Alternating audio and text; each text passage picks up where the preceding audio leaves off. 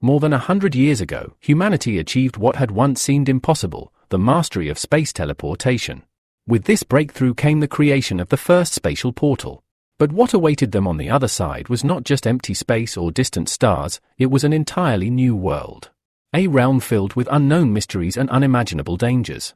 To their astonishment, this new dimension was teeming with bizarre, otherworldly creatures, towering beasts and monstrous predators that defied all known classifications. The advanced weapons that mankind had developed over centuries proved utterly useless in this terrifying new landscape. And as it turned out, the portal they had opened could not be closed. Humanity was trapped, no longer the dominant force, but rather the hunted, sitting at the very bottom of the food chain. At first, people struggled to survive, trying desperately to avoid becoming prey for the powerful creatures that now surrounded them. But as with any species faced with extinction, adaptation began. Everything changed when one man dared to do the unthinkable. He consumed the flesh of an alien beast. His body underwent a strange transformation, sparking a genetic evolution that granted him powers previously unknown to humankind. This discovery led to a new survival strategy, hunting these monsters, capturing their souls, and merging them with human bodies. With every successful fusion, people grew stronger. Over the course of a century, this brutal evolution reshaped humanity. Through soul merging and genetic mutation, some individuals became so powerful that they were worshipped as gods. In this unforgiving world, where only the strong survived and the weak perished, the era of divine evolution had begun. This is the world known today as the refuge of the gods. Within this perilous realm lives a young man named Hansen. Though his powers are still dormant, his life is already marked by conflict. It has only been a month since he arrived at one of the shelters, known as vaults, but in that short time, he has made enemies. His offense? Claiming the souls of beasts that others had marked for themselves, breaking the unspoken rules of survival among the hunters. To some, his actions are disgraceful, an act deserving of death. But here, morality is a luxury. In the refuge of the gods, survival is the only law. Kill or be killed. Evolve or be consumed. And for Hansen, the stakes are simple. He will either gain everything or lose everything. For him, it truly is a matter of life and death. A month ago, on his 18th birthday, Hansen arrived at the steel armor shelter, one of the most renowned of the vaults. He entered through a massive tunnel, full of hope that this place would be the beginning of a new chapter in his life. But fate had other plans. Hansen had not come here willingly. His father had died suddenly. His mother, plagued by illness, was unable to work. His sister needed money for her education. Left with no other option, Hansen became the sole provider for his family. The vaults, dangerous as they were, offered the only path forward. As he wandered through the shelter, Hansen noticed a man clad in magnificent armor forged from the spirit of a beast. The sight filled him with envy and ambition. Someday, he thought, he too would wear such armor. Suddenly, a sharp pain shot through his left eye, an eye that had always troubled him. The agony intensified, leaving him confused and alarmed. As he walked, unaware of what lay ahead, he turned into an alley, and there, looming before him, was a massive monster, its presence blocking his path. Hansen froze. A realization struck him, the pain in his eye might be linked to this beast. Rage flared within him. He cursed the monster for daring to intrude into the city, furious at its audacity. Without hesitation, Hansen drew his sword. He launched himself forward in a single, decisive motion, driving his warblade with all his strength and precision toward the creature. The monster, unaware of the ambush, did not react in time. Hansen's blade found its mark. A roar of pain erupted from the beast, startling the onlookers. To their shock, the young man had struck the monster in the rear. Thus begins the journey of Hansen, a young warrior carving his path through a world ruled by evolution, conflict, and the relentless pursuit of power. Just moments ago, Hansen had struck what he believed was a monstrous threat. But as the energy fog cleared, what stood before him was not a beast at all. It was a woman, a young woman glaring at him with burning fury. He had stabbed her. Right in the soft spot. Shock flooded Hansen's face as he looked at the place his blade had struck. The realization hit him hard. He had driven his sword into a person, specifically, into a woman's backside. Gasps rippled through the bystanders. Whispers turned into an audible uproar as everyone recognized who the woman was, Xuan, the most influential woman in the entire steel armor shelter. A heavy silence fell for a moment, broken by snickers and bursts of restrained laughter. The gathered hunters couldn't help but mock the young man. It was obvious he had no idea that some elite hunters possessed the ability to transform into beasts. A mistake like this could cost him everything. Xuan slowly turned toward him, her eyes blazing with fury. With a voice sharp as steel, she demanded to know just what he thought he was doing. Her words thundered through the crowd, leaving no doubt that this was no ordinary reprimand. This was a declaration of war. Within moments, powerful hunters surrounded Hansen. Their mocking jeers quickly turned to threats. One of them kicked him to his knees, and the message was clear: he wouldn't walk away from this easily. Xuan stepped forward and made her stance known: anyone who dared to help Hansen would be considered her enemy. Her authority in the steel armor shelter was absolute. The angry hunters leaned over Hansen, demanding an explanation for what he had done. To them, he had attacked their goddess. Hansen, trembling and clutching his head, was overwhelmed with horror. The reality of what had happened finally sank in. This can't be real, he thought. This has to be a nightmare. But there was no waking up. Days later, Hansen found himself outside the steel armor shelter, crouched beside a rocky mountain stream. He was dissecting the carcass of a massive insect, yet another in a long line of kills. His movements were clean, practiced, and efficient. In mere seconds, he stripped the beetle of its hard outer shell and began eating the flesh within. This was already the 13th such insect he had consumed. The system interface informed him that he had gained 10 random gene points. But once again, there was no beast soul. Hansen groaned in frustration. Despite the number of creatures he'd eaten, his evolution had stalled. He hadn't passed the first stage of transformation, nor had he received a proper soul. If things continued like this, he would never reach the rank he so desperately sought. Despair weighed heavily on him. He clutched his head, his mind spiraling. The truth was undeniable: the meat of low-level creatures held little value in the process of genetic evolution. A month had passed since he entered the steel armor shelter, yet he still hadn't undergone a single physical renewal. He had even considered hunting stronger monsters. But the last time he tried, he barely escaped with his life. That memory haunted him. Blooded and broken, he had limped back to the shelter to heal. The wounds had closed, but his confidence hadn't. Perhaps, he thought, joining a group of more experienced hunters would increase his chances of success. But before he could make a decision, it happened again. The familiar, stabbing pain returned to his left eye. It was always the same: every time a powerful beast was near, the pain signaled its presence. Darkness around him gave way to a strange, golden glow. The light grew stronger, slowly approaching. Hansen's pulse quickened. What kind of creature radiated such brilliance? Then he saw it, a massive black beetle, unlike any insect he'd encountered. Its size and aura were overwhelming. The system didn't recognize its genetic origins. Hansen knew immediately, this wasn't just another ordinary bug. Holding his breath, Hansen dropped into hiding. His heart pounded. As the creature crept closer, illuminating the entire forest path in golden light, he prepared to strike. With a burst of speed, Hansen leapt from the shadows. He lunged forward and plunged his combat blade into the beast's shell with all his strength. The system chimed. Congratulations! Black Divine Blood Beetle killed. Soul of a Divine Blood Beast obtained. Hansen froze, stunned. A Divine Blood Beast? He could hardly believe it. Insects didn't yield souls of that class, at least, they weren't supposed to. There were 4 known beast classifications: normal, primitive, mutant, and divine blood. The last was the rarest and most sought after. Divine blood creatures were considered near mythical, and even in a place as dangerous as the steel armor shelter, such kills were incredibly rare. Countable on one hand. Shaking with anticipation, Hansen opened his status profile. It was true. He had received armor, a soulbound gift from an unknown divine blood black beetle. In a world where survival meant becoming something more than human, Hansen had just taken his first step toward true evolution. Hansen couldn't believe it. His long-awaited wish had come true far sooner than he had ever imagined. The body of the slain black beetle began to glow intensely. A brilliant column of energy surged out from the corpse, racing toward him at an incredible speed. As it reached him, the beam burst into countless glowing tendrils, each one weaving through the air like serpents made of light. They encircled him, drawing closer until they touched his body.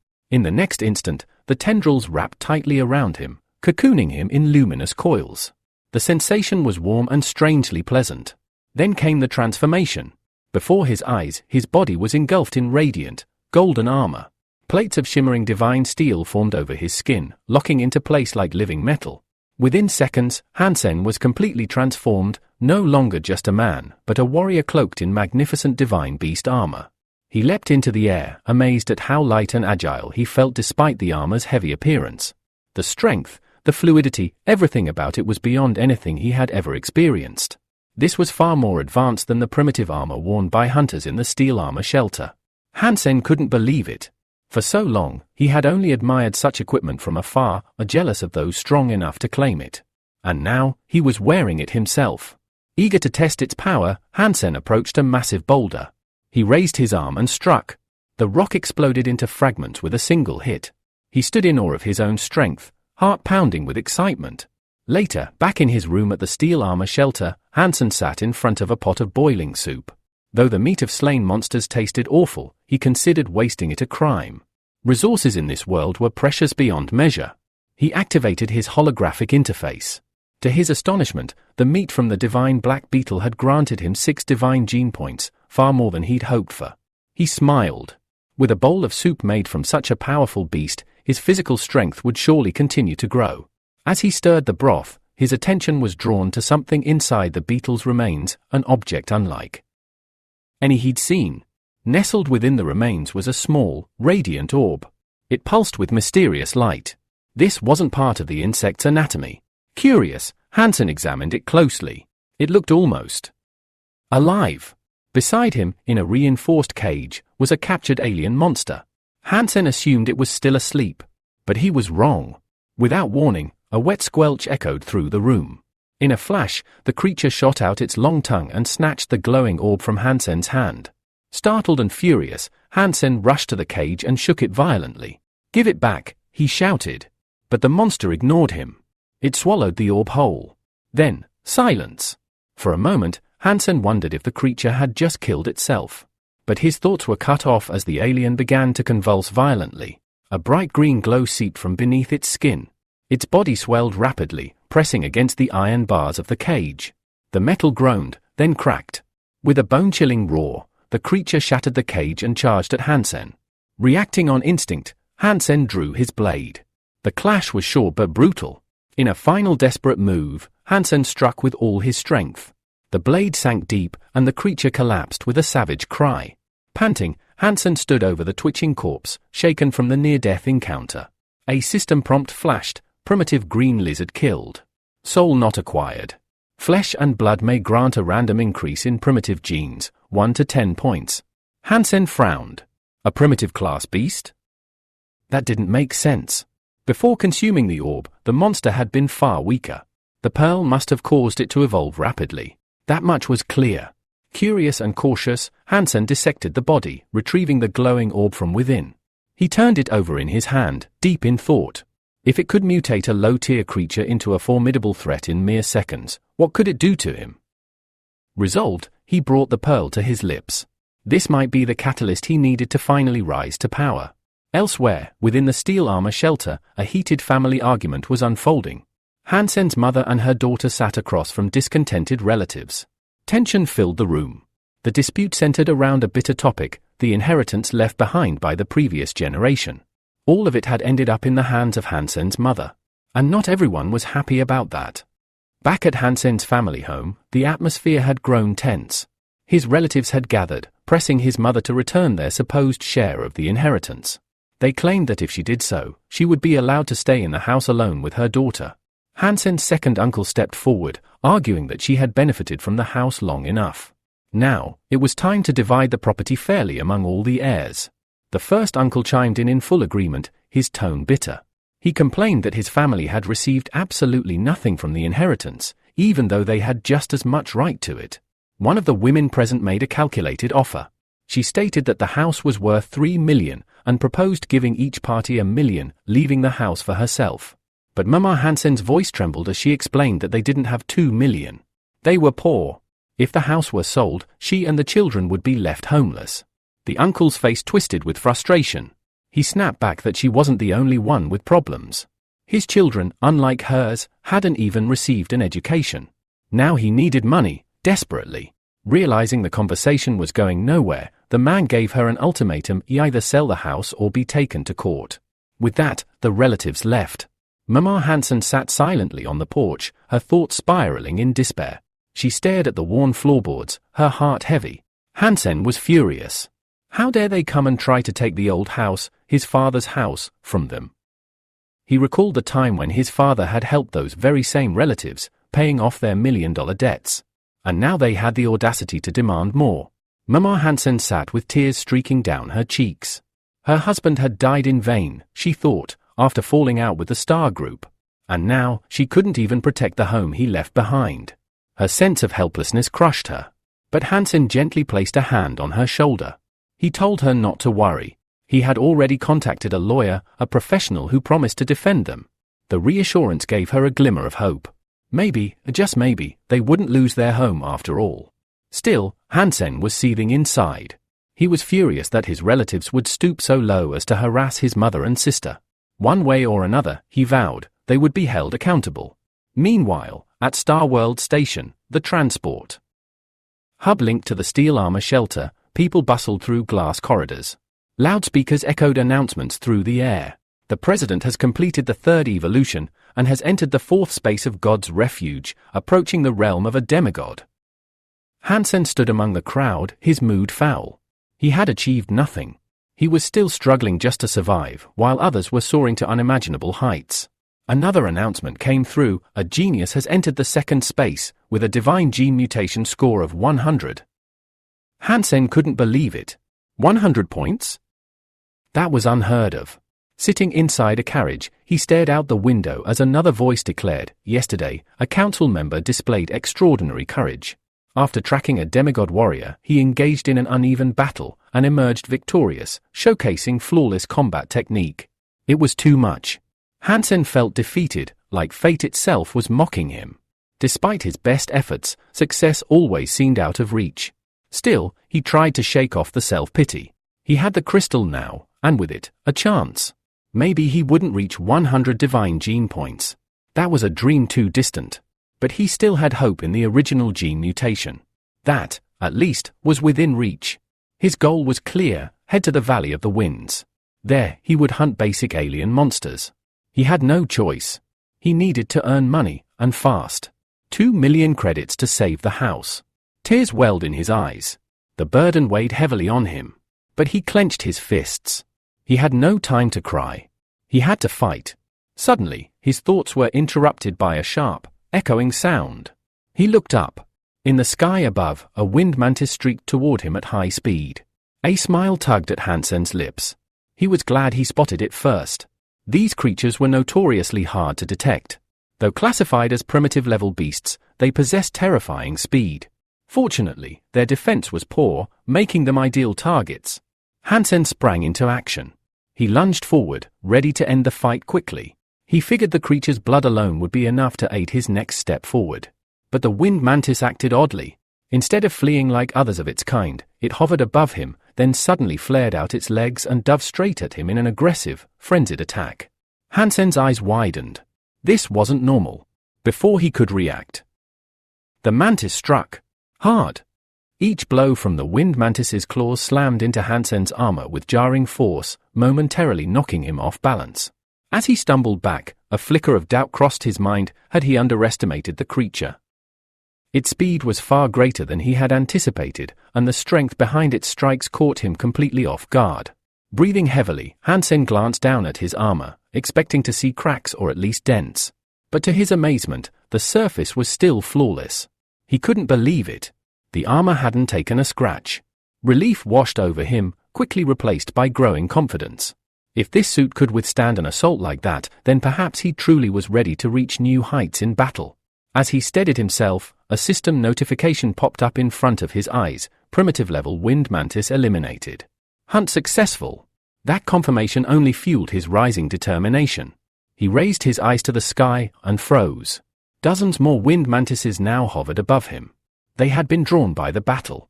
Their wings shimmered in the light, creating a haunting hum as they swarmed the area. But Hansen stood his ground.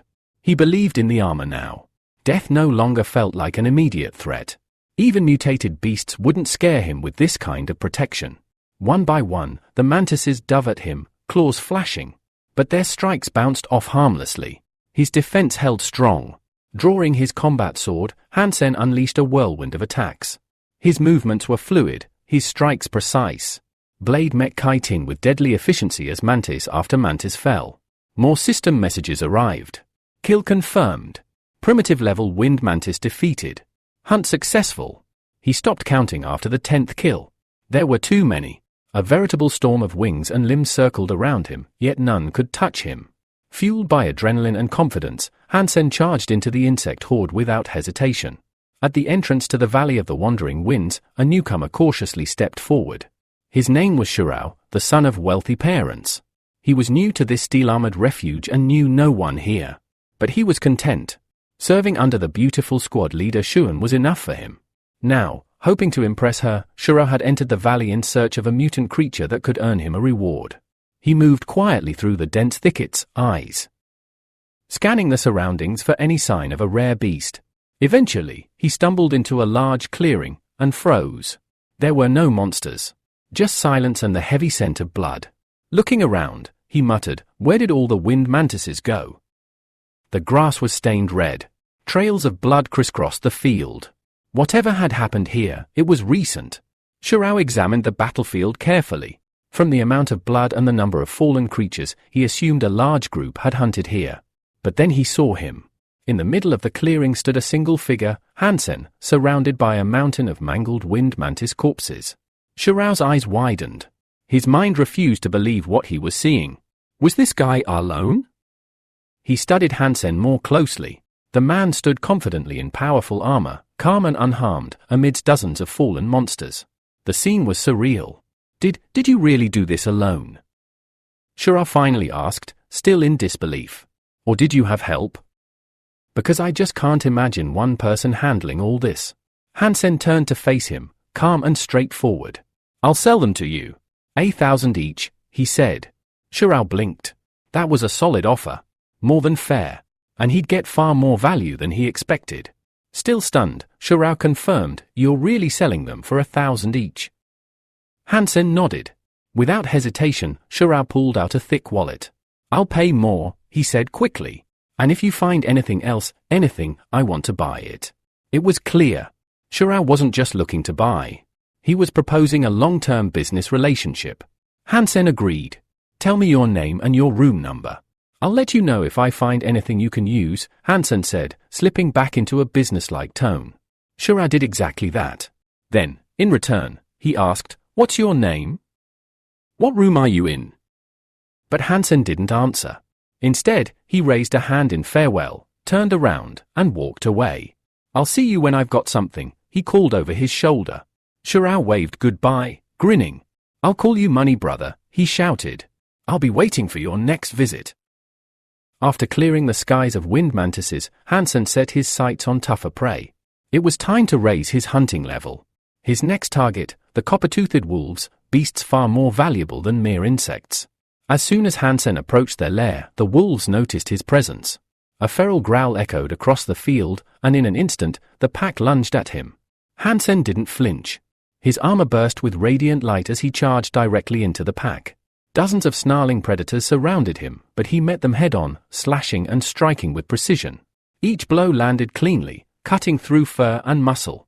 The system chimed, "Primitive copper-toothed wolf eliminated. Hunt successful. No soul absorbed." Hansen narrowed his eyes. That wasn't what he wanted. Last time, he had killed all the wind mantises on instinct. This time, he had a plan. He allowed one of the wolves to live just long enough. He fed the beast a bee soul pearl, then quickly finished it off. Soul absorbed, the system reported. Soul type, weapon enhancement. A rush of energy erupted from the creature's corpse, swirling through the air like a glowing mist before sinking into Hansen's palm. He had done it. The soul had been successfully captured. Satisfied with the result, Hansen began his journey back to the Steelgate shelter. Behind him, he dragged his prize, bound and secured. But something felt off. As he neared the gates, a thunder of hooves echoed in the distance. A large group of riders approached fast. It was the retinue of the Divine Sun. Hansen immediately recognized them. Their numbers were vast, and their presence signaled something significant was about to unfold. At the center of the procession was Chinsuan, the Divine Sun himself, a proud, temperamental man with a cruel streak. He was also Shuun suitor and didn't tolerate disrespect. The moment Chinsuan saw Hansen, he sneered. The boy's calm, indifferent gaze angered him. Without warning, Chinsuan lashed out with his whip. The strike landed hard against Hansen's side, sending a jolt of pain through his body. How dare you sell primitive creatures so brazenly? Chinsuan roared, his voice dripping with disdain. Hansen clutched his side, the pain flaring. He glared back, thinking to himself that the man before him was clearly unstable, possibly even deranged. Around them, other hunters began to whisper. That's the guy who stabbed Shuun in the butt before, right? One murmured. The crowd stirred with recognition. Chinsuan raised his voice for all to hear. Anyone who trades or associates with this man will regret it. Mark my words. One passing hunter sneered. You're lucky we're in a rush. Next time, I'll beat the hell out of you. Hansen said nothing, silently labeling them all as lunatics. He knew what he had to do. He needed more power. Fast. With the soul crystal in hand, he hurried back to his room in the steel armor hideout. There, he locked his captured beast in a reinforced cage. He studied the creature. Its fur looked like polished metal, typical of a mutated copper-toothed wolf. But something was strange. This one had a different coloration and lacked the same strength. Why the difference? Hansen considered the idea that evolution, whether primitive or mutated, might simply be too slow. He needed a faster path to growth. Before he could ponder further, voices drifted in from the room next door. He paused, then moved quietly to listen. What he heard made his blood stir. A conversation between two men revealed that 3 major clans had gathered near the mountain ridge. The reason? A divine-blooded beast had been spotted. Hansen's heart pounded. This was a rare opportunity. A creature with divine blood could change everything. Without a second's hesitation, he rushed toward the mountain slope. He climbed quickly, lungs burning, hoping he wasn't too late. When he finally reached the summit, he crouched, catching his breath, then looked out into the valley below. A massive battle was already underway. Chinsuan barked orders, and his hunters formed a tight battle line. Slowly, they advanced toward the target. Chinsuan, mounted on a powerful beast of his own, ordered his men to circle from the opposite side. His strategy was careful and calculated. But the creature they faced was a monster of myth. With a massive 2-handed axe, the divine-blooded beast towered above the battlefield. Each swing of its weapon sent hunters flying. They tried to surround it, but the beast broke their formation with ease. Bodies flew, weapons shattered. Hansen watched in awe. He had never seen anything like it. This was the power of a divine-blooded monster. The divine-blooded monster let out a terrifying scream and swung its massive axe in wild, deadly arcs. Each strike forced the hunters back, scattering them like leaves before a storm. The battlefield trembled with the sheer force of the beast's fury. Chinsuan, now on foot, charged straight toward the monster, his expression twisted with rage. "I'll destroy you this time, you wretched thing," he bellowed. The surrounding hunters watched with tense anticipation as Chinsuan closed the distance, hoping their leader could turn the tide. Meanwhile, several archers circled around to the rear of the beast, loosing a storm of arrows into its thick hide, but the divine monster stood its ground, roaring defiantly. High on the cliffs, Hansen remained still, observing every move. He clenched his fists. "This thing, it's in a completely different league from those bugs I fought before." Down below, the monster continued to wreak havoc. Hunter after hunter fell to its crushing blows. Despite their numbers, the group was failing to restrain it. Shouts of alarm echoed through the valley. The monster was breaking through the encirclement. Commanders barked orders to tighten the perimeter, but it was too late. The beast dropped to all fours and bolted through a gap, fleeing into the wilderness. At that moment, Chinsuan raised his hand, and the air shimmered with a brilliant green glow. He had no intention of letting the beast escape. With intense focus, Chinsuan began channeling soul energy into his palm, powerful and overwhelming. Everyone knew what was coming. Shuun, watching from nearby, gasped as she realized what Chinsuan was about to use, the soul of the poisonous 6-winged wasp, a divine-blooded beast soul transformed into a lethal weapon. Energy surged through the sky. Chinsuan summoned a massive spiritual arrow, aiming it with deadly precision. Drawing back the string of his spectral bow, he let it fly. A thunderous discharge rang out as the arrow shot across the battlefield. The fleeing divine beast sensed something too late. It turned just as the arrow struck. Boom! The monster let out a blood-curdling scream before crashing to the earth, its massive frame slamming into the ground with a thunderous quake. Dust and wind exploded outward. Shinsuan stepped forward, pride radiating from his posture. You dared to defy the divine sun, he sneered at the fallen creature. Now suffer the consequences. Hunters gathered, awe and admiration on their faces. They spoke in excited tones, praising Shinsuan for defeating a divine-blooded monster in a single blow. Shuan stared at him, eyes wide with admiration. Her expression softened, her feelings written clearly across her face. Shinsuan, noticing her gaze, smiled, pleased that his power had earned her affection. But then, the unexpected happened. A blinding column of energy rose from the corpse, the divine beast soul beginning to ascend. Before anyone could react, a blur of motion cut through the crowd. Something, or someone, raced past them at impossible speed. Gasps erupted. Hansen? In a flash, Hansen grabbed the divine monster's massive axe, still brimming with energy, and took off without hesitation. Shinsuan's jaw dropped. His eyes widened behind his glasses as he realized what had just occurred. The axe, the soul. Stolen. By him. By that reckless brat he barely tolerated earlier. Still disguised under the nickname Money Brother, Shinsuan was frozen in disbelief. Someone had just robbed him, in front of everyone. The crowd stood speechless. But Hansen didn't care. He dashed away, the colossal axe slung over his shoulders. His thoughts raced. This is insane. I just got a divine-blooded beast soul, and a weapon that could make me rich beyond imagination. Behind him, Shinsuan exploded in fury. After him, he roared. His face twisted with rage, he summoned his beast mount, the black brow horse, and leapt onto it in a single bound.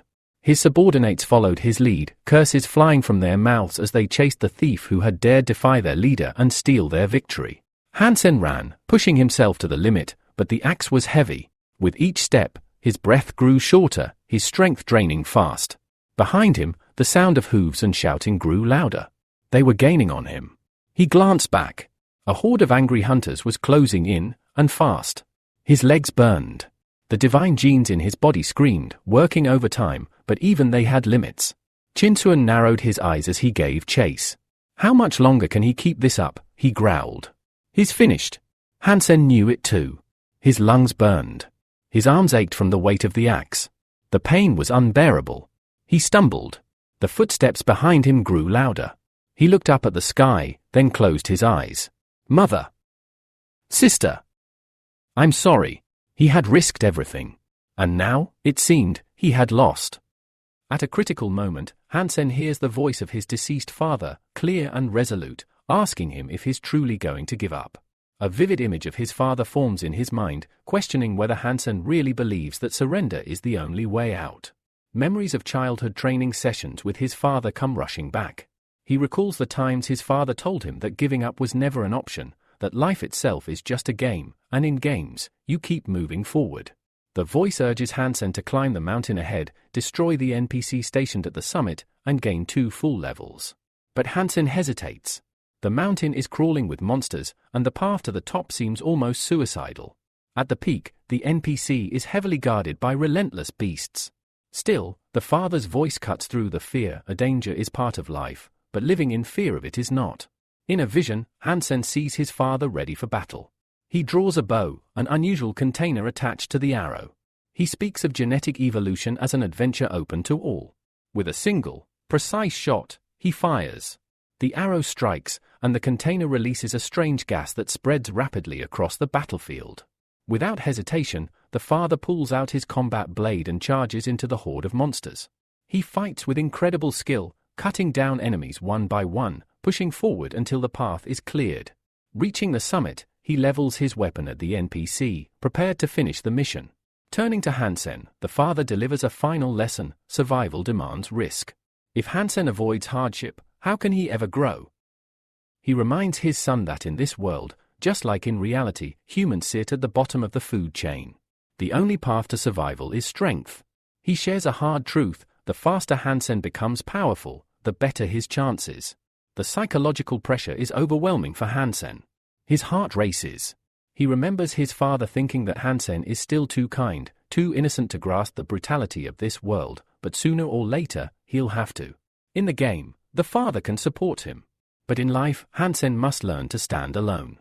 In a final, heartbreaking moment, the father grips Hansen's hand, filled with love, and drives Hansen's own sword into his chest, transferring his power to his son.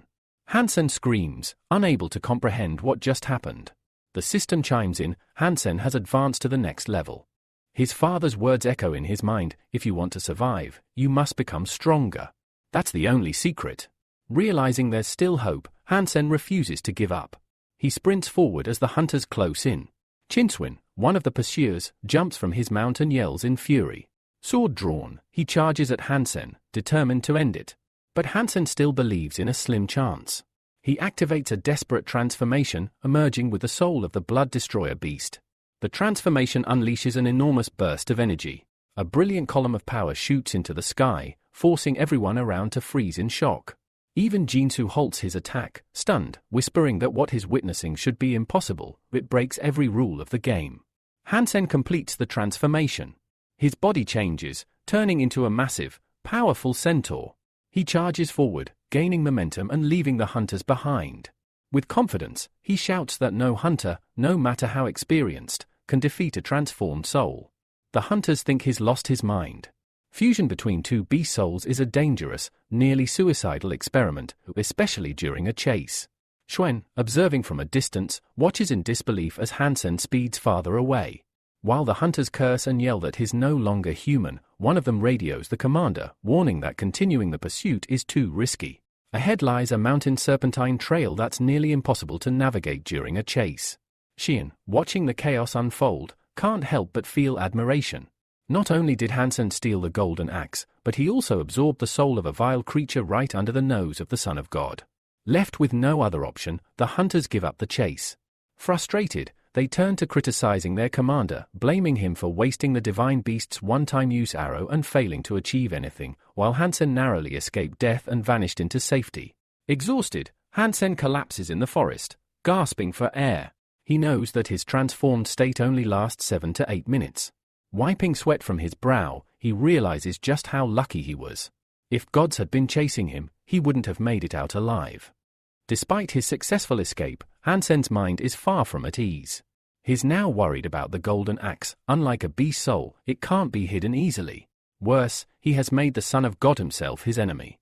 Hansen reflects on the reality of his situation. The beast soul isn't something he can sell, but he hopes to gradually earn 2 million from the axe over time.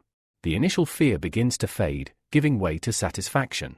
This single hunt wasn't just a win, it was a humiliation for 3 major families. Back at the main gates of the shelter, the hunters continue to discuss the mysterious young man who vanished into the forest. They sneer, calling him a coward, yet beneath their contempt lies a grudging recognition. He's caused them significant trouble. As if mocking their assumptions, Hansen himself now approaches the gates. He decides to set the axe aside for the time being and focus on mastering the beast's soul. But just as he arrives, a hunter stops him, announcing that a search will be conducted. Another guard scoffs, saying it's a waste of time. The kid doesn't look like a smuggler or someone worth watching. The first hunter listens, shrugs, and casually pushes Hansen aside, telling him to get lost. A small, amused smile crosses Hansen's lips. He walks past the guards, fully aware of the irony. They had no idea they'd just let the very person they were looking for walk right by them. As he strolls through the bustling streets of the shelter, he hears the chatter of locals. Word of his actions has already spread. Everyone is talking about a mysterious figure known only as a money brother, the man who tricked the Son of God and left an elite unit humiliated. The public retells the tale with excitement. They say the Son of God flew into a rage so intense he destroyed his own home. Hearing this brings Hansen genuine joy. No one knows his true identity, and everyone talks about him as the anonymous money brother. The legend is growing. Elsewhere, in a secret room, a girl named Shuen watches events unfold. Speaking to her contact, she remarks that Hansen was lucky she intervened on his behalf. If she hadn't, he might have been captured and tortured. She then presses the man for more information. She wants to know everything about this money brother and how he came to be involved. The man, Xiao, admits he doesn't know Hansen personally. They met only once, by chance in the Valley of the Winds. Xiao had bought some beasts from him and passed them on to friends. Shuen doesn't blame him, nor does she intend to punish him. Instead, she gives him a task: deliver her message to the money brother. She is prepared to pay handsomely for both the divine beast soul and his weapon. Xiao agrees eagerly, but before he leaves, Shuen warns him sternly. Their meeting must remain a secret, and this conversation is not to be spoken of again. Far from the city, deep within the mountain forests, Hansen remains on the move. The system congratulates him for hunting a primitive-level green-scaled beast and informs him that its soul has not yet been absorbed. It then offers him a choice: consume the beast's flesh to gain one original gene point. Hansen complies, eating the meat slowly as he contemplates the bounty now placed on his head. He's still concerned. He has yet to acquire the mutation gene, and the dangers are far from over. Suddenly, he senses something. Near a nearby pond, something stirs. A creature, hidden in the shadows, watches him closely. Then, there's a noise behind him. Instinctively, Hansen turns. Emerging from the darkness is a human figure. The forest is silent, and every step the stranger takes is deliberate and eerie. Under the pale light of the moon, Hansen sees a worn and exhausted young man. His clothes are shredded, and his body seems barely able to move. He's clearly been through something intense, and his sudden appearance puts Hansen on edge. Why are his clothes so torn? Why is he alone? Hansen doesn't take chances. He raises his voice, ordering the man to stop. He warns him not to go further. There are bloodthirsty crocodiles up ahead. The stranger looks up and asks where he is. Then, he demands directions to the Sanctuary of Glory. Hansen replies that he's never heard of such a place. The only shelter nearby is steel armor. The man repeats the name under his breath, confused, and then mutters that he must have wandered into the wrong sanctuary altogether. After a brief silence, his tone shifts. In a commanding voice, he demands that Hansen escort him to the Sanctuary of Glory. That crosses the line. Hansen is instantly irritated. Who is this guy to give him orders? Hansen decides for himself what he does and where he goes.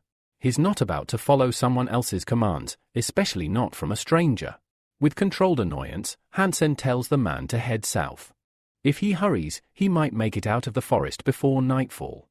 Hansen, trying to shake off the stranger, confidently declares that he's heading out on a hunt and doesn't have time for meaningless talk. He hopes the blunt dismissal will be enough to make the man leave, but he's wrong. In the very next moment, Hansen is struck violently from behind.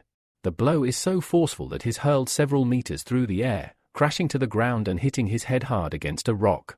Dazed, he slowly rises, clutching his head, fury simmering just beneath the surface.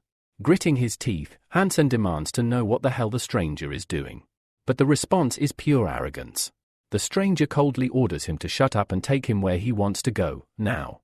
The tone is commanding, disrespectful, and completely dismissive, only adding fuel to Hansen's rage. Without another word, Hansen activates the beast soul. A vibrant flame of energy ignites in his hands, quickly taking the form of a radiant, magical spear.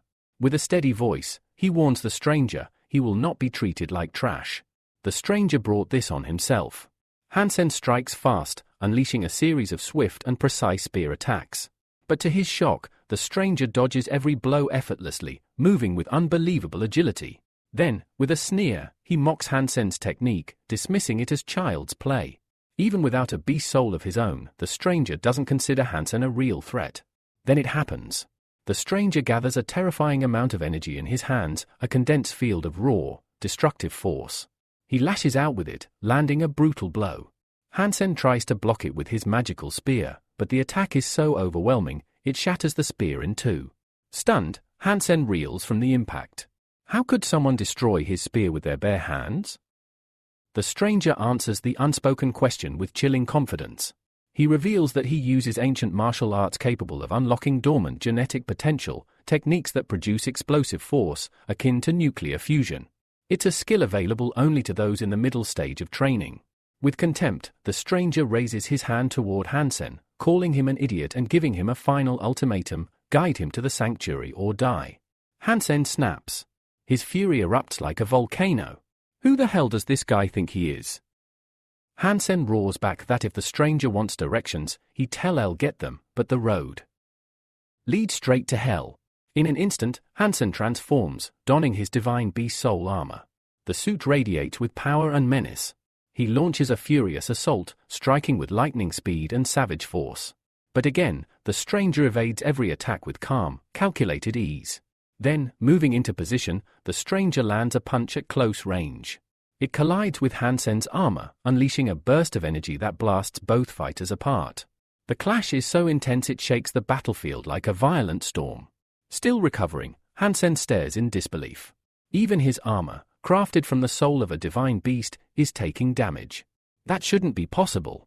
The stranger starts laughing, his voice filled with rage and envy.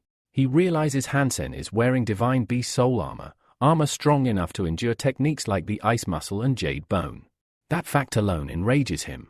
With venom in his voice, the man spits out that Hansen isn't worthy of wearing such sacred equipment. He demands that the armor be handed over immediately.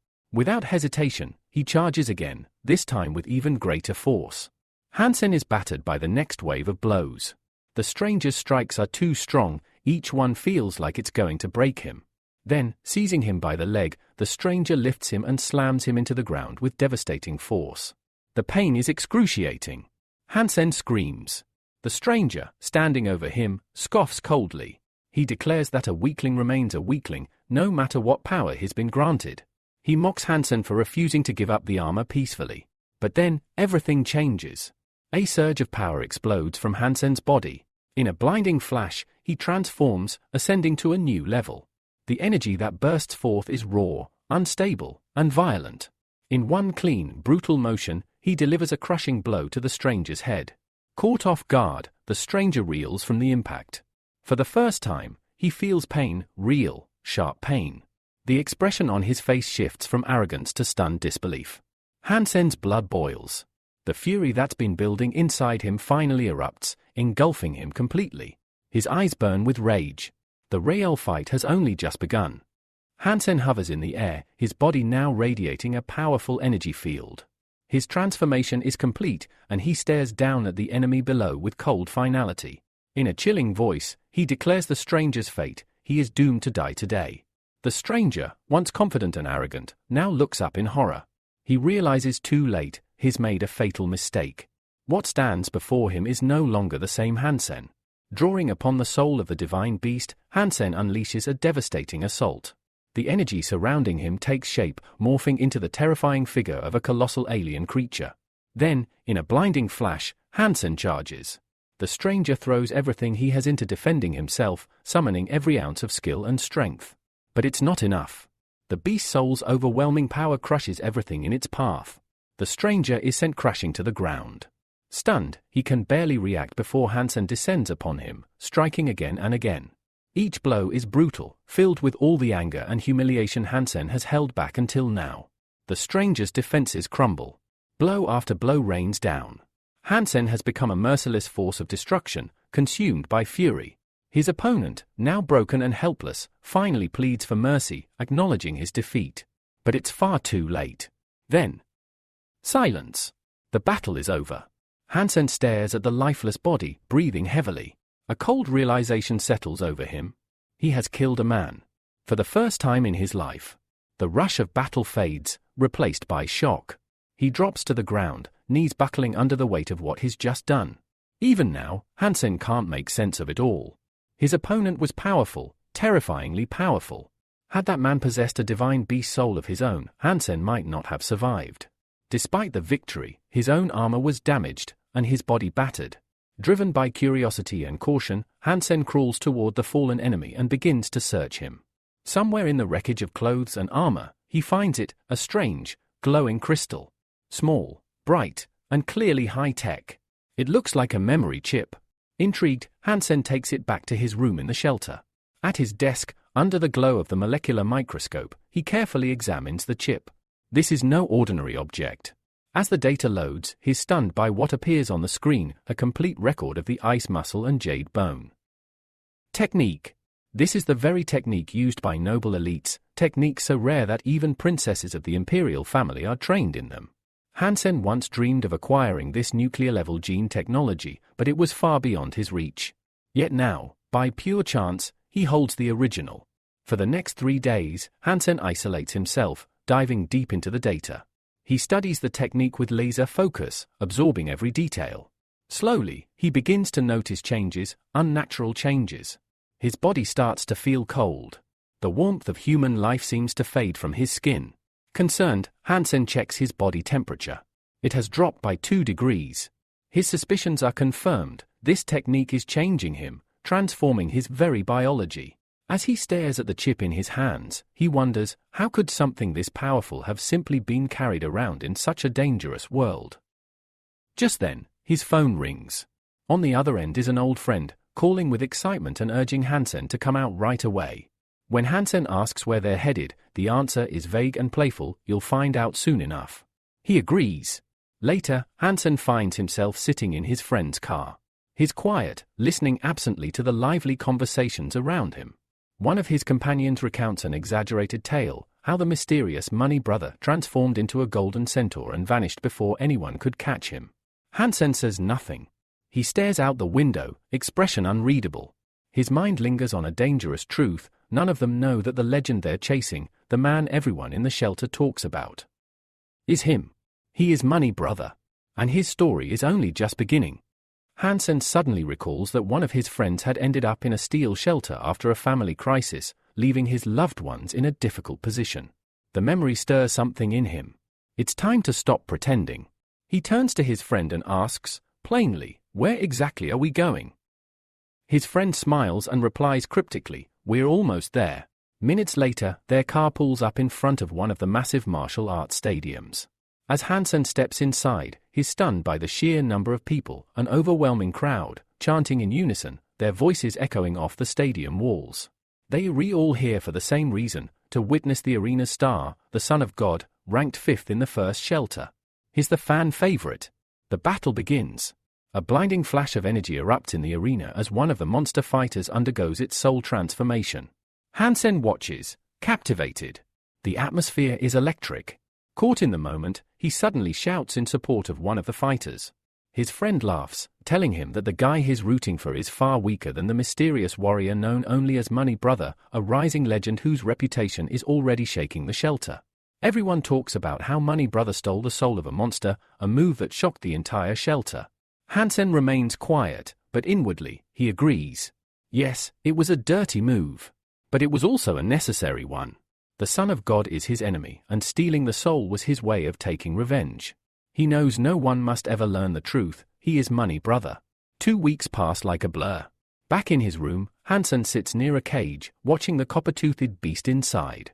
Now mutated, the creature represents a valuable opportunity. Hansen is tempted to consume it and enhance his genes, but he holds back. Right now, he needs money more than power. So, he arranges a deal. That night, Hansen meets with Xiao in the Valley of the Winds, a desolate clearing surrounded by shadows.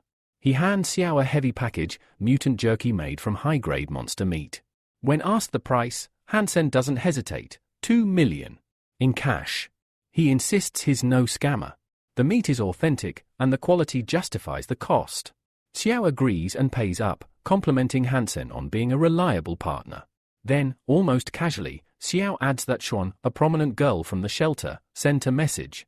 She's offering to buy the soul of the divine blood beast and the golden axe that Hansen had taken. Hansen's response is simple, tell her to name a fair price.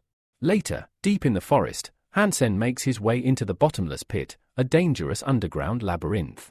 He's in good spirits, his armor has kept him safe from the poisonous crystal scorpions, and his bag is full of loot. But then, he freezes. Ahead, in the dim glow of the cave, he sees someone, a lone figure sitting on a stone. A woman's voice echoes through the tunnel. Money Brother. The words hit Hansen like a bolt. He stands motionless, stunned. She repeats her question, "Are you really Money Brother?" He doesn't respond. Instead, he starts walking, trying to avoid the conversation. But Xuan calls out again. She asks him to take her away, she's badly injured and clearly in no condition to move. Her voice is desperate, not manipulative. Hansen turns, skeptical. "You want me to carry you?" She nods. Her leg injury is too severe, and there's no other way out. Hansen takes a deep breath. He tells himself to stay calm. He's still wearing his armor. She can't recognize him. And besides, she's hurt, there's no way she could pose a threat. But still, he asks cautiously how someone stung by a scorpion can still speak. In response, Xuan shows him the shattered remnants of a monster's soul, explaining how the scorpion struck just as the dragon's power within her faded. Hansen steps closer. But Xuan is ready.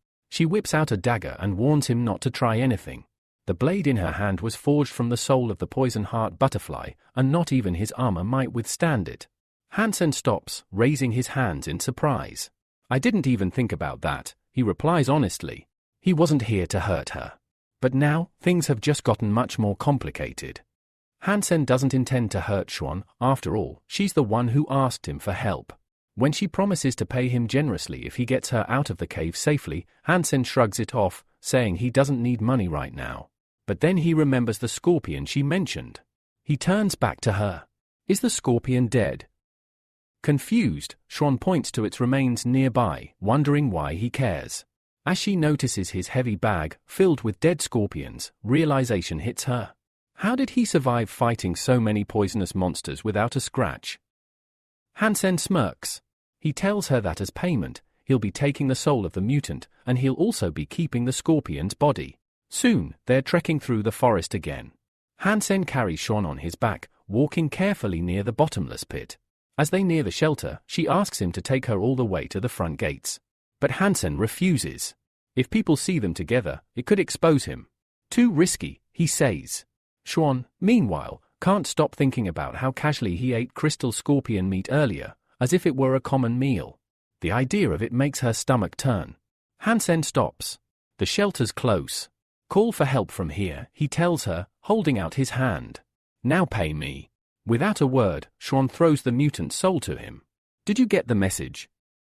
He catches it easily and then says, the golden axe and the divine blood beast soul will cost you 2 million. Xuan is shocked. She argues that those items are nearly useless inside the shelter, their value outside doesn't apply here. 1 million, tops. That's her final offer. Hansen turns around and starts to walk away. Fine. I'll let you know the time and place for the next meeting through Xiao.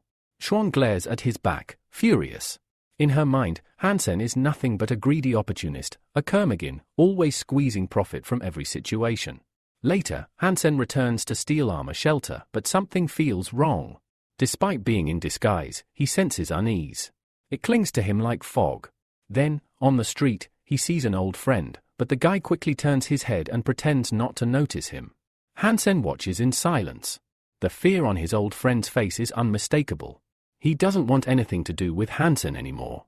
Moments later, Hansen hears footsteps behind him. A familiar voice calls his name. He turns. It's the same friend, now speaking. Directly. You crossed Xuan, and the Son of God. I want nothing to do with it, the friend says coldly. From now on, let's pretend we were never brothers. Never even knew each other. I'm starting a new life. Hansen listens quietly, then nods. Fine. From now on, we're strangers. He walks away, holding his emotions in check. But deep down, he admits the truth to himself, they were never really friends. Back in his room, Hansen looks over his haul. The desk is piled with valuable artifacts and 2 briefcases stuffed with cash. He picks up a bundle of bills, his heart swelling with joy. At last, he says to himself, now my family can finally live a good life.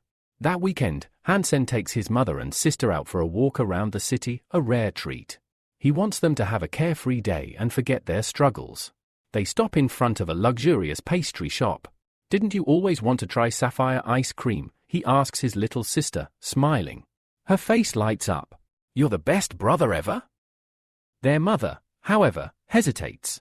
She warns Hansen that this place is too expensive and that he should save the money he worked so hard to earn. But Hansen gently reassures her. Don't worry, Mom. Now that I've gone through gene mutation, I'll grow stronger, and I'll earn even more. You'll never have to worry again. The family heads inside the fancy shop and walks up the staircase to the 2nd floor, excited to enjoy a special moment together. But halfway up the stairs, an employee blocks their path. His face cold, the man says firmly, you can't go up there. Just like that, the mood shifts. As Hansen and his family try to ascend to the 2nd floor of the luxurious pastry shop, an attendant steps in their way. He gestures to a nearby sign and states firmly, the 2nd floor is reserved for celebrities and aristocrats only. The meaning is clear, this place isn't for people like them. Hansen is stunned. He thought having money meant he could go wherever he pleased. But this moment shows him the hard truth, wealth alone isn't enough. Class and status still draw the real boundaries. His mother gently steps in, trying to calm him. It's fine, she says. Buy your sister some ice cream, we'll wait for you outside. Hansen tries to hide his rising anger. But inside, the humiliation stings. That simple wooden sign, it wasn't just a rule, it was a wall. Right then and there, Hansen makes a vow. One day, he'll be someone powerful enough that no door will ever close to him, or to his family, again. The vault is a vast metropolis, divided into districts and connected by high-speed rail. Inside one of the crowded train cars, Hansen rides quietly, annoyed by how packed it always is during these hours. Suddenly, the train jerks to a violent stop. Passengers are thrown off balance, and Hansen is among them. He crashes hard right into a girl next to him. Worse yet, his hand accidentally lands on her chest during the fall. Mortified, Hansen scrambles to apologize, but he doesn't even get the words out before, wham!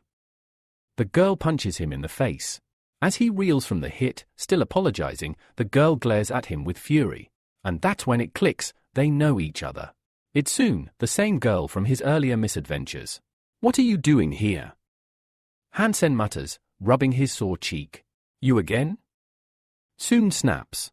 "At first, I thought you were just stupid, now I know you're a pervert and a scoundrel." The other passengers start whispering. They'd all seen the accidental contact. It didn't look good. Hansen desperately tries to explain, "It was the train. I fell." But Soon cuts him off. "Maybe I'd believe that if this weren't the second time. Or did you forget the knife you stuck in my butt?" The train finally arrives at the station, breaking the tension. As Soon steps out, she turns to Hansen one last time. "This is your final warning. Do anything like this again, and I'll personally see to it that you land in prison." As she walks onto the platform, a military honor guard greets her. The soldiers salute and call her mistress, revealing her status as the commander of the local garrison. Hansen's eyes widen. She's the one in charge here? He realizes with dread her people can now watch his every move. One mistake, and his secret identity could be exposed. Determined, Hansen makes another decision, from now on, avoid Soon at all costs. But his train of thought is cut short when a rough voice growls behind him, "You idiot! Come here!" Hansen turns to see a man glaring directly at him. The man grabs Hansen by the collar and drags him forward. "I didn't ask for excuses. You're coming with us." Before he can protest, Hansen finds himself swept up into a fast-moving group of men heading into the mountain forests. These are elite hunters, moving with purpose, their conversation filled with talk of successful monster captures. Hansen has already been with them for days. Though they've caught many monsters, they've yet to find a high-ranking mutant, which leaves the team slightly frustrated. Eventually, the group reaches the top of a towering cliff, where they stop before a massive, ominous cave. One of the men turns to Chinwan, the Divine Sun's right-hand man, and reports that this is the place. Chinwan nods, his voice sharp. He barks orders, pointing at several hunters to go in for reconnaissance. No one dares argue. Then he notices Hansen standing nearby. With a smirk, Chinwan nudges Hansen's shoulder. "Try not to screw this up," he sneers. Hansen clenches his jaw. He knows exactly what's happening, they're using him as cannon fodder. A disposable body to send into whatever danger lurks in that cave. He stares at the dark entrance and realizes, if he wants to survive, he'll have to play this smarter than anyone else. Torches flicker against the cave walls as the reconnaissance team slowly ventures deeper into the darkness. Tension hangs thick in the air. Some of the more seasoned hunters begin to murmur, they've gone too far, and the cave's silence feels unnatural. One of them suggests slowing their pace. But their warning is met with a sharp crack of an energy whip. The man from the Divine Sun's retinue, irritated by the chatter, lashes those lagging behind and snarls, "Enough talking. You've already been paid, move faster." The group pushes forward, their fear growing with each step, until the path opens into a massive chamber.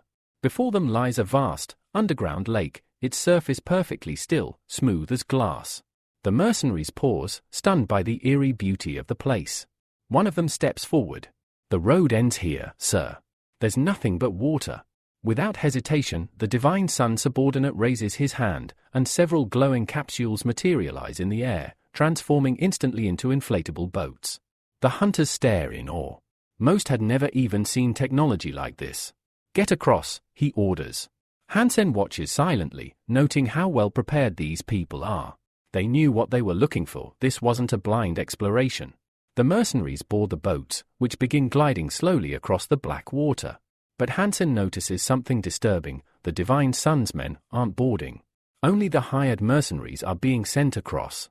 A chill creeps down Hansen's spine. Something's wrong. Then a splash, followed by another, and then a deafening roar tears through the chamber. From beneath the lake, a massive beast rises, a hulking, terrifying monster. Hansen's breath catches. The creature emerges fully from the depths, its scales black as obsidian, its eyes burning with hellish red fire. It's a black dragon, a rare, divine blood beast. With a monstrous roar, the dragon shatters the boats in a violent wave. Mercenaries scream, tossed into the freezing water. Chaos erupts as men beg for help, splashing desperately toward shore. On land, Chinsuan, the Divine Sun's second-in-command, smiles. At last, he says, the divine blood beast has shown itself. Then, the dragon strikes. It surges forward and snaps one of the mercenaries in half with its jaws. Panic spreads like wildfire. Hansen realizes what's really going on. This was never a reconnaissance mission. It was bait. Chinsuan cracks his energy whip again, barking at the mercenaries to hold their ground. You were paid. Fulfill your duties, or I'll kill you myself. He doesn't care who dies. The Divine Sun had been hunting this beast for a long time, and he was willing to sacrifice dozens of lives to get it. Terrified whispers circulate among the mercenaries. Despite their fear, a few decide to risk it, hoping that sheer numbers might let them outrun the dragon. Hansen, however, sees the truth. They're being fed to the beast to buy time. Suddenly, the dragon vanishes beneath the surface. Now's the chance, someone shouts. A desperate rush begins, mercenaries flailing across the lake, praying they'll make it to the other side. Hansen grits his teeth. He's not dying here, not for Chinsuan, not for anyone. As the massive shadow moves beneath the water again, he activates his hidden identity. In a flash, he dons his battle armor, using the chaos to slip away from the main group unnoticed. He will survive. No matter what. Then, boom! The dragon breaches the water again, smashing another boat to pieces. Bodies fly into the air, and blood stains the lake's surface. Of the 40 who crossed, only 7 survive. A shaken hunter reports to Chinsuan, the beast must be full. It's safe now.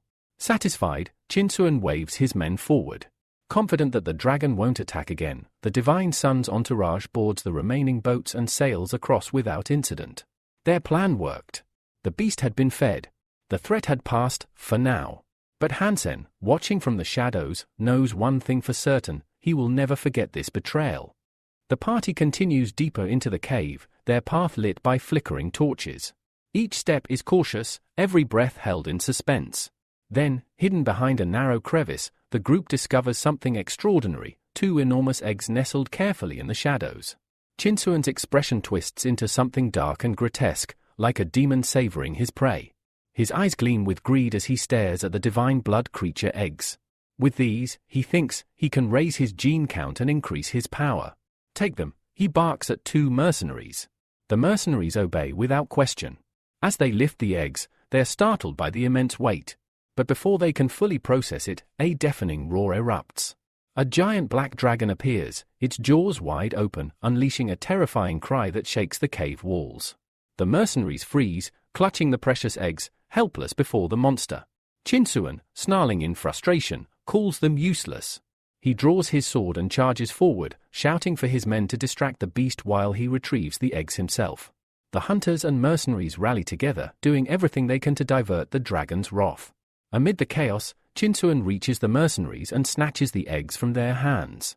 As the dragon's rampage grows more violent, Chinsuan clutches the eggs to his chest, retreating as fast as he can, triumphant. Finally, he thinks, they're mine. But then, wham! A powerful strike lands squarely on Chinsuan's face, sending him reeling. The eggs fall from his grip. Before him stands Hansen, clad in full battle armor, holding both eggs. Calm and defiant, he says, "You're celebrating too early."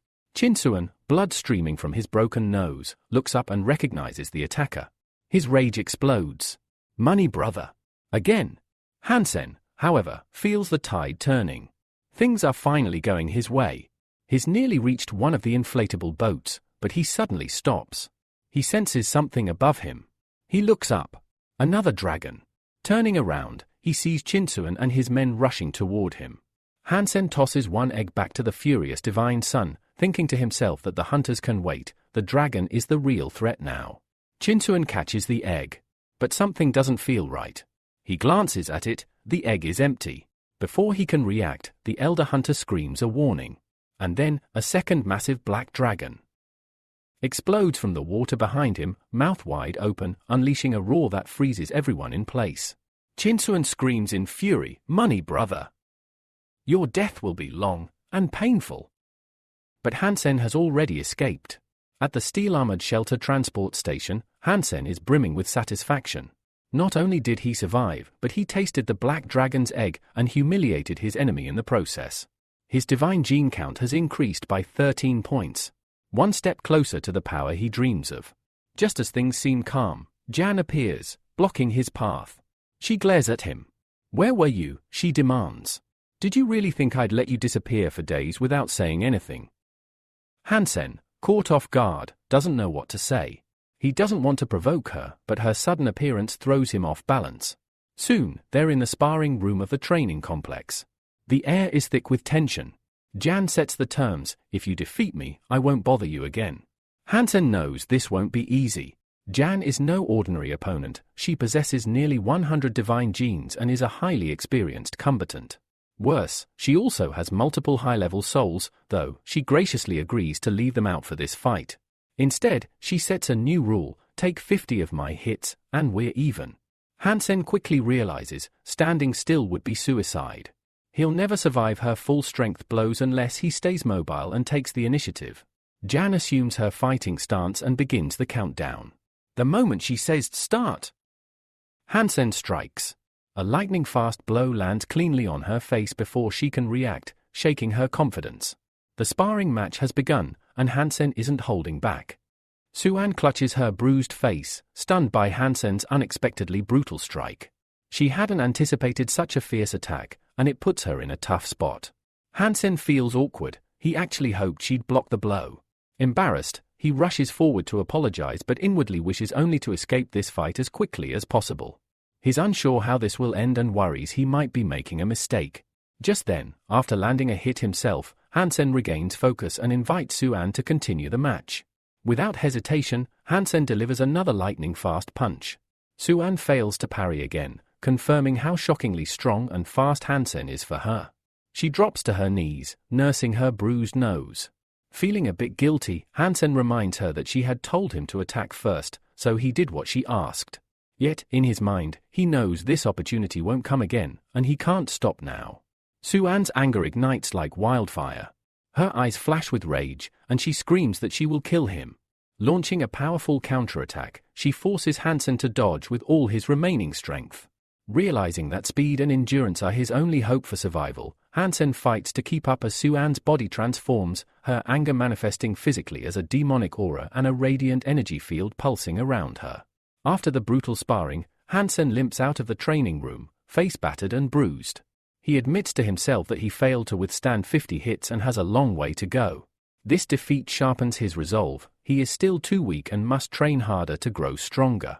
Every failure is a reminder of how vital preparation is. Meanwhile, Suan takes a shower, feeling unsettled by the fight. Though Hansen attacked unexpectedly, she's disturbed by her inability to block even 2 of his strikes. Curious and concerned, she reviews the fight's video replay in her room. Watching carefully, she acknowledges Hansen's powerful punches but notes his moves are somewhat formulaic, which she believes could be exploited next time. She's intrigued by his explosive strength and decisiveness, pondering just how serious a threat he might become. Suan suspects Hansen behaves like a professional killer, focused on landing one decisive blow, and wonders if his skills are innate or trained. Regardless, she finds him too vile and contemptible to forgive. Elsewhere, an older man relaxes in a chair, explaining the different training courses offered: beginner, intermediate, and advanced, covering disciplines like Wu, weapons, and harder styles. His surprised Hansen chose the advanced and notoriously difficult Evil Ghosts technique, which requires exceptional physical fitness. This makes the man question how serious Hansen truly is. Hansen brushes off concerns and hands over a card loaded with 1 million in currency, confident he can handle the challenge. He knows he's stronger than before thanks to mastering the ice muscle and jade bone techniques, but understands he still needs more experience to fully harness them. Spying on other training sessions, Hansen is shocked by what he sees: hardly serious training, more like awkward touching and clumsy grappling. It's a disgrace.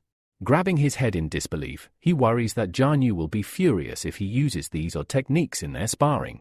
Realizing there's no turning back, Hansen resolves to train hard, especially since he's already paid for the course. After several days, he feels clumsy himself, much like the old man who teaches him, but he hopes this new technique will be useful when facing tougher opponents. Back in his room, Hansen watches his mutated monster pet. The crystal he gave it is accelerating its transformation, potentially turning it into a divine beast. This fills Hansen with hope and excitement, opening doors he never imagined. Later, alone in the forest near the shelter, Hansen reflects on how he hasn't seen the Son of God or his followers in quite some time. What's happening with them now? While he still has time, Hansen decides to test and study the spirit beast he received from the girl, curious about what might emerge. Suddenly, from the energy field on his hand, a small, adorable kitten materializes. Hansen can't help but feel puzzled. He expected a fierce or wild spirit beast, not a tiny, cute feline. He wonders if the girl was mocking him with this weak ally. Holding the kitten, he questions what use such a fragile creature could possibly have in battle. Still, Hansen extends his hand and commands the three-eyed mutant cat to attack the large monster nearby. The huge beast stops grazing and watches cautiously as the kitten approaches. The cat growls and leaps at the monster, only to be swiftly kicked away and sent tumbling back to Hansen's feet. Hansen is surprised and disappointed by how weak the spirit is. In a real fight, the kitten would have been easily killed. The little cat sits by Hansen's feet and meows pitifully. Hansen realizes that with such a helpless companion, he's unlikely to become a powerful hunter anytime soon. He suspects the girl tricked him, giving him a spirit beast meant only for show.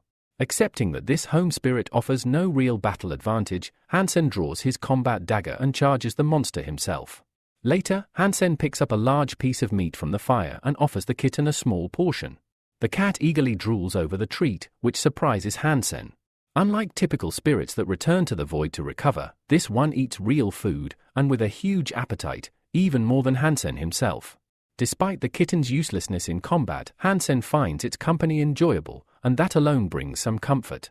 Suddenly, a loud scream cuts through the air, pulling Hansen's attention away from the kitten. A young man bursts from the nearby bushes, running toward Hansen and shouting desperately for help. A few seconds later, loud stomping sounds echo through the air, and clouds of dust rise as Hansen realizes the young man is being chased by a pack of huge monsters. The stranger, terrified, begs Hansen for help and promises to pay him handsomely. The desperation in his voice reveals his urgent will to survive. Without hesitation, Hansen jumps up and starts running. He warns the stranger that the herd could easily trample them, and no amount of money would matter if they don't find shelter quickly. Hansen races toward a steep cliff, grabbing a sturdy vine to climb up to the plateau, a potential safe haven. The stranger follows close behind, screaming for help and pleading to be lifted up. Hansen reaches out, telling him to hurry before the monsters catch him. The stranger grabs Hansen's hand tightly, and together they climb to safety on a small ledge. Hansen explains they'll have to wait there until the monsters move on. The stranger lights a cigarette and begins sharing his story. He's been traveling for a long time and lost the souls of the animals he was carrying. Starving, he stumbled upon a large pack of monsters, which became a nightmare for him. Hansen notices the cigarette is expensive, signaling the stranger isn't poor.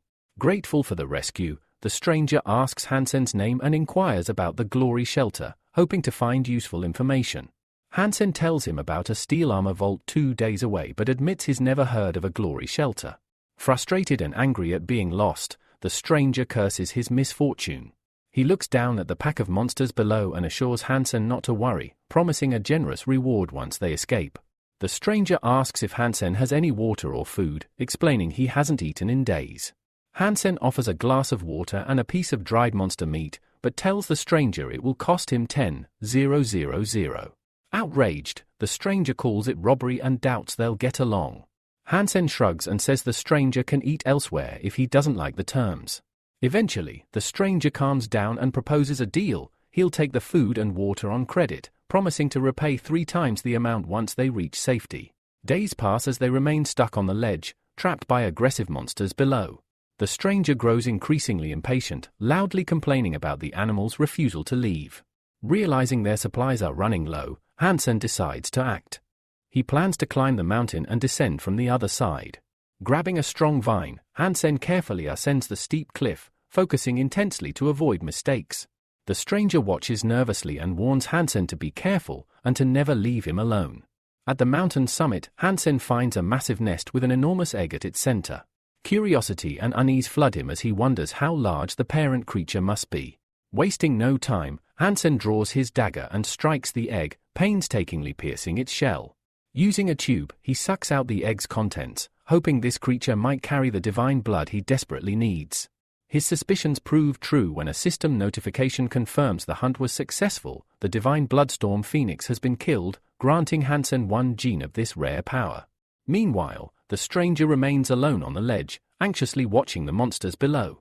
He vows never to approach such terrifying beasts again, no matter how hungry he becomes, as their presence fills him with fear and disgust. Soon after, Hansen descends the mountain safely and returns to the ledge, greeted by the clearly worried stranger. The stranger confesses that he was very worried about Hansen, fearing something serious might have happened to him. His attention immediately shifts to Hansen's unusually swollen belly, and with a hint of irony, he jokingly asks if Hansen is expecting a child. Hansen hands him a glass and explains that it contains the egg of a divine-blooded creature known as the Storm Phoenix. The stranger accepts it gladly, making jokes as he takes the glass. In one swift motion, he drinks it all at once, visibly delighted. Curious, Hansen asks the stranger what a phoenix egg tastes like, adding that he has now gained one divine gene. The stranger's expression changes instantly. Overwhelmed with gratitude, he starts addressing Hansen respectfully as a sir, thanking him deeply for such a generous gift. He promises to repay Hansen's kindness and protect him from anyone who dares show disrespect. Hansen, however, warns the stranger that his reputation in the shelter isn't the best and suggests he keeps his distance. The stranger refuses to back down, insisting that Hansen has treated him as a friend and that he intends to repay that friendship with loyalty and protection. At that moment, the pack of animals that had been guarding them at the foot of the mountain suddenly retreats into the forest, leaving them in safety. The stranger bids Hansen farewell, waving goodbye and expressing that it was a pleasure to meet him. The scene then shifts to a busy transit station shelter, a bustling transport hub filled with non-stop activity. Hansen walks along the platform in high spirits, reflecting on the fact that the Storm Phoenix egg has granted him 5 more divine genes, bringing his total to 18. He plans to go home to rest. But his mood quickly changes when he encounters a girl blocking his path. Hansen greets her warmly, calling her boss and trying to keep the conversation light and friendly with jokes. However, Shaun responds with strict seriousness, commanding Hansen to follow her.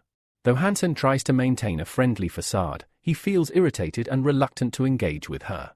After a while, they arrive at the training center, stepping into the sparring room where the atmosphere instantly grows tense. Hansen knows he has reached the peak of his demonic possession technique and believes that facing Shaun this time will be easier than before. Soo-an announces the start of the sparring and begins moving around the room with incredible speed. At the last moment, Hansen notices her close approach and prepares to kick him. He feels genuine relief that he spotted the attack in time and narrowly dodges Shaun's blow. Having studied Hansen's technique well, Soo-an realizes he is capable of sudden, explosive attacks. Determined not to give him any chance for surprise moves, she decides to keep him constantly on guard. Despite her swift movements, Hansen manages to anticipate Soo-an's next strike. With a sharp reaction, he sidesteps her attack and seizes her leg, effectively cutting off her momentum. In one fluid motion, he executes a powerful throw, slamming her to the ground. Without hesitation, he transitions into a painful leg hold, bending her limb to restrict her movement.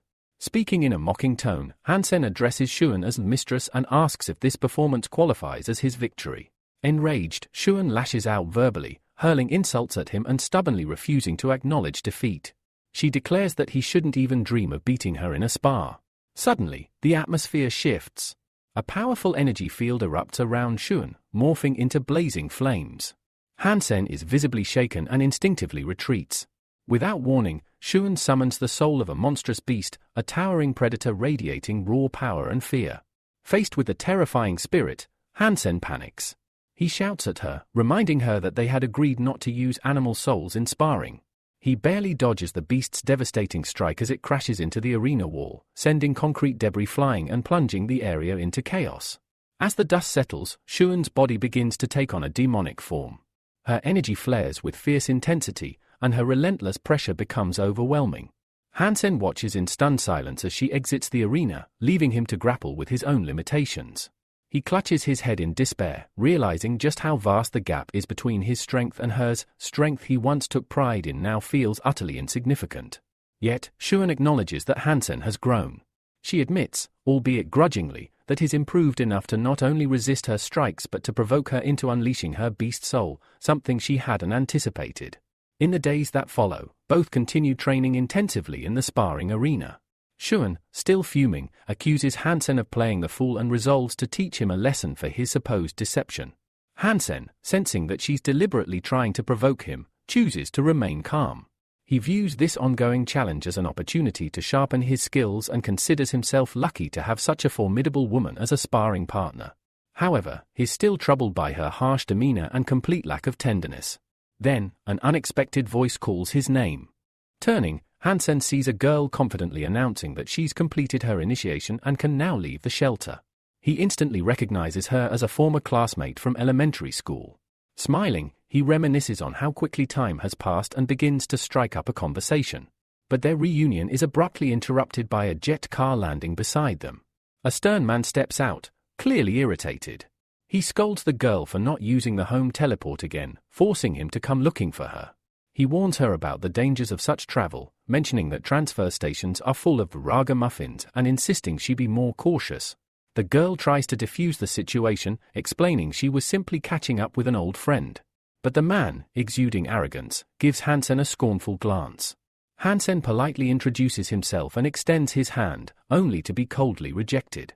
The man declares Hansen unworthy of being the girl's friend and warns him to stay away, threatening consequences if he doesn't comply. Deeply insulted by the man's rudeness, Hansen asks if he even knows who he's speaking to. The man is taken aback by Hansen's boldness and, irritated, demands clarification. The confrontation escalates. The man threatens to put Hansen in his place and charges at him. But Hansen, thanks to his intense training, is more than ready. He's mastered close-quarters combat and learned to harness demonic possession, skills that now give him the edge. Effortlessly, he dodges the incoming blows, swiftly closes the distance, and grabs the man by the collar. With precision and strength, he hurls the man to the ground. The girl screams out in alarm, pleading with Hansen to stop. Hansen loosens his grip and reassures her that the man is tougher than glass and won't break. He clarifies that he didn't mean to harm him, this was merely his way of saying hello. With that, Hansen checks the time and announces he's heading home. He turns to the girl and says they can catch up over dinner another time. Left fuming and humiliated, the man seethes. He repeats Hansen's name under his breath and vows to take revenge. The defeat is not something he will forget, or forgive. As the girl watched Hansen walk away, a man's voice broke the silence behind her. He remarked that her friend was quite an interesting one. The girl, sensing trouble, quickly asked him not to do anything to Hansen. The man simply smiled, a sly, knowing grin creeping across his face. He suggested that she should invite her new acquaintance to dinner sometime. After all, in his words, Hansen had given him a generous gift, and it was only polite to repay it. Though she agreed to the idea, the girl couldn't shake the feeling that the man had something far more sinister in mind. Meanwhile, Hansen was back in his room, seated in front of his computer. He was deep in thought, reflecting on how he hadn't been able to hunt animals in the mountains lately. Determined to find an alternative, he scoured a forum for any promising opportunities. Soon, one offer caught his eye. Someone was willing to pay a high price for the souls, flesh, and blood of mutant beasts. But Hansen knew how rare such materials had become, it wouldn't be easy to fulfill that request. Then, another advertisement stood out. A private client was hiring escorts, offering generous compensation. The only condition was the ability to take down 10 primitive creatures alone. It was a challenge, but one Hansen believed he could meet. He decided to respond to the offer, but he'd need a reliable weapon first. His old bronze crescent spear had broken during the last battle, so he started browsing for a replacement. That's when he found it, a Black Knight Series dual alloy bow paired with Demon's Edge Series arrows. The combination boasted exceptional killing power. On the market, it would cost at least 7 million credits. Strangely, the listing had been up for a while, with no buyers. Hansen studied the specs. The bow had a maximum range of 800 meters and could pierce armor from 300 meters away. However, there was a catch. According to the association's regulations, the weapon could only be used by those with over 7 power points. Hansen wasn't sure if he qualified, but he hoped his training, especially the ice muscle and jade bone techniques, might be enough to meet the threshold. He only had 1 million credits left, but he placed an offer anyway. Hours passed with no response. Hansen began to suspect the listing was outdated or that the seller was unimpressed by his offer. But then, to his surprise, a notification came through. The seller had accepted. Overjoyed, Hansen knew he'd secured an incredible deal. The next day, a transport company employee arrived at his room with a delivery. Hansen signed the documents, and the moment the worker left, he tore open the box to inspect his new weapon. He pulled the bowstring back, feeling its power. A thought flashed in his mind: this weapon would allow him to avoid close combat when facing beings of divine blood. He remembered that he'd already stolen prey from the Son of God twice before. That thought filled him with satisfaction, and he vowed to do it again. When he arrived at the designated meeting spot, he was surprised by the crowd that had gathered. Then, a stranger pointed directly at him and shouted that he recognized Hansen. The man laughed and called him an ass maniac, making fun of the bow slung across Hansen's back, which, he joked, suited him perfectly. Among the crowd, Hansen spotted an old acquaintance who pretended not to know him. The men teased him, asking if he was seriously here to get hired as a bodyguard. The first man continued his mockery, recalling the embarrassing incident where Hansen accidentally stabbed a man named Jan in the buttocks. Despite the laughter, Hansen kept his composure. He told them that if they didn't think he was fit to protect them, he would simply leave. But the man who had been joking earlier suddenly turned serious. That's not the case at all, he declared. Then, in a commanding tone, he ordered Hansen to stay. He would be his personal bodyguard. Those nearby were surprised by the decision. They asked the young man if he was sure and whether it was a wise move. The young gentleman, however, was resolute. He handed Hansen an employment contract and told him to sign it. One of the guards, clearly displeased, voiced his disapproval. He muttered that Hansen was just lucky and warned him not to disappoint their employer. Soon after, the group began moving through a forested area near the shelter. As they advanced cautiously, someone pointed to a patch of dense bushes up ahead. He claimed he'd just spotted a primitive creature hiding within. Tension rose in the air. The mission was only beginning. The group turned their heads, eyes narrowing as a blur of motion darted through the nearby bushes. A shadowy animal figure rushed past, barely visible through the thicket. Without hesitation, young Master Yuan issued an order to his hunters, who immediately sprang into action, charging into the underbrush in pursuit of the creature. The senior hunter shouted after them, reminding the team to ensure the young master's safety above all else. From his elevated position on a small hill, Hansen calmly readied an arrow. Drawing it from his quiver, he took aim and released it with practiced precision. The arrow cut through the air, but struck a tree trunk, nowhere near the beast's last location. Hansen noted that his Spirit of Destiny arrows were just as powerful as expected, but he needed to adjust the bow's draw weight for better control. The senior hunter, ever critical, smirked. He mocked Hansen's shot, saying that if he couldn't hit a target from just 20 meters away, he had no business calling himself the bodyguard of young Master Yuan. Unbothered, Hansen responded coolly. He hadn't meant to hit the animal, he was merely testing the arrow's balance. But the elder hunter wasn't convinced. That didn't look like practice, he muttered. It looked like an embarrassment. Nearby, Hansen noticed a familiar face, an old acquaintance standing silently among the crowd. It was clear from the man's expression that he didn't want anyone to know they had history. Meanwhile, the hunters had successfully driven the beasts into a dead end, herding them toward the base of a steep cliff. From his vantage point, Hansen watched the hunt unfold. Young Master Yuan was clearly elated. His team had managed to trap 3 black-spotted primitive beasts. The hunters urged him to be cautious, but Yuan, eager to test himself, lunged forward and attacked the predators with a blade known as the Pain Blade. Hansen, observing from afar, acknowledged the truth: these young masters were well-trained and had strong techniques. Their only real flaw was inexperience. The rest of the hunters, seasoned and disciplined, swiftly handled the creatures within minutes.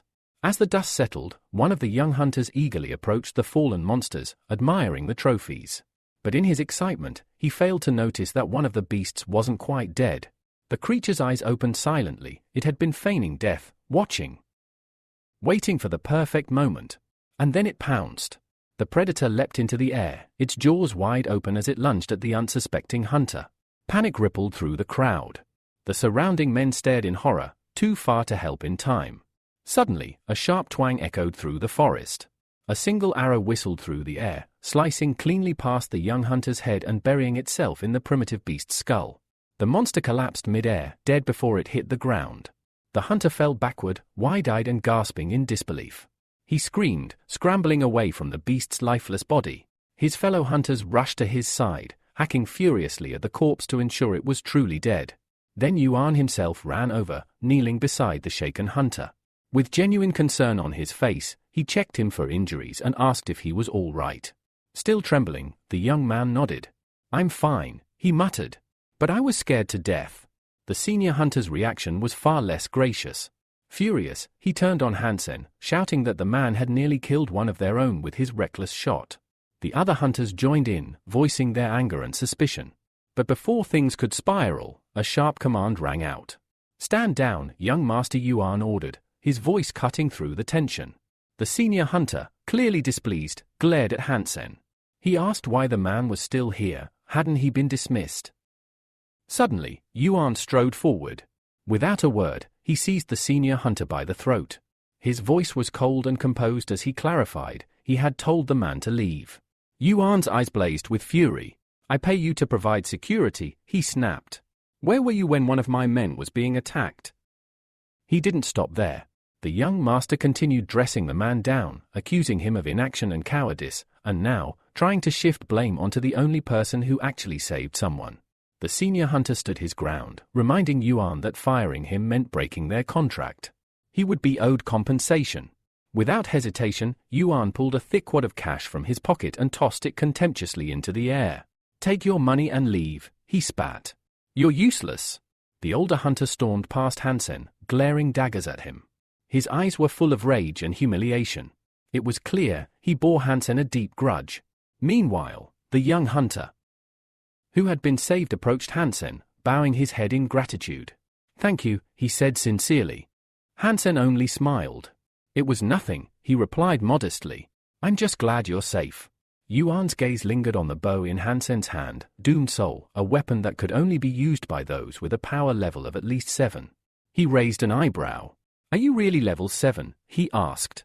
Before Hansen could speak, the young hunter who'd just been rescued answered confidently, "He has to be. There's no way someone below level 7 could shoot like that."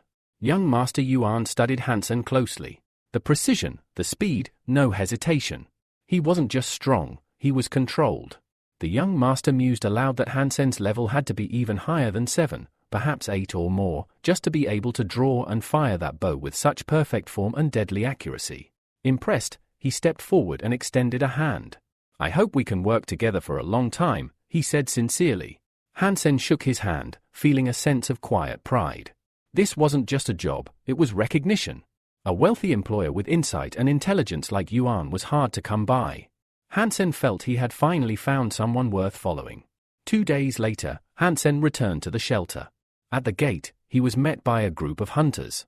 One of them, a familiar face, mockingly asked if he had made a fortune yet. It was the senior hunter, the same one who had been humiliated and thrown out by young Master Yuan. His tone was sharp and laced with venom. Stepping closer, he growled that he didn't appreciate Hansen being there. And then, without warning, he lunged. Drawing a knife, the older man hurled himself at Hansen, shouting that he'd teach the boy a lesson. Hansen's old acquaintance, watching from the side, said nothing. He pretended not to know Hansen, too scared, or too cowardly, to intervene. The dagger whistled through the air, but Hansen was gone. In the blink of an eye, he had vanished from where he stood. Before anyone could process what had happened, Hansen reappeared beside the senior hunter. With a fluid motion, he grabbed the man's arm mid-strike, twisted it effortlessly, and disarmed him. The knife fell into Hansen's hand. The hunter hit the ground, stunned. The onlookers stood frozen. Their eyes were wide with disbelief. How had this quiet young man just taken down an experienced hunter so easily? Even Hansen's old friend looked on in shock, remembering a time when Hansen was weak and hopeless, barely able to kill a black beetle, scraping by just to survive. But this was someone entirely different. Still pinned to the ground, the senior hunter screamed at the others. "What are you waiting for? Help me," he bellowed, furious and humiliated. But Hansen wasn't done. "You talk too much," he muttered, twisting the man's arm harder until a scream ripped from his throat. The other hunters sprang into action, drawing their weapons and rushing toward Hansen in unison. In response, Hansen took the dagger, her gleaming blade now pulsing with energy, and made a series of calculated movements. Lines of radiant light crackled in the air around him. The hunters skidded to a stop. They stared, stunned. This wasn't normal. This wasn't something they had seen before. That glow, that pressure. It was something else. Hansen glanced down at the knife, eyebrows raised. "Who? Ruby steel," he murmured. That was a top-tier weapon. Blades like that could sell for over $1 million. A smirk tugged at the corner of his lips. "Yeah. I've been needing a short dagger like this." Behind him, his former friend watched in disbelief. This couldn't be the same Hansen. Not the weak boy who once barely survived. Not the failure who hunted insects. But Hansen wasn't interested in nostalgia. He turned back to the wounded man on the ground. "This knife's too good for someone like you," he said. "So I'll be keeping it." Tucking it into his belt, he turned his back and walked away, each step deliberate and calm, as if nothing in the world could stop him. But it wasn't over. The senior hunter roared from the ground. "Stop right there," he ordered. "This isn't finished yet." One of the other hunters echoed his anger. "You're too arrogant," he snapped. "You think too highly of yourself." Suddenly, another rider appeared, blocking Hansen's path. He was a powerful man on horseback, cloaked in dark leathers, and his mere presence made the air feel heavier. The older hunter pointed at Hansen, his voice full of bitterness. "That bastard injured me. And stole my weapon. Avenge me." The man on horseback, referred to only as the writer, sneered. "You idiot," he spat at the senior hunter. "You're a disgrace." Without warning, the writer drew a massive whip, its barbed coils glinting dangerously in the light. "You're mad," he said to Hansen, raising the weapon high. "And today, I'll introduce you to death." The whip snapped forward with terrifying force. But Hansen was ready. He moved like lightning, parrying the blow with practiced ease. Their duel exploded into motion, whip cracking through the air, Hansen dodging and countering every strike with astonishing precision. The young man was stunned by the strength of his opponent. So the rumors are true, he thought. This guy's physical level is at least 9.5. But he wasn't the only one surprised. The writer's expression twisted. When did this loser get so strong, he wondered aloud. He can't be allowed to live, he's too dangerous. With renewed fury, the man raised his whip again, ready to end it. But Hansen moved first. In a single smooth motion, he pulled a battle arrow from his quiver and drew his bow. The tension in the air thickened instantly. The arrow pointed straight at the man on horseback. For the first time, real fear flickered in the writer's eyes. He hadn't expected this. He thought Hansen would run, submit, not draw on him. Now, with the arrow aimed squarely at his chest, that confidence began to crack. Silence fell over the group. Everyone held their breath. The hunters nearby were stunned. None of them could believe what they were witnessing, a lone young man aiming a drawn bow at Tanyang, the strongest among them, the so-called son of God. Faces full of disbelief and confusion turned toward Hansen, who stood unmoving, the string pulled taut, the arrow ready to fly. Hansen could feel the strain in his muscles. Holding a bow at full draw wasn't easy, and it drained his strength by the second. But he couldn't show weakness. Not now. His eyes locked on Tanyang. "Move again," he warned coldly, "and I'll kill you." His voice wasn't raised, but its calmness was more terrifying than a shout. The confidence in it sent a chill through the air. Suddenly, a group of figures emerged from the side. At their center was Xuan, flanked by her men. She approached without hesitation and stood between the two combatants. "Lower your arrow," she ordered Hansen, her voice firm and unwavering.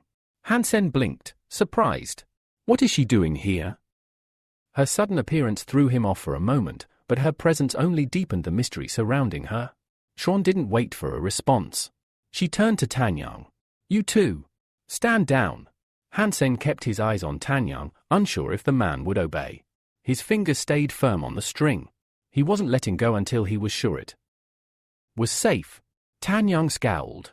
He clearly didn't want to obey, but he also couldn't disobey Xuan directly. Reluctantly, he lowered his whip, but his anger didn't fade. This brat has no respect for anyone, Tanyang spat. Just days ago, he stabbed you in the buttock. Does that mean nothing? The words rang through the air like a slap. It was loud, insulting, and laced with venom. His rage surged again. He challenged me today, humiliated me. I won't let this go. But before he could act, Shounen raised her hand. A blazing energy flared to life in her palm, and in an instant, she launched a focused energy beam directly at Tanyang. It struck his whip arm with a thunderous impact, the force knocking him clean off his horse. Gasps erupted from every corner. Tanyang hit the ground hard, his weapon flying from his grasp.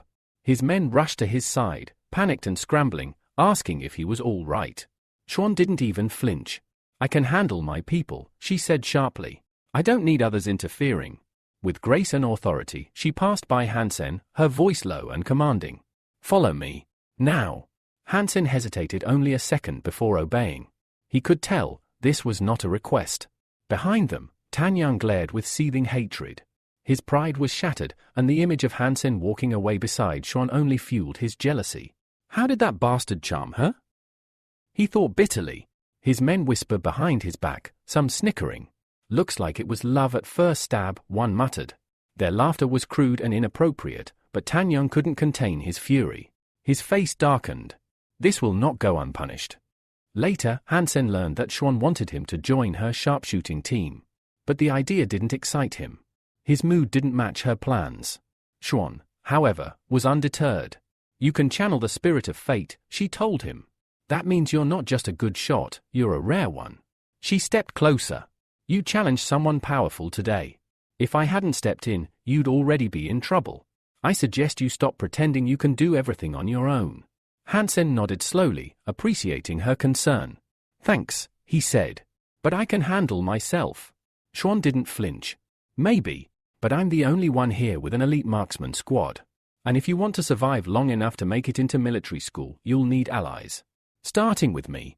Hansen frowned. Who said I want to go to military school? I don't even have the physical fitness to hit level 10. Shouen's eyes narrowed with conviction. That standard is high or for ordinary people. But you're not one of them. Hansen stared at her, suspicion creeping into his voice. What are you trying to say? She didn't hesitate. You might look like a newbie, but I've seen enough to know what you really are.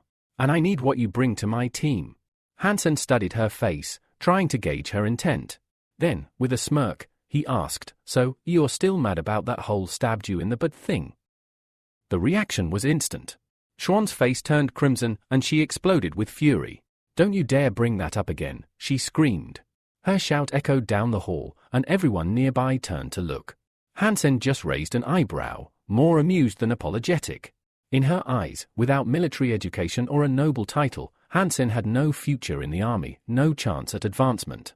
He'd be cannon fodder at best, just another nameless private. Her assessment was harsh, but grounded in realism. But Hansen wasn't the kind to accept such a fate. He looked her straight in the eye. Why are you so sure I won't earn a noble title? There was steel in his voice. He declared his plan. He would continue mastering the icebone technique, harness the power of higher-level genetic crystals, and climb the ranks himself. His words weren't boastful, they were a challenge to fate. Shounen didn't like being challenged.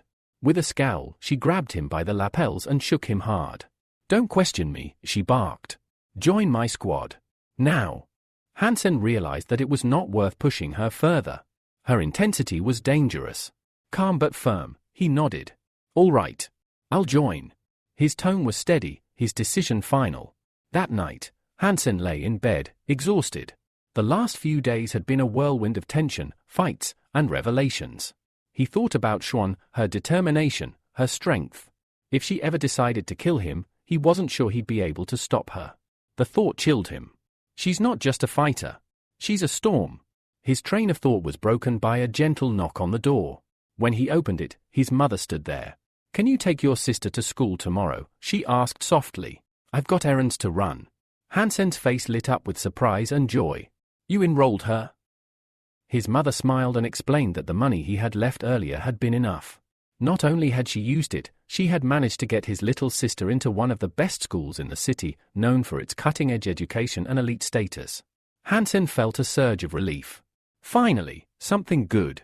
The next day, he walked hand in hand with his little sister toward the school gates. On the way, he asked her, "So, how do you like it? Made any friends yet?" She hesitated. "Not really. I'm still a bit shy. I haven't talked to anyone much." Hansen smiled and gently ruffled her hair. "That's okay. Just be kind, be yourself. Take your time. And if anyone bullies you, you come to me first, got it?" The girl nodded, a small smile forming. His calm, protective presence gave her the courage she needed. But just as they reached the school, Hansen froze. He spotted a familiar figure in the crowd, his first uncle, standing with his own child. Their eyes locked. The uncle's expression soured instantly, his surprise quickly turning to suspicion. He walked over, his voice restrained but cold. "What are you doing here?" Hansen remained composed. "Just bringing my sister to school." The uncle sneered. "This school costs millions. Where did your family get that kind of money?" Then came the accusation, "You still haven't given me my share of the house. According to the contract, everything should be split equally. So, where's my part?" Hansen's gaze turned sharp. "Did you even read the contract?" He reminded the man that his late father had paid off 2 million of the family's debt out of his own pocket. That debt, Hansen argued, cancelled any claim the uncle had. "No one in your branch gets a single coin more," Hansen said icily. The man's voice rose. "You little brat. You think you can cheat me? I'll go talk to your mother right now and set things straight." Hansen didn't flinch. "If you trespass onto our property, I'll have the right to shoot you." His voice was low, calm, and utterly cold. The uncle snapped. "You arrogant little mutt," he shouted, and lunged. But Hansen was faster. He stepped in, caught the man's fist effortlessly, and with a swift, fluid motion, lowered his stance and executed a perfect throw. The uncle hit the ground hard, stunned and humiliated. Standing over him, Hansen looked down with eyes like steel. "If you want to die, feel free to come to my house again." The words weren't loud, but they carried the weight of finality. Nearby, his little sister had watched everything. Her eyes were wide with fear, but behind it, there was something else. Admiration. Her brother had protected her, stood strong, and shown no fear. She clutched his hand a little tighter. The chaos wasn't over yet. The uncle's wife, trying to comfort their crying child, gently hushed him and said, "Don't be afraid. I'll take you to school now, and then I'm calling the police to have that hooligan arrested." Hansen didn't flinch. Calmly, he turned to his uncle. "You should relax," he said coldly. "Let's make decisions carefully." Then, with a practiced motion, he pulled out a tiny voice recorder. The uncle's eyes widened in horror. It didn't take long for him to realize everything had been recorded. His threats, his shouting, even his attempt to attack, captured in crisp audio. And it could all be used against him. Panic took hold.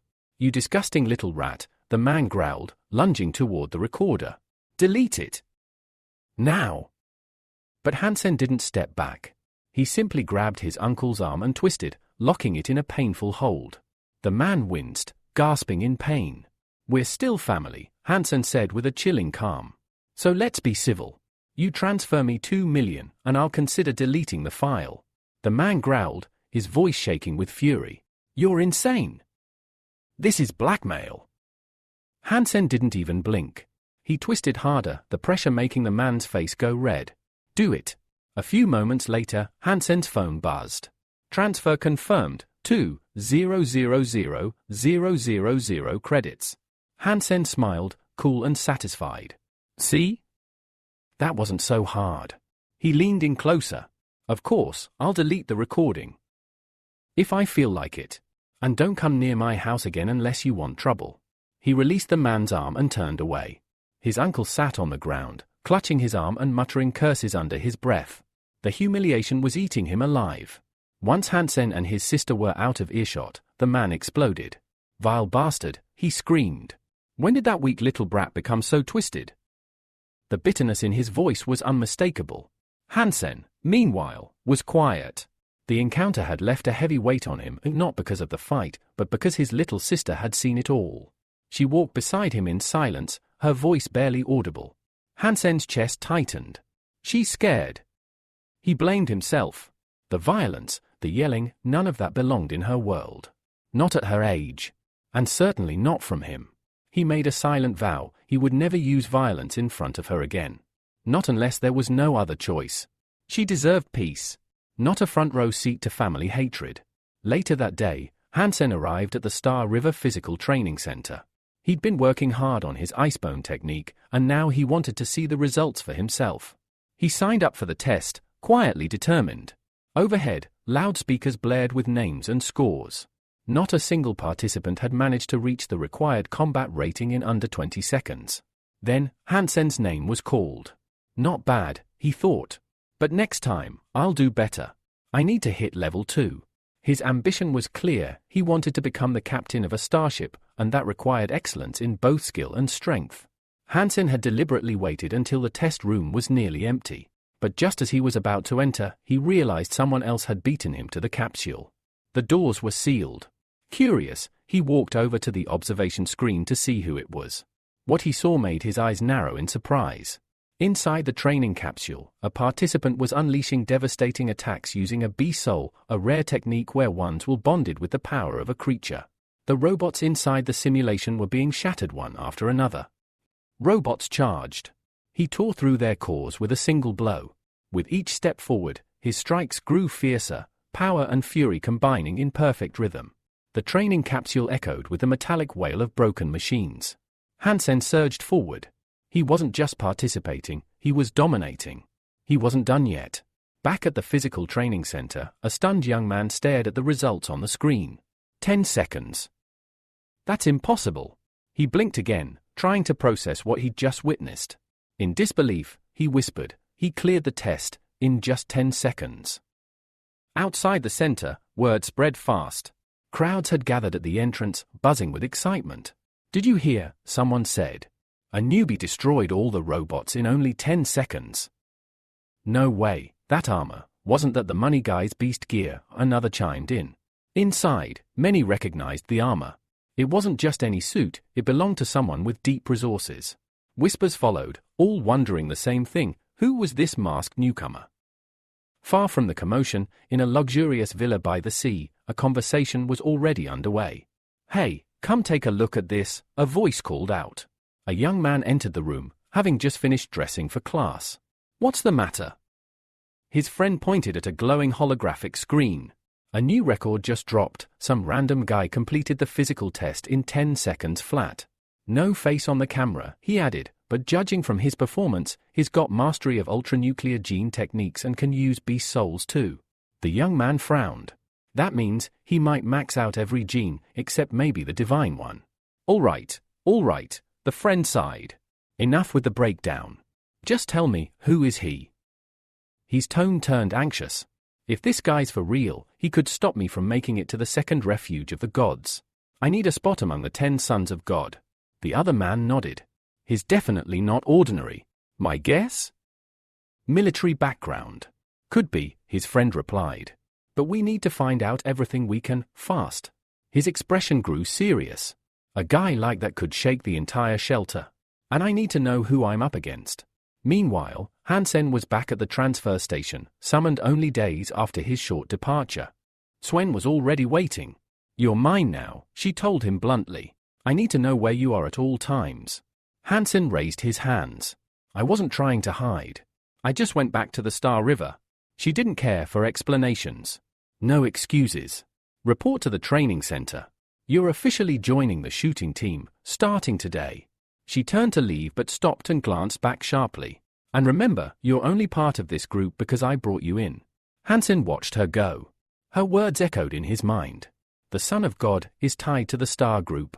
Rumors swirled around that name. And Hansen had more than curiosity, his father's death was somehow connected to them. Despite her sharp tone, he bowed his head respectfully. Thank you for trusting me. You surprisingly kind. As he followed an escort officer down the corridor, Hansen couldn't help but wonder.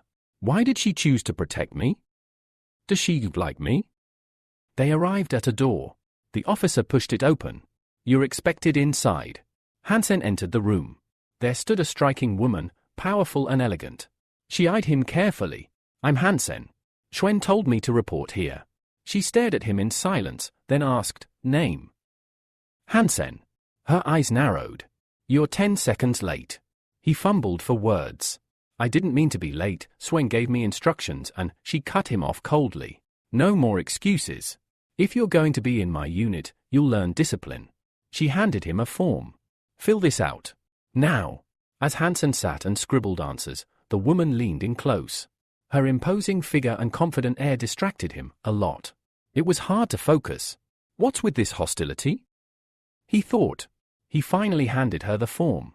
You're expected in the training room tomorrow. 6 sharp. No delays. Just then, a soft beep echoed through the room. A holographic projection formed in the air. It was Shuen. Both of you, report to my office. Immediately. They arrived at Schwen's office. On the large screen behind her, a video played in silence. It was the training test. Hansen's test. Robots exploding. Beast armor glinting. 10 seconds. The internet had exploded with reactions. Hansen's jaw tightened. How did this even get online? He stood there, watching himself tear through combat bots on screen, his secret now broadcast to the world.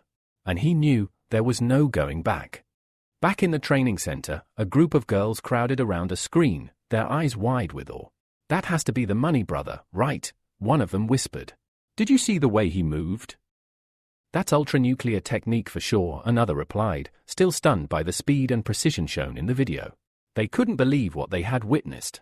But did anyone see his face? One of them asked. No one had. The footage was impressive, but the identity of the mysterious fighter remained hidden. Meanwhile, Hansen sat in silence, trying to calm his nerves. At first, fear gripped him, the video's out. But then, relief washed over him. They don't know it's me. Zwan, one of the women discussing the video, narrowed her eyes. This proves it.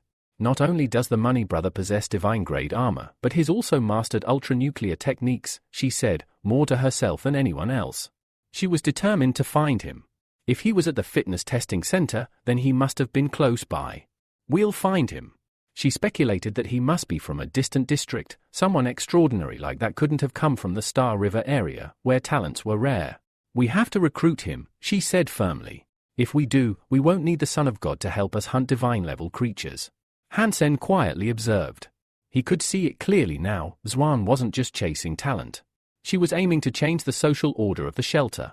He chuckled lightly, trying to sound casual. I heard the money brother is a lone wolf. It won't be easy to rope him into any group. Zwan gave him a playful but intense look, resting her hand on his shoulder. Oh, don't worry, she said, eyes gleaming. We have ways of persuading men. Hansen swallowed hard.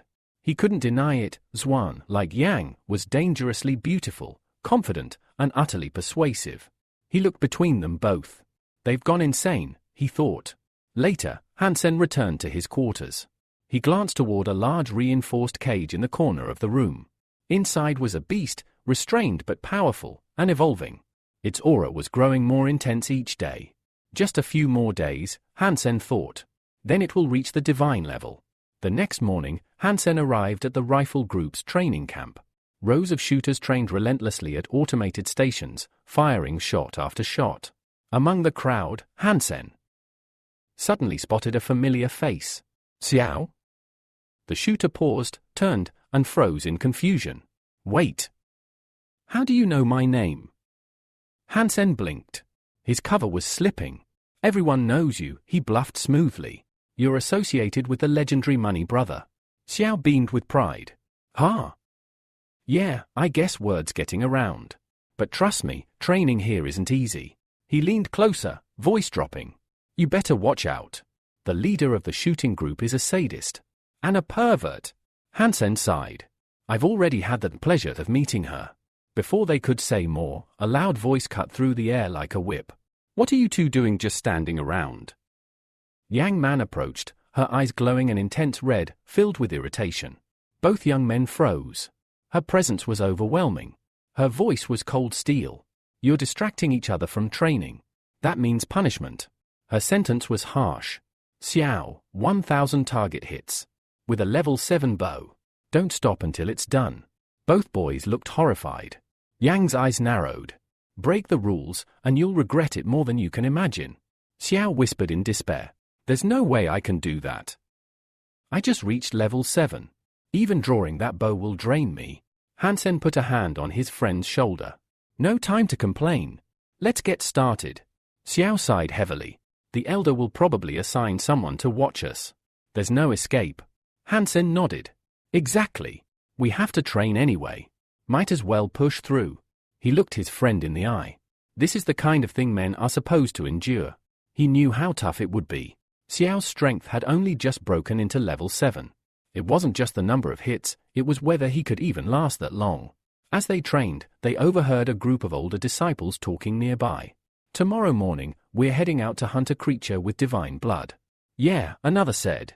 The Son of God himself invited the best marksman to join the mission. The words echoed in Hansen's ears. The Son of God, again. That name kept coming up. And with it, the shadow of the mysterious organization connected to his father's death loomed ever larger. Hansen kept his expression calm, but inside, he absorbed every detail about the upcoming hunt. Just then, an instructor strode over, his voice sharp and commanding. Enough chatting. Get back to training, now. Without hesitation, Shuro reached into his pocket and handed the instructor a wad of money. Please, put in a good word for me. I want to join the hunt. To Shurao's surprise, the instructor brusquely shoved the money away. Don't think I'd take a bribe from a bad shooter like you, he sneered. Turning to Hansen, the instructor's tone grew harsher. And you, don't slack off. Train harder. Before walking off, he glared at them both. This unit isn't a place for scum. Remember, 1,000 hits on the target, or you'll regret it. Hansen watched him leave and thought, no point slacking here. The rules are brutal. Shuro muttered, what's wrong with that guy today?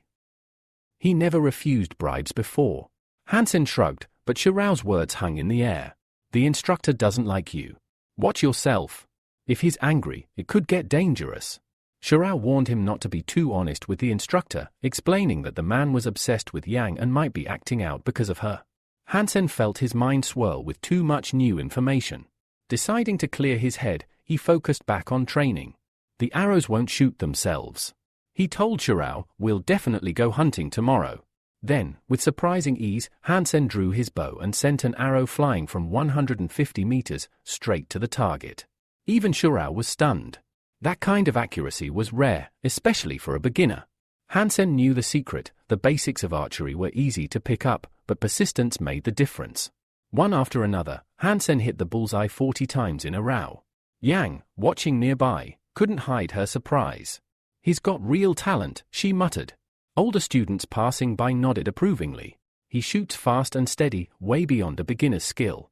They noticed Hansen never changed his stance and always shot from the same spot. Clearly, he'd been practicing in secret. But the instructor watched silently from the sidelines, his expression unreadable. Unlike the others, he wasn't impressed. People like him don't last long at the top, he thought coldly. Hansen urged Shurao, don't stand there. Keep training. Hard work is the only way to get results. Shurao pulled back his bowstring, thoughts racing. If this guy can lead tomorrow's hunt, he'll be my hero. Hansen smiled mysteriously. Trust me. We'll succeed, I have a plan. Yang Man observed closely, nodding to herself. Xuan had made a good call. Hansen was capable, and on pace to finish the task before midnight. But Yang wondered if Hansen could work well with others without conflict, a vital trait for team hunts. Exhausted, Shurao finally collapsed to the floor. Together, they had shot over 5,000 arrows, a brutal challenge that tested every ounce of their stamina. Most of those hits belonged to Hansen, who had become the driving force behind their success. Shura looked at him with sincere gratitude. Without you, I'd never have made it. You're my idol now.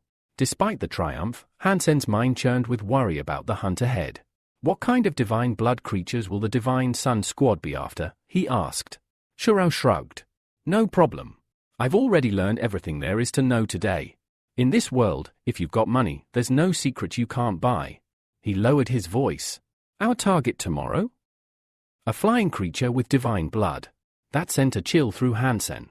Flying beasts were notoriously fast and agile, hard to catch, even for the best marksman. Shurao smiled wryly. There aren't many in the steel armor hideout who can shoot a bow well.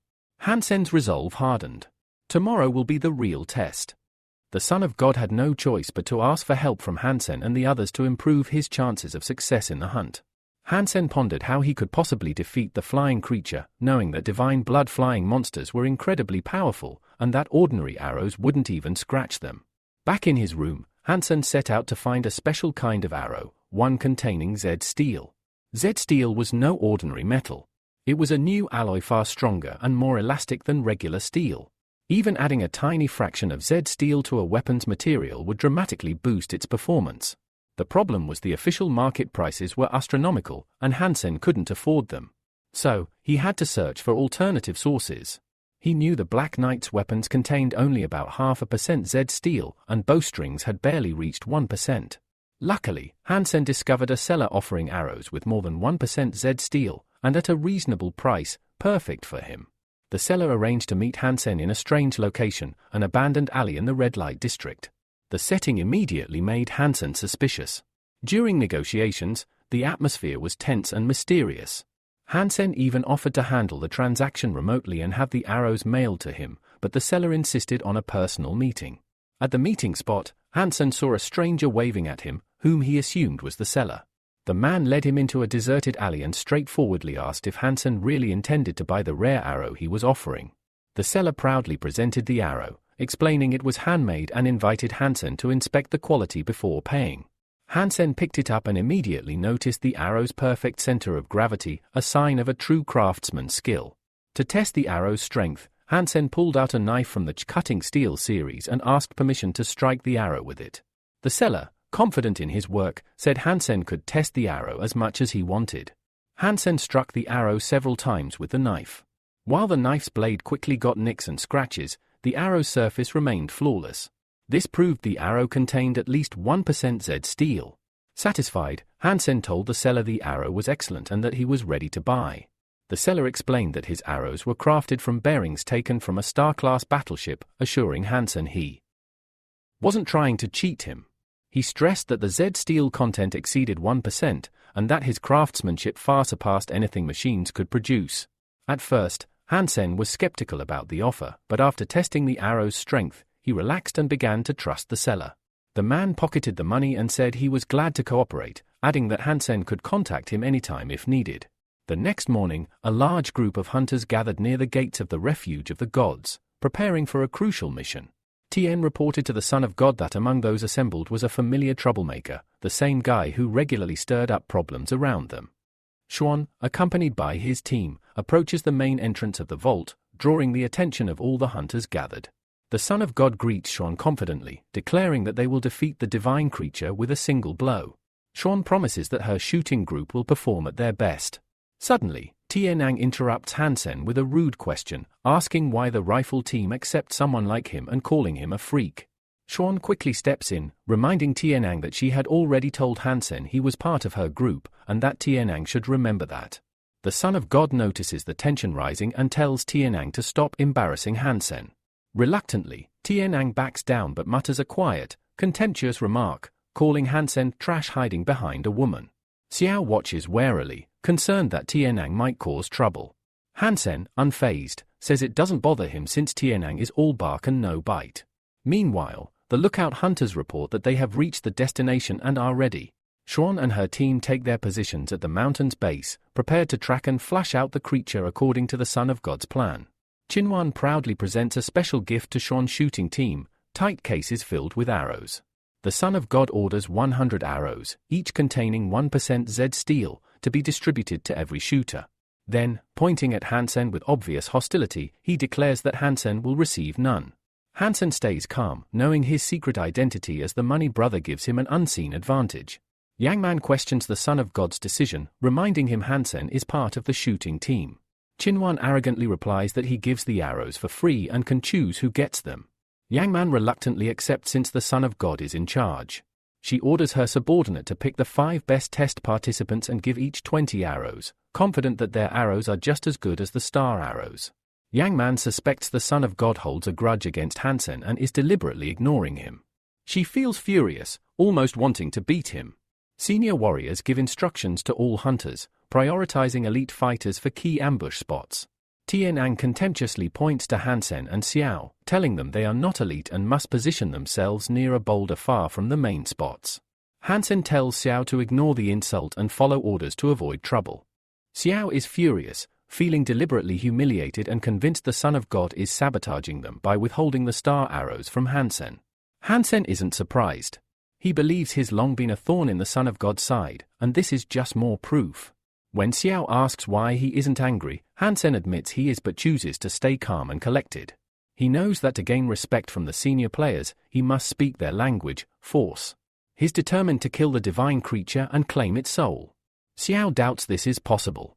He points out that the Son of God's people on the opposite cliff will shoot the creature first. Examining his arrows carefully, Xiao sadly concludes that regular weapons won't harm such a powerful monster. Suddenly, a loud and terrifying scream echoed through the mountains, instantly sharpening the focus of the young hunters. The hunt for the powerful creature had begun. The Divine Sun's team had successfully lured out the beast, a massive purple dragon known as a perp. Yangman took command, instructing her archers to hold their fire until she gave the signal, ensuring maximum impact. The archers readied their bows, drew their arrows, and held their breath in tense anticipation. When Yangman finally ordered the volley, dozens of arrows shot through the air toward the purple dragon. But the creature's thick, powerful scales deflected most of the arrows effortlessly. A few struck, but caused no serious damage. Xiao quickly realized the star arrows were surprisingly ineffective, questioning their supposed quality. Hansen reached into his quiver and pulled out one of his star arrows, knowing that a shot had to be perfect, hitting the dragon's eye or it would be wasted. Carefully, he drew back his bowstring and aimed. Arrows made with over 1% Z steel should be able to pierce the dragon's defenses. Xiao noticed the Divine Sun's men were only making a feint attack to bait the dragon out and distract it for a decisive strike. Then, the Son of God leapt into the air, drew a star arrow, and prepared to fire the final blow he believed would end the battle. Shinsuan was confident this arrow would bring him glory. He let loose the shot, and the arrow hit the dragon, causing severe damage that left the beast unable to fight back. In pain, the purple dragon opened its massive jaws and released a roar so fierce it sent chills through even the most hardened warriors. Hansen, however, held back.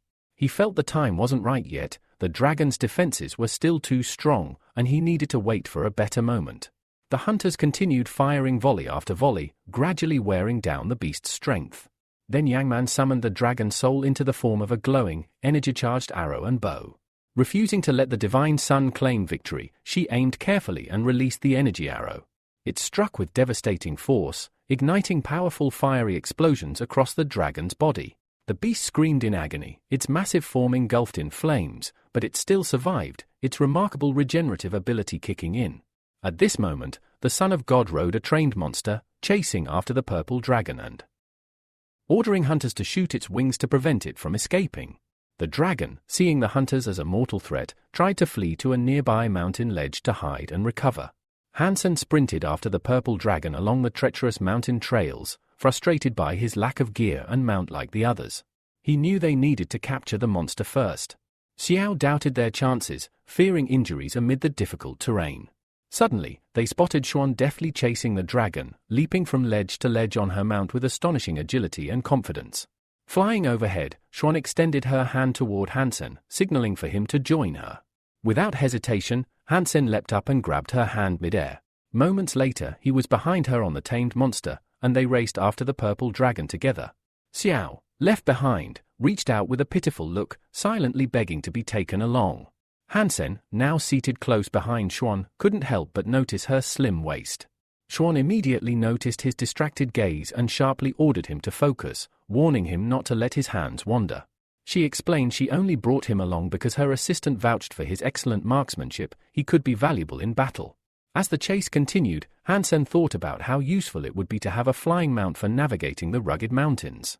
Meanwhile, Kinsuan saw Xuan and Hansen together. Irritated and jealous, the Son of God's resentment grew deeper, seeing Hansen close to the girl. Yang told Xuan that she had arrived just in time, the purple dragon had just flown to the very top of the mountain. Even the arrows imbued with the beast's soul hadn't been able to cause it serious harm. She asked what their next move should be. Xuan believed they had two options, either climb to the dragon's summit and try to kill it there or find a way to drive it down. Otherwise, once it fully healed, their chances of winning would be zero. Qinsuan ordered his men to gather and start the climb, intending to force the purple dragon to descend, while he himself planned to wait below to deliver the final blow. The hunters approached a steep cliff and quickly realized the mountain looked nearly impossible to scale. The Son of God, irritated by their hesitation, abruptly commanded them to start climbing immediately. He added that anyone who reached the top would receive an extra share of the purple dragon meat as a reward. The hunters exchanged looks, seeing this as a prime opportunity not only to secure a large piece of dragon meat but also to increase their own genetic strength. Hansen observed that the Son of God's tactics remained the same, risking his people's lives to achieve his own goals. Xuan was confident the climb was doable and believed the chance for greater rewards justified the effort. Noticing Xuan's eagerness, the Son of God snapped at her, saying she had no reason to go upstairs, her place was below, leading the subordinate hunters. Xuan disliked the idea, preferring to actively fight rather than wait on the sidelines. Then, unexpectedly, the Son of God shoved Hansen sharply on the shoulder and demanded to know why he hadn't started climbing yet. He ordered Hansen to follow Xuan immediately. The two young men exchanged angry, silent glances. Hansen realized the Son of God was deliberately setting obstacles for him. He clearly had some hidden plan that could endanger Hansen's life. Meanwhile, the hunters found strong vines and began their careful ascent, navigating the steep ledges as the purple dragon slowly regained its strength atop the mountain. Xuan led the way with confidence, showing impressive physical fitness and unyielding determination. The massive purple dragon spotted the hunters approaching, spread its enormous wings, and let out a loud, menacing cry that echoed through the mountains. As the first group reached the summit, the dragon launched a fierce counterattack, using its powerful wings and claws to push back the hunters. Xuan quickly assessed the situation and realized that the hunters couldn't defeat such a colossal beast in an open fight. She ordered her archers to take cover and attack from a safe distance. The shooters promptly found shelter behind rocks and crevices, ready to open fire on her command. Despite its exhaustion and numerous wounds, the purple dragon fought fiercely, waving its tail and smashing the archers' shelters to pieces. Hansen watched closely and saw that the dragon was seriously weakened. He decided the time had come for a decisive shot that would finish the monster once and for all. At that moment, the Son of God appeared nearby. He activated the spirit of the beast, and a massive energy field instantly formed behind him, taking the shape of a terrifying monster. Hansen hated the Divine Sun's presence, knowing he could ruin his entire plan. The beast spirit lunged at Hansen and struck him with a powerful blow, stopping the young man from taking his final shot. The strike sent Hansen flying far to the side, and he plunged toward the abyss. At the last second, he grabbed hold of a rope. The rope swung violently, and Hansen's body slammed against the cold, steep rock face with a loud thud. He cried out in pain and cursed the Divine Sun fiercely. Fortunately, Hansen's physical conditioning was enough to survive the blow without breaking any bones. Determined, Hansen climbed back up, looked around, and called the Son of God a bastard for using the beast soul in a clear attempt to kill the purple dragon. Meanwhile, the monster spirit summoned by the Divine Sun swiftly approached the wounded purple dragon, ready to deliver the finishing blow. Hansen observed how cleverly the Divine Sun used this tactic. His assistant had also employed the beast soul to complete the dragon's encirclement. Hansen realized his own monster spirit, called Bloody Killer, was powerless at this moment, so he decided to wait for a better opportunity. The spirit of the monster, taking the form of a massive lion, leapt forward and sank its enormous fangs into the dragon's body, attempting to cripple its ability to fight back. At the same time, the Tanyang monster spirit, shaped like a giant gorilla, struck the dragon's head with a powerful blow, delivering a final coordinated attack. Despite this, the purple dragon let out a piercing roar, rose to its feet, and violently threw the attacking spirits aside, showing it still had strength left. Seizing the moment, Xuan drew her combat dagger and charged in, convinced the dragon was already too weakened to resist. The Divine Sun, confident in his quick victory, ordered his men to maintain the pressure and continue their assault until the dragon was destroyed. The young hunters gritted their teeth and simultaneously plunged their weapons deep into the dragon's massive flesh. Overwhelmed by unbearable pain, the dragon spread its wings and released a deafening cry that shook the surrounding area. A forceful wing strike blasted the attackers away in all directions. Xuan crashed into the nearest rock with full force.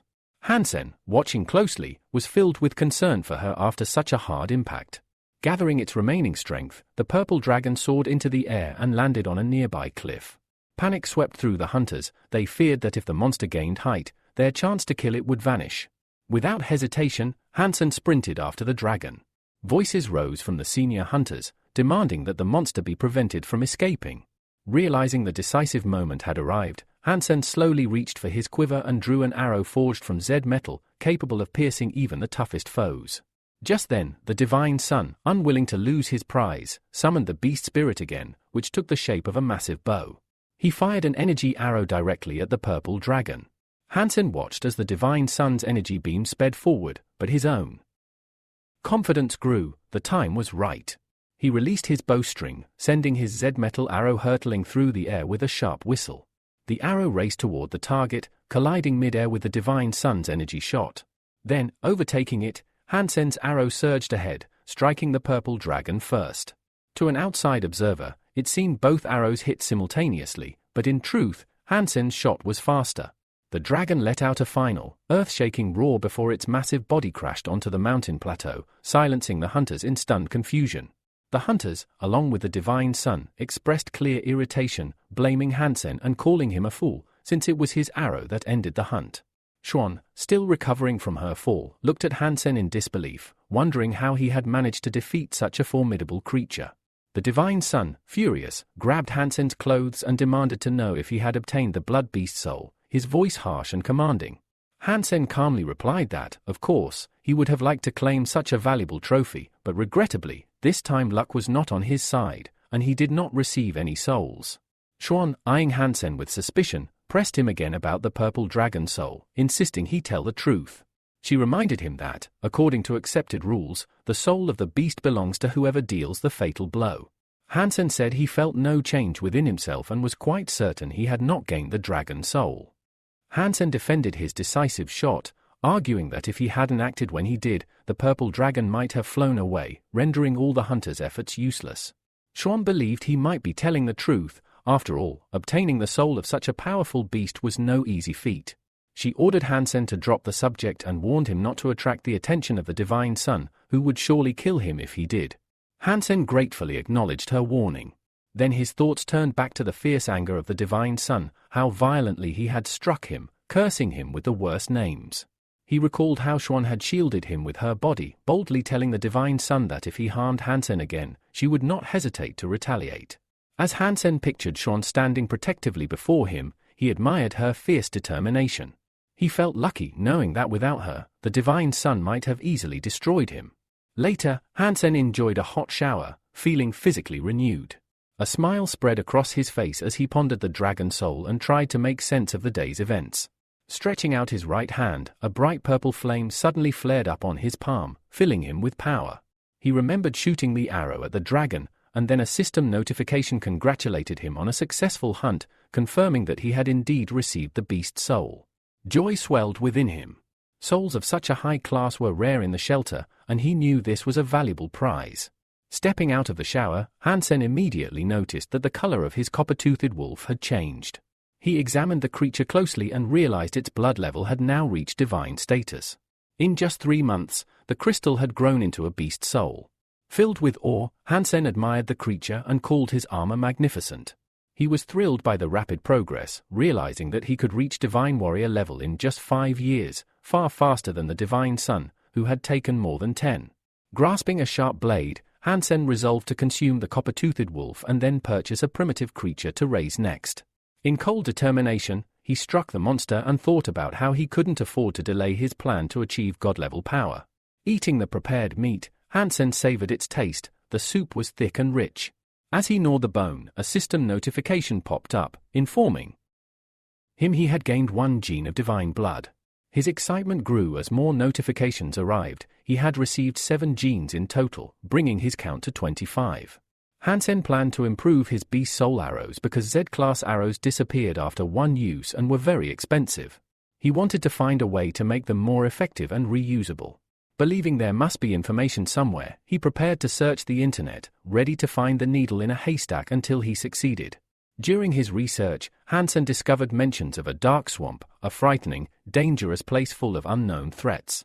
Anxiety gnawed at him as he read an old post by a hunter who described being pursued there by a mutant unlike any he had ever seen, barely escaping with his life. Further reading revealed that the dark swamp was home to many rare creatures. The post's author described spending a long time hunting there before finally killing a needle bee, a poisonous flying insect whose soul he transformed into a venomous arrow. The hunter warned that these bees were extremely dangerous and that hunting them had become a real test of skill and survival. Hansen was excited by this information. He believed mutants like these could offer powerful rewards. Their souls and bodies were excellent sources of strength. However, there was a major problem. The post did not specify the swamp's exact location. Hansen understood that finding it could take a very long time, complicating his quest. Determined not to get overwhelmed by distant problems, Hansen decided to focus on what he could do now without distraction. The story then shifts to an industrial area on the outskirts of the shelter, where Hansen met the arrow seller again. He was amazed by the vast arsenal of weapons displayed. Curious, Hansen asked if the seller had crafted all the weapons himself. The man confirmed that he did. The seller welcomed Hansen as a regular client and said he had something special this time.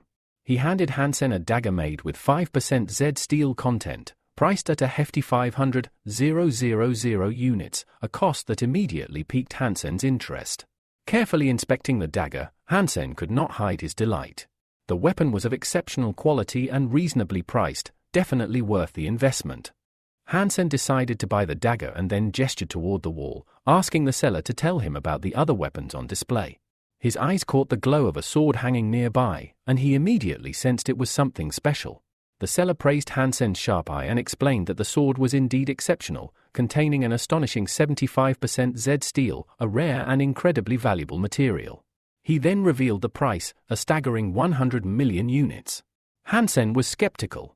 He couldn't believe a weapon could really contain that higher percentage of Z steel. His doubt offended the seller deeply.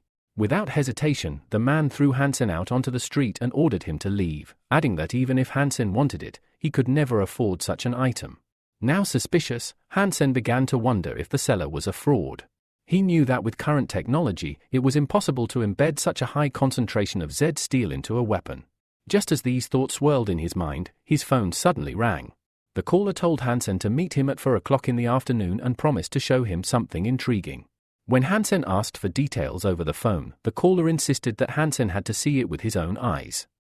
The following day, the young man arrives at his friend's place. Hansen, already intrigued, is eager to understand what's going on. His friend, however, simply asks him to wait a little longer, promising that he will soon witness everything for himself. They step into a room, and to Hansen's surprise, he sees someone unexpected, Mingao, an old friend who had previously disowned him. Although Mingao doesn't acknowledge their past, he greets Hansen cordially and asks how he's doing. Hansen is left confused. Why is Mingao here? And why did he just respectfully refer to him as brother? Then, the young man draws everyone's attention. He announces that he's about to show them the highlight of the day. A radiant energy field suddenly bursts from his hand. It's the unmistakable sign of a monster soul. The energy rapidly condenses and transforms into a formidable combat blade. Hansen watches, genuinely impressed. The sheer power of this beast soul is no small feat. The young man turns to Hansen and tells him that he's named the weapon Snow Tiger. Hansen nods with admiration, admitting that it's a worthy name. Deep inside, though, he can't help but feel a twinge of envy. His friend had become the owner of a powerful soul beast. Next, the young man opens a box resting on the table. Inside is another blade, his old one. Now that he has the Snow Tiger, he no longer has use for it. So, he offers the weapon to Hansen as a gift. Hansen examines the blade closely. It's clearly not some ordinary knife, it's valuable.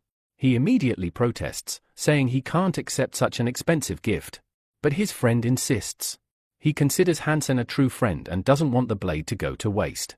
Moved by the gesture, Hansen accepts, silently vowing to one day repay his friend's kindness.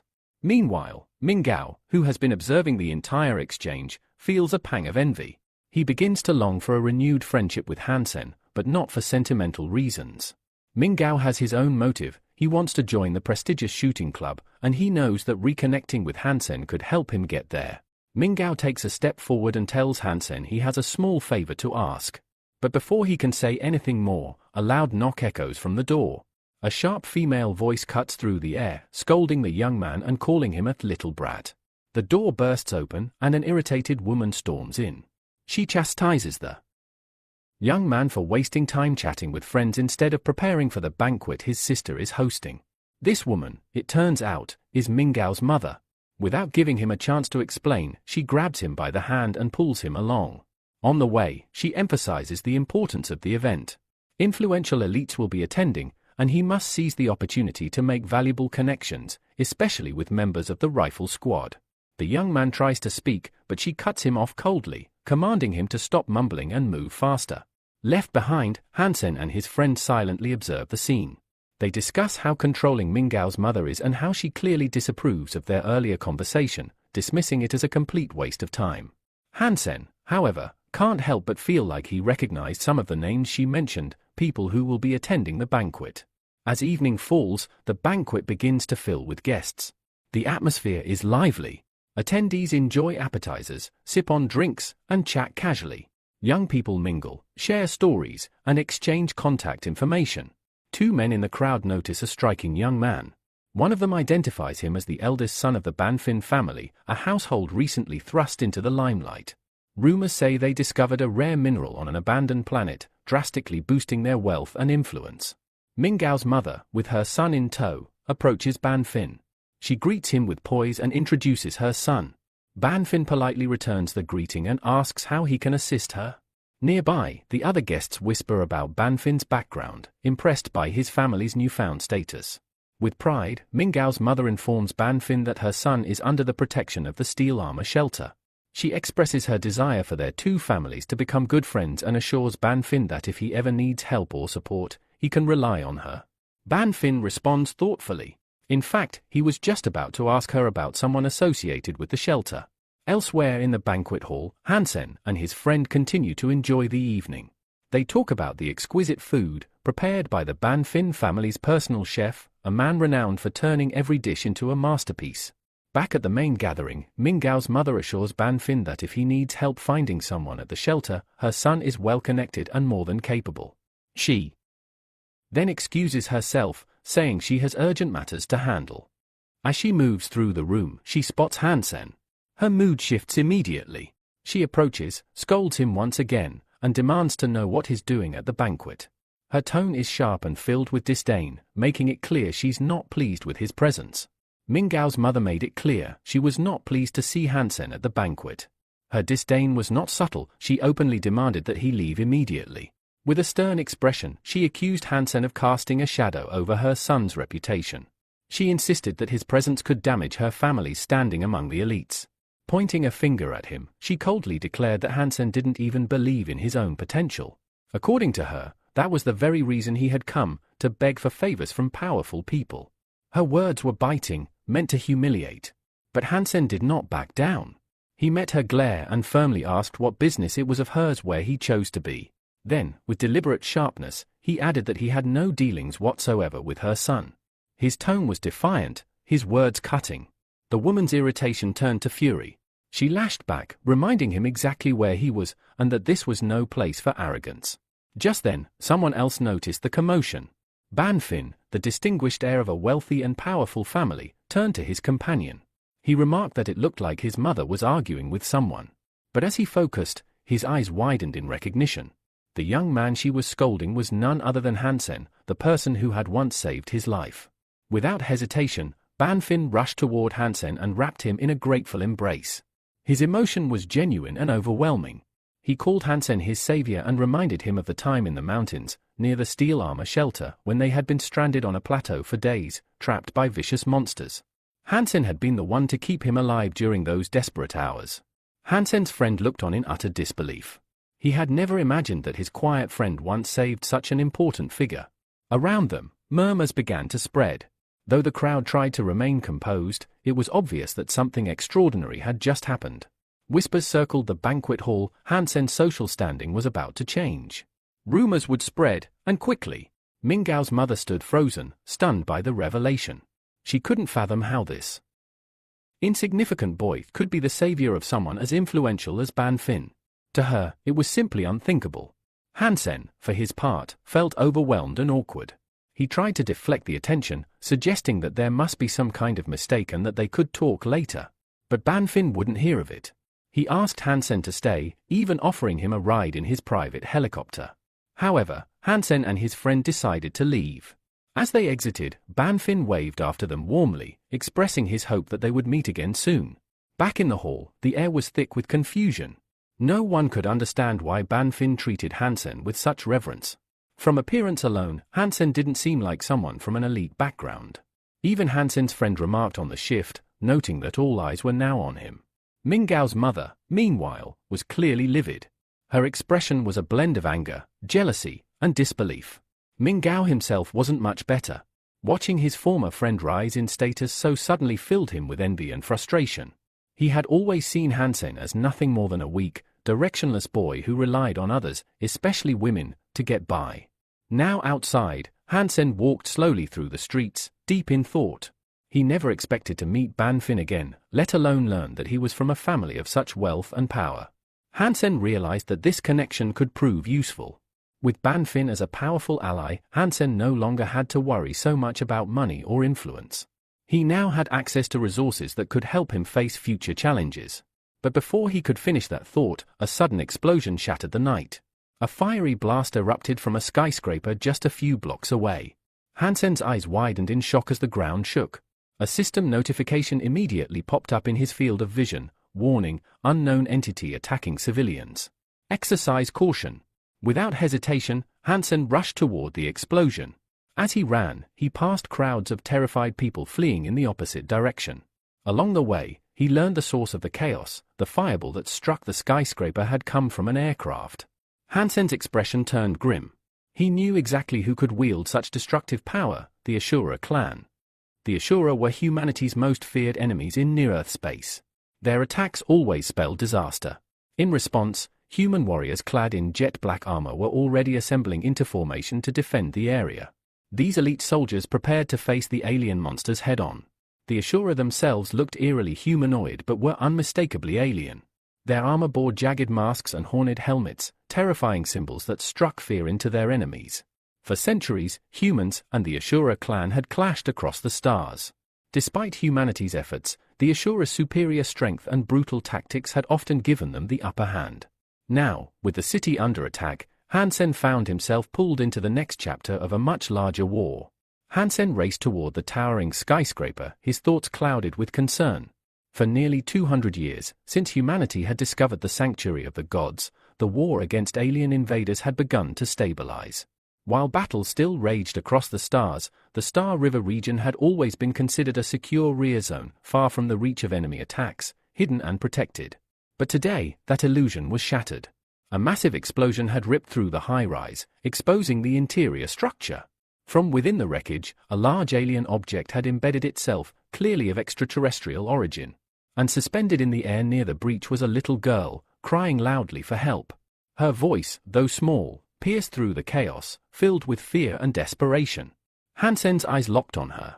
Without hesitation, he shouted for anyone nearby to assist, but the surrounding crowd was too panicked to act. Then, the alien pod hissed open with a metallic screech. Its heavy doors exploded outward, crashing into the surrounding debris. From within the pod stepped an Ashura warrior, a towering creature wielding a massive sword. His eyes glowed with burning red light, casting an eerie glow around him. But what made Hansen's heart sink was the golden horn rising from the alien's helmet. This was no ordinary soldier. This was an Ashura aristocrat, a warrior of noble blood, known for unmatched power and merciless brutality. As the monster turned slowly toward the girl, her terrified cries echoed across the shattered cityscape. With terrifying calm, the Ashura approached her, raising his blade high to strike. Then, a surge of power. From the ruins. Below, a radiant pulse of energy erupted. Hansen had activated his beast soul, initiating a fusion transformation. In seconds, his body changed, becoming that of a majestic centaur, cloaked in shimmering, armored plating. His new form was awe-inspiring, radiating strength and divine power. A nearby news crew, arriving by chance, had just begun broadcasting the chaos. The reporter gasped into the microphone, declaring live to millions of viewers that someone had stepped forward to confront the invader, a being the media now called the God Among Men. The camera zoomed in on the alien warrior, who was moments away from executing the defenseless girl. As his blade descended, Hansen charged at full gallop. In one swift move, he scooped the child into his arms and shielded her with his body. The Ashura's sword slammed down just a second too late. With perfect timing, Hansen raised his armored arm to block the blow. A deafening clang rang out as metal clashed with monstrous force. The blow would have cleaved a normal warrior in two, but Hansen's strength held. The crowd watching the broadcast erupted in shock and awe. The reporter exclaimed that a miracle had just occurred, the god had saved the girl from certain death. Cradling the child protectively, Hansen realized that staying would only put her in further danger. He turned, locking eyes with the furious Ashura, and took off into the city ruins. Though armored, Hansen knew that the enemy's weapon was powerful enough to pierce even his fusion form. Escape was the only option. The Ashura, now roaring with fury, launched after them. He pushed off from the wreckage with such force that the remains of the alien pod cracked beneath him. With terrifying speed, he caught up and lashed out with another devastating sword strike. Hansen accelerated, weaving through the remains of the city, dodging debris and navigating the maze of shattered buildings. Shielding the girl tightly in his arms, he suddenly veered toward a glass tower. Without slowing, he crashed through the side window, sending shards flying. Inside the building, he landed hard and immediately searched for a place to hide. "Don't cry. You're safe now," he whispered gently to the girl, then pointed to a small corner behind a broken desk. "Stay here. Don't move. Don't make a sound." Outside, the reporter adjusted the camera's focus, capturing the ominous figure of the Ashura closing in on the building. The aristocrat's glowing eyes never wavered.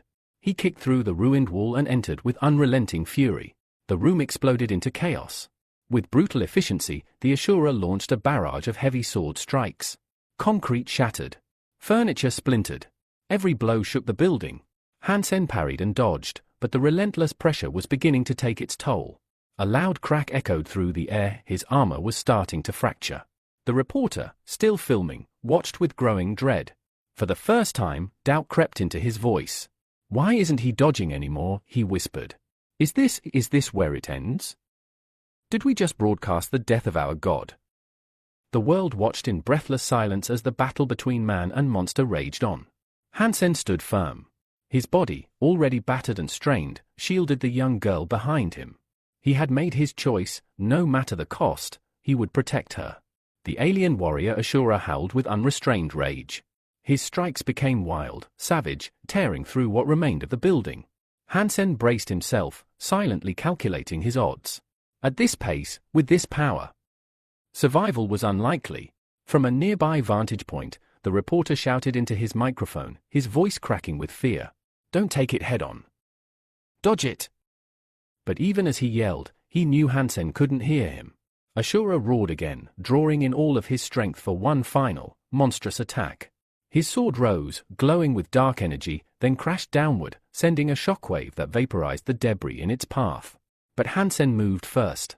With a silent prayer and iron resolve, he lunged low beneath the alien swing. Then, pushing his centaur frame to its limit, he wrapped his arms around the monster and launched himself outward, straight through the wall and into open air. The two of them plummeted. A brilliant energy field erupted around them as they fell, a halo of burning light streaking across the sky. The earth rushed to meet them. And then, impact. The explosion was cataclysmic. Buildings shook. Shockwaves rippled through the city. The landscape itself fractured under the force. Where they landed, a massive crater yawned in the earth, scorched and smoking. The reporter, still filming, raced toward the scene. His heart pounded, not just for the story, but for the terrible possibility that the young man, his god, had perished in the blast. He reached the edge of the crater, dust swirling thick in the air, and aimed his camera. The moment the dust began to settle, the silhouette of the alien warrior came into view, broken and lifeless, sprawled in the center of the blast zone. The reporter gasped. But where was Hansen? He scanned the area desperately, unable to find the human hero. Then he heard something, children screaming, from above. The camera turned sharply toward a shattered skyscraper. There, by a blown-out window, a group of rescued children gathered, wide-eyed and safe. And in that moment, the reporter understood. That's why Hansen never fought back.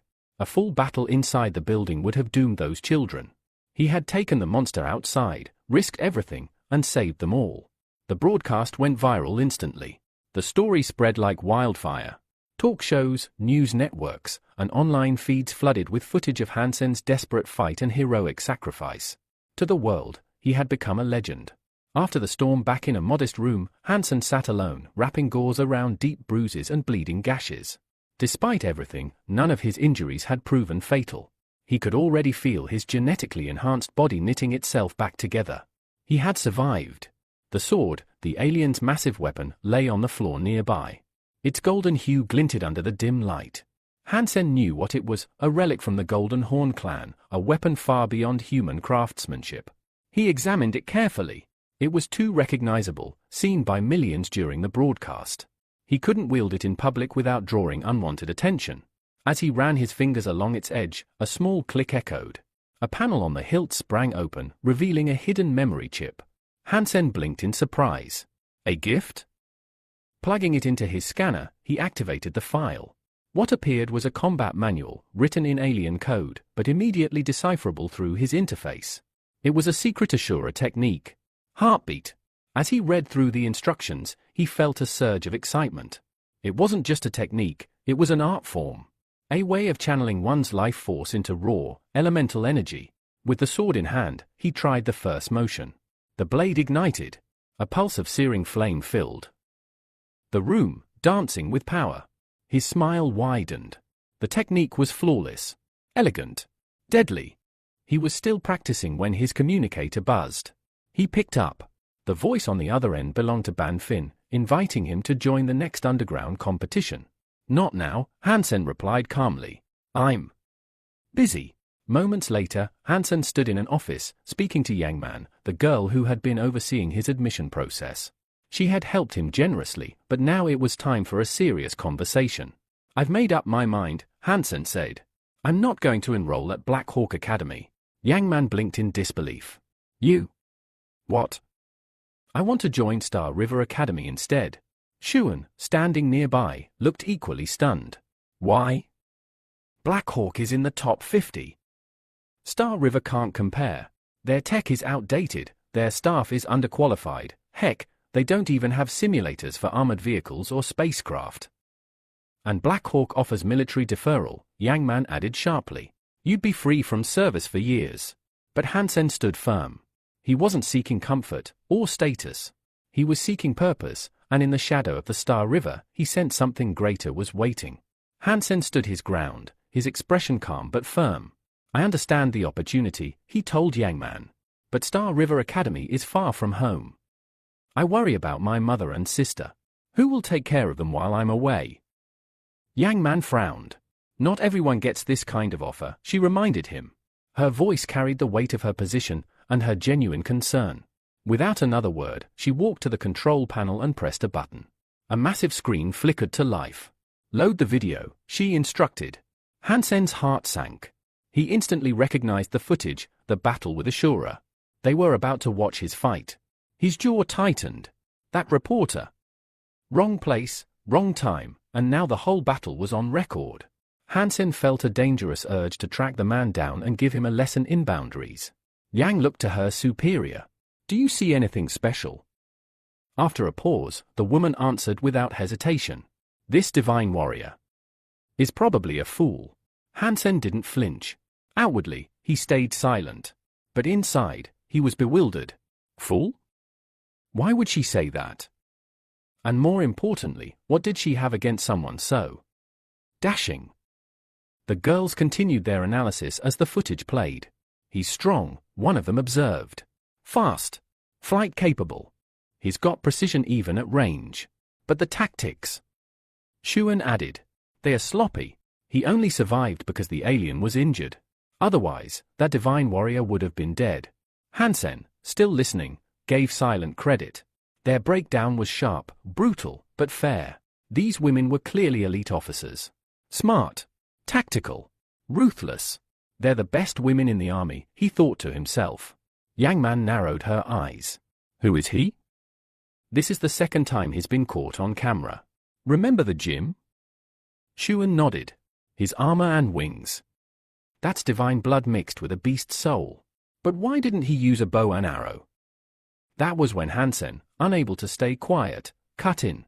Excuse me, he said. But how can you analyze a divine warrior's choices like this? Shounen turned to him, coldly. You're free to go. The comment hit like a slap. She added curtly, think carefully about Black Hawk Academy. Hansen bit back his frustration. They treat me like a punching bag, he thought. I'm not even 20, and I've already been thrown into the jaws of the army.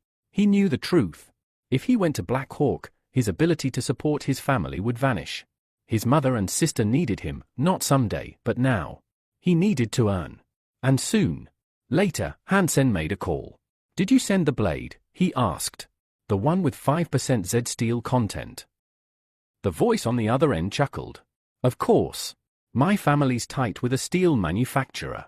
You'll get something better than expected. Want me to come with?" Hansen shook his head. "It'll be dangerous. I can't ask you to take that risk." "I'm not a burden," the friend replied. "I can help. I'll pay well," Hansen promised. "And if I'm lucky, I'll throw in a mutated beast as a bonus." Evening fell. Clad in steel armor and carrying a heavy bag, Hansen quietly left the shelter. His boots sank into the soil of the forest trail as he walked into the wilderness, disappearing beneath the shadows of the trees. 2 days passed. He arrived at the edge of a dense, ominous canyon, the place spoken of in whispers. A dark swamp, said to house a creature he desperately needed. Hansen activated the souls of his beasts, feeling their essence surge through him. "This is it," he thought. The legendary swamp where hunters said an arrow-type soul beast had been seen. A place far more savage than any he'd defaced before. The mutated creatures here were bigger, meaner, deadlier. And that's exactly why he came. "I don't need to wipe them all out," Hansen reminded himself. "Just one. One perfect target." Ripples moved through the water. He crouched, watched, focused. From beneath the murky surface, a snake-like fish slithered. Strange, sinuous, dangerous. Hansen transformed. His armor unfolded around him like a living machine. With a flap of his wings, he took to the air. He drew his bow, narked one of his precious 2 hunting arrows, and pulled back the string. One shot. Don't miss. The arrow tore through the air. The snake creature shrieked as the projectile pierced it cleanly, erupting from its flank. It rose above the water, writhing in agony. System alert. Target killed. King snake. Consume its flesh to obtain 1 to 10 random mutant genes. Hansen grinned. He notched his second arrow and loosed it, another perfect strike. A rare fish thrashed in the water, impaled. He tugged the retrieval line connected to the arrow. The fish fought back hard, dragging him forward. But Hansen held fast. He wasn't going to lose this fight. The more monsters I take down, he thought, the stronger I become. And he intended to become unstoppable. The system's message blinked in front of Hansen's eyes, white heavy checkmark target killed, sawfish. Soul obtained. Another trophy. Another step forward. Throwing his arms skyward, Hansen let out a victorious roar. His voice echoed across the swamp, a triumphant release of pent-up adrenaline and pride. He decaptured yet another monster soul, and the momentum only fueled his hunger, literally. Settling down, Hansen cooked a makeshift stew using the fresh meat of the slain beasts. Each bite fed more than his body, it fed his future. The system buzzed again and again, reporting new mutant genes acquired with every swallow. "This swamp," Hansen muttered between mouthfuls, "is paradise." By his side, his spirit kitten slept peacefully, its tiny body curled against his armor like a symbol of innocence in a brutal world. It had been several days since he entered this cursed place. His tally of mutant genes had climbed to 31. Suddenly, a gleaming battle spear materialized in his grip, surging with energy, a gift from the sawfish soul. But Hansen's smile faded. It wasn't what he needed. "A spear," he muttered. "Not an arrow." He sighed. That's when he heard it, a strange rustling overhead. Instinct kicked in. Hansen stood, tense. In the sky above, a massive bird swooped down fast. Most mutated avians avoided humans, yet this one was diving straight for him. Hansen drew the Ashura sword and braced himself. But instead of an attack, the bird landed. And someone dismounted. A tall, unknown figure stepped forward casually, tossing a bundle at Hansen's feet. "Meet," the stranger announced. "My master wants to trade." Hansen's eyes narrowed. A desperate hunter, he thought. No one entered the dark swamp alone unless they were fearless. Or reckless.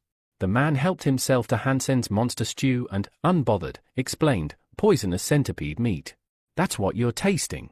As he ate, the system chimed again, divine gene acquired. The stranger smirked and pointed a dagger at Hansen. "Better accept the deal, or you might end up as dinner for my iron-winged bird." Hansen's patience snapped. "I said no," he replied coldly. "Were you not listening?"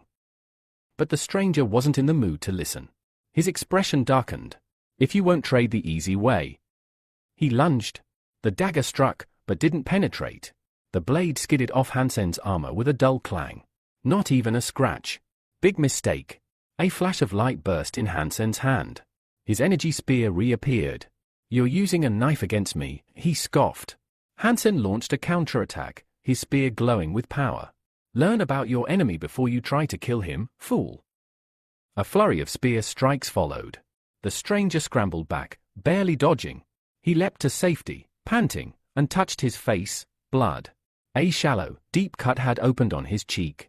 Fear replaced arrogance. The stranger realized he couldn't win.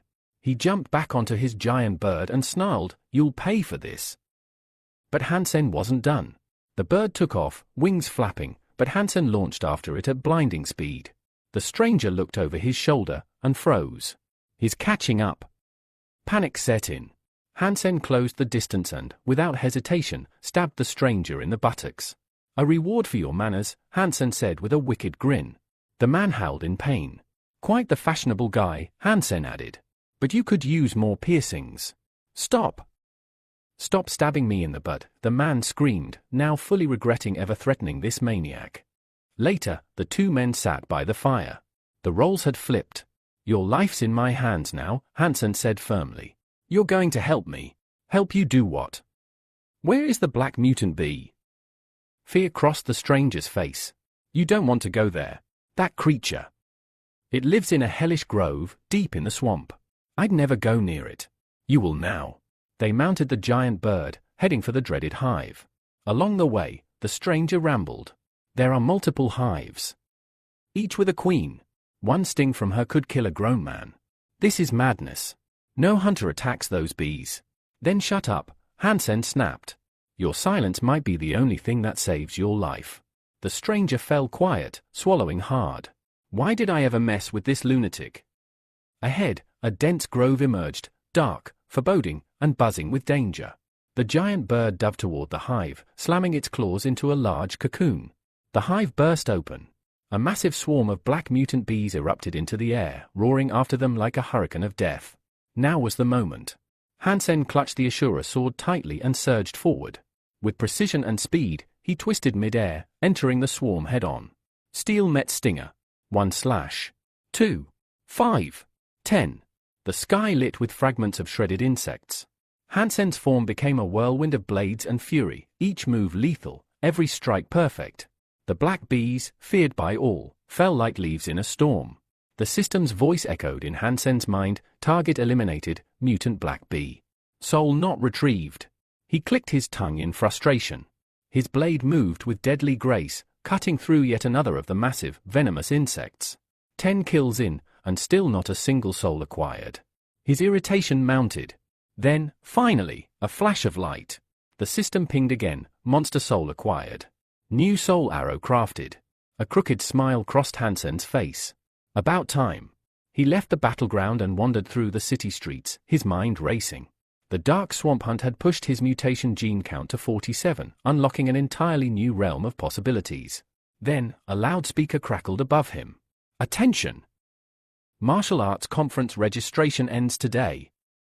His eyes widened. The conference? I completely forgot. What was supposed to be just a few days in the swamp had nearly cost him a life-changing opportunity. This wasn't just a tournament. If he made it into the top 10, he'd be rewarded with random souls of divine blood beasts. Exactly what he needed to evolve. Without wasting a second, Hansen made his way to the martial arts gymnasium, pushing through crowds of contestants. At the front desk, he slammed his hand down on the registration button. A small chip spat out, "No. 9,000. He blinked. There are this many people competing. Inside, the stands overflowed with warriors and spectators. The booming voice of the announcer cut through the roar of the crowd. This year promises to be exceptional. New legends will rise, leaders of the Steel Armor Shelter. Hansen listened carefully as the rules were announced. Each round would consist of 100 fighters battling at once, with only one survivor per group moving forward. He checked his number. His group wasn't fighting today. That gave him time. He looked for a quiet place to watch and observe. But the calm didn't last. As he wandered through a corridor, he suddenly crossed paths with Tien, the son of God. The divine heir looked him over with disdain. "What's your number?" he demanded. "I'm not participating," Hansen replied flatly. Tien's eyes narrowed, his voice dripping with contempt. Coward! Stay out of my sight if you want to live. Before things could escalate, Xuan and her assistant appeared. Her eyes landed on Tien. Are you ready? She asked. You'll be competing soon. Tien gave a smug grin. Victory is inevitable. Come watch, witness greatness. He turned to strut away, confident and arrogant as ever. As soon as he left, Joanne stepped closer to Hansen. Why were you afraid of him? She asked, her voice soft but curious. Hansen remained silent. She stared at him, unblinking. Well. He sighed deeply. The Son of God.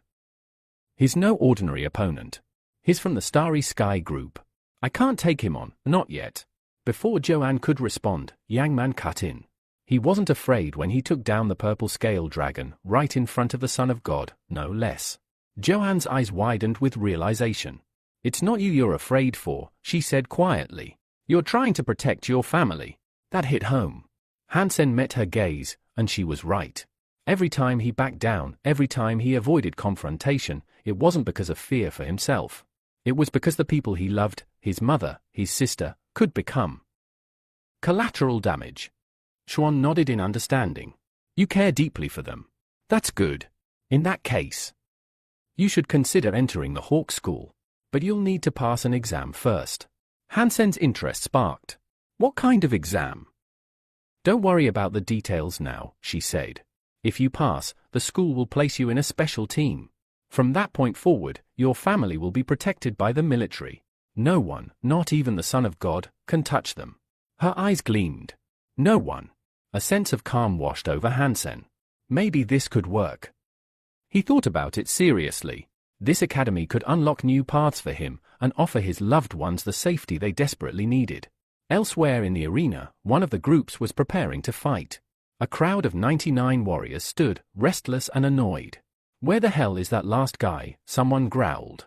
Whoever he is, we're gonna beat the arrogance out of him, said another. Tension rose. Then, footsteps echoed through the corridor. A calm voice followed, apologies for the delay. The warriors turned and went dead silent.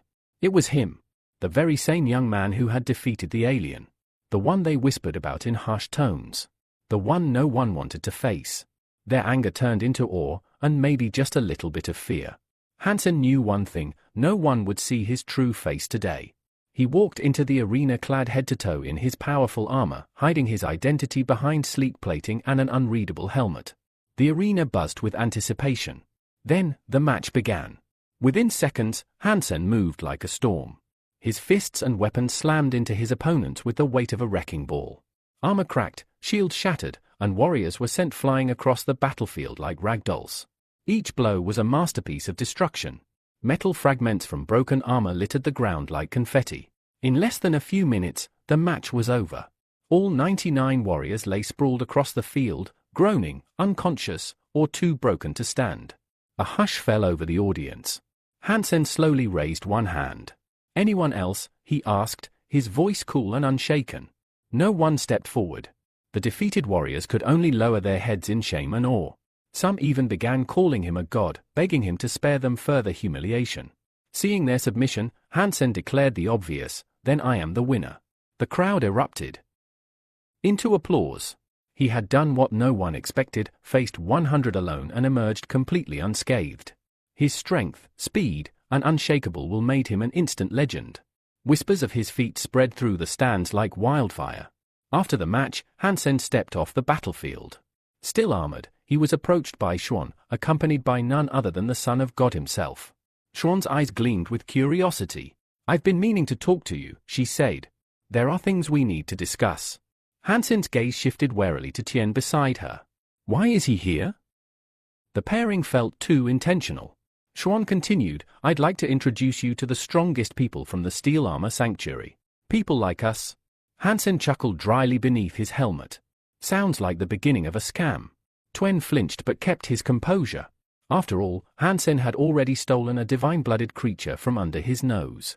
Still, he swallowed his pride and said, it's worth getting to know each other. Our strength makes us valuable allies.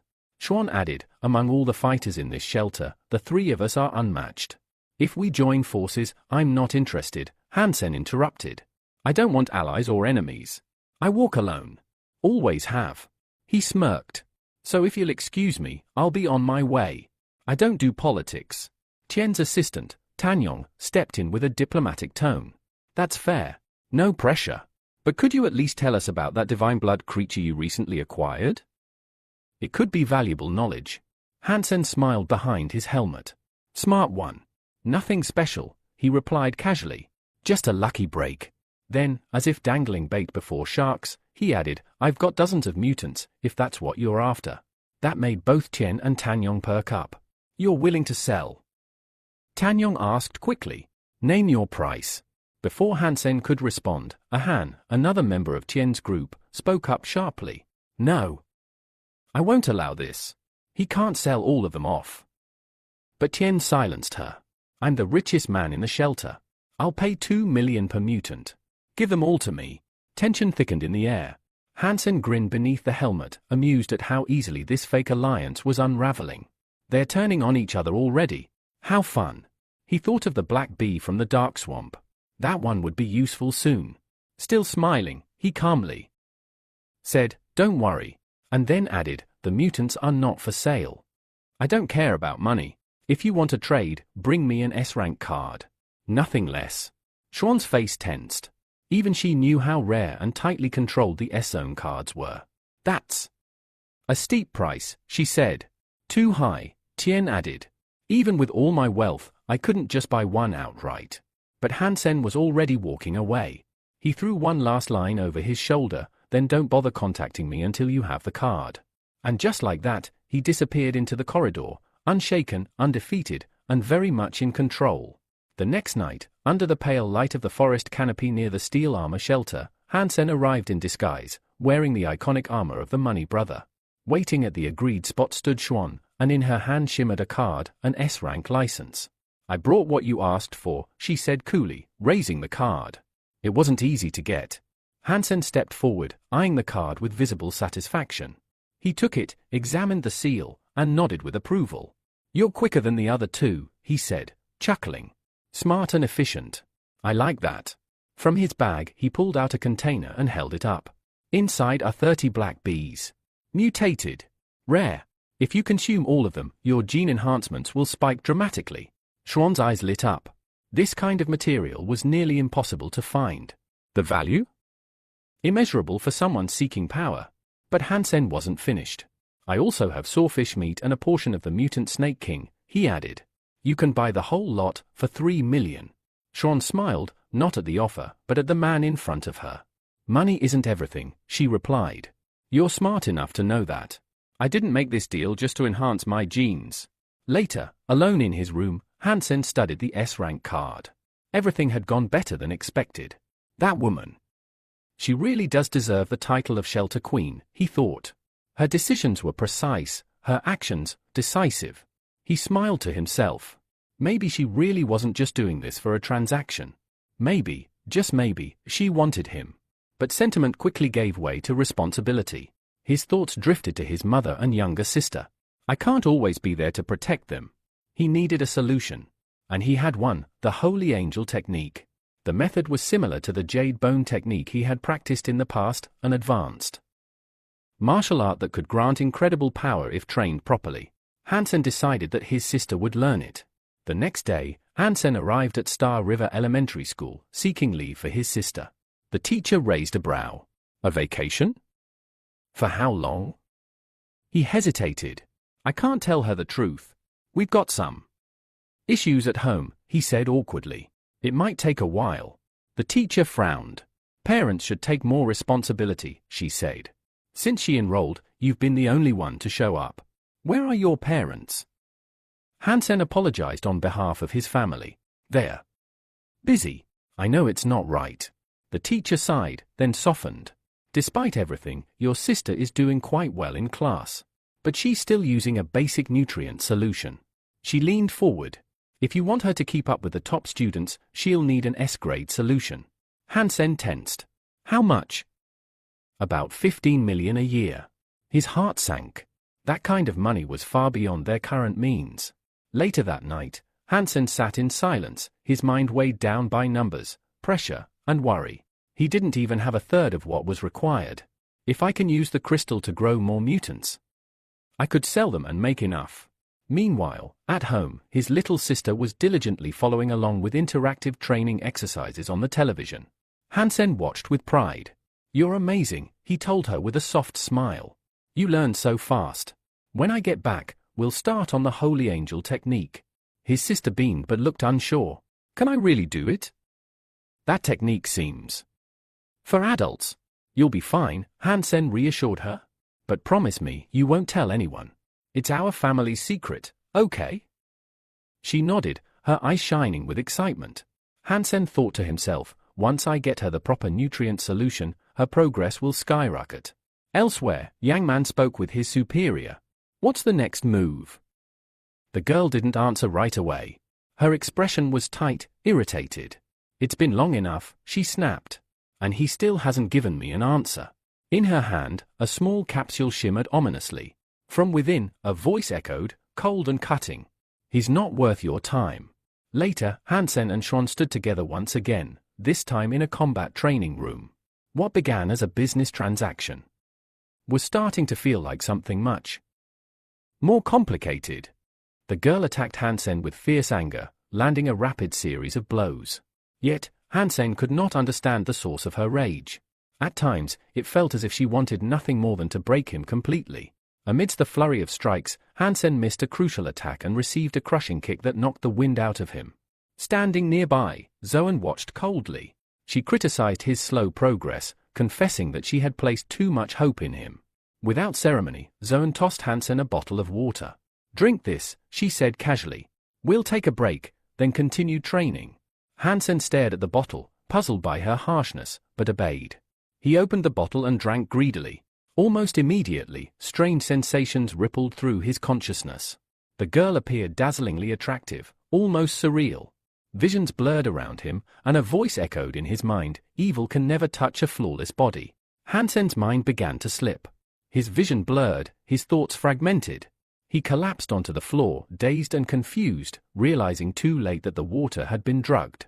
Xuan leaned close, her voice soft and seductive. "Do you think my body is beautiful?" she whispered. Hansen barely registered her words, his mind was clouded, struggling to cling to awareness. Though confused, Hansen sensed her words carried some unspoken permission, an invitation he couldn't fully comprehend but desperately tried to grasp. With great effort, he managed a response. "You have a stunning figure," he stammered, his eyes fixed on her form. He thought to himself that he had never seen anything so full, so tender in his life. Sean's eyes blazed with rage at his words. To her, all men were disgusting creatures, identical in their base desires. She muttered something indistinct to Hansen, he couldn't hear it, but it seemed like permission to touch her. Summoning his last strength, Hansen slowly lifted his hand, struggling to reach her. Then, suddenly, Sean slapped him hard across the face. She declared that Hansen had completely succumbed to the drug's effects, exactly the result she wanted. Leaning over him, Sean's tone shifted, low and probing. "Who is the mysterious man in the golden armor?" "The one they call the Money Brother." Hansen, still groggy, shook his head. "I don't understand what you're talking about," he whispered. Undeterred, Sean pressed on. "Why won't you enroll in Black Hawk Academy?" Hansen struggled to answer but managed, "Black Hawk is too far away. If I go, I can't care for my mother and sister. They matter more to me than any ambition." Sean remembered his words from before and began to believe his sincerity. Then, suddenly, she shifted gears. "What kind of girl lives in your heart right now?" she asked, eyes sharp. Despite his hazy state, Hansen summoned his remaining strength. "Sean is the girl of my dreams," he said quietly, repeating the confession. "She's the most beautiful girl I've ever met." Sean's surprise was unmistakable, she hadn't expected such honesty. Without warning, she struck him hard on the head. Instantly, Hansen's mind cleared. Anger surged within him. "What did you do to me?" he demanded. He confessed that the last thing he remembered was drinking the water she gave him. Sean calmly explained. "We were training hard. You overexerted yourself and passed out. I just woke you up." But inwardly, she was anxious. She sensed the young man was telling the truth, but uncertainty gnawed at her. Hansen thought carefully. She was just a woman, capable of losing control, of doubt. He decided he could use her. He would use her as a shield, get stronger, and when the time was right, show everyone his true power. The following night, Hansen met an old friend near the shelter's edge. He opened a case to reveal a mutant sawfish, the rare prize his friend had requested. "I'll keep this between us," the friend promised solemnly. Suddenly, from nearby bushes, the Son of God and his assistant stepped out, as if they had been watching all along. The Son of God looked at the pair and asked, "What are you doing here?" The friend quickly explained, "This is Hansen, my old friend. I know there's been a misunderstanding between you two." Hansen's old friend reveals that he hopes to end the long-standing feud between them. However, Tanyang, the Son of God's assistant, overhears this and immediately declares his intention to destroy both men, calling them scoundrels. But the Son of God stops Tanyang with a calm hand gesture, signaling him to hold back. He tells his assistant that they must conserve their strength because a far more important battle against a powerful enemy lies ahead. This battle, the Son of God insists, must be their top priority. At that moment, Hansen realizes something crucial. In the second round of the upcoming competition, he will have to face Tanyang himself. This realization fills him with tension and unease. The second day of the martial arts competition arrives, and crowds gather around the hall, buzzing with excitement. Xiao, a confident young man, is in high spirits. He boldly claims that the Money Brother will surely win today's fight. As Xiao takes his seat, he notices a strange man beside him. The man is oddly dressed in many layers, and Xiao wonders if he must be uncomfortably hot. An instructor sitting nearby joins the conversation, suggesting that the Money Brother has wronged the Son of God by depriving him of a being with divine blood. For this reason, the Son of God will stop at nothing to take revenge. Xiao disagrees. He believes the Money Brother is equally powerful, possessing a combination of divine blood and beast souls that will allow him to overcome Tanyang. The instructor proposes a bet. If the Money Brother fails to last at least 1 minute in the fight, Xiao must hand over his mutant beast, Nightwolf. Xiao hesitates. Nightwolf is not just a fighter, it is a companion he has grown deeply attached to. Losing it would be painful. Nearby, Yang Man listens with disdain. To her, men are boring and reckless, risking precious things over meaningless competitions. A loud gong signals the start of the fight. Suddenly, the stranger sitting beside Xiao leaps to his feet. It is revealed to everyone that this man is none other than Hansen himself, dressed in his iconic battle armor and known as the Money Brother. Yang Man is stunned. She hadn't even noticed such a powerful warrior so close to her. Xiao cheers loudly, declaring Hansen his idol and begging him to defeat his opponent within 1 minute to win the bet and save Nightwolf. On the other side, Tanyang snarls, calling Hansen a vile dog, and vowing to watch him suffer and die. Confident and ready, Hansen steps into the arena. He knows he is in peak physical condition and possesses 3 divine-level beast souls and 4 mutated genes. His confidence is unwavering. The host announces the start of the fight. Tanyang immediately begins a fusion ritual, summoning the soul of his monstrous beast. A blinding aura explodes around him. The energy coalesces into a towering multimeter gorilla, roaring ferociously. Its body is sheathed in gleaming metal armor, and it wields a massive club, adding to its terrifying presence. The instructor watching the fight declares that this is Tanyang's strongest spirit beast and is certain he will win the bet. Xiao's anxiety reaches a peak. He clutches his head, silently praying that the Money Brother can endure at least 1 minute. He cannot bear to lose Nightwolf. From the VIP balcony, the Son of God watches intently, his eyes cold and calculating. He believes he spent his money wisely, acquiring 1 divine beast soul and 2 mutant souls to guarantee victory. His greatest regret is not being able to kill Hansen himself, but he takes comfort knowing his deputy, Tanyang, will avenge him.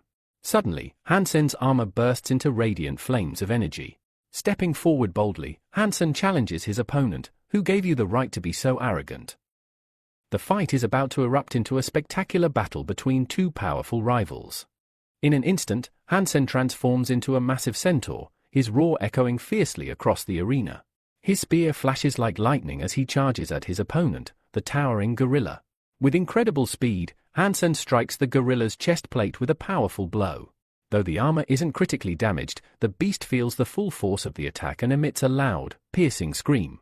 The gorilla retaliates swiftly. Its massive right hand smashes into Hansen, knocking the spear from his grasp. For a moment, Hansen's confidence falters as he stands unarmed. The instructor nearby cheers loudly, thrilled by the hit. The Son of God watches with anticipation, quietly ordering his deputy to destroy Hansen. The gorilla roars deafeningly, its body crackling with destructive energy, sending waves of force through the arena. The ground trembles beneath its charge. But Hansen doesn't back down. He pulls out the legendary Ashura sword and lunges at his opponent with astonishing speed and strength. A blinding flash of energy erupts, overwhelming everyone's vision. The gorilla spirit beast screams in agony. It cannot block the devastating strike and suffers critical damage. Staggering, the massive beast collapses to the ground with a thunderous crash. The crowd, stunned by the sudden outcome, falls into a heavy silence. No one can comprehend how the fight ended so quickly. The instructor is speechless, muttering in disbelief that his fighter has lost. Yang watches in awe, struggling to grasp how Hansen's skill allowed him to defeat such a powerful foe with a single strike. Xiao, initially shocked, soon erupts in joyous cheers, declaring that a new record has been set. The fight lasted only 9 seconds. Qinsuan, the son of God's furious master, can hardly accept the defeat of his sacred beast. He angrily berates his assistant, calling him useless and demanding the fight continue. But the sacred beast's soul is critically damaged, and its body lies motionless, fading away. The transformation reverses, and only Tanyang, the assistant of the Son of God, remains in the arena, vulnerable. Still in his centaur form, Hansen gallops triumphantly around the arena, basking in the cheers of the massive crowd. The spectators hail him as the god of war. Hansen's gaze shifts to the VIP stand where the Son of God sits, seething with rage. The Son of God lashes out with insults and solemnly vows that Hansen's victory will not go unpunished. He will make him beg for death someday. Proud and confident, Hansen mounts his new beast of burden, the prize he won in the bet, and invites the crowd to admire the magnificent creature. Despite the cheers and glory, Hansen can't help but feel a twinge of melancholy. He wonders why the glory often goes to others, though he knows he is the true winner. He notes to himself that he still doesn't have his own pack animal. Suddenly, Xiao approaches him and informs Hansen that Captain Yang urgently wants to see him. Puzzled, since he hasn't broken any rules, Hansen wonders why she would summon him. Xiao notices Hansen's downcast mood and tries to cheer him up, offering a ride on his new mount.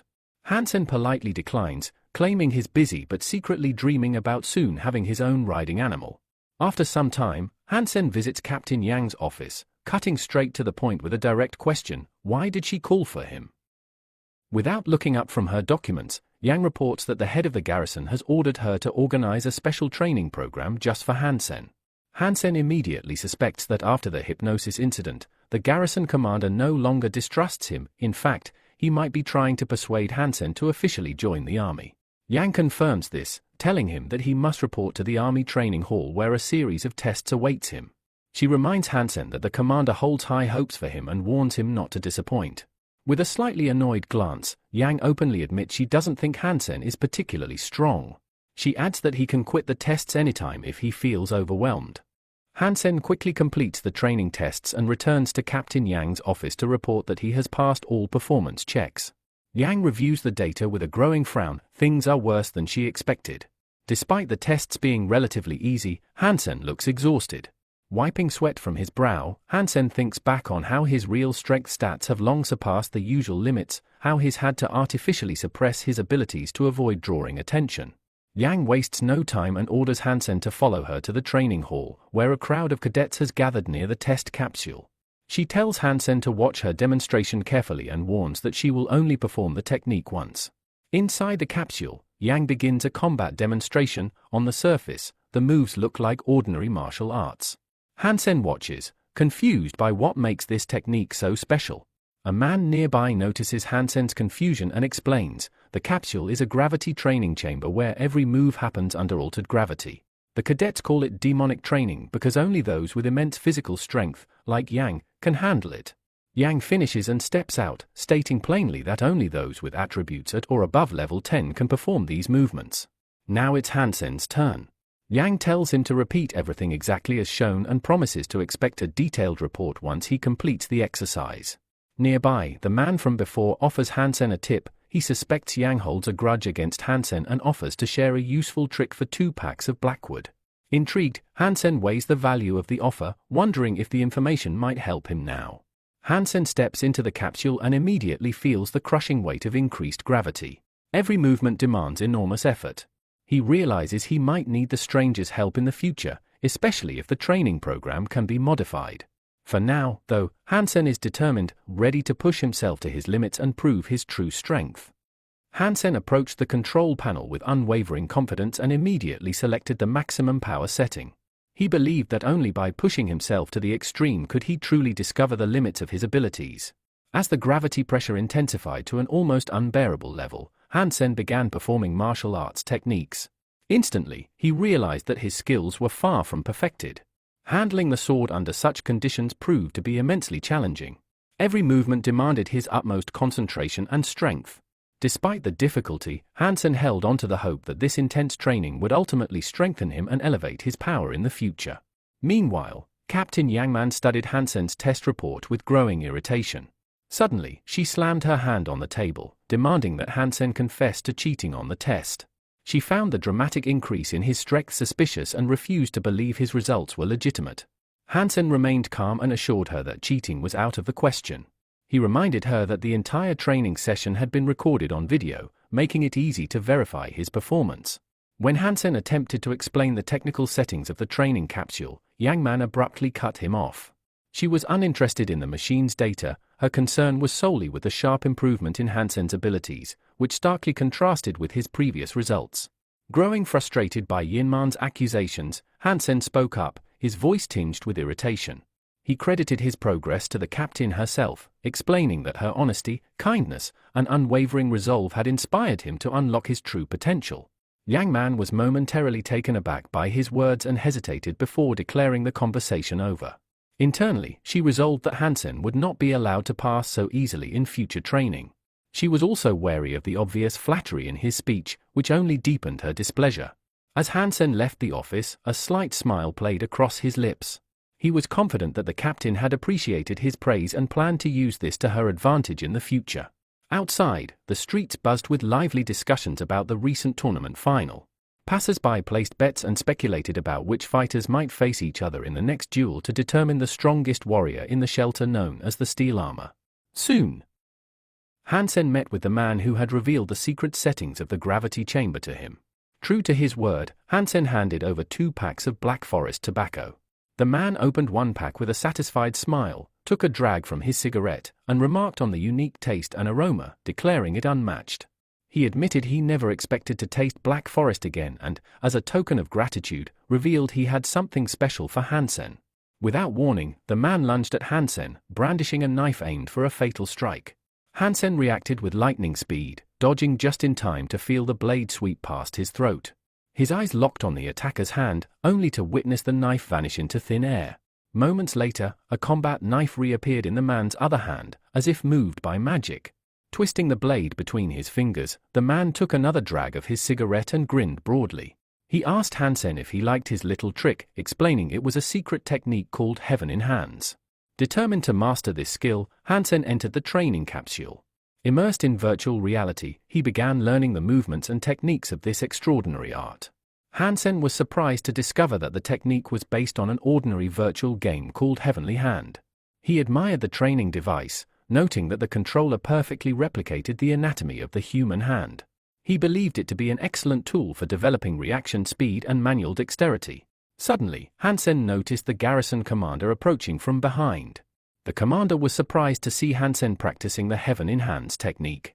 However, she quickly lost interest, believing Hansen had started too late to make any significant progress. The technique contained 10 levels of increasing difficulty, and she doubted he could achieve meaningful results. Meanwhile, the long-awaited day of the final fights was drawing near, where the best fighters of the Steel Armor shelter would be determined. The Son of God and his men eagerly discussed the contenders, speculating who would make it into the top 10. Filled with anger, Qinwan hoped the Money Brother, Hansen's known moniker, would lose in one of the matches so that he could find a way to destroy him. The next match is announced, and the crowd stirs with anticipation. The opponents are revealed, the garrison commander herself, and Hansen, the man widely known as the Money Brother. Cheers erupt as Hansen raises his hand to greet his fans. With a confident smile, he promises not to disappoint them, sincerely thanking everyone for their support.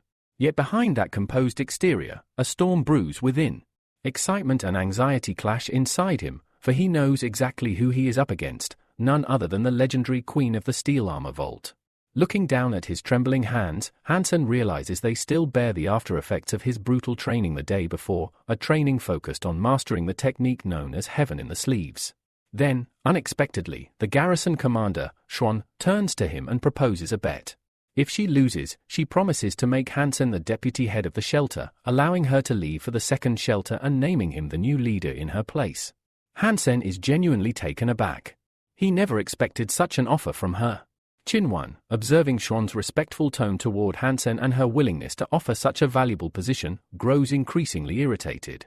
On the other hand, Xiao, ever loyal to the money brother, hopes Hansen will accept the offer.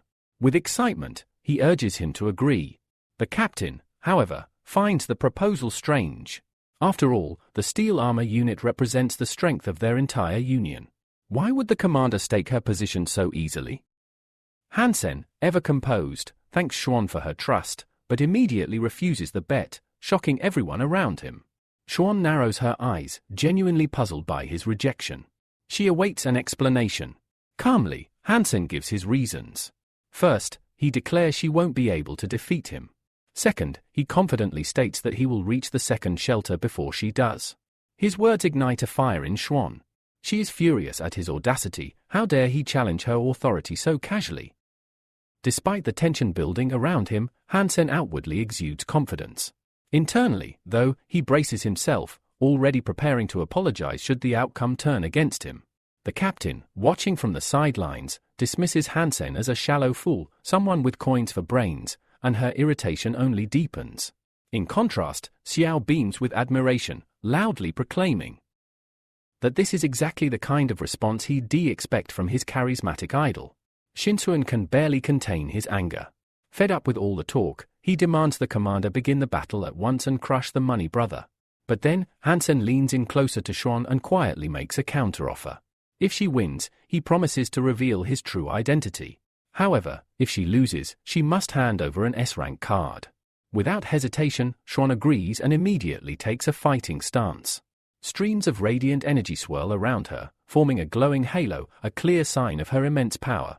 Hansen instantly notices the weapon in her hand, the sacred poison butterfly knife.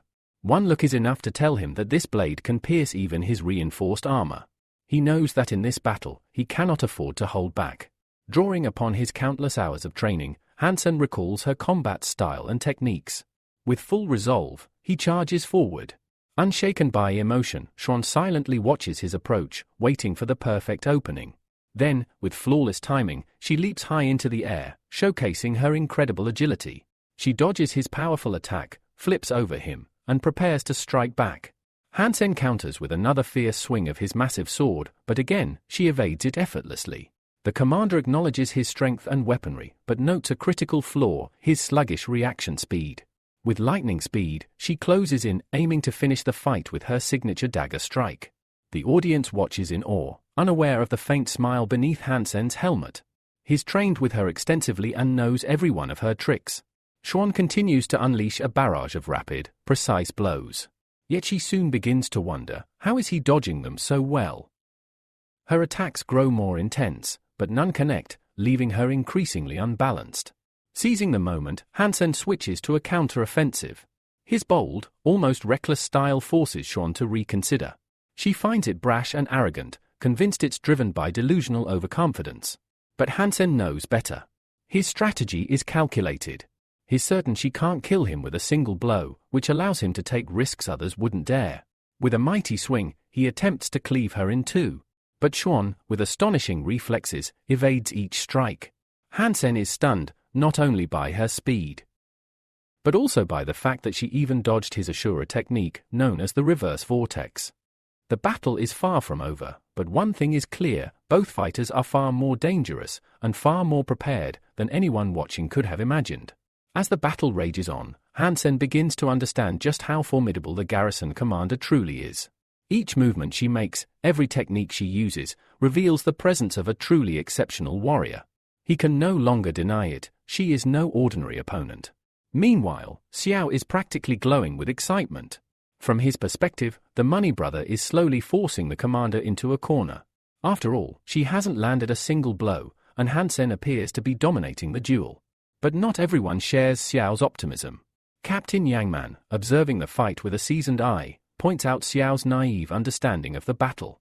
She explains that the garrison commander is not being pushed back, she is strategically evading, employing a powerful technique known as atomic fission. Xiao is stunned. He had no idea the commander was intentionally conserving her strength. It becomes clear to him that she is waiting for her opponent to exhaust himself, to reach a moment of weakness. Only then will she strike. The atomic fission technique is no ordinary skill. It is a hypergenetic art that manipulates the body's smallest particles, enhancing them and turning the user's body into a nearly flawless weapon. With this technique, Xuan's strength is amplified many times over. Fatigue no longer touches her, and her will is steeled with one goal, to earn her place among the top 10 chosen warriors of the steel armor shelter. Qinhuan watches in awe as the commander moves with precision and patience. In his mind, Hansen's defeat is no longer a possibility, it is a certainty. But his thoughts are interrupted by a voice nearby, calm, confident, and composed. A man standing next to him declares that the outcome will be quite the opposite. Qinhuan turns and is startled to see none other than Lord Yuan. Quickly, the Divine Son offers his respects and apologizes for not recognizing him sooner. Trying to maintain his pride, Qinhuan objects to Yuan's claim, suggesting that the Lord is still too young to grasp the full intricacies of combat. But Yuan answers without hesitation. He admits that he may not understand every nuance of martial arts, but he knows one thing for certain: the Money Brother has already shaken the Divine Son's reputation to its core. Qinhuan grits his teeth, struggling to remain composed, but his anger boils beneath the surface. Yuan continues, calmly asserting that Hansen's actions have already become the stuff of legend within the steel armor shelter, and today's duel will only further solidify his legend. Back on the battlefield, Xuan begins to sense something is off. Despite activating the atomic fission technique, she hasn't managed to turn the tide.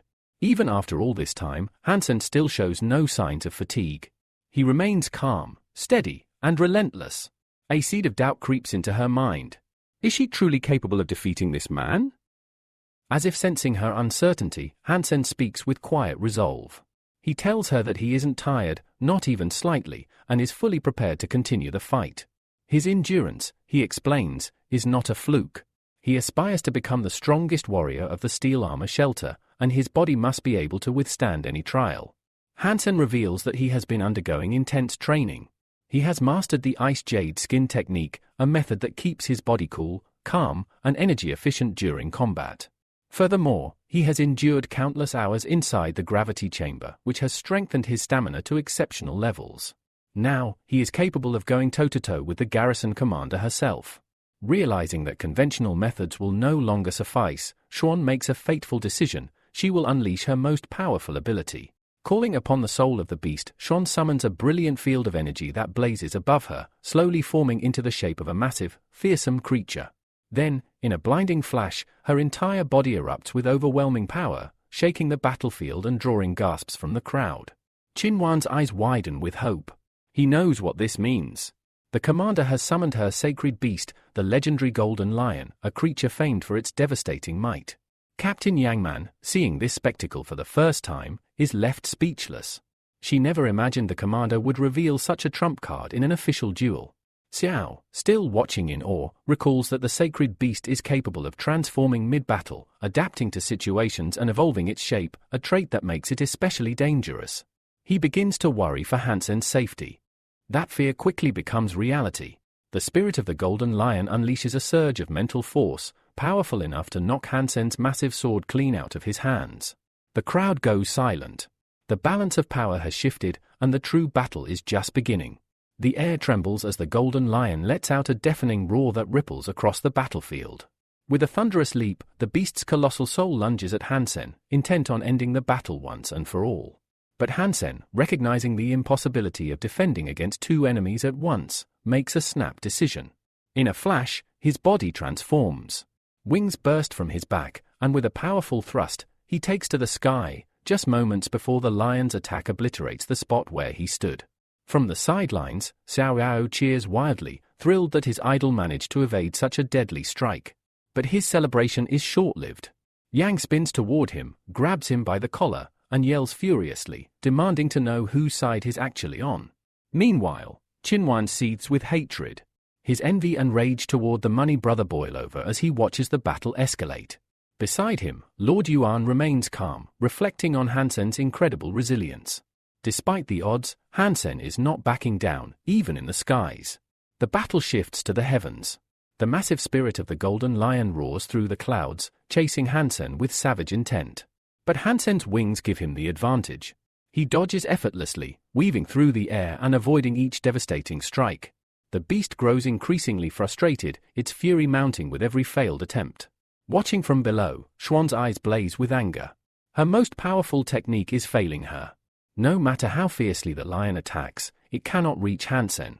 To her, it feels like mockery. Enraged, she shouts at Hansen, demanding that he descend and fight her properly, like a man. But Hansen remains composed. He replies coolly, telling her that he won't fall for emotional provocations. For him, victory is all that matters, no matter how it's achieved. Then, with a hint of sarcasm, he asks what she would do if other contenders in the tournament of the gods could fly. Would she chase them across the sky too, yelling at them to come down? His logic stings. From the crowd, Lord Yuan nods in agreement. No warrior should expect their enemy to fight by their rules, he remarks. Then, with quiet confidence, he turns and walks away, declaring that the fight's result is already decided. Qinwan trembles with rage, calling Yuan a shameless, arrogant rich kid. But he can no longer deny it, the tide has turned. Up in the air, Xuan slowly comes to a painful realization. She can't reach him, and even if she could, she's no longer certain she can defeat him. Resolved, she releases a bright flare of energy around her and announces her surrender. Gasps echo throughout the stadium. No one expected the garrison commander to admit defeat, not like this. Hansen himself is stunned. He was prepared to win through combat, not concession. Still processing her words, he raises his hands in silent victory. Moments later, the competition's host confirms it. The champion of the tournament is none other than Money Brother. Cao Yao explodes with joy, whistling and celebrating. His idol has done it, and in just 10 days, Hansen will represent the steel armor shelter in the legendary tournament of the gods. As the arena begins to empty, Xuan approaches Hansen. Quietly, she tells him that if he intends to claim an S-rank card, he must visit the steel armor squad office. Then she walks away, still burdened by her unexpected defeat. The crowd gathers around the giant ranking screen. Hansen looks up and sees his nickname now sitting at the top, number 1 among the elite warriors. He knows Xuan is likely still frustrated about the outcome. The idea of visiting her as the money brother carries obvious risk. But for now, Hansen decides to set that aside. The only thing that matters now is preparation. The tournament of the gods is approaching fast. Later, Hansen watches quietly as his friend trains in the archery hall.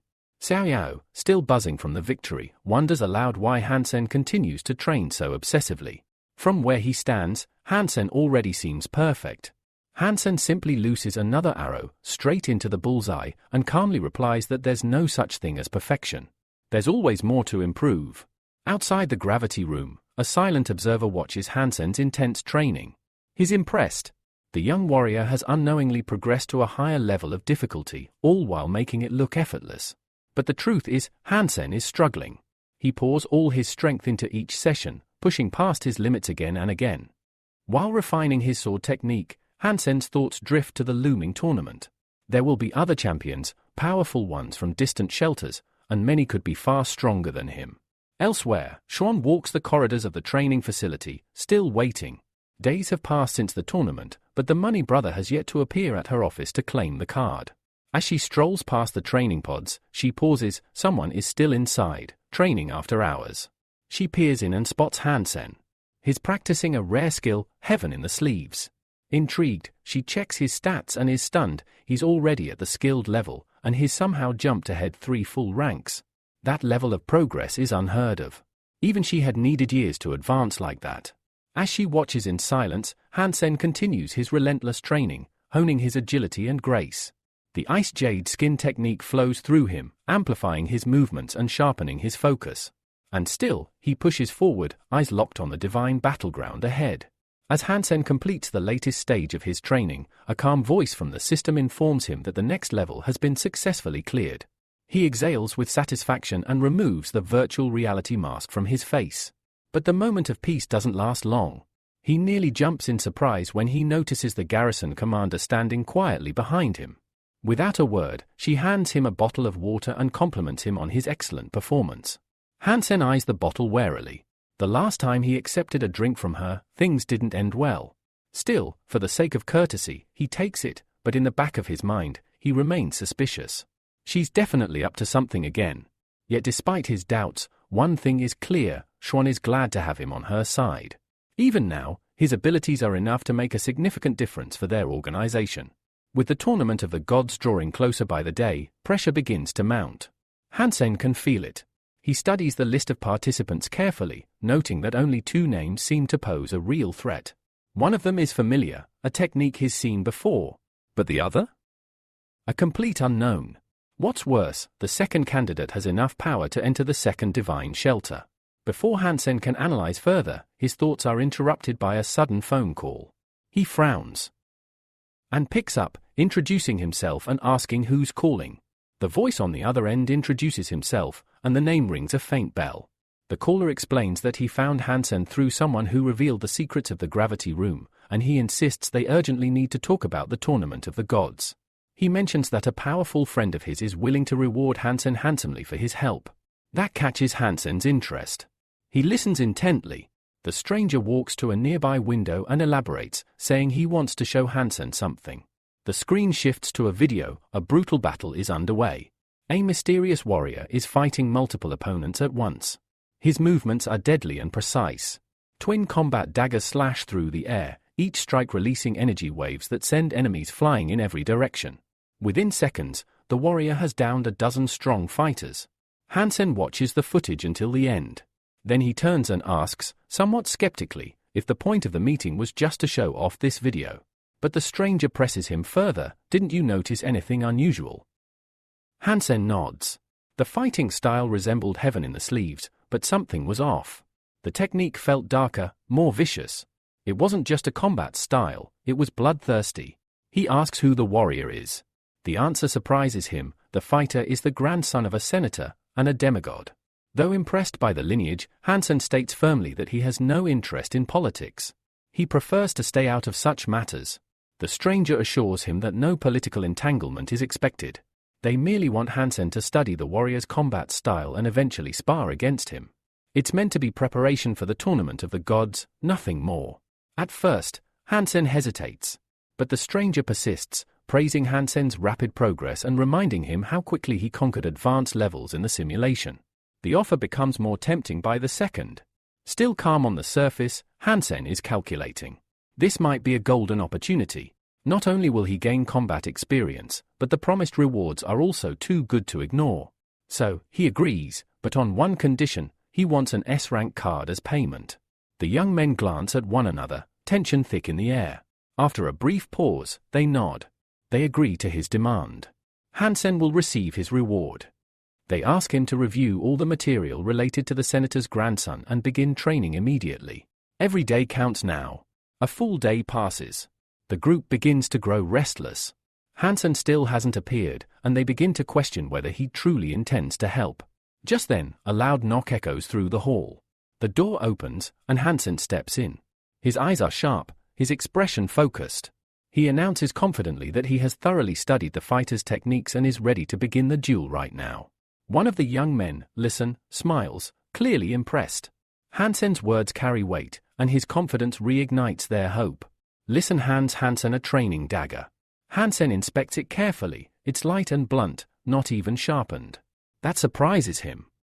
Chuckles softly and explains that while they trust Hansen's skills, caution in training is never a bad thing. Safety must always come first. And with that, the stage is set. Hansen is ready to face the bloodthirsty style of a demigod, not in the arena yet, but in preparation for the divine war to come. The young men exchange glances and scoff, adding that whether the dagger is sharpened or not makes no difference to them. After all, they don't believe Hansen poses any real threat. That assumption hits a nerve. Hansen's eyes narrow. With a sharp tone, he warns them not to underestimate him. He's not here to play nice, he's here to prove a point. And with that, he suddenly launches into a rapid assault that leaves his opponent stunned, frozen in confusion. Charging forward with precision, Hansen uses the heaven in the sleeve technique, moving fluidly and without hesitation. Your enemies won't wait for a signal before attacking, he states coldly, striking fear into his training partner. The young man watches closely, only for his eyes to widen in disbelief. The training dagger in Hansen's hand has disappeared. In one seamless motion, Hansen performs a complex sleight of hand, and the weapon reappears in his other hand. Before the young man can react, Hansen strikes with speed. Though the blow is narrowly dodged, the blade still grazes the opponent's face, leaving a shallow yet visible mark. Listen, observing from the sidelines, exhales in relief. Good thing we gave him a blunt dagger, he mutters. Any sharper and this would have gone very differently. The spar intensifies. The clash continues in a blur of movement, the two exchanging rapid blows. Hansen dodges expertly, weaving through a barrage of attacks. But then, a heavy strike lands squarely, sending Hansen flying backward. He crashes to the ground, the pain pulsing through him. It hits him then, he had underestimated his opponent. This young man wasn't just skilled, he was strong, far stronger than Hansen had anticipated. His opponent smirks, stepping forward. Don't get ahead of yourself, he sneers. You're not ready to celebrate just yet. Hansen rises slowly, brushing off the dust. He's right, Hansen thinks. In terms of brute strength, I'm definitely at a disadvantage. But power isn't everything. Hansen still has cards left to play, tricks they haven't seen. Without hesitation, he bursts forward again, closing the distance with dazzling speed. His movement is sharp, refined, but his opponent, possessing quick reflexes, anticipates the attack. Hansen's strike veers just slightly off target. The opponent wastes no time. He raises his arm and prepares a powerful counterattack, mocking Hansen as he does. You're still not on my level. But Hansen isn't done.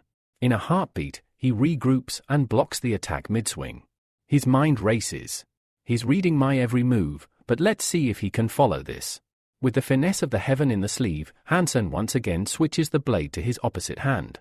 And this time, using his now free right hand, he snatches the opponent's wrist in a tight grip. Before his opponent can react, Hansen moves to finish the maneuver. With precision, he brings the blade toward the other's throat, fast, direct, and unavoidable. The opponent freezes, stunned. In one instant, Hansen had completely reversed the situation. From the sidelines, Lisitson bursts into applause, thoroughly impressed. Remarkable! His technique, it might even surpass the senator's grandson.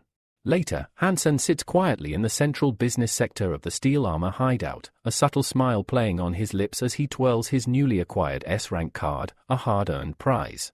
He replays the fight in his mind, analyzing every moment, every movement.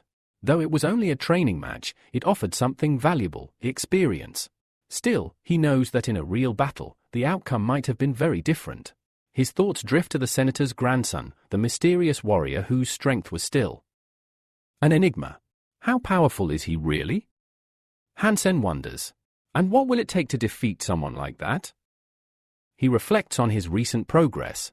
Through repeated viewings of the footage and relentless practice of heaven in the sleeve, Hansen has significantly refined his technique. He's even identified subtle blind spots in his opponent's moves, cracks in an otherwise flawless style. But one thing remains clear, his own movement still isn't perfect. To bridge that gap, Hansen sets his sights on a new goal, to use the S-card to unlock the art of the hypergenome, leg movement.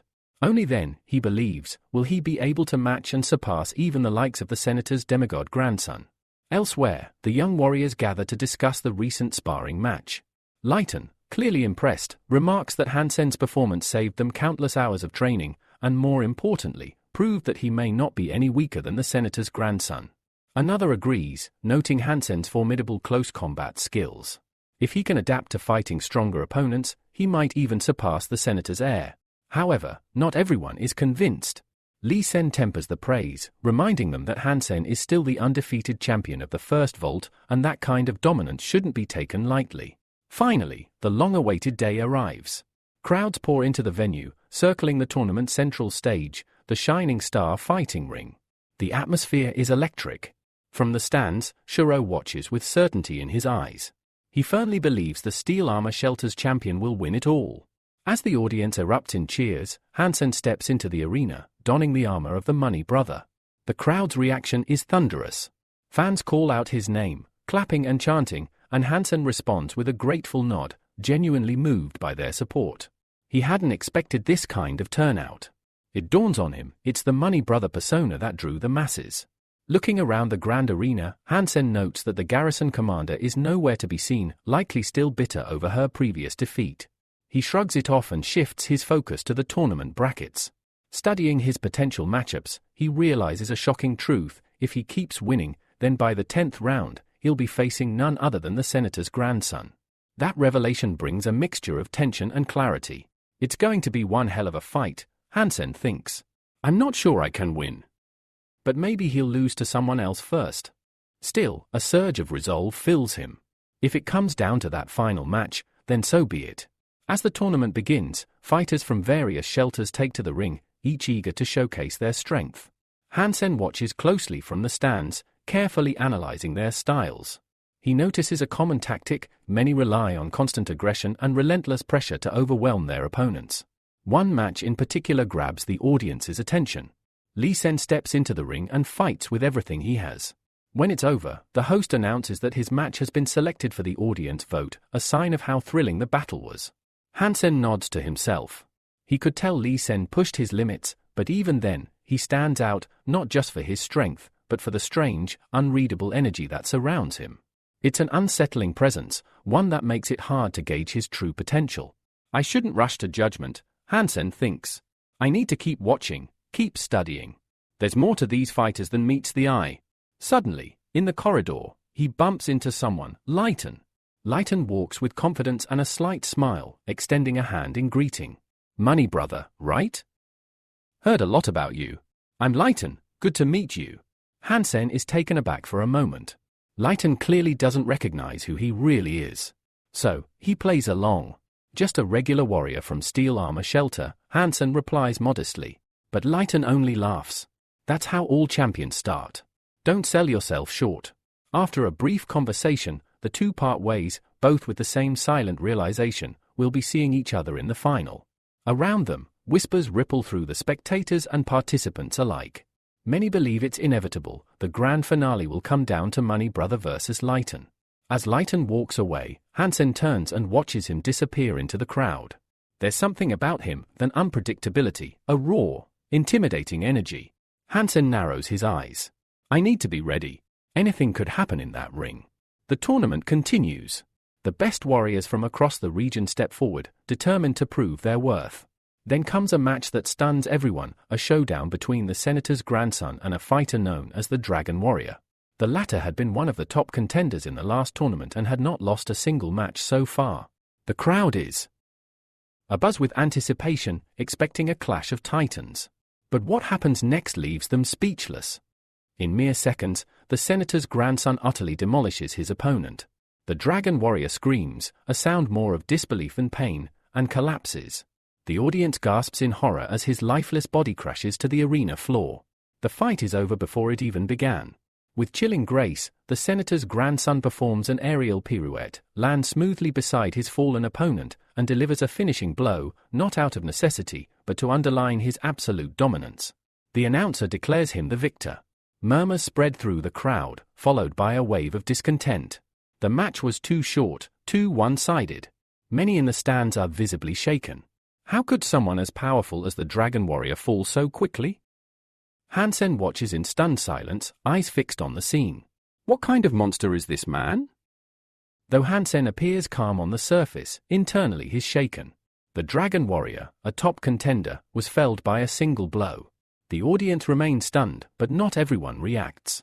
Lee Sen continues to calmly read his book, seemingly unbothered by the chaos around him.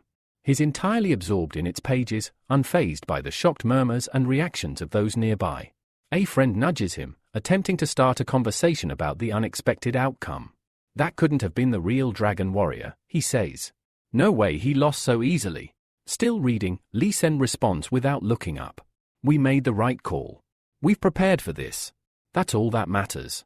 He places his faith in the strategy they've carefully developed for confronting the senator's grandson.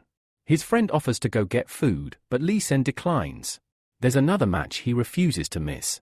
In the arena, a new fighter draws attention, a renowned archer, famed for his unique bow and pinpoint accuracy. The crowd shifts, intrigued by his entrance. His opponent? Hansen. The battle begins, and it quickly becomes clear that this archer is no ordinary foe. Hansen struggles to defend himself, constantly forced to deflect a barrage of deadly arrows. Each shot pushes him closer to exhaustion. There are no weak opponents in this tournament, he realizes. Each one is powerful in their own way.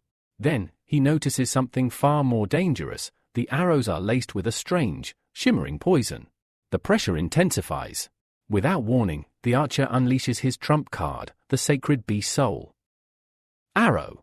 Unlike the normal volleys, these arrows possess a mind of their own, homing in on Hansen as they twist and circle midair. Dodging them is a grueling effort. One arrow passes within centimeters of his face. His stamina is draining fast.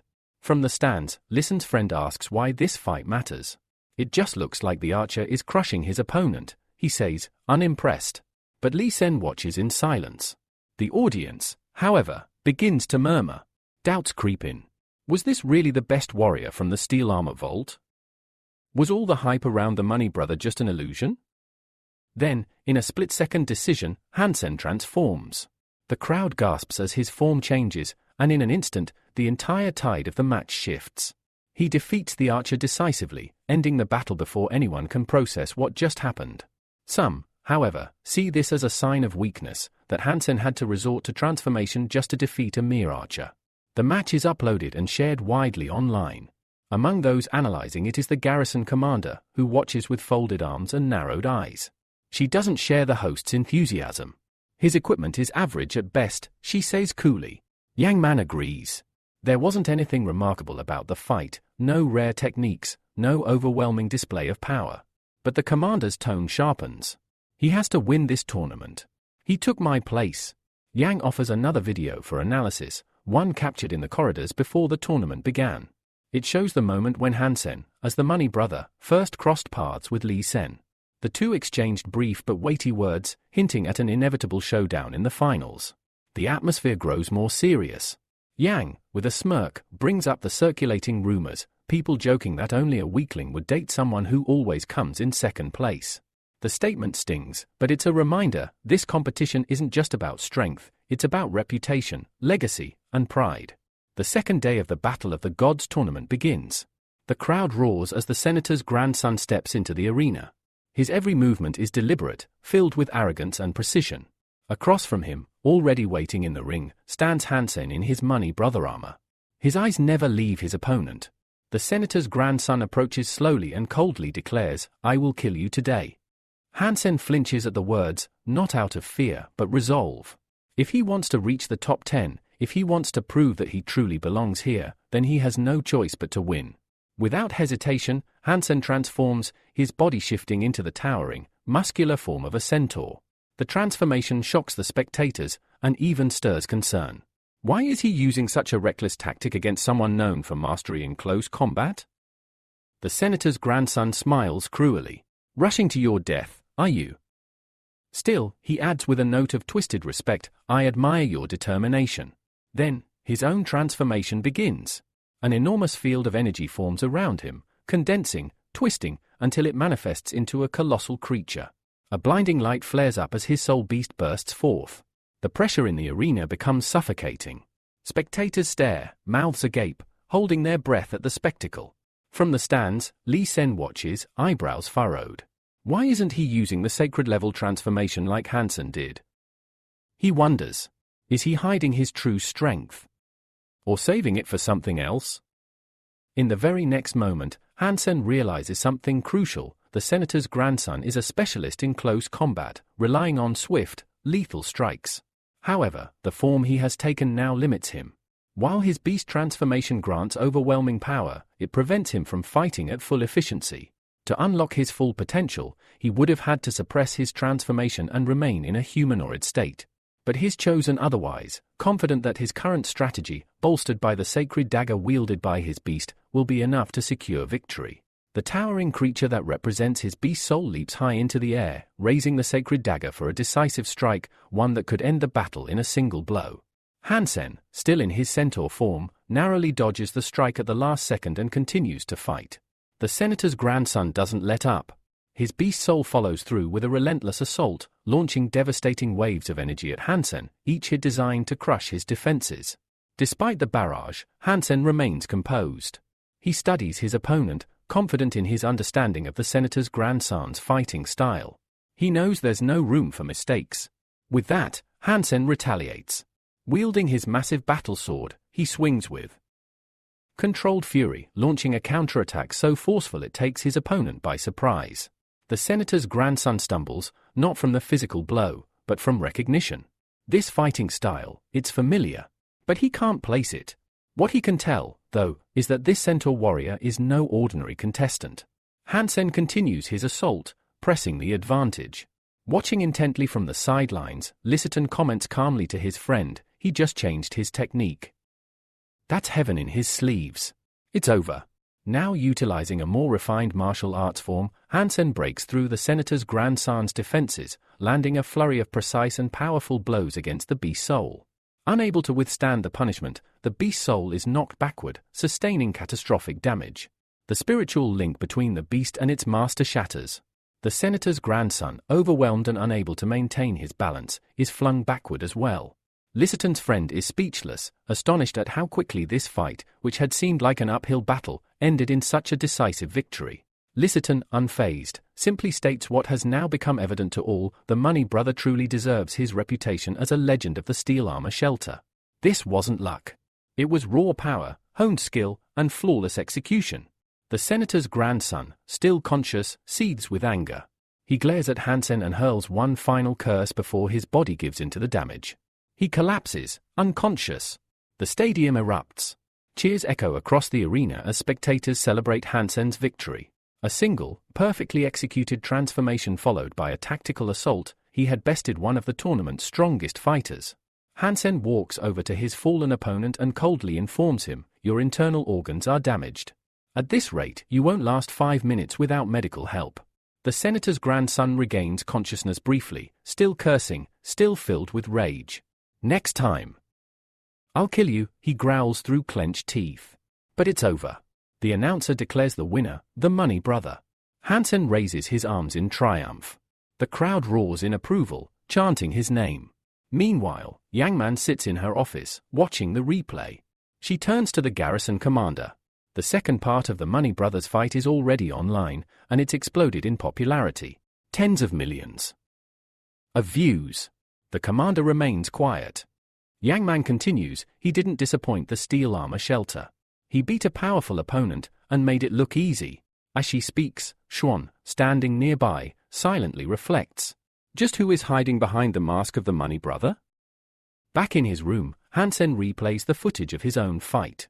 Though victorious, he's not satisfied. He studies his movements and admits to himself, his lower body wasn't fast enough. If my legs were stronger, I could have finished the fight even quicker, he thinks. Determined to improve, he starts browsing S-Class gear, looking for something worthwhile to buy. But there are too many options: swords, armor, enhancements, and Hansen struggles to choose. Just then, he gets a call. It's Lysaton. At first, Hansen assumes it's an invitation for a sparring session, but Lysaton quickly corrects him. He's got a business proposal, one that promises great rewards. Curious, Hansen asks for details, but Lysaton insists it must be discussed in person. Not long after, Hansen is seen wandering near the towering walls of the steel armor shelter, deep in thought.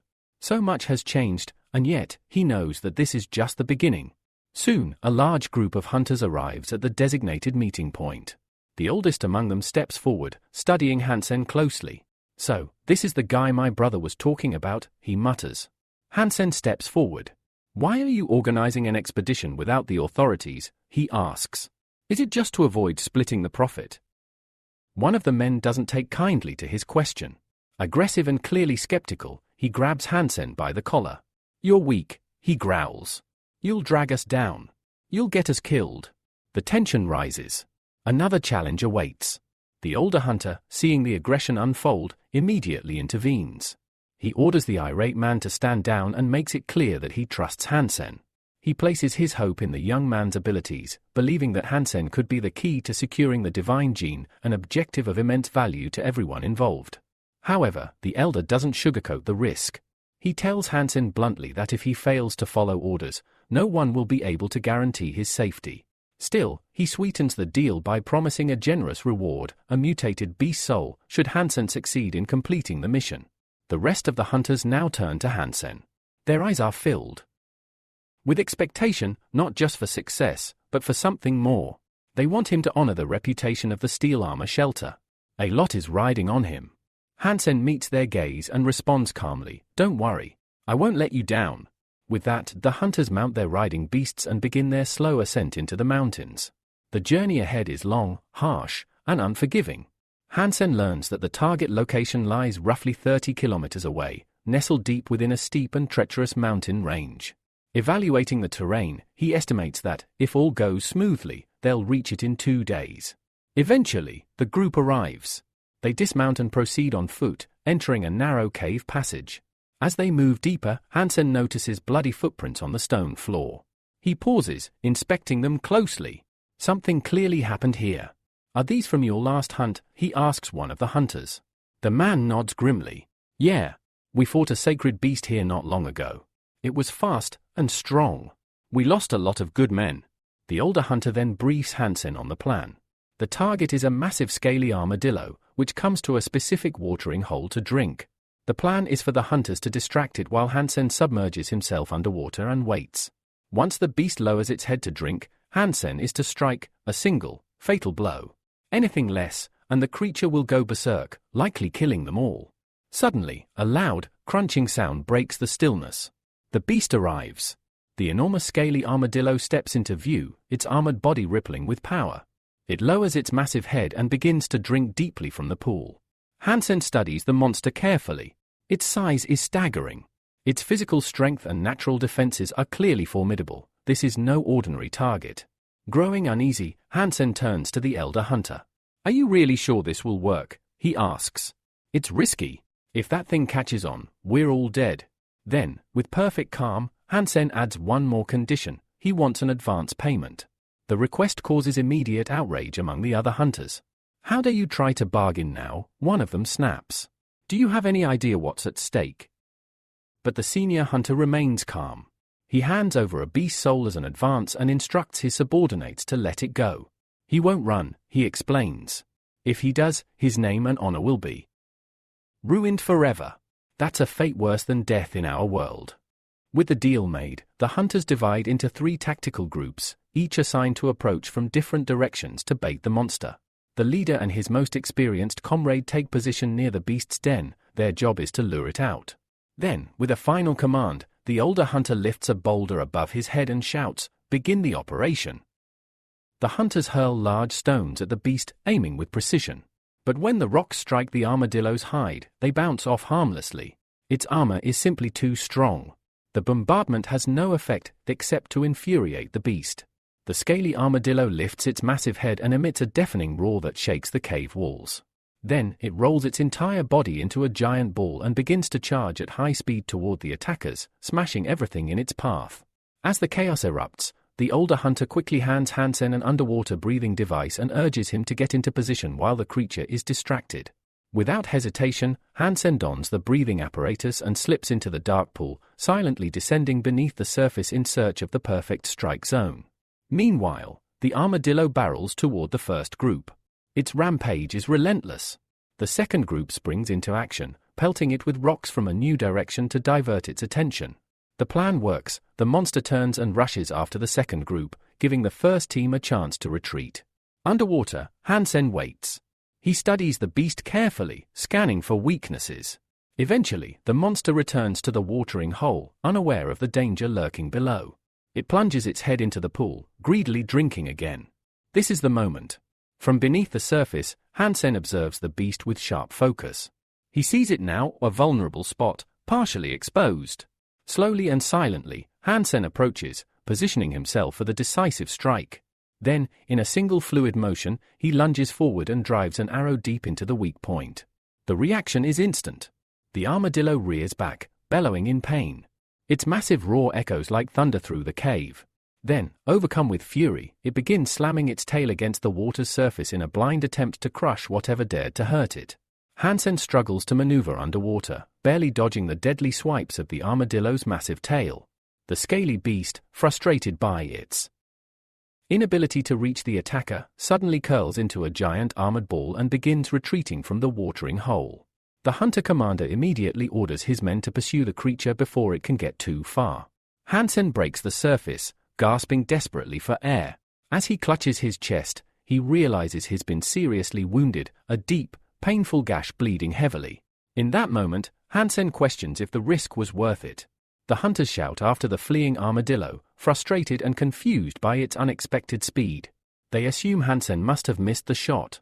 Yet Hansen knows otherwise. He clearly saw his arrow strike the beast's vulnerable belly, and if the poison coating the arrow had taken effect, the creature should already be weakened. Despite the injury, the scaly armadillo vanishes into the tangled mountain labyrinth.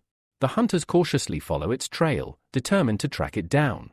Suddenly, a system message arrives, announcing the beast's defeat and confirming the successful acquisition of the sacred soul. But Hansen abruptly freezes. Sensing danger, the hunter commander spins around and asks, "What is it? Why did you stop?" Hansen remains silent, his instincts warning him something is wrong.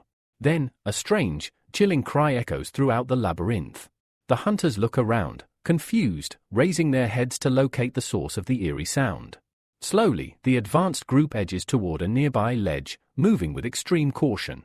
Hansen and the senior hunter hurry toward the ledge, knowing the mission's fate now hinges on what they find. When Hansen reaches the open space, he stops dead in his tracks, his face a mixture of shock and fear. Below, at the labyrinth's bottom, a giant bird is tearing apart the lifeless body of the scaly armadillo with its powerful talons. The massive bird lifts its head, eyes blazing with hellish red light, and lets out a piercing cry. The hunters panic, their voices trembling as they scatter in every direction. They understand immediately, they're facing a monster they cannot hope to defeat. But Hansen remains rooted, unnervingly calm. One fleeing hunter yells at him in disbelief, "Why aren't you running?" The giant bird spots the motionless Hansen, spreads its enormous wings, and launches itself into the air, rapidly closing in. Hansen recognizes the creature as a white eagle, a sacred beast fiercely protective of its territory. The hunter's intrusion has enraged it. Knowing escape is impossible, Hansen braces himself for action. He pulls an arrow from his quiver, aims at the approaching beast, and shouts loudly, trying to draw its attention. He fires, but in his haste, his aim falters, and the arrow misses by mere centimeters. The giant white eagle barrels past him with tremendous force, its wing beat knocking Hansen sideways like a gust of wind. Without pause, the eagle turns sharply and relentlessly pursues Hansen, striking him repeatedly with its massive beak. Desperately, Hansen spots a small ledge ahead and sprints toward it, hoping to find cover from the relentless predator. The bird nearly catches him, its thunderous beak crashing inches behind Hansen's back. Summoning every ounce of strength, Hansen pushes forward, gaining precious ground. From a distance, the other hunters watch in awe. They realize Hansen is deliberately drawing the deadly creature's attention to himself, buying them time to escape. The senior hunter, impressed, nods with respect. "He's no slouch," he says. "His actions deserve our sincere gratitude." As Hansen dodges and hides from the giant bird, the elder hunter quietly acknowledges he now owes the young man a debt. Hansen realizes the white eagle probably can't swallow him whole while on the move. Without hesitation, he transforms into the Money Brothers' armor for protection. The giant bird continues its furious chase, tearing through everything in its path. Suddenly, Hansen spots a small body of water ahead and dashes toward it, hoping the eagle struggles to swim. Relief washes over him, salvation is close. Just a few dozen meters remain. He plunges into the water, pushing off the shore with force and gaining speed, aiming to hide from his relentless pursuer. But the massive white eagle is undeterred, swooping low over the water and striking Hansen repeatedly with its sharp beak. Grateful for his armor, Hansen knows that without it, he'd already be dead. This bird had slain the scaly armadillo with a single blow. As he swims deeper, Hansen suddenly spots a giant swordfish. For the first time in his life, he feels glad to encounter a monster. He quickly grabs its upper fin and desperately urges it to swim away fast, understanding that his survival now depends on this underwater beast. Meanwhile, elsewhere, Lit-sun reads quietly while his friend trains on a treadmill. Suddenly, the runner stops abruptly, turning to Lit-sun with confusion and asking why he's laughing. Lit-sun smiles and explains he's not laughing at him, just feeling good because something important is about to happen. The runner, irritated, asks if Lit-sun wants to fight the money brother to test his strength.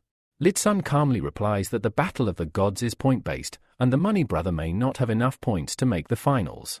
Back to Hansen, he feels a sharp pain forcing him to slowly open his eyes.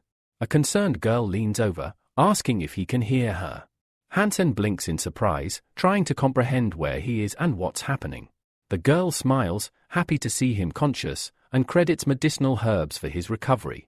Looking around, Hansen notices a man sitting near a fire.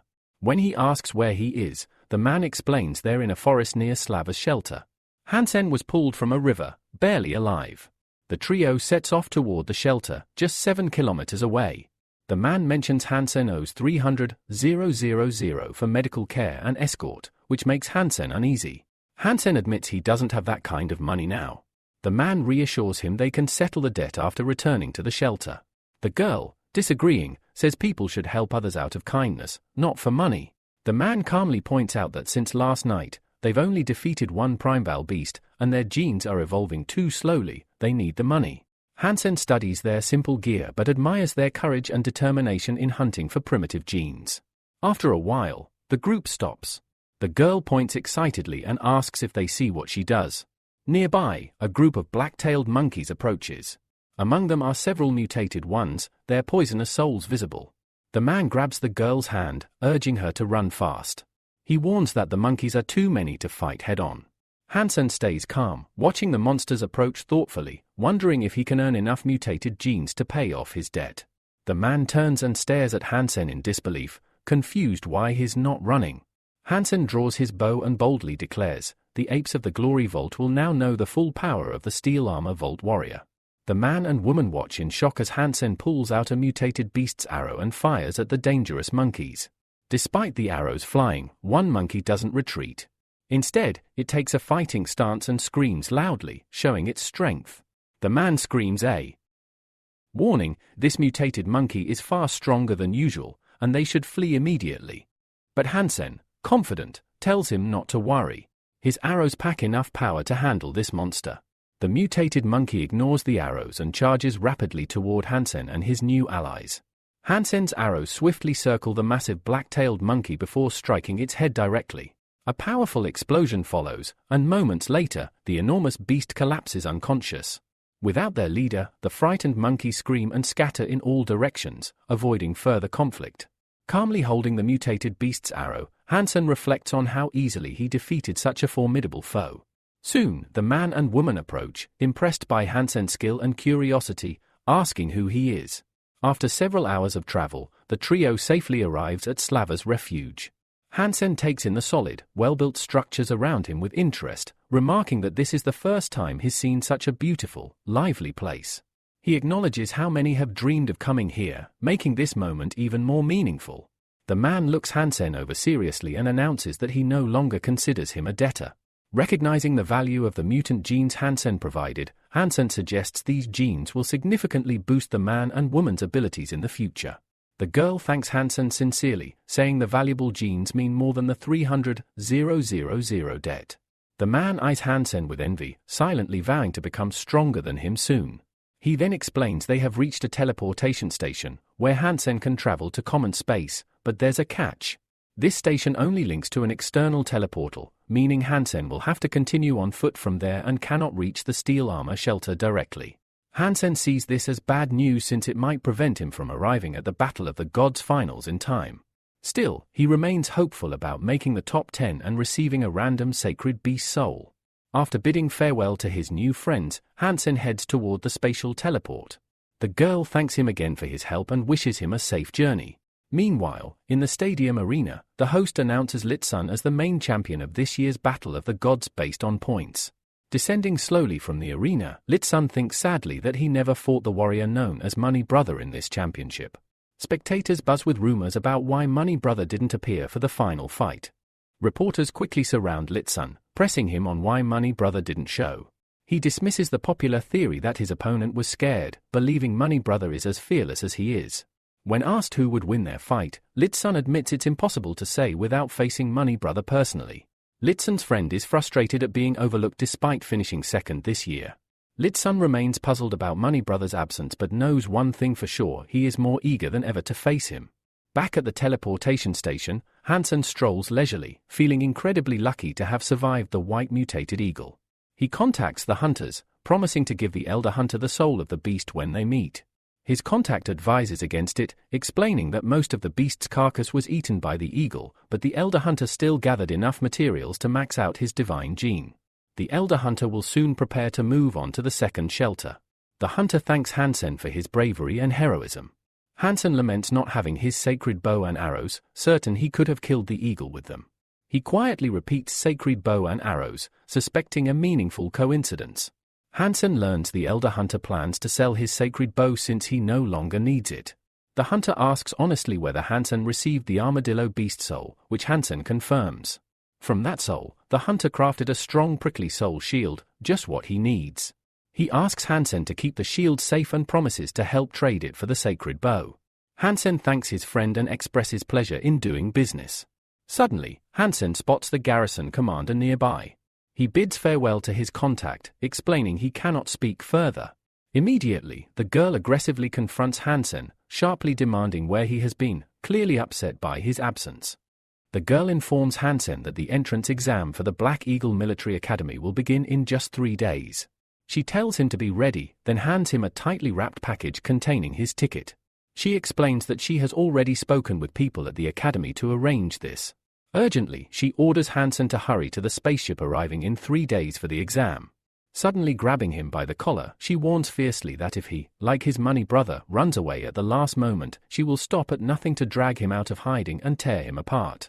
Despite her anger, Hansen feels a genuine thrill knowing how much he can irritate her. Later, Hansen is at his family home, where he tells his mother about his plans to attend the Black Eagle Military Academy. He promises that through his military service, both she and his sister will be protected. His sister, upset by the long separation, anxiously asks how long it will be before he returns. Hansen tries to reassure her, explaining that the academy is strict and that he will only be able to visit home during holidays, a hard consolation for the young girl. His mother quietly wipes tears, reflecting on how much her son has grown. She resolves not to hold him back, hoping he will succeed at the academy. She believes their late father would be proud to see the man Hansen has become. Hansen promises not to disappoint his family and vows to pursue success despite all challenges. A few hours later, Hansen arrives at the planet's interplanetary airport, mentally preparing for this important journey. Passing through security, his ticket is confirmed, and an automated voice congratulates him on a successful flight, easing his nerves and signaling the start of his journey. Everything about the place is new and impressive. The towering warships and advanced spaceport equipment make him feel as if he's stepped into a different world. Standing next to a massive military liner, Hansen thinks that being here is every man's dream. The sheer size of the ship fills him with awe and hope, as if his life is truly beginning. He boards the ship and starts to find his seat when he notices a girl sitting nearby, completely absorbed in a holographic screen. Immediately, Hansen recognizes that she's playing the Black Eagle Academy uniform and the game Heavenly Hand. Although he has played the single-player version, he's never competed against real players before. The girl suddenly throws her hands up in triumph, announcing she has won 10 times in a row, a huge achievement she had been striving for. She finally notices Hansen's gaze and scolds him for impolitely staring, her tone stern. Hansen apologizes, explaining he was only watching her play without any other intention, hoping to calm her. However, the girl remains irritated, convinced he was indeed staring and using the game as an excuse. Noticing her reaction, Hansen asks if she is a student at the Black Eagle Academy. He explains he is on his way to take the entrance exam and didn't expect to meet someone from the academy. The girl is surprised that he might be her classmate and looks at him carefully. Hansen responds that they could be in the same group, but only if he passes the entrance exam. He mentions he heard the exams are fairly easy, which irritates the girl and makes her visibly nervous. She quickly reprimands him, saying he needs to learn manners because his words were thoughtless and inappropriate.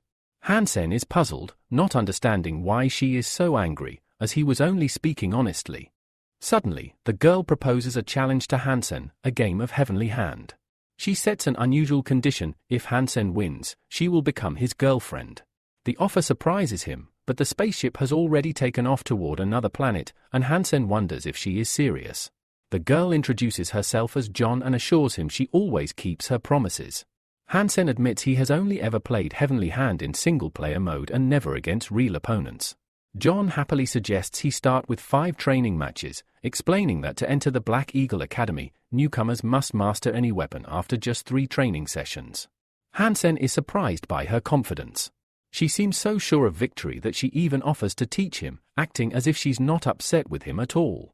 Hansen proposes skipping the training matches since he must master the game anyway. He only asks for a few minutes to get familiar with the new interface. Activating the holographic screen, Hansen quickly studies the controls. John, surprised by his confidence, warns him she will not tolerate excuses once the match begins. Hansen registers with the nickname Get a Girl, which immediately annoys John. He reminds her that if he wins, that will indeed be the outcome. John warms up her hands, confident in her skills as the leader of the Heavenly Hand Game Club, and suggests turning on difficult mode. The game system announces the start. Excited for his first real duel, Hansen begins playing and quickly earns 30 points. This impresses him and boosts his confidence. John is taken aback, such a result is rare even for top players, which makes her wary. She rationalizes it as beginner's luck and prepares to counterattack. Hansen cleverly executes another combination, scoring 90 points, leaving John genuinely amazed and confused by his skill. Encouraged, Hansen performs a third combination, adding 60 more points. This frustrates John, who finds his tactics strange. He's taking points on her side of the field, which makes no sense to her. She loses her temper, accusing him of mocking her. Hansen, focused, asks her not to distract him and lands a complex combo worth 150 points, escalating her irritation. John is outraged. No one in the club has ever taken points from her so boldly. She performs a simple combo and accuses Hansen of cheating, unable to believe his skill is genuine. Her confidence falters, but Hansen continues to surprise her with unpredictable, lightning-fast moves. The system reports John losing more points. Desperate, she tries to counterattack, but Hansen wins the round with 100 points. The game abruptly ends, leaving Hansen shocked that the match finished so quickly. John explodes in rage, shouting that no one has ever beaten her so brazenly. Hansen tries to calm her, saying it's just a game and she shouldn't take it so seriously. Instead, John accuses him of cheating and demands he confess. Hansen insists he never cheated and that this was his first time activating the mode. They both misunderstood how it worked. Still furious, John insists that no fair player could lose so humiliatingly and demands a rematch on professional equipment at the academy. Hansen agrees, saying they can play again anytime once he's admitted. Annoyed, John leaves, warning Hansen that the Black Eagle Academy does not accept liars as cadets. After she departs, Hansen rubs his head, feeling he went too far and that he should have given her a head start. With thoughts of how the game should have gone, Hansen approaches the massive gates of the Black Eagle Military Academy. Inside, a crowd is gathered, studying the information boards intently. The atmosphere is tense and serious. Hansen is struck by the sheer number of hopefuls and realizes the competition for entry will be fierce. The examiner carefully reviews Hansen's personal file and notices that he comes highly recommended by the commander of the Steel Armor Shelter Garrison. The examiner remarks that Schwan, the commander, is their best guarantor, so they won't be overly strict with Hansen, giving him a good chance of admission. He explains that Hansen only needs to pass a written test, but since he aims to enter the archery department, he must also pass the practical archery tests. Hansen, confident and determined, replies without hesitation that he is ready to take the tests at any time. Stepping into the military academy, Hansen immediately senses the strict, serious atmosphere. He feels nervous but works hard to control his emotions. Outside the archery exam room, Hansen pauses, wondering which foot to step in with first. He enters the training cabin and is immediately impressed by the high-tech holographic archery range. Holding the mechanical bow for the first time, he marvels at the advanced armor design of the bow and arrows, excited for the challenge ahead. As the examination system announces the start, multiple targets appear around him. Hansen pulls back the bowstring, aware that the targets can move in any direction. He focuses on testing his new technique called super particle flow acceleration. Confident and skilled, Hansen passes the test with flying colors. A wave of relief washes over him as the tension leaves his body. The examiner informs him that official enrollment will occur in 3 months, giving Hansen some time before his training truly begins. Hansen hopes he might be able to visit his family soon, who remain safe in the steel armor shelter. At that moment, two cheerful girls run past, laughing and enjoying their student life. Hansen smiles, feeling the excitement and promise that come with this new chapter. Meanwhile, the examiner reviews Hansen's test results with disbelief. The entire test, shooting from stationary, moving, and levitating positions, took only 6 minutes, and Hansen scored over 300 points, an outstanding achievement. Shuani, a member of the Academy's management, is delighted. She expresses pride that the Academy's decision to send Hansen was the right one. She plans to contact Hansen's family soon, ensuring his mother receives a military certificate. Shuani also asks the garrison commander if Hansen should be included in the squad's main roster. Several days pass, and the scene shifts to the mountains near Slava's refuge.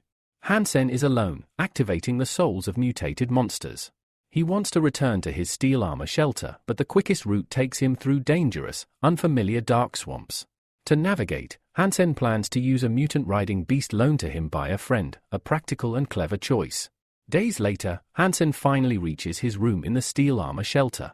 Exhausted, he barely wants to get up. Suddenly, a loud, persistent knock on the door startles him awake.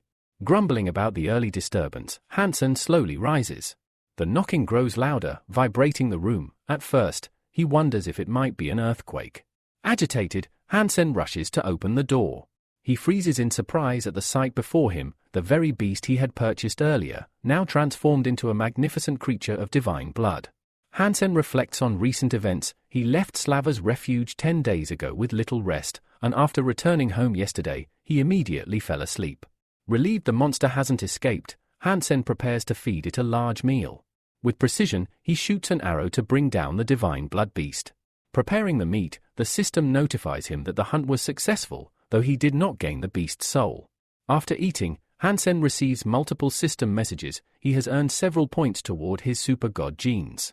Over the past 6 months, his super god gene count has increased to 34 points. Additionally, after consuming a black-tailed poison monkey, his mutated gene points have risen to 52. With these gains, Hansen has grown much stronger, though no one else yet knows the full extent of his power. Confident in his progress, Hansen believes he will soon amaze everyone with his extraordinary abilities. Suddenly, Hansen remembers something important. He never received the super god beast spirit that was supposed to be his reward from the God of War competition. Determined, he is instantly transported to the martial arts field, where a massive crystal sparkles atop a towering monument. Although the martial arts field was closed after the competition, Hansen plans to sneak in under cover of night to claim what's rightfully his. Quietly, he walks through the main hall, thinking about how he could have forgotten such a crucial reward. Even though he didn't place first, the prize is still the soul of a beast of divine blood, a rare and powerful gift. As Hansen touches the crystal, he realizes that accepting this reward means he can no longer enter the battlefield of the gods tournament this year and will have to wait until the next competition. The soul of the divine beast is assigned randomly, and Hansen wonders what he will receive. Suddenly, a bright energy flame ignites in his hand.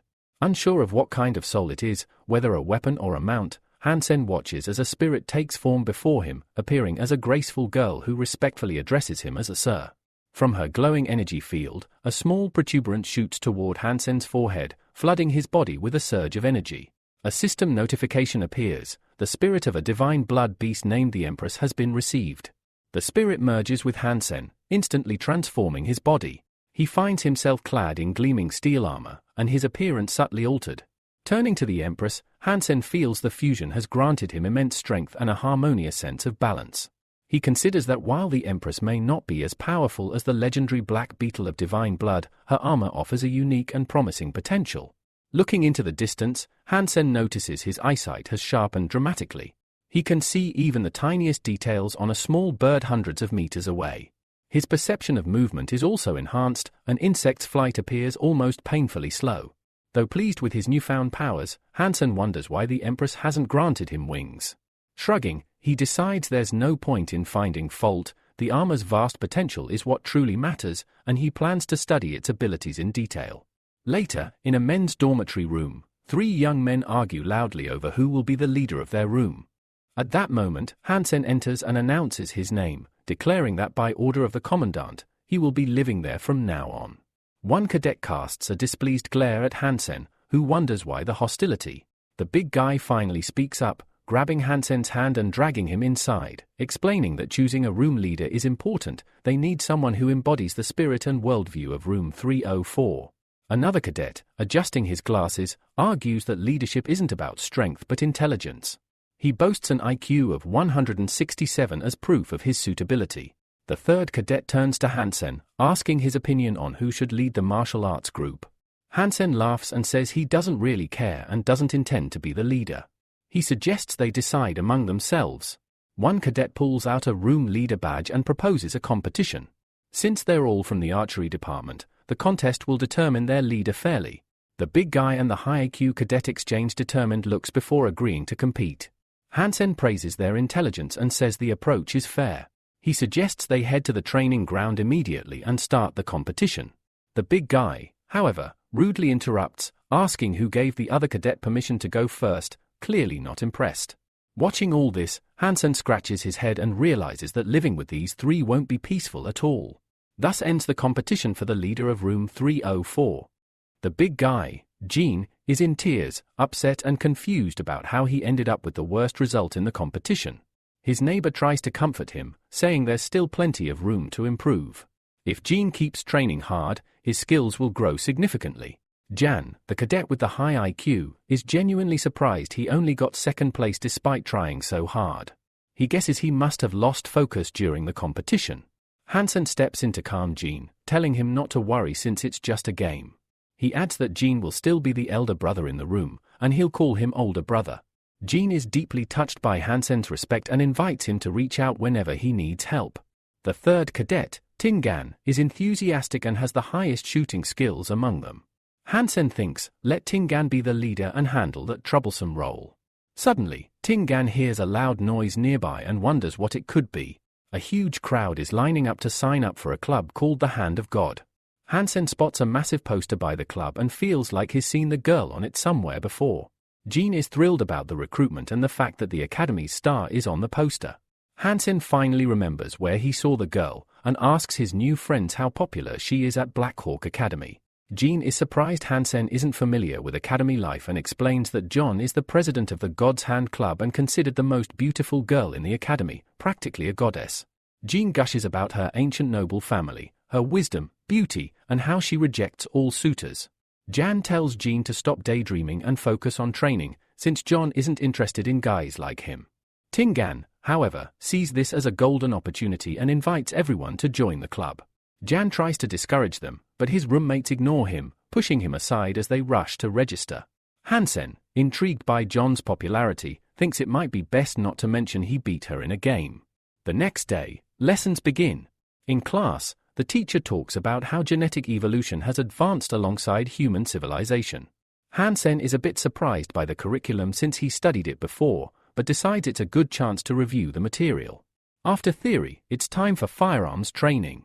The instructor advises Hansen to raise his hands higher and spread his elbows to release shoulder tension. Then comes a thrilling lesson, controlling a massive robotic manipulator. Hansen feels like he's dreaming as he sits in the control chair, fully absorbed. The instructor warns him to stay focused and keep the indicator lights green. The classes are long and exhausting. When they return to their dorm, the students collapse onto their beds. Unlike the others, Hansen stays up late to study and complete his homework. This week has been intense, and he struggles to keep up. Later, Hansen checks his phone and is surprised by a flood of missed calls and messages. One is from hunters he helped on a previous mission. Without hesitation, Hansen agrees to meet one of them in a nearby forest by the steel armor shelter. The hunter asks why Hansen didn't respond sooner. Hansen explains he's been busy since starting at Black Hawk Academy. The hunter thanks him for saving their lives and presents a gift from the group leader, showing appreciation for Hansen's courage and loyalty. In return, Hansen gives the hunter the spiked shield he earned after defeating the scaly armadillo, hoping it will help the group in future battles. Feeling genuinely pleased with the gift, Hansen reflects that every step brings him closer to his goal of becoming the strongest warrior. After the meeting, Hansen heads back to the male dormitory, number 9. As he approaches his door, he overhears a strange argument. His neighbors are debating who is the strongest and talking about some kind of revenge. Intrigued, Hansen listens carefully. Hansen hesitates before entering his dorm room, surprised to hear a female voice inside. it feels strange to him. As he steps in, he asks Jean who he's talking to. Irritated, Jean replies that his game has just been ruined. Jan then asks Hansen if he wants to join the God's Hand game and requests that Hansen punish their opponents for their bad behavior. Though not very eager, Hansen agrees to help his new roommate who is clearly eager to play. Hansen notices Jean sending rude messages to their opponents and politely reminds him that it's just a game and players should keep it fair. Jan adds Hansen as a friend and asks him to first connect to the school's network and then log into his account. Jan is shocked and confused when he sees Hansen's account name, My Girl John. He asks if Hansen isn't worried about the academy students finding out and giving him a hard time over such a bold username. Hansen says he only has half an hour and suggests they stop chatting and start the game. When the system signals the game start, Hansen confidently makes his first moves on the holographic screen, quickly earning 40 points. Jan is genuinely surprised by Hansen's speed and admits he can't keep up with his hand movements. Meanwhile, on the first floor of the dormitory, other students are buzzing excitedly about the game. They've heard that some newbie beat an experienced player, one of the best in the God's Hand Club. They find the newcomer's audacity outrageous and vow to track him down and teach him a lesson. The cadets recognize the newcomer as a serious threat since he's now ranked 7th. Across the academy grounds, John moves slowly. Suddenly, a friend catches up with her, eager to share something important. John is in a hurry and says she has no time to chat. The friend asks if John has a boyfriend, surprising her. John asks where the idea came from, and the friend shows her a phone with a player named My Girl John. John becomes angry, insisting she has no idea who that bastard is. The friend urges John to stop pretending and says she wants to meet her boyfriend soon. John turns sharply and leaves, telling her not to believe the rumors, she has no boyfriend. Back in the dorm, Hansen's roommates keep praising his performance, amazed that he's been hiding such potential. Jean happily reports Hansen almost crashed the academy's internal network with his gameplay and invites everyone to check out the massive number of views he's gained. Jan thinks Hansen is smart to hide his real name and abilities to avoid trouble. The group continues to argue excitedly about the game, unaware that John has approached. She passes by Hansen without recognizing him, her mind focused only on finding the impudent stranger who dared to use her name and teaching him a lesson.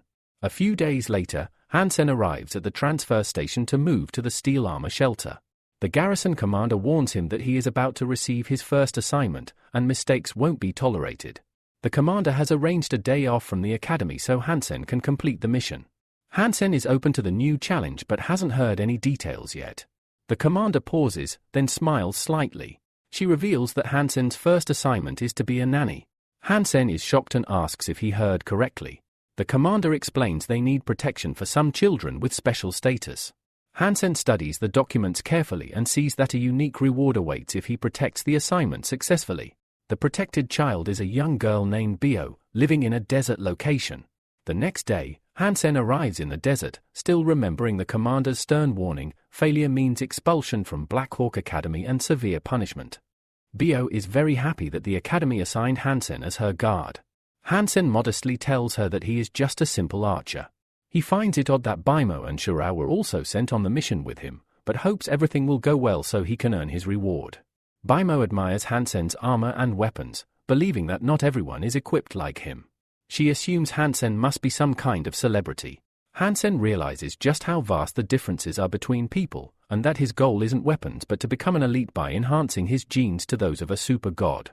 Suddenly, Baimo spots movement on the horizon, a mutated beast. Indeed, perched on a rock in the distance is a one-horned sand fox, a valuable and rare prey.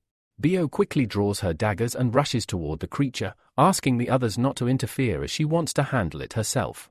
Hansen immediately follows her, telling his partners to cover their flanks.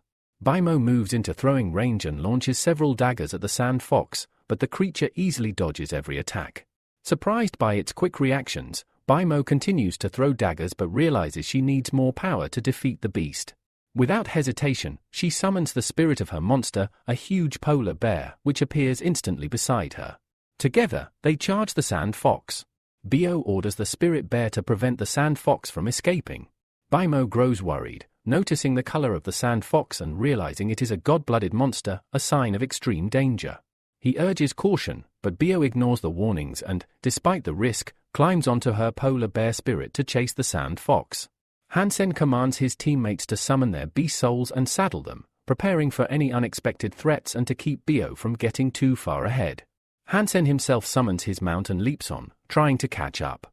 Xiao Qiao struggles to keep pace with Bio, but her polar bear is incredibly fast, and the gap between them grows larger every moment. Bio shouts at the sand fox, telling it cannot escape and urging it to accept its fate by giving her its divine gene. The one-horned sand fox, full of rage and hatred, growls fiercely, baring its teeth in preparation for battle. Suddenly, a large pack of ordinary sand foxes appears beside the horned one, making the fight much more dangerous. Bio realizes it's a trap. The horned fox intentionally lured her here, knowing she can't fight off so many foes alone. Bio commands her spirit bear to turn and flee as fast as possible. The pack immediately gives chase. Though the polar bear spirit moves quickly, the foxes bite its paws with sharp teeth, slowing it down and causing it intense pain. The beast roars loudly in agony, struggling to fend off the relentless attackers. The pack surrounds the polar bear and attacks from all sides, making the situation even more perilous. Bimo watches with growing fear as Bio appears defenseless against the overwhelming number of enemies. Just then, the whistle of an arrow cuts through the air. It flies past Bio and strikes one of the foxes inches from her, taking it down. Hansen orders his teammates to assist Bio's escape while he provides cover fire with his bow. Bio looks at Hansen with admiration, feeling reassured. She believes he will not let her die here and that there is still a chance to survive. One arrow after another flies from Xiao's bow, each striking the attacking foxes as he grumbles about the danger he warned them of. Amidst the chaos, Bimbo charged directly into the heart of the sand fox pack, slicing through the enemy lines with fierce determination. With his combat daggers drawn, he carved a path through the corridor and barked an urgent command for the girl to retreat immediately. Nearby, Bo struggled to calm his beast, urging it toward the newly opened escape route Bimbo had created. Recognizing that fleeing was their only option, Bemo, mounted atop her creature, dashed past the young man, her voice filled with regret. She apologized, blaming herself for acting alone, and acknowledging that her pride nearly cost her life. From behind, Xiao reached for his bow, only to halt in terror. The earth beneath them began to rupture. Geysers of sand and stone burst skyward, and from the ground erupted a monstrous, serrated sandworm. It towered several tens of meters high, its bellowing roar freezing everyone in place. Hansen immediately took note of the creature, his expression turning grim. This was not just another obstacle, it was a mortal threat. The sandworm roared again and lunged after the fleeing group, its bulk moving with terrifying speed. Shurao, astonished, muttered in disbelief. He couldn't comprehend how something so massive could move so quickly. Hansen, now deeply concerned, warned the others, sandworms rarely hunt alone. If one appeared, more were likely nearby. Suddenly, the group came to a stop. The path ahead was blocked by more violent eruptions of sand and rock. Panic surged through Shurao, who screamed in fear. Hansen reached out to the girl, instructing her to mount his beast instead of her own. They needed speed more than ever. She apologized again for her earlier recklessness, but Hansen urged her to focus and stay calm. This is not the time for self-punishment, he said firmly, then turned to Bimbo and gave the signal to initiate their next move. A confident smile crossed Bimbo's face. He unsheathed his Tibetan blades and declared that he would clear the path. Hansen followed closely, firing arrows at sand foxes attempting to flank them. Meanwhile, Bemo trembled with fear. Tears streamed down her face as she took responsibility for their dire situation. Hansen, still firing, vowed to see the mission through, and silently swore that he wouldn't let her be harmed. To Bemo, Hansen's kindness stood out. Despite her mistakes, he never scolded her. Instead, he offered comfort and protection. In that moment, she felt safe by his side. Though Bimbo possessed the advanced sky technique, the sheer number of sand foxes, growing by the second, made progress difficult. Suddenly, the enemy pack halted. Their leader froze in place, then lifted its head and released a thunderous howl. A moment later, Hansen received a system notification: a super god-rank sand fox leader with unknown stats had entered the battlefield. The threat level spiked. As the sand foxes grew to triple their size, preparing for a final, deadly assault, Bemo sobbed again. She begged the others to leave her behind, believing herself to be the cause of their suffering. But Hansen refused to listen. He pulled her from her mount and handed her her daggers. "It's too early to give up," he told her. "Have you ever fought while riding double?" Before she could answer, Hansen began to transform. His body glowed with power as he donned the armor of the Empress. He told Bemo to shut her eyes if she was too afraid. Charging ahead, Hansen commanded the others to protect the flanks. He tore through the sand foxes with precise, devastating strikes. Their movement slowed, granting him more accuracy, but the effect would only last 10 minutes. Bemo clung to him tightly, her heart swelling with admiration. To her, he wasn't just a warrior, he was her savior. Then, another chilling howl echoed. The fox leader summoned reinforcements. Despite Bimbo having slain dozens, new enemies poured in. He realized the leader's strategy: conserve strength while others exhausted themselves. The battle was a trap. Out of arrows and desperate, Shirao cried out, unsure of what to do next. Hansen saw through the leader's plan. If they didn't eliminate the commander now, they wouldn't survive. Drawing his bow, Hansen prepared his final arrow, infused with a beast soul, their only hope. Xiao, watching anxiously, understood the risk. This was their last chance. The arrow soared like a meteor toward the fox leader. Oddly, the creature didn't flinch. Whether it underestimated the threat or trusted its power, it remained still.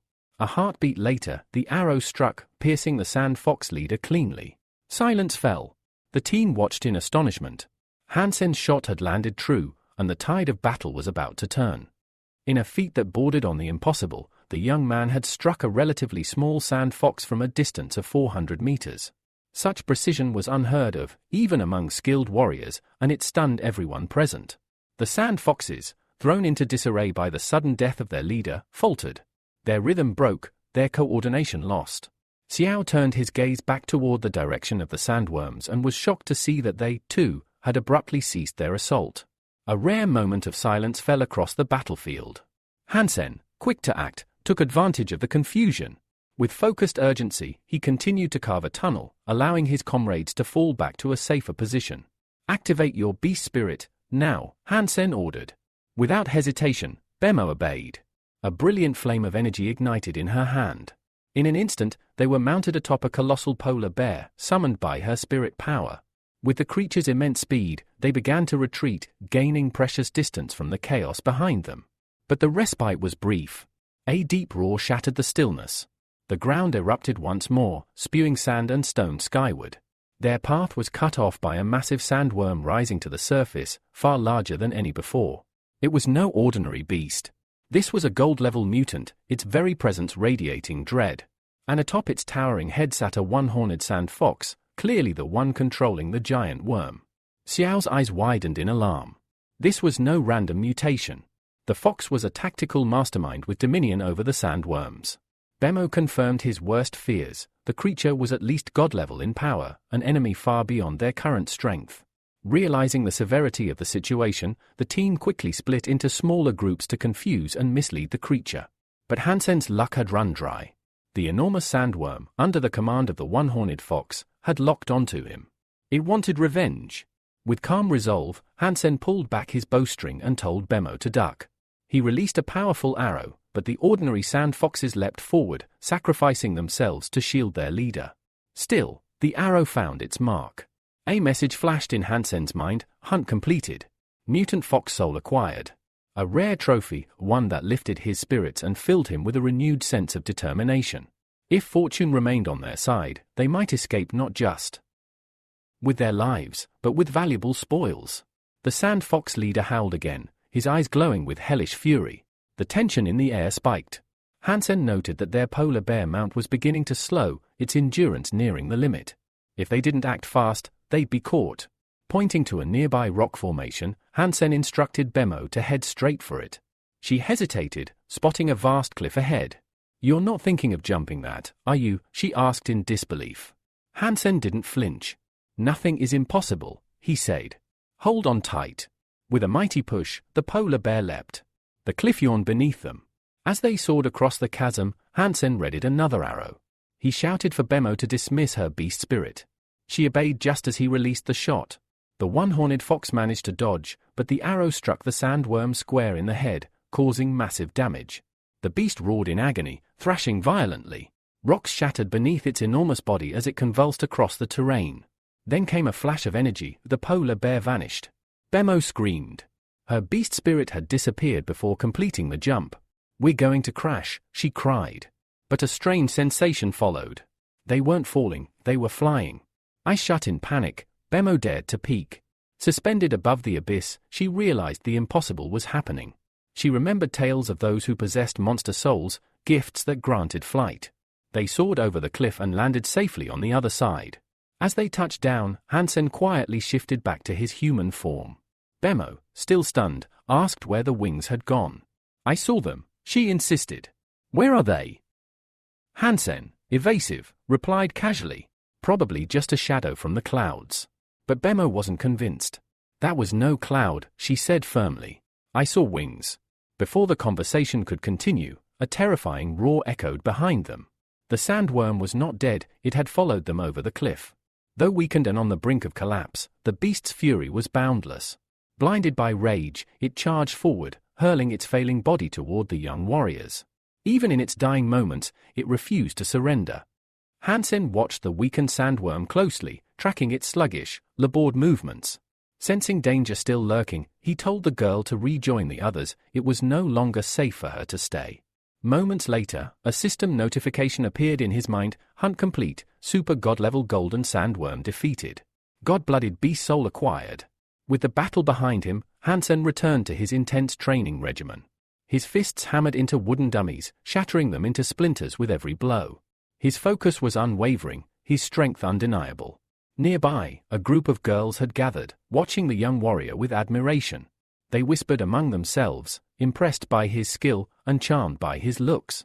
To them, Hansen wasn't just strong, he was handsome, young, and potentially influential. Each girl silently hoped to win his attention. But their quiet moment was broken when a young man appeared behind them. "You ugly freaks! Get out of my way," he sneered. One girl gasped, beginning to object, but her friend quickly silenced her and offered an apology to the newcomer.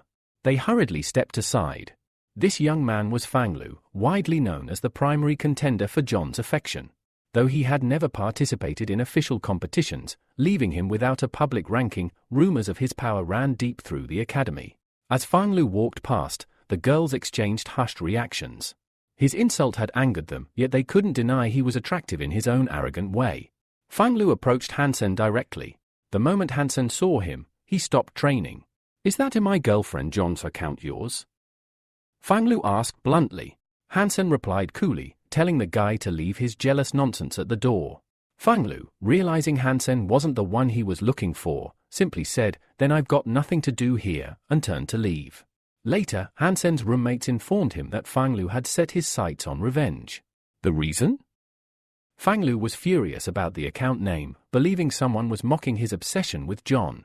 Tingan handed Hansen his device and told him to check the forums. The drama was exploding online. Instead of backing down, Hansen decided he would accept the challenge. But first, a shower. He mused about using the S-level card he had been promised but never received from the garrison commander. Instead, he turned to the cards he had earned under his money brother persona. Hansen activated the 2 beast souls he had acquired in the desert to evaluate them. The first one? A riding beast. Functional, but not exciting. He already had a similar one. He decided to sell it and hopefully earn some good money. But the second? His hopes were high. It was the soul of the golden sandworm, a super god-level beast. Surely, it would be powerful. Then came the blow. Pet beast soul registered. A pet. Hansen's excitement turned to frustration. All that effort and the prize was nothing more than a glorified companion. He was irritated. Worse, he still had to deal with Fanglu's challenge. With a sigh, Hansen muttered to himself that today simply wasn't his day. Elsewhere on campus, students were glued to their screens, watching the countdown to the duel. In 10 minutes, the match between Fanglu and the mystery account My Girlfriend John would begin. John herself, alongside a friend, checked the time. Only 5 minutes left. Her friend asked playfully if she thought her boyfriend would win. "He's not my boyfriend," John snapped. But her voice betrayed a mix of confusion and curiosity.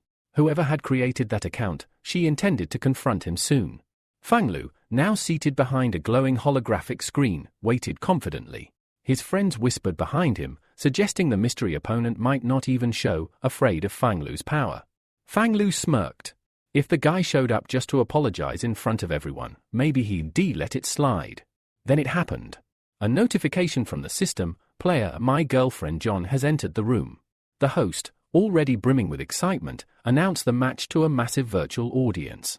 "Ladies and gentlemen, the long-awaited battle is about to begin," he declared. "A clash between the Academy's strongest talent and a total enigma. Who is the mysterious player known only by that infamous nickname?" The arena buzzed with anticipation. The first round began. Fang Lu made the opening move, launching into a flawless, high-speed combo. His hand movements were blindingly fast, almost too quick to track. He racked up 5 points in moments, showing why he was feared despite his lack of official rating. Meanwhile, Hansen calmly sipped his juice, watching his opponent without a flicker of worry. He hadn't moved yet. But when he did, everything would change. Fang Lu narrowed his eyes. His opponent still hadn't touched the playing field. "Coward," he muttered under his breath. To him, this was just a rookie, overconfident, maybe, but no real threat. The host's voice boomed over the speakers, full of mockery. Fang Lu lands his second double-8 combo. That's over 40 points. Meanwhile, our mystery player? Still nowhere in sight. He let the sarcasm hang in the air, stoking the crowd. "Honestly, folks, I haven't seen a more one-sided match in ages. Maybe we should just expel this coward from the Academy already." The camera panned to the audience. Whispers turned into laughter. Eyes rolled. The girls watching the match weren't impressed either. One of them leaned toward John and quipped, "Your boyfriend's a total flop." At the dorm, Hansen's roommate stared at his screen in utter confusion. "Why haven't you started playing yet?" one of them asked. Hansen, calm as ever, replied, "He's too slow. Guess it's time to show him what real hand speed looks like." On the broadcast, the host continued, clearly enjoying himself. "It's 80-0, folks. At this rate, we should just, wait, what's this?" He paused, reading something on the screen. His expression shifted from smugness to pure disbelief. A message had appeared from the player. "My girlfriend John, sorry, was in the bathroom. Let's get started." The crowd erupted in boos and laughter. Many believed it was just an excuse but desperate attempt to save face. But they didn't know Hansen. He placed his fingers on the controls and began to play. Within seconds, his screen lit up with a flurry of movement. The combo was lightning fast, clean, precise, and aggressive. The host nearly choked on his words. 9 points. Already, he shouted. How did he? That hand speed, impossible. Fang Lu's confidence cracked. He stared at the screen, unable to believe what he was seeing. No rookie could perform that kind of combo, not without intense training. The host tried to regain control of the narrative, speculating that maybe Hansen had used the bathroom excuse to throw Fang Lu off. Dirty trick or not, he's in now. And he's fast. But then he realized something. The message wasn't visible on Fang Lu's screen. It was just a well-timed deception. The points had been earned legitimately, without giving Fang Lu any chance to react. Even John was stunned. She leaned forward, trying to make sense of what she was witnessing. He's catching up. Fast. Hansen's roommates erupted into cheers. You're a monster, one of them shouted. That speed is terrifying. Inside the game, Hansen remained composed. The gene injection had worked. His reflexes were enhanced. His vision was sharper. To him, Fang Lu now moved in slow motion. Then, in one dazzling maneuver, Hansen executed a high-level combo, one that left no room for counters. The scoreboard exploded. 100 points. Victory. The system flashed, winner, my girlfriend John. In the Academy's common hall, where dozens of cadets had been watching on the big screen, silence fell like a hammer. The crowd was stunned. Even John was frozen in place. The strongest fighter at the Academy, defeated. Fang Lu couldn't take it. He screamed in frustration. No. That's impossible. But the scoreboard didn't lie. Back in the dorm, Hansen's roommates were celebrating wildly. The big guy grinned and declared, I'm getting smashed tonight. You're paying, champ. You're a star now, another added. The whole Academy's talking about you. Tingan chuckled and warned Hansen, a lot of people are trying to figure out who owns the To My Girlfriend John account. If you keep feeding us like this, we might just keep your secret. Hansen forced a smile. Feeding this bunch would be expensive. Suddenly, a girl appeared behind him. She looked surprised but happy. It's really you, isn't it? Hansen greeted her with a polite nod, but his mood was too guarded for small talk. He wasn't in the mood to share anything personal. The big guy, already tipsy, slung an arm around Hansen's neck. "Hey! What have you been doing behind our backs, huh? Where'd you snag such a beauty?" The others chimed in, teasing him. "No way you're a loser now, not with girls like her dropping in on you." Hansen tried to wave it off. "It's not what you think. Just a misunderstanding." The girl smiled warmly at him, her eyes sparkling. "I only have one request," she said. The big guy, clearly feeling himself, puffed out his chest and turned to the girl with an exaggerated sense of pride. "Whatever you want, just say the word. I'll do anything for you." He was obviously trying to impress her, acting bold, dramatic, heroic. The girl burst out laughing.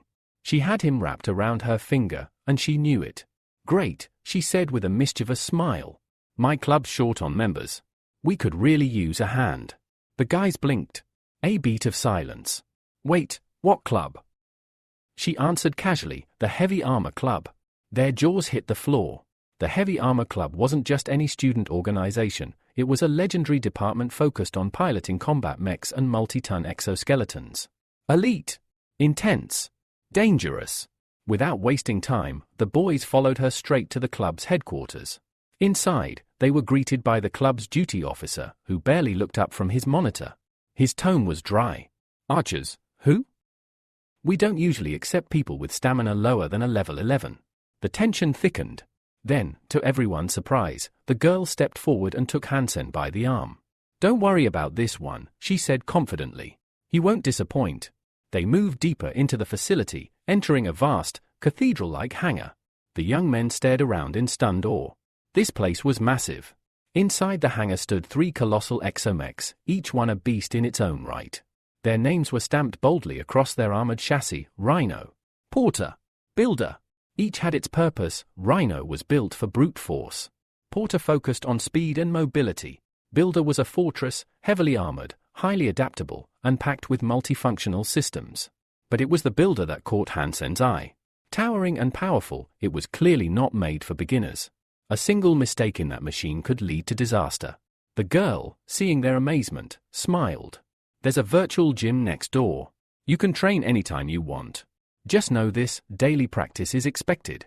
We're preparing for club tournament soon." To Hansen, this was a dream come true. Back at the main academy, students had to wait for hours to get even 5 minutes with a machine like this. But here? Unlimited access. Real combat models. No restrictions. Elsewhere, tensions were rising. An instructor questioned the director about allowing cadets to use Warehouse 7A. Zone never intended for student use. The director brushed it off. "They're good students. Disciplined. Let them try." But the instructor wasn't convinced. "They're spoiled rich kids," he muttered. "And you're too soft on them."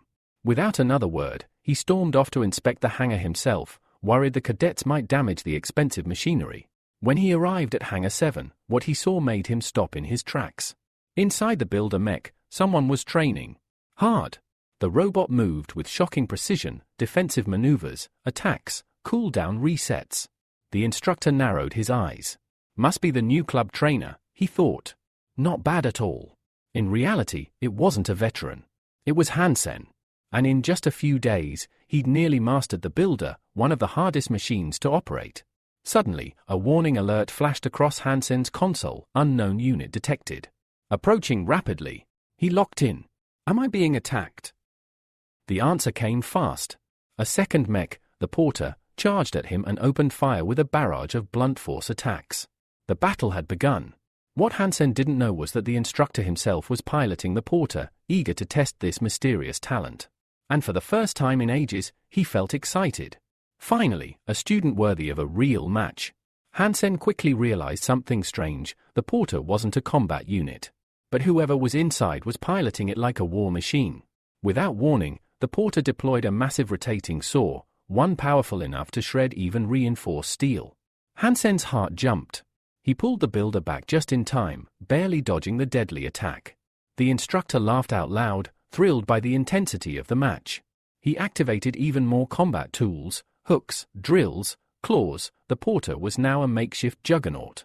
Hansen knew he had no choice. I need to fall back. He's too aggressive. I can't counter this, yet. His reflexes kicked in. Enhanced by training, focused by instinct, he weaved the builder through the barrage of attacks, narrowly avoiding strike after strike. His concentration sharpened. And then? He decided to fight back. His strategy was set. The hangar echoed with the thunder of steel as the two exomechs collided, heavy weapons, fierce dodges, brutal counters. It wasn't just a training session anymore. It was war. The clash of metal rang through the hangar, brutal impacts, grinding steel, screeching gears.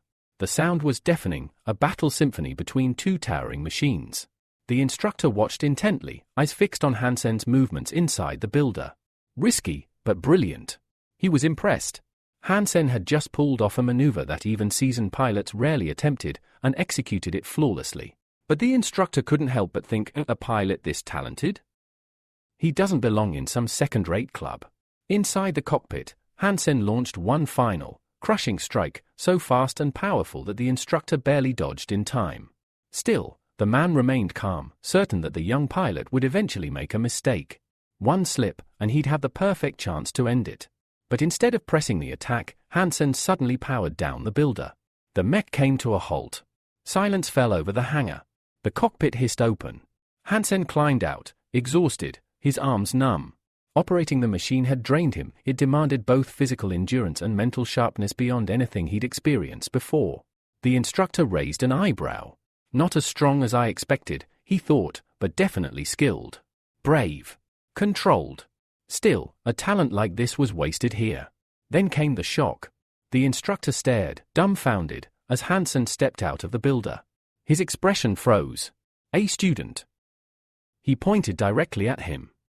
Are you seriously just a first year? Hansen blinked, confused. Wait, you're just an instructor. He had assumed his opponent was someone far more senior, maybe even the president of a combat club. Straightening up, Hansen introduced himself politely. Yeah, I just joined the heavy armor club. That was an incredible fight, sir. You're really skilled. The instructor was still in disbelief. Have you trained on mechs like this before? Hansen shook his head. No, just some training simulations at the academy. That's it. The silence was thick. The instructor frowned. Which unit are you from? Archers. Archers, he echoed, like the word physically hurt him. You're telling me an archer did all that? He couldn't believe it. In front of him stood a genuine prodigy, and the kid didn't even know it. Hansen, noticing the time, bowed slightly. Sorry, I've got to run. Maybe we'll meet again sometime. He walked off, leaving. The instructor stunned and suspicious. No experience? Just an archer? Is this kid even legit? For a brief moment, a wild thought crossed his mind. Is he a spy? The next day, excitement buzzed across the club. The head of the robot division made an announcement. The championship starts in a few days. Check the list of available categories and sign up. The girls looked over the list and quickly came to a consensus. We're skipping the combat divisions. Too hard. Let's go with something simpler, loading, maybe transport. But Hansen had only one question. What are the prizes? One of the girls replied with a glint in her eye. Top 3 get new Star Beast and Emperor-class armor. Worth tens of millions. Hansen lit up. I'm not missing this. No way. Ian, watching him, frowned. You're talented, yeah, but this is serious. These competitions are no joke. Tingan interrupted, full of fire. That's exactly why we should do it. A real man signs up for everything. The girl beside him beamed. He's right. It'll be fun. We'll learn so much. But the club manager was clearly uneasy. Fun? This isn't a game. One bad showing and we'll be the academy's laughingstock. We need to focus on fewer events. Hansen stepped forward calmly. I get it. But trust me, if we go all in, we increase our odds of winning. The manager rubbed his chin. You might have a point, but some events will overlap. We can't be in 2 places at once. Before the debate could continue, a sharp knock came at the door. It opened, and in stepped the instructor from the hangar. The girls fell silent, whispering among themselves. That's him, one of the academy's top warriors. He can pilot the most powerful machines here. Hansen's eyes widened. Wait, that was him. The instructor walked in, glanced at Hansen, and gave a respectful nod. You've got incredible skills, he said. I want to invite you to my club. The room went quiet. Even Hansen's friends looked at him like he was glowing. An offer from one of the most elite combat instructors in the academy? This was no ordinary invitation. This was recognition from the very top.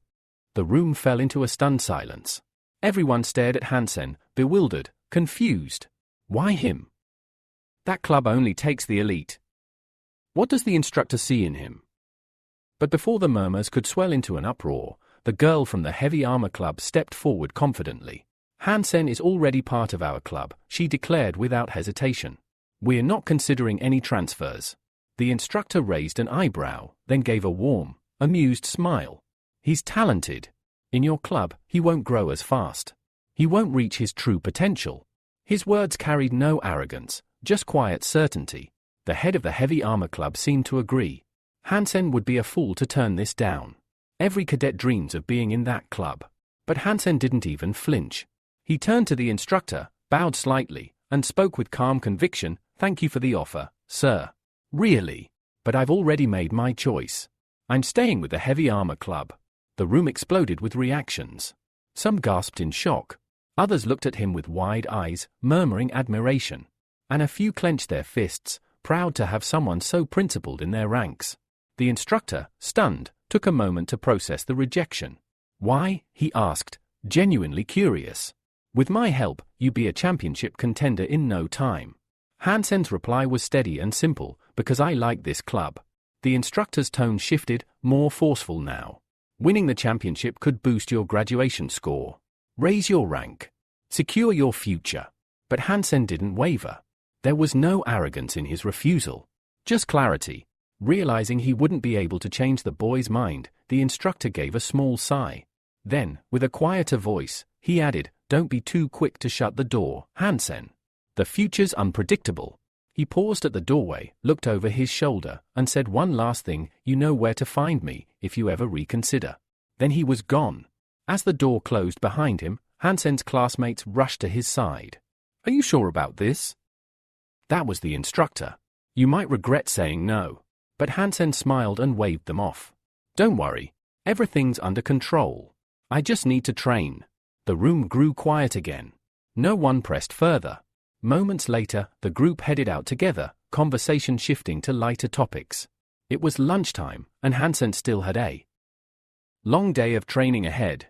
The last bottle of soda water stood alone near the distribution point until two hands reached for it at the same time. Hansen managed to snatch it first, and when he turned to see who his rival was, surprise lit up his face. It was John. Smiling, Hansen greeted her, noting how long it had been since they last saw each other. But John wasn't in a nostalgic mood. She immediately recognized him as the guy who had tricked her on the ship and coldly asked why he was still hanging around the academy. Before Hansen could respond, Fang Lu walked up, misreading the situation. Assuming Hansen was bothering John, he stepped in and demanded an explanation. John quickly shut him down, telling him to mind his own business and to leave her alone. A heavy silence followed as the two young men locked eyes, their gazes filled with cold hostility. Hansen was amused. His recent opponent didn't even realize who had beaten him. With a glint of mischief, he proposed a game. They sat down at a gaming table, quickly drawing the attention of onlookers. Whispers spread, some bold newcomer was challenging the famous cadet Fang Lu. Hansen picked up a small ball and smirked. "Watch closely," he warned, spinning the cups with practiced ease. The audience leaned in, intrigued. Fang Lu scoffed at the simplicity of the challenge. He was confident, too confident. He believed it beneath him but saw it as a chance to humiliate his unknown rival. John, still watching, asked why Fang Lu was being so aggressive when Hansen hadn't even done anything wrong. Then she turned to Hansen, puzzled by his playful attitude. In response, Hansen grinned and casually told her that if he won, she'd have to go on a date with him. John was furious. "What kind of nonsense is that?" she snapped. The game reached its climax. Hansen stopped the spinning and told Fang Lu to choose. Calm and sure of himself, Fang Lu dismissed 2 cups, declaring the third to hold the ball. He flipped it with smug anticipation, but found it empty. Gasps erupted from the crowd. Everyone had seen the ball go under the center cup. And yet, Hansen opened his hand to reveal the ball. It had never been under any cup. With a mocking smile, he told Fang Lu that he should have paid better attention. The next morning, the sun rose over the rugged terrain surrounding the steel armor shelter, bathing everything in a golden glow. Hansen and his enthusiastic friend stood at the edge of a deep crevice. The friend had exciting news. He had discovered a massive nest of mutated creatures, completely unknown to others. His plan was simple: harvest their genes and sell the surplus. Hansen listened, but his mind was elsewhere, still caught up in last night's confrontation and John's harsh rejection. It stung more than he wanted to admit. As they looked into the crevice, they saw the nest. It was teeming with massive mutated ants. They began descending cautiously, knowing full well that one wrong move could alert the swarm. Hansen quickly assessed the danger. These creatures couldn't be taken down with bare hands. Their armored shells required arrows to pierce. He drew an arrow and took aim, only to pause. Another arrow had already flown ahead of his, striking an ant. Hansen spun around, trying to find the source. Moments later, the answer emerged. A group of armed strangers had appeared, ambushing the nest with precision and coordination. Their leader barked orders to switch to star alloy arrows, determined to wipe out the mutants and claim all the spoils. Positioned on a high ledge, they fired with deadly efficiency using wrist crossbows. Hansen's heart sank, not from fear, but from the thought of losing such a valuable find. But he stayed calm. Turning to his friend, he reassured him that the hunters hadn't seen them yet. Then, without another word, Hansen drew an explosive arrow. He knocked it to his bow, aimed silently, and whispered with quiet confidence, "They won't be so lucky today." The hunters, focused on their attack, had no idea what was coming. The arrow landed behind them, then exploded with a thunderous bang. The ledge trembled beneath their feet. Cracks split the rock, and with a final rumble, the entire platform gave way. Panic spread among the attackers as the stone beneath them crumbled and fell. Hidden in the dense bushes, a figure watched the chaos unfold with a satisfied smile. Hansen knew the hunters were about to pay dearly for attempting to steal what he considered his rightful prey. A massive slab of stone, the very ledge the hunters had been standing on, finally cracked away from the mountain side. With terrified screams, the intruders plummeted into the river far below. The mutated ants, now alerted to their presence, immediately descended on the fallen group with vengeance in their mandibles. Furious from the earlier assault, the insects attacked in a tightly organized column, pincers snapping and venom stingers striking with lethal precision. Though the hunters scrambled to escape, the ants were faster. The insects overran them, biting and stinging until screams turned into silence. From his hidden perch, Hansen watched everything with intense focus. He realized the moment for a decisive strike had come. Drawing his bow, he loosed an arrow that sliced through the air and pierced a massive ant cleanly. The arrow struck true, right through the shell. Hansen reeled the creature in with a taut line, examined it, and quickly deduced that the key to killing them instantly was to target the neck. His companion, elated by the successful hit, couldn't contain his admiration. Hansen had claimed the ant soul with a single arrow. Both of them were in high spirits. Hansen hadn't expected his first attack to be so effective, nor the prey to be so rare. With renewed energy, Hansen unleashed a barrage of arrows, each one tipped with a line to pull back his kills. The two youths devoured the fallen ants, absorbing their genes, fully aware of the genetic value packed into each creature. Notifications from the system arrived one after another, mutated gene acquired. Hansen was ecstatic. He had already gathered 64 gene sequences, and the number was climbing fast. But their celebration was cut short by a low, resonant sound that made the earth seem to vibrate. They turned and saw it, a colossal ant emerging from the depths of the colony. This one was different. Hansen's eyes narrowed. This wasn't just another mutated insect. This was a divine blood-level creature, the leader of the colony. And suddenly, everything made sense. The ants hadn't just been attacking aimlessly. They had lured the hunters away, protecting their strongest. Quietly retreating into the shadow of a nearby rock ledge. Hansen grasped the rare opportunity before him. Such powerful mutants didn't appear often, and fate had delivered this one into his hands. The massive insect climbed onto a rocky outcrop, unaware that an arrow had already been loosed in its direction. It struck the beast's thick armor, harmlessly bouncing off. The attack had done no damage. Worse, it had alerted the creature. Hansen's heart raced. Not only was the ant impervious to normal arrows, it clearly possessed a level of intelligence far above its kin. The ant's head turned slowly toward them. Realizing the danger, Hansen quickly ordered his friend to hide. He would handle this one alone. His companion, worried but obedient, ran for cover, not before urging Hansen to be extremely careful. Launching himself from the ledge, Hansen soared into the air. As he flew, his body was enveloped in a powerful transformation. He donned the Empress's armor, a piece of rare and powerful gear. Immediately, he felt the difference. The armor, combined with his mastery of superparticle acceleration, boosted his speed and perception. The world seemed to move in slow motion. Slicing through the horde of regular ants, Hansen leapt high into the air once more. This time, his arrow was ready. It struck the ant leader square in the head, and this time, it worked. The creature's skull shattered, and the system confirmed the kill. Soul of divine blood acquired. From the shadows, his friend emerged, a mix of awe and envy on his face. "You're blessed by the goddess of fortune," he said, half joking. Then, more seriously, "sell me that soul." But Hansen shook his head. He was still collecting divine blood souls and needed more supergod genes. His friend's expression shifted as he made a new offer. "I'll trade you something better, superbiological armor." That got Hansen's attention. He asked for more details. The friend explained, the armor was a cutting-edge military prototype, developed through the recombination of biological particles. Though it looked like a small suitcase in its base form, its potential was immense, equivalent to destructive-grade weapons. The only catch? It had no built-in weapons, and couldn't be used inside shelters. To prove its authenticity, the young man revealed a sleek metal case. Hansen, intrigued, carefully inspected it. The core systems functioned, and while incomplete, it was clearly a high-value item. Still, Hansen wasn't ready to part with the ant's soul. Instead, he offered 2 other rare souls, one from a powerful riding beast and another from a one-horned fox. The friend accepted the deal eagerly, pleased with the bargain. The 2 young men looked around at the battlefield littered with ant corpses. Despite consuming so many, their gene counts had stopped increasing. Yet the number of remaining ants was still massive.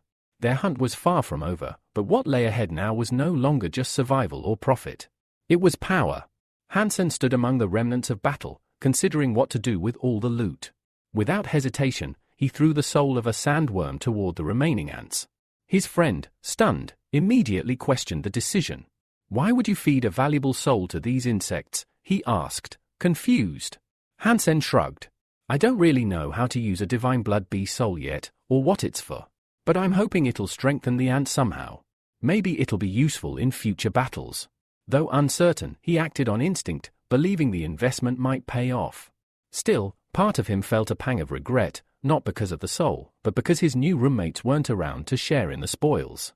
He decided to surprise them later with some mutated ant jerky as a gift. Nearby, his friend sat sulking, silently crying out of frustration.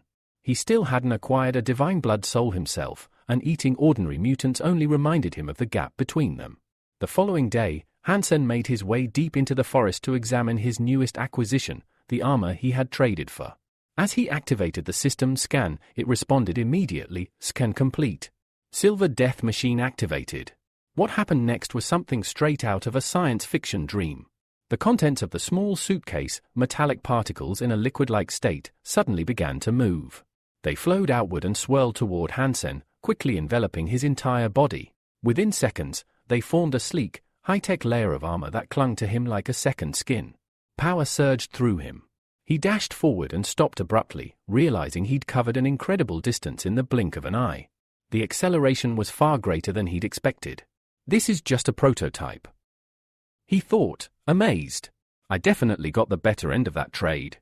Elsewhere, preparations were underway for an upcoming academic competition. A well-known reporter chatted with his cameraman, gathering updates on the current standings. "The Black Hawk team is still at the top, as usual," the cameraman said. "Anyone else making waves?" the reporter asked. "Well, the God's Hand group has been improving fast." The reporter leaned in, curious. "What about that unknown player who beat Fanglu at the last minute?" The cameraman dismissed it. "He's from the rifle squad. Doesn't matter. Those guys aren't a real threat in serious competitions." The reporter chuckled and suggested a food break. "Let's go to the Black Hawk mess hall, grab something to eat, and maybe pick up some info on the cadets." They arrived late in the evening. As they entered, they spotted someone eating alone. It was Hansen. They approached and asked why he was eating so late. Hansen looked up, confused. "Are you teachers or something?" he asked bluntly. The reporter blinked in disbelief. Millions had seen his broadcasts. Countless more had read his articles. And yet, this student didn't recognize him. He sat down, trying to play it cool. "What competition are you preparing for?" Hansen replied casually, "Just finished my general physical training." In truth, he had just been testing the new armor and wasn't about to share that detail. The reporter praised his discipline. "Which event are you entering?" "I'm an archer. Part of the heavy armor club," Hansen answered. The reporter raised an eyebrow. "You signed up for every competition involving mechas or exosuits?" "Yeah," Hansen said, unfazed. "I plan to compete in all of them. And win." The cameraman chuckled, clearly skeptical. "You should start with something easier. Like archery." Hansen stood and gave a calm smile. "Archery's boring. I've already beaten the best player, by 20 points. I like new challenges." With that, he walked off. The reporter, though expressionless, had just made the connection. This was the mysterious player who'd beaten Fanglu. He studied Hansen's retreating figure carefully. "This kid's not as simple as he looks," he murmured. His cameraman noticed. "What are you staring at?" The reporter smiled. "I think we've just found our headline." The next day, Hansen encountered John. He greeted her warmly, noting it had been a while. But John didn't respond. She walked past him without a word, frowning. "Just my luck," she thought. Bitterly. Of all the people I could run into, it had to be him again. As John tried to walk away, Hansen grabbed her by the hand, stopping her in her tracks. "You being really rude," he said calmly. "Last time you slapped me and didn't even apologize." John turned to him, her eyes flashing with irritation. "And you didn't even ask if I wanted to go on that date. That's why I was angry. So you're upset because I called you my girlfriend?" Hansen asked, half smiling. "Stop talking about that," she snapped. "Say another word, and I'll hit you again." But Hansen, unfazed, made her a bold offer. "If I win the championship, will you agree to go on a date with me?" John paused, clearly caught off guard. Winning the championship was no easy feat. Her expression turned unreadable, mysterious. "Fine," she said at last. "Take first place in 5 events. If you manage that, I'll consider it." But Hansen wasn't about to be tricked again. "You already lied to me once," he reminded her. "I'm not falling for it this time." Without hesitation, John extended her phone toward him. "Then let's make a contract. I'll back it with my account." Hansen smiled and accepted. Now the deal was sealed, and this time, he was sure she'd hold up her end of the bargain. The day of the Inter-Academy Championship finally arrived. In a broadcast room, the cameraman looked at the host with confusion. "Why are you so fixated on that guy we saw in the cafeteria?" The host leaned back in his chair. "Just a gut feeling. He's special. This will make for an incredible story and massive ratings." Moments later, the live broadcast began, streaming across countless screens, including massive displays across academy grounds. The host welcomed viewers from all over the sector. "This year, something unprecedented is happening at the Black Hawk Military Academy," he said. "A student is participating in every armor-based competition except one, due to certain restrictions. And he's dominating the stats." His words caused an uproar. Students all across campus buzzed with speculation. "Who is this guy?" "From the Heavy Armor Club." "There's no one that's strong in their lineup." "Is there?" One person who wasn't impressed was Fanglu. Scowling at the screen, he dismissed the reporter's claims as nonsense. But the girl next to him ignored his complaints. "Focus. The match is about to start." The screen shifted to show massive combat robots lining up for the first event. The reporter's voice boomed over the arena. "Welcome to the first match of the Armor Division. And pay attention, among the competitors is a machine called Destroyer." Though outdated, this model once cost hundreds of millions and still boasts impressive specs. Fanglu raised an eyebrow. "That machine's powerful, but I think the real story is its pilot." Then came the starting signal. Engines roared to life and the massive machines lurched forward. But just seconds into the race, the destroyer stumbled and crashed onto the ground with a deafening roar. Gasps echoed throughout the arena. The host's voice returned. "An unfortunate accident. Looks like the pilot lost control, perhaps too much excitement." The rest of the robot sped ahead while cadets burst into laughter. Sympathy mixed with ridicule. Fanglu sneered. "This was supposed to be the best? What a joke." Even John shook her head in disgust. "What a disgrace. And in front of such a huge audience." Inside the fallen destroyer, Hansen realized the truth: controlling a high-level mech like this required far more training.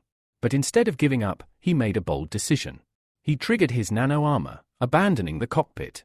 His body transformed as the sleek silver death machine suit deployed, wrapping around him in seconds. With a powerful burst, Hansen sprinted forward, closing the gap with incredible speed. His helmet's virtual display lit up as his teammates contacted him. "Don't worry, we've got your back," they reassured him. Now, Hansen surged ahead. Despite the overwhelming weight and momentum of the other machines, the silver death machine number 69 tore through the track like lightning. The host's voice returned. "We're down to the final lap." Leading the race is, unbelievably, the silver death machine, number 69. The crowd erupted. Students whispered in shock. "Where did that machine come from?" "That's a military prototype. I've never seen it sold anywhere." At the finish line, Hansen burst through the tape, arms raised in victory. The announcer's voice thundered across the arena, and first place goes to the silver death machine, number 69. Cheers echoed as Hansen stood tall, basking in the spotlight. He raised his hands, smiling broadly. "Thanks for the support, everyone," he shouted. "And don't go anywhere, I'll be competing in several more events." The identity of the pilot behind the silver death machine is finally revealed. It's Hansen. The news spreads rapidly among the cadets, triggering a wave of shock and excitement. But for John, it's a moment of dread. Panic flickers across her face. She had made a promise, one she now regrets. All she can do is hope that Hansen fails to win the remaining competitions. Meanwhile, the reporter keeps the hype alive, his voice booming through the screens across campus. "This contestant isn't just talk, he's the real deal," he says, stoking the flames of public curiosity. At this rate, he might just be the next champion. Members of the Heavy Armor Club swarm around Hansen, congratulating him on his stunning victory. They are proud, excited, and aware they've just witnessed the birth of a serious contender. Hansen meets their praise with cool confidence. "I will become the champion," he declares. "Racing is my specialty, and I'm just getting started." Around the campus, cadets are buzzing. Some are amazed by Hansen's performance, others remain skeptical, placing bets on different competitors. Their chatter is abruptly cut off by the instructor, who orders them to focus. Though outwardly composed, the instructor doesn't truly believe Hansen will win it all. Still, he admits that Hansen's presence is pushing others to give their best, and that, at least, is a good thing. The reporter announces the next event, the obstacle race. Tension fills the arena. The Heavy Armor Club is ready at the starting line. John, watching nervously, can't hide her anxiety. Hansen's dominance has her on edge. She silently hopes someone will finally manage to stop him. The second competition begins. As soon as the signal sounds, the silver death machine rockets forward, taking the lead instantly. It blazes through the course without slowing, ignoring the obstacles entirely. The crowd is stunned. They watch in awe as Hansen's mech smashes through barriers rather than maneuvering around them. Watching from the sidelines, Fang Lu sneers. A malicious grin forms on his face. He's going to regret that. No amount of speed cancels out physics. But Hansen isn't stopping. With blistering momentum, he crashes through a meter-thick concrete wall, obliterating it. The audience gasps. How is that possible? Did he just? That wall was solid. Whispers of disbelief echo across the arena. The sheer power of Hansen's armor leaves everyone stunned. Fang Lu, now fuming, mutters, "That guy's crazy. He's going to kill himself at this rate." Near him, one of John's friends notices the color draining from her face. "Are you okay?" they ask in concern. But John says nothing. Her eyes are locked on the screen. Hansen continues to charge forward, pulverizing every obstacle in his path. One by one, concrete blocks crumble under his assault. Nothing slows him. Finally, he blasts through the last barrier and crosses the finish line. The host's voice rings out, "We have a winner!" With unmatched speed and raw strength, the silver death machine secures first place once again. The cadets erupt into discussion. Many are in disbelief. Others are simply amazed. Fang Lu can't process what he's seeing. "That shouldn't even be possible," he mutters. "How?" John, on the other hand, is seething. "This is humiliating," she spits. "Veteran players, losing to him? It's a disgrace." Fueled by anger, she spins on her club members and screams, "Get in the arena. Win. Or don't bother coming back to the club." Elsewhere, Hansen's fellow clubmates cheer wildly. They're awestruck. "Your armor is insane," one of them says. "It's like magic. The crowd can't get enough of it." But Hansen isn't satisfied yet. "This is just win number 2, he says. "I've got more to go. I'll prove I deserve to be called the best." In another part of the arena, the instructor sits silently, clearly irritated. He doesn't like the way things are going. Combat matches used to take place through projections, but now, they're happening in real time. It worries him. He voices his concern to one of the officials. "The rules are changing. This isn't war, it's a competition. Who's responsible if someone gets hurt?" The official calmly responds, "The rules were changed to protect the players. Besides, our company sponsors your club. You wouldn't want to jeopardize that relationship, would you?" The instructor falls silent, clearly displeased but unwilling to press further. Then, the host's voice echoes again through the arena. "Attention, everyone! For the upcoming competition, the rules will be officially changed." A new phase is about to begin, and no one knows what to expect next. The host makes a thrilling announcement: from now on, the competitors will fight in real armor, not simulations. The audience erupts in excitement, craving the danger and spectacle that only live combat can offer. The shift in format electrifies the arena, and the reporter doesn't hold back. "This won't be just a race, this will be a massacre," he predicts. With the new survival-based rules, only one contender will be crowned victor, and everyone knows who they're aiming for: Hansen and his silver death machine. Backstage, Hansen's friends excitedly inform him that he's become the talk of the academy. More importantly, his stellar performances have caught the attention of a major military company, one deeply interested in his skills and the power of his unique armor. Flattered, Hansen responds with calm confidence. "If they think this machine is impressive now, just wait. No one's ready for what it can really do." But Ian, always strategic, isn't blinded by success. He quickly gathers the heavy armor club and presents a plan. "We need to protect Hansen," he says seriously. "We're no longer racing, we're surviving. If we can disrupt the enemy formation, force them to interfere with each other, Hansen can break through." The others nod in agreement. They know what's at stake. "I'll lead the right flank," Ian adds. "Hansen will punch through the center, but he can't do it alone. We'll clear the way."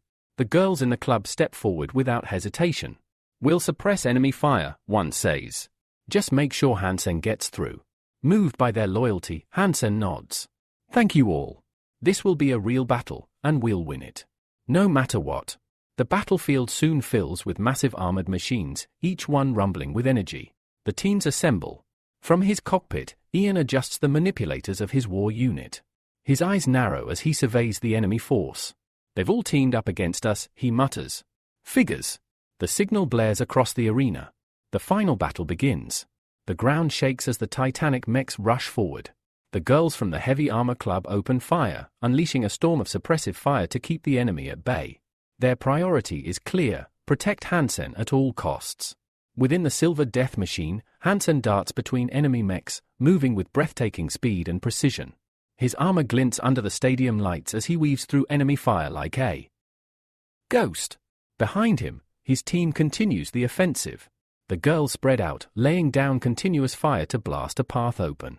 Ian, coordinating from the rear line, radios in urgently. "They're flanking from the right. Too many targets." Even under pressure, Ian keeps his voice steady. "Stick to the plan. Hansen, center lane. I'll hold the flank." Hansen activates the Empress Armor's advanced systems.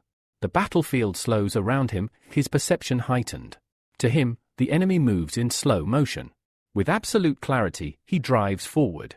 Suddenly, Tingan and his partner charge the front line, shielding Hansen and absorbing a storm of enemy fire. Their courage is unmistakable. Hansen locks onto multiple targets. Energy weapons deploy from the arms of his mech. His expression hardens. With lethal precision, he opens fire, dropping opponents who dare block his path. The crowd watches in stunned silence, then erupts.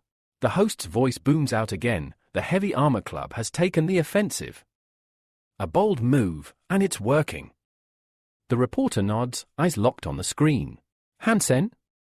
This isn't the rookie we saw in the first round. This is a born tactician. In the control room, the competition organizer slams his fist into the table. Why aren't they losing? How is a ragtag club overwhelming my entire formation? His fury echoes through the chamber. Shouts and curses fly from his staff as everything spirals out of control. Back in the arena, Hansen continues his unrelenting march. Voices echo in his comms, enemy pilots yelling, trying to coordinate an ambush. Hansen doesn't stop. He surges forward, barreling straight into enemy lines. Confused by his audacity, the enemy forces panic. Their crossfire becomes disorganized. In the chaos, they begin to hit each other. Cease fire! You're hitting friendlies. But it's too late. A massive explosion erupts, blinding light and thunderous sound engulfing the battlefield. The audience gasps. Out of the smoke and debris, the silver death machine emerges, unscathed, unstoppable. Hansen continues his advance without a word, leaving behind ruins, wreckage, and the furious cries of defeated opponents blaming each other for the humiliating loss. And in that moment, there's no doubt, Hansen isn't just surviving, he's dominating. The reporter, eyes gleaming with excitement, speaks directly to the roaring crowd. That was spectacle incarnate. The Heavy Armor Club didn't just survive, they dominated the battlefield. He highlights how Hansen masterfully utilized the full potential of the Empress armor, maneuvering with a calmness that borders on eerie. With surgical precision, Hansen struck from blind spots, turned enemy weapons against their owners, and fought like he was executing a pre-written strategy. The reporter chuckles, "You won't learn that in a classroom." Realizing their current tactics are failing, the enemy forces hastily regroup and agree on a new plan to eliminate Hansen's teammates first. Without the support of the Heavy Armor Club, they assume Hansen won't be able to last. But their strategy collapses in seconds. Hansen charges into their formation like a whirlwind, his energy blade slicing through metal with terrifying speed and force. His assault is a blur, devastating and unstoppable. The host's voice rises, nearly shouting, "The silver death machine is untouchable. They can't even slow him down." The camera zooms in on the carnage Hansen leaves in his wake. The host, nearly breathless, adds, "This isn't just top-tier piloting. That armor, it's at the level of a senior officer's equipment." Meanwhile, in the control room, the tournament organizer explodes in rage. He hurls a mug across the room, shattering it against the wall. "Cut them off. No sponsorships for any of them." Grinding his teeth, he orders his staff to uncover everything: who built that machine, who authorized its use, and how a student managed to get their hands on it. Back in the arena, the audience rises to their feet. Deafening applause fills the stadium as Hansen is declared the victor once again. The host, still high on adrenaline, addresses the crowd. "Remember this moment. Remember the silver death machine. And remember Hansen, no longer a rookie, but a legend of this tournament."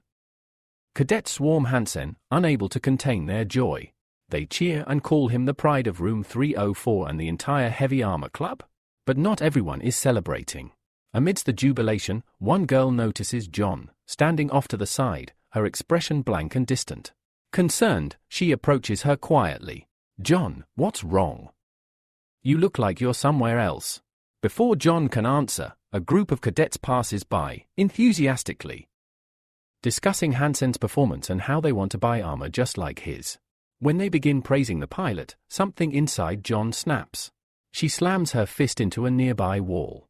Her friend flinches and immediately asks, "Who said something to you? Who upset you?" But instead of answering, John's demeanor suddenly flips. A wide, unsettling smile spreads across her face. "Oh, it's nothing. Really, I'm fine. Let's go eat, my treat." Her friend stares at her in disbelief. "John, you re-scaring me. What is wrong with you?" The next day, far from the chaos of the arena, a military research facility reviews the match footage. Scientists and officers watch with rapt attention. One of them comments, "Unbelievable. That was just a test unit. And a first-year cadet won 5 matches with it." Another man nearby nods, still stunned. "If even beginners can pilot it like that, we're looking at something revolutionary." A representative from the development team speaks up. He's no ordinary cadet. Hansen is part of Shouen's special security team. He was given that armor to test it and promote it. As night falls, John sneaks through the shadows in a long coat and large cap, trying not to be recognized. She recalls a message Hansen sent earlier, If I win 5 competitions, you owe me. Don't forget our promise. Meet me by the dining hall in trance. John clenches her teeth. She hates crowded places, and she knows Hansen chose this spot on purpose. He wants people to see them together. When she arrives, she finds Hansen already there, surprised to see her. Early? Wow. Didn't think you were that eager, he says with a teasing grin. He eyes her outfit and raises an eyebrow. What's with the get-up? Afraid of getting swarmed by fans. John, clearly irritated, slaps a hand over his mouth and snaps, "Shut up." John, trying to break the tension, asks Hansen if he has an account on the school forum. Hansen smiles and nods. Of course. It's under the name My Girl John. Hearing this, John thinks to herself how obvious it was and wonders why she never realized it sooner. She feels a bit flustered and confused. With a teasing smirk, Hansen reminds her, "Well, now it's time to keep your promise." John's heart sinks as she understands what that means. She has to kiss him. Reluctantly, she slowly reaches out, mentally promising herself that as soon as she gets home, she'll wash her mouth with soap and buy a pack of gum. She braces herself, telling herself she can't let his scent stick to her. Suddenly, Hansen surprises her by pulling her into a firm hug and kissing her decisively on the lips. Right at that moment, a group of girls appears nearby. Spotting them, they whisper loudly, surprised and judgmental, "Why choose such a public place for your little show?" Hansen grins and points to one of the girls. "That's my friend. Want to say hi?" The girls, chatting among themselves, walk away, complaining that it's time to hold a student council meeting about this kind of behavior. John feels mortified. She quickly turns away and mutters a curse under her breath aimed at Hansen. Hansen heads toward his room, reflecting on John's shyness. He decides he needs to spend more time with her to understand her better and strengthen their relationship. At his doorway, Hansen is greeted by an unusual sight, his pet, a 3-eyed cat. The system announces that the cat has mutated and evolved to a divine level. Hansen is shocked. He never expected this seemingly useless creature to transform into such a rare and powerful being. Gently petting the now larger cat, Hansen concludes it must have evolved thanks to its diet, mostly ants it had collected. Activating a holographic system screen, he learns the cat has developed a formidable fighting body. Hansen is impressed, thinking it's better to develop his pet than to go searching for new ones. He remembers his sandworm pet and hopes it will evolve as well. Clad in his money brother armor, Hansen rides atop the 3-eyed cat across a desert plain. He decides to test his pet's usefulness in hunting. Spotting a huge mutated centipede nearby, Hansen commands the cat to attack. The cat swiftly catches up and bites the centipede with its massive jaws. The system congratulates Hansen on a successful hunt and reports the soul of a primitive sand snake has been obtained. Hansen happily hugs his pet, calling it his irreplaceable assistant and hoping its power will only grow. Looking around, Hansen notices the area is eerily empty. Previously, it had been teeming with worms and desert foxes. Walking forward, he finds dead sandworms scattered about. Puzzled, he wonders who could have done this. Deciding not to risk exposing his pet, Hansen calls the 3-eyed cat back and prepares to investigate alone. Following a trail of blood, he soon hears the distant calls of sand foxes. After a while, he encounters a large hunting party led by the Divine Sun. The hunters cheer loudly, celebrating a successful hunt and feeling lucky today. Hansen immediately spots a strange, massive stranger among them, a warrior of divine level, new to the Divine Sun squad. The Divine Sun praises this huge warrior, reaffirming his value. The squad corners a small group of sand foxes, including their leader, in a dead end, believing their prey trapped and doomed. A cruel smile spreads across Chinsuan's face as he orders his men to hold back. He wants to enjoy the hunt himself. Hansen suspects the fox leader is very cunning and wonders if the animal will manage to escape. Indeed, the fox surprises everyone by finding a small crack in the rock and slipping through it. Chinsuan is furious upon realizing the beasts had an escape plan. He commands his men not to harm the fox leader, promising to catch it himself. Feeling a spark of excitement, Hansen senses the fox won't give up easily. Suddenly, the huge warrior feels an odd vibration without understanding its source. The Divine Sun urgently orders his squad to retreat to nearby shelter as a strange golden sand approaches from all sides. Hansen immediately recognizes the danger: golden ants, vicious creatures that devour everything in their path. The Divine Sun attempts to flee but is horrified to see one of his hunters consumed instantly by the ants. The huge warrior bravely swings his club, charging forward. These ants are fragile. Don't be afraid, follow me. A satisfied smile crosses Chinsuan's face as he thinks again how lucky he was to recruit this mighty warrior. Hansen admires the hunter's strength, comparing him to a steel machine. Chinsuan thanks the warrior for saving the squad and claims without him, they would have surely died. The warrior modestly replies it was nothing. At that moment, the other hunters suddenly turn on the huge warrior, stabbing him in the back with knives at the divine sun signal. The hunters twist the wounded giant's body cruelly, mocking him by saying he was only lucky because of his divine-level club. Hansen's thoughts turn harsh. He considers the divine sun and his hunters worthless scoundrels and worries deeply that such a strong man trusted them. Chinsuan, the divine sun, coldly demands the giant hand over his club, promising that if he complies, he might be spared. The giant roars defiantly, shouting that he would never surrender his weapon, even if it means death. The hunters restrain the giant tightly while Chinsuan slaps him across the face, declaring, "You asked for this." Then, with cruel satisfaction, the divine sun's men drop the giant roughly to the ground and gleefully announce his doom. Watching this, Hansen realizes he must act quickly to help the stranger before these scoundrels torture him to death. Suddenly, the divine sun hears a strange noise and turns to see a beast of divine blood nearby. Alarmed, he orders 2 hunters to stay behind with the wounded giant while he and the rest of the squad chase after the monster. The hunters obey without question but mock the captive giant, taunting him about his earlier boasts of strength. They even offer him the divine club again, hoping to tempt him. Just then, Hansen appears. He confronts the hunters, condemning their cruelty. Swiftly, he strikes down one hunter with his sword. The fallen man drops dead, and his partner scrambles away in fear, seeking refuge behind nearby rocks. With great effort, Hansen helps the wounded giant to his feet, urging him to hold on. From above, the divine sun spots Hansen, referred to as a money brother, and curses him for meddling in their affairs, then orders his men to return. Behind them, the voices of the money brother hunters warn that the fugitives won't get far since the giant is injured and slow. Hansen dismisses their threat, calling them foolish. Summoning his massive 3-eyed cat, Hansen carefully places the wounded giant on the creature's back and commands it to carry him to safety. One hunter, shocked, remarks that Hansen has tamed the beast of divine blood.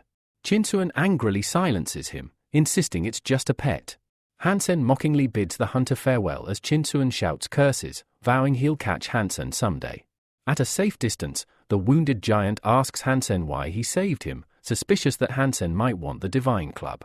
Hansen denies any such intentions, saying he simply likes helping others. He offers to escort the giant home after he pays what he can. The giant agrees, declaring that the enemy of his enemy is a friend. Though he refuses to give up the divine club, the giant offers Hansen 2 mutated animal souls, one as payment for his rescue, the other as a token for safe escort. Hansen accepts the deal, satisfied that it's more than enough. 2 days later, Jan walked into the garrison commander's office, curious as to why the girl had sought her out. Without much preamble, the commander instructed her subordinate to contact Hansen and summon the young man to her office the following morning. The reason? A prominent weapons company had expressed interest in having Hansen represent their newly developed biological armor. Yanmin was taken aback. She asked again, needing to confirm whether the weapons company was seriously targeting that young man. It made no sense to her. Why would a reputable organization select a mere first-year student for such a significant role? When Hansen was informed of the offer, he declined without hesitation. Acting in a commercial was far from his interests, and he explained that he was already overwhelmed with responsibilities. The captain tried to ease his doubts, saying it wasn't complicated. The Hansen Arms Company already considered him a rising star. She even reminded him that no student from Black Hawk Academy had ever received such an opportunity. Then, the garrison commander interjected with a sharp commanding tone. Cutting through the chatter, the girl clarified to Hansen that he had misunderstood. This wasn't a proposal, it was an assignment, and one he was required to fulfill. The commander stated plainly that the special group could not reject such an honor. With a swift motion, she handed him a document and instructed him to review the contract, assuring him that the terms were exceptional.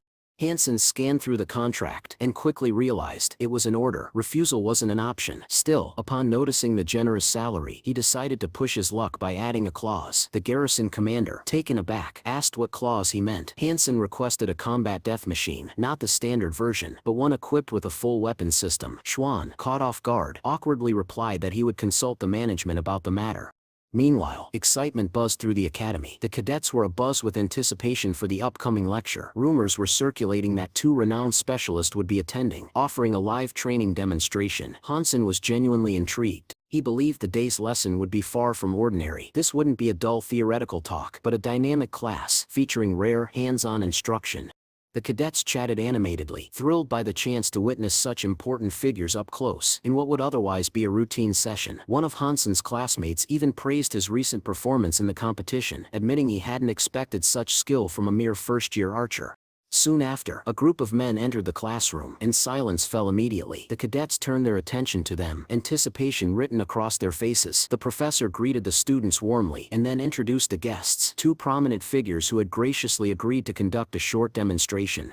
The lecture began with a discussion on ancient martial arts. The professor emphasized that true mastery was not just about raw physical power, but the ability to harness one's inner strength with precision. He noted that in real combat, psychological fortitude often outweighed brute force. A punch, he explained, was not just a physical strike, but a reflection of intelligence and awareness.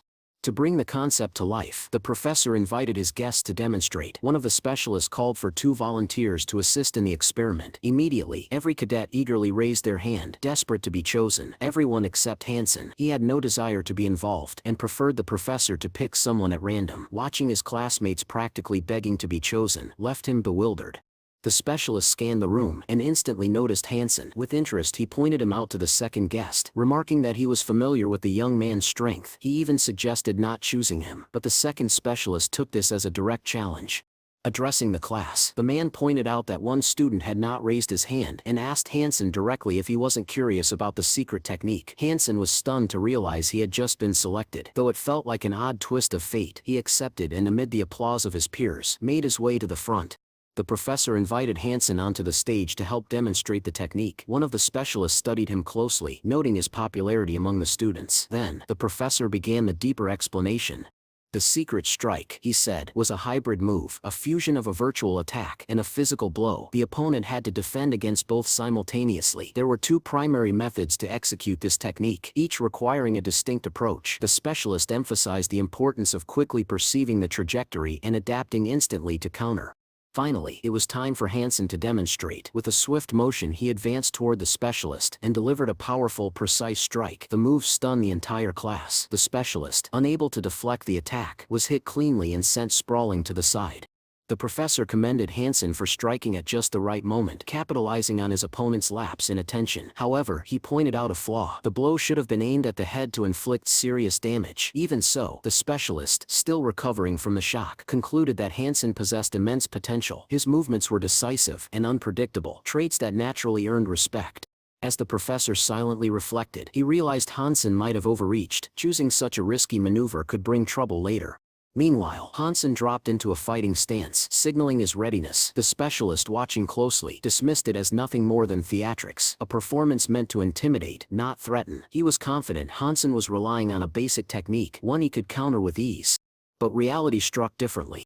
As soon as the bout resumed, Hansen launched a rapid series of attacks. The specialist, caught off guard, couldn't parry them. Each strike landed with precision, leaving no room to recover. Hansen recalled the professor's earlier words. The secret technique involved deception. Clearly, the specialist hadn't mastered that part. Forced to retreat, the expert tried to regroup and counter, but again, he underestimated Hansen. The young cadet concealed his strikes masterfully, slipping past the defense with ease. The specialist's expression turned from focus to astonishment. He had misjudged the student entirely. He now understood. Hansen wasn't just a promising talent, he was already a formidable fighter. Determined to shift the tide, the specialist decided to go all out. It was no longer about teaching or testing, it was about pride. Years of training surged through his next assault. But Hansen, eerily calm, blocked every blow as if he knew them in advance. The professor, observing closely, couldn't hide his surprise. This wasn't luck, this wasn't instinct, this was mastery far beyond what any cadet should possess. Around them, the watching students erupted in cheers. Chants of Hansen's name echoed through the hall. They were in awe. He had dismantled a veteran specialist's defense in just 3 blows. Elsewhere, in the academy cafeteria, Jean sat with her friend, picking at her lunch. Her companion buzzed with excitement, recounting the rumor that Hansen had taken down a seasoned fighter during a live lecture. She regretted missing it. But Jean, she feigned indifference. Shrugging, she claimed there was nothing remarkable about it. In her opinion, Hansen was just pretending to be strong. Across the room, Hansen was being swarmed by classmates. They congratulated him, peppered him with questions about his training, and even offered to treat him to lunch as a sign of admiration. One roommate nudged him and pointed. John was sitting just a table away with her friend. Hansen found the encounter oddly timed. John, meanwhile, was clearly irritated by his presence. A week had passed since their kiss, and he hadn't reached out even once. Her friend, trying to smooth the mood, invited Hansen and his group to join them. Acting as if nothing was amiss, she opened with small talk, keeping things casual and light. Zhang Yuanyers pretended she didn't know Hansen. Still, those at the table began to notice something different. There was an energy between them that couldn't be ignored. The girl turned to Hansen and noted casually that he'd become famous lately. Everyone at the academy knew his name now. She then mentioned that she worked with the Special Forces unit under the command. Hansen greeted her politely, introducing himself and revealing that he was part of the Archer squad. That's when the girl made a bold remark. She asked if Hansen was Zhang's boyfriend. The question visibly shook John. Her friend's reaction was nervous, nearly panicked. The others, though they tried not to show it, were clearly listening. Everyone was stunned. Zhang Yuanzhan's as a boyfriend. No one had seen that coming.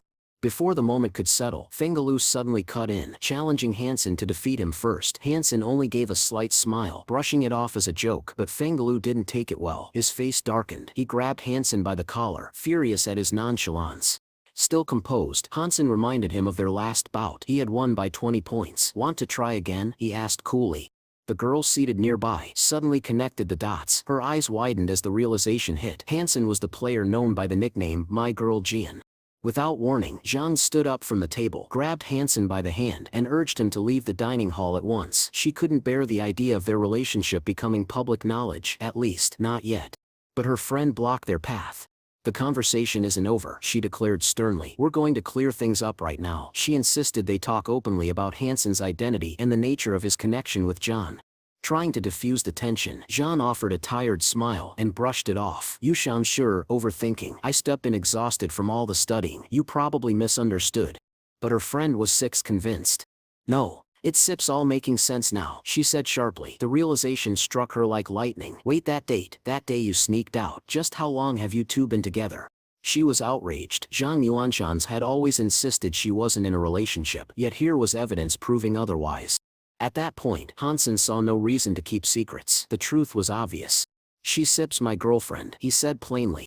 The cadets nearby, who had been eavesdropping with subtlety, reacted with surprise. Murmurs quickly spread, but instead of judgment, admiration filled the room. They all agreed they looked like the perfect couple. Tingyan, unable to hold back, declared enthusiastically, Hansen is a true hero, and heroes deserve the finest beauties. His words were sincere and joyful. The cadet community buzzed with discussion, but not all news was celebratory.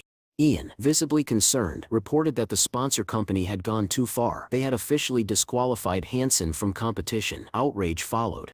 Tingyan was livid. Those freaks, they were accusing him of using illegal armor with zero proof. Despite the storm, Hansen remained unbothered. He already felt fulfilled. People knew his name. They'd seen him win. That was enough. Ian mentioned that the finals of the tournament were next month, and fans were threatening to boycott if Hansen didn't participate. But Hansen simply shrugged. The cup doesn't matter to me anymore. There are more important things now. At the TV center, tension brewed elsewhere. A girl confronted the CEO. She believed she had earned the starring role in the new advertisement campaign. Why would you give the spotlight to some student? She demanded. Zun Quan was just as frustrated. He felt like the network executives were misleading him. The girl had memorized the script, prepared for filming, and yet she hadn't even gotten to test the new armor. The CEO tried to remain calm. Yushang Star, the top student at the academy and part of the elite armor unit, control your emotions and follow orders.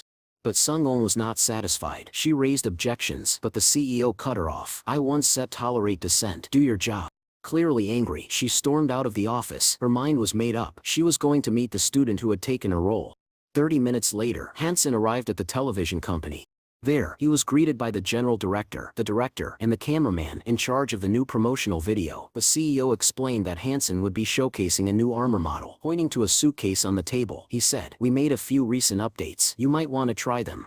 Hansen's eyes lit up as he opened the briefcase. The armor looked larger than usual, and the moment he lifted the lid, the nanoparticles began to stir.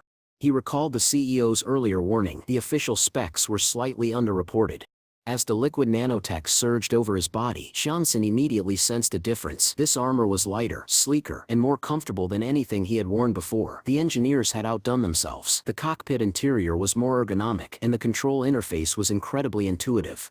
He activated the system and began moving. At first, he was thrilled with the expanded feature set, but his excitement led to recklessness. He dashed forward and stumbled. This wasn't like the old death machine he was used to.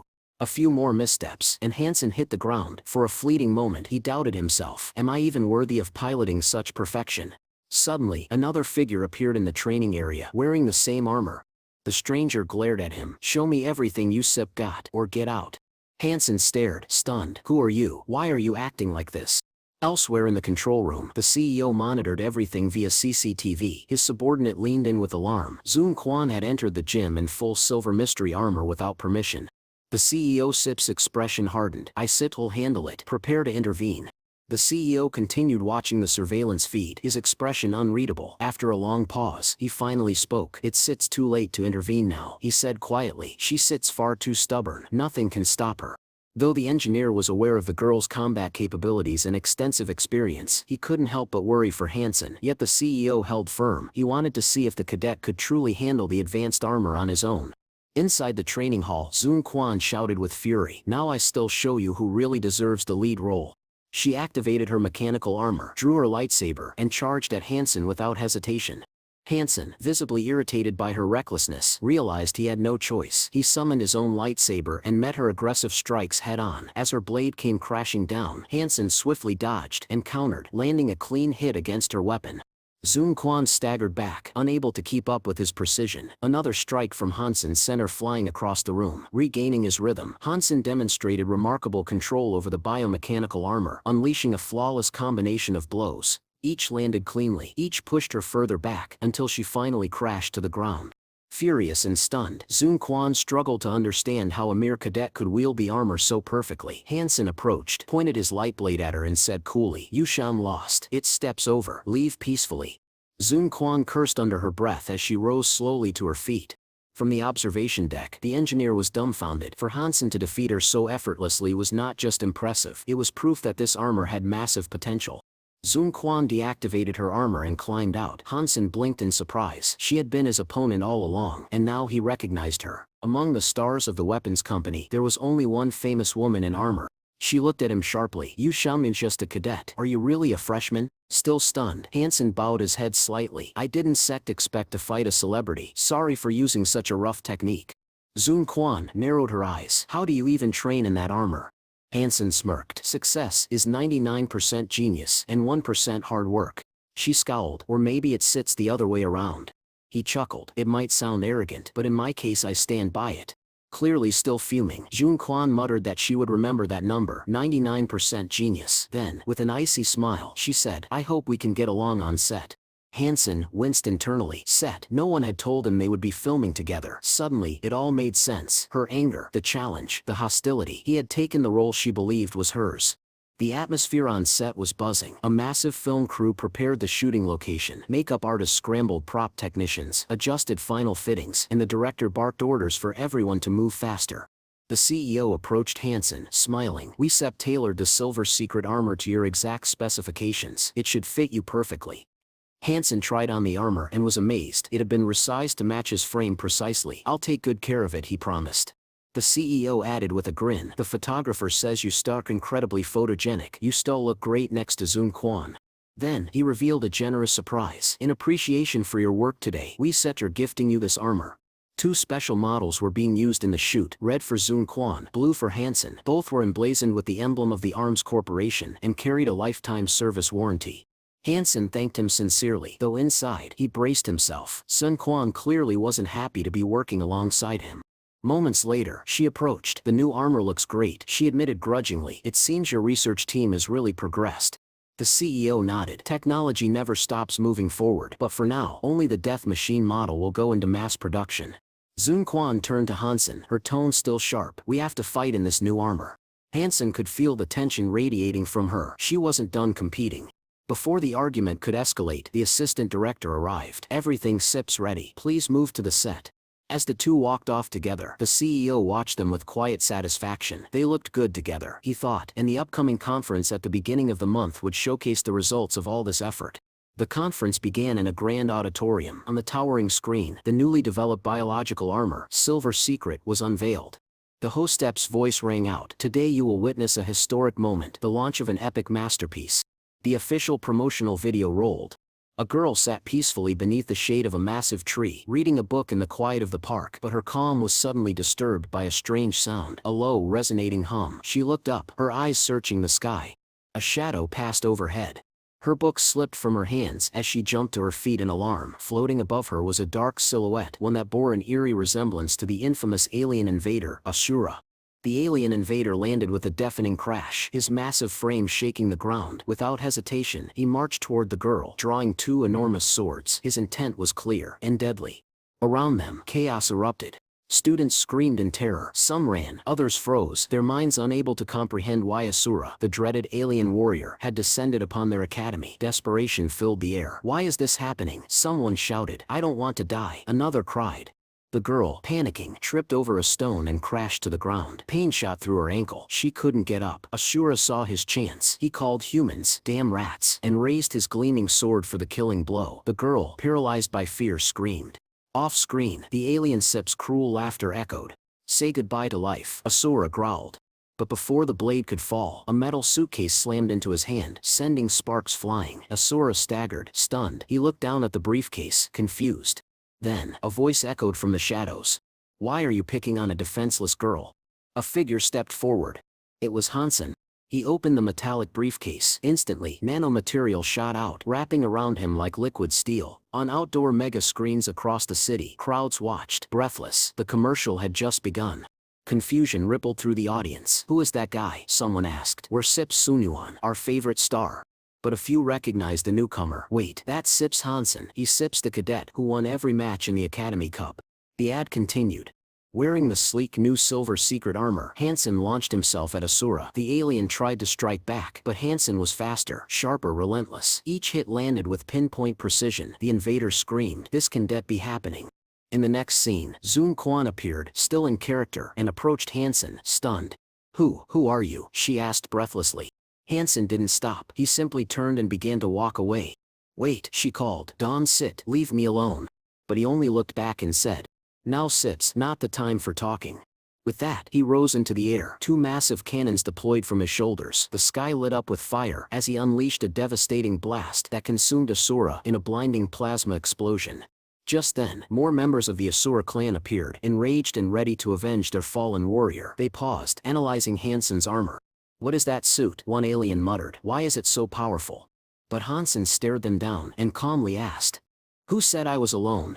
In that moment, the sky tore open with light.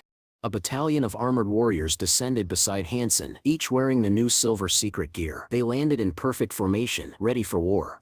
The music swelled, epic and thunderous. A narrator's voice boomed. "Stand united, fight together, protect humanity." The screen exploded into a montage, armored warriors charging into battle, slicing through alien invaders, defending civilization with unwavering resolve. Then, a final voiceover delivered the punchline. "Silver Secret, the armor that will protect humanity for generations, brought to you by the Weapons Corporation." The last scene showed the alien forces being obliterated. The ad ended with the line, "Limited edition sales begin soon." The auditorium erupted into thunderous applause. Then silence fell. The presenter stepped forward. "This," he said, "is truly revolutionary armor, built to exceed top-tier military standards." He added that the Silver Secret was a limited release, and anyone interested would have to join a live queue immediately. Elsewhere, Minga's mother had just finished watching the commercial at home. "That actor, he looks just like Hansen," she said with surprise. "Is he really rubbing shoulders with celebrities now?" Minga confirmed it. "It is Hansen. Look at the credits." As the names rolled across the screen, the truth was undeniable. Envy filled the room. How did that guy make it into the military academy and become a superstar? Back at the academy, the cadets couldn't stop talking. The commercial had already racked up over 500 million views. Everyone was buzzing about it, especially about Hansen's sudden rise to fame. In the cafeteria, Zhang Yuanzhan's friend turned to her. "Hansen sips all over the place." The rumors once did stop. Zhang Yuanzhan's finally snapped. She shouted that Hansen was a freak, her voice trembling with fury. He hasn't messaged me in 2 weeks. As far as I am concerned, he sits dead to me. Later, Yushan confronted Hansen. Their voices were raised, tension thick in the air. Why don't you go back to your movie star? John spat. I hope you two have a wonderful time. Hansen, caught off guard, stared at her. Wait, you think? Zhang Yuan interrupted. I stem serious. I hope it works out. Hansen took a breath, steadying himself. Zhang Yuan, it wasn't what you think. It was just a mission. I couldn't say anything. I signed an NDA. But the damage had already been done. Zhang was dying a word of it. She glared at Hansen, her voice sharp and accusing. You think you can just show up after 2 weeks and toss around some ridiculous excuse? Do you take me for a fool? Hansen shook his head, his tone sincere. It's not like that. I didn't want to hurt you. I didn't do anything wrong. But then he made a critical mistake. Trying to reassure her, he began. Your beauty, it doesn't even compare to Zunwan Sit's. Zhang Yuanshan snapped. Fury overtaking her, she lunged forward and grabbed him by the throat. Hansen gasped, trying to pry her fingers away. John, stop, you can't act like this, he choked out. Then, in a moment of bold desperation, he kissed her.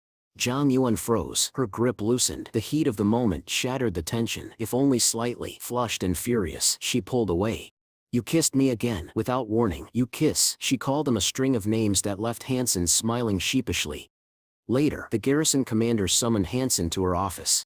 I don't understand, she said. Why refuse further cooperation with the arms company? Do you know how much money you could make?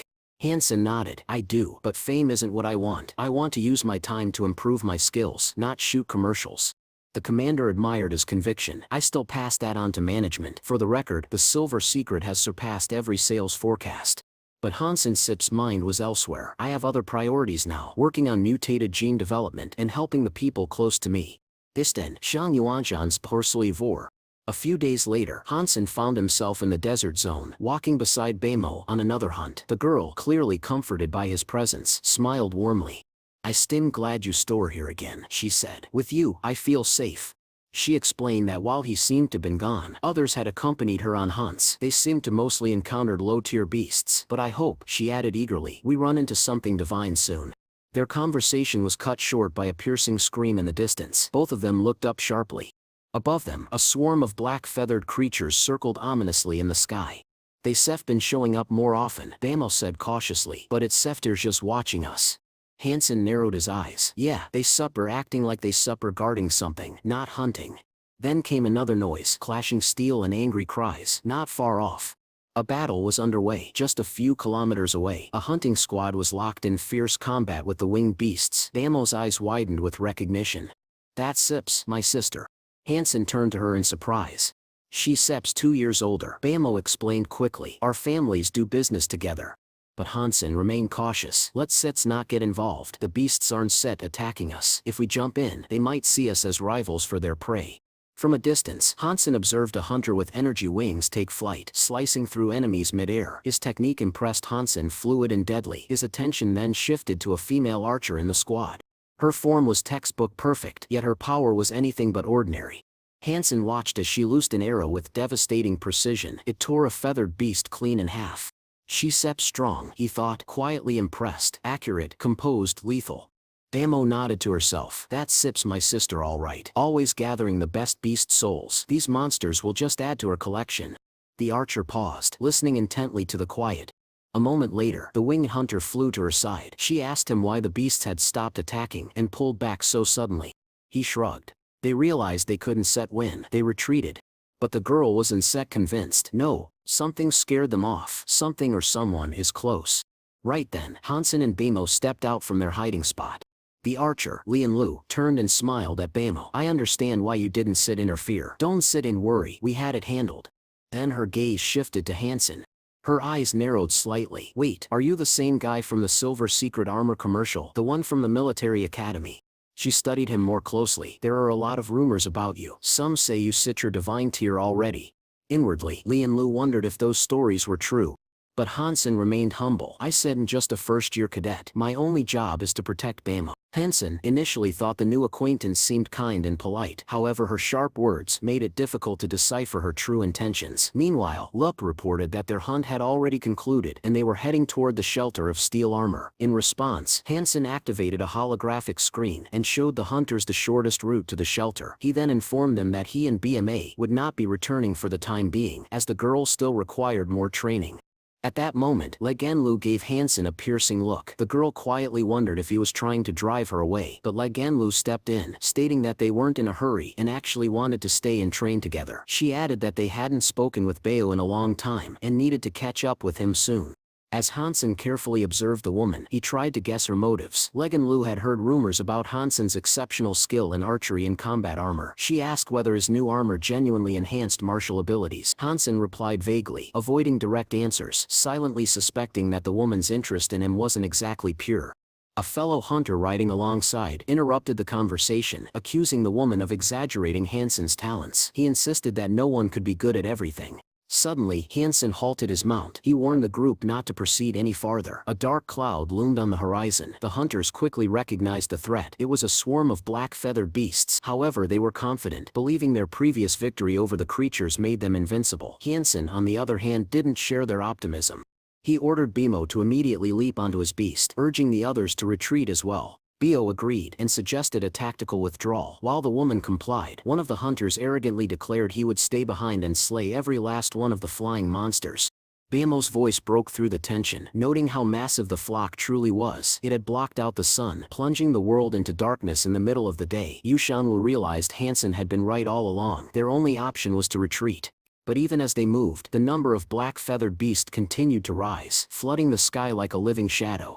The defiant hunter remained confused. How had these beasts become so bold? He clung to his confidence, certain he could handle them alone. But Hansen snapped at him, warning that even a skilled warrior couldn't take on several hundred of these creatures. Worse, Hansen feared they were being led by a king. His fears proved true. A moment later, an enormous black-feathered beast emerged from the center of the flock. It was a god-level king of the sky. The hunter transformed, covering himself in thick battle armor. With glowing energy wings, he soared into the sky, hoping that defeating such a creature would earn him a divine gene. Lenu, watching from below, cried out in desperation, pleading for him to come back. She warned that he was no match for such a powerful enemy. As Hansen and the others retreated, he glanced back and saw the hunter charging headfirst into the aerial horde. To Hansen, this wasn't bravery, it was foolishness. As the group fell back, he ordered the girl to head toward the south rock and not stop under any circumstances. Then Hansen drew his bow and loosed several arrows into the sky. Each shot tore through the black-feathered monsters with precision. Lin Lu was astonished by his skill. In such a dire situation, he had killed 2 creatures with a single arrow. She realized the boy wasn't as ordinary as he appeared. The girls accelerated, pushing toward the southern mountains as part of the flock broke off and began pursuing them. Legenlu fired back, unleashing deadly arrows that cut through the beasts mid-air. She screamed to the hunter behind them, urging him to return before it was too late. If he continued, there would be no chance of saving him. But the hunter refused to listen. He plunged deep into the swarm, slashing and striking the monsters with everything he had. He was desperate for trophies, desperate to consume the beasts and acquire the divine gene. During the chaos, he failed to notice the enormous predator closing in behind him. In an instant, the king beast lashed out, raking its massive claw across his back. The hunter fell rapidly toward the earth, thinking that despite his ferocity, he hadn't even reached the true target. He was instantly surrounded by dozens of monsters. Their sharp fangs bit into his armor, ripping into him with savage force. The others realized that escaping the swarm was impossible. The flying beasts were far too fast. So, the young fighters dismounted and formed a tight defensive formation, standing shoulder to shoulder. Hansen knew it was time to unleash his trump card, the sole weapon of a mutated beast. This sword he thought would be ideal for such a confrontation. Surrounded by enemies, Hansen charged into the fray. With each strike, he felled another monster. Notifications of successful kills flooded in, but the soul of the beast he sought still eluded him. Legenlu fended off another incoming strike. Her thoughts conflicted. She still harbored doubts about Hansen's true intentions, but there was no denying his strength. Side by side, the young fighters continued battling the relentless wave of monsters. Yet despite the intensity of the conflict, not a single beast soul had been obtained. Suddenly, a deafening roar shattered the battlefield, followed by a blinding flash of light. The group turned instinctively and then froze. A hunter's corpse, headless and broken, crashed to the ground. The light they had seen was the final moment of his fall. Bamo gasped, overcome with horror. She clutched her mouth to stifle a scream, whispering in disbelief at the sheer brutality of what she'd witnessed. Ligan Lu stood paralyzed, her eyes locked on the fallen body. The realization struck hard. An old companion, lost to the sky beasts. There had been no chance to save him. And then, the nightmare deepened. Above them, the king of the black-feathered flying beasts descended into view, clutching the severed head in its talons. Its actions were deliberate, a calculated display meant to provoke and demoralize. Ligan Lu glanced around at the field, littered with the corpses of lesser monsters. So many had fallen, and yet not one had yielded a beast's soul. The tools they needed to stand a chance still eluded them. Hansen, locked in a ferocious struggle nearby, grimaced. The creatures were far tougher than he'd expected. Gritting his teeth, he summoned the soul of his beast. Curious, the girl asked him what he was calling forth. "It sits, the soul of my favorite beast," Hansen replied. "I sips am going to feed it until it sips full. Then it sips will help us clear this battlefield." In the next moment, the tiny flicker of energy in his palm erupted into a massive sandworm. Towering and savage, it surged forward, devouring the black-feathered monsters with ravenous fury. Amid the chaos, Hansen turned to Bio and revealed his plan. He intended to lead the monstrous flock away. He urged her to flee at once and return home. Then, an energy flame ignited in his hand. With a swift motion he directed it toward the girl. Divine armor wrapped around her, forged from the blood of a sacred entity. Bio stood stunned. She recognized it instantly. Divine blood armor, a gift of this magnitude was unthinkable. "How will you fight without it?" she asked, concern flooding her voice. But Hansen knew what had to be done. Time was slipping away, and the king of the beasts wasn't waiting. If they stalled, things would spiral even further out of control. Without hesitation, he began his own transformation. In mere seconds his body was encased in the Empress's armor, an elite relic designed for deadly close combat. Brandishing his sole weapon, a blade born from a mutated beast, Hansen charged into the fray. He fought his way through the lesser beasts, determined to reach their leader. Every strike was swift and brutal, carving a path forward. Ligan Lu watched him closely. Now she understood why he had given the divine armor to her friend, without hesitation. Deep down, she envied him, not just for his strength, but for the fact that he possessed multiple beast souls. Still, she thought, charging head-on at the king of the beasts was sheer recklessness. But Hansen thought otherwise. He closed the distance and engaged the massive creature in close combat. Blow after blow, he pressed the attack. The beast shrieked, flapping its enormous wings, trying to shake him off. But Hansen clung tightly, maneuvering behind the creature's neck and locking his arms around it. The beast roared in fury and shot skyward, its speed immense. The entire flock followed. The sky darkened again as they vanished into the clouds.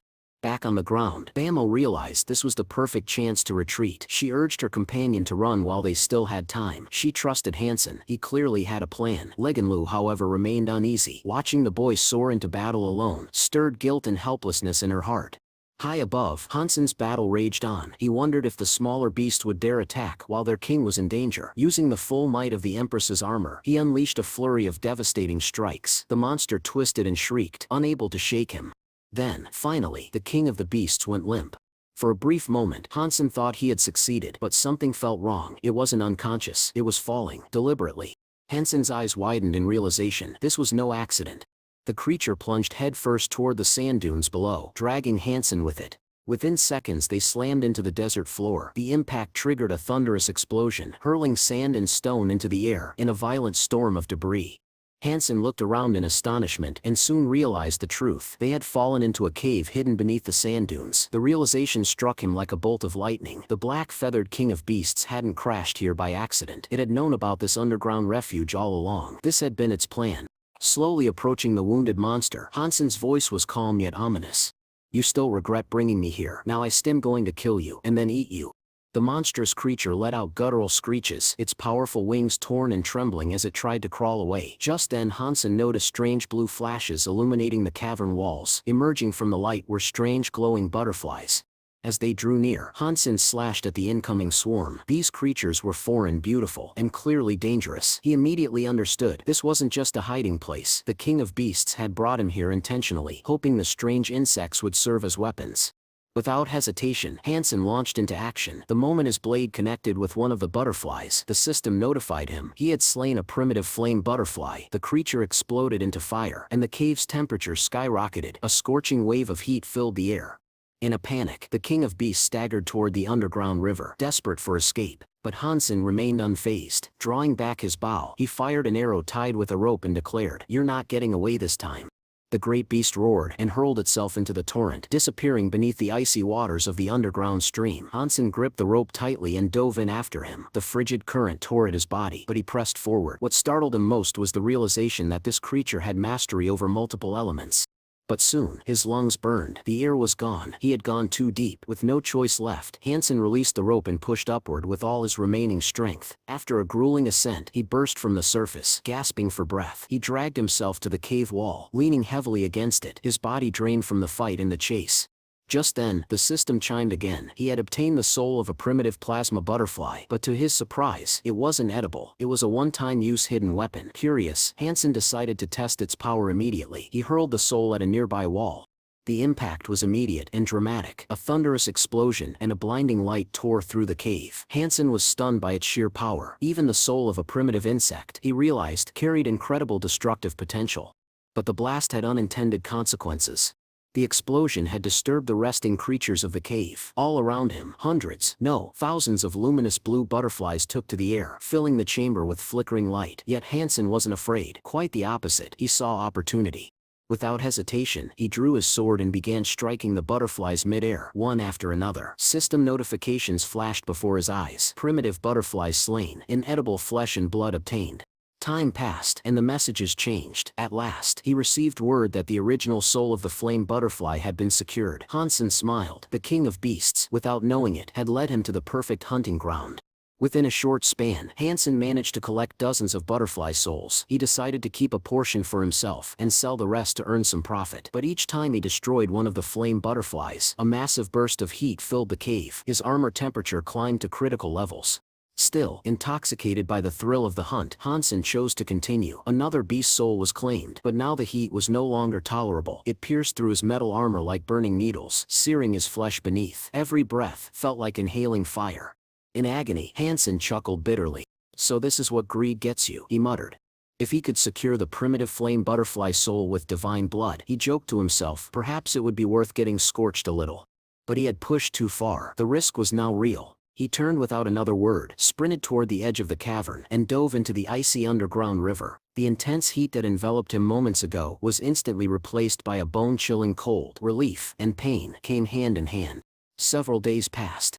Back at Black Hawk Academy, regular training resumed, as if nothing had happened. But beneath the surface, deep below the sands, Shanzen's battle had uncovered a new frontier, one filled with monstrous secrets and dangerous opportunity. Back at Black Hawk Academy, Hansen sat quietly during one of the regular classes, absently studying the soul of a butterfly in his hand. His mind wasn't on the lecture, it was on strategy. He needed to reach out to the blacksmith, who had once sold him rare arrows. Hansen planned to order 10 specially crafted darts, intending to test them during training and later in actual combat. He was eager to see how effectively these new weapons could channel the power of a primitive butterfly's soul. His thoughts were suddenly interrupted by the voice of the student sitting beside him. Apologizing for the interruption, the classmate leaned in and said there was something important he needed to discuss. He revealed that he was part of the Ancient Martial Arts Club, a group dedicated to mastering deadly combat techniques, and that Hansen had caught their attention. There was one remaining spot on their tournament team, and they wanted Hansen to take it. Hansen was caught off guard. "Why me?" he asked. "I stepped in from the archery squad, not trained in close-range striking techniques." The classmate explained that after witnessing Hansen's recent battle, everyone in the academy had been impressed by his physical prowess, especially his striking skills. Their upcoming opponent in the first round was none other than the elite Wind Military Academy, and they believed Hansen could be their key to victory. "We can't afford to lose," the classmate insisted. "Not this time." Hansen's expression shifted at the mention of Wind Academy. He knew their reputation: brutal, highly disciplined and undefeated against Blackhawk for the past 3 years. "We SEP been rivals for a long time," the student continued. "They SEP always come out on top, but not this year. Not if you fight with us." The young man then looked at Hansen with urgency and admiration. "You Shamster the only one who can help us win, please." "When is the tournament?" Hansen asked. "On the 6th, next Sunday." Hansen nodded. "I don't still have any plans. I still do it." Relieved and excited, the student handed him a registration form. Hansen studied it carefully until he reached the part that always annoyed him. Choosing a new account name, he muttered under his breath, frustrated that he had to invent another alias again. After thinking through several ideas, he finally settled on Deathstrike. The name, he felt, perfectly captured his combat style and relentless determination. With registration complete, Hansen made his way to the physical testing center, a place he hadn't visited in quite some time. Since his last session, both his body and his combat abilities had evolved dramatically. Now he wanted a real measurement of how far he had come. Stepping into the training booth, he activated the test sequence, focusing on strength, speed, and agility. The horn blared. Hansen launched himself forward, unleashing a flurry of devastating blows against the training dummy. With the first stage completed, he moved to the treadmill, pushing his legs to their limit as he tested his raw speed. Then came the reaction test. Dozens of projectiles fired rapidly toward him from all directions. Hansen dodged with lightning speed, slipping between them like water through cracks. Once the test concluded, he reviewed the results. His average score was approaching 16, a level few students reached, even those infused with the genes of mutated beasts. He smiled, waving a towel over his head, satisfied that his hard work had clearly paid off. He knew the implications. If his growth continued at this pace, he would eventually fill all his beast genes and easily break the 20-point threshold, a milestone reached only by the most elite. Just then, a stranger entered the room. Hansen turned, mildly surprised as the young man approached with an air of arrogance. He seemed almost shocked to find Hansen there. Recognizing him instantly, Hansen extended his hand in greeting. The boy was a prominent figure from the ancient martial arts club, but instead of shaking it, the boy bluntly asked if Hansen had really agreed to compete against the Wind Academy. Hansen, ever cordial, assumed he was also participating. Maybe we shall be teammates. But the other boy shook his head. I won't step be fighting. Our club doesn't said have the strength to win, so why waste time on a battle we stir sure to lose? Hansen frowned, puzzled. Then why did you come here? The boy shrugged. I step been watching your fights. You sham got real skill. You belong with us. A moment of silence passed. Then Hansen smirked. Let's settle this with action. If you can beat me, I still join your club. The challenger introduced himself, Shang Rong, a former top-tier striker in the academy. He had once ranked among the top 20 fighters in school history. Hansen proposed a 10-bout series. Win 5 times, he said, and I stem yours. To decide who would attack first, they flipped a coin. The result, tails, Shang Yuan's advantage. Without waiting for Hansen to prepare, Shang Yuan dashed forward in a blur of motion. His fists cut through the air with ferocity, aiming to overwhelm Hansen before the duel even truly began. Hansen reacted instantly. As Shang Yuan launched into a flurry of aggressive strikes, Hansen slipped between them with fluid ease, analyzing his opponent's unique technique. It was a rare and direct style, built entirely around overwhelming force, something seldom seen even among elite fighters. He countered with precision and in a flash won the first round of their sparring match. To him, it wasn't worth using more advanced techniques in a fight this basic. Turning toward Shang Yuan, Hansen asked calmly, do you know what name I registered under for the upcoming tournament? Shang Yuan shot him a cold, dismissive glare. Not interested. Unbothered, Hansen dropped into a stance and replied evenly, Deathblow. I intend to live up to that name. Shang Yuan scoffed, thinking it was just bravado, a bluff meant to unsettle him. But that illusion shattered a moment later when Hansen struck with blinding speed. Shang Yuan never even saw the hit coming. Staggered and stunned, Shang could only blink as Hansen calmly extended a handkerchief. I warned you, Hansen said without malice. Why didn't you listen? Embarrassed and shaken, Shang Yuan insisted there must have been some mistake. He demanded a rematch. You start too confident, Hansen replied. But fine, just remember, I already have 2 points. Without waiting, Hansen attacked again. His form was impeccable, muscles shifting subtly beneath the surface, revealing deadly precision. Yet the real threat came from how deceptively relaxed his posture appeared. His arms and fists never betrayed the true force they carried. That was the essence of the deathblow technique, lethal power hidden behind stillness. Shang Yuan knew this was no ordinary opponent. He braced himself and blocked Hansen's strike. He had a strong body and was confident in his physical abilities. He'd already reached level 13 in terms of base stats. His anger fueled him. Don Stedt, hold back, Shang Yuan barked. Come at me with everything. But Hansen paused and asked evenly, are you sure? Maybe we should take a break. Shang Yuan refused outright. No, keep fighting. Even the best make mistakes when they sucker push to the edge. The two clashed again, exchanging blow after blow in a fierce 10-minute exchange. Then Hansen stepped back and without drama, announced, that sips 5 points. I win. Shang Yuan sitched ready to stop. This isn't set over. Your words don't match your actions. If you truly meant what you said, you wouldn't end it here. You start overcomplicating it, Hansen replied, frowning. You lost. Accept it. But seeing the fire in Shang Yuan's eyes, Hansen relented. Fine, he said. Let me end it properly. With no further warning, Hansen burst forward in a sudden assault, giving Shang Yuan no time to think.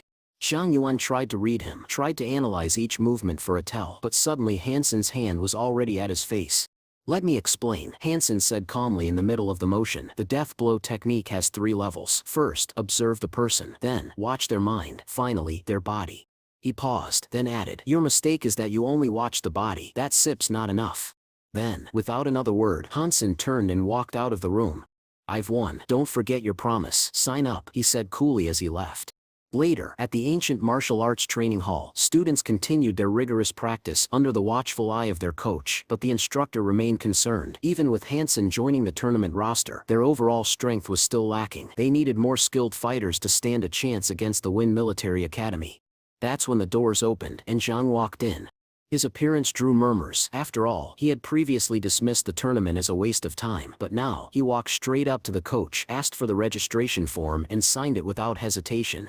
I set him fighting, he said, against the Wind Academy. With that, the matter was settled. Elsewhere, Hansen strolled through the academy grounds, enjoying the breeze and the calm after the intensity of the morning. Just as he turned a corner, an unfamiliar voice called out to him. How have you been? The voice asked. Hansen turned toward the sound, and was surprised. A girl sat on a nearby bench, smiling at him. She clearly wasn't from Blackhawk. What are you doing here? Hansen asked, genuinely surprised. With a gentle smile, the girl told Hansen that she had arrived at Blackhawk Academy as part of an exchange program. She would be studying there for the next 2 years. Then, with a teasing glint in her eye, she invited him to address her as an elder.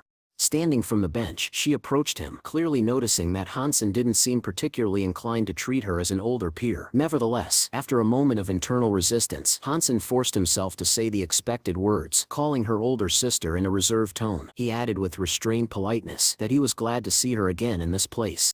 The girl observed him with mild amusement. She noted that he was quite an unusual figure in the academy and admitted that he had caught her attention. Then, her tone shifted slightly. She mentioned that in 2 days, she would be heading to the Shelter of Steel Armor to participate in a Beast Soul auction, an event she thought Hansen might find interesting.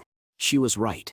Hansen immediately perked up, asking her what kind of auction it was and what types of beast souls would be up for sale. Without hesitation, the girl handed him a detailed list of the available lots. As she did, she added a subtle compliment, noting that his survival from an encounter with the Black-Feathered King, a beast of divine blood tier, proved he was far from ordinary.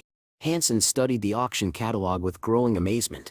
There were numerous mutated beast souls listed, and even several divine blood tier souls. Among the highlights was the divine phoenix soul, a beast soul so rare and powerful that it easily surpassed even the famed purple dragon wings in terms of rarity and strength. Another striking item was the silver pitchfork, a divine tier trident that in Hansen's estimation could potentially be even more valuable than the phoenix soul itself. With growing curiosity, Hansen asked how much those items might cost.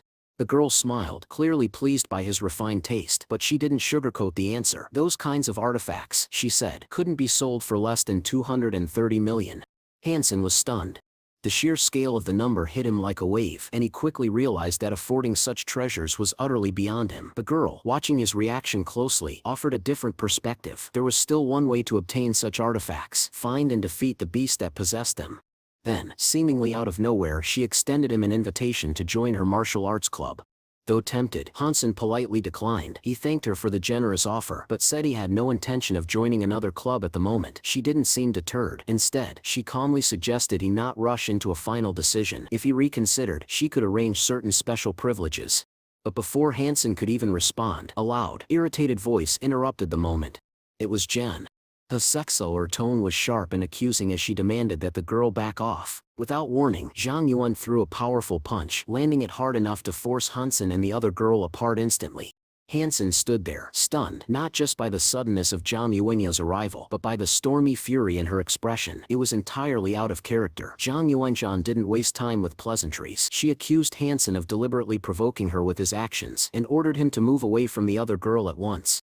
The exchange student remained composed, studying John carefully. She gave a soft smile and offered a seemingly genuine compliment, saying John's beauty was undeniable and that she was worthy of her title as the star of Blackhawk Academy.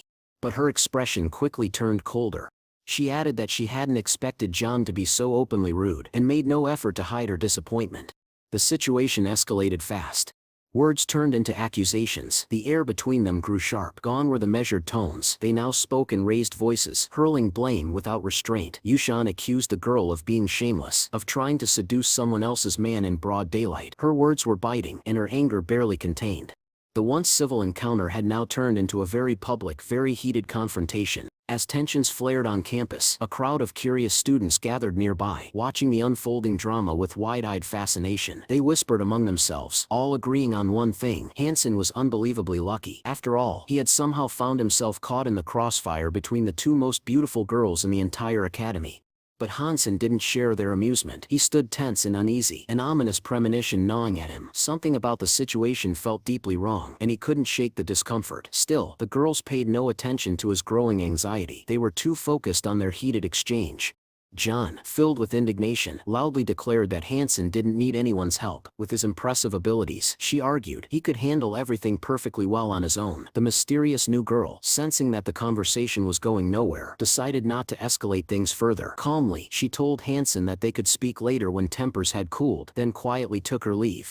John Yuanzo, however, was not finished. Her anger had only grown, and now, no longer holding back, she let loose all the frustration she had bottled up. She reminded Hansen of the strange situation he'd once had with an advertising star, and now accused him of openly socializing with Linlu. Consumed by fury, she suddenly lunged at him, fists flying. Taken by surprise, Hansen panicked. "This isn't what you think," he shouted as he turned and fled. A few days later, preparations for the upcoming inter-academic competition began. At the same time, a reporter from a major television channel received her assignment. Clearly displeased, she discovered that she would be covering the low-ranked teams of Black Hawk Academy, a task she considered dull and unworthy of her time. Convinced that no one would bother watching their matches, she reluctantly connected her holographic equipment to begin her coverage. But then, something unexpected happened. A group of students from the Ancient Martial Arts Club entered the room. Though they appeared ordinary at first glance, their confident demeanor immediately caught the reporter's attention. Without wasting a second, she approached them, greeted the coach politely, and asked if she could pose a few questions. Specifically, she was curious about the team's chances in the competition. The Black Hawk Academy coach responded with unwavering confidence. She had full faith in her team's preparation, declaring that her fighters were ready for any challenge. Though many doubted them, she firmly believed they had what it took to win. The reporter, surprised by her determination, struggled to understand how someone could be so optimistic. After all, the Wind Academy team was much stronger on paper. Turning to the strongest player on Blackhawk's team, she asked what he thought of the opposing team's top player. The young man admitted that he didn't know much about the opponent, but was absolutely certain that his team would come out victorious. To the reporter, the answer sounded overly confident, bland and lacking substance. She began to wonder how she could make the interview interesting for viewers. Just then, her eyes landed on Hansen. She stepped closer and asked for his thoughts on Blackhawk's chances. Hansen replied humbly, stating that he was only a temporary member of the team, but he stood by his coach and teammates, fully believing in their resolve and ability. His confident yet composed demeanor was broadcast live on a massive screen. Elsewhere, the Wind Academy team watched his interview closely. One of their players burst into laughter, mocking Hansen's optimism. He scoffed, declaring that Blackhawk wasn't even in their league, and that victory would be effortless. Another teammate joined in, comparing the match to the ease of eating a gummy candy. He predicted Blackhawk might barely manage a second-place finish, and that would already be generous. Their coach echoed their confidence. He told them that Blackhawk's skill level was far below theirs, and that there was no need to take the match seriously. His team agreed, vowing not to disappoint him. The coach then revealed the format of the upcoming event. It would be a battle of attrition. To everyone's surprise, he chose to let a rookie, Windtalker, take the starting position. The cadets murmured in confusion. Windtalker had only joined Wind Academy 2 months ago, and was still considered average compared to the rest of the team. Blackhawk's coach, on the other hand, saw this as a strategic error. She planned to exploit their overconfidence. Meanwhile, the reporter learned more details about the upcoming face-off. Windtalker, the rookie from Wind Academy, would go up against Deathblow God Hansen himself, a first-year member of the archery squad. One of Wind Academy's experienced players, seeing the matchup, dismissed it immediately. He was so sure of the outcome that he decided to skip the game altogether and head out to buy more marmalade. Finally, the moment arrived. The two opponents stepped into the ring. The crowd fell silent as the voice of the host echoed through the arena. He announced that the Death Blow competition would take place in virtual space. Victory would be granted to the first player to score 3 points. A special scanning device would determine whether each strike was a fatal blow, meaning the outcome would depend entirely on the fighter's skill and precision. As the starting signal rang out, Hansen charged forward without hesitation. His speed and resolve caught the Wind Academy fighter off guard. The opponent, watching Hansen's aggressive style unfold, wondered if this fierce approach could actually translate into a successful fatal blow. Hansen closed the distance swiftly, gaining a favorable position, but the Wind Academy fighter narrowly evaded the attack and countered with a flurry of blows, trying to shift the momentum in his favor. Then, out of nowhere, he staggered back, struck by what the system registered as a fatal hit. He was stunned. How had Hansen landed such a clean and visible blow? Around the arena, the cadets were in awe. Hansen's technique had impressed them, though some still doubted whether he had the raw strength to maintain such a level throughout the match. Hansen wasted no time proving them wrong. He launched a second offensive, this time with even greater force, landing a blow that knocked his opponent off balance. The audience gasped in unison. The Wind Academy team leapt from their seats in disbelief. Their fighter had just lost 2 points in quick succession. Their coach, visibly angry, began shouting at the young man. He ordered him to stay calm, keep his emotions in check, and not fall for the opponent's traps. The Wind Academy fighter got up slowly, nodding in response, but inwardly he admitted one thing: this so-called god of the deadly strike knew exactly what he was doing. Hansen looked at his opponent with a calm intensity. He remarked that he had heard the guy was the weakest member of Wind Academy's team, then added with a smirk, "Looks like your luck ran out." Concentrating energy into his hands, Hansen challenged his opponent to guess, would the next hit be a training blow or a fatal one? But his movements revealed nothing. There was no lethal aura, no aggressive intent, just silence and control. The opponent made the wrong call. Hansen's third strike landed cleanly, launching the enemy across the arena. The Wind Academy team jumped to their feet in shock. Their player had lost 3-0 without scoring a single point.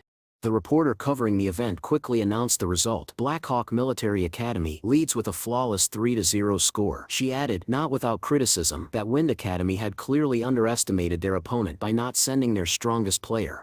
The girls watching from the stands frowned at the reporter's tone. They suspected she was biased in favor of Wind Academy. One of them suggested checking the live comments. Jian Yuanjian's, however, refused. She noted that while everyone had doubted their team at first, the tide had turned. Now, the crowd was clearly backing Hansen. Meanwhile, the Wind Academy coach addressed the next fighter. He warned him not to underestimate the enemy and demanded that he study Hansen's movements carefully. The new player stepped into the ring, eyes full of determination. He was determined to defeat Hansen 3-0 and prove that the Wind Academy still had the upper hand. Turning to Hansen, the fighter offered a sarcastic compliment. "For a backup player, you did well. Now get ready to head straight to the hospital, along with your pride." Hansen wasn't fazed. He challenged the man to back his words with action and lunged forward, his attack driven by boldness that bordered on recklessness. The Wind Academy fighter immediately sensed the pressure. Hansen's aggressive aura was undeniable. He was clearly aiming for a decisive fatal strike.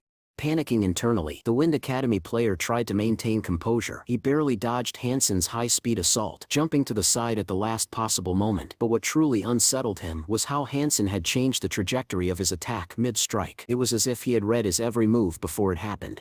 With a cold smile, Hansen told him, "Your level sip's no different from the last guy. I sip already memorized your techniques. Nothing new to see here."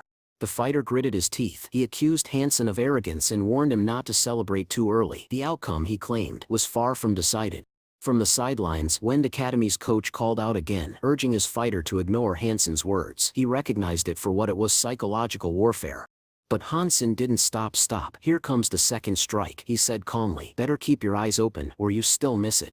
Now fully aware of the danger, the Wind Academy fighter dropped into a defensive stance. He told himself he couldn't afford to lose 3-0, not just for the team, but for his own pride. Losing like that would be more than defeat. It would be humiliation. Shan Yuan sat quietly, observing the match with unwavering focus. As the battle unfolded, one thought echoed in his mind. The most terrifying thing about Hansen was not his raw strength, but his precise control of power, and more importantly, his uncanny ability to manipulate the mind of his opponent. His combat tactics seemed to lull his enemies into a trance, blinding them just long enough for him to strike. As if on cue, Hansen exploited a minor opening in his opponent's defense. With flawless timing, he broke through and delivered a devastating fatal blow. The Wind Academy fighter was launched across the field, crashing to the ground as the announcer's voice echoed overhead, declaring the match victory 3-0.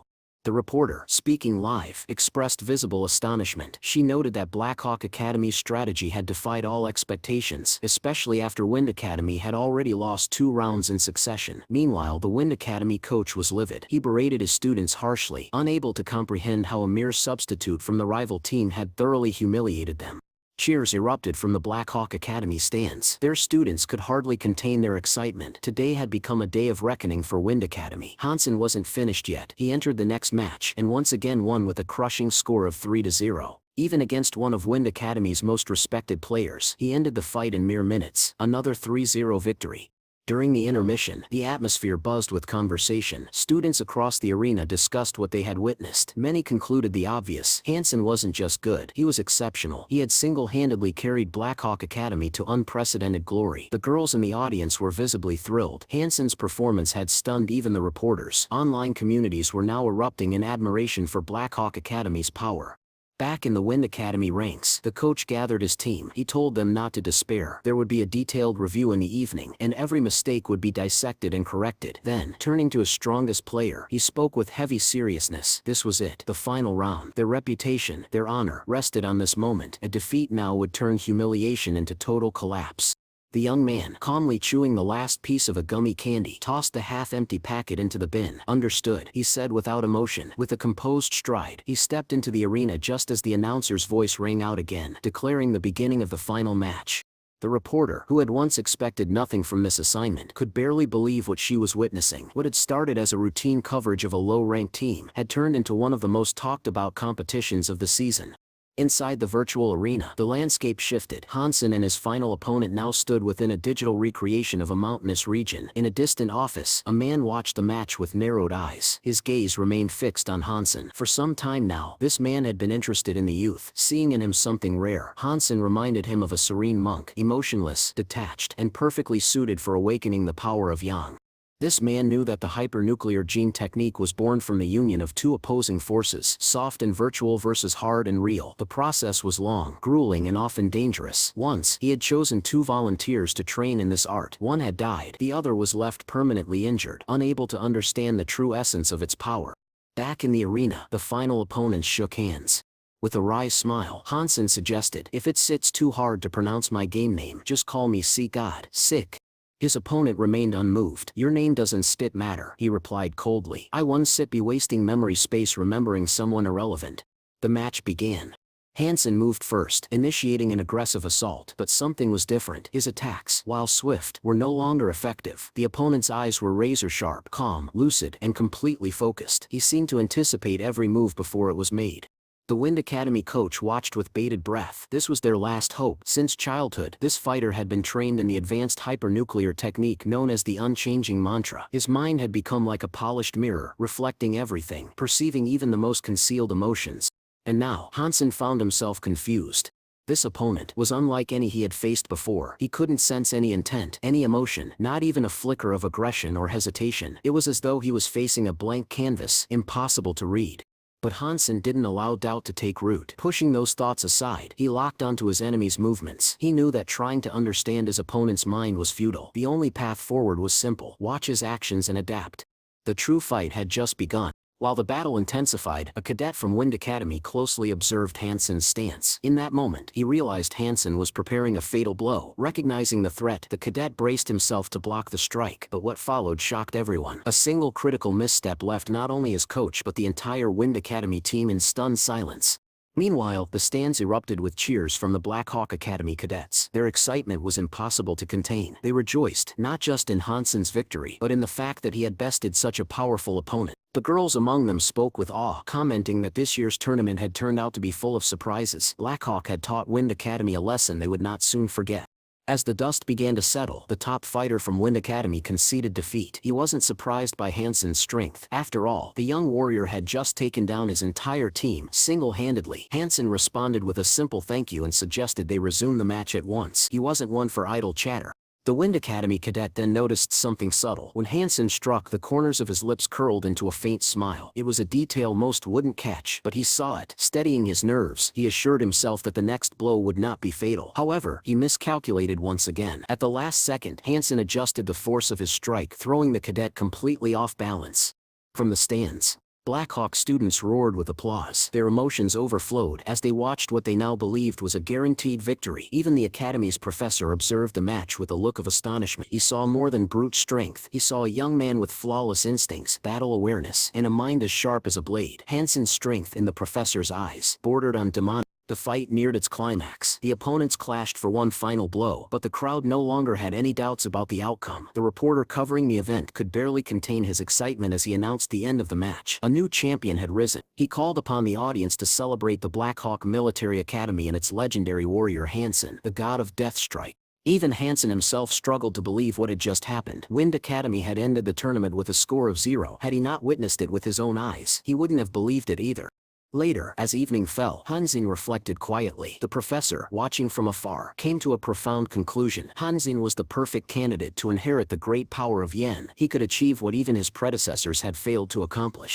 That night, in a quiet, deserted garden, Hansen met with a girl. She softly asked him to close his eyes. Without a word, she approached and gently kissed him. But the moment was cut short by the sudden ring of Hansen's phone. Without hesitation, he answered the video call. On screen appeared Lan Lu, lounging in a bathtub filled with water.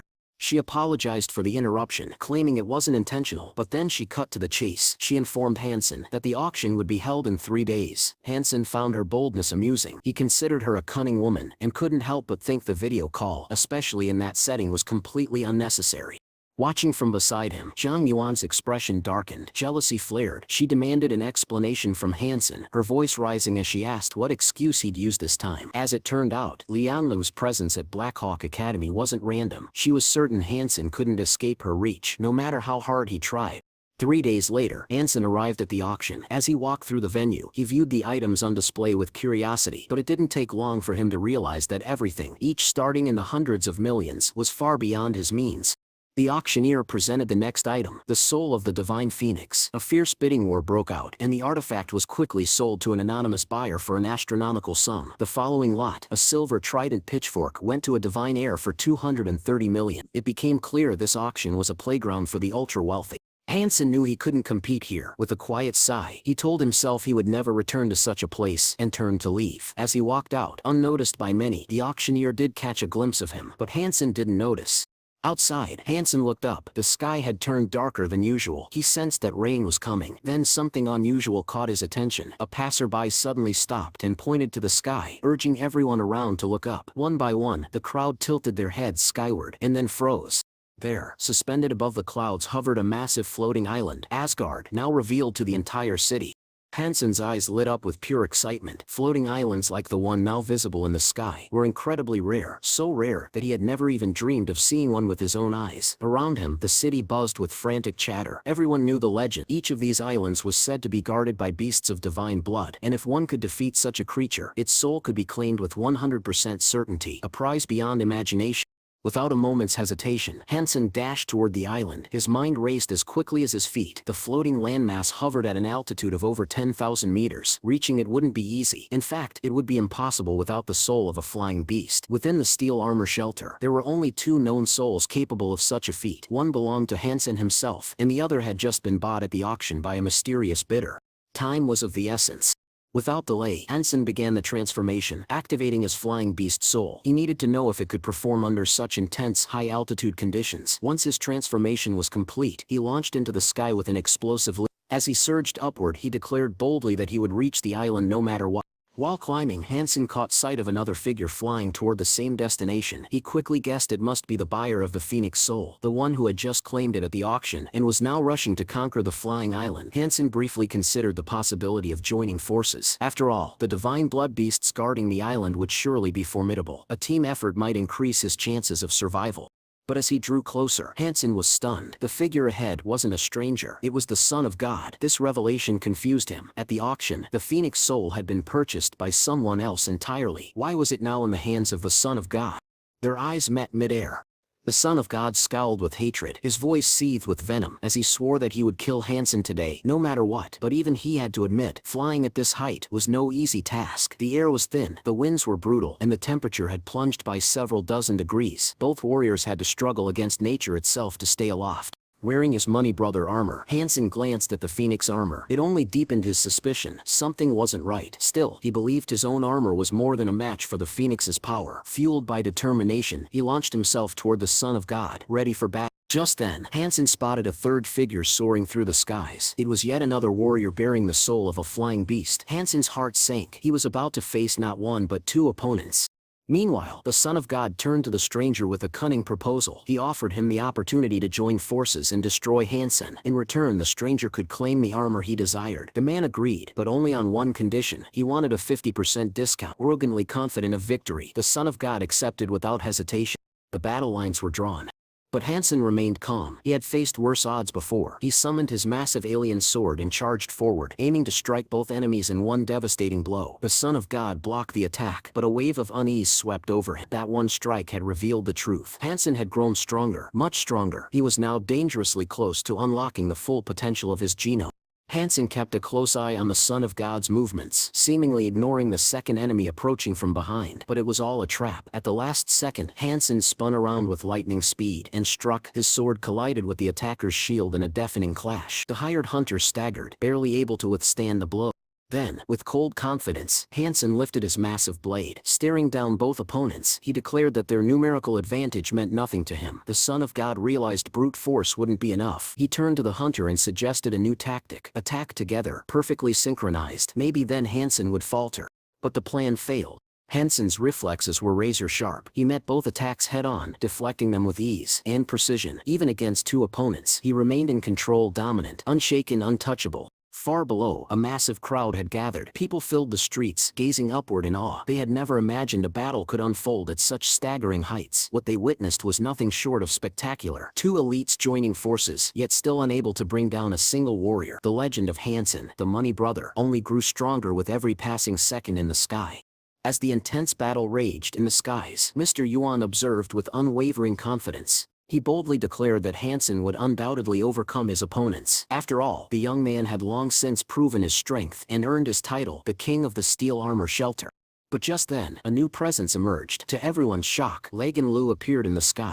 Her sudden arrival immediately drew the attention of all who watched. Hansen's eyes widened, not just because of her unexpected entrance, but because she had turned toward the Son of God and asked if he needed help. The revelation stunned him. Why would Legan Lu, of all people, offer to fight alongside his enemy? Unlike Hansen, the Son of God welcomed this new development with a smug smile. With Legan Lu on his side, he now believed victory was guaranteed. 3 against 1, he was convinced Hansen didn't stand a chance. Still, Hansen pushed all distractions from his mind and focused on the battle. Blow after blow rained down on him as his 3 opponents relentlessly attacked. It was becoming clear, facing them all at once was far more difficult than he had expected. Below, spectators debated the outcome of the unfolding duel. Some marveled at how much stronger the Money Brother had become, yet others voiced their doubts. Could even someone as skilled as Hansen withstand a fight against 3 of the most formidable warriors? A growing number of citizens began to voice their outrage. They called it unfair. 3 against 1 gave an overwhelming advantage to Hansen's enemies. High above, the attacks didn't cease. Under the weight of their coordinated assault, Hansen was slowly forced back. Then came a devastating move. The Son of God summoned his divine class weapon and struck with incredible force. At the very last moment, Hansen managed to block the blow, but he immediately noticed cracks beginning to form along the length of his sword. The realization hit hard. His weapon, though powerful, couldn't withstand repeated clashes with the divine blade. It was only a matter of time before it shattered completely. His situation had gone from bad to worse. Back on the ground, the garrison commander watched with growing concern. She believed in Hansen's strength, but without a weapon, even he might not be able to survive. Still, Mr. Yuan remained composed. He urged her not to worry, firmly believing that Hansen had a plan. He always did. Meanwhile, the Son of God mocked his opponent. "What now, Money Brother?" he sneered. "You are finished without your weapon. Prepare to die." Hansen's fury erupted. A blinding light surged in his eyes as he screamed out, his voice filled with rage and resolve. Without hesitation, he lunged forward, moving at incredible speed. Hansen struck the Son of God directly in the head, forcing him to recoil from the sheer power of the attack. Legan Lu, witnessing the blow, rushed to protect the Son of God, concerned that the strike might have done critical damage. Hansen quickly realized that he could no longer focus solely on his main rival. Legan Lu had become just as dangerous. He disengaged, rising swiftly into the sky to put some distance between them. Thoughts churned in his mind. He began to suspect that the auction had merely been a cover. The truly valuable items had been secured in advance by the Son of God. Hansen now faced a grim reality. He lacked a divine class weapon. Without one, he couldn't defeat his enemies. He needed a new strategy. Something, anything that could turn the tide in his favor. As he soared higher, the magnificent floating island of Asgard came into full view. Its beauty was otherworldly, like a vision pulled straight from a fairy tale, a place that should not have existed in reality. Flying over the dense forest below, Hansen spotted something that made him freeze. Hidden among the trees stood a humanoid creature of divine rank, holding a weapon that emitted a pulsing, flickering glow. Every humanoid being on the floating island was known to possess strength far beyond normal limits. Their belief in their own invincibility was absolute. Defeat wasn't even a concept they considered. Quietly, Hansen ducked into the bushes to observe. He knew that in his current state, alone and without a proper weapon, he had no chance of winning. So he waited, watching closely to see what would happen next. Soon, his three enemies appeared, flying toward the same area. The Son of God was the first to notice the divine creature below. Alarmed by its presence, he raised his hand and ordered his companions to slow down. His eyes were fixed on the powerful being. Even with all three of them together, he wasn't sure they could defeat such a foe.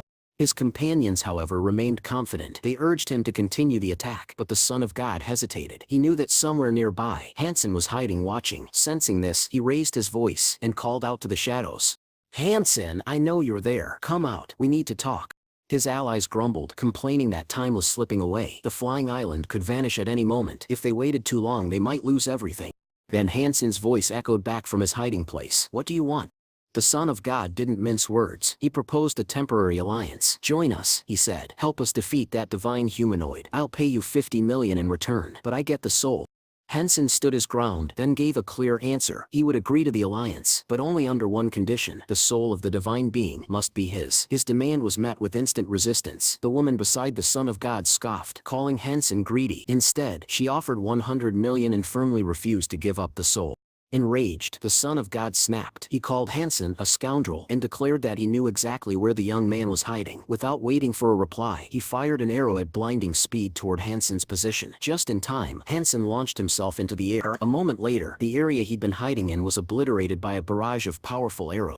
Floating above the treetops, Hansen calmly countered, offering his own warning. He promised the Son of God that if he didn't surrender the soul, he'd soon regret it. But the Son of God, voice cold and unwavering, replied that he only regretted one thing: not killing the money brother when he had the chance. Hansen smiled faintly. Then your regret will last for eternity. At that very moment, the divine being stirred.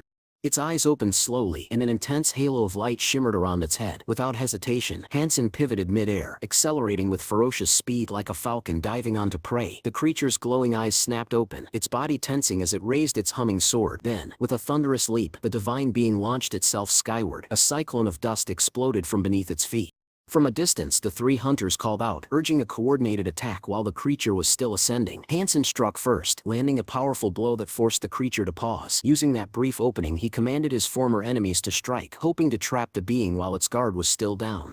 But the Son of God cursed in frustration. He had planned to strike while the creature was dormant. Hansen had disrupted everything, provoking the monster into full resistance. And now it was far too late. The divine being was fully awake and furious. They soon realized just how far outmatched they were.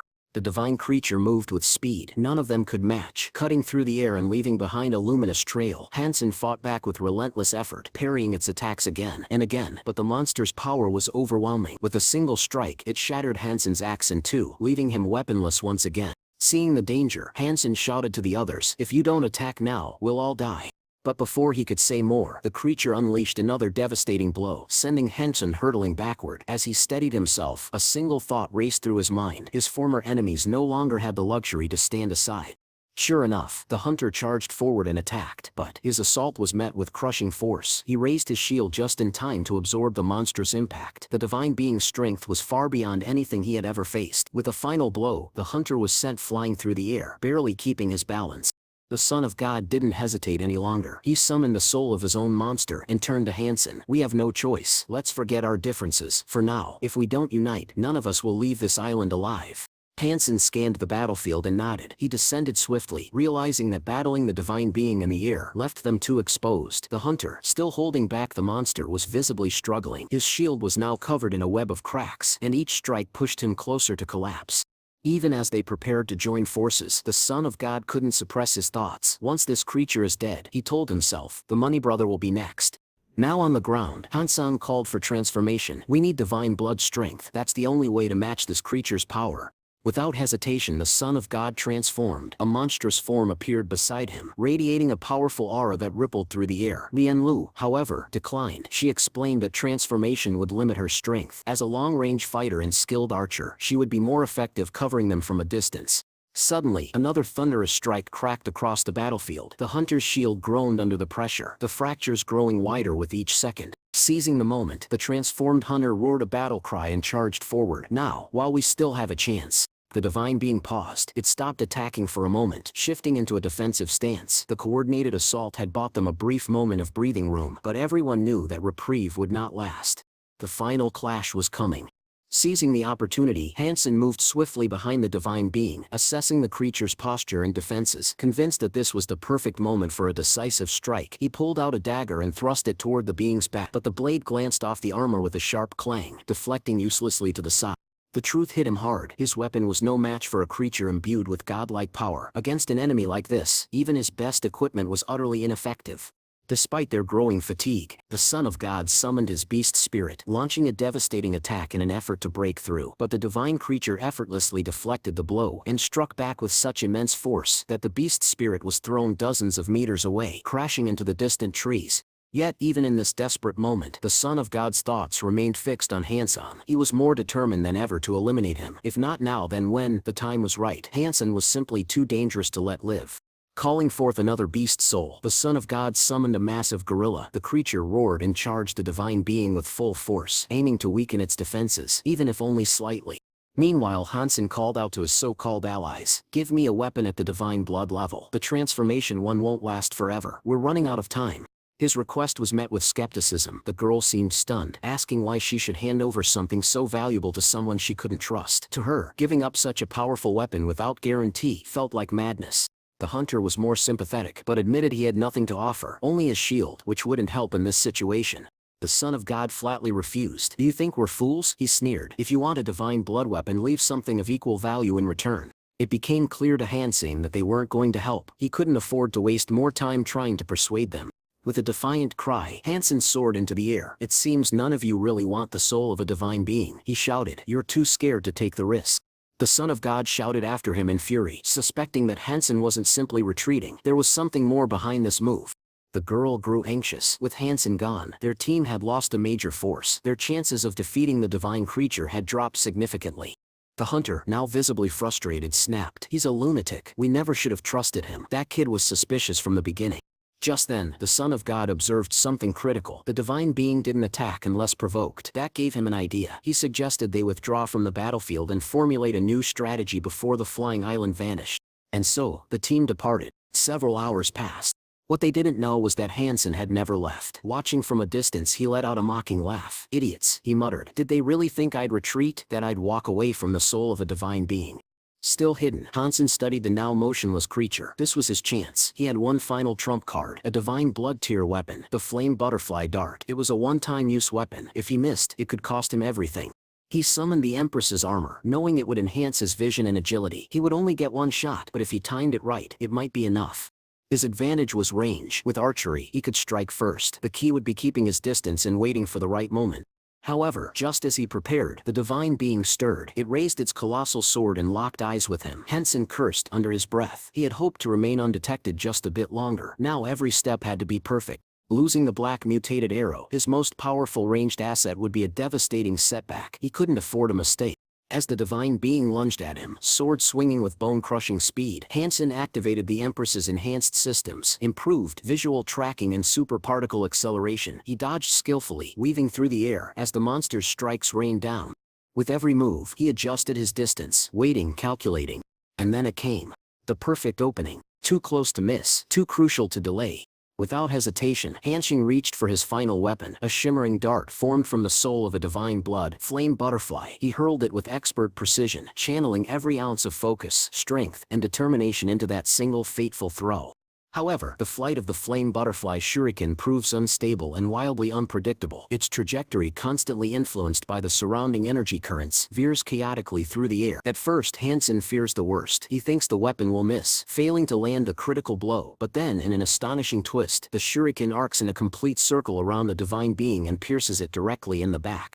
Instantly, the creature's body ignites with a blinding explosion of energy, a luminous blaze, so intense it outshines even the noonday sun. The entire sky seems to tremble as radiant flames engulf the being, its massive form beginning to dissolve into pure light. In awe, Hansen remains frozen, his eyes locked on the spectacle. Mesmerized by the transformation, he doesn't even realize the creature is approaching him. Then a sudden system message flashes before him, congratulating him on a successful hunt. The message, however, brings both triumph and disappointment. It informs him that the creature's flesh and blood are inedible. As the light finally fades, Hansen spots a new figure standing where the monstrous divine being had once been.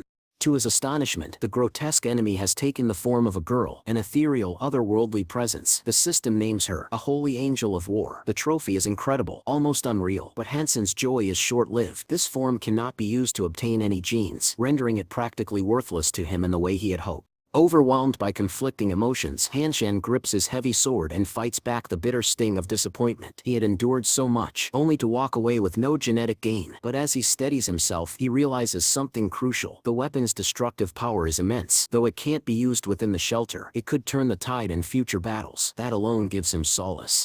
Later, Hansen walks slowly across the academy grounds, his body heavy with exhaustion. The previous night had drained him completely, and he longs for the comfort of his room and a few hours of rest. But, as if fate had other plans, his phone rings. It's Ligan. Once again she's in the bathroom during the call, lounging as though nothing unusual had happened. She casually asks whether she's disturbed him. Hansen answers with irritation, annoyed at her timing and baffled as to why she always chooses such moments to initiate a video call. Ignoring his tone, Lee Gin-lu informs him that urgent news has come in regarding the sudden appearance of the flying island above the steel armor shelter. Hansen, carefully maintaining his cover, feigns ignorance. He tells her he lacks a divine-blooded winged beast soul, meaning he couldn't possibly reach such an altitude, let alone explore the island. But Lee Gan-liu offers a solution, special flying armor. She even asks what kind of soul he'd like as a reward if he joins the expedition. Hansen, keeping up the act, claims to be nothing more than a first-year student with no experience. All the while, he reflects on the irony. He is the one who had defeated the holy angel of war, something neither Lee Gan-liu nor the Son of God had any idea about. He resolves to continue pretending, masking his true strength and playing the part of a naive newcomer. If he's smart, he can leverage this disguise to get his hands on a winged divine soul and grow even stronger. Seizing the opportunity, he requests a silver trident fork, a divine tier weapon. Lee Gan-liu hesitates. The price of such an item starts at no less than 150 million. Hansen counters that he already has 60 million in hand, along with a valuable silver death machine he's willing to sell. He assures her that he will find a way to gather the rest.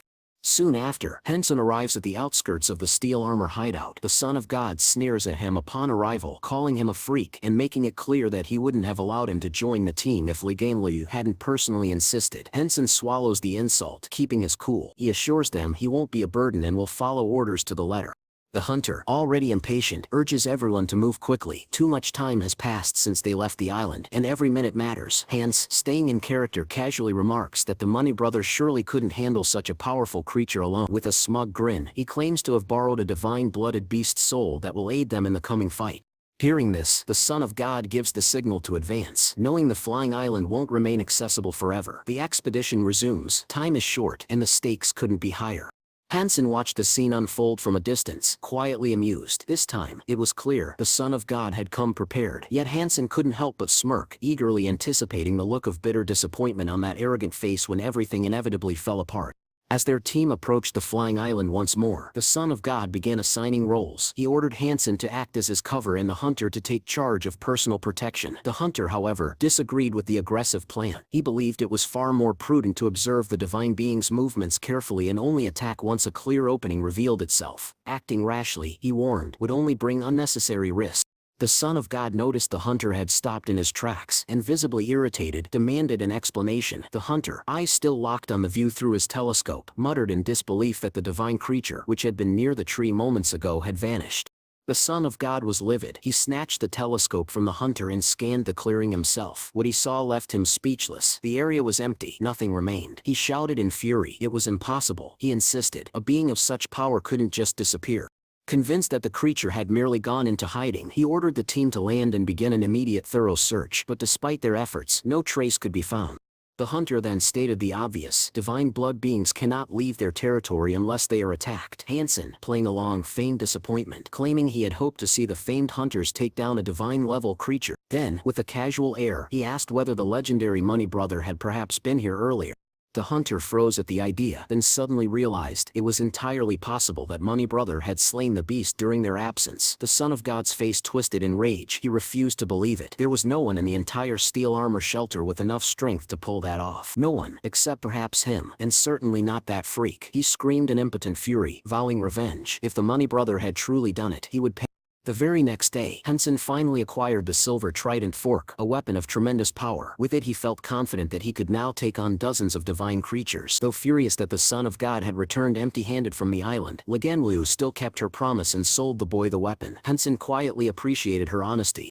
Now armed and emboldened, Hansen began considering his next move. Perhaps it was time to venture farther, to distant lands and hunt the divine-blooded Fox King. But his thoughts were interrupted by an incoming call. It was the garrison commander. She informed him that a professor from the church wished to take him on as a protege. Hansen raised an eyebrow. "Can I refuse?" he asked bluntly.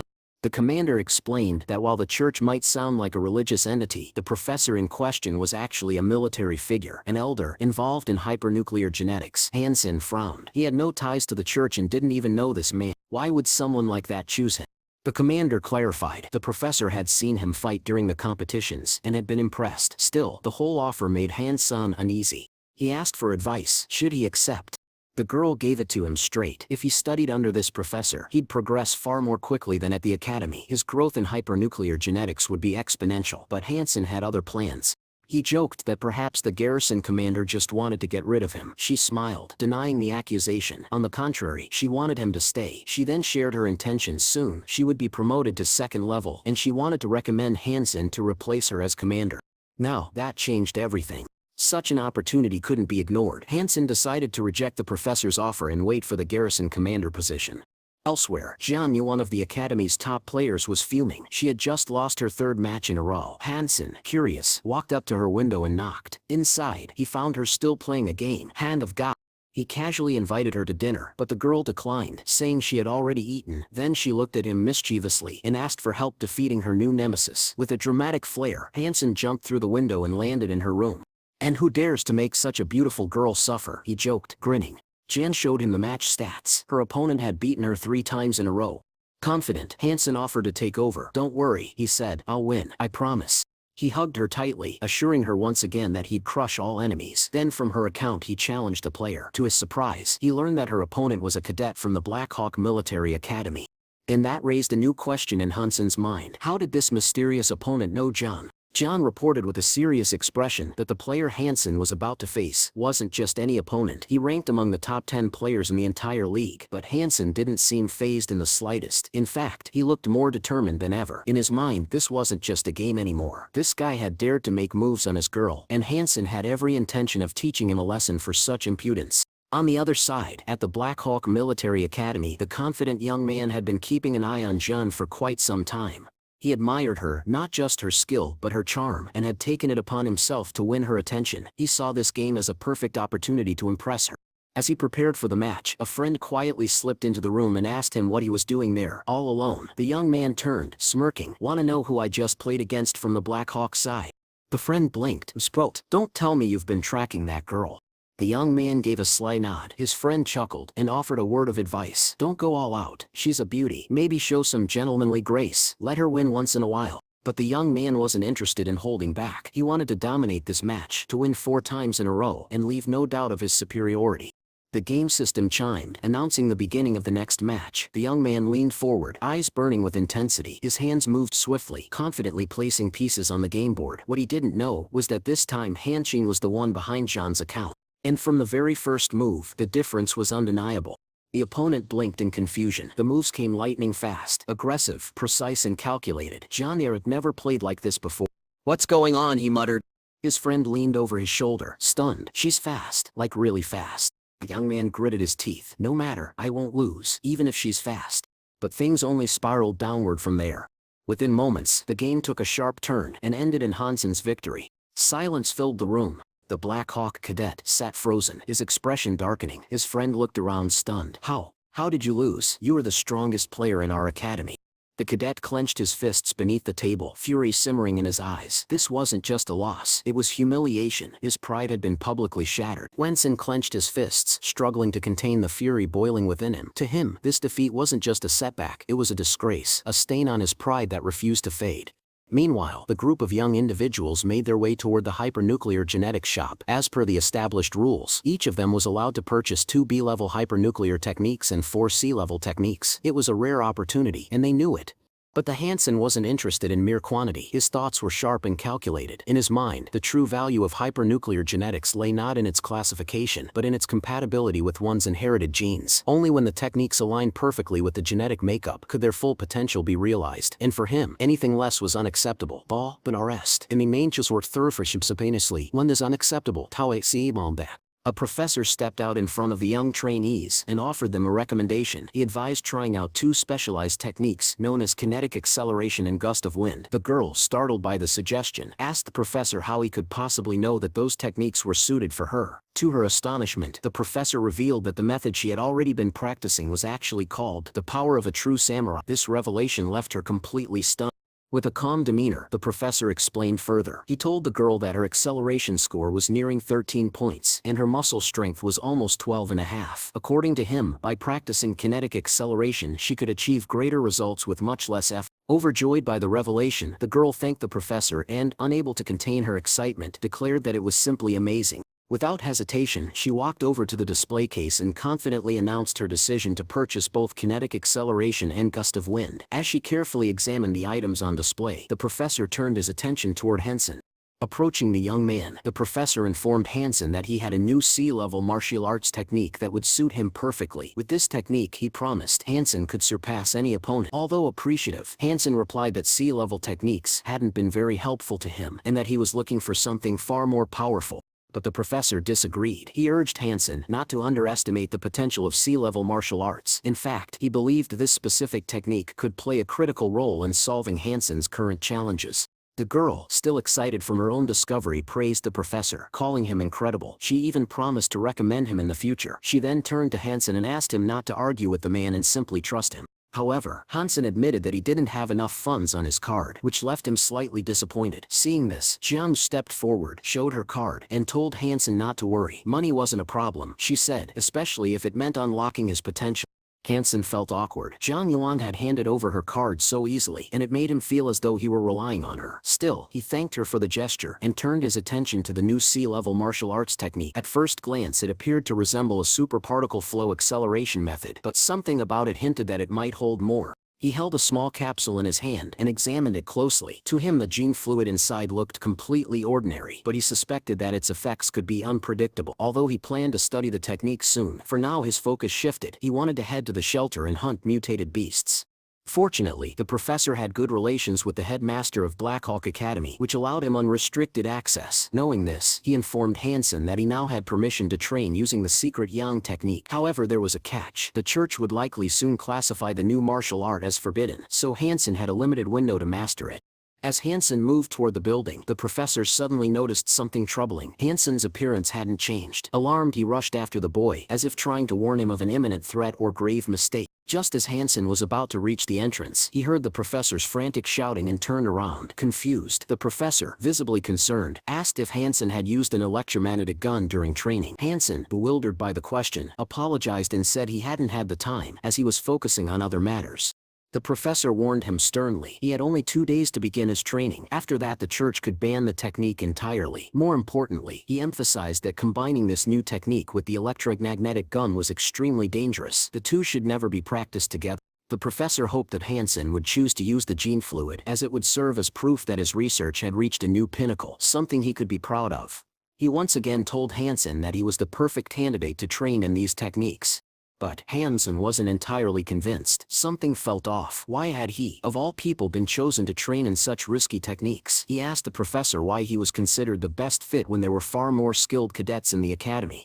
Without hesitation, the professor explained that the martial art required someone under 20 years of age. Younger individuals had a much greater capacity for rapid improvement, and this was the key factor. Initially, the professor had planned to choose another student, Hansen's rival in a past competition, but after witnessing Hansen's devastating final blow, he immediately changed his mind. Hansen, he realized, was the best candidate. Grateful for the opportunity, Hansen asked a direct question. What would he receive in return if he agreed to train and improve the technique? This unexpected question took the professor by surprise. Hansen clarified. He believed that practicing such untested techniques came with inherent risks, and anyone willing to take that risk deserved proper compensation. After thinking for a moment, the professor answered. Hansen could name any price. If he agreed to study the professor's techniques, the reward would match his request.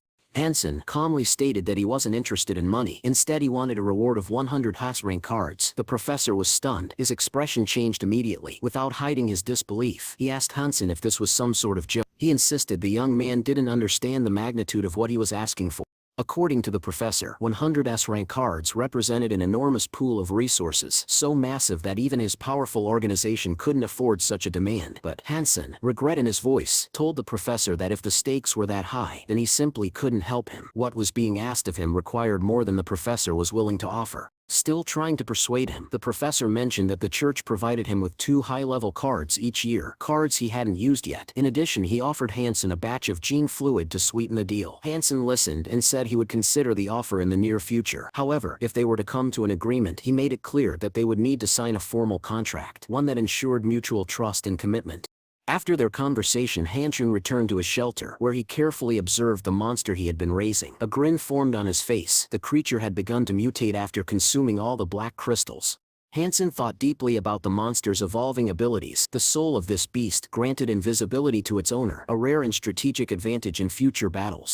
Realizing its potential, Hansen made a decision. He would use the beast's soul in the upcoming competition. Without hesitation, he destroyed the monster, and the system responded with a congratulatory message. He had successfully obtained the soul of a divine blood beast known as Little Chameleon. The reward brought a deep sense of satisfaction. Soon after, fellow students approached him with news. Today was the mid-year exam. They expressed concern, noting that Hansen hadn't attended training recently. Doubts arose about whether he could pass the exam in his current state, but Hansen remained calm, assuring them it wouldn't be a problem.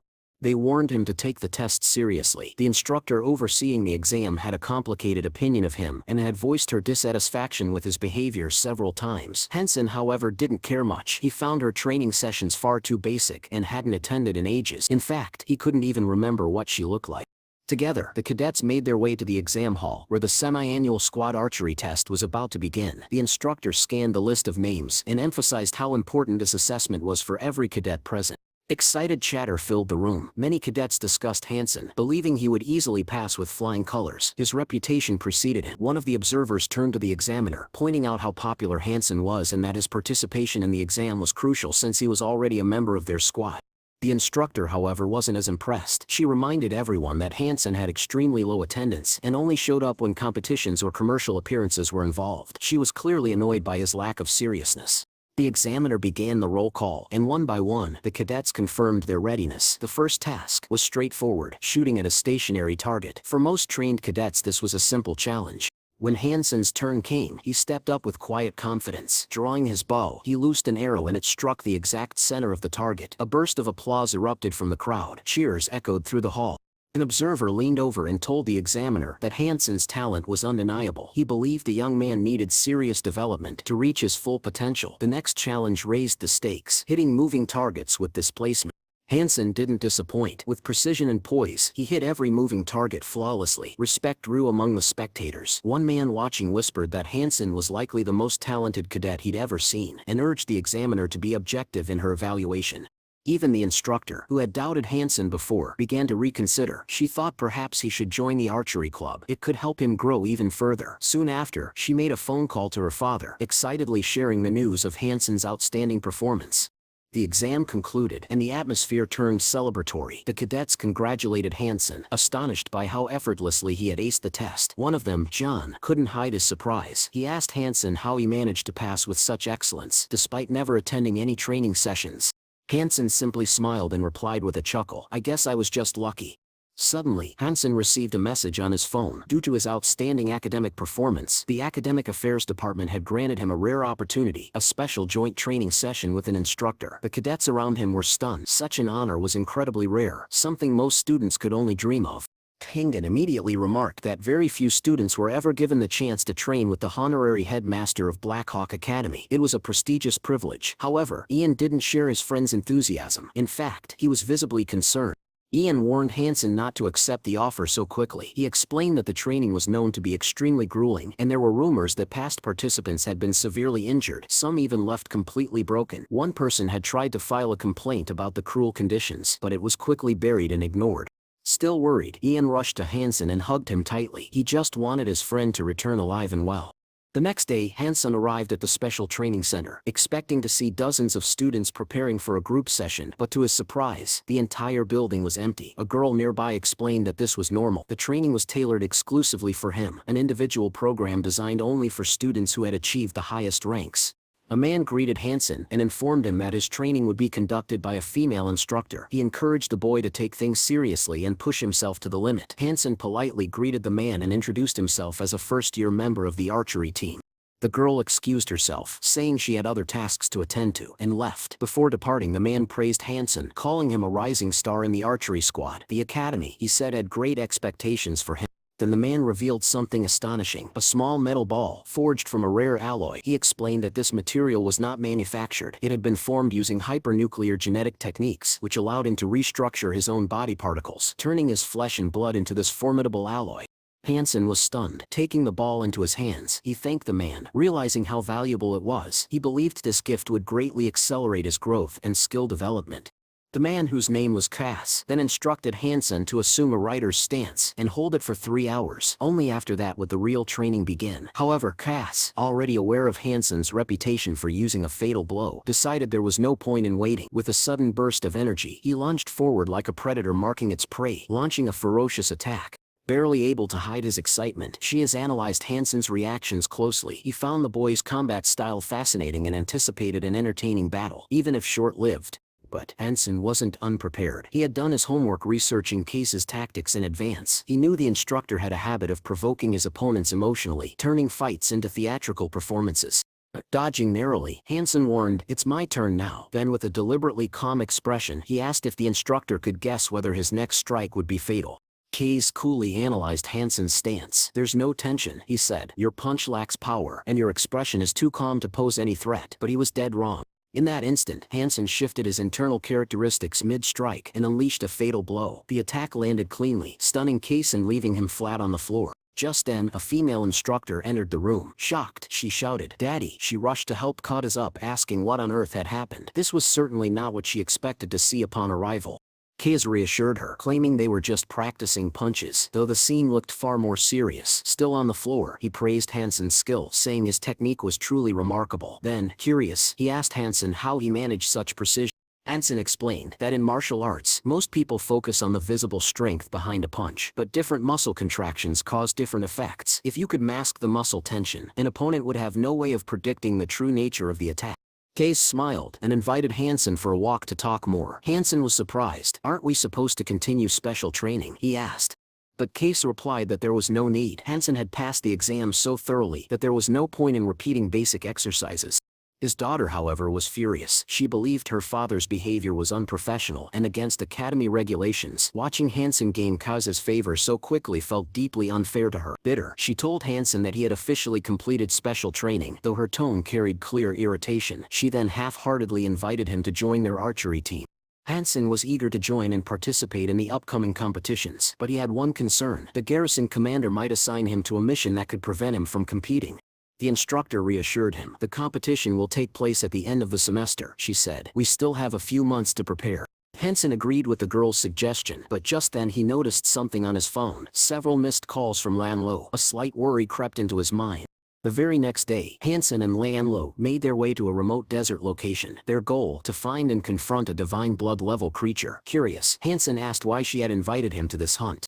Lianlu explained that the target was a non-edible creature of divine rank, one with a body so tough it felt like black gold. Her tone turned serious as she emphasized the importance of finishing it today, warning that the beast was not only massive but incredibly fast. Taking it down would be no easy task. Eventually they reached the monster's lair. There, Lianlu pointed to the terrain. It was surrounded by a pit of quicksand. Hansen instantly understood the danger. One wrong move and a person could sink to their death. She added that in a previous attempt to subdue the beast, 2 of her allies had been injured. One had died, and the other was severely wounded. Handing Hansen a beast soul arrow, Lianlu admitted she couldn't assist him directly. She had no wings, but Hansen replied confidently that he wouldn't need her help. "I'll find another way to deal with it," he said. Then, before her eyes, Hansen began to transform. Wings emerged from his back. He launched into the sky and told Lanlu to start thinking about how she'd repay him for this favor. Despite the power they offered, Hansen silently cursed his purple dragon wings, calling them a headache too slow for his liking. As he soared over the desert, he sensed the divine blood beast had already detected him. The monster reacted instantly. With a deafening roar, it leaped high into the air, swinging a giant hammer with terrifying force. Hansen veered to the side just in time. The hammer smashed into the sand, creating a crater where he had stood only seconds before. He doubted even the armor of crystal ants could have withstood that blow. The creature wasn't finished. It followed up with a flurry of hammer strikes, each one capable of crushing steel. Hansen tried to dodge, but one of the attacks connected, knocking him back and forcing him to focus on his reaction speed. Watching from a distance, Lianlu grew anxious. "This thing is too strong," she murmured. She feared only someone with the super god gene could possibly stand a chance against it. The thought that Hansen might die because of her terrified her. She readied her bow to provide cover fire, but Hansen called out midair, telling her not to worry. "I know how to handle this," he assured her. Then, Hansen summoned the soul of a giant sandworm. The massive beast emerged from beneath the dunes, rising into the sky like a living tower. Hansen landed atop its head and immediately recognized his opportunity. If he could get close enough, particle flow acceleration could end the fight. Using the sandworm's momentum, Hansen launched himself at blinding speed, closing the distance to the divine creature in seconds. He focused all his strength into a single decisive strike. "Let's see who's stronger," he thought. With a final burst of energy, he pushed off from the sandworm and crashed into the beast with overwhelming force. When the dust and sand finally settled, a stunned silence fell across the area. Hansen calmly walked back toward the other hunters, carrying the enormous hammer that had belonged to the divine creature. Flapping his wings with visible effort, Hansen lifted into the air and with a grunt hurled the hammer at Lianlu's feet. She caught her breath in awe. None of her team had been able to subdue that creature, but Hansen had done it alone. She asked if he had obtained the creature's soul, but Hansen shook his head. The monster had sunk into the quicksand before he could absorb it. "Today's catch is light," he said. Still, Lianlu trusted him. She promised to pay him properly for his help. 2 days later, Hansen arrived at the main office of the steel armor hideout. He was surprised to see a large crowd gathered outside. Inside, Shan made an announcement. She declared that she would complete her transformation within 2 months, and during that time she needed to address several pending matters. One of them was a major decision about leadership. The garrison commander revealed her verdict. Hansen would be promoted to commander of the Special Forces unit.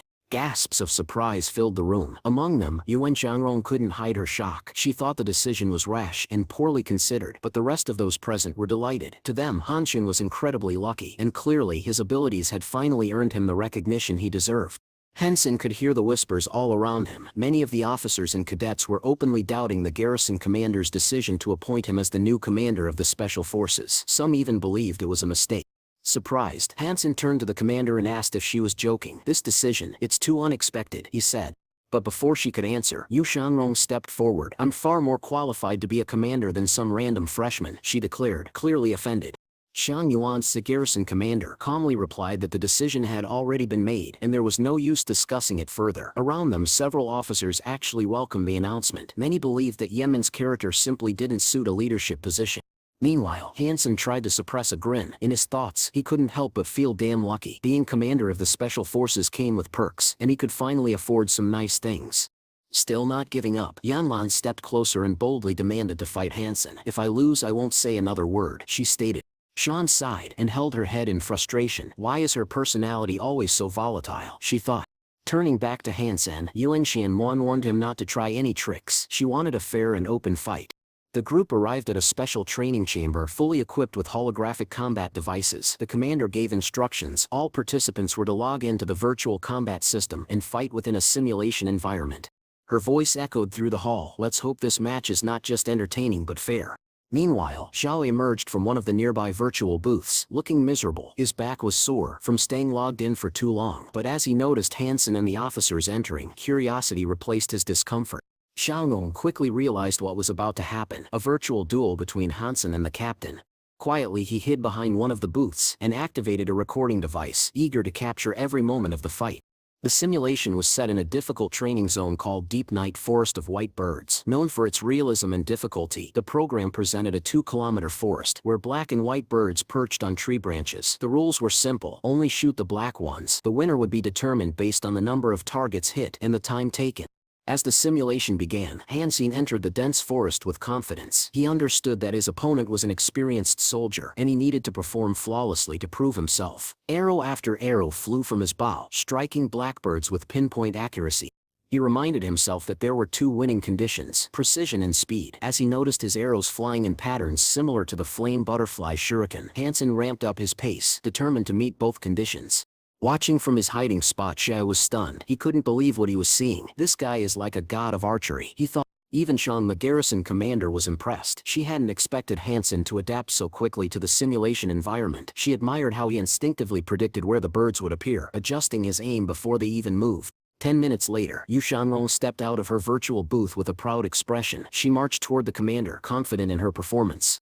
"Today was my best score ever," she announced. "Victory is mine."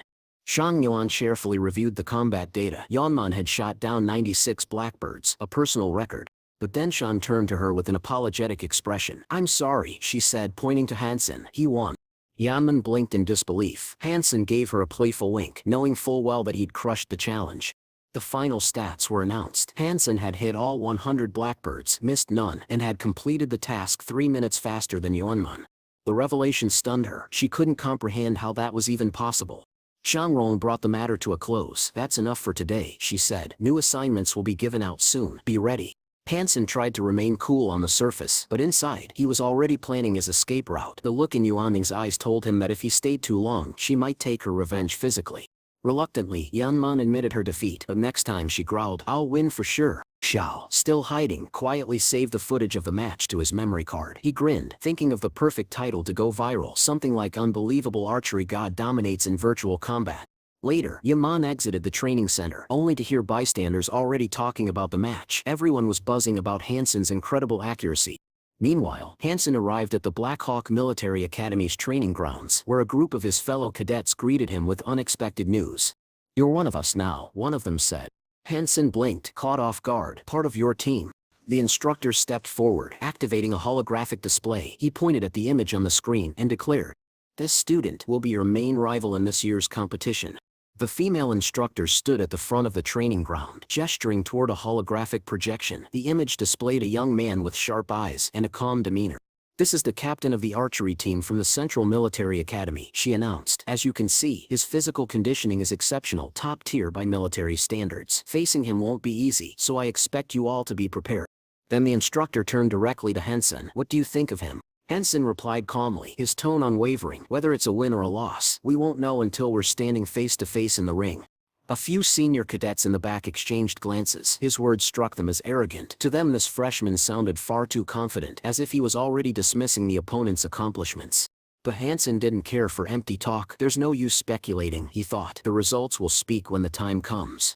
Without further debate, the instructor invited the group to watch a combat replay. The large screen shifted to a recorded duel. Hansen versus Captain Yunman. Gasps echoed across the room as cadets watched Hansen's flawless technique on full display. "His archery form is incredible," one cadet murmured. "The guy's got serious skill." Hansen, however, was not thrilled. He stared at the screen in quiet irritation. "How does this keep getting out?" he wondered. "Why is my fight footage always ending up in the public eye?" His thoughts were interrupted by the instructor once again. "Do you think this opponent is stronger than you?" Hansen replied without hesitation. "We're on the same level."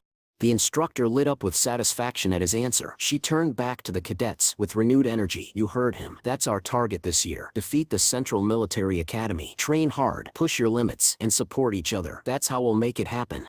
Later, as the students stepped outside, they ran into Lian Lu. The girl approached with a clear purpose in her eyes. "I still haven't repaid you for helping me track down the divine-level creature," she said softly, directing her words to Hansen. Then she turned to the group. "Would you all mind if I borrow him for a moment?" The cadets, clearly amused by the situation, cheerfully agreed, stepping aside without complaint. Hansen turned to the girl. "Where are you taking me?" he asked casually. Liang Lu smiled. "This is the Empress's restaurant. I thought maybe you'd like to have dinner." Inside, the atmosphere was far from typical. The restaurant was more than just a dining space. It was a full-blown combat arena. Patrons sat at their tables watching battles unfold in the center stage. Two fighters were currently engaged in a fierce duel, their movements precise and intense. Hansen watched closely. These weren't just brawls. These were well-trained evolvers sharpening their abilities in public. Lianlu poured a glass of wine and handed it to him. "So," she asked curiously, "what do you plan to do after graduation?" Hansen didn't take his eyes off the arena. After the academy, I'll have to serve in the army. It's mandatory. There was a pause. Then, almost out of nowhere, Lan Lu offered an unexpected proposition. You should join my martial arts school, the God of War School. These fighters are all part of it. With your potential you could open doors no one else can. Before Hansen could respond, the host entered the arena, drawing everyone's attention. Do you all know why this place is called the Empress's Restaurant? He asked with a grin. A hush fell over the audience. A girl in a mask walked onto the stage, her presence overwhelming. The host's voice echoed across the arena. Because the real Empress is here. Hansen leaned forward slightly, his eyes locked on the mysterious figure. Her aura was suffocating, like she had risen from a battlefield drenched in blood. It was the kind of aura only those who had evolved through countless life and death encounters possessed. This wasn't just a fighter, this was a living weapon. As she raised her hand high, the crowd erupted in chants. Empress! Empress! Her opponent was no ordinary challenger either, a warrior who had mastered the metallization technique, turning his fists into indestructible weapons. Hansen recognized it instantly. This was the most advanced form of the new martial arts technique. He admired the man's form, but something puzzled him. Why isn't she dodging? Hansen asked. Lian Lu remained calm. You don't have to worry about her. She never loses.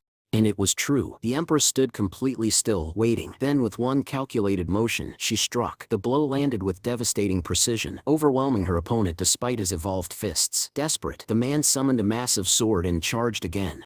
She's fought 1,000 battles, Lian Lu whispered. No one has ever defeated her. In moments, the duel ended. The host declared her victory once again. The Empress of the God of War School remains undefeated. Hansen was left speechless. He'd witnessed countless evolver fights, but none like this. The Empress was not just powerful, she was the embodiment of what it meant to evolve. Ruthless, composed and impossibly strong. Lian Lu turned to him with a sly smile. You can become just as powerful. You have the talent. It wouldn't be difficult for you. Hansen was about to respond when Lian Lu leaned in slightly and added, marry me. Join the God of War martial arts family. Hansen choked on his drink, eyes wide with disbelief. Of all the things he expected that night, a marriage proposal was not one of them. The next day, Hansen ventured into the forest near the steel armor hideout, where he reunited with an old acquaintance. The young man wasted no time. He reported spotting a divine-level creature deep in the dark swamps, but admitted he couldn't face it alone. That's why he had reached out to Hansen. According to his description, the creature was humanoid, wrapped entirely in black armor, and ominously riding a black one-horned antelope. Hansen listened intently, analyzing the details. The creature didn't match anything he had encountered before. It was something entirely new, something that couldn't be ignored. Without hesitation he told his friend to guide the way. As they moved, the friend grinned and reminded Hansen of an old rule between them. Whoever spots a divine-blooded creature first claims its soul. The following day, they arrived at the swamps. Immediately, Henshen was locked in battle with a giant centipede, slicing the monster cleanly in two with a single powerful strike from the divine-level sword he had acquired on the flying island. His friend, having nearly died from fright just watching the attack, tried to calm himself down, only to be distracted by a small furry creature gnawing at the centipede's bones. It was Hansen's pet, the three-eyed cat. Amused, the friend reached down to pet it, but in a flash the cat transformed into a massive monstrous beast, growling with raw power. The young man leaped back in shock, realizing he was facing a super-evolved creature. Regaining their focus, the pair pushed through the thick reeds until they reached the location Hansen's friend had originally seen the strange rider. What they found left them stunned. There it was, a black rider, cloaked in seamless armor, seated atop the obsidian antelope. One glance and Hansen could tell this was no ordinary divine creature. It was a terrifying humanoid of divine blood, an opponent far stronger than he had imagined. Even so, Hansen refused to back down. He knew retreating now would mean surrendering any chance to study or challenge this powerful enemy. His friend, trusting him fully, stood ready to assist. The Black Rider, having sensed their presence, turned slowly to face them. Then, in a blink it charged, its unicorn pounding toward them with terrifying force. As it closed in, the rider launched a massive energy blast straight at Hansen. Reacting instantly, Hansen raised the sword from the flying island and deflected the strike, narrowly preventing the blast from making contact. Above them his friends circled on a bird mount, yelling that this was madness. Not even a group of fighters could take this thing down. He urged Hansen to retreat while there was still time. But Hansen remained in the fight, struggling against wave after wave of relentless energy strikes. The Black Rider's attacks were unbelievably fast, sharp, and accurate. It became increasingly clear this enemy's reaction time, strength, and technique were overwhelming. Desperate to shift the tide, Hansen summoned his three-eyed cat, commanding it to attack. But the Black Rider anticipated the move. With one powerful counter, the beast sent the evolved cat flying into the distance. Watching the brutal exchange, Hansen's friend screamed again, urging him to retreat now. He pointed out that the rider couldn't fly. It was their one escape route. Hansen, acknowledging the logic, took flight. The two regrouped in the sky, reflecting on the devastating force they had just encountered. His friend doubted whether Hansen could ever defeat such a creature. But Hansen wasn't discouraged. He studied the valley from above, then corrected his friend with chilling clarity. There isn't just one enemy, there are two. The antelope, he explained, wasn't just a mount, it was a separate divine-level being, a monster in its own right. That revelation changed everything. Even worse, Hansen couldn't use his particle flow acceleration technique or transform while using his beast soul abilities, and without those, he didn't have the raw power needed to win. His friend asked, voice heavy with worry, "Where are you going now?" "I need to confirm something," Hansen said calmly, "and then fight again." They crept back through the swamp's dense reeds, returning to where the Black Rider remained. Hansen noticed something peculiar. The rider never left the pond. He found it odd. Surely, it wasn't due to a desire for cleanliness. He dismissed the thought and rushed into the attack, flanked by his three-eyed cat. But the Black Rider was ready again. It parried Hansen's blows with uncanny precision, as if it could predict each move before it was made. Even Hansen's lightning-fast strikes were effortlessly blocked. The divine being's instincts were sharper than anything Hansen had faced. Pushed to his limit, Hansen found himself launched across the battlefield, crashing to the ground after a direct hit. His friend, still watching from a distance, came to a grim conclusion. Hansen's strength, speed, and tactics, none of it was enough. Wings flaring, Hansen flew back to safety, but he wasn't retreating for good. Inside he was more resolved than ever. If he couldn't win now, then he would on the 10th try, or the 100th. But no matter what, he would win. His friend, exasperated, tried once more to reason with him. "It's already been days," he said, "and that divine being hasn't even taken a single serious injury." Yet Hansen didn't flinch. Because deep down, he wasn't fighting for victory today, he was fighting to learn how to win tomorrow. Despite the wounds and exhaustion piling up, Hansen remained undeterred. When his friend once again tried to talk him out of the fight, Hansen simply shook his head and said confidently, "Don't worry, I want to try again. I think I've finally understood the essence of his technique." Over the course of countless battles, Hansen had been closely studying the Black Knight's attacks. There was something about his fighting rhythm that didn't add up until now. He realized that the creature's every strike followed a rotational pattern, and more importantly, they always rotated counterclockwise. This wasn't just style, it was function. Hansen deduced that the forward spin of the spear's motion was intended for offensive bursts, but the counterclockwise twist subtly drained and redirected the opponent's strength. The entire structure of the knight's technique was built to both attack and neutralize simultaneously. But something still bothered him. Even after grasping this rotation pattern, Hansen couldn't figure out how the creature predicted his blows so easily. Every move he made felt like it had been pre-calculated. Still, one truth stood firm. This unique counterclockwise energy rotation was the root of the knight's overwhelming power. Realizing this, Hansen understood that head-on attacks were pointless if the opponent already knew his every intention. So, instead of recklessly charging again, he made a different choice. For several days, Hansen immersed himself in mastering a rare energy technique known as the Great Yang Magnetic Cannon, a powerful ability capable of reversing energy polarity. He believed that it could be the key to breaking through the knight's impenetrable defense. Eventually, he returned to the dark swamp, eager to put this new knowledge to the test. But disappointment struck fast. Hansen soon discovered that he couldn't unleash the full potential of the Great Yang Magnetic Cannon without a compatible weapon. Still, retreat wasn't an option. Just as before, the Black Knight sensed Hansen's presence instantly. With no hesitation, the armored creature launched forward in a frenzied assault, spear spinning like a vortex of death. Hansen activated his energy field, a brilliant aura sparking to life around him. He was determined to disrupt the knight's rhythm, to find just one small crack in his defense. This time, Hansen relied on opposing polarities in his attacks, techniques that would disrupt the knight's counterclockwise rotation. Even if the knight could read his body language, the nature of the energy itself would be erratic and unpredictable. And finally, it worked. As the battle escalated, the Black Knight was caught off guard. One of Hansen's strikes landed clean, sending the divine being crashing to the side. The impact was powerful enough to crater the earth, a clear sign of how much force was behind it. Though Hansen had aimed for the head, the blow struck the chest instead. Still, the damage was visible. The enemy had been penetrated, visibly shaken for the first time. But Hansen didn't get time to celebrate. The Black Knight rose again, energy coiling tightly around his spear like a black storm. With a single push, he charged once more, energy swirling in that signature counterclockwise spiral, crashing toward Hansen like a hurricane. Despite the injuries, the divine creature was now fighting with double the intensity. Hansen braced himself, struggling to hold his ground, as the shockwaves from each strike threatened to break through his guard. Why, he wondered. How could the knight still be this strong, even after taking a blow like that? The realization struck him cold. The enemy was growing stronger with every battle, feeding off the rhythm of the fight, as if the violence itself made him more complete. Knowing he couldn't withstand much longer, Hansen took to the sky, using the wings of his armor to soar upward, hoping to retreat to safety.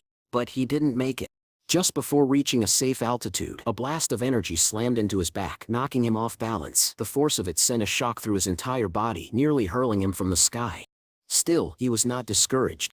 This time, he had come closer than ever. Though his body ached and the wounds throbbed, Hansen was certain of one thing: his final strike had hurt the knight deeply, and the next time, it might just be enough to. The very next day, Hansen returned once again to the mysterious humanoid creature. His mind brimmed with unanswered questions. Why did it remain submerged in the pond day after day? As he observed the Black Knight carefully, a strange realization dawned on him. Despite suffering heavy damage in their previous battle, the knight appeared completely unharmed, as if the fight had never happened. Somehow, it had fully recovered overnight. Hansen hovered above the water's surface, thoughts racing. There had to be something in this swamp, something healing, that granted such rapid recovery. As his confrontations with the Black Knight continued, time slipped by unnoticed. An entire week passed in constant observation and battle. But now, Hansen could wait no longer. Then, an idea sparked in Hansen-Sip's mind. Silently, he dove into the pond, moving like a shadow beneath the surface. Approaching the creature undetected, he suddenly burst from the water and struck a fierce blow straight to the belly of the knight's unicorn mount. The attack landed hard, catching the enemy off guard. Hansen pressed forward, believing this was the moment he'd been waiting for. The antelope-like beast staggered from the damage, and for the first time Hansen had the upper hand. Now that the divine creature had been dismounted, the advantage was his. On land, the Black Knight no longer had the support of the unicorn. Hansen launched a relentless assault. But the tide turned faster than he expected. The Black Knight parried each blow with ease, and then like a thunderclap, struck back. A single counter sent Hansen flying across the field. Before he could recover, the knight was already upon him, landing a devastating energy-infused strike. Hansen barely managed to block the onslaught and in the heat of battle noticed something alarming. The knight's attacks could change direction mid-swing. Hansen saw his opening. Without hesitation, he charged and drove his god-level trident straight into the knight's body. A moment later, the system confirmed it. Successful hunt, Black Knight defeated. Another notification followed. The one-horned antelope had also been slain. Exhausted and breathless, Hansen stood over the motionless bodies of his foes. He had never poured so much effort, strategy, and patience into a single victory. But the reward was immense: the soul of divine blood, and the flesh and essence of two divine-level enemies. Next to him, a girl silently awaited. Hansen handed her some of the meat. She devoured it gratefully, completely unaware that she was consuming the flesh of mutated divine beasts. When he asked if she wanted more, she simply smiled and said, if he couldn't finish it all, she'd be glad to help. While preparing more of the fallen creature's meat, Hansen received another piece of news. His common gene readings had neared the 100 mark. He was evolving. Elsewhere, Instructor CI was growing restless. She hadn't seen Hansen in over a month, and the archery competition was fast approaching. His absence in her eyes was reckless. Then one day, as fate would have it, she ran into him on the street. The competition is about to start, she reminded him sharply. Hansen froze. He had completely forgotten. He tried to explain that training alone wasn't necessary. A few days of practice with a team would be enough for him, he claimed, but CI wasn't buying it. Wordlessly, she handed him a bow and challenged him to a duel. If you can beat me now, she said, drawing the string, I'll stop worrying. Hansen accepted, determined, focused. He knew this would be the perfect chance to show who was the better marksman. The instructor warned him, moving targets would be introduced. Was he ready? He nodded. They both had the same weapon. CI was an evolutionist, true, but this challenge wasn't about raw power. It was about precision, about mastery of the bow. The signal sounded. 2 arrows launched toward the target, flying with immense speed. The instructor's reflexes were superb. She hit the target first. Round 1 went to her. She smirked. You're not as good as I thought. Hansen, undeterred, replied calmly. It's not over yet. CI rolled her eyes, believing it to be hollow bravado, and invited him to prove himself. Another signal rang out. This time a running fox target appeared. Both archers fired, but Hansen's arrow collided with CI's midair, deflecting hers and ruining her shot. She blinked, stunned. The score, 1-1. She thought it was luck, a fluke. But it wasn't. Hansen did it again, then again. Each time his arrow clipped hers in the air. The score climbed to 3-1. CI stood in disbelief. I'm sorry, Hansen said sincerely, but this was the only way I could defeat an evolutionist.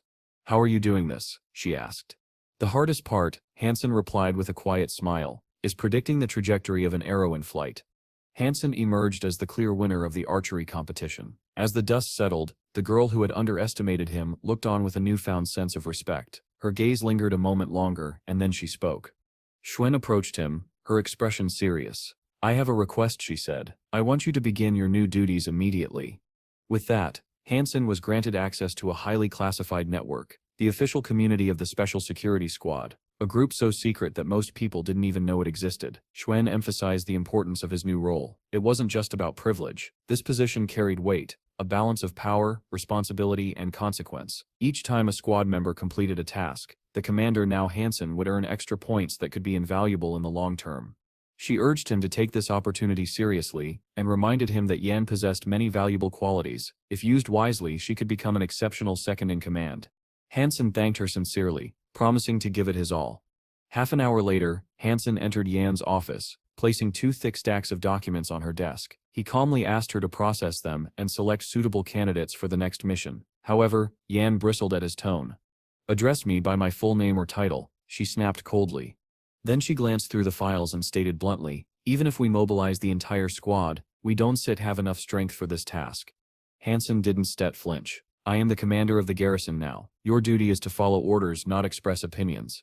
Yan, holding back her anger, replied through clenched teeth, "And I stem using common sense. Sending the squad out like this is reckless."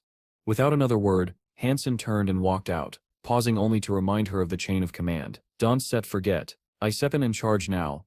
Yan could barely contain her frustration. She forced herself to acknowledge his rank and authority, then reluctantly agreed to carry out his command. Soon after, the hunting unit set out into the dense forest. As they ventured deeper into the thicket, Yan muttered bitterly, "The old commander would never have risked her people like this." The squad noticed the change in dynamics. Power had shifted. One of the hunters even smirked openly, mocking her loss of influence. Mr. Yuan quietly warned Hansen, "The creature ahead moves incredibly fast. Everyone needs to be extremely careful." Yan added, "There are too many trees around us. Archery will be nearly useless in this environment."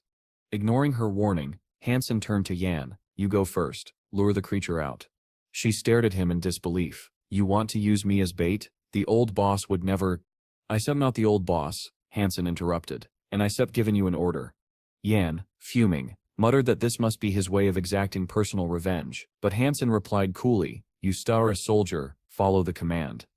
With clear resentment, Yan moved forward, muttering to herself that if she survived, she would request a transfer immediately. Her mind clouded by rage, she failed to notice the danger looming just above her. Without warning, a massive beast leapt from the trees, slamming into her back and launching her into the air. The impact was brutal, but Yan quickly regained focus. Gritting her teeth, she drew her knife and engaged the creature in a desperate fight. The monster's attacks came in relentless waves, each blow heavier than the last. Yan was forced to retreat, her stamina rapidly draining. Just as she was about to fall, Hansen arrived. Blocking the next blow with ease, he stood between Yan and the creature. With a mocking smile, he asked, "Is that really all you got?" Yan, stunned and sitting on the ground, looked up at him. "Why did you help me?" she asked. "Weren't you planning to take revenge?" Hansen shook his head. "I promised I cover you. You are a soldier, Yan. You don't have to like your comrades, but you must trust them." He saw the disdain in her eyes, and although it stung, he kept his composure. Yan was silent. His words echoed in her mind. She had let her emotions get the better of her. Today, she had behaved like a rookie, forgetting her discipline. Given Hansen's strength and leadership, she realized she owed him more professionalism and respect. Later, back at the steel armor hideout, Hansen sat in his office. A large screen showed the latest broadcast. The Blackhawk Academy archery team, once a dark horse in the tournament, had made it to the second round. Their next opponent, Central Military Academy. Suddenly there was a knock on the door. Hansen looked up as Yan entered, holding a tray of tea. He raised an eyebrow. "You sat here to hand in your transfer request." But Yan shook her head. "No," she said softly. "I came to apologize." Standing tall before Hansen, Yan Man gave a sharp military salute. Her expression had shifted completely. No longer defiant, she now looked at him with sincerity. "You were right," she admitted. "The former commander didn't make a mistake. You really are suited for this role." She paused, her voice steady. "I made mistakes. That one happen again." Hansen gave a curt nod, accepting the gesture without arrogance. Moments later, he turned to the others and addressed the pressing matter at hand, the upcoming battle. He explained that Black Hawk Academy's main rival, the Central Military Academy, had been relentlessly sharpening their skills. They weren't just strong, they were evolving. Taking them down would be far from easy.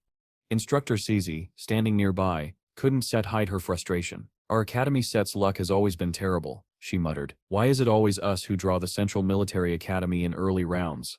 Meanwhile, back in the academy's dining hall, the team shared a casual meal. Jian, one of the cadets, turned to Hansen with concern.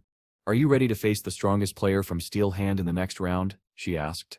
Without hesitation, Hansen replied, no problem. But Jian didn't seem reassured. Noticing the worry in her eyes, Hansen asked gently, what step's bothering you? With a sigh she confessed, last year I got us as far as the top 16. That was Blackhawk SIP's best result. But Central Academy crushed us. This year, I want payback. Suddenly, her tone shifted. With playful force, she added, besides, the winner of this year's SIP's tournament gets a 4-day stay for 2 in the presidential suite. Hansen's eyes lit up. Now that was a reward worth fighting for. He clenched his fist in quiet determination. Then I stamp winning this. However, as the match day drew closer, he grew more analytical. Watching countless recordings of his future opponent, Hansen came to a stark conclusion. There were no visible weaknesses. His adversary was frighteningly consistent. Then a video call came through. On the screen appeared Litzen, Hansen's close friend and fellow fighter. His tone was serious. Are you really planning to go through with this? He asked. You know who you steer up against, right? Hansen remained calm. Litzen scowled. He's been improving non-stop. He even stopped training with his team. He's going full solo to push his limits. He leaned forward, voice heavy. This isn't just a fight. This is the elite of the Central Military Academy. Talented, disciplined, ruthless. Don't underestimate them. For the first time, Hansen paused. If even seasoned fighters like Litzen spoke of this opponent with such caution, then this was more than just a test of skill. It was a war of mind and spirit. Across the city, inside a military academy office, a cadet from Central Military Academy studied Hansen's training footage on a massive screen, his brows furrowed in concentration. A fellow cadet entered. What's so interesting? He asked, glancing at the screen. The captain of the central team replied calmly, just analyzing our opponent's sit's movements, looking for weaknesses. The friend raised an eyebrow. So how strong is he? He's skilled, the captain admitted, but our team still has the upper hand. The rest of Blackhawk SIP's lineup is average. As the competition neared, participating teams began to arrive at the massive sports complex that would host the tournament. A cadet from a neighboring academy spotted Blackhawk's team entering and couldn't help but smile. She approached Hansen directly. I saw your commercial, she said, her cheeks slightly flushed. It was really cool. Before Hansen could respond, she extended a notepad. Can I get your autograph? Taken aback but amused, Hansen signed it. A large cadet standing nearby leaned in and whispered to him. You know who that is, right? She led her academy to the semifinals last year, and she's incredibly popular, like seriously popular. The girl thanked them warmly then smiled. I hope we meet again, she said, before disappearing into the crowd. Once she was gone, the large cadet let out a low whistle. Man, beauty, brains, and battle instincts. A lethal combination. The Blackhawk team made their way into the stadium. The air was electric. Around them, cadets from dozens of academies were already training intensely, their focus razor-sharp. Jan, another team member, spotted a tall figure across the arena. He pointed him out immediately.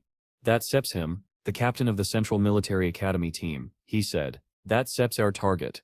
On the training stand, the captain was already hard at work, his muscles rippled with power, his posture steady. One by one, arrows flew from his bow, each striking its mark with flawless precision. Suddenly, Hansen felt a disturbance. A sharp whistle. His instincts screamed. Spinning on his heel, he caught an arrow mid-air, one that had been aimed directly at his back. He narrowed his eyes, disgusted. Cowardly, he muttered. That's not how real warriors fight. From the shadows, a smug voice called out. Well, are you really that fast? Or just lucky? A young man approached, his tone dripping with arrogance. Name Krieg, he said, cadet from a neighboring military academy. Thought I see what the hype all about.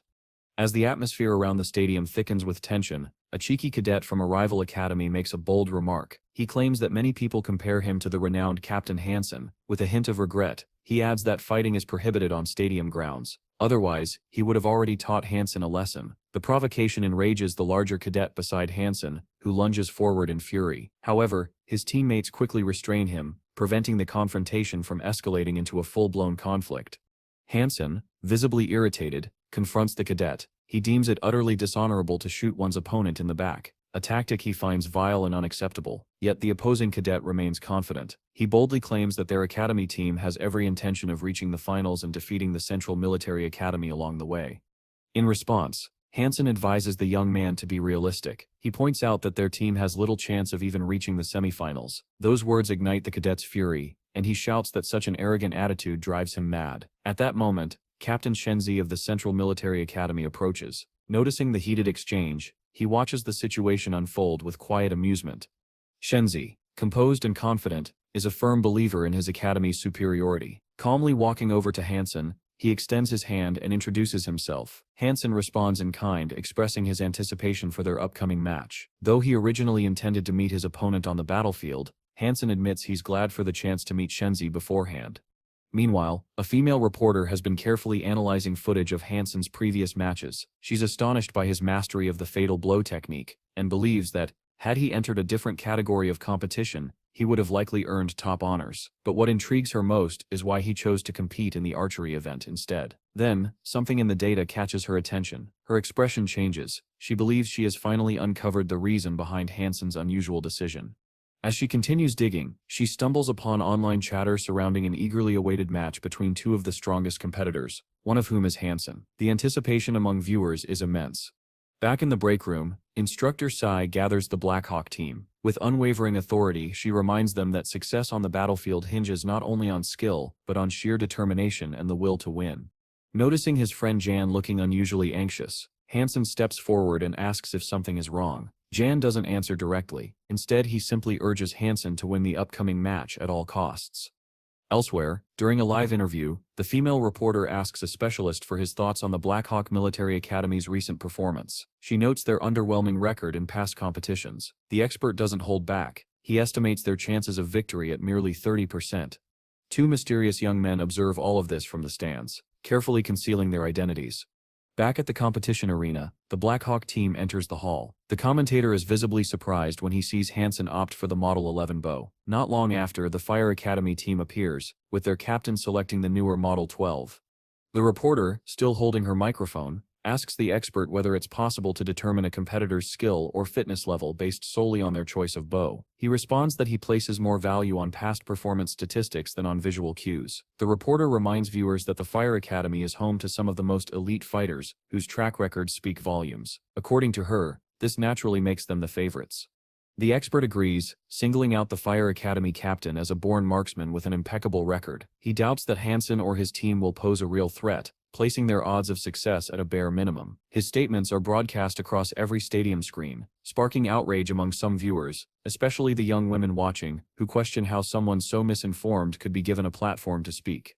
Despite the criticism, the captain of the Blackhawk team remains calm. He instructs his teammates to prepare an ambush and use the element of surprise to their advantage. Hansen urges everyone to stay focused. The battle is set to begin in just 5 minutes, and every second matters. With that, the Blackhawk team surges forward, swiftly taking up key positions across the arena. Their movements are sharp, coordinated, and purposeful. Observing this, the reporter notes that 5 members of the Fire Academy have already chosen ideal cover spots, indicating a strong sense of strategy and preparation.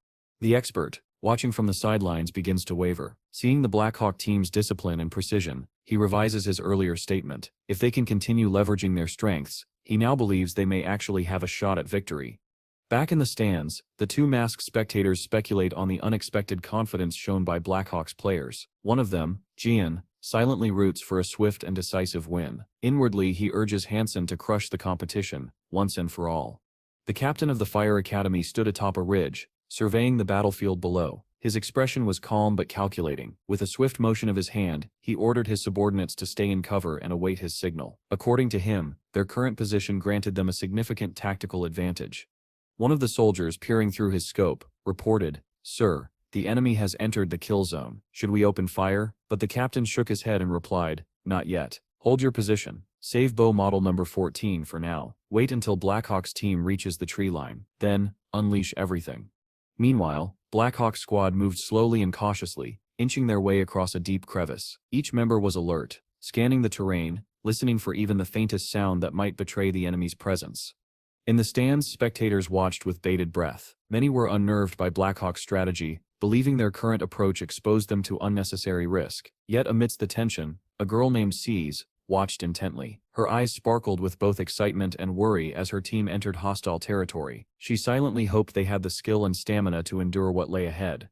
Leading the group was Hansen, calm and observant. He had already detected signs of an ambush and quickly noted the precise location of every hidden enemy. As Blackhawk's team advanced another 200 meters, a sudden shout pierced the air. It was the Fire Academy captain's voice, giving the long-awaited order.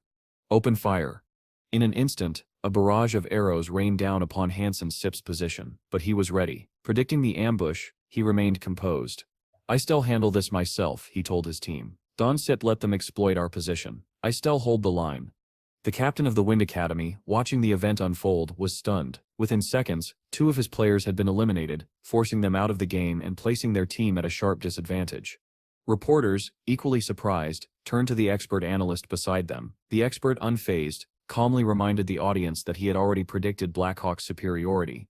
Disappointment swept through part of the crowd. 2 young men, visibly disheartened, rose from their seats. One muttered, "The outcome's obvious. No point watching anymore," and walked away with clear disdain. Still, even in his frustration, he acknowledged Hansen as a formidable opponent. He pondered how he would have responded had he been in the Fire Academy captain's shoes, faced with such an unexpected and devastating tactic. Back on the field, Hansen made his move. With rapid precision, he darted forward, releasing arrow after arrow at the hidden enemies. The Fire Academy captain was bewildered. How did he find all of them? He muttered, realizing that even the most well-concealed shooters had been exposed. As his final ally fell, the captain received the system notification defeated. His screen went dark. The audience erupted. Cheers filled the air as the announcers declared Blackhawk's overwhelming victory. Voices thundered through the arena, all chanting one name, Hansen, Hansen. From the sidelines, C's smiled with pride. "Well done, cadets," she said to herself. "Now let's get ready for the real battle against the Central Military Academy." Her words were heavy with caution, for she knew this next opponent would be far more formidable. Hansen, catching her gaze, asked with quiet confidence, "Still doubt our victory?" C's looked him squarely in the eye and replied, "Your next opponent is the strongest team among all the academies. That's SIP's not opinion, it's SIP's fact." But Hansen didn't step back down. "If you start with the belief that you still lose," he said firmly, "then you Steph already lost. When you brought me into this academy, you said there was still hope for victory. I intend to make that hope real." Moved, C's responded with solemn sincerity. "There's SIP's only one key to winning this fight, and that key is you. Your decisions will determine the outcome. Yes, our enemy SIP's skills may be superior, but if our team remains united and confident, we still have a chance." Despite her composed exterior, anxiety gnawed at her. Most experts and spectators had written off the Blackhawk team as underdogs. Doubt hung thick in the air. The announcer's voice rang out once more, signaling the start of the match. The teams sprang into motion, spreading out across the battlefield. In the stands, Lissen's friend leaned over and asked, "Do you think Blackhawk Academy can win this?" Lissen replied bluntly, "As a team, not likely, but if we separate talking about Hansen alone, he might just be able to pull it off." Before his friend could respond, he suddenly stood up, eyes wide. "They stepped flanking the enemy. It steps risky, but if it works, it could change everything." And with that, the real battle began. Before the game even began, Sizzy had invested a significant amount of time studying the enemy's battle patterns. She had learned exactly what position the Central Military Academy would target. Their repeated preference for the Stone Mountain in nearly every match had made them predictable. Ian nodded in agreement with the instructor's strategy, but in his heart, he couldn't shake the thought. The odds of winning were slim. It would take a genuine miracle to turn the tide in their favor. Sizzy, firm in her research, reported that she had watched all of the opposing team's matches over the past few years. They had only encountered true resistance on 3 occasions, but even those teams had failed, simply because they couldn't grasp the core of the Central Military Academy's tactics.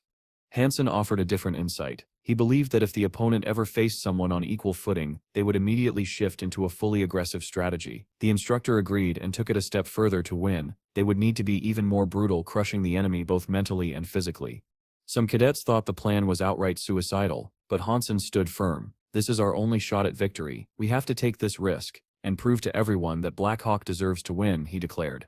The instructor reinforced this belief. He made it clear the heart of this match was the confrontation between Hansen and the enemy captain. He placed his trust in Hansen and urged him not to let the team down. Yet deep down, even Sizzy had her doubts. She believed that if they played the game the usual way, they were guaranteed to lose.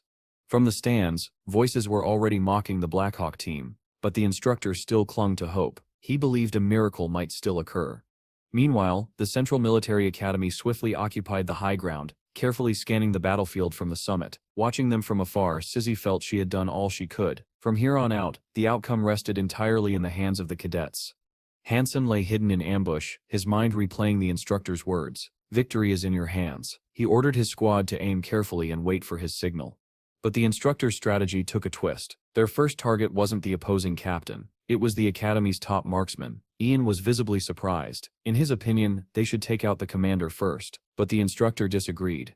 That shooter, he explained, was ranked second across all academies, and unlike others, he was also trained in robotics and combat manipulation. A direct assault on the captain could easily fail. Strategically, the only correct move was to neutralize the best shooter and disrupt the enemy's formation. Just then, one of the cadets spotted Shenzi turning toward him and shouting a warning to stay alert. Instantly, the cadet realized he was under a hidden attack. Without hesitation, he returned fire and moved into a defensive stance. In one swift motion, he released 3 arrows simultaneously. They intercepted and knocked down the enemy's incoming shots mid-air. For a moment, the enemy shooter thought Blackhawk's tactics weren't working, but what followed changed everything. The 3 arrows had only been a distraction. As the opponent let down his guard, Hansen released a 4th arrow, sharp, sudden, and lethal. It struck true, eliminating the Central Academy player from the match. From the sidelines, the instructor watched closely, a glint of admiration in his eyes. The level of skill on display was exceptional, and Hansen's precision was divine.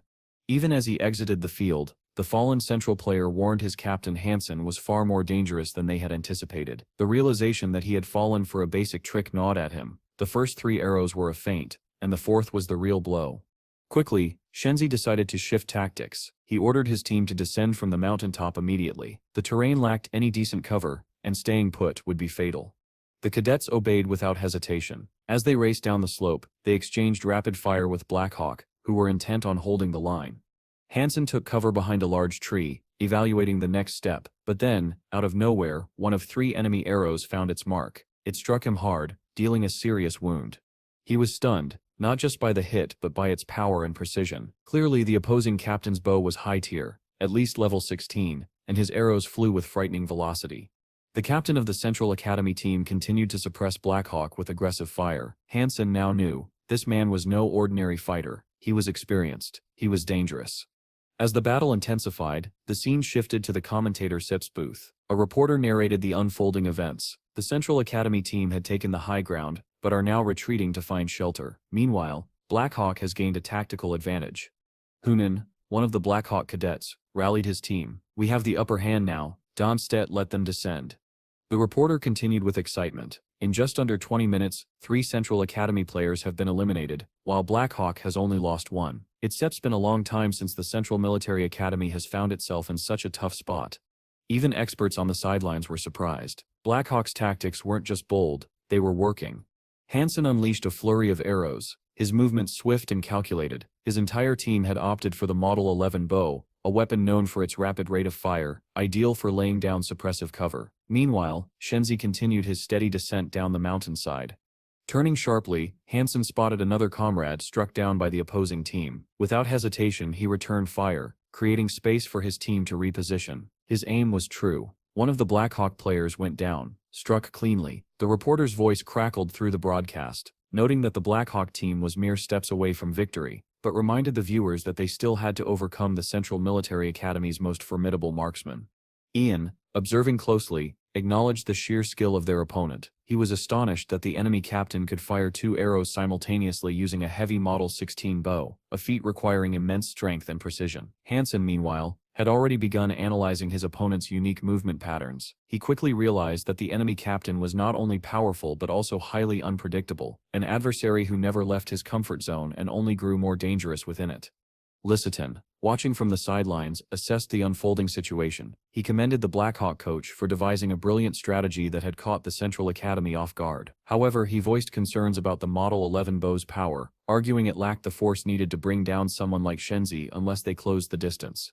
It soon became clear to Hansen that his enemy had shifted positions again, now nearly invincible in his new location. As Shenzi maintained his advantage, Ian urgently advised a reposition to avoid falling into a trap, but Hansen raised a hand in silent command, signaling for silence and stillness. There could be no mistakes now.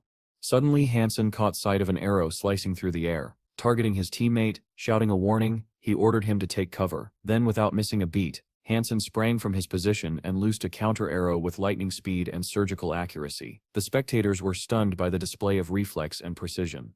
Some watching believed the Model 11 bow had proven a smart tactical choice, but even they admitted it lacked the reach to counter someone like Shenzi from a distance. Out of the corner of his eye, Hansen saw another teammate fall, struck by enemy fire. The announcer's voice cut in again, confirming another elimination from the Blackhawk squad. Doubt began to spread among the crowd. Many whispered that the Blackhawk team stood no chance against the Central Military Academy. The reporter highlighted Shenzi's control over the battlefield. Each time danger approached, he vanished from sight, relocating before a shot could be taken. The presenter criticized Hansen's weapon choice, arguing that had he selected the more powerful Model 14, he might have had a better chance. With the Model 11, however, the odds were grim. Shenzi now took a battle stance, scanning the terrain meticulously. He was determined to locate and eliminate his rival with a single decisive shot. Just then, Hansen burst out from his cover mid-air, firing an arrow straight toward Shenzi. A girl watching from the stands was captivated by the clash, marveling at the epic confrontation between two masterful warriors. Half an hour passed, yet the intensity never waned. The host declared this to be the most exhilarating duel of the past decade, one where neither side would emerge a true loser. The two warriors were in constant motion, predicting and evading each other's moves. The battle had become one of mental warfare, a test of strategy and nerve. Taking refuge behind cover, Hansen waited. He needed Shenzi to step into his kill zone for a final, conclusive shot. Yet he hesitated. The reporter noted that the Central Academy captain had made the ideal equipment choice, a decision now paying off. From the sidelines, the eliminated Blackhawk teammates watched anxiously, desperate for Hansen to prevail. Ian, disheartened, turned to their coach and muttered that perhaps they would do better in the next competition. Siza, visibly upset, had believed this ambitious plan could succeed. After all, they had come further than anyone expected against such a powerful adversary. But with Hansen still wielding the Model 11, she feared defeat was inevitable. One cadet couldn't hold back his emotions. Tears welled in his eyes, as he confessed that unlike the others, he was graduating. For him, there would be no next time. Yet the battle pressed on. Hansen began moving again, calmly and deliberately, seeking higher ground. He soon found himself in the open and knew retreat was no longer an option. Shenzi, standing tall across the battlefield, acknowledged Hansen's strength. He regretted that this would be their final encounter, believing the battle would end today. But Hansen thought otherwise. He stared back with resolve, inviting Shenzi to settle the matter now. Both warriors drew their bows. Shenzi's bowstring tightened as a bright energy aura pulsed around him. Hansen, standing firm, nocked an arrow and took aim. The final shot was moments away. Lisitsan was certain. Hansen stood no chance in a direct confrontation. His bow was simply too weak to match the firepower of the Central Military Academy's captain. But despite the overwhelming odds, Hansen made his move. As the Central Academy's captain took a step forward, Hansen released an arrow and immediately changed positions. His movement was swift, fluid, almost too fast to follow. From the commentator Sep's booth, a voice echoed across the arena, noting with admiration that the Black Hawk Academy player still hadn't given up. "It's Sep's been a long time," the commentator said, "since I've seen someone fight with such unyielding will." Reacting instantly, Shenzi, the Central Academy captain, leaped into the air and fired another arrow. But the commentator warned against drawing conclusions too early. Both contenders were strong, and the winner had yet to be decided. The audience, composed of cadets and instructors, watched the duel unfold with intense focus. Some thought Hansen had simply gotten lucky. Shenzi's last two arrows had narrowly missed their mark. But then, a cadet from Central Academy stood up and spoke with conviction. He claimed Hansen wasn't surviving on luck. He knew the exact trajectory of their captain's shots. According to him, Hansen could not only see where each arrow was flying, but also adjusted his movement accordingly, using a specialized mobility technique to disrupt the enemy's aim.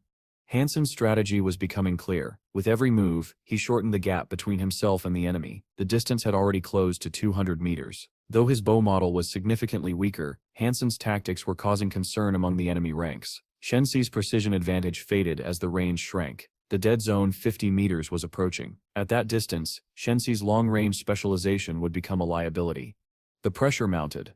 Hansen closed in to 150 meters and released 3 arrows in rapid succession, not with the intent to hit, but to distract. As Shenzi dodged, Hansen continued sprinting, showcasing incredible stamina and determination. The crowd could hardly contain their emotions. Shock, admiration, and suspense hung thick in the air. The commentator Sep's voice returned. "Hansen Sesta's approach is reckless. But if he closes in just a bit more, this might become the turning point. Lisitson watched closely now. He had to admit, there was a certain brilliance in Hansen's desperation. It was risky, perhaps even foolish, but it might be his only shot at victory. A friend nearby pointed out a grim fact. Hansen only had 20 arrows left, with no reloading stations in sight. The clock was ticking. Shenzi, aware of the approaching threat, fired again and again, but his arrows continued to miss. The gap was now 75 meters. Dodging was becoming increasingly difficult, even for someone like Hansen. Still, he pressed forward, releasing arrows of his own mid-sprint. His breathing was heavy, his aim unsteady, but his resolve never wavered. Shenzi narrowed his eyes. This young man, he was a true opponent, but the next arrow he believed would end it all. From the crowd, a voice rang out. Sais, unable to contain his emotions, shouted at Hansen, "You have no right to lose this fight." Yet others doubted. Lisitson's friend was convinced it was over. Hansen, with limited arrows and a weaker bow, couldn't possibly win.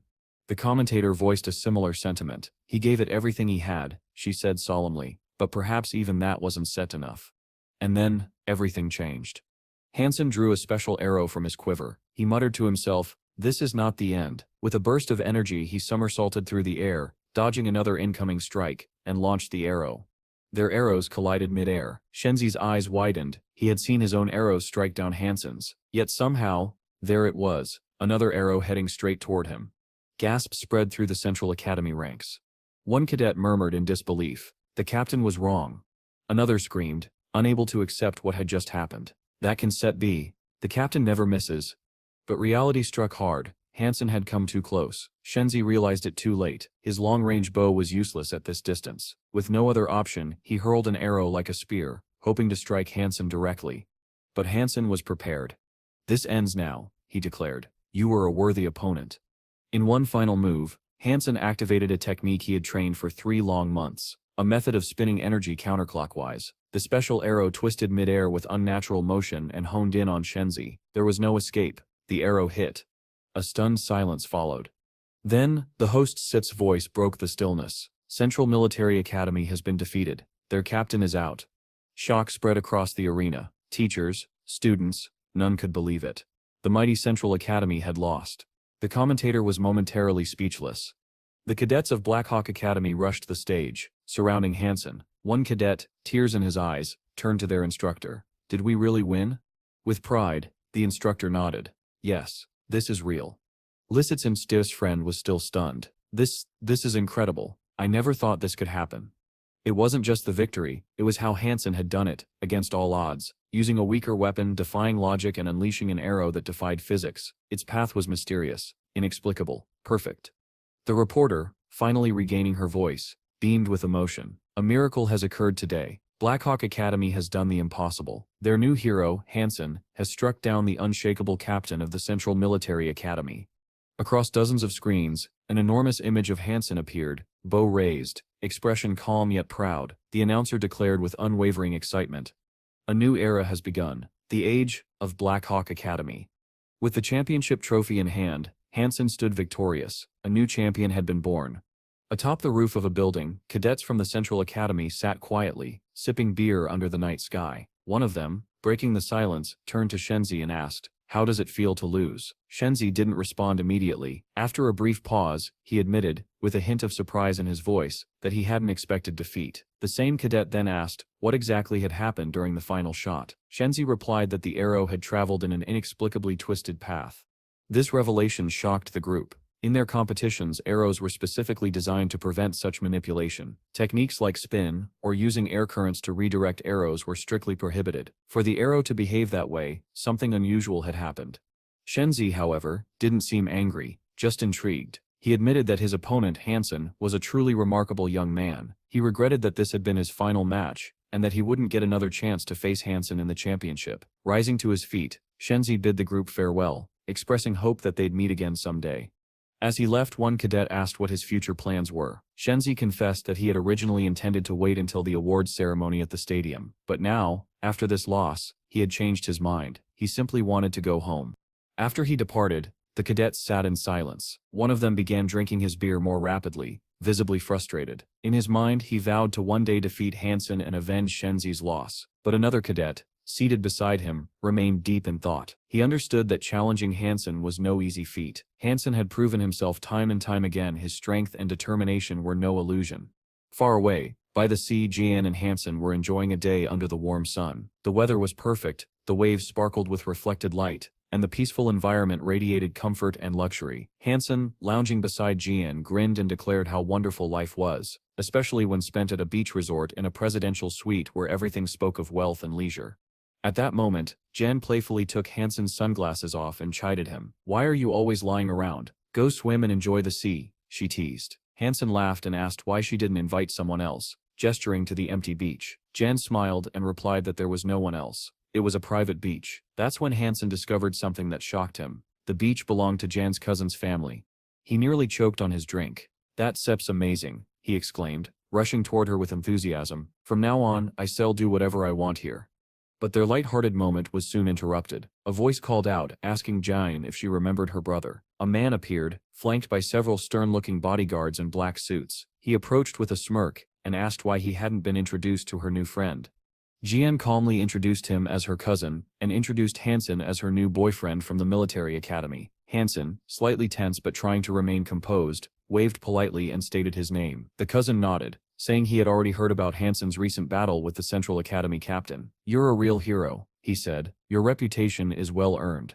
Later, inside a hidden steel-armored room, Hansen sat alone, deep in thought. He gazed at his monster, which was maturing at a rapid pace. In just 1 month, it would evolve into a divine blood beast. The thought filled him with both joy and impatience. But he knew that wasn't enough. To surpass his peers, he would have to push further, maybe even take dangerous risks. Digging through online archives, Hansen found mention of a distant mountain range inhabited by incredibly powerful beings, some even possessing divine blood. It was a perilous place but filled with promise. One video showed a team of 30 elite fighters engaging with these creatures. Though many fell, those who survived returned with rare and precious resources. Inspired, Hansen made his decision. He departed immediately, heading toward the mountains rumored to be saturated with ancient energy, an aura so dense it could alter any life form. Local legends spoke of a god slayer among the creatures, a being so powerful it could annihilate an entire squad with a single blow. After reaching the region, Hansen spent hours wandering the gorges. Oddly, he didn't encounter a single monster. The area, supposedly teeming with dangerous life, was eerily quiet. Still determined, he checked every cave and crevice, growing increasingly suspicious. Suddenly, the ground beneath his feet trembled. At first, he thought it was an earthquake. Rocks slid down the slopes, and the rumbling grew louder, until it became a thunderous roar. Turning around, Hansen froze. A colossal beast, towering like a mountain, charged toward him. Its steps were so powerful, Hansen had mistaken them for tectonic movements. Compared to it, he was no more than an insect. Realizing the danger, Hansen knew he had to move immediately or be crushed without even being noticed. But as the monstrous creature closed in, Hansen made a split-second decision. Instead of running, he rushed toward it. His instincts screamed at him to flee, but he ignored them. If this beast could clear the area of all other life, then it might be the perfect shield, and maybe, just maybe, the key to his next great evolution. Just moments after narrowly escaping danger, Hansen suddenly hears a thunderous roar echoing across the landscape. His eyes widen in shock as he witnesses a terrifying sight. A colossal lion, towering like a small mountain, launches a ferocious assault on the massive creature he had encountered earlier. The ground beneath his feet trembles from the sheer force of the battle, and before he can gather his thoughts, a new threat reveals itself. Turning sharply, Hansen sees a horde of enormous beasts charging straight toward him. He's trapped, wedged helplessly in a narrow gorge. On one side stands the towering lion, and on the other, a furious pack of monsters rapidly closing in. There's no clear escape route. Fortunately, Hansen possesses a divine blood-level beast spirit, his only glimmer of hope in this dire situation. Realizing the urgency, he knows that remaining here means certain death. He scrambles up a large rock and activates his invisibility mode, praying it will be enough to evade the chaos. But luck isn't on his side. Above, a new menace appears. A massive flock of airborne beasts circles the sky, their sharp, searching eyes seemingly piercing right through his camouflage. With no other option, Hansen descends once again and flees through the gorge, trying to outpace the encroaching monsters that are now surrounding him.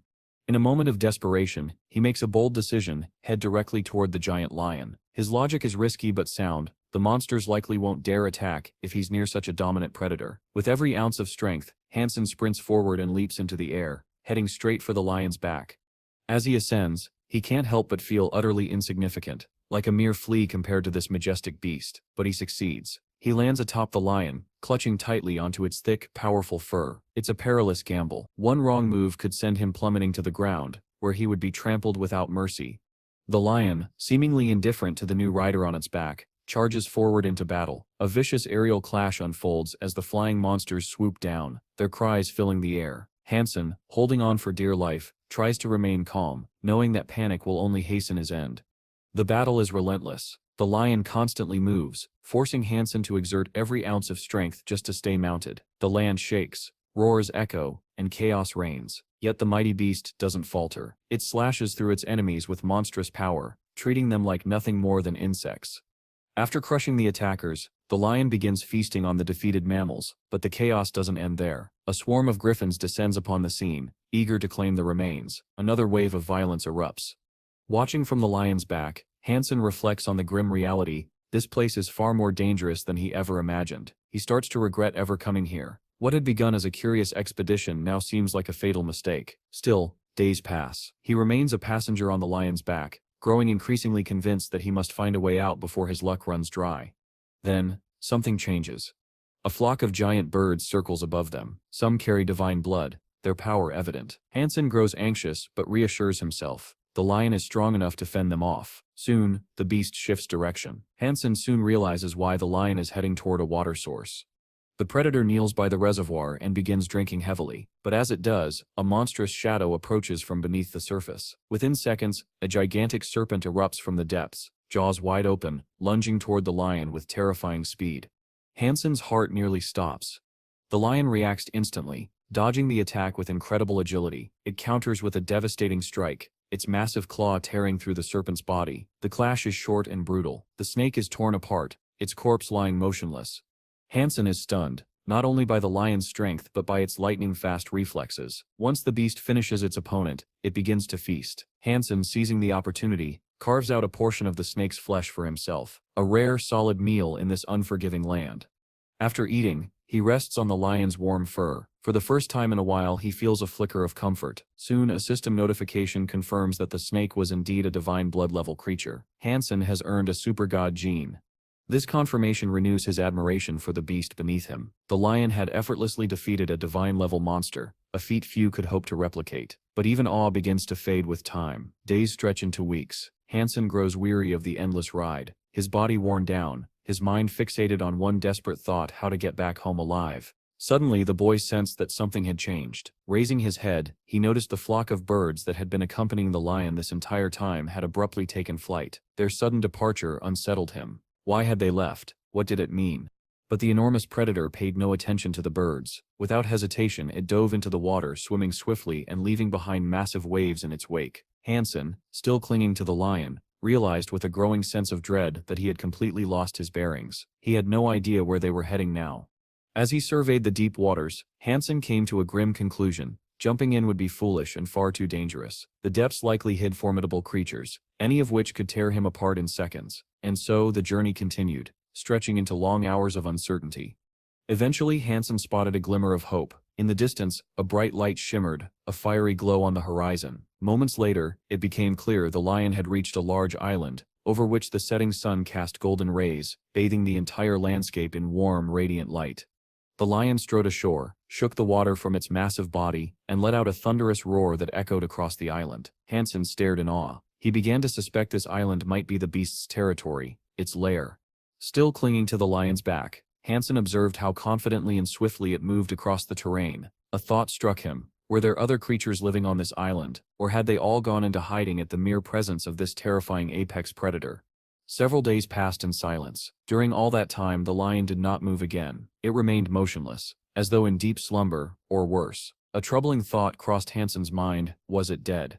If so, its death might offer an unprecedented opportunity. This creature was of divine blood. Consuming its flesh could enhance Hansen's supergenes, something that rarely if ever presented itself. Raising his gene level had become his foremost goal. He couldn't afford to let this chance slip away. But just as he approached to confirm, the lion suddenly stirred. With a violent jolt, it leapt to its feet and roared once more, an ear-shattering primal sound that rippled through the very earth. Hansen clutched his head, trying to muffle the unbearable roar, which seemed to split the air itself. Then, silence fell. As Hansen steadied himself, he noticed something beside the lion, a tiny lion cub, barely able to stand. It looked frail, fragile, and disoriented. A moment later, the adult lion began vomiting blood, but there was something strange in the crimson stream, a glowing mysterious object. Curious, Hansen stepped closer. Among the blood was a large radiant orb, pulsing with a strange energy. The lion cub, just as intrigued, approached the object and began licking it gently. Hansen observed closely. What was this sphere? Was it edible, or was it something far more powerful? He turned his gaze back to the lion. There was no longer any breath. The mighty predator was dead. Slowly he approached the cub, wary of any sudden movement. Even a small predator could be dangerous if provoked. Using his spear, Hansen attempted to pull the orb toward him, but it proved heavier than expected, especially with the cub's weight pressing on it. After much effort, he finally managed to roll the object away. The cub, weakened and unable to stand, posed no threat now. This gave Hansen the chance to examine the mysterious orb more closely.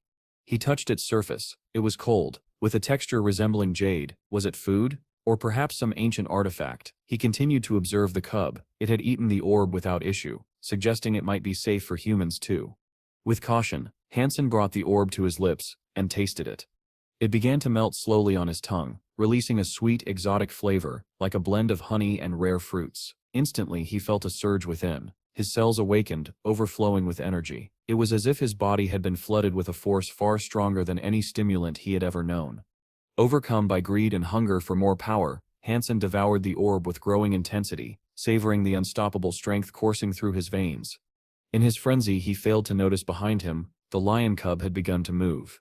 However, after a few moments, Hansen finally noticed the cub stirring. A sharp realization struck him. Despite its young age, this creature was already a potential threat. If left unchecked, it could grow into something far more dangerous. He had no choice. It had to be eliminated before it became too powerful.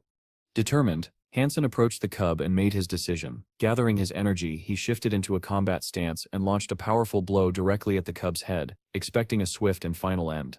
But what happened next defied all logic. The strike landed, yet it had no effect. Not even a scratch. Hansen's eyes widened in disbelief. Even as a newborn, the cub's fur was so impenetrable that his weapon couldn't pierce it. It was as though he had struck an iron wall.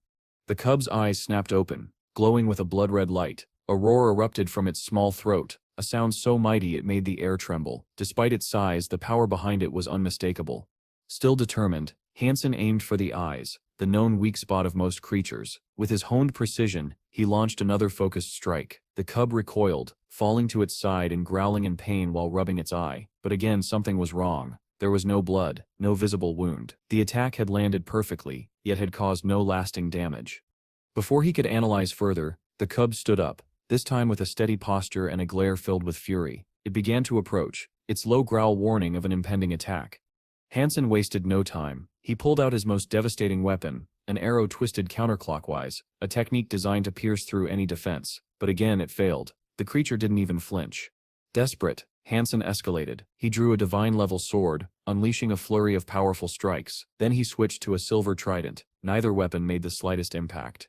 Half an hour passed. Hansen, panting and frustrated, was forced to face the truth. He had been fighting a cub, a mere infant, and yet it was completely immune to all his divine tools. But what alarmed him most was what came next. The cub was growing rapidly. Its body expanded with each moment. Its steps became more confident, its posture more stable. The little monster was evolving right before his eyes. Having exhausted every option and failed to inflict even minimal harm, Hansen made a new decision. He would not waste another second. The glowing orb still nearby was the key. He had to secure it before the cub regained full strength. With lightning speed, he darted forward, seized the orb and soared into the sky before the cub could react. From below, the young lion let out a frustrated growl, its glowing eyes tracking Hansen's every move.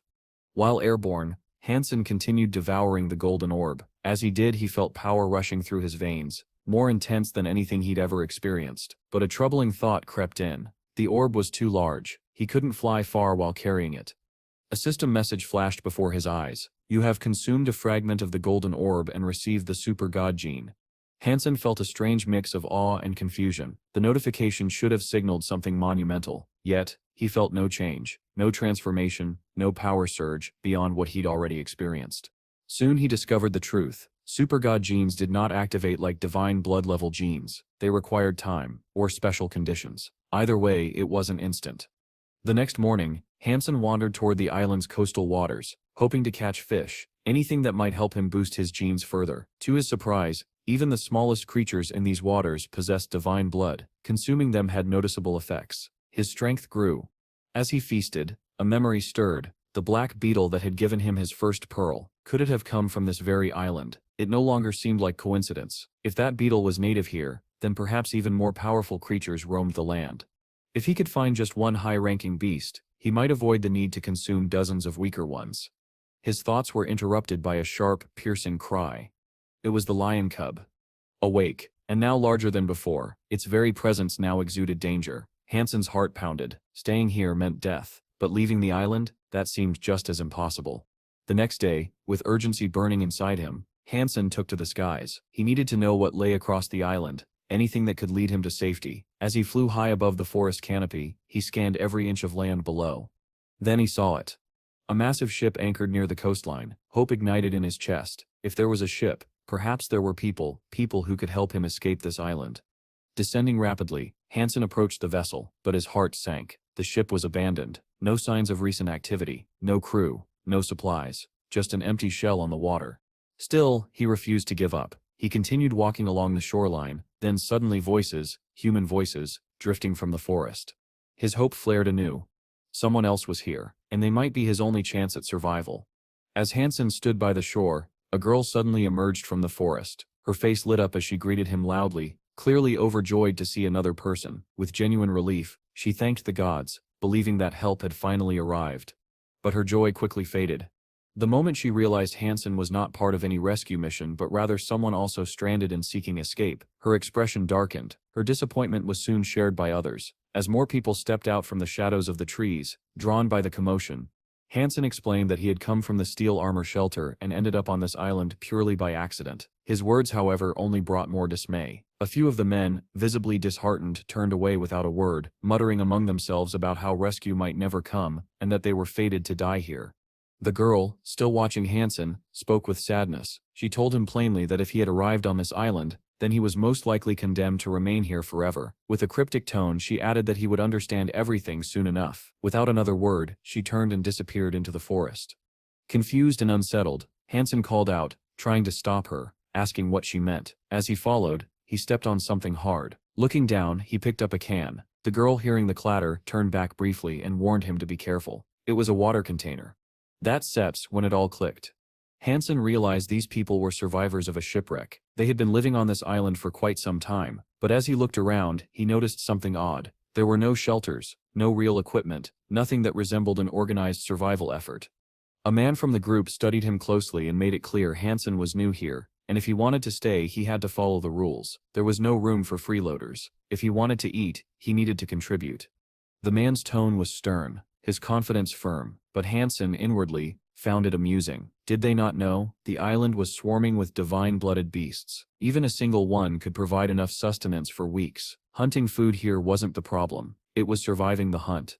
The man continued, now warning Hansen of the extreme dangers lurking across the island. Venturing too far from the camp, he said, was a death sentence, and if Hansen chose to take that risk, then his fate would be his own responsibility. He had been warned.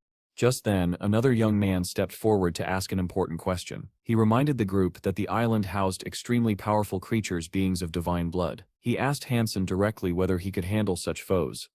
At that moment, the first man decided to reveal more. With a serious look, he informed Hansen that their group belonged to a special security squad. He then asked Hansen if he had ever heard of such a unit. Hansen nodded. He too was a member of a special security squad, though he didn't recognize which division these survivors belonged to. This response stunned the others. Judging by Hansen's youthful appearance, he looked barely 20. They couldn't fathom how someone so young had earned a place in such an elite unit.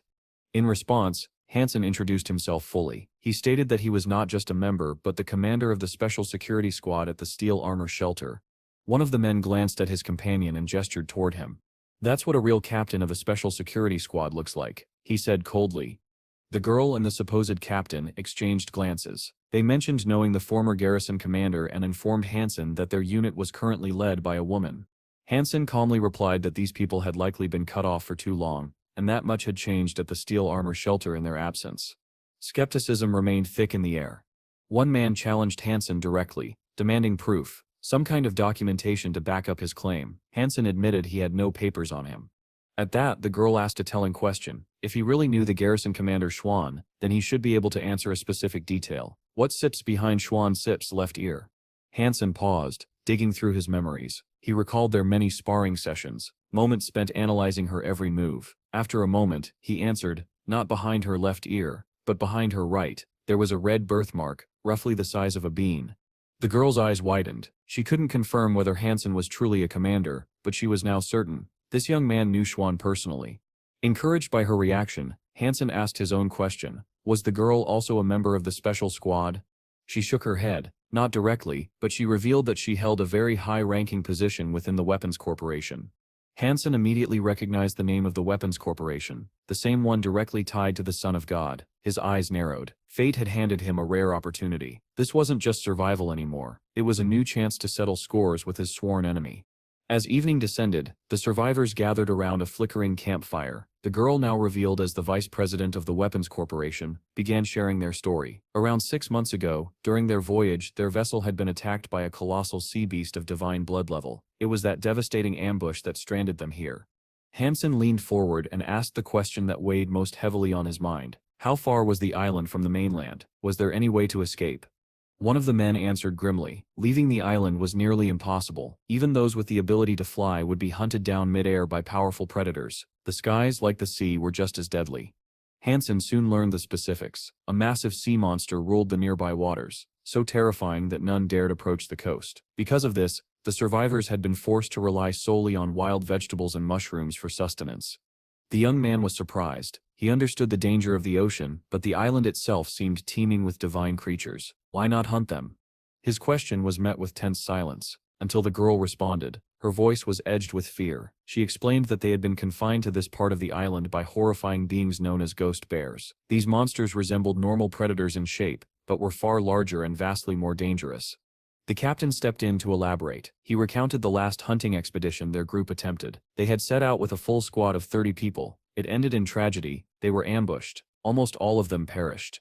Among the ghost bears were divine blood-level leaders, beasts with not only overwhelming strength, but a frightening intelligence that made them far more lethal than ordinary monsters. The captain admitted that their current strength only allowed them to fend off the lowest-level bears. Anything stronger would wipe them out. Hansen turned to the vice president and proposed a deal. She looked at him, startled. How did he know her position? Before she could ask, Hansen posed a question of his own. Do you want to eat real food again while you're on this island? Her eyes lit up, suddenly filled with hope. You have food with you? She asked eagerly. Hansen shook his head. No, but this island has plenty. We just need to take it. Realizing what he meant, her mood shifted instantly. He was planning to hunt the ghost bears. Her face turned serious. I won't lose any more people, she said firmly. Hansen turned to the others. Any of you interested? Most shook their heads. One man said flatly that it was safer to remain here than to risk a hunt destined to fail. But the captain, intrigued by Hansen's confidence, asked him to continue. Hansen reminded them that they were not ordinary survivors. They were members of a special security squad. If they joined forces, they might be able to take down even these legendary beasts. But not everyone was convinced. One of the men scoffed. You haven't even seen the shadow of these monsters, and you're already talking about how to divide the meat. The captain fell silent for a moment, then spoke with reluctant resolve.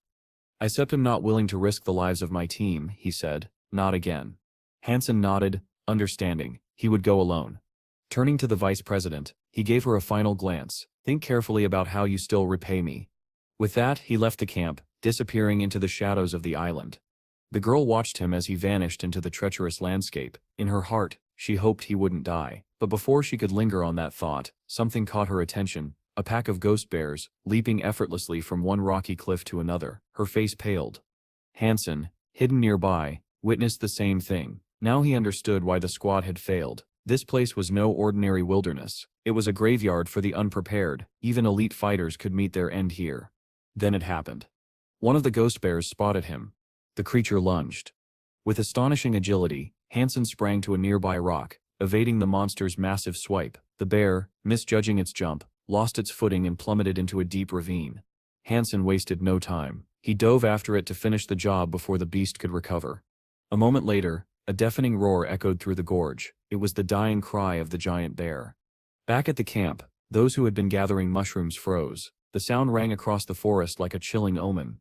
The vice president, her face grim, whispered, "This island will bury us all." Her words landed like a death sentence. Around her, the people noticed a shift. The aura in the air had changed. They could feel it, something dark was coming. Sensing the residual energy of the ghost bear, the survivors quickly formed ranks beside the vice president, their weapons drawn. They didn't yet know what would come next. But they knew Hansen had just challenged the laws of the island, and that nothing would be the same again. Just moments after the tension rose, a massive ghostly bear materialized near the group. Panic swept through the crowd as the unmistakable sounds of people preparing to flee echoed around. It was clear, no one believed they could survive against such a monstrous entity. But then, to everyone's shock, Hansen emerged calmly from beneath the carcass of a slain beast. Without a trace of panic, he urged the others to stay calm, assuring them there was no need for fear. His sudden appearance left the vice president stunned. The young woman couldn't believe he had gone hunting alone and managed to bring down such a formidable creature by himself. As Hansen tossed the massive carcass to the ground, the camp erupted in murmurs. People speculated in disbelief. How had he succeeded when their own team had failed, losing many comrades in the process?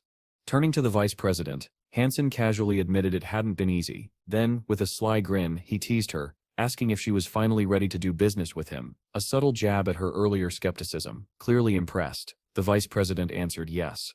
Intent on claiming the beast's soul before the corporation's rescue team arrived, the vice president told Hansen that if they could eliminate the remaining ghost bears, nothing would stop them from returning home. The surrounding group grew excited, dreaming of finally eating their fill of meat.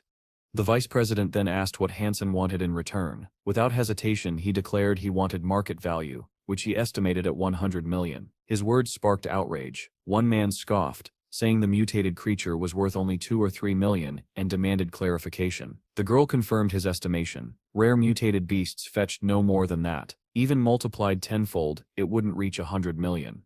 But Hansen stood firm. Prices vary by location, he said confidently, and here the price is 100 million. The vice president reminded him they were all part of the same squad and questioned the fairness of his demand. Hansen calmly brought up what the captain had said during their first meeting. He who doesn't work doesn't eat. He then reminded her that he had suggested hunting together from the beginning, an offer everyone had declined. So here sits my position, Hansen declared. Anyone who wants the beast pays the asking price. The girl protested again, insisting they were all in this crisis together and should help one another. She accused him of acting like they weren't part of the same group. Gradually, the men began to surround Hansen, tension rising. Some of them whispered, questioning why they shouldn't just take the creature from him by force. Noting the shift in atmosphere, Hansen raised the stakes. The price is now 200 million, he announced coldly. The squad captain, fed up with the situation, turned on his heels and walked away. I'm done with this farce, he muttered. His subordinates tried to stop him, begging for meat, but he refused to return. Hansen, meanwhile, realized no one was willing to pay his price. Sighing inwardly, he prepared to eat the entire bear himself. Hoisting the heavy carcass over his shoulder, he began to leave. But before he could get far, the vice president called out. She declared she would pay the price. She didn't have the money with her, but she offered to write an IOU, promising full payment once they returned to the mainland. Inwardly, however, she smirked, planning to abandon Hansen once the corporation's rescue team arrived. Hansen simply smiled. I'm sorry, he replied. I only accept cash. Or, as a rare exception, the souls of divine blood beasts. He explained that the market value of such souls ranged from 100 to 200 million, and he'd gladly trade the ghostly-eyed beast for one.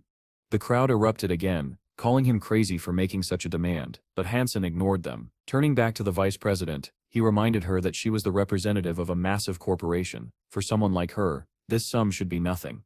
When she finally handed over the sacred beast's soul, Hansen accepted it with a slight smile and thanked her warmly, saying, "It's a pleasure doing business with you. Your generosity once did go unnoticed."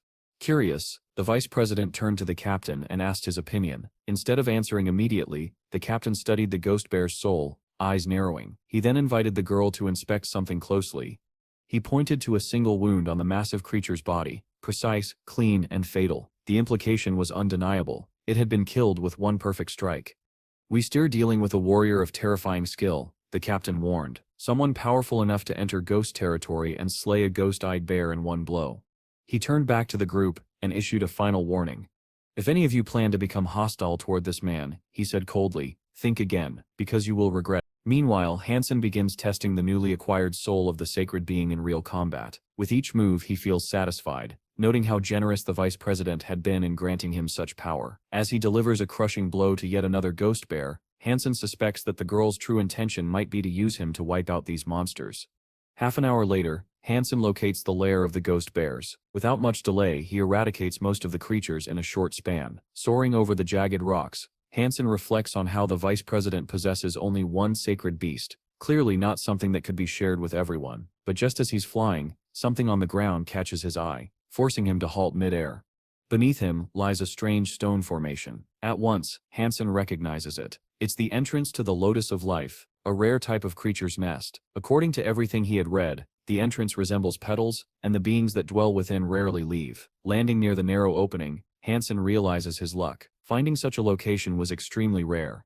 He inspects the entrance closely. The stones are pitch black, polished smooth, and the gap leading inward is incredibly narrow. Everything matches the online descriptions exactly. Hansen theorizes that earlier crash survivors must have failed to enter this cave. Still, he's unsure if he'll be welcome here either. Determined, Hansen squeezes through the tight gap and descends. The fall is swift, so swift that the young man nearly loses consciousness from the force. When he finally regains his bearings, Hansen realizes he's deep underground, possibly over 1,000 meters down. According to reports, layers where mutated creatures reside are typically buried at such depths. Although a few mutants occasionally surface, the entrance isn't how they usually come and go. That raises an important question. How do these mutated creatures enter and exit if the entrance is inaccessible? He surveys the area, beginning to question the accuracy of the information he'd found online. Still, there's no turning back now. He arms himself in his powerful ant armor, renowned for its exceptional protection. Soon Hansen comes across a wall of anomalous crystal, fractured just enough to offer a passage inside. He immediately sees this as an opportunity. Confident that sacred-level creatures dwell within, he wastes no time and begins smashing through the wall. After finally creating an opening, Hansen pauses. A strange, unsettling silence greets him. The air feels heavy, and something about the quiet unsettles him. Still, he decides not to dwell on these thoughts. The best way to understand the situation is to explore. He ventures forward about 50 meters in and abruptly stops. A vast chamber opens before him, and Hansen is left frozen in awe. The hall is massive, filled with glowing cocoons that emit a ghostly radiance. The atmosphere is eerie, like stepping into a hidden underground city rather than a simple lair.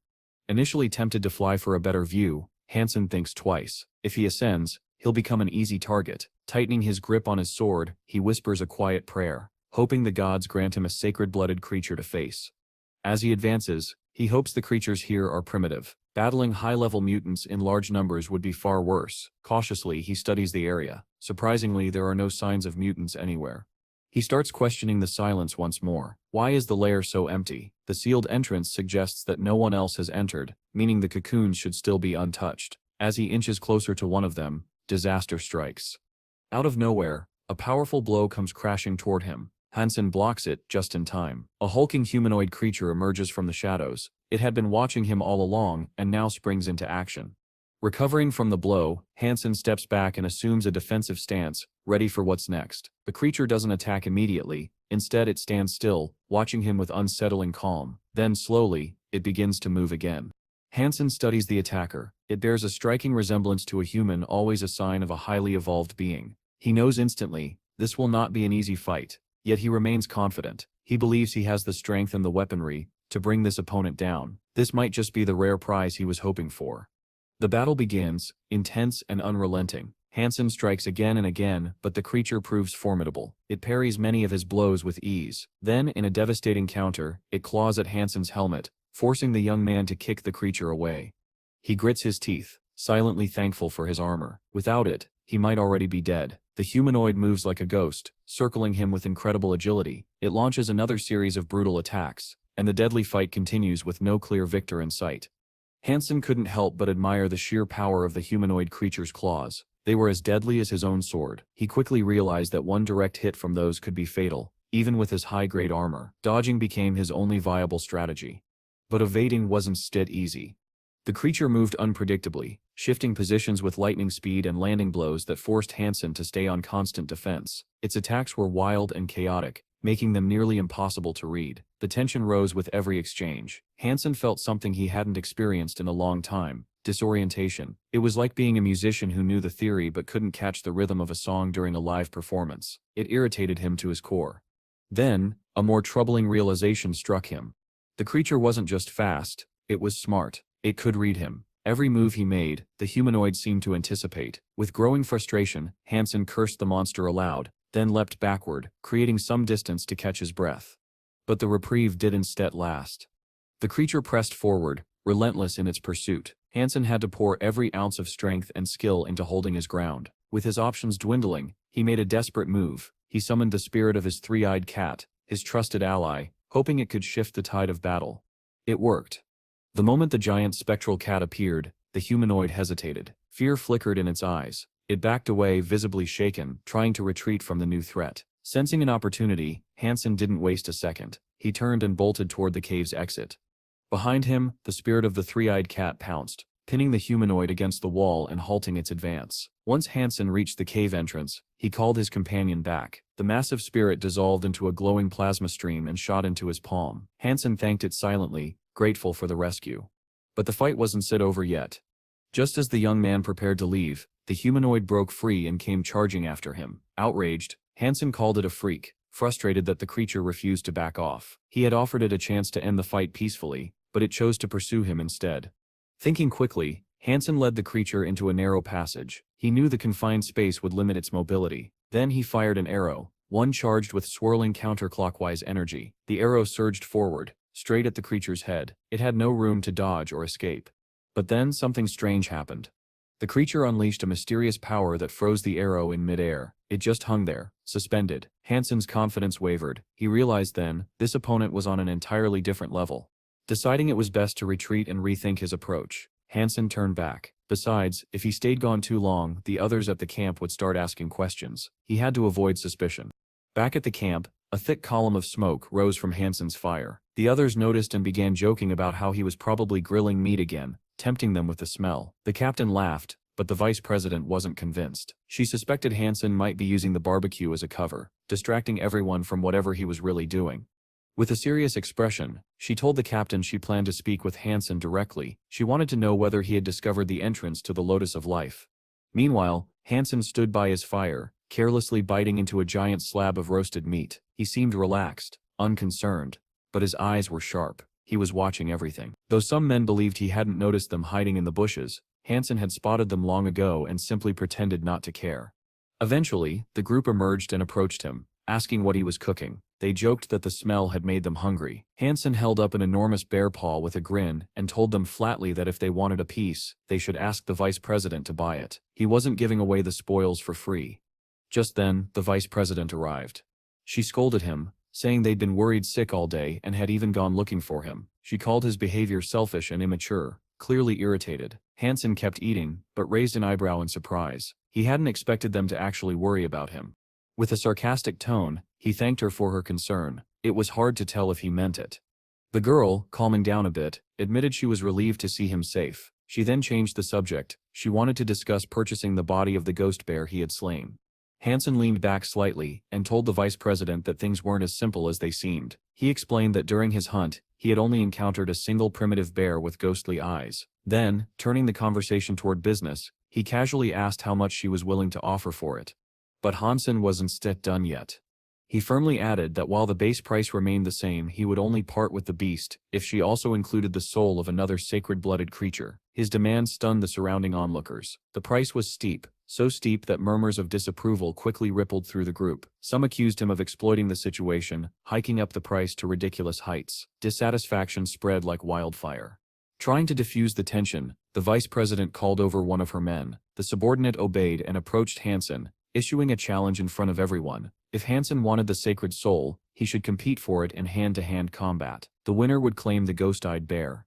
Hansen didn't even blink. He made a sudden sharp move, grabbing the man by the wrist in a swift demonstration of strength. His eyes were cold as he declared that he didn't follow such rules. In his world, the winner survives, and the loser dies. The vice president quickly stepped in. Sensing things could spiral out of control, she laughed it off, saying her man had only been joking. But Hansen wasn't amused. He declared that the only thing he was willing to gamble was human life. If the man truly had courage, he could step forward and prove it. Though she kept a calm expression, anger brewed deep within the vice president. Silently, she wished that this island would become Hansen's final resting place. Trying to maintain peace, The captain stepped forward with an offering. In his hand burned the soul of a sacred beast, glowing with vibrant energy. He extended it to Hansen, proposing a simple trade, the soul in exchange for the slain ghost bear. Hansen accepted the soul with a smirk, but made it clear that he wouldn't hand over the carcass until the next morning. The captain, speaking in a hushed voice, warned Hansen not to provoke the vice president further. Their only hope for saving the corporation depended on unity. He acknowledged Hansen's strength, but hinted that even the mightiest warrior couldn't stand alone against an entire organization. Before walking away, the captain added one final note: if Hansen ever wanted to make peace with the vice president, he could come to him any time. He was leaving the door open. Hansen appreciated the gesture but in his heart held firm. He wasn't the type to apologize. He didn't change his principles for anyone. 2 weeks later, deep inside the cave, the awakened humanoid still lingered. Suddenly, its ears twitched at a faint sound. It turned sharply, too late. Hansen launched himself forward, unleashing a flurry of brutal strikes. Even now, the creature's unique fighting style puzzled him. It fought with precision, using memorized patterns, so Hansen countered with the opposite, unpredictable, chaotic movements, and it worked. He smiled to himself, having finally grasped the creature's rhythm. It wasn't adapting, it was simply looping a set of techniques. Hansen decided it was time to end this dull battle. Waiting for the perfect opening, he delivered a crushing blow. The system chimed in. Congratulations, the leader of the humanoids has been hunted successfully. Soul and flesh are unusable.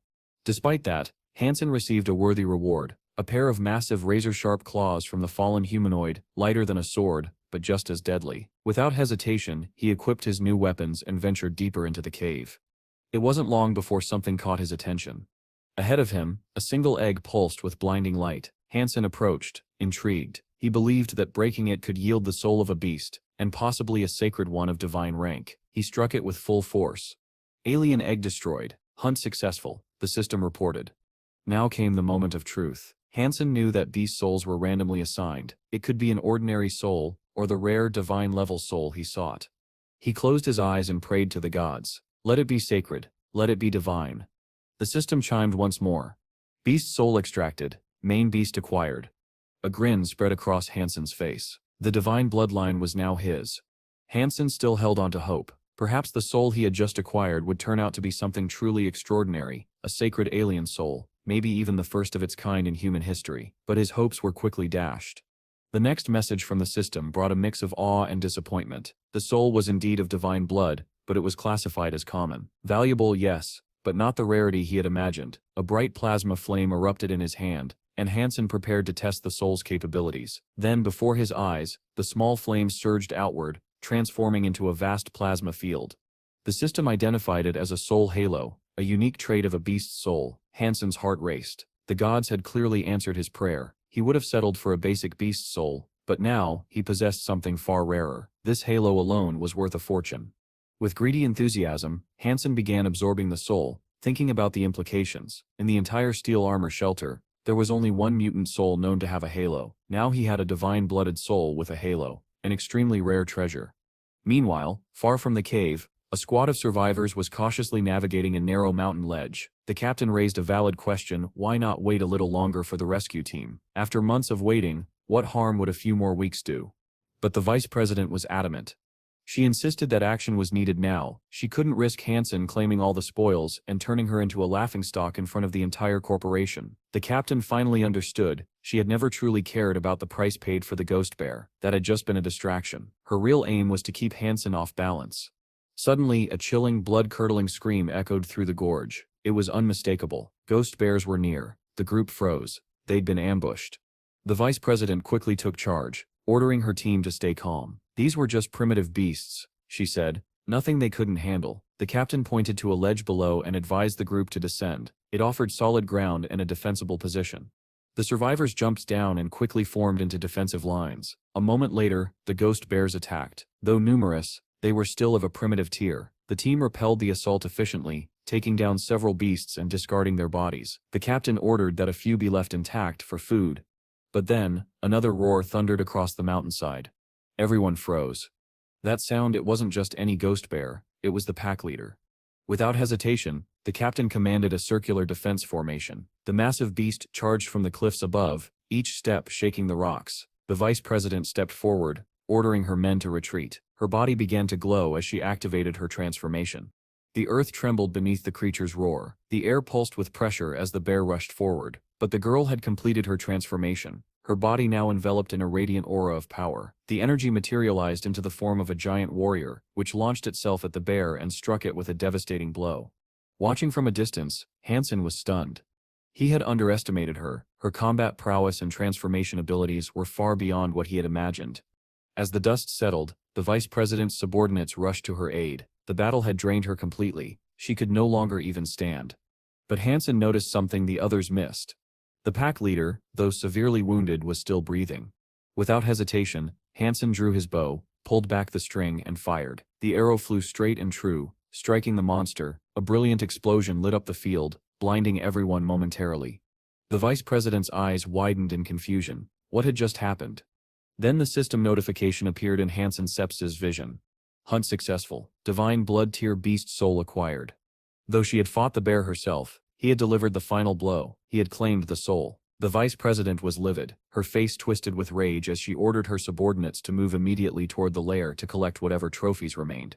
At the entrance to the Lotus Lair, her voice erupted again, this time in raw fury. She didn't hold back, cursing Hansen with every word she could muster. Her rage spilled out like venom, echoing through the mountains. A month passed. Hansen now lay atop a high cliff, lost in his thoughts. The sun painted the horizon in golden hues, but something stirred in the distance. A strange noise snapped him back to reality. Rising quickly, he moved to the edge and narrowed his eyes. On the ocean's surface, a large ship appeared, steady, purposeful, unmistakable. This wasn't just any ship. It was a military rescue expedition. They had come for the missing. As the vessel neared the shore, the survivors scrambled to deploy rubber boats, boarding them swiftly. Without looking back, they sailed toward the ship, desperate to escape the island's dangers and return to civilization. Their long ordeal was finally drawing to an end. As the captain gazes intently toward the distant island, someone nearby curiously asks what exactly he's trying to see. Minutes later, the rescue boats finally reach the vessel, and one by one, the survivors begin to board. A wave of long-awaited relief washes over everyone, but the captain remains anxious. He's deeply worried about Hansen. He solemnly reports that despite thoroughly searching the entire island, Hansen could not be found. In stark contrast, the vice president watches with a hint of satisfaction. Deep down, she hopes Hansen will stay lost forever and never return to her life. But then, something incredible happens. Soaring through the air with powerful wings, Hansen approaches the rescue ship at breathtaking speed. His determination is unwavering. As long as there's even the slightest chance, nothing will stop him from making it home. Later, Hansen walks down a bustling street, overwhelmed with joy. Throwing his arms into the air, he shouts with uncontainable excitement about how wonderful it feels to be among people again. Passers-by turn their heads in surprise. Moments later, his fellow students come running, embracing him tightly. Their eyes shine with genuine happiness. They had believed him dead, having long lost hope of ever seeing him again. Amidst the reunion, Hansen is surprised to learn that Jian will soon begin her military service. One of the boys explains how deeply the girl was affected by his disappearance. She worried constantly and lost a lot of weight. Another classmate, Ian, tells Hansen that the academic year has progressed. They'll soon be in their third year, so if Hansen doesn't want to be left behind, he'll have to work hard to catch up. Determined, Hansen dives into his studies, spending countless hours trying to recover what he missed. One day, as he pores over textbooks, an unexpected phone call interrupts him. It's his mother. Overwhelmed with emotion, Hansen is flooded with joy just hearing her voice. But his mother, her concern pouring out through the phone, scolds him gently. Why hadn't he called sooner? Why didn't he say anything? What on earth happened to him? As her voice trembles, tears well up in Hansen's eyes. He hadn't realized just how deeply she had worried. In that moment, he feels something he hadn't in a long time. Love, warmth, and the comfort of being truly missed. After that heartfelt call, Hansen tries reaching out to Jian, but she doesn't answer. In the army, personal phones are prohibited. The next day, Hansen meets Lianlu at the Empress's restaurant. She lights up upon seeing him and says she's genuinely glad he's safe. Curious, she asks if he had been to the Lotus Dungeon and whether he remembered the route. Hansen calmly replies that not only had he been there, but he also memorized the way back. It wouldn't be difficult for him to return, but Lianlu advises against it. Her cousin is currently stationed at the steel armor hideout, making it dangerous to go there now. Hansen is surprised when he hears that her cousin has already reached level 2. Lianlu shrugs it off, saying it was only natural. After all, he completed his genetic enhancement successfully. She warns Hansen that returning to steel armor requires passing at least 5 rigorous trials. Then, Lianlu invites Hansen to join her martial arts club. She also asks about the beast soul he obtained from the alien creature's lair. Without hesitation, Hansen tells her it's incredibly valuable, worth an enormous amount of money. Lianlu remarks that helping him will cost her dearly. Still, she doesn't back down. She warns him again. The journey could be fatal. He must consider this seriously. But Hansen simply smiles and says, "Don't sit worry, just give me the card." Suddenly there steps a knock at the door. A visitor asks the professor for permission to enter. The professor warmly greets Hansen and inquires about his recent progress in combat. Hansen, still brimming with curiosity, says he has questions about supernuclear gene technologies, specifically which ones could be used by people without fully developed potential. The professor explains that results depend on the individual. Even the most advanced technique, if misused, will yield nothing. As they speak, Hansen recalls a giant lion he once encountered. He now sets his sights on defeating a beast far stronger than even the divine blood-level creatures. Soon after, Hansen and his three-eyed cat confront a powerful monster. In a flash, the creature makes a misstep. Hansen seizes the moment. A surge of energy crashes into the monster's head with immense force. The attack is clean, decisive. Reflecting on the route Lianlu had shared with him, Hansen realizes it truly was safe. Feeling grateful, he decides not to keep everything for himself. Instead, he offers several beast souls to her as a thank you. In a relatively short span of time, using the map as his guide, Hansen managed to collect 5 animal souls. However, a new challenge quickly arose. An overwhelming hunger began gnawing at him. His recent training had clearly amplified his appetite to a level that now seemed almost impossible to satisfy. Recalling the professor's warning about the supernuclear gene technique, Hansen remembered that it was a form of martial art with its own unique side effects. Trying to understand what was happening to him, he started connecting the dots. This new technique seemed to intersect with an ancient body of knowledge, one that spoke of a mysterious and evil curse, long buried in time. The professor had once told him that many esteemed researchers had tried to unlock the secrets of this so-called ancient evil curse, hoping to convert it into a modern gene technique. But every single experiment had ended in failure. Still, Hansen couldn't help but wonder, was the curse really as dangerous as it was believed to be? Maybe its reputation was exaggerated. Although test subjects reportedly gained tremendous physical strength, the professor still advised Hansen to remain extremely cautious. It wasn't long before Hansen began to experience the side effects firsthand. The hunger intensified. No matter how much he ate, his body remained unsatisfied, the craving unending. As time passed, Hansen realized the hunger wasn't just physical, it felt primal, wild, and consuming. One day, while battling his urges, he turned and met the eyes of his three-eyed cat. For a moment, the hunger twisted inside him, and he had to fight the terrifying impulse to devour his own pet. Closing his eyes, he repeated to himself, "I do not want to eat." The professor's voice echoed in his memory again, reminding him that the ancient evil curse drained enormous energy from the heart and blood vessels. Hansen understood now, this was just the beginning of a brutal test, but perhaps there was a workaround. He theorized that if he used muscle-hardening techniques to slow the circulation of energy, he might be able to suppress the hunger. Yet, the warnings remained. The professor had specifically mentioned that the Tibetan curse was a core component of the ancient evil curse. If all its layers were activated, the strain might become too much for the heart to handle. But to Hansen's relief, his heart began to grow stronger. His strength increased significantly. Despite the torment he endured, Hansen was proud that he had resisted the worst of his hunger and had not harmed his cat. 3 months passed.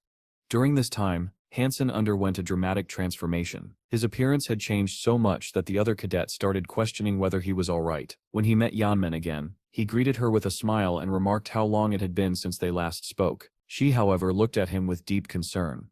Weighing himself, Hansen was shocked. He had lost 30 kilograms. Still, his sense of humor remained intact. With a half-grin, he joked that this new training was more effective than any diet pill. But deep down, he knew the truth. This secret technique drained him terribly. The hunger had begun to fade, but only after it had taken its toll. In return, his heart and vascular strength had increased immensely, far surpassing what most people could ever achieve.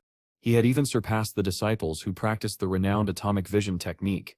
It had taken him 6 months to master the first and second levels of the ancient evil curse. Now on the third level, progress was slow, and the difficulty was growing. One day, while studying a caged animal, Hansen sensed something was off. The creature hadn't grown at all. Perplexed, he leaned in closer, then noticed 2 pearls glimmering in the cage. Suddenly, realization struck. These were essences, and not just any essences. They were black and white super god-level essences. the kind only found in super god beasts. His heart raced with excitement. With these essences and the ancient curse technique, he could become the first super evolutionary human, and if the gene was a noble one, then he could become the king of all evolutionaries. Elsewhere in the academy, the president of the Hand of God Club was multitasking, playing on 2 screens simultaneously to sharpen his reflexes. He believed that there were only 2 players in the entire academy truly worth recognizing, himself and Hansen. Many envied Hansen. At such a young age, he had achieved things others only dreamed of. While training, the club president was interrupted by a friend who asked if he had heard the news. Hansen was back. Without hesitation, he urged his friend to take him to Hansen immediately. Meanwhile, Hansen walked slowly through the academy grounds, deep in thought. He now had 19 super god genes, and if his little beast didn't fail him, he estimated he could reach the maximum level in 9 more months. He also remembered a promise the professor had made, about receiving special cards for learning secret techniques.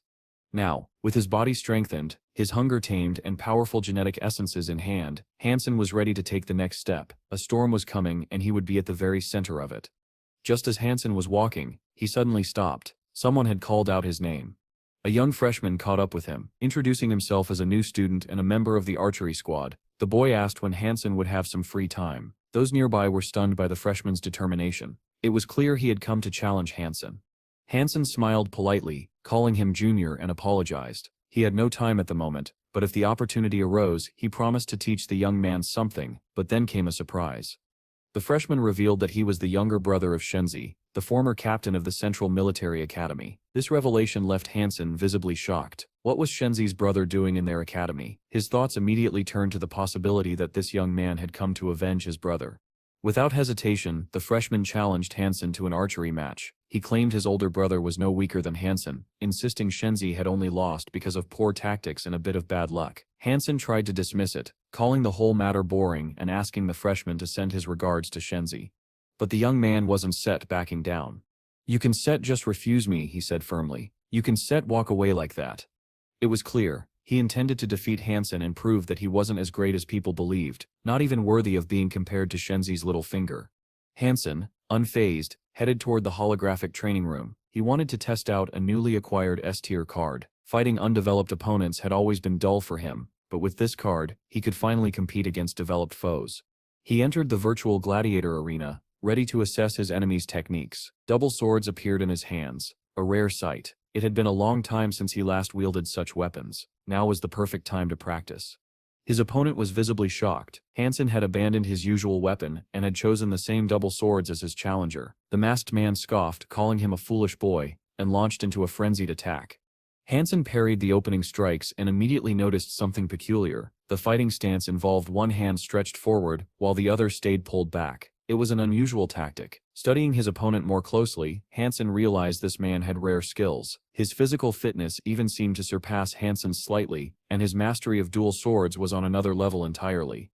The masked warrior too was impressed. Hansen wasn't as weak as he had first assumed. It excited him to have found a worthy opponent. He guessed that Hansen was using a phantom sword technique, and even admitted to himself that the young man's technique might be superior.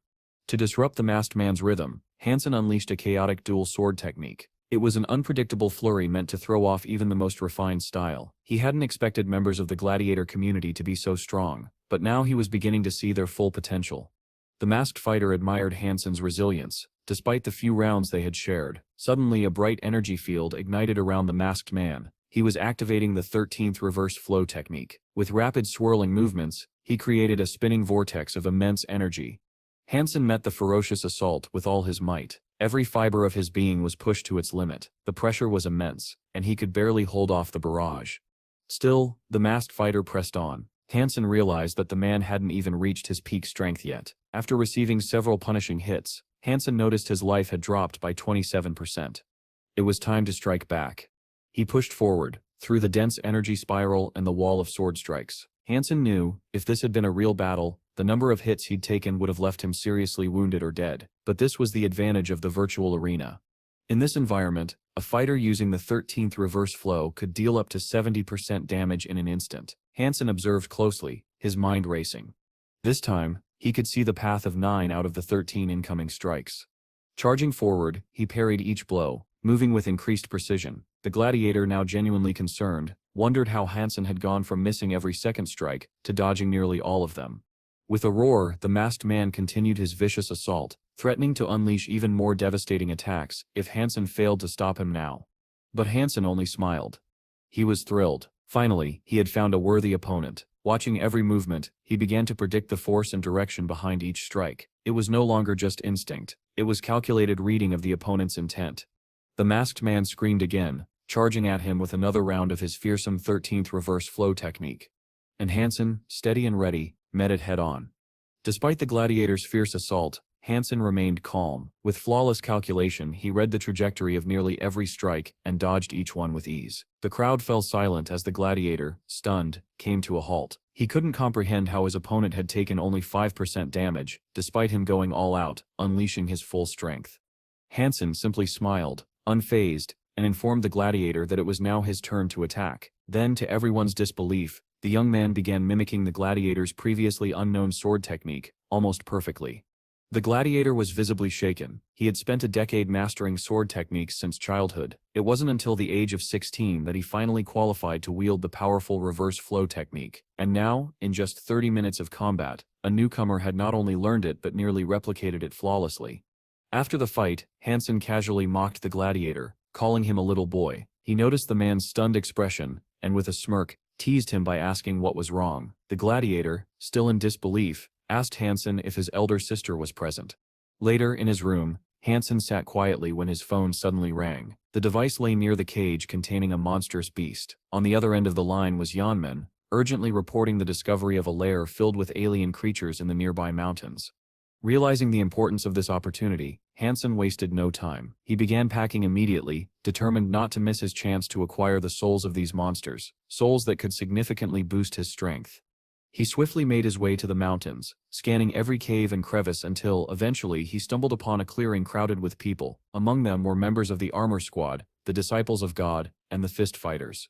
Hansen landed silently in the center of the clearing and assessed the situation. He couldn't help but wonder, would there be enough loot for everyone? With three powerful groups gathered, tension hung in the air. Mr. Yoan, one of the group leaders, stepped forward and proposed a gentleman's agreement to avoid unnecessary conflict. He suggested drawing lots to decide who would enter the lair first, a fair method based on luck. The others agreed. The participants each picked a stick, and Mr. Yuan won. He immediately announced that his faction, the Disciples of God, would go first. 30 minutes later, his men came running out of the lair, visibly terrified and gasping for air. The scouts reported that a massive swarm of mutated monsters had blocked the entrance. Behind that barricade, they claimed, lurked an unknown number of powerful alien creatures, too many and too strong for anyone to pass. The other squads insisted it was now their turn, but Mr. Yuan's men scoffed, warning them they would fail too. 20 minutes passed. When Hansen asked the next team why they had returned so quickly, they confirmed the earlier reports. The lair was indeed extremely dangerous. They admitted they'd retreated to avoid a senseless death. Unbothered, Hansen declared he would go down to see it for himself. Yanmen cautioned him to be careful. When Hansen asked if anyone wanted to accompany him, a few hunters agreed to join the risky venture in hopes of a great reward. Led by Hansen, the group cautiously navigated a narrow tunnel. After 10 minutes, they reached the barricaded entrance. From behind the massive rocks, they could see a horde of alien creatures waiting. Bimbo, one of the hunters, crept closer and confirmed the threat. He proposed waiting for the creatures to break through the barricade first, then launching a surprise attack. But Hansen had other plans. He ordered his team to stand back. He intended to break through and enter the lair himself. Donning his armored antsuit, he acknowledged the danger but also the rare opportunity to claim an alien egg. Just as he prepared to move, Bimbo stopped him, insisting it was too risky and offering to accompany him. Hansen declined. Grateful for the support, he said he would go alone. The hunters wished him luck and promised to guard the entrance. Suddenly Hansen burst forward, charging at full speed. With a powerful blow, he smashed through the barricade and plunged into the lair. Inside, he was immediately met by a swarm of monsters. Without hesitation, he launched into battle, his strikes lightning fast and precise. As he fought his way deeper, he encountered a massive, terrifying alien beast. The creature opened its grotesque mouth and let out a deafening roar. The sound caused several lesser monsters to surge toward the exit, but Bimbo and the remaining hunters quickly intercepted them, ensuring none would escape. And so, Hansen pressed on into the heart of the alien nest, ready to face whatever monstrosities lay ahead. After several minutes of intense combat, an eerie silence blanketed the cave. The air was thick with tension as the hunters cautiously observed Hansen standing at the forefront. It soon became clear he had single-handedly taken down every monster in sight. But just as a sense of calm began to settle, one of the hunters spotted a wounded creature still alive. Without hesitation, it charged directly at Hansen. A young hunter cried out, warning him of the incoming danger. Reacting instantly, Hansen lunged forward and delivered a precise, deadly blow that ended the threat in a single strike. The young hunter, stunned by what he had just witnessed, turned to Bimbo in disbelief. "Was Commander Hansen always this strong?" he asked.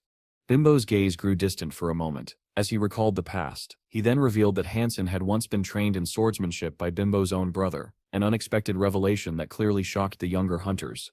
Meanwhile, Hansen pressed onward. With each step he carved a path through the dense lair, swiftly eliminating the monstrous threats that dared to block his way. After some time navigating the cave's treacherous interior, Hansen finally reached a glowing cocoon suspended from the cave's ceiling. Without hesitation, he struck it with a powerful blow and called upon the higher powers, requesting a super god-level soul. Almost instantly, a surge of energy struck him directly on the head. As the cocoon shattered, a system notification confirmed that the extraction was complete. Hansen had obtained both the divine sword and the demon's soul.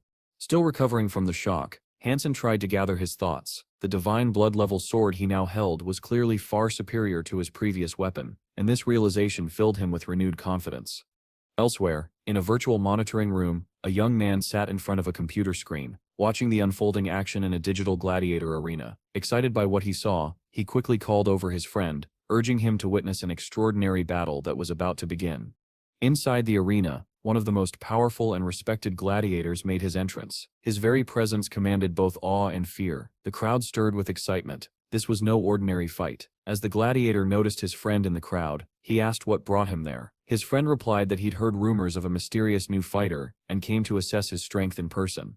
On the battlefield, one of the duelists took a combat stance. Everything about his posture spoke of readiness for a fierce and desperate battle. Hansen mirrored the stance, poised and focused. Then the voice of the gladiator rang out again. He asked his companion if he knew anything about this new fighter. The man admitted he didn't know Hansen personally, but had seen him occasionally at the academy. Intrigued by those brief encounters, he had added him as a friend.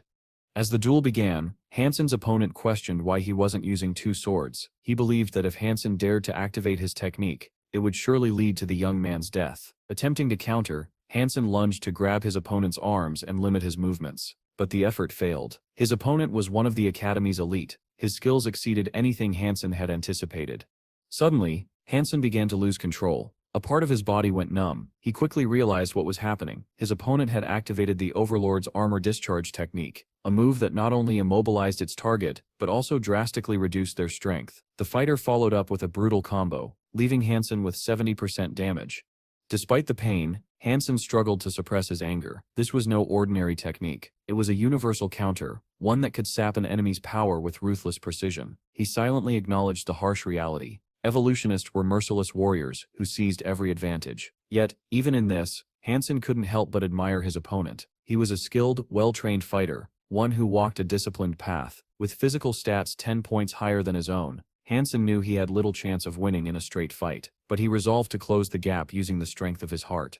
Meanwhile, the gladiator watching from the stands commented to his friend that Hansen had been playing possum. His physical abilities were far greater than he let on. The duel continued fiercely for over half an hour. Hansen's opponent circled behind him, preparing another crushing hold. Watching the scene unfold, the gladiator experienced a strange sense of déjà vu. This battle was unfolding exactly like their own, where Hansen had first struggled, then turned the tide.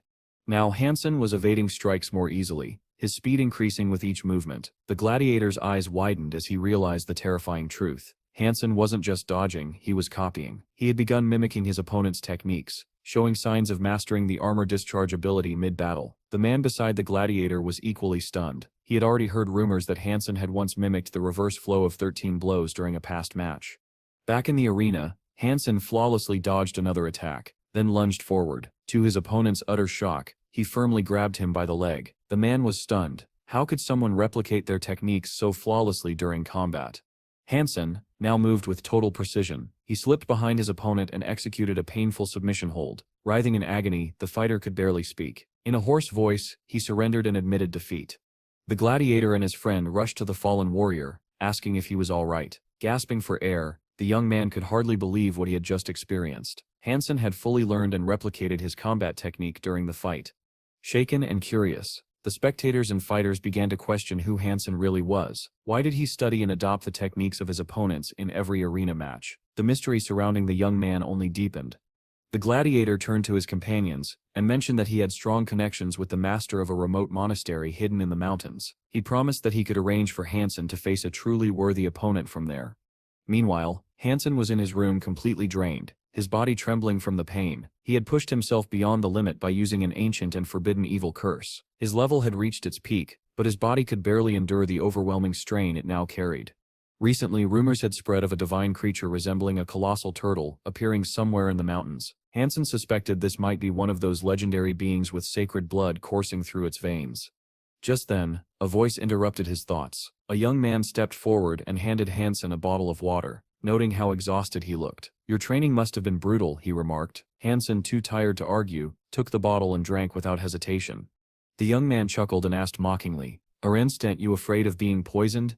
Hansen replied coolly, pointing out that such tactics wouldn't work here. "You wouldn't try something so cheap," he said. "This room is filled with surveillance cameras recording every move." The stranger grinned and assured him that he had no intention of poisoning him, at least not yet. But if Hansen refused to cooperate, more drastic measures might follow. Hansen smirked and responded with a jab of his own. "Seems like your older brother didn't teach you well enough. Don't worry, I'll handle your training myself." Elsewhere, Instructor Size approached the head of the department, surprised by her presence. She calmly explained that she had come to review the latest recordings of Hansen's battles. With curiosity, she asked the instructor how Hansen's training was progressing, and whether he now stood a chance against the senior cadets. Back in the training arena, Hansen faced Shenzi, the younger brother of his earlier adversary. Shenzi held an arrow in one hand and declared that he had a message to deliver through action. Without further warning, he pulled his bowstring and invited Hansen to pay close attention. He fired a series of lightning-fast arrows. One after another, they struck the same target with pinpoint accuracy. The observing instructor was impressed. The young man's expression remained perfectly calm, signaling that this was only the beginning. The head of the department watched with visible amazement. Shenzi wasn't just fast, he was bending the arrows mid-flight, changing their trajectory mid-air, a technique that complex couldn't be self-taught, yet there he was, executing it flawlessly. Until now, only Hansen had mastered the twisted archery technique. No one else had ever demonstrated such skill. Now Shenzi confidently approached Hansen and with a slight smirk, asked how he liked his version of the technique. Hansen acknowledged the effort. "You trained well," he admitted. "Not many at your age can handle a technique like that." But Shenzi wasn't done. With a grin he challenged Hansen to a demonstration. Pointing to Hansen's weapon he asked curiously, "Are you really using the Model 11? The instructor, overhearing the comment, frowned. Bow Model 11 was significantly weaker than the one Shenzi used. She couldn't grasp Hansen's tactical logic. Shenzi, recalling an old encounter, remembered the exact distance from which Hansen had once fired an arrow at his elder brother. He now stood in that very same spot, preparing to finish what his brother couldn't. Slowly pulling the bowstring, Shenzi was confident. He had been perfecting his spiral arrow technique for this moment of revenge. With a swift release, a storm of arrows filled the air. The spectators held their breath. Dodging such an onslaught seemed impossible. But Hansen remained utterly calm. He understood that the true power of a twisted arrow didn't lie in speed or strength. It was in the energy spiral guiding its path. He quietly pulled back his bowstring and released a single arrow. No flourish, no visible effort. At first, it appeared unremarkable, but then, the arrow accelerated. With incredible precision, it struck the oncoming swarm of arrows, knocking each one off course, shattering Shenzi's carefully orchestrated attack. But the arrow didn't stop. Its momentum increased, streaking through the air like a force of nature. In a split second it closed in on Shenzi, too fast for him to react. Every technique Hansen had just used was rooted in spiral energy principles, and enhanced by his professor's augmented theory. His archery was not just precise, it was lethal. Hansen watched Shenzi closely. The young man was talented, no doubt. He was walking the right path. But in Hansen's eyes, it was clear Shenzi still had many years of grueling training ahead before he could ever hope to reach mastery. Hansen won the match effortlessly. Looking at his defeated opponent seated on the floor, he calmly offered a final remark. If the young man truly wished to master the real technique of twist shooting, he could come to him for proper instruction.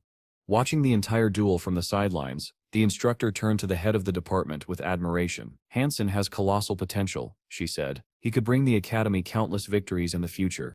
At the same time, Hansen's opponent sat in silent confusion. He couldn't understand how he had lost. His rival had used only a basic bow and an ordinary arrow, something that should have been no threat, and yet he had been utterly defeated. Shaken, he came to a single conclusion. He needed to train harder and become far stronger. The very next day, a flying island appeared over the dark swamps, an ominous place, isolated from all major roads. Hansen knew it was the perfect location for an excursion without interference. However, once he set foot on the floating island, it became clear that someone had already beaten him there. It didn't seem like these strangers were from the steel armor shelter. Before long, Hansen spotted a brutal battle taking place in the distance. Two warriors, representatives from the neighboring Slava shelter, were struggling against a terrifying beast. The monster, towering and vicious, delivered a devastating strike that sent both hunters crashing to the ground. Noticing Hansen nearby, one of the hunters called out. He introduced himself as a representative of Slava's refuge, and proposed that they team up to take the monster down. Hansen asked a single strategic question: who would get the soul and flesh of the beast if they succeeded? The hunter smiled and replied that it was simply a matter of luck. Whoever finished the fight would take the spoils. That answer brought a faint grin to Hansen's face. The monster reared onto its hind legs, opened its grotesque maw, and unleashed a thunderous roar that echoed across the floating island. The sound alone put everyone on edge. But Hansen didn't hesitate. Drawing a silver trident, he launched himself into battle with astonishing speed and precision. The Slava shelter hunter's eyes widened. Hansen wasn't just fast. He was using the legendary 13-strike technique, one of the deadliest and most difficult combat methods known. Blow after blow, Hansen hammered the beast with lethal accuracy. Moments later, a system notification appeared. The divine blood windwolf has been slain. Hansen had claimed its soul. A surge of joy washed over him. This was a riding-type beast soul, and it was no ordinary mount. It was his first divine blood riding spirit, and with it, his power had grown significantly.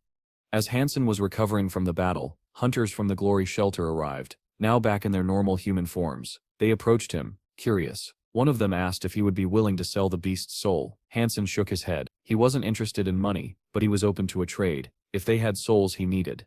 The group fell into an awkward silence. The girl beside him frowned. She felt the offer was absurd. Hansen was proposing a trade between the first shelter and the second, a clearly uneven exchange. But Hansen didn't have time to waste on negotiations. Without another word, he hoisted the monster Sep's corpse over his shoulder and turned to leave. As he walked away, the girl looked at her companion and asked in disbelief, "Are you really just gonna let him go?" The Glory Shelter hunters didn't argue. They recognized Hansen's strength and took him seriously. They even suggested traveling together. Deep within this valley, they revealed, their people had once encountered a turtle of divine blood. Their journey continued. Before long, they encountered a squad of hostile hunters. One of Hansen's companions quietly warned that they couldn't afford to get involved. These people were dangerous. Fortunately, the opposing group also seemed unwilling to start a fight. Their commander, however, stared intently at Hansen. There was a flicker of recognition in his eyes. "Where have I seen you before?" he asked. He suspected that Hansen had come here in search of the divine blood turtle. One of the hunters quickly stepped in to calm the situation, saying Hansen was just a curious youngster hoping to glimpse the ancient creature. Hansen nodded in thanks, but felt dissatisfied with this overly cautious approach. He expressed his appreciation for their help, and then politely suggested they part ways. Riding his divine mount, Hansen made his way toward a towering mountain. Lifting his gaze, he spotted the giant turtle resting at its peak, ancient, majestic, and powerful. Nearby, strange bushes bore curious fruits, and Hansen wondered if these were what had drawn the turtle from the depths of the sea. Suddenly, movement behind him snapped his focus. He turned swiftly to find a hunter approaching on a beast mount, charging directly at him. The stranger didn't bother with pleasantries. In a harsh tone, he barked a warning. "If you don't want to die here, leave this mountain range immediately." Hansen responded to the hunter's threat with a loud mocking laugh. His eyes sparkled with amusement as he made it abundantly clear. He found the man's intimidation laughable. From the sidelines, one of the squad members whispered that the young man must be insane. He showed no fear, no hesitation, and seemed completely unaware of the danger he was facing. Just then, the enormous turtle finished grazing and slowly began to move forward. Meanwhile, Hansen subtly lowered his hand to his weapon, never taking his eyes off the hunter commander. The man's expression darkened. Anger and contempt burned in his gaze. In his mind, Hansen was a fool, walking blindly toward his own death. Without warning, Hansen sprang into action. In a single explosive movement, he drew his spear and lunged forward, delivering a devastating strike. The same man who had been full of confidence a moment ago panicked. All bravado drained from his face as he turned and fled in terror. But Hansen wasn't done.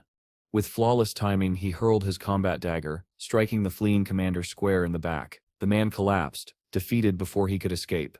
The next day, Hansen embarked on a relentless journey through the mountains, searching for the enormous turtle that had vanished. Unbeknownst to him, the divine beast was traveling in the same direction. hidden from view, moving through a gorge that ran parallel to his path. Though it appeared slow, the creature's size was deceptive. The turtle was a terrifying opponent, and its strength should not be underestimated. Eventually, Hansen caught sight of the beast. Without hesitation, he activated his battle form, donning enchanted armor and summoning the demon sword. After being fused with the beast's soul, the blade had become significantly more powerful, its sharpness enhanced by more than a third. With his weapon ready, Hansen unleashed the ancient evil curse technique and charged forward, hoping to end the fight with a single strike. But the turtle reacted with shocking precision. In the blink of an eye, it dodged his blow and caught the sword blade in its jaws. Hansen's eyes widened. He had just used one of his most destructive techniques, powerful enough to pierce the toughest armor, and yet this creature had clamped down on his blade as if it were paper.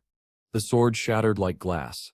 It was in that moment Hansen understood the truth. This was no ordinary beast. He was facing a true divine entity. With a deafening roar, the turtle opened its mouth wide, the sound vibrating through the air like a quake. The shockwave alone left Hansen reeling. Realizing he had no hope of victory, Hansen turned and fled. He needed distance, and fast. But the turtle, massive though it was, moved with shocking speed. It charged after him, forcing Hansen to unfold his wings and take to the skies. As he soared through the air, the adrenaline began to fade, and clarity returned. Just moments earlier, he had been one step from death. He had no divine armor, no advanced technique strong enough, not even the speed to avoid an attack like that. It was a crushing realization. Suddenly, a system message appeared. The Empress challenges you to a duel in the gladiator ring. Without hesitation, Hansen accepted. This wasn't just a fight, it was an opportunity, a chance to develop a new technique, a way to strengthen his body in a short span of time. The duel began.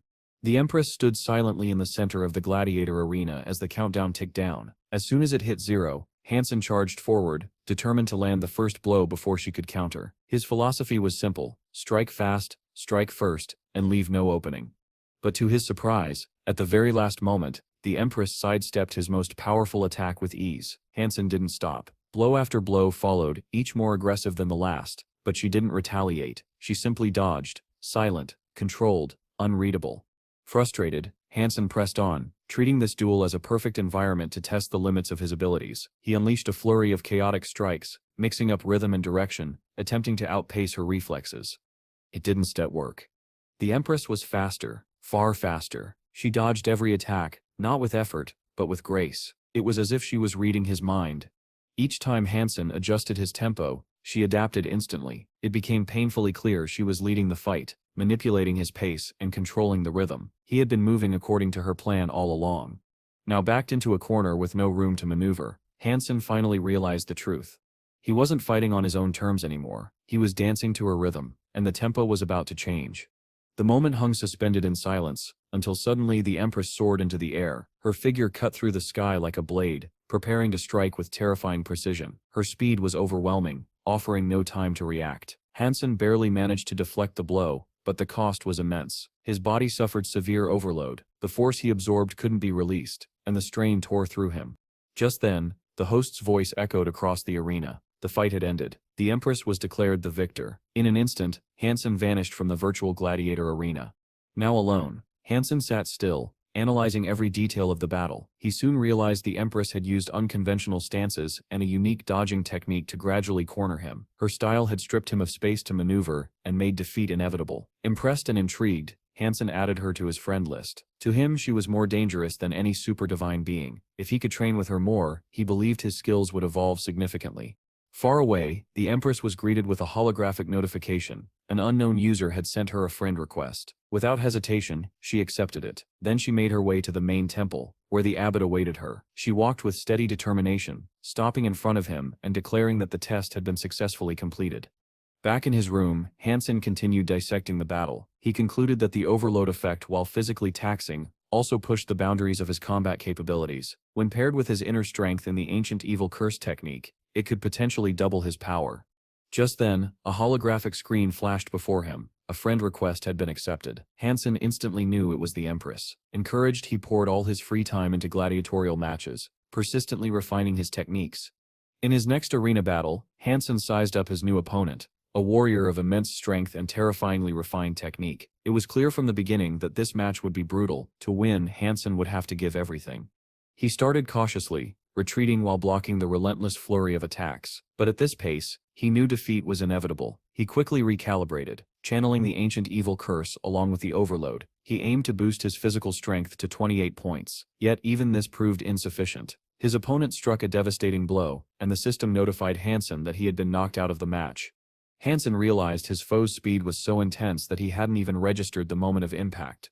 The next day he faced the same opponent once again. This time he was determined, drawing inspiration from his match with the Empress. Hansen considered emulating her technique, but he also understood that he wasn't yet as skilled. He had to execute every move precisely or risk falling into a trap himself.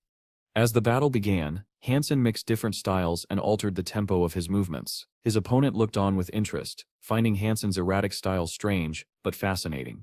After several exchanges, Hansen, using what he dubbed the Empress system, managed to trap his opponent against the arena wall. He calculated carefully, preparing to unleash an overload-powered strike that could seal his victory.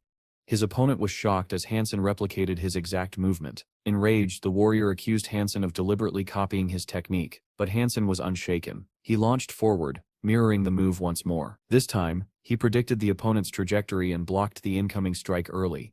Just barely, the enemy dodged to the side, avoiding a blow of tremendous force. Hansen had achieved tactical success, yet he remained unsatisfied. His body was still too slow, his movements not yet perfect. His rival, meanwhile, was astounded. This strange young man had forced him to exert his full strength. Elsewhere, Shenzi's younger brother watched Hansen's training session in Transport Hangar 7. Observing Hansen's speed and stamina, the boy was amazed. Even Shenzi, after evolving, hadn't shown such power. Hansen was clearly pushing himself to the very edge, but in Hansen's own mind, it still wasn't enough. With his current level, he wouldn't even be able to dodge the strike of a giant turtle. Then, he noticed the young observer. Curious, Hansen asked why he had been watching him train. The boy approached and quietly asked, "Do your promises still stand? Will you teach me to shoot a bow?" Hansen agreed on one condition. "If you've got something to pay with," he replied. The boy asked, "Are you afraid of that?" Hansen smirked. "I fear nothing. As long as I keep progressing, I say I'll be the best warrior. No one, not even the students I teach, will ever surpass me." The next day, Hansen receives word that he has been assigned a new mission. This time as a bodyguard. Curious, he carefully reviews the mission briefing and learns that the subject of protection is a plant researcher, a man who has dedicated over 50 years of his life to the study of botany. Hansen immediately suspects that someone with that much experience might know a lot, especially about the diet of the giant turtle, a creature that has recently caught his interest. Without delay, Hansen heads to the professor's office. The moment he lays eyes on the man, he's taken aback. According to the dossier, the professor is over 70 years old, yet he looks no older than 50. Shortly afterward, Hansen is introduced to the commander of the bodyguard squad, who is also tasked with the professor's protection. Hansen assures him there won't be any issues. He's here to cooperate.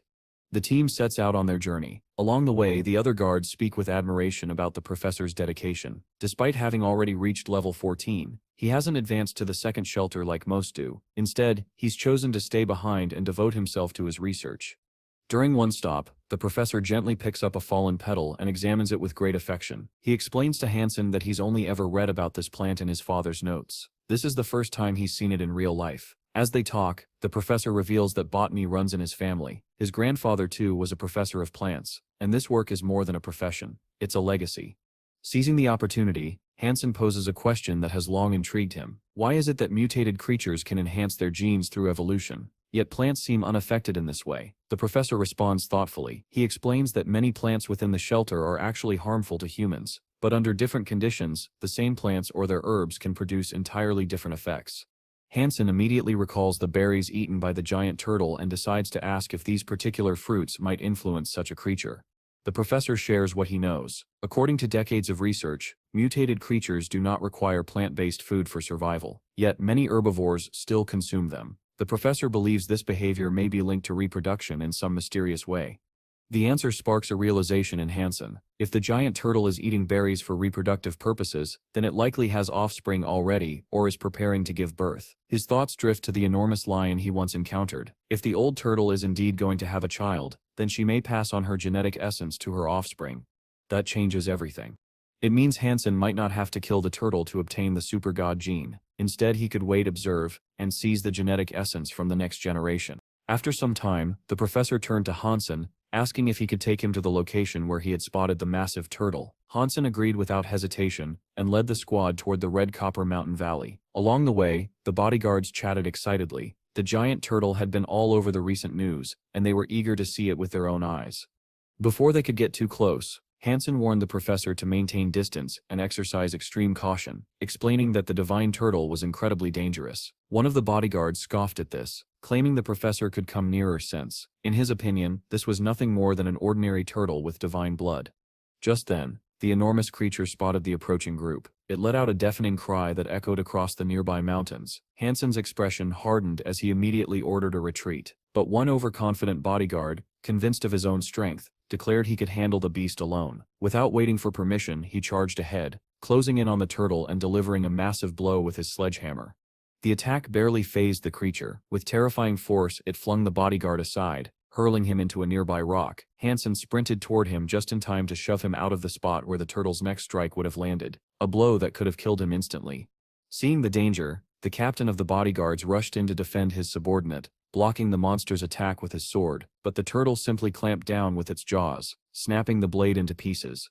Realizing how dire the situation was, Hansen instantly activated the Empress's armor. Turning to the stunned bodyguards, he demanded, "What are you waiting for? Get the professor to safety, now." As the others scrambled to obey, Hansen positioned himself between them and the enraged turtle, spear in hand. The creature's power and resilience were overwhelming, but Hansen pressed on, striking again and again to keep its attention on himself. The professor, worried, asked what was happening to Hansen. The captain reassured him that the young man likely had a plan and urged them all to retreat immediately. Hansen unleashed a combination of the double explosion and superparticle flow acceleration techniques, but even these weren't enough. The turtle's speed was astonishing, forcing Hansen to dart and weave to avoid its devastating strikes. In the nick of time, he dodged another crushing blow and began luring the creature toward a cliff. Reaching the edge, Hansen launched himself into the air using his wings, narrowly escaping another attack. He silently thanked his ability to fly for saving him yet again. Meanwhile, the bodyguard who had charged in earlier lowered his head in shame. He admitted it was his fault for not listening and getting involved with the turtle. When Hansen rejoined them moments later, many were surprised. Some had assumed he was already dead. The bodyguard repeated his apology, but Hansen simply told him to forget it, assuring him that it was no trouble. The next day, Hansen activated a holographic screen and challenged the Empress to a duel in the virtual martial arts hall. The Empress, curious about this persistent challenger, accepted. The battle was intense. Hansen attacked using the Empress's own techniques, trying to trap her against the wall. Watching his movements closely, she quickly realized what he was doing. She acknowledged his talent but noted his lack of experience. In a swift counter, she pinned him against the wall and pointed out that his footwork had gone wrong from the seventh step onward, before delivering a decisive blow. Hansen understood. She was training him, helping him refine his ability to dodge attacks. If he could avoid the Empress's strikes, he believed he could evade the old turtle as well. Meanwhile, the bodyguard commander regretted letting the divine-blooded turtle escape. Following its trail, the group failed to notice a massive insect descending from the cliff above, until Hansen spotted it. "A giant spider," he warned, drawing the others' attention. The commander prepared for battle, seeing this as an opportunity. Even if they couldn't take down the turtle, eliminating a few of these creatures would be worthwhile. But the bodyguard girl reported grim news. The insect wasn't alone. A swarm of massive creatures was approaching from the other side. Without hesitation, Hansen charged forward. The captain called after him, urging him to be careful. Leaping high into the air, Hansen drew his bow and released a counterclockwise energy arrow straight into the nearest insect. The hit was flawless, and the system announced that he had obtained the soul of the red divine insect. Encouraged, Hansen pushed on, telling his companions to keep up. After some time, they discovered a dark cave. The air grew heavier as they ventured deeper, and one bodyguard remarked that they were likely heading towards serious danger. After some time, the group arrived at a vast underground reservoir. The voices of nearby hunters echoed through the cavern, discussing the abundance of rare souls here, treasures that could fetch a high price. The squad leader glanced at Hansen and asked if he still intended to pursue the massive turtle. Hansen, his gaze fixed on the still water, spoke quietly. Something about this place felt unnatural. He suspected that jade water dragons might inhabit it. He announced his plan: he would fly across the river, and if there was no danger, the bodyguard captain would ferry the professor to the opposite bank. Hansen took to the air, unaware of the colossal shadow gliding beneath the water's surface. He had just flown over it when a monstrous creature burst upward, its enormous jaws lunging straight for him. Reacting instantly, Hansen deflected the attack with his arm, but the force told him everything he needed to know. This encounter would not end easily. He summoned his mount and ordered the bodyguards to withdraw and find shelter. Ye discovered a narrow gorge and called for him to follow. Riding at full speed, Hansen charged toward a slender rock crevice, the furious beast in relentless pursuit, smashing everything in its path. He slipped into the gap at the last second, and the monster's face slammed into the rock behind him. The hunters watched nervously as the creature attempted to push through, fearing it might widen the opening. Pressing deeper into the cave, the squad soon found it split into 2 tunnels. The captain hesitated, unsure which way to take, until the professor pointed toward the left. Plants grew more densely there, meaning fresh air, and an exit came from that direction. Half an hour later, they emerged into a vast chamber. Before them lay an underground lake crowned by a roaring waterfall. The professor froze, eyes wide, as he spotted something extraordinary, a rare, gigantic turtle. Hansen speculated that it might be searching for food, and if they followed it, they could eventually reach the surface. The massive creature slowly emerged from the water, climbing up the rocks. Hansen ordered everyone to stay quiet and follow cautiously. As they crept after it, the air grew noticeably warmer. Entering another immense cavern, they realized the temperature had risen by at least 20 degrees. The professor suddenly announced that this must be the turtle's breeding ground, heated by molten magma. One of the bodyguards expressed disbelief, saying the eggs would surely boil. The professor explained that mutant biology followed different rules, and the eggs might not be in the lava itself. Hansen's thoughts turned to the possibility of retrieving such eggs. Even with his strength, jumping into lava would be impossible. Their path opened onto a sight that stole their breath, a river of molten rock flowing beneath them. Suddenly the captain stiffened. "Did anyone else hear that?" he asked. A strange sound echoed again and again. Then the source revealed itself, a massive underground dragon slamming its head against a stone wall. The bodyguards were baffled. Was it trying to kill itself? But Hansen's eyes widened in realization, and the professor reached the same conclusion. The dragon was trying to break through, letting water flood into the lava chamber, to trap the turtle in solid rock. The creature's blows intensified, and soon the wall gave way. A roaring torrent of water cascaded into the molten river, sending clouds of toxic steam into the air. Hansen snapped on a mask and shouted for everyone to put on their gas masks immediately. As the lava hardened, the dragon charged toward the turtle, seemingly ready to finish it off. But cracks soon formed in the cooling rock, and with a thunderous crash, the giant turtle broke free. Hansen instantly recognized the truth. This was no ordinary divine beast. Its power was beyond anything he had faced before. The turtle lunged, clamping its massive jaws around the dragon's neck. With savage strength, it whipped the serpent-like creature back and forth before hurling it into a cliff, sending shards of stone flying. The bodyguards could only watch in awe as the titans clashed, the cavern trembling under their fury. Hansen, knowing they stood no chance in such a battle, activated his ant armor and ordered the professor and the others to retreat to the surface. But the professor shook his head, concern in his voice. "It's too dangerous to stay here alone. I can let you risk your life hunting that creature by yourself." Thick smoke filled the cavern, clouding Hansen's vision. He decided to switch to the Empress's vision, an ability that could pierce through the haze. Clad in the Empress's armor, he quickly assessed the battlefield. The turtle had emerged from its clash with almost no injuries, while the jade dragon was in far worse shape, its body marked by deep, serious wounds. Despite its condition, the massive dragon fought on, but it was clear it stood no chance against the turtle's overwhelming power. To Hansen, that meant one thing: caution. One strike from either of these creatures could obliterate him in an instant. Patience was his best weapon. Then he saw it. A wound on the jade dragon's head. Without hesitation, Hansen drew his bow and loosed an energy-charged arrow, aiming for the injury. The professor, watching from a distance, grew tense, but the commander reassured him that Hansen likely knew exactly what he was doing. The glowing arrow cut through the smoky air, striking the wounded spot with lethal precision. It pierced straight through the dragon's skull and exited the other side. The enormous beast crashed to the ground, lifeless. A system notification appeared. The super divine creature, the water dragon, had been slain. The soul of the super beast was now his. Hansen could hardly believe his luck. Super beast souls were among the rarest of rare prizes. Few in the entire world could claim to possess one. As the dragon's body lay still, a brilliant sphere of light rolled toward the fallen arrow. But there was a problem. The turtle still lingered below.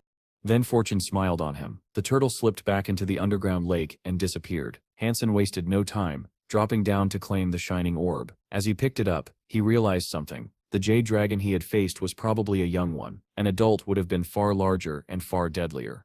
Without hesitation, he consumed the sphere. Moments later, the system confirmed it. He had absorbed the soul of a super beast. When Hansen rejoined the others, the professor and hunters were relieved to see him unharmed. He explained that both mutants had escaped, then followed the squad until a shaft of light from above revealed their way out. Later, at a banquet, Hansen listened quietly to nearby conversations. Some men spoke grimly about a recent mutant attack on a shelter that had claimed several lives. Suddenly, an old acquaintance spotted him and approached, asking why he was here. The man assumed Hansen, like him, had come to celebrate the Empress's birthday, a fact that caught Hansen off guard. His friend teased him about bringing a gift, but admitted he only had one himself. He then pointed toward a figure nearby. Hansen turned and saw the Son of God, but not as he remembered him. His friend explained that the Son of God had changed drastically in recent days. The Son of God approached Hansen with a polite greeting. For the first time, Hansen sensed no hostility. The man explained that after entering the second shelter, he no longer saw Hansen as an enemy. He admitted to being hot-headed and naive before, but his worldview had shifted entirely since arriving there. After he left, Legan Lu told Hansen that her cousin's change was genuine, then encouraged Hansen to grow stronger so he too could earn a place in the second shelter. Sometime later, another young man approached Hansen with a message. His master wished to make a deal. Hansen followed him to meet the stranger, who offered him a seat and an expensive drink. The man turned out to be the grandson of a prominent senator, and his purpose was clear. He wanted Hansen's help in collecting several divine souls for the Steel Armor Sanctuary. The senator's grandson explained that they operated a private club trading beast souls. If Hansen was interested in a particular type, they could arrange an exchange. Hansen asked whether souls from beasts in the second shelter could be found there. The man was startled. Those souls were far more valuable and rarely exchanged. Hansen simply replied that he had something to make the offer worthwhile. Curious, the young master turned to his assistant and asked how many free beast souls were currently stored in the neighboring city's sanctuary.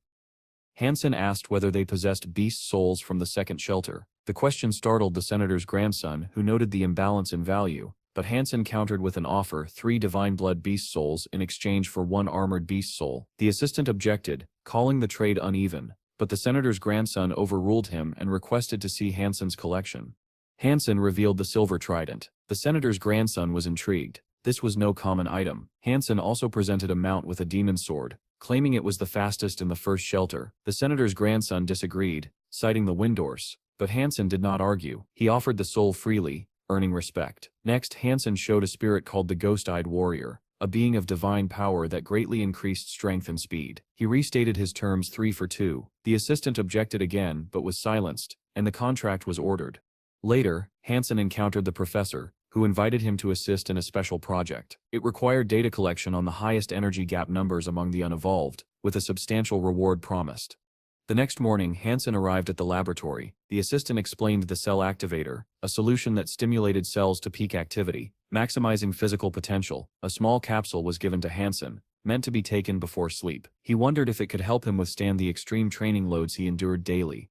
Later, in the gladiator arena, Hansen faced a seasoned opponent. Though he survived 30 seconds longer than before, he felt unsatisfied. There was no growth, no new insight. His opponent, however, noticed something unusual. Hansen used rare techniques like 13 strikes and armor breaker, skills typically taught only in elite clubs. Astonished that Hansen belonged to none, the gladiator invited him to join his own. Hansen declined, saying he was still a student. The fight continued. The gladiator, noting Hansen's unpredictability, eventually recognized a shift. His movements now resembled the Empress's own style, but Hansen's physical level was still too low. With a final crushing blow, the gladiator slammed him into the wall, cracks spreading from the impact. Hansen knew that the battle he had just fought would be invaluable for the future, especially when facing the Empress again. In this fight, he had pushed his opponent to use every ounce of skill, and that alone made it worthwhile. Not long after, his communicator rang. On the other end was Zhao, brimming with excitement. He claimed to have spotted a rare phoenix in the White Devil Desert, and had already assembled a team to pursue it. Hansen did not hesitate. He agreed to join immediately. As they traveled, Zhao described the sight in vivid detail. The creature, he said, resembled a massive peacock perched atop a towering tree. Its body was cloaked entirely in flames, with no flesh or feathers visible. When it took flight, the tree beneath it was left completely charred. During a rest stop, Zhao found himself locked in an argument with a group of hunters, debating who was the best archer in the shelter. Proudly, he gestured to Hansen, calling him the most legendary marksman he had ever met. The hunters scoffed, claiming their own leader and his evolved companion were unmatched. Hansen, uninterested in petty boasting, told Zhao to drop it and focus on the task at hand. The hunters mocked Zhao, calling him Four Eyes and accusing him of lying, since they had yet to see a single tree in the endless desert. But Zhao only smirked and told them to look ahead. There in the distance, stood a blackened, lifeless tree. Hansen examined a piece of the charred wood, while the hunters stared in disbelief. wondering aloud about the phoenix's nature. They pressed Xiao to take them directly to it, but Xiao reminded them of the contract. They had only paid to be led to the burnt tree. If they wanted to find the phoenix, they were on their own. The hunters did not take this well. One of them insulted Zhao, ordering him to continue as per his commander's demand. Hansen stepped in, saying that if the contract was fulfilled, they would leave. But the hunter blocked their path, boasting that he was a genetically advanced warrior and demanding they recognize who they were dealing with. Hansen ignored him and walked on. That was when Xiao shouted a warning. Another hunter was trying to strike from behind. In a single motion, Hansen turned, assuming a battle stance. The attacker froze, eyes fixed on Hansen's weapon, a soul blade of divine blood.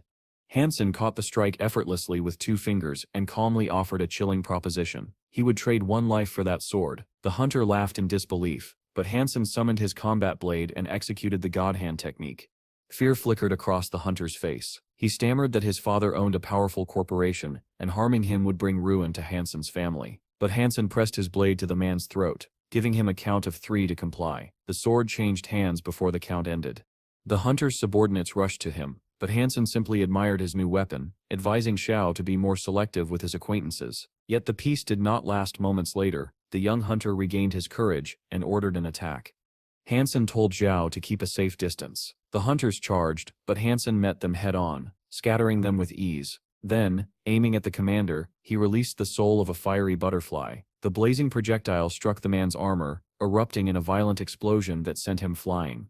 Realizing they were outmatched, the hunters retreated. Xiao shouted after them, calling them fools and warning them to think before acting next time. Then he turned to Hansen, asking if they should give chase and finish the job. Hansen declined. After all, if they killed every hunter, who would scout the land and act as bait?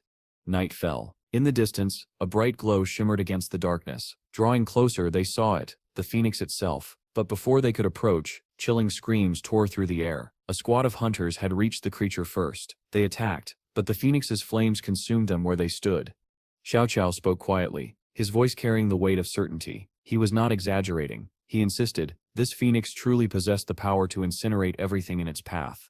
The commander of the hunters, his face twisted with terror, gave a desperate cry and turned to flee. But the phoenix's next wave of fire moved with such speed that escape was impossible. In an instant, the flames engulfed him completely. His body was consumed by an all-devouring blaze, leaving nothing but charred remains. When the battle ended, Hansen and his companions examined the blackened corpses of the hunters. It was clear they would have stood no chance against such a creature. Hansen kept his eyes on the phoenix's flight. In his mind there was no doubt this was a super-divine being. Later, he decided to visit his mother. Inside her home, they sat together at the dinner table. She asked him to eat slowly, but he noticed the sorrow on her face. Concerned, he asked what was troubling her. Yusef groaned, she said softly, and at Sep's time I gave you something your father left behind. She handed him a box. Hansen, confused, asked how his father could have given her these things. After all, he had died in an aircraft explosion. His mother revealed that 2 days before the disaster, his father had contacted her. He had been worried, perhaps even aware that something was about to happen. Inside the box, Hansen found his father's badge. It revealed that his father had served in a secret unit, the 7th Group, holding the rank of investigator. Pride stirred within him. His mother went on to explain that Hansen's grandfather had also worked in the same group, deepening the mystery of his family's past. Among the items was a finely crafted pendant. His mother explained that it had belonged to his great-grandfather. She recalled his father Sip's words, if Hansen ever faced great difficulties, he should take the pendant to find someone from the right family. The thought struck Hansen, perhaps there had been more to his father's death than the official story suggested. His mother then handed him a notebook, saying it had belonged to his great-grandfather. It might hold important clues. As Hansen read, his eyes widened. The records repeatedly mentioned something called the super god gene. Questions began to pile up in his mind. His mother's voice trembled, as she confessed that before his death, her husband had explained nothing to her, leaving only riddles that their son must now solve. Determined, Hansen reassured her, I shall find out everything about father and great-grandfather. Soon after, Hansen went to a laboratory, where an assistant briefed him on their current experiment, the extreme acceleration zone. This test measured a person's reaction to sudden bursts of gene energy. Inside a special chamber, the subject would face crushing gravitational shifts while striking specific target plates, requiring both physical skill and mental focus. The assistant warned that the surface of these zones was charged with high electrical energy. Choosing the wrong position would result in a severe shock, forcing the subject to restart. If Hansen took more than 7 shocks, he would fail. Hansen entered the chamber, signaling he was ready. Instantly gravity shifted, slamming him against a plate. Gritting his teeth, he began using his secret techniques to resist the pressure. Time passed, and against all odds he completed the test, becoming the first subject to finish it in record time.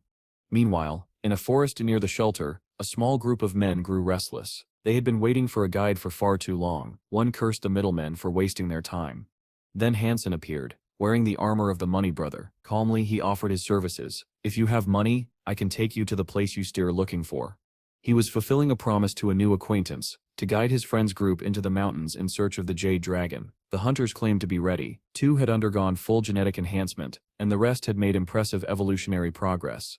Hansen warned them about the dangers in the mountains and urged caution. They traveled for hours until one hunter pointed out something strange. Despite the rumors of many creatures in the area, they had seen none.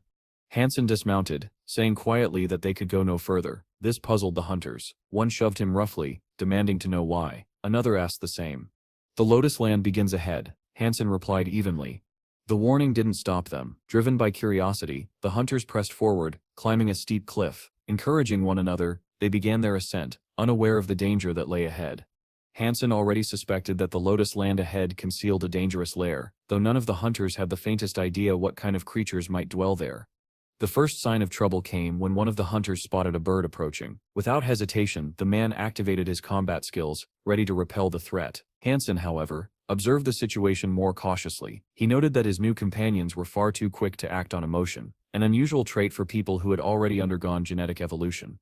The bird, however, was no ordinary foe. It dove at one of the hunters with astonishing speed, forcing the man to counter with a rapid flurry of precise, powerful strikes. In an instant, the hunter lunged forward, aiming to wound the predator, but missed. Hansen noticed something remarkable. The man was channeling genetic energy to enhance his movement, a sign of advanced training. Yet this was not a technique taught at the academy.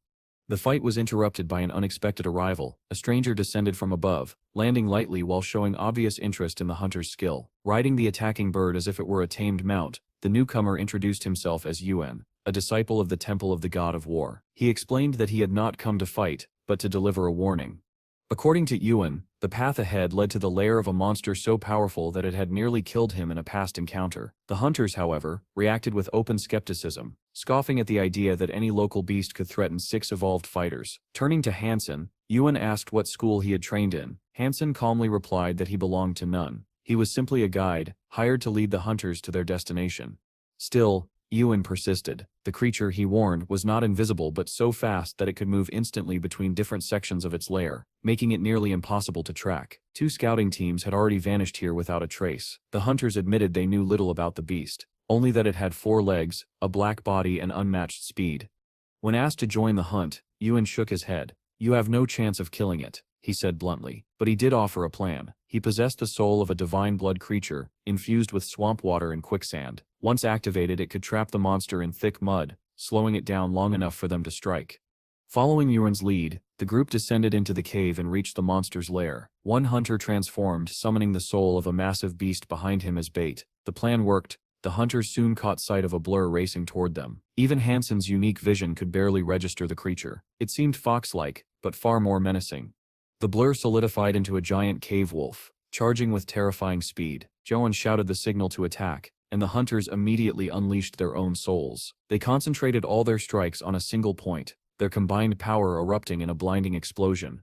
But the wolf was faster than their aim. It dodged the attack entirely, closing the gap with the bait hunter in seconds. Hansen's concern deepened. Something was not right about this creature. The targeted hunter summoned a divine blood shield, bracing for impact. The cave wolf hit with relentless fury, pounding the barrier over and over. Fear gripped the hunter's mind. Even his sacred shield might not withstand this assault.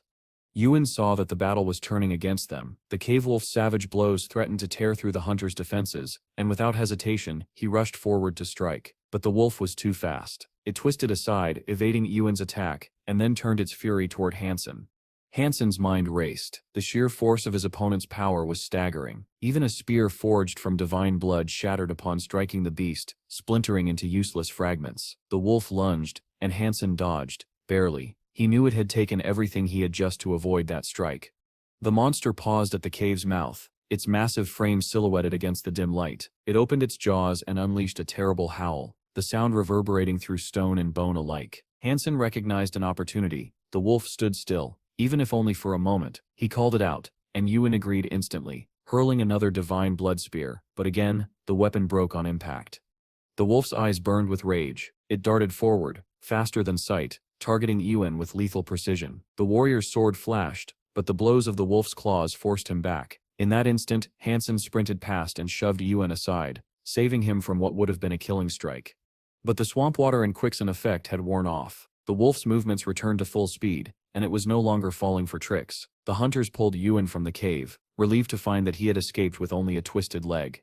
As the group caught their breath, a sentry spotted movement on the cliff. It was Hansen, climbing up to rejoin them, looking worn but calm. Night fell, and the hunters lit a fire, their voices low as they picked apart the failed encounter. Yuan turned to Hansen with genuine gratitude. Without his intervention, the fight would have ended differently, and permanently for him. The hunters asked Hansen how he judged their chances. After a pause, he replied, 50%. The answer drew mixed reactions. Then, flames of energy burst from Hansen's body, illuminating the camp. He revealed his hidden trump card, the glowing soul of a beast, one that could amplify the effectiveness of all nearby souls. His plan was simple: combine his soul with Yuan's to slow the wolf's speed, giving them a fighting chance. It was not a guarantee, but it was something. Meanwhile, in its lair, the cave wolf licked its wounds, yet its sharp eyes had already spotted movement outside. The hunters were coming again. They approached in formation, a shield bearer at the front to take the first blow. The wolf did not wait. It surged forward, slamming into the shield with crushing force. Even with the protective soul, the hunter staggered, pinned against the cave wall. Hansen's counterclockwise soul arrow struck the wolf, but the effect was minimal. He pressed the attack with a spear, which only fueled the beast's fury. The shield bearer strained against the pressure, astonished at the wolf's relentless strength. 2 minutes passed. Injuries mounted. One hunter urged retreat. Hansen could see they had fought better this time, but the monster remained unbroken. They withdrew, bandaging wounds under a dark cloud of frustration. "This wolf is too strong," one hunter muttered, disheartened. "Even your strongest strike couldn't hurt it. We should give up." "You can leave if you wish," Hansen replied evenly. Then he turned to Yuan. "What about you?" "If you need me, I'll stay," the warrior said without hesitation. The departing hunter warned them of another danger. Lingering in a first-level lair too long would damage their bodies. Hansen agreed. The gene energy here was destructive. Yuan merely nodded, saying he could endure a few more days of fighting. The plan would be the same: lure the wolf out, release the swamp water and quicksand soul, and this time, hope it was enough. Hansen agreed to the proposal, and began moving toward the entrance of the lair. However, his steps were heavy, and his coordination appeared impaired. The cave wolf, lurking near the entrance, immediately noticed the young man's approach. With a furious roar, the beast lunged at him, its eyes blazing with rage. Hansen swiftly sidestepped, pressing his spear firmly into the cave floor. As the cave wolf charged, Hansen caught its movement and countered with precision. Yifin, watching from a distance, could not hide his astonishment. The boy had fended off the cave wolf entirely on his own. It was then Yifin realized Hansen's strange movements were not due to injury. The young man had deliberately allowed the energy of heaven and earth to flow into his body to activate the legendary Heavenly Go Mastery, an ancient skill said to control an opponent's thoughts and actions, mastered only by the Empress herself. Hansen kept moving, forcing the enraged beast to give chase. He thought to himself that he had already lost count of how many times he'd had to alter his tactics in this battle alone. Then, without warning, he found himself trapped at a dead end. His escape route was gone. Fear and determination surged within him. There was no choice now but to fight with everything he had. He braced himself, hoping Yifin would arrive in time if things went wrong. But even with the weapon of divine blood, the cave wolf remained unhurt. Hansen knew he needed to target its weakness. He had studied the beast's movements throughout the fight and concluded that its most vulnerable point was the lower jaw. Spotting an opening, he dove beneath the monster and struck with precision. Yufin's eyes lit with admiration, and in his excitement, he called Hansen the god of hunting. Realizing the wolf was wounded, Hansen pressed the advantage. Blow after blow landed with ruthless efficiency until one decisive strike connected with the beast's head. Twisting the divine spear counterclockwise, Hansen drove it deep. A heartbeat later, the system confirmed a successful hunt. Relief and triumph washed over him. Hansen had claimed the soul of a wild super beast, one that already contained wolf genes, making him even stronger and unlocking new potential. Often rushed to his side, congratulating him before asking if he was injured. Hansen, hiding the gene elixir behind his back, simply replied that the wolf was dead and that they now needed to locate the egg to complete the mission. Before long, they found the cocoon, but it was already broken. Shocked, they suspected other hunters, though neither knew when it had happened. Later, back in his room, Hansen examined a weapon fused with the soul of a wild beast, a knife capable of splitting a Z-steel shield into pieces. His thoughts were interrupted by a sudden video call. The caller was an unfamiliar young man, who didn't bother with introductions. Instead, he immediately begged Hansen to save him. Hansen's next meeting was with Lian Lu. She greeted him with sarcastic amusement, remarking that he must really need her help. Hansen praised her intelligence, beauty, and unparalleled analytical skills, but she cut him off, urging him to get to the point. With a serious expression, Hansen explained that he wanted advice about the VIP gladiator arena. Surprised, Lian Lu asked when he had been there and reassured him she wouldn't report him. Hansen clarified that it wasn't him. His classmate had gone instead. Lian Lu's tone grew grim. She explained that the arena was run by the Temple of the God of War, backed by powerful figures with vast wealth. These arenas hosted brutal, blood-soaked battles for the entertainment of the elite, luring in naive participants with the promise of great rewards. After a pause, she revealed the grim truth. His classmate had already been sentenced to death. She told Hansen there was no chance of survival. Hansen then stunned her by offering to take his classmate's place. Lian Lu thought he was insane, unable to understand why he would risk his life.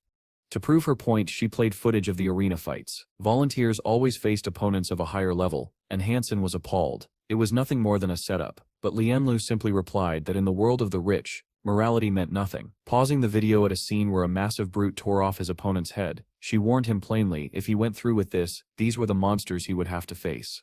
Hansen asked the girl if there was truly no chance of survival. She confirmed that it was indeed hopeless. Yet instead of fear, Hansen felt a rush of excitement. He declared that he would enter the duel in his classmate's place. Pointing to the image of a massive fighter, he explained his reasoning. This man possessed incredible strength, but his movements were slow. Speed was his weakness. Hansen requested that this fighter be chosen as his opponent, and the girl agreed to make the arrangements.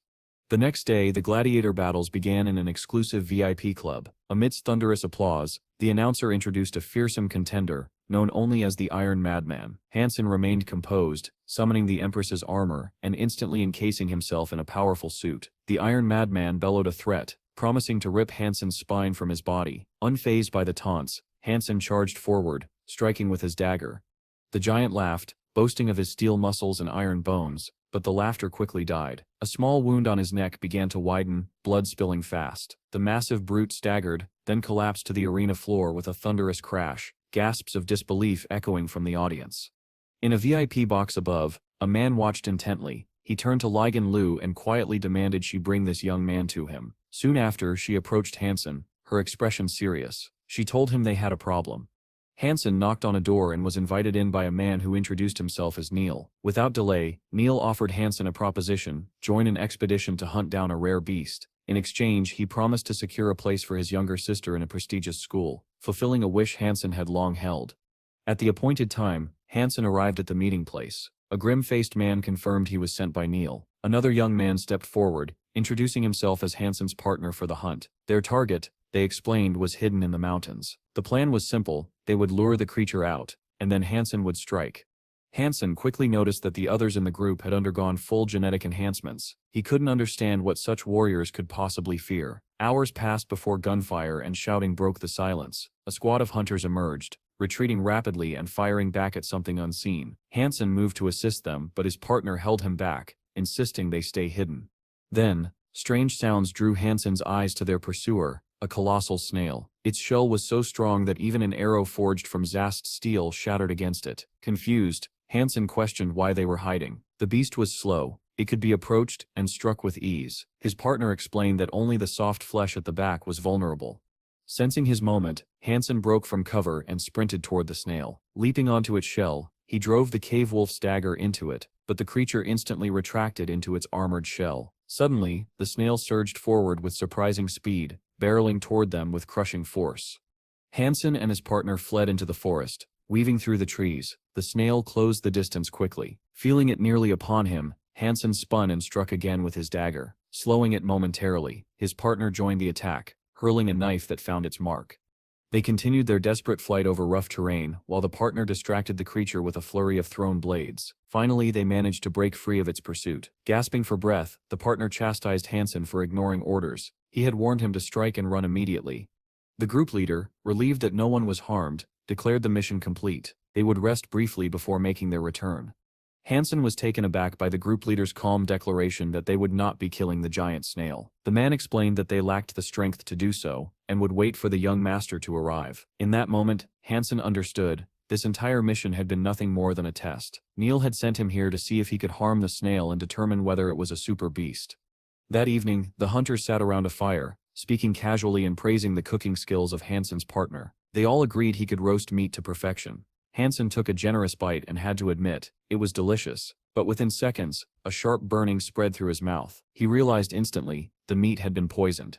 He kept his composure. Such a dirty trick would not bring him down, and whoever planned it had clearly underestimated him. Around the fire, members of the group began collapsing one by one, succumbing to the poison. His partner stepped toward him, emotionless, and offered him a choice: hand over the dagger of divine blood willingly or die. He declared that he would claim the dagger no matter what, then lunged at Hansen with ruthless speed. Hansen parried the strike effortlessly, his expression icy. "You're using cheap methods," he said, leaving his opponent momentarily unsettled.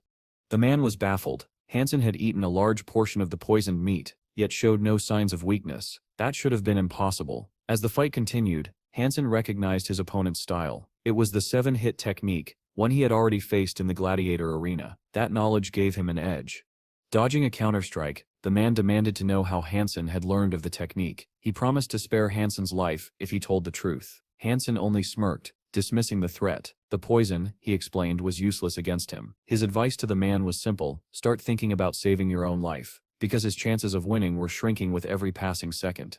With a devilish grin, the man revealed that this was no ordinary sedative. The poison was already in Hansen's system, slowly destroying both his body and mind. Even if he felt no immediate effects, they would come later. He went on to boast that he had mastered the forbidden art of aromatic poisons, substances capable of altering a person's very genes, knowledge that had cost many lives to obtain. Hansen, still calm, asked if this meant he was doomed. The man replied that an antidote could be made for any poison, again offering the deal: trade the dagger for his life. Hansen's answer was a swift, precise strike. "Take it in a fair fight," he said, "if you think you still worthy." Seeing that Hansen would not yield, the man tried to bargain. He asked to stop fighting and talk, but his tone reeked of desperation. His plea was met with a powerful blow to the head that sent him staggering. Hansen raised his hand for another strike, forcing his partner to cry out in panic and promise to reveal everything. Hansen kept a firm hold, his voice low and edged with suspicion, demanding to know what he meant when he said the snail wasn't their real target. Twisting the man's arm, he pressed for answers, especially about why so many evolved hunters had failed against the creature. In agony, the man begged for mercy and began to speak. He revealed that when the sanctuary was first discovered, they had noticed something unusual, something that led them to believe a far greater threat existed there. It was not merely an animal with divine blood, but something stronger. His family had invested enormous effort into proving this theory, but every attempt had failed. After years of research, they had reached a grim conclusion: there was no weapon in the sanctuary capable of defeating these powerful monsters. Their mission, he admitted, was all but hopeless. Hansen, still holding his opponent, asks the man why he was sent to spy on the Neil family. The answer comes without hesitation. The rival family's mission was to infiltrate the scientific department where research on powerful creatures was being conducted, hoping to uncover the origin of these beasts. At once, Hansen realizes the significance. This is the very department where both his great-grandfather and father once worked. The connection becomes clear. His great-grandfather must have noticed something suspicious within the sanctuary. It was no coincidence that he left notes in his journal about the mysterious super god gene. The captive suddenly shouts, insisting that he has told Hansen everything he knows and demanding to be released. Hansen's reply is cold and decisive. He might have had no quarrel at first, but after the man's earlier attack, letting him go was out of the question. He will hand him over to Neil's family. Then Hansen issues another command. He wants the arrow, immediately. The man looks confused and asks what arrow Hansen is talking about. Irritated, Hansen warns him to stop pretending, or he will cut off his ear. The captive protests, claiming he has already revealed everything and surrendered his weapon. Again, he pleads to be freed. Hansen's response is firm. The man may have bought his life, but no one promised him freedom. Without softening his tone, Hansen orders him to remove the poison from the bodies of the fallen hunters. The man hesitates, warning that if he revives them, they will interrogate him endlessly and eventually kill him. Hansen silently raises his bow, the meaning clear. Panicked, the man agrees. Gradually the hunters regain consciousness. Groaning from the lingering effects of the poison, the group leader draws a knife, ready to end the prisoner's life. But Hansen stops him. The man had bargained for survival, Hansen explains. It would be unwise to kill him before the boss arrives. When the two are finally alone, the captive gives one last warning. Never show the dagger used in their fight. It is the only weapon capable of killing a super beast.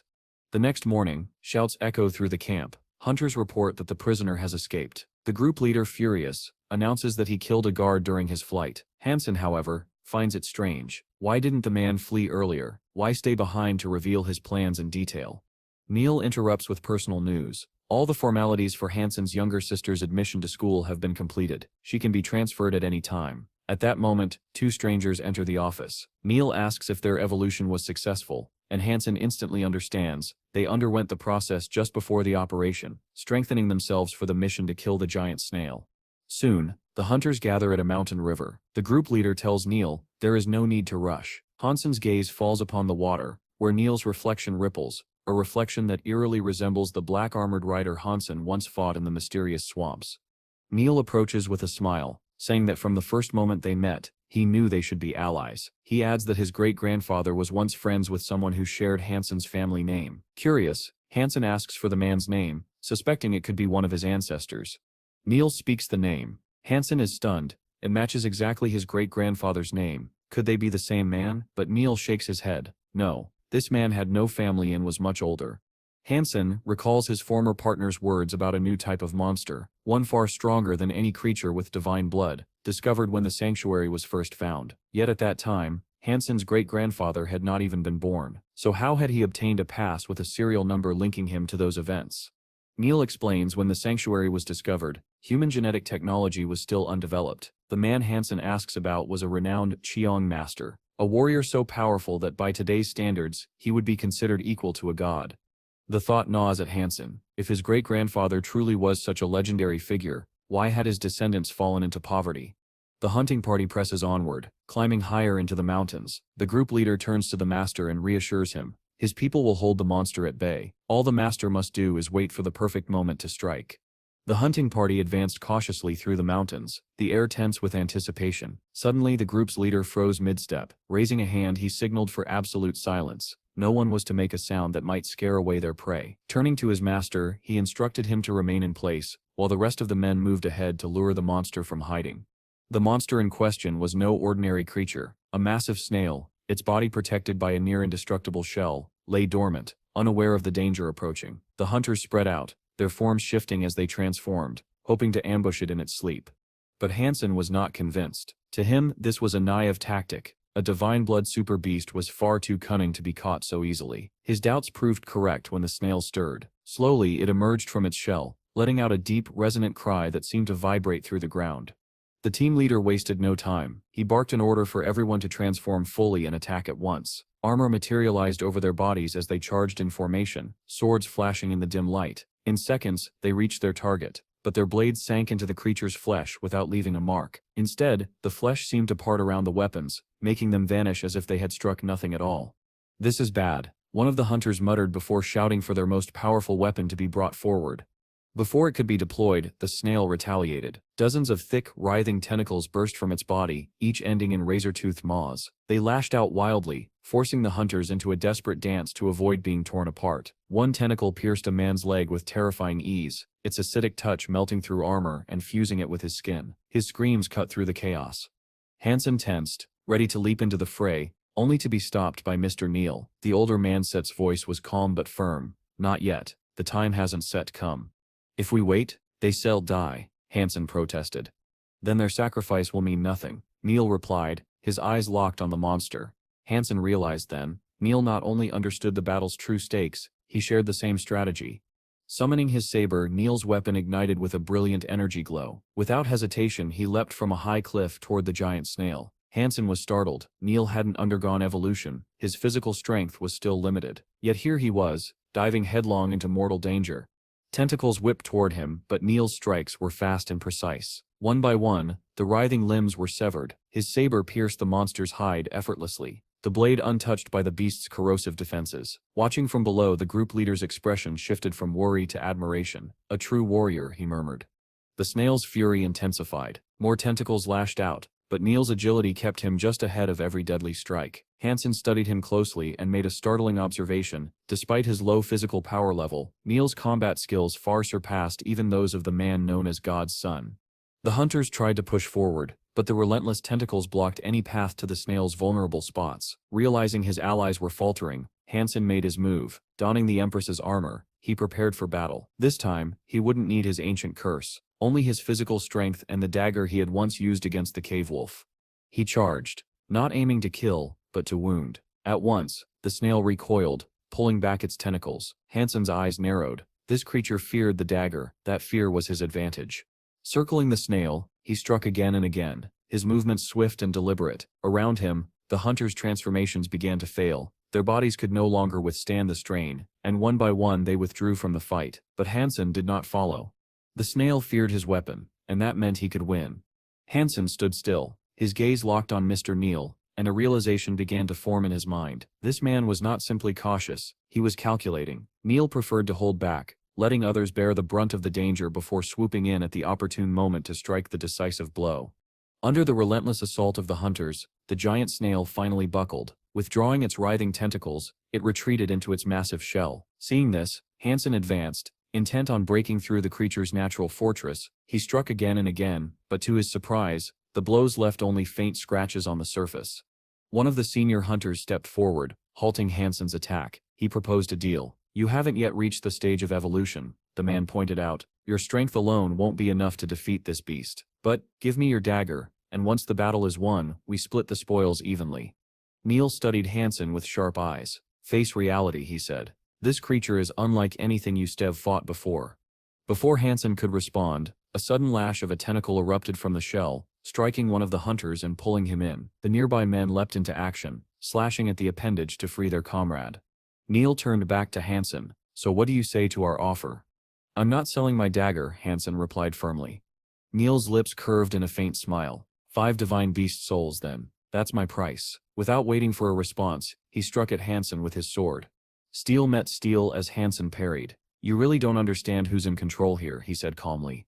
The group leader's expression shifted from annoyance to fear. "You've evolved?" he asked in disbelief. Neal spoke in a low voice. "Let me tell you a secret. The man standing before you is not Neal at all. In the sanctuary, there are duplicate souls, copies. What you see now is just one of them." Hansen nodded slightly. "I believe you," and without hesitation he launched another attack. Breaking away, Hansen turned his attention back to the snail. It could not be invincible. Charging forward, he drove the cave wolf dagger deep into the shell. The effect was immediate. The monster emerged, unleashing a storm of tentacles. Hansen moved with precision, landing strike after strike. Moments later, the snail went still. Victory was his. Hansen had claimed the soul of a divine superbeast, and gained rare genetic material, enough to fuel his belief that he might become the first human in history to evolve into a supergod. Neal approached, suggesting they return to the sanctuary of steel armor. "There we can find the right place to talk," he said. "I will think about it," Hansen replied. "If the terms are right." Later, back at the academy, a large classmate cornered Hansen in the bathroom, questioning why he had returned without greeting his friends. But Hansen barely heard him. His mind drifted to the memory of the Black Rider, that strange moment when he had plunged into the water and emerged renewed. A suspicion formed perhaps that had not been the real Black Rider, but a reflection. He reached toward the mirror. Suddenly the image shifted. The Black Rider appeared within it, and Hansen realized he could control him from a distance. The next day, Hansen ventured into the White Devil Desert. Perched atop the head of a massive sandworm, he pressed onward. The sands were littered with the torn remains of giant insects, a sign that someone or something was ahead.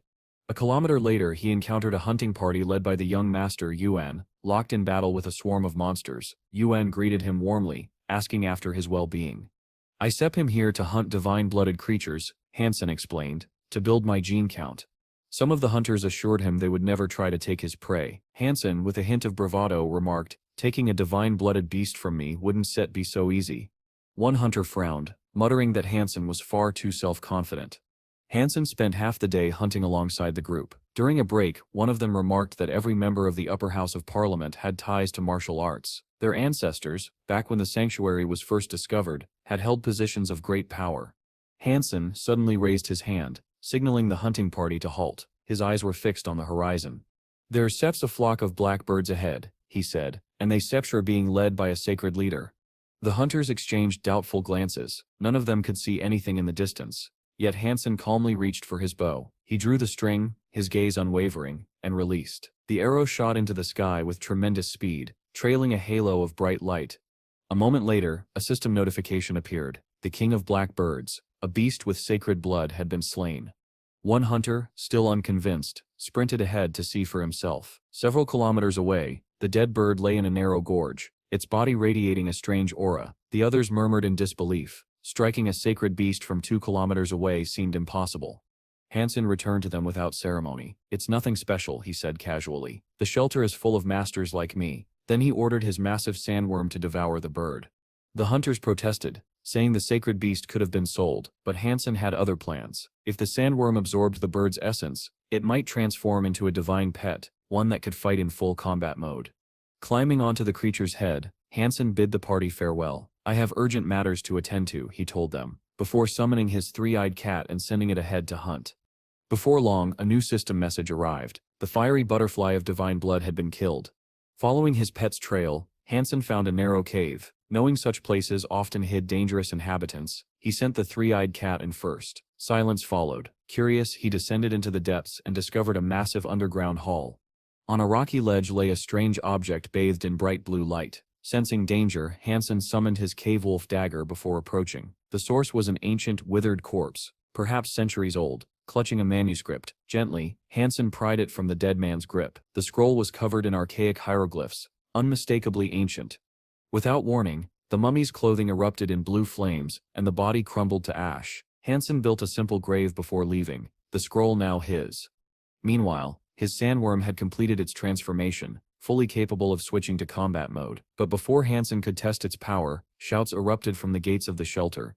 People were fleeing, begging for help. A monstrous lion was inside, smashing buildings with its massive paws and setting fires in its wake. From a rooftop, Hansen recognized the beast, the same lion he had once encountered on the island. Without hesitation, he donned the Empress's armor and summoned his pets, now ready for battle. The lion stopped its rampage and locked eyes on Hansen. Its roar shook the air for kilometers, then it charged. Hansen leapt from the rooftop as his sandworm lunged, sinking its teeth into the lion's back. The beast turned its fury on the sandworm, and Hansen seized the moment. Racing in close, he drove the cave wolf dagger deep into the lion's eye. Hansen leapt high into the air and landed squarely on the sandworm's head. The giant lion, blinded in one eye and howling in rage, roared with indescribable fury. It lunged for Hansen, but the sandworm intercepted the attack, its pincers locking around the beast's paw while its massive tail slammed into the lion's side.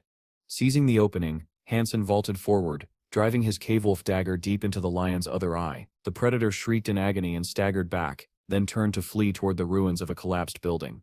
But Hansen was relentless. Riding atop the sandworm, he pressed the chase. The lion, now desperate, bolted through the wasteland and into a dark swamp. The gap between them closed rapidly, the air filled with the lion's tortured cries, and the sound of the sandworm tearing at its heels. When the moment came, Hansen leapt once more, landing directly on the lion's head. With a decisive strike, he drove his dagger down for the final blow. The beast's last roar split the air before the system confirmed it. The divine super beast was dead, its soul now his. Hansen stood over the enormous corpse, wondering how to consume such a massive creature to improve his genetic power. Cutting through the thick hide, he uncovered a glowing orb within. Summoning the lion's soul, he mounted it and sped through the swamp as though aboard an elite aircraft, smooth, fast, and unstoppable. On the move, he tore strips of divine lion flesh and forced himself to eat. The taste was appalling, like chewing 300-year-old cowhide. With a grimace, he abandoned the effort and instead called forth one of his monster souls. Before his eyes, the soul transformed into a battle angel, a winged girl radiating divine energy. She set upon the lion's carcass, devouring it without hesitation. When she finished, she turned to Hansen, wiped her mouth and smacked her lips with satisfaction. Then, without warning, she rushed forward, seized his head in both hands and kissed him hard on the lips. Hansen Sips's eyes widened in disbelief. Damn it, I was forcibly kissed by a pet again. Before he could recover from the shock, a sudden force surged from the holy war angel Sip's mouth. A sharp stream of air pulled the golden-maned lion flesh right out of Hansen Sip's body, the very piece he had just swallowed. At that moment, a voice echoed directly in his mind. Holy war angel evolution complete. Startled, Hansen quickly opened the information panel. It displayed Holy War Angel, Spirit Beast, Classification Super Divine Beast, Status, Can Evolve. This confused him. If the angel had swallowed the lion flesh and evolved into a super divine beast, that would make sense. But why did it still say can evolve even after reaching that stage? Before Hansen could ponder further, the angel's combat state automatically deactivated. She transformed back into her human-like form, a black-haired, black-eyed girl dressed in white. Anger welled up inside Hansen. Why did you revert without my permission? He demanded. Iten dishting, Shane, which undersecretaries, Shane in Nisi Savana Ferns, a force Ulfer.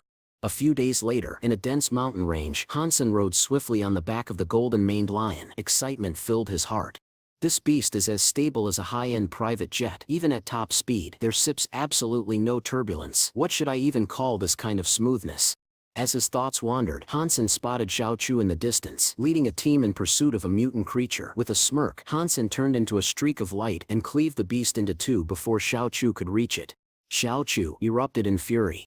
Damn it, you dare snatch prey from me. Do you want to die? But when his eyes fell on Hansen, shock replaced his anger.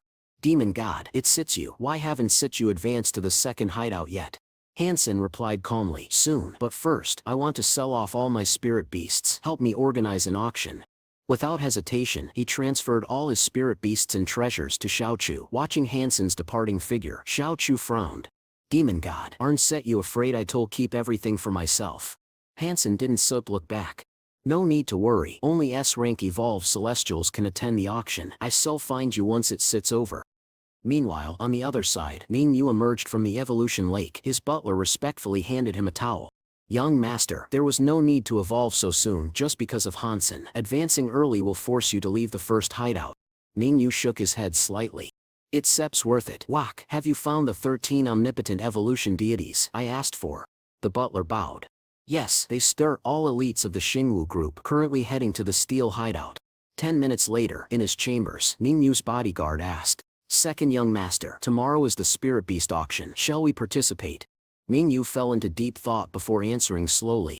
Kim Tae and Hansen, there sips something suspicious about the two of them. Gather all available information on both. The bodyguard was startled. Could Hansen truly be the demon god? Ming Yuanshan's lips curved into a faint smile. We still find out soon. The next day arrived swiftly. Clad in spirit beast armor, Ming Yu entered the auction hall. Hansen's eyes fell on him, his heart sinking. Damn it, Ming Yu is here too. 8 or 9 chances out of 10, he sits come for me. As Ming Yu walked inside, he whispered to his guard. He Seps recognized me. The guard was astonished. How could that be possible? Second young master, you Shan were wearing armor, and if he did recognize you, why didn't he react? Ming Yu offered no explanation. He simply removed the armor, revealing his true face. A plan was already forming in his mind. If I use my doppelganger spirit beast to make Hansen and Kim Tae appear together before everyone, it will clear doubts about my identity. Then through the auction, the valuable beasts under Kim Tae's name will naturally fall into my hands. Hansen, you truly are too clever for your own good. The 4 bursas or the first those 3 paths struck causal 7 Orishan live. The auction soon began. The first item was announced, a divine blood spirit beast. Kang Xiao immediately shouted. 8 slabs. I'll pay 8 S-rank evolved celestial slabs. Hansen turned to him, his gaze filled with contempt. Kang Xiao, are you insane? Divine blood spirit beasts are precious, but not that precious. Kang Xiao replied firmly. You don't understand. This isn't just any divine blood spirit beast. This is the demon god Sip's spirit beast. His name alone makes it worth the price. Just as Kang Yushan finished speaking, Zhang Yuan suddenly leapt to his feet, his face glowing with excitement. 10 slabs. I'll pay 10 slabs. The demon god is my idol. His spirit beast cannot fall into anyone else's hands. Hansen's eyes and mouth fell open in shock. Inside he screamed silently. 10 evolved celestial slabs. Do you know how many billions that is worth? On the market, an ordinary divine blood spirit beast was valued at only 2 or 3 billion. Originally, Hansen had planned to bid on it himself, but at such a staggering price, even his resolve wavered. S-rank celestials were not things money could easily buy. They were priceless resources that could prove invaluable later, especially in the second protection zone where they could be exchanged for other spirit beasts. 10 evolved celestial slabs. Hansen had no reason to refuse, and so, with a heavy heart, he covered his face, listening as his spirit beasts were sold one by one. Soon, it was Miao Kwan's turn. Hansen's chest tightened with pain. Miao Kwan was no longer useful to him in battle, but he had raised it with his own hands. Selling it felt like tearing out a piece of his heart. Still, he gritted his teeth and declared, I still pay 4 ordinary S-rank celestial slabs. Yuan Xia looked at him in surprise. Gee, are you really planning to sell it, or are you simply another fan of the demon god? Before Hansen could respond, Haiyan's voice rang out again. 20s rank celestial slabs. Its total value won't it be any less than your 4 ordinary slabs. Xiao Chu, however, frowned awkwardly. It's hard to compare values like this. Just then, a commotion swept through the hall. All eyes turned to the entrance, where Hansen, controlling his doppelganger, strode in and said casually, "Ordinary celestials take priority." Xiao Chu immediately followed. "You heard the demon god. Ordinary celestials take priority. My apologies, but does anyone else wish to bid?" After saying this, Hansen turned and left, leaving the crowd buzzing. At that moment, a bodyguard leaned toward Ningyu and whispered, "Isn't Estet that Kim Tae? Should we assign someone to monitor him?" Ning Yuan shook his head lightly. The matter had already shifted in his favor. In the end, Miao Quan was successfully auctioned off. From its sale, Hansen received a total of 27 evolved celestial slabs. The auction ended, and as Hansen stepped out of the hall alongside Kongshan Yuanshao, they were suddenly surrounded by more than a dozen figures. Ning Yuanshan himself stepped forward. He spoke with a calm tone but sharp eyes. "Kang Sha, Yuan Sha, this matter has nothing to do with either of you. It is a personal grievance between Hansen and me. I shall treat you both to drinks later as an apology." Yuan Shao frowned. "Mingyu, what grievance could you possibly have with Gi?" Ning Yuanshan's voice remained even. "He stole our strange creature." Kang Shan scoffed. "So it sits about that. Fine then, I will pay you whatever price you ask on Get's behalf."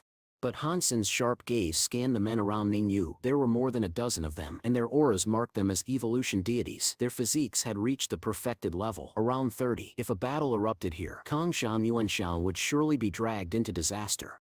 Thinking this through, Hansen spoke calmly. "I'll go with you. Let Seps find a place to talk." His sword half. Half an hour later, deep within a forest beyond the first protection zone, Hansen stood bound tightly in iron chains. Ningyu regarded him with a faint smile. "Tell me, demon god, aren't you afraid I will kill you?" Hansen's sixth voice was steady, his eyes unwavering. "Not before you get the answer you want. Until then you kill me." But inside, Hansen sneered. "You think chains are enough to hold me? If I weren't curious about what you're plotting, I would have unleashed the power of my 2 super spirit beasts already." Following Ningyu's signal, a bodyguard stepped forward and pressed a dagger to Hansen's throat. "Hand over the dagger, and you can leave unharmed." Hansen laughed coldly. "Young Master Ning, do you take me for a fool? If I don't stay hand it over I might still live, but if I do, then I certainly die." Enraged, the bodyguard slammed a fist across Hansen's face. Blood sprayed from his mouth as Ningyu ordered indifferently. "Enough, take him away. We stir going to 107. Hansen spat onto the ground, glaring. "What is 107? Ning Yushama's lips curled into a faint smile. "Yusham will find out soon enough." Ew. The group crossed the White Horse Desert and eventually reached a secluded valley. Ning Yuanshan turned to Hansen. "Now hand over the dagger, and you have to go in there." Hansen replied coldly. "I don't want to hand it over, but I also don't want to go inside." Ningyu suddenly burst out laughing. "Then you have one option left. Kill us all and escape by force." The instant the words left his mouth, Hansen's body trembled violently. With a sharp crack, the chains binding his joints snapped apart. His cold voice rang through the valley. "Then my choice is to kill." Panic spread among Mingyu's 13 evolution deities as they realized the demon god had broken free. As Hansen raised the ancient god dagger, the evolution deities quickly surrounded him. "You think an invincible dagger makes you untouchable?" one of them sneered. "Now whether you live or die is entirely in our hands." Hansen let out a quiet sigh. "What a pity. I truly don't wish to kill, but since you brought this upon yourselves, I have no choice." The moment his words fell, Ningyu and Zhan Wenshan's instinct screamed. His expression twisted as he shouted, "Fall back." But it was already too late. In an instant, Hansen rose into the air, as if lifted by an unseen force. The golden insect king appeared beneath him, its claws tearing through the evolution deities closest to Hansen. Their bodies were ripped apart in a storm of golden fury. Ningyu's heart sank in dread. Could this be an existence beyond even a divine-blooded spirit beast? Too horrifying, too terrifying. Realizing he had gravely underestimated Hansen, Ningyu closed his eyes. Resistance was pointless. He could only accept death. But Hansen pressed the dagger against his neck and asked coldly, "What's so special about this valley? What is its secret?" Ningyu's expression did not waver. "If you want to kill me, then kill me. Stop asking useless questions." Hansen's voice was ice. "Death isn't always so easy." Before Ningyu could react, Hansen lifted his hand. A dark purple ray of light surged into Ningyu's body. His eyes widened in shock as he roared. "What did you do to me?" Hansen Sif's reply was calm and merciless. "A symbiotic spirit beast, the dragon water snake. It can parasitize any living being, linking your life to mine. From now on, your life is no longer yours alone." Fury blazed in Ningyu S2's eyes. "Don't think you can control me." He raised his sword fragment to strike, but his body betrayed him. No matter how hard he tried, the blade refused to fall. The truth was undeniable. The dragon water snake was far more powerful than Ningyu. It had already claimed dominance over his body. Hansen's cold voice cut into the silence. "Every action you take, every thought in your mind, will now be conveyed to me through the dragon water snake." Ningyu struggled, defiant.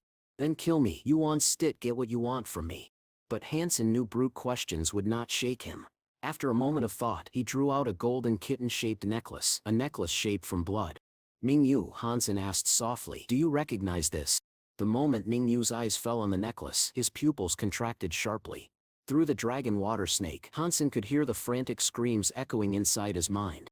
"The 9-life blood cat. Impossible. How could he have the 9-life blood cat?" Ningyu Sham's voice shook. "This can be. I investigated your background thoroughly. You cannot be a descendant of Mentor Hansen." But even as he spoke, his face paled with realization. No, you are. You must be. If you weren't Set, who else could possibly reach such a level?" His expression grew tangled, complex. He finally said in a low voice. "The Ning family has a rule. If we encounter a descendant of Mentor Hansen, we must treat them as benefactors. If you had shown this 9-life blood cat earlier, none of this would have happened." Hansen's reply was sharp and cold. "Benefactors? Then why did your family seize my family SIP's assets? Why plot against my father?" Ningyu shook his head quickly.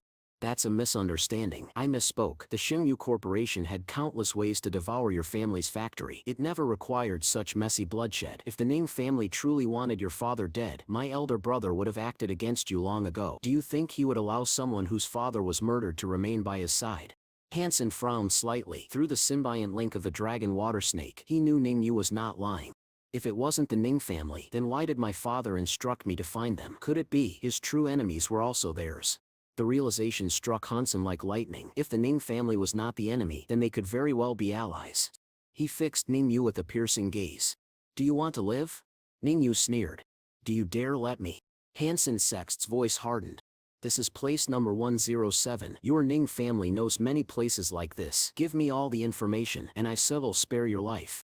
Without hesitation, Ningyu revealed everything he knew. When he finished, Hansen spoke indifferently. "You can go." Ningyu turned to leave, but paused. "Only the Ning family can claim descent from Mentor Hansen. Those who are not our friends are certainly not our enemies." With that, he departed, offering no further explanation. Hansen did not stop him. At this point, a living Ningyu was far more valuable than a dead one. After Ningyu departed, Hansen turned his eyes toward the massive flowers and sprawling vines within the valley. Without hesitation, he summoned the battle angel. At his command, she soared into the air, wings shimmering as she advanced toward the vines.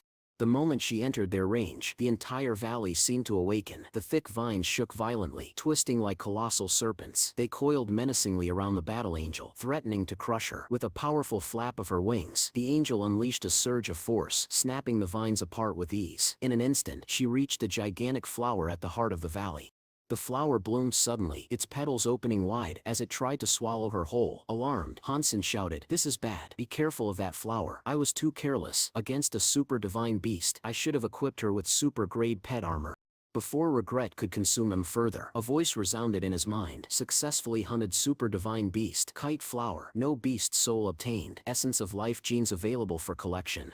Stunned, Hansen stared at the victorious battle angel. His thoughts swirled. Isn't she my little girl from before? Both are super divine beasts, yet this one is even more terrifying than the golden devouring cane. I'm rich now, truly rich.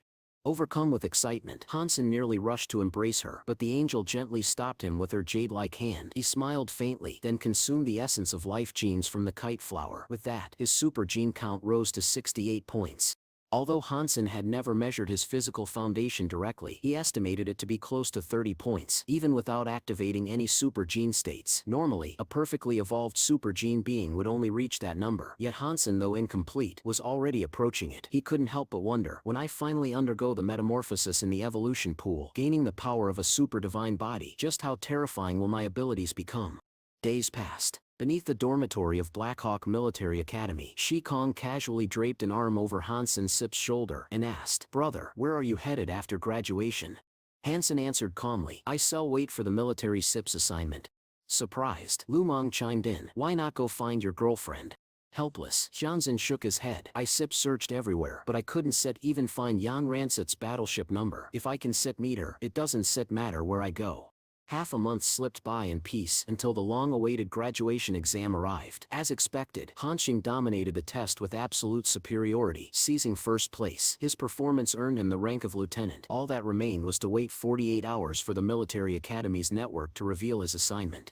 On the appointed day, before Hansen could check his posting, Wang Mingbang rushed to him. Her head lowered, Hansen asked directly, "Is the unit you stir joining called the Valiant Goddess?" Puzzled, she replied, "Valiant Goddess? No, we set her assigned to the Royal Armored Corps. Could there be a mistake?" When she checked the information, her face grew worried. Hastily, she pulled out her communicator to confirm. Meanwhile, Hansen studied the strange details on the brain network. His brow furrowed. No base, no region, not even a unit number, only the name of a battleship, the Valiant Goddess, belonging to the cooking team. I'm a lieutenant fresh out of the academy, so why would I be placed in the cooking team?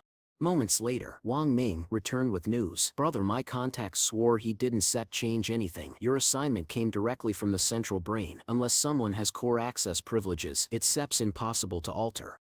Hansen considered her words, then asked, "Could the Ning family be behind this?" She shook her head firmly. "No, they may have influence in the military, but not to this degree, and if it were them, it wouldn't go unnoticed." Hansen laughed lightly. "If no trail can be found, there sits no need to overthink. It doesn't matter where I go. Since someone wants me aboard the Valiant Goddess, then I go and see for myself." Leaving the academy behind, Hansen entered the world of hideouts, venturing into a dense forest near Steel Hideout. There, Lin Beifeng greeted him joyfully upon receiving the Blood Spirit armor. Finally, Hansen had reached the second spiritual hideout. He nodded and said, "I plan to complete my perfect gene before enlisting. To finish the Blood Spirit armor, I still need 15 divine gene points. I won't take your money, just provide me with the flesh and blood of Blood Spirit creatures." Delighted, Lin Beifeng agreed readily. "That's excellent news. Leave it to me. With 3 months before enlistment, what do you plan to do until then?" Hansen replied calmly, "I have more important matters to attend to, like studying ancient texts." A few days later, in the vast expanse of the White Horse Desert, Hansen rode the Golden Fur Marquis at full gallop. His eyes gleamed with excitement as he muttered, "Little birdie, I been coming." For half a day he rode tirelessly, but soon doubt crept into his mind. Sitting atop the Golden Fur Marquis's back, he frowned. This should be the direction, right? A snowy mountain couldn't just grow legs and walk away. Even that burnt black tree is gone. Damn it, don't tell me I'm actually lost. While Hansen pondered in confusion, 4 figures appeared on a distant sand dune, each riding their own mount. One of them suddenly shouted with joy, "There's someone over there. We her saved." Hansen was the first to notice them. His instincts sharpened. Anyone daring to enter the White Horse Desert can't be ordinary. One rider approached and greeted him politely. "Friend, could you sell us some water?" This man was Junyu Shang. Having ventured into such a perilous place, he understood Hansen was no common wanderer and kept his tone respectful. Without a word, Hansen pulled out a water pouch and tossed it over. Junshang was overjoyed, quickly thanking Hansen as he prepared to share the water with the others. But before he could, another man, Tai Langfang, snatched it away. With practiced caution, he tested the liquid on a strip of paper. Only after confirming it wasn't poison did he drink deeply, relief washing over his face. After a few gulps, Tia Langfang turned to Hansen. "Thank you, friend. Do you know the way out of this desert? If you can lead us, I still reward you with a blood spirit beast soul." Hansen pointed off into the distance. "I have no plans to leave for now, but if you travel in that direction, in 3 or 4 days you still reach the Gobi Desert." Tia Longfang was finished. "Have you heard of the Stelfist demigod?" At the name, Hansen raised his head slightly in surprise. "You mean Juzita?" Tia Longfang smiled faintly and gestured toward Junchang. "This man is Junchang. The Stelfist demigod is his grandfather. If you help us, we can guarantee you entry into the Stelfist school and make you a true disciple." Hansen shook his head. "I appreciate your kindness, but I truly have pressing matters. You should go on ahead." In the past, Hansen might have considered the offer. After all, becoming a disciple of the Stelfist demigod was no small honor. But now he thought differently. Can techniques like the Stelfist truly compare to the Celestial Shift scripture? The ancients had no teleportation devices, yet with mortal flesh alone, they could tear through space and step into hideouts. Rather than waste time on Stelfist techniques, I should study the ancient texts. Junior Shangrong's sister. Junior Shangrong stared at him in disbelief. You don't stet want a blood spirit beast soul. You don't stet want to become a disciple of the stealthist demigod. Just who are you? Junior Shang tried again. Perhaps you don't sit, believe me. That sip's fine. I can even teach you 2 moves of the stealthist right now. Hansen only laughed. I really don't sit need it. Instead, tell me this, have any of you seen a snowy mountain in this desert? That sip's what I sips am searching for. If you can guide me there, once I finish my task, I sit will lead you safely out. At that, Tia Longfang Sip's sister, Tia Wei, hesitated before speaking. A snowy mountain? Do you mean the one with only its peak covered in snow? The next day, under their guidance, Hansen finally saw it. From a distance, Tia Wei pointed. Is that the one? But Hansen frowned. No, this isn't right. That mountain looks more like a volcano. It lacks the towering, treacherous shape of the one I stem seeking. At that moment, Junshang spoke gravely. We can continue forward. Ahead lies the territory of the blood-bone demons. Hansen was momentarily stunned. Tia Langfang explained further. There are at least 1,000 of them, and among them, a blood-bone demon king. Instead of fear, Hansen's cyst eyes lit up. Even better, I step am still lacking divine genes.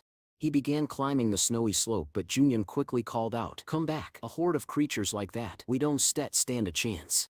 Hansen ignored her warnings. He summoned the demonic horned serpent Bao and drew the bonefish sword, his gaze fixed on the monstrous figure at the cave entrance. This one doesn't look simple. Could it be a divine beast as well? Tia Longfang stepped beside him, lowering his voice. Hansen, even your arrow one set pierced the blood-bone demon king, and if the horde charges, we sit'll all be slaughtered. Hansen considered this and nodded. You make a fair point, then go on ahead. Wait for me. After I kill the demon king, I still come find you. He tossed the remaining water pouches to Junchang. The 4 looked doubtful. You can possibly think to slay the blood-bone demon king alone. Tia Longfang protested. If you really want to kill it, we can think of another. But Hansen cut him off coldly. Go. I alone am enough. His tone left no room for argument. Realizing he wasn't joking, the 4 had no choice but to leave. Half an hour later, the piercing screams of the blood-bone demon king echoed across the vast desert, so deafening that even Zhu Shangwan and the others, dozens of miles away, felt their ears ache. Tiao Langfang gazed toward the towering mountain and muttered in astonishment. That guy really took action. Gu Yuan hesitated. But he did help us. Should we really just ignore him like this? Tia Wei thought for a moment before replying. Let Steps wait here a while. He has a divine mount. Maybe he has a chance to escape. If he does, we can pick him up. At that very moment, Hansen stood face to face with the monstrous blood-bone demon king. Excitement gleamed in his eyes. Ordinary divine beasts can withstand a single strike from me, he whispered to himself. This blood-bone demon king must be a supreme divine beast. Summoning his golden mane lion, Hansen charged into battle. The enormous lion roared and plunged into the horde of blood-bone demons. With a single stomp of its colossal paw, it crushed countless enemies beneath its weight. Although the lion lacked defensive abilities, its immense size made it a devastating weapon of its own. In moments, Hansen reached the Demon King. He released the Golden Worm King, which lunged directly at the enemy. The 2 titans clashed, yet neither could overpower the other. Seeing this stalemate, Hansen summoned the Holy War Angel. In a flash of light, the angel vanished, only to reappear with arms that struck like 4 sharp blades. In one swift motion, it cleaved the blood-bone demon king in half. Hansen stared at the severed body with suspicion.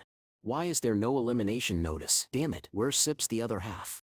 Hours later, when Qiu Langfang and the others returned, impatience having gotten the better of them, they were stunned. On the snowy mountaintop lay the colossal corpse of the Bloodbone Demon King. Its body split apart. Bloodbone demon corpses carpeted the area, but Hansen was nowhere to be found. In truth, Hansen had pursued the blood trail into a pitch-black cave. Relentlessly following it, he came upon a stone cavern where the trail abruptly ended. There, resting in eerie silence, was a newly sealed chest. Hansen Sista's eyes narrowed in surprise. This is clearly an Alliance product. Could someone else have broken through the demon defenses before me? Without hesitation, he ordered the Holy War Angel to strike. With a single blow, the chest split open, revealing 3 vials of enhancement fluid and a golden memory card. Yet, the gene page inside bore no notes, no information.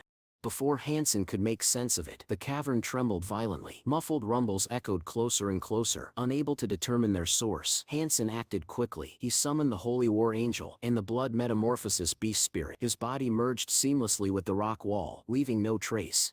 Moments later, the severed half of the Bloodbone Demon King emerged from a wide stone passage. But what followed left Hansen speechless. A gray rhinoceros carrying a rider.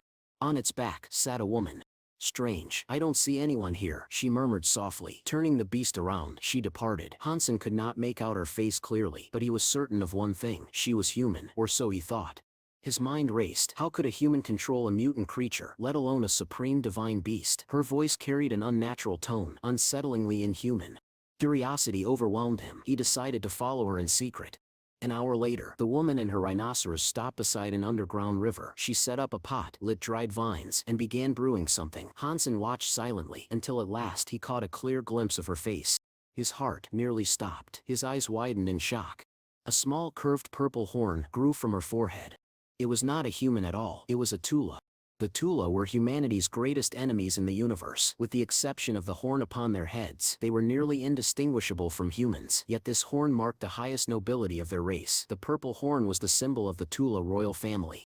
Hansen-Sit's thoughts raced in horror. Impossible. The Tula cannot survive in the refuge world. The very laws here reject them. They die within days. How could one appear here, and a royal at that? What terrified him even more was her strength. A Tula, who had passed adolescence, could easily reach a physique of over 100. If this woman had already achieved such a level, she could single-handedly massacre every human in the first refuge.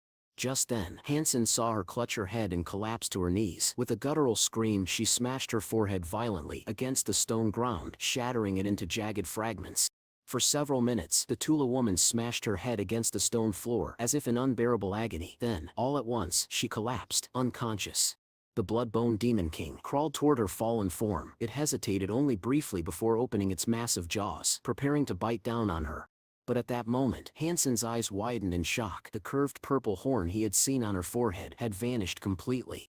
What? Was I imagining it earlier? If she was truly a Tula, I wouldn't hesitate. But now she looks like an ordinary human. He could not allow her to be devoured. Without hesitation, Hansen summoned the Holy War Angel. With a thunderous slash, the angel struck the Demon King aside. The gray rhinoceros immediately charged toward Hansen, but he countered by summoning the Golden Sandworm King. The clash between the two colossal beasts shook the cavern, giving Hansen just enough time to lift the unconscious girl and carry her to safety. Touching her forehead, Hansen confirmed, "There's nothing here. Maybe that curved horn I saw was just decoration." Meanwhile, the Holy War Angel suppressed the Bloodbone Demon King completely. Hansen drew the ancient wolf blade and, with one decisive stroke, decapitated the monster. A clear voice rang in his mind. Successful hunt. Supreme Divine Beast. Bloodbone Demon King has been hunted. Beast soul unobtainable through consumption. Essence of life genes collectible. Flesh and blood cannot be consumed. Elated, Hansen carried the unconscious girl into a strange tent nearby. There, his gaze fell upon 5 radiant red crystals lying atop a tarpaulin. His heart nearly leapt from his chest. Essences of life genes. This is fortune itself. Heavenly mana dropping straight into my lap. Mine, all mine. Greedily he pocketed the crystals and stepped out of the tent. Outside, the Golden Sandworm King still battled fiercely with the rhinoceros. Suddenly, Hansen froze. The girl stood silently behind him. She was awake.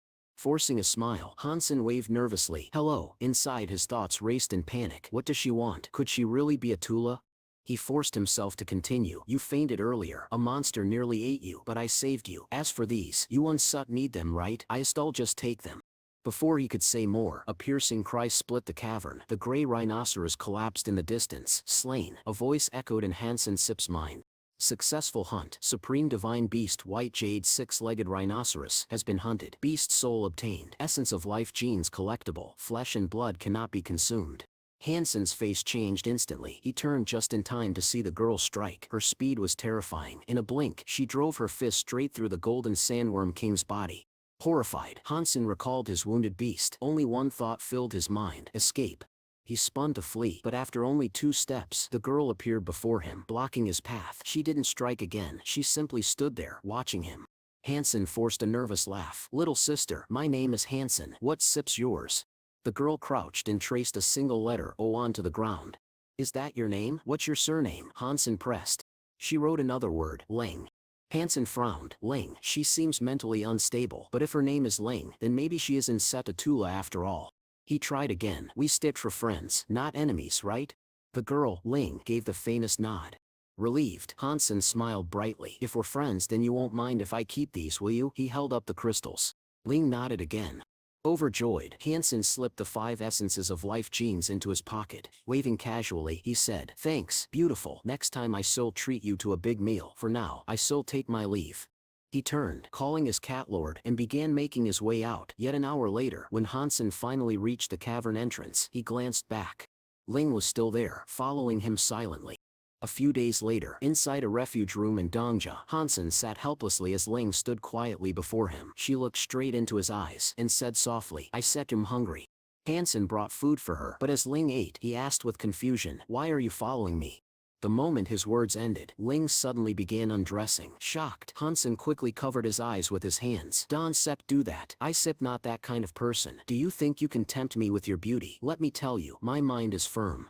Yet, even while saying this, he couldn't resist peeking through his fingers. That was when he froze in astonishment. On Ling's smooth white back was a strange tattoo, blood red in color. At first glance, it looked like a cat, but not a cat. Like a fox, but not a fox.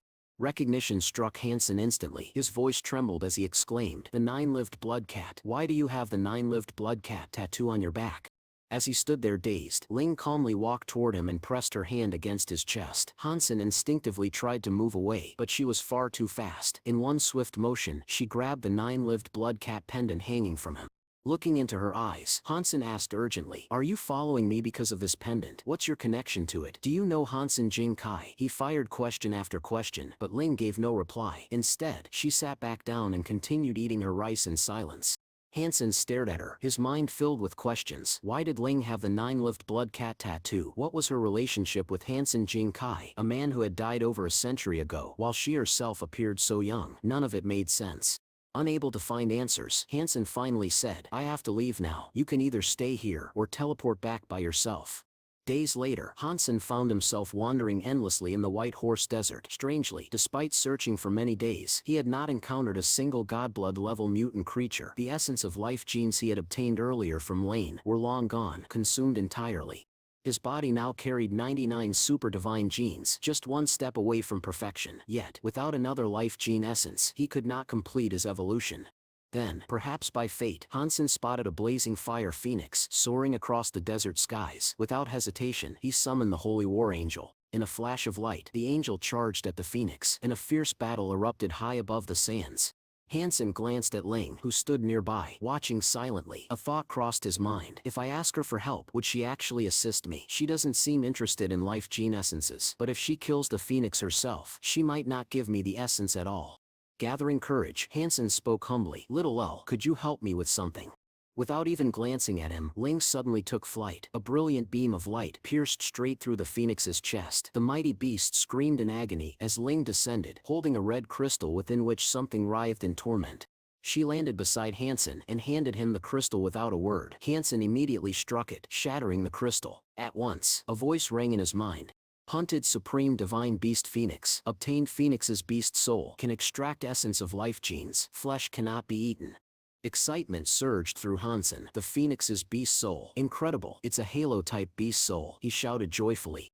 With another life gene essence gained, Hansen returned to the refuge with Ling. Meanwhile, in the office of Chang Jinhong, leader of the Special Operations Team, urgent documents lay on his desk. A team member rushed in, reporting, "Leader, a squad captain has submitted a request to trade beast souls. He wants to deal directly with us." Annoyed, Zhang Yuanjianhong barked, "Can sit you see I sip him handling an emergency. Do I need to teach you how to deal with such trivial matters?"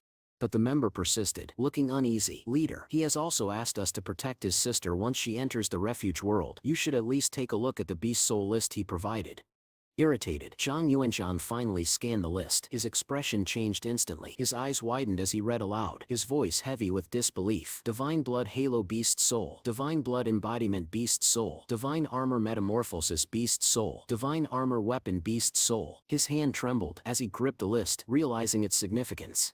At the same time, far away, Hansen stripped down and immersed himself in the purification pool. Hours passed as his body underwent transformation. Finally, the evolution was complete. Feeling the powerful changes within, Hansen muttered to himself, "No wonder so many pursue bodily evolution. This sensation, it sits like being reborn. Even an aged body feels young again, overflowing with vitality." A voice suddenly echoed inside Hansen Sip's mind. "Evolution successful. Received consolation of the evolved. Lifespan increased by 100 years. Gained divine body of the earth spirit."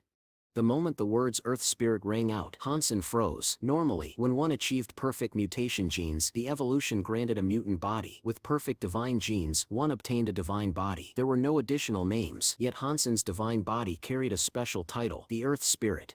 These two simple words left him both shocked and delighted. At once he checked the description of this new divine body. The explanation was brief, just one line. All spirits under heaven submit to this hellish divine body.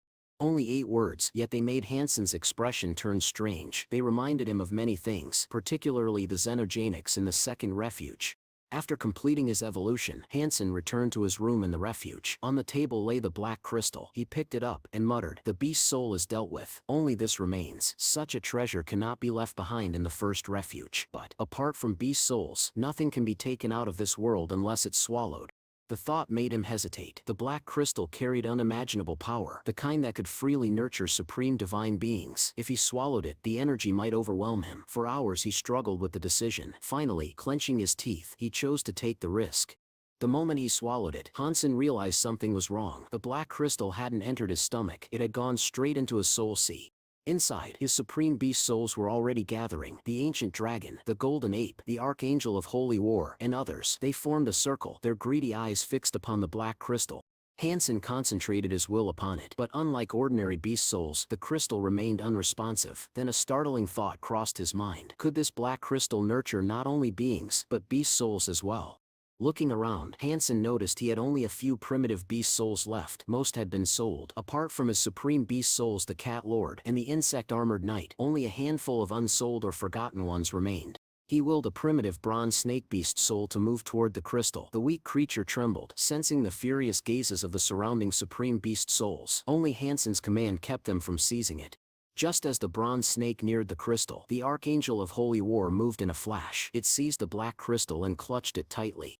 Hansen frowned. Ever since devouring the golden ape's flesh and blood, the archangel had begun to display unsettling autonomy. He was about to order it to release the crystal when the archangel looked at him with pleading eyes, desperate and full of longing. Hansen hesitated. He remembered the note that this beast soul carried the potential for further evolution. Finally, he relented. "All right, show me what you can become." The archangel swallowed the crystal. At once, brilliant soul rays erupted from its body. As if an angel was ascending to sanctity, the light coalesced into a massive sword that enveloped the archangel completely. Watching the transformation, Hansen muttered to himself, "So I was still too naive. If the crystal was meant for beast souls, I should have let them consume it from the beginning. Then I wouldn't have risked my own life." A few minutes later, Hansen left the refuge through the instant teleportation array, returning to the Alliance. As he looked back, he noticed Ling had also been transported out. He frowned. The refuge doesn't require leaving the same way you enter. Could she really have used the exact same teleportation array? Impossible, but it doesn't matter. Once I finish my affairs, I'll re-enter through the second refuge. There, she won't be able to follow me. After settling his matters, Hansen returned to the teleportation station. He closed his eyes, praying to arrive in a location with a strong human presence. But when he opened them again, he was stunned. All around him stretched a vast snowy wasteland, no sign of any human refuge. Just as he prepared to scout the area, the air around the teleportation array warped. A familiar figure stepped out. It was Ling. Hansen sighed helplessly. "How did you follow me here?" Unable to shake her off for now, he accepted the situation. Together they stepped out of the icy cave into a frozen world. Towering trees cloaked in snow, every branch covered in silver frost. In the distance, atop the tallest snowy peak, Hansen spotted a castle faintly visible through the mist. His heart stirred. A thought flashed in his mind. That must be the refuge of the xenogenics. The xenogenics were intelligent extraterrestrial beings, their hierarchy similar to the xeno-beasts. They were divided into 4 tiers: servants, knights, nobles, and royals, corresponding to the common, primitive, mutant, and divine blood levels. As Hansen gazed at the distant fortress, an urgent voice suddenly called out behind them.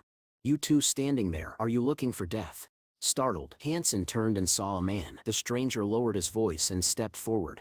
"You just arrived. Didn't set you. My name is Shu Du. I've been trapped in this strange place for over a year, so consider me your senior. Let me give you some advice. Don't wander out there. Your luck is terrible. Some people get transferred here and never survive." Hansen frowned in curiosity. "Senior, what is this place exactly? Is there any human refuge nearby?" Shude sneered. Impossible. Humans could never build a refuge here. Do you see that noble xenogenic fortress on the peak? Inside live noble xenogenics, along with over a dozen mutant-level xenobeast and hundreds of primitive armored beasts. To put it bluntly, even if we all fought together, we wouldn't be enough to fill their teeth crevices. He continued grimly. This place is barren of creatures. To hunt, you have to travel far, all while avoiding those xenogeneics in their refuge. Anyone transferred here is unlucky, unable to collect normal genes, making physical improvement extremely difficult. My advice, don't rush. Stay here for a few days, wait until more people arrive, then sneak out together to hunt. Seeing Shude's sincerity, Hansen expressed his gratitude. After gathering enough information about the area, however, he chose not to remain. Instead, he teleported back to the Alliance with Ling. A few hours later, Hansen entered the verification hall. He approached the staff and said calmly, "Please process my divine blood purification verification." The hall grew silent. People around him turned in shock. Staff member scanned his credentials and stammered. 20 years old, graduate of Black Falcon Military Academy, already achieved the rank of lieutenant. Another attendant hurried forward, bowing slightly. "Lieutenant Hansen, please cooperate with us for the routine test." After completing the Divine Blood Noble certification, Hansen brought Ling to the strength testing hall. He wanted her to undergo a simple test first. Pointing at the device, he said, "Punch here with your full strength." Ling, as always, obeyed without question. She stepped forward, swung her fist, and struck the machine. The number jumped instantly, 97.0472. Hansen's sex eyes narrowed. Not yet 100, but this physique is already incredible. Next, Hansen tested himself. Without any fusion, he struck with his bare hand. The number jumped wildly before settling at 70.002. A grin spread across Hansen's face. Physique 70. The super divine physique truly lives up to its name. Ordinary divine physiques cap around 30. This is far beyond them. He recalled the Alliance's survey data from Conservation Area Number 2. Ordinary xenobeast ranged from 0 to 20, primitive creatures from 20 to 50, mutants from 50 to 80, and divine bloodlines above 80. Encouraged, Hansen summoned the Fairy Queen and fused with her. Activating the ancient curse and overload, he unleashed his full strength in a devastating punch. The machine rattled as the numbers climbed higher and higher, finally halting at 81.6735. Excitement filled Hansen. Physique 81, combined with Ling 6 near 100. Even against divine bloodline creatures, we can stand our ground. Xenogenic nobles only measure between 50 and 80. With this strength, I can crush them. Later, to ensure Ling's safety, Shangzhen purchased a house for her. With his current wealth, the expense was trivial. He spent half a day teaching her how to use communication devices, make purchases, and access the internet. When she had learned it all, he said firmly, "I will be leaving for military service soon. Stay here. If anything happens, use the communication device to contact me." Ling nodded slightly. Hansen sighed in relief. At least she wasn't clinging to him. A few days later, bored, Hansen logged into the two-player combat platform, which he hadn't used in a long while. To his disappointment, the Fairy Queen's name was grayed out again. In his friend list, only Tian Shuhe was online. In the past, Hansen had been eager to fight her, but now, his enthusiasm had waned. He was about to close the list when suddenly, a duel invitation appeared from Tianxia. Hansen hesitated, then accepted. After all, she had once practiced with him patiently and never looked down on him. Entering the room, Hansen saw Tianxia speaking with a middle-aged man in his 30s or 40s. The man's name was Lu Bang, a renowned figure from the Battle God Martial Arts Hall, respected across the martial world. Soon, the match began. Hansen suppressed his strength, holding back to match Tianxian Sui's level. Yet even so, she was utterly helpless. From the first punch to the last, Hansen overwhelmed her completely, shattering her defense without effort. Tianxi had no chance to fight back. Blow after blow, Hansen forced him from the center of the arena to the very edge, his storm-like punches crashing down mercilessly. In moments, Tianxi was defeated. He could not accept it. In the past, his physique had always dominated Hansen's. Now to lose so utterly, it was unthinkable. He clenched his fists, ready to demand a rematch. But before he could, Lu Bang raised a hand and stopped him. "There's Seps. No need," Lu Bang said calmly. "You are not his match." Tianxi sips, eyes widened. "What do you mean? His physique is far stronger than yours. Can you feel it? He was intentionally holding back when fighting you." The words struck Tianxi like thunder. His voice trembled. "Impossible." But Lu Bang did not explain further. Instead, he sent Hansen a duel invitation directly. Hansen was momentarily surprised to see a stranger challenging him, but without hesitation he accepted. Word spread quickly. By the time the duel began, the stands were full. Students and friends of Lu Bang crowded into spectator mode. It was rare to see him fight, and no one wanted to miss it. Lu Bang glanced at Hansen and asked, "Which unit are you from?" Hansen's reply was calm and firm. Sorry, that is military experience. With that, the match began. Liu Bang's expression hardened. Without warning, his right leg shot out like a sledgehammer, a sudden strike that allowed no time to prepare. Hansen's heart jolted. He barely managed to dodge. Captain Liu is serious, someone cried from the stands. Not giving Hansen time to breathe, Liu Bang leapt high, raining down 5 lightning-fast whip kicks. His right leg sliced the air so quickly that it left after images behind. Each strike forced Hansen back, his body trembling from the impact. Liu Bang thought silently to himself, this man hides his killing intent too well. Such control can only be forged in true life-and-death battles. In all my years I have only seen one man with this kind of ability. Meanwhile, Hansen's eyes narrowed. This opponent's killing intent is overwhelming. There's only one way to win, a head-on clash of strength. This time, Hansen did not retreat. He lunged forward, meeting Liu Bang's leg with his own. Their kicks collided in midair with a thunderous boom that shook the arena. Liu Bang roared, leaping skyward. His body blurred into 7 after images as his legs struck down in rapid succession. 7 deadly strikes, a spectator shouted in awe. 7 kicks in an instant, no gaps at all. Even top-tier evolved beings rarely achieve this. Hansen gritted his teeth, blocking 6 of the strikes, but the 7th broke through. The final impact sent him flying, blood spraying as his body crashed to the ground. Struggling up, Hansen wiped the blood from his mouth. His gaze was sharp, unyielding. That leg technique, what is it called? Liu Bang stood tall, his voice steady. 7 deadly strikes, my ultimate skill. You did well to block 6. 7 deadly strikes. Hansen muttered the name, his eyes burning with resolve. Slowly, he straightened his back and stared at Liu Bang. Do it again. Liu Bang burst into laughter. As you wish. In an instant, he vanished. His body descended like a battle axe, a mountain of force crashing down from above. Yet when his strike landed, it hit nothing. Hansen's figure had already slipped away, leaving only an afterimage. A chill ran through Liu Bang. As he turned, danger loomed. He crossed his arms over his chest, just as Hansen's counterattack struck like rolling thunder. The impact rattled his guard, numbing his arms. If he blocks this move, his arms will be crippled, Hansen thought coldly. Liu Bang roared and lashed out with another desperate kick, but once again, it hit only Hansen's fading afterimage. Even with numb arms, he still counters, truly a seasoned fighter with iron will. Hansen thought as his body blurred once more. This time, 8 afterimage legs appeared in the air. Liu Bang's eyes widened in shock. 8, you can unleash the 8th leg. Disbelief froze his face. He no longer even thought to dodge. The next instant, Hansen's final kick exploded against him, blasting him back and ending the duel decisively. A few days later, Hansen sat aboard a spaceship that had traveled across half the Alliance, heading toward the Donging star system. A passenger beside him struck up a conversation. Friend, why are you so interested in ancient literature? These days, almost no one bothers with old texts. Hansen smiled faintly. Gaining more knowledge is never wrong. But, in his heart, he thought otherwise. It's not that I want to read ancient texts, but this book on celestial movements, I can't understand it without some study of ancient knowledge. I have no choice. When the ship finally docked at the Donging spaceport, Hansen saw his destination, the warship known as the Goddess of Eternity.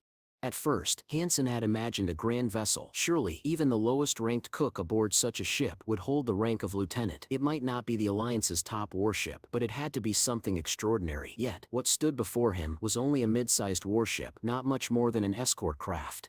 By the end of the day, Hansen reported to the kitchen. The squad leader, a plump man named Lim Xing, greeted him warmly. It's rare for our kitchen to have a newcomer. I'm the squad leader here, so consider me your direct superior. This isn't like other units. There's no need to be overly formal. For now, just help out with odd jobs.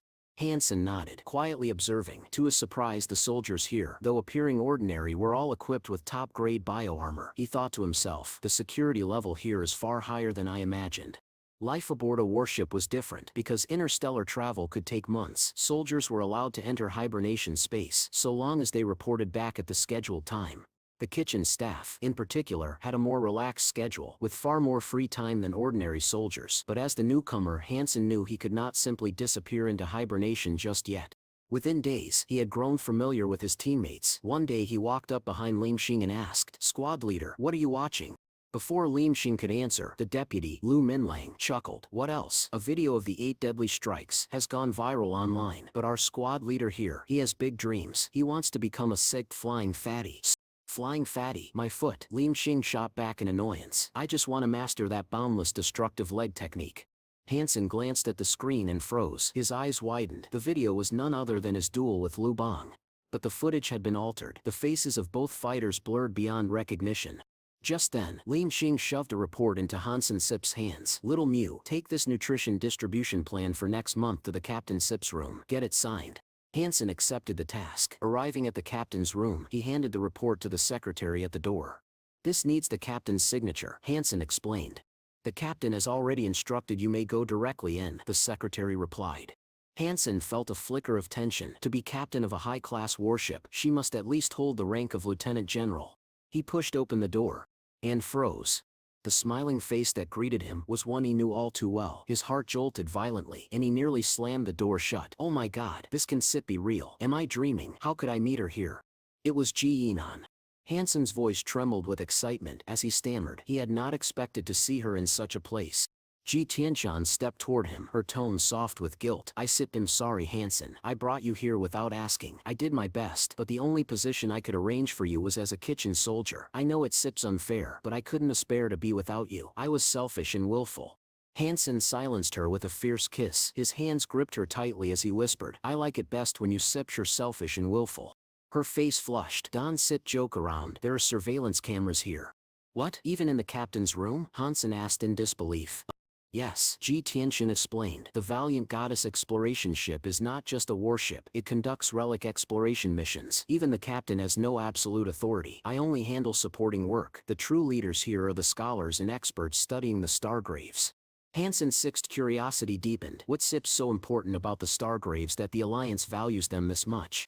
Ji Qianshan's gaze grew serious. Have you heard the legend of the crystal race? It's said they possessed powerful spiritual abilities, able to control objects with thought alone. Whether that's true or not, one fact is certain. The crystal race had incredible crystal-based technologies. Among them, the most important are memory crystals. Those with strong spiritual power could imprint their memories inside, or extract memories from them. Their storage capacity far surpasses the human brain. If the Alliance can unravel the secrets of the Stargrave civilization, our technology will advance by leaps and bounds. Zhang Yuan picked up a crystal the size of a fist and pressed it gently against Hansen Sip's forehead. With a calm voice, she told him, try to sense it. Do you feel anything? Hansen answered honestly, it feels like my brain is being electrocuted. Other than that, I don't feel much difference. Ji Yinan did not respond immediately. Instead, she picked up a book from the desk, flipped to a certain page, and asked, tell me, what is the 8th character on the 3rd line of page 15? At first, Hansen was about to say that there was no way he could remember something so specific, but in that instant, the page vividly appeared in his mind. The details were crystal clear. He recalled it effortlessly and spoke out the exact character. Startled, Hansen exclaimed, how is this possible? Is this the effect of the crystal? Ji Yinan nodded, yes. This type of crystal, excavated from the Stargrave ruins, can enhance and further develop the functional efficiency of the human brain. At the beginning, the effect is the strongest, though it will gradually weaken, but a small part of the enhancement is permanent. It's very beneficial for human brain development. Hansen was taken aback. These were surely secrets beyond his clearance. Is it really okay for you to tell me this? Ji Kongyuanshan mischievously stuck out her tongue. It is indeed a secret that you don't have the authority to know. But who says you stirred? Not my boyfriend. Just don't tell anyone, or I still be in trouble too. Hansen raised his brow. Didn't you say there are surveillance cameras here?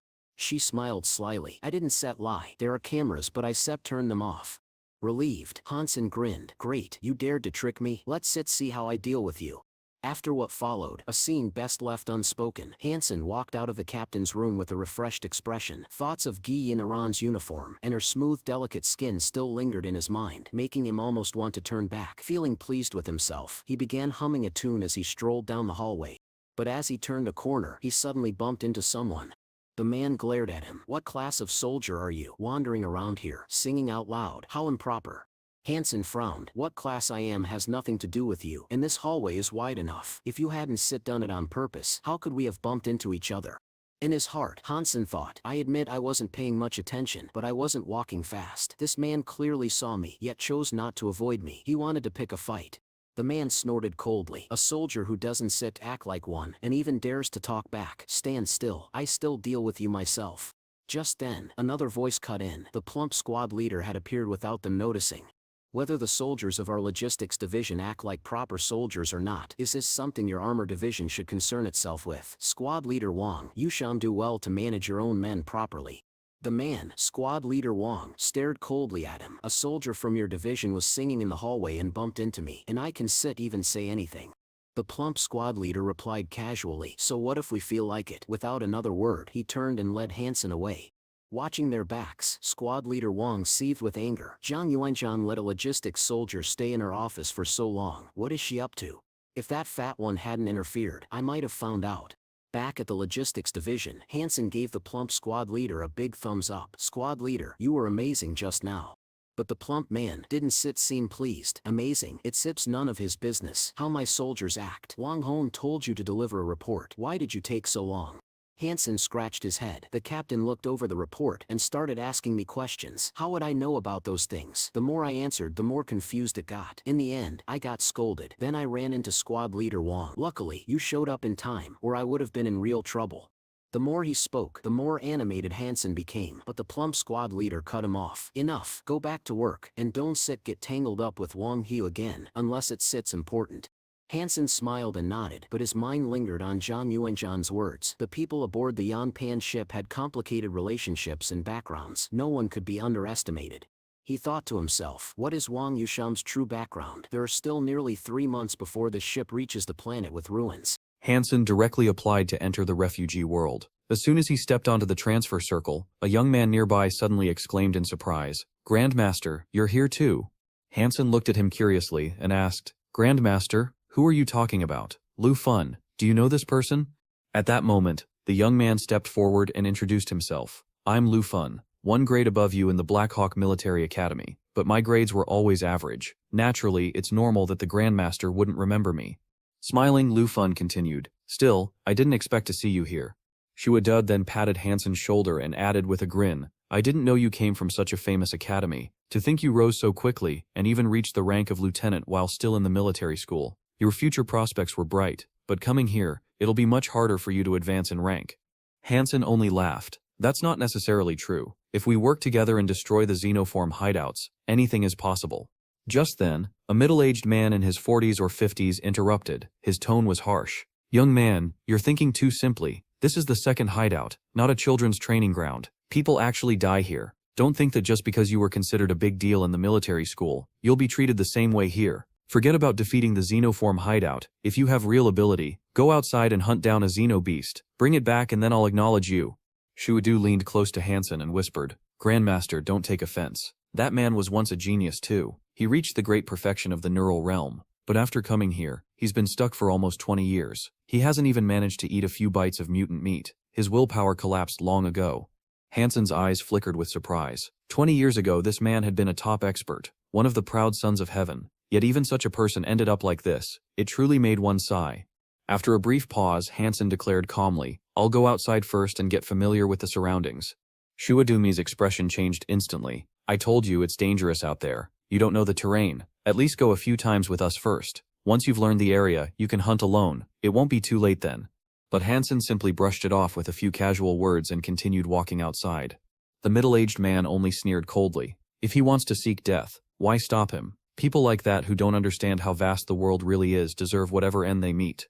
Moments later, Hansen summoned Miao Jun and rode on its back, heading straight toward the snow-capped mountains. But not long after leaving, a chilling roar echoed through the air. A beast, its body as white as snow, came charging toward them. Hansen's eyes narrowed. That must be the ice armor beast Shuadu mentioned. Without hesitation, he ordered, "Miao Jun, go meet it head-on." Since Miao Jun was clad in super-level armor, Hansen wasn't worried about its safety. The valiant beast leapt forward, colliding fiercely with the ice armor beast. At first, Miao Jun had the advantage. The ice armor beast was only a primitive-level xeno beast, while Miao Jun was a true god-blooded battle pet. But Hansen frowned as he observed the clash. Even a primitive-level creature here is so strong. This second hideout is truly extraordinary. The quality of these beasts far exceeds the first hideout. The two beasts fought for dozens of rounds. The ice armor beast was soon covered in wounds, while Miao Jun had also taken some minor injuries. Hansen now had a rough understanding of its strength. Just as he was preparing to step in and finish the fight, the ice armor beast suddenly let out a strange roar. What happened next shocked him. Before his eyes, the beast's wounds began closing rapidly, its flesh regenerating at a speed visible to the naked eye. The icy armor on its back spread across its entire body until it transformed into a massive crystalline monster. Even its claws gleamed like crystal blades. Hansen's expression shifted between astonishment and delight. Excellent. This is a xeno beast in a living gene-activated state. He understood immediately. In the second hideout, some beasts could trigger this transformation, just like evolved humans could awaken their superparticle genes. In this state, the beast's living nuclei mutated, drastically increasing its combat strength. Hansen's eyes gleamed as he concluded, if I can hunt such a creature, the soul beast obtained will also be activated, far stronger than its ordinary counterparts. Hansen immediately recalled Miaojun, aware that Miaojun stood no chance against a Xeno beast in its activated state. Once it lost its target, the activated Xeno beast charged straight for Hansen. Just as Hansen prepared to act, a frantic shout rang from the side. Hansen, be careful! Hansen turned, and to his surprise, saw who had arrived. He had not expected Yang Manly to be dragged into this demonic place as well. Seeing Hansen in a life-or-death moment, she had instinctively called out. Yang Manly felt both startled and angry at herself for breaking his focus. She berated herself silently. I should not have shouted. She wanted to rush forward to help, but it was too late. Before she could move, Hansen struck. He punched the activated Xenobeast cleanly on the head. With a thunderous impact, the creature was sent flying dozens of meters away. A system notification chimed inside Hansen's mind. Hunting successful. Hunted an activated Xenobeast. Obtained the activated Xenobeast Soul Beast using its flesh and blood. Can randomly obtain 0 to 10 primitive gene points. Hearing the voice, Hansen could not help but smile. Unexpectedly, the very first Xenobeast he hunted in the second hideout yielded such a soul beast. This felt like a promising omen. He paid little attention to the corpse. He turned to Yang Manly with a grin. So it is you, Manly. I did not expect you here. Is there no special operations team from your Safe Action organization? Young Manly, recovering her composure, answered, Before you arrived, I was the only one from the Safe Action organization here. When I first heard you were coming, I could not believe it, but you truly have come to this cursed place. Hansen asked, casually, Do you know where this place is? How far is it from the nearest human hideout? Young Manly shook her head. I do not know. I have no idea where this demonic place lies in relation to the second hideout. So far, no one has escaped from here and found the other's main gathering place. Hansen shrugged and smiled. That is not so bad. If the place is sparse, then there will be less competition for hunting Xenobeasts. Young Manly opened her mouth to argue they first had to be able to kill these beasts, but when she looked at the activated Xenobeast's corpse and remembered Hansen's punch, she swallowed the retort. The sight only confirmed Hansen's strength. A few minutes later, Young Manly and Hansen entered a nearby cave together. Alone with her thoughts, Young Manly reflected, I am also a neural cultivator, a pseudo-great perfection evolved human. Yet facing such a Xenobeast, not even one punch would be enough. Even if I struck it 100 times, I could not kill it. The reality here had drained her confidence. Suddenly Hansen asked, Have you heard of Jing Jing?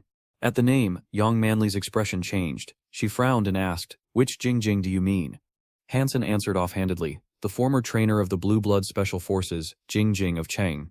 Young Manly reacted with shock. How do you know Jing Jing? You should not have any connection to such an outsider.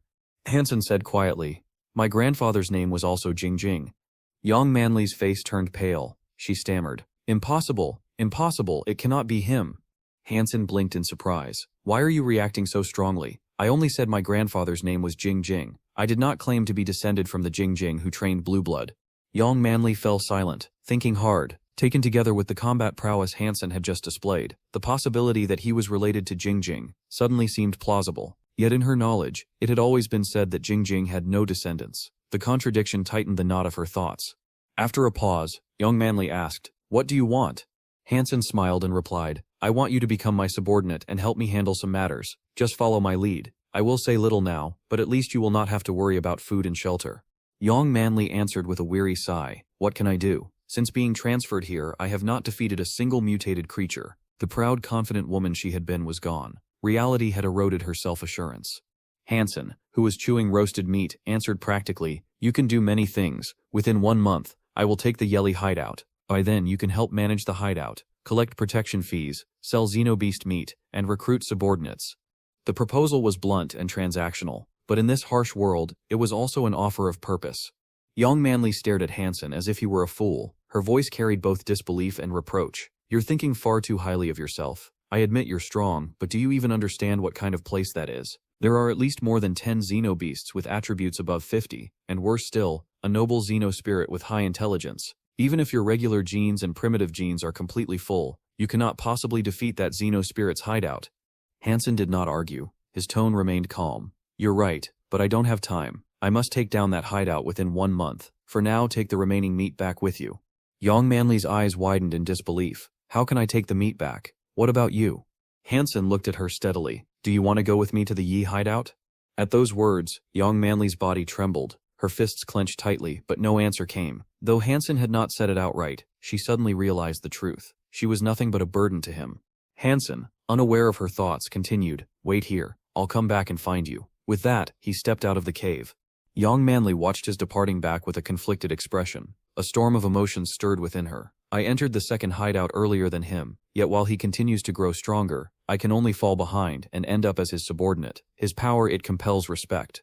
Meanwhile, Hansen thought privately, "If she ever discovers the true extent of my strength, I'll never be able to explain it clearly." Without hesitation, he mounted the golden-maned lion and rode toward the Xenospirit's hideout deep within the snowy mountains. Hours later, the towering peaks loomed closer, but before Hansen stretched a vast ice crevasse, nearly 100 zang wide, he prepared to summon the Golden Sand King Worm to carry him across when suddenly, cracks echoed from below the ice. Hansen's gaze snapped downward. From the depths, a giant spider clawed its way up the icy wall. The pale creature had spotted him, its many eyes gleaming with predatory hunger. The white spider scrambled out of the crevasse with terrifying speed.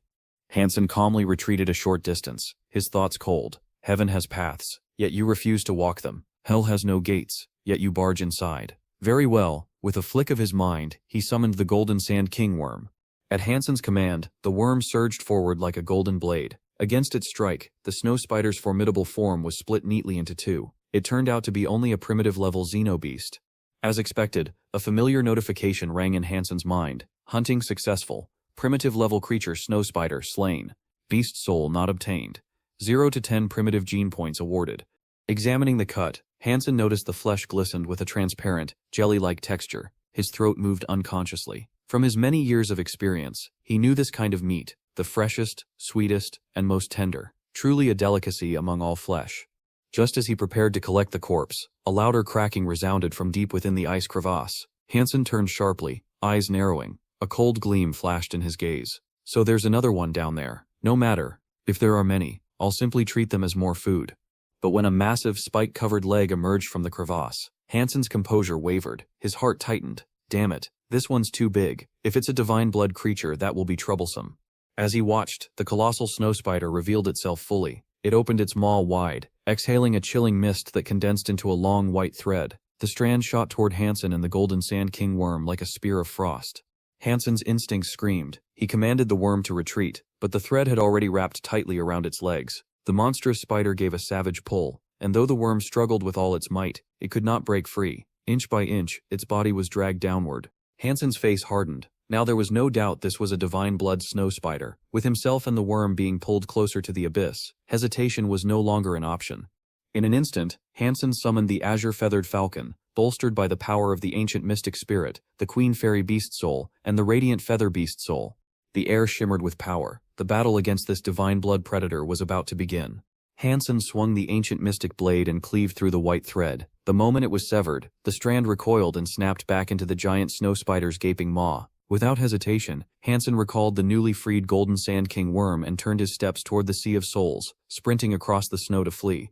The giant snow spider did not relent. It opened its mouth again, spitting more white threads that streaked toward Hansen. As he ran, a question nagged at him. What is happening here? He had been told that the Xenospirit's hideout housed mostly noble Xenospirits, and perhaps a dozen mutated creatures. How then had a divine blood snow spider come to be here? Hansen kept dodging, and after a brief run he reached the lip of a cliff. He was about to summon the Golden Sand King Worm to ferry him across when a deafening bird cry split the air from below. To his astonishment, a massive black demonic bird erupted from the chasm beneath the ice and charged upward. Hansen swore under his breath. Damn it, is fate mocking me? Another divine blood creature now blocked his escape. Trapped between the pursuing snow spider behind him and the demonic bird ahead, he had no clear path. Hansen made a decisive choice. He would stop running and turn back to fight the snow spider. The spider's legs slammed down with a thunderous impact, sending a blizzard of snow into the air. Hansen stood his ground. He did not flinch. The black demonic bird shrieked, launching razor-like feathers at him. Despite facing two divine blood foes, Hansen's agility kept him unscathed. He thought to himself, my raw physique cannot match theirs, but humans are not merely strength. We rely on wit and skill. That is how the weak become strong. He pushed his accelerated particles to the limit, and used the Queen Fairy's movement techniques, measured, precise steps that baited both monsters into his trap. The snow spider spat another thread, but it missed Hansen and ensnared the black demonic bird's legs instead. The bird thrashed and struck wildly. In doing so, it slammed into the snow spider. Both monsters, now hooked into each other by chance, turned their fury on one another. Hansen allowed himself a private, almost amused thought. If the queen could see these movements, she might praise them. Keep fighting, ideally both of you will fall, and I will collect the spoils. He was not ashamed of his pragmatism. In this world, more prey meant more food. The two divine blood creatures tumbled into the ice crevasse as they battled. Hansen's chest tightened. The prize is within reach. I cannot let it slip. He waited for sounds of struggle, cries, a final thud, but silence fell instead. The valley grew eerily still. Gritting his teeth, Hansen summoned the golden sand king worm, and dove into the crevasse. Fools die full, the timid starve. These are divine blood creatures. I will not pass up this chance. Even if another divine blood beast lurks below, I can still escape with my skills. At the bottom, the sight that met him froze his blood. The giant snow spider and the black demonic bird were entangled in the grasp of a vast, tentacled horror. Its appendages coiled and tightened. Both divine blood beasts were injured and barely clinging to life. Hansen realized at once, this tentacled monster was itself divine blood. The icy region was far more terrifying than he had imagined. Hansen summoned the mystic radiant blade, eyes locked on the dying snow spider and demonic bird. If I strike at the right moment, I might seize a divine blood beast's soul, he calculated. He watched for any opening.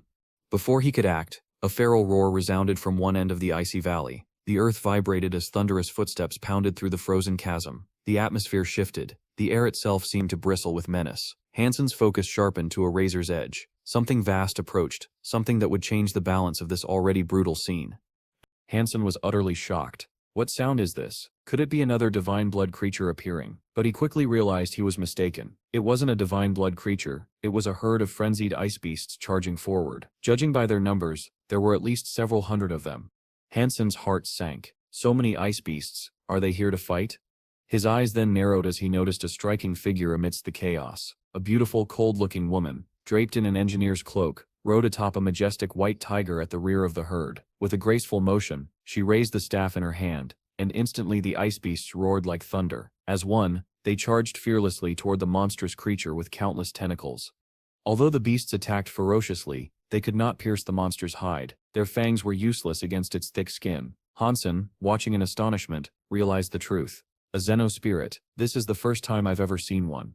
He recalled the stories within the Xenospirit's hideout in the Great Snowy Mountains. There was said to be a noble Xenospirit. Judging by her aura and the abnormal beasts under her command, this woman must indeed be her.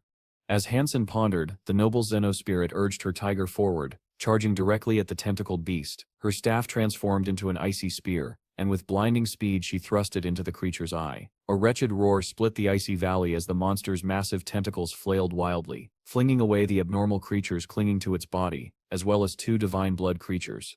Yet the noble Xenospirit did not falter. She rode again toward the monster's head, her movements sharp and precise. Hansen could not help but admire her. Her spear techniques and agility rival even evolved humans. Her strength, it's far greater than I imagined. Judging by her physique, she must be close to 80 points. She's likely among the top of the noble Xenospirits. With another strike, she pierced the monster's remaining eye. The beast roared once more, but this time it coiled its tentacles around her, dragging her down into the depths of the frozen lake. Hansen's heart raced. They've both fallen into the ice. Could that Xenospirit be dead? Moments later, the icy lake grew still, but in the next instant, a violent splash erupted, and the noble Xenospirit burst from the water, drenched yet unbowed. Her beauty, now accented by the flowing ice water, carried an otherworldly allure. Hansen realized she had only struck the monster's weakness. She lacked the power to kill it completely. Before he could process further, an abnormal creature fell suddenly beside him, startling him. He quickly turned back to the battlefield. The divine blood spider and the black bird, both gravely wounded, were struggling to escape, but the abnormal beasts under the Xenospirit's control swarmed and held them down. Hansen thought coldly, just a little longer, and I'll be able to reap the rewards without lifting a hand. But the noble Xenospirit had the same idea. She ignored the black bird and charged toward the giant blood spider, her spear aimed for its body. Hansen instantly understood. She too sought to claim the prize. Suddenly the blood spider let out a strange cry. Its thick legs folded beneath its body as it pressed itself flat against the ground, glaring at the noble Xenospirit. Seeing this, she raised her staff, blue light rippling across her form. At her command, the abnormal beasts ceased their assault on the spider and turned to encircle the black bird instead. The noble Xenospirit advanced, staff glowing as she pointed its gem tip at the spider's head. Submit to me. The spider trembled, releasing a pitiful cry. A ritual of submission was about to be completed. But at that very moment, her expression shifted. From nowhere, Hansen had appeared beside her. She tried to dodge, but too late. His dagger flashed, leaving a shallow cut across her neck. Staggering back, she dropped her staff and clutched the wound, eyes filled with shock and fury. Hansen smirked. "Thank you for your help. One day I shall return the favor by making you my subordinate." In the next instant, his mysterious wolf-fang dagger slashed deeply into the spider's head. A system voice rang out within Hansen Sepp's mind. Hunting successful. Hunted divine blood spider. No beast soul obtained. Consuming its blood and flesh may yield 0 to 10 divine blood gene points. Hansen sighed. So no beast soul in the end. The noble Xenospirit, gravely wounded, tried to speak, but blood spilled from her lips. Her form flickered, then dissolved into countless fragments of soul, vanishing into the icy air. Hansen cast a single glance at where she had stood, then turned toward the black bird, now surrounded by the remaining abnormal creatures. After the winged Xenospirit perished, the abnormal creatures it had controlled scattered instantly, vanishing as if they had never been there. Hansen ignored them, his gaze locked on the black bird. In his heart he whispered, "Now it's all on you. Give me a divine blood beast soul." The black bird was in worse condition than the blood spider. With a single slash of his dagger, Hansen severed its head. A system voice echoed in his mind. Hunting successful. Hunted divine blood creature. Obtained fledgling blood eagle beast soul. Consuming its flesh and blood may yield 0 to 10 divine blood gene points. Hansen's eyes lit up with joy. A divine blood beast soul. Excellent. This is the first one I've gained since entering the second refuge. Let's see what kind it is. When the description appeared, Hansen froze. Blood eagle, spirit imprint beast soul. He muttered in disbelief. A spirit imprint beast soul, what does that even mean? He summoned it immediately. The blood eagle appeared as streaks of bluish-green light that circled him before vanishing into his body. Checking carefully, Hansen found a black eagle tattoo etched onto his back. But his strength hadn't increased. His body hadn't grown heavier. Nothing felt different at all. So what's the purpose of this spirit imprint beast soul? Unable to understand, he decided to wait until he returned to the eternal vast ship to research it further. Just then, he felt a strange fluctuation in his soul see. Alarmed, he focused inward and saw the light sword drawn by his battle saint envoy shatter completely. The little girl-shaped envoy stood there unchanged, but something about her aura was different. Hansen was stunned. How did she evolve so quickly? Checking her attributes, his shock deepened. Super beast soul, battle saint archangel. The envoy had evolved, capable of becoming far stronger than before. It was indeed a pet, but one with clear potential to grow even further. However, its combat state had vanished, leaving Hansen puzzled. As he pondered, the envoy suddenly darted out of his soul sea, flying straight toward the blood spider's corpse. "Hey, what are you trying to do?" Hansen called after her. The envoy looked back at him with pitiful eyes, and Hansen's heart softened. He sighed. "All right, go ahead and eat." With his permission, the battle saint envoy clung to the spider's leg and devoured it greedily. Hansen's mind raced. Could it be, has she become the true super beast soul of the second refuge? The thought made his chest pound with excitement. Meanwhile, far away in the icy cavern, Zhuang Man Li had returned carrying the corpse of the berserk battle armor beast. The discovery caused a huge commotion. People whispered in disbelief. Hansen had only just entered the second refuge, yet he had slain such a beast. Some marveled at his achievement, while others dismissed it as sheer luck. Zhuang Man Li stayed quiet. She remembered vividly how Hansen had killed both the berserk beast and the pseudo-beast with a single punch. But she knew that even if she spoke the truth, no one would believe her. They would accuse her of lying. After all, even as a perfect realm evolver, she herself couldn't achieve such a feat. As the group was still debating Hansen Sip's secrets, the ground suddenly shook with a deafening rumble. Ice blocks fell from the cavern ceiling, one crashing down right in front of Wadu, leaving him pale with fear. What Sip's happening? Did some creature discover us? Before panic could spread further, a familiar voice rang out from outside. "Man Li, come out and help." Recognizing Hansen's voice, Zhuang Man Li hurried outside, followed by the others, curiosity burning in their eyes. What they saw left them speechless. Their jaws dropped, eyes wide in disbelief. Wadu was the first to stammer. "Brother Han, did you really hunt all these? There are so many." Man Li silently wondered, could it be true? Did he really conquer the noble Xenospirit's refuge? Hansen simply smiled. "You could say I hunted them." He recounted his battle with the divine blood creatures and the noble Xenospirit, but twisted the story, making himself appear even more heroic. Holding up a birdcep's leg, he boasted, "This is from the black bird. Sadly it escaped in the end. I only managed to take this as proof." Envious, Wadu said, "Brother Han, your luck is unbelievable. What do you plan to do with all this prey? You can eat it all alone. Why don't you sell some to us? We can negotiate a price." Hanson grinned. Of course, I sell, but only to those in our group. If outsiders want any, the price will be doubled. Wadu blinked in confusion. What do you mean by that, Brother Han? Hanson calmly addressed the crowd. I plan to form a group. Those who join can buy meat at internal prices, or use group points to exchange for it. The moment he said this, someone shouted, if we don't join your group, then how much would it cost to buy an ice-armored beast? Hanson replied without hesitation, one Evolver Sit's Sacred Hall token. The words had barely left his mouth when outrage erupted. Are you insane? A Sacred Hall token can already be exchanged for an ice-armored beast. Why don't you just go rob people instead? The crowd cursed angrily, their voices rising. As the argument grew louder, a shadowy figure crept toward the golden mane howler, eyeing the corpses strapped to its back. The man sneered inwardly, keep fighting, keep arguing. The longer this goes on, the more I can steal for myself. Just as he reached out to claim his prize, a sharp flash of steel cut through the air. Hanson's primordial martial blade sliced cleanly, severing the thief's hand. A blood-curdling scream pierced the air, silencing the mob. Hanson raised the blade coldly. Without my permission, anyone who dares touch these creatures will share his fate. His words didn't stop the muttering. Greed clouded the crowd's faces. To them, Hanson looked like a tyrant, hoarding treasure while they suffered. In truth, they all desired the same thing: to eliminate him, then divide the spoils.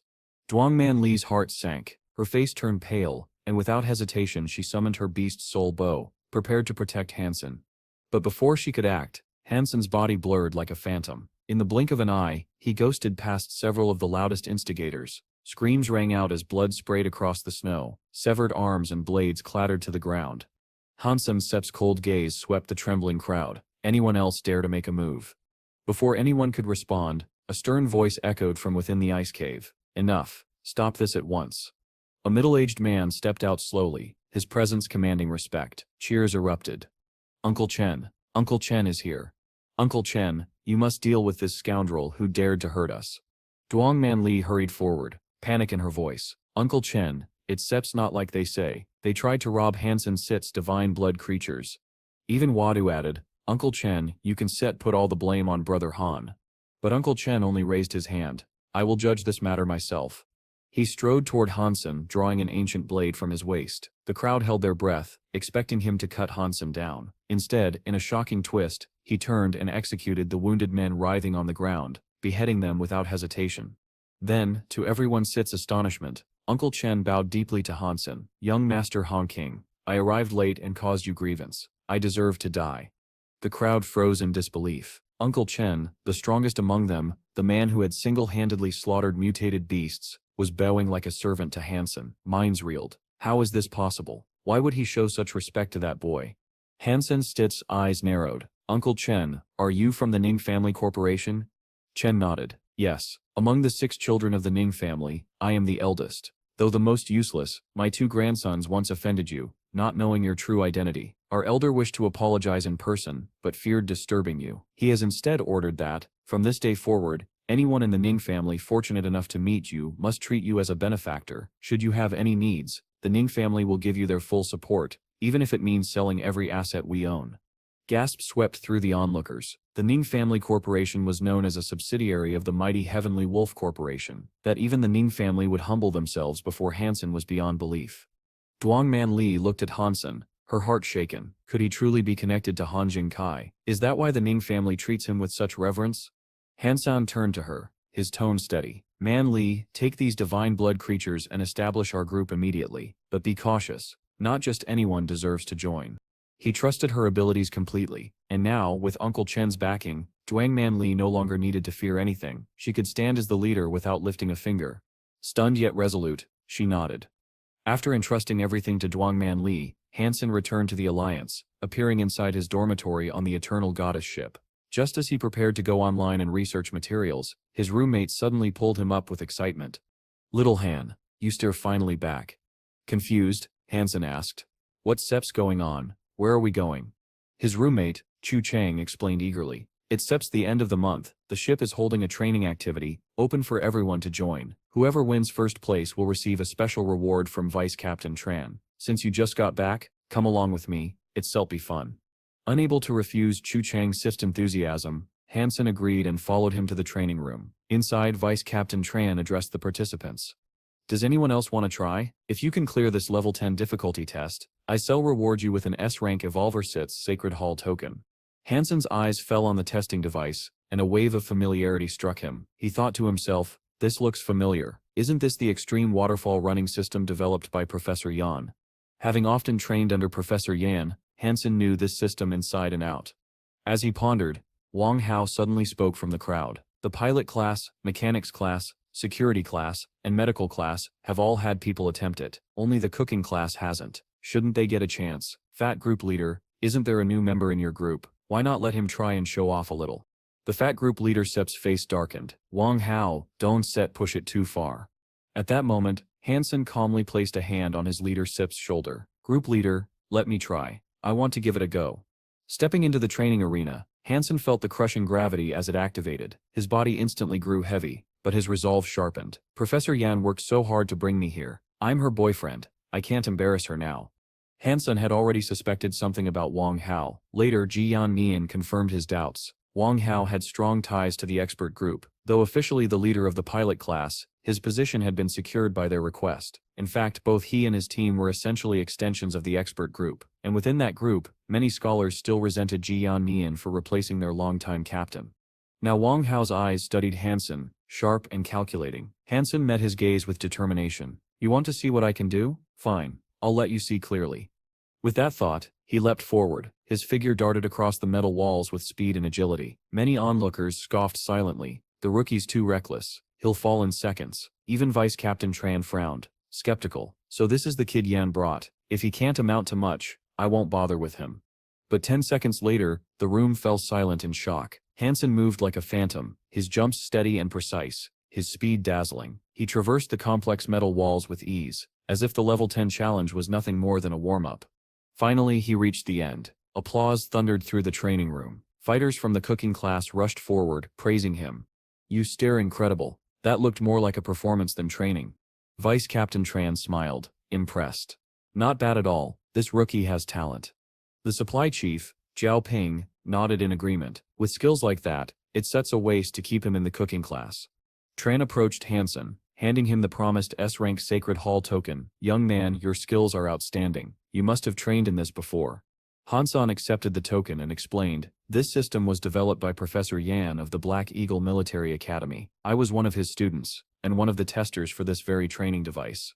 Realization dawned on Tran, and he asked Hansen to explain the system in detail to the others. Wang Hao, meanwhile, stood in the crowd, his expression cold. Keep showing off, fool. The brighter you shine now, the sooner you'll meet your end.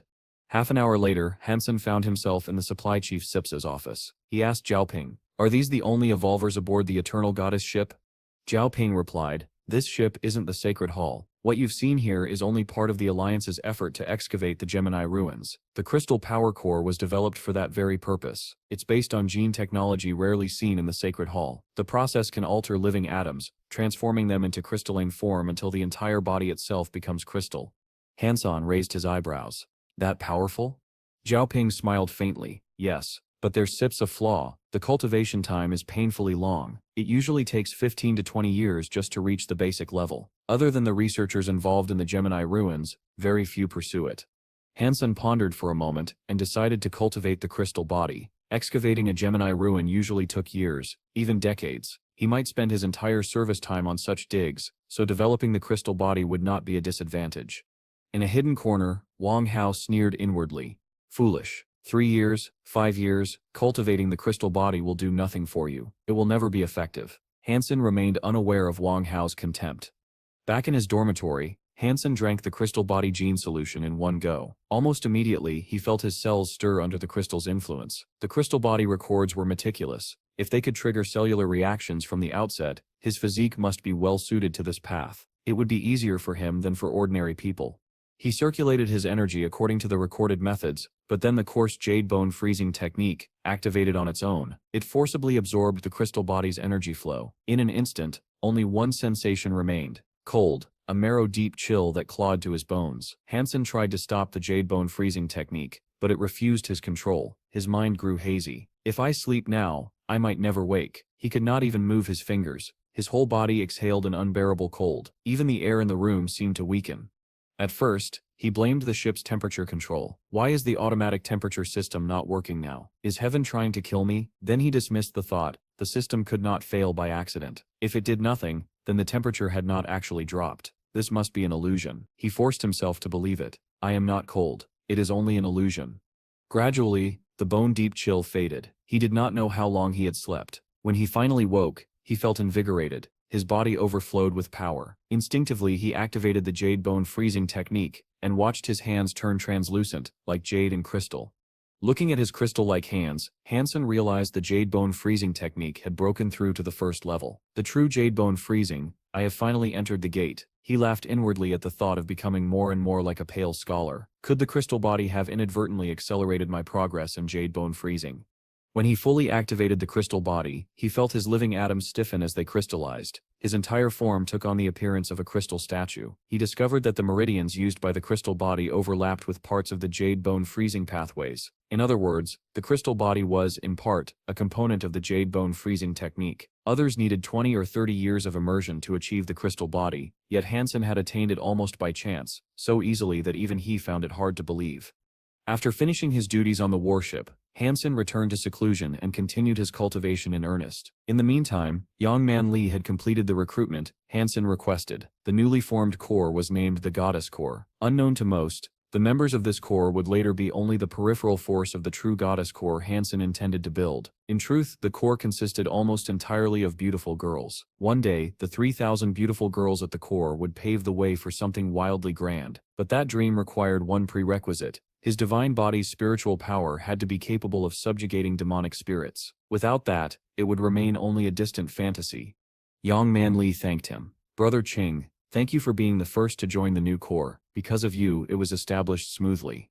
Hansan nodded. He understood Ning family Sip's goodwill toward him. After a moment he said, first, let them digest these spoils of war. Then we will train them and select the outstanding members to form the true core of the Goddess Corps. After that, we will strike at a demonic spirit's lair. At that moment, Brother Ching spoke up. Young Master Hansen, if you want to hunt for demonic objects, I know a place abundant with primitive demonic artifacts. It is perfect for group hunting.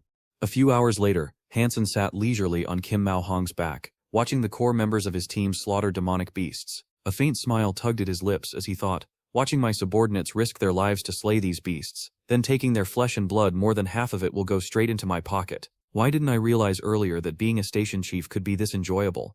Time passed, and Brother Ching suddenly addressed him. Young Master Hansen, perhaps we should stop hunting in this area. If we venture further, we may encounter mutated demonic beasts. Hansen's interest was immediately piqued. Mutated demonic beasts? Even better. Without hesitation, he led everyone across the icy expanse. They traveled for an unknown length of time, until a distant rumbling shattered the quiet. A massive white woolly mammoth charged toward them with terrifying speed. Panic spread instantly. Some of Hansen's team turned to flee. Young Manly shouted in alarm, "Not good, a white woolly mammoth." Hansen observed calmly. Most of the people around him were fleeing, weapons trembling in their hands, even though outwardly they tried to maintain composure. He thought to himself, physical strength and martial arts can always improve, but character is far harder to cultivate. Those like Shua Du, who refused to retreat in the face of danger, were rare talents. Without a second thought, Hansen instructed everyone to fall back behind Tan Yu. Then he leapt onto Kim Mao Hong's back and charged directly at the oncoming mammoth. The collision shook the snow and ice with a tremendous impact, but neither beast gained an advantage. Almost immediately, both retreated a few steps, reassessing. Following Hansen's command, Kim Mao Hong charged again. Another thunderous impact resounded as the two giant creatures collided. Glaciers shook, snow erupted into the air, and the onlookers were left dumbstruck. They had seen many mounts before, but never one capable of genuinely battling a demonic beast. Yet Hansen's mind was far from satisfied. 2 charges and you nearly threw me off. You pale in comparison to your predecessor. If the black crystal could evolve the beast spirit from the first layer to the second, then I must evolve Kim Mao Hong next, he thought. Seizing the moment during their next clash, Hansen leapt high from Kim Mao Hong's back and plunged the ancient Zanlang blade firmly into the mammoth's eye. The beast howled in agony, rearing its front legs. Hansen slid past its face, and in an instant, the colossal white woolly mammoth collapsed to the ground. Everyone gawked in disbelief, murmuring, "Oh my God, that's incredible." Hansen wiped the blood from his blade and approached them. He turned to young Manly. "Manly, handle the meat. Remember to enforce rewards and punishments clearly." From that moment on, Hansen's authority in the Goddess Corps was firmly established. However, because he appeared so rarely, most people knew young Manly, the deputy station chief, more than they knew Hansen himself. In the ice cave, whispers circulated that young Manly was, in fact, Hansen's woman, the true mistress of the goddess core. She had even heard the rumors herself. Of course, those who spread nonsense quickly learned their lesson. A few days later, just as Hansen had been teleported to the lair by the Alliance following the incident, someone suddenly clung to his legs, crying bitterly, "Brother, I finally found the organization." Hansen recognized the person immediately, and was slightly taken aback. Coldly he said, "Chu Ding, you dare show up in front of me? You think I won't kill you?" Chu Ding did not waver. "Brother, living in this demonic place is meaningless if I cannot follow you. I'd rather die. If you wish to kill me, then do it." Hansen could not help but chuckle inwardly. This guy is truly unlucky. Coming here must have made him suffer greatly. This place can drive anyone mad. Chu Ding clung tightly to Hansen's legs. After dragging him out of the ice cave, Hansen finally asked, "You want to follow me, but why should I accept you?" Quickly Chu Ding replied, "Brother Hansen, my brother Hansen, you are a descendant of the Hansen clan trainers. My ancestors were members of the Special Investigation Bureau. Coming to this demonic place, I've gained nothing. The beast souls I brought from lair number 1 were almost entirely destroyed. Now all I have left is money. Do you need money, brother? I can give you as much as you want." Hansen laughed. "Enough nonsense. You still have the 7 morning ultimate skill today. Use it well." Hearing Hansen, Chu Ding immediately coughed dryly. The 7 morning ultimate skill is a secret technique of the Chen family. If you wish to learn it, it is not impossible, but it remains a hereditary secret. The Chen ancestors decreed that the 7 morning ultimate skill must never be passed on. To cultivate it, you must first submit and join the Chen family as a disciple. Hansen merely turned to leave. Seeing this, Chu Ding quickly called out, Wait, listen to me. Even if I wanted to disregard the rules and teach you, I only know the first 3 levels myself. That can only be considered the 3 morning ultimate skill. Moreover, without the Chen family's secret gene translation, you cannot cultivate it at all." Hansen, still intent on leaving, prompted Chu Ding to continue. "Brother, don't be in such a hurry. I've discovered a very good location. Let me take you to see it. If you find it suitable, accept me into the goddess core. If not, I will leave without another word." Hansen dragged Chu Ding along. "What good place?" he asked. Lowering his voice, Chu Ding whispered, "The lair of a level 1 creature." Immediately, Hansen's interest was piqued. Finding a level 1 creature's lair is like discovering a beast soul with divine blood. He told Chu Ding to lead the way, and seeing him walk too slowly, Hansen summoned Kim Mao Hong so Chu Ding could ride along. A few minutes later, Chu Ding glanced at the powerful mount, and said enviously, "Brother, your mount is incredible. Name your price." Hansen replied leisurely, "This one is not for sale. However, if you wish to buy a beast soul, I have a primitive raging ice-armored beast here. It is currently enraged, so I dare not release it today. I am not forcing you, but within the Chen family, someone must have evolved and could teach body techniques." Chu Ding immediately frowned. "Forget it, I don't really need a beast soul," he thought. Hansen understood the meaning behind his expression and laughed. "Don't worry, I will not trade the raging ice-armored beast for your body technique. I will use an evolution carpet and a saint carpet to acquire your technique. As for the raging ice-armored beast, consider that a service fee." Chu Ding paused for a moment, then clenched his teeth. "I have a body technique called the half-step cloud. It can transform the nucleus of the legs, granting explosive power. Once cultivated, one can soar into the sky with only half a step." Demonstrating the half-step cloud, Chu Ding made Hansen's eyes light up. "Perfect," Hansen thought excitedly. "Last time, borrowing the force in the air, I could only slash out one leg. With this half-step cloud, I can fully utilize borrowed force and unleash a 7 ultimate killing aerial kick." Following Chu Ding's guidance, Hansen soon discovered a lair of a level 1 creature. The two crossed over a mountain peak and reached the Ying wall, which remained intact, indicating no one had entered. Hansen drove his blade through the Ying wall and told Chu Ding, "Wait outside. I will go in and take a look."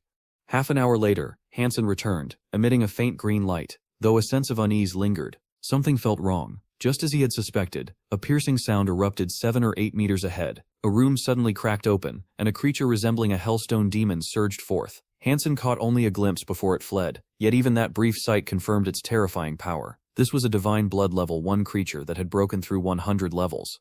Hansen sprinted, but the level 1 creature quickly caught up. Its claw, sharp as a black golden dagger, slashed toward Hansen's back. Even a diamond alloy body would have been pierced. Hansen did not glance back, but his body instinctively tilted, evading the strike with uncanny precision. No matter how the stone demon attacked, Hansen avoided its strikes at critical moments. Ahead, Chu Ding had long since fled, running faster than a rabbit. The stone demon, frustrated by repeated failures, let out a ferocious roar. Its silver horns radiated dazzling light, and in the next instant, it charged toward Hansen's back with full force. Hansen gritted his teeth. "Looks like I have no choice. Time to use the Ice Muscle Jade Bone skill." His arm transformed into Ice Muscle Jade Bone, blocking the stone demon's attack with a loud explosion. Sliding down its body, Hansen executed the evil demon coiling body and violent king armor-breaking skills in perfect combination. Bang! He struck the stone demon's lower body. The demon let out a miserable cry and furiously charged again, but Hansen slithered around its body like a snake, avoiding capture. Yet the creature's physique was extraordinarily powerful. Hansen's attacks left only shallow red marks. He had refrained from using the ancient profound blade, knowing even it might not pierce such a formidable body, and wielding it would compromise his mobility.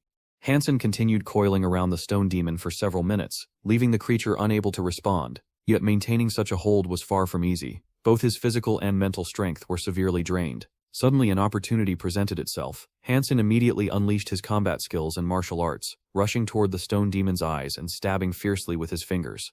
But his attack had no effect. Seizing the moment, the stone demon retaliated. Its claws raked across Hansen's back, tearing open his flesh as blood gushed out. The triumphant stone demon raised its claws again, preparing to strike. At that instant, Hansen pressed down hard on its head and leapt into the air. The stone demon inadvertently struck its own wings, giving Hansen just enough time to escape a few steps into the tunnel. When Hansen emerged from the cave, he saw Chu Ding waiting anxiously. "Brother, you finally came out. Are you okay?" Chu Ding asked. Hansen replied calmly, "I barely made it, but I couldn't kill it." He walked forward, and Chu Ding immediately inquired, "So can I join the goddess army?" "You can join," Hansen said, "but only if you teach me the half-step cloud skill. Without the exclusive essence, it can't be cultivated." Chu Ding smiled and reassured him, "Don't worry, leave that to me." Back on the goddess spaceship, a young soldier named Yang Tai muttered in frustration, "We soldiers only get cooked food 4 or 5 days a month. The rest of the time it's just nutrient solution. Why do the scholars get special treatment? 3 dishes and 1 soup every day, and at least 1 savory dish." Before Yang Tai could finish, a stern hand knocked on the back of his head. "They are all professors who have studied the Jing people extensively, with great knowledge and contributions. Do you understand?" came the reprimand. As the minor scolding ended, a young researcher approached Hansen. While getting his food, "You're Hansen, the new cook soldier, right? I heard you're quite skilled in the practical difficulties of the acceleration breakthrough technique." The researcher named Dwayne Hansen continued, "Did you graduate from the Black Hawk Academy?" Hansen nodded. "That's not bad," Dwayne said, smiling. "When I was at the Central Military Black Hawk Academy, I was just within the top 100. I wonder how things are now." Hansen immediately sensed the challenge in Dwayne's tone, so he responded calmly and without pretense. "I'm not too sure. When I was a student, I rarely met people from the Central Military Academy. I participated in only 1 sword competition, and it took a lot of effort to win the championship." Dwayne Hansen scoffed. "I think you're exaggerating. Which competition did you enter, and what year did you defeat the Central Military Academy?" Leisurely, Hansen replied, "I don't dwell on trivial matters. You can look up my name online. If there's nothing else, please make way for others who want to get food." Dwayne's expression soured. Proud of his Central Military Academy background, he felt insulted by Hansen's casual dismissal. He went to Professor Li Mingdang and pleaded, "Professor Li, can you verify this? Only you can access the network here." Professor Li quickly connected and searched the network for Hansen. Within moments, a series of reports appeared. The researchers and soldiers stared in astonishment. Many media outlets had covered Hansen's battle, a pivotal clash between the Emperor and the Monster, which had ended the Central Military Academy's dominance over the entire military alliance. The chubby squad leader smirked at Hansen. "Little Hansen, I didn't expect you to be so skilled back in school." Hansen responded casually, "It was nothing special. The opponent was too weak."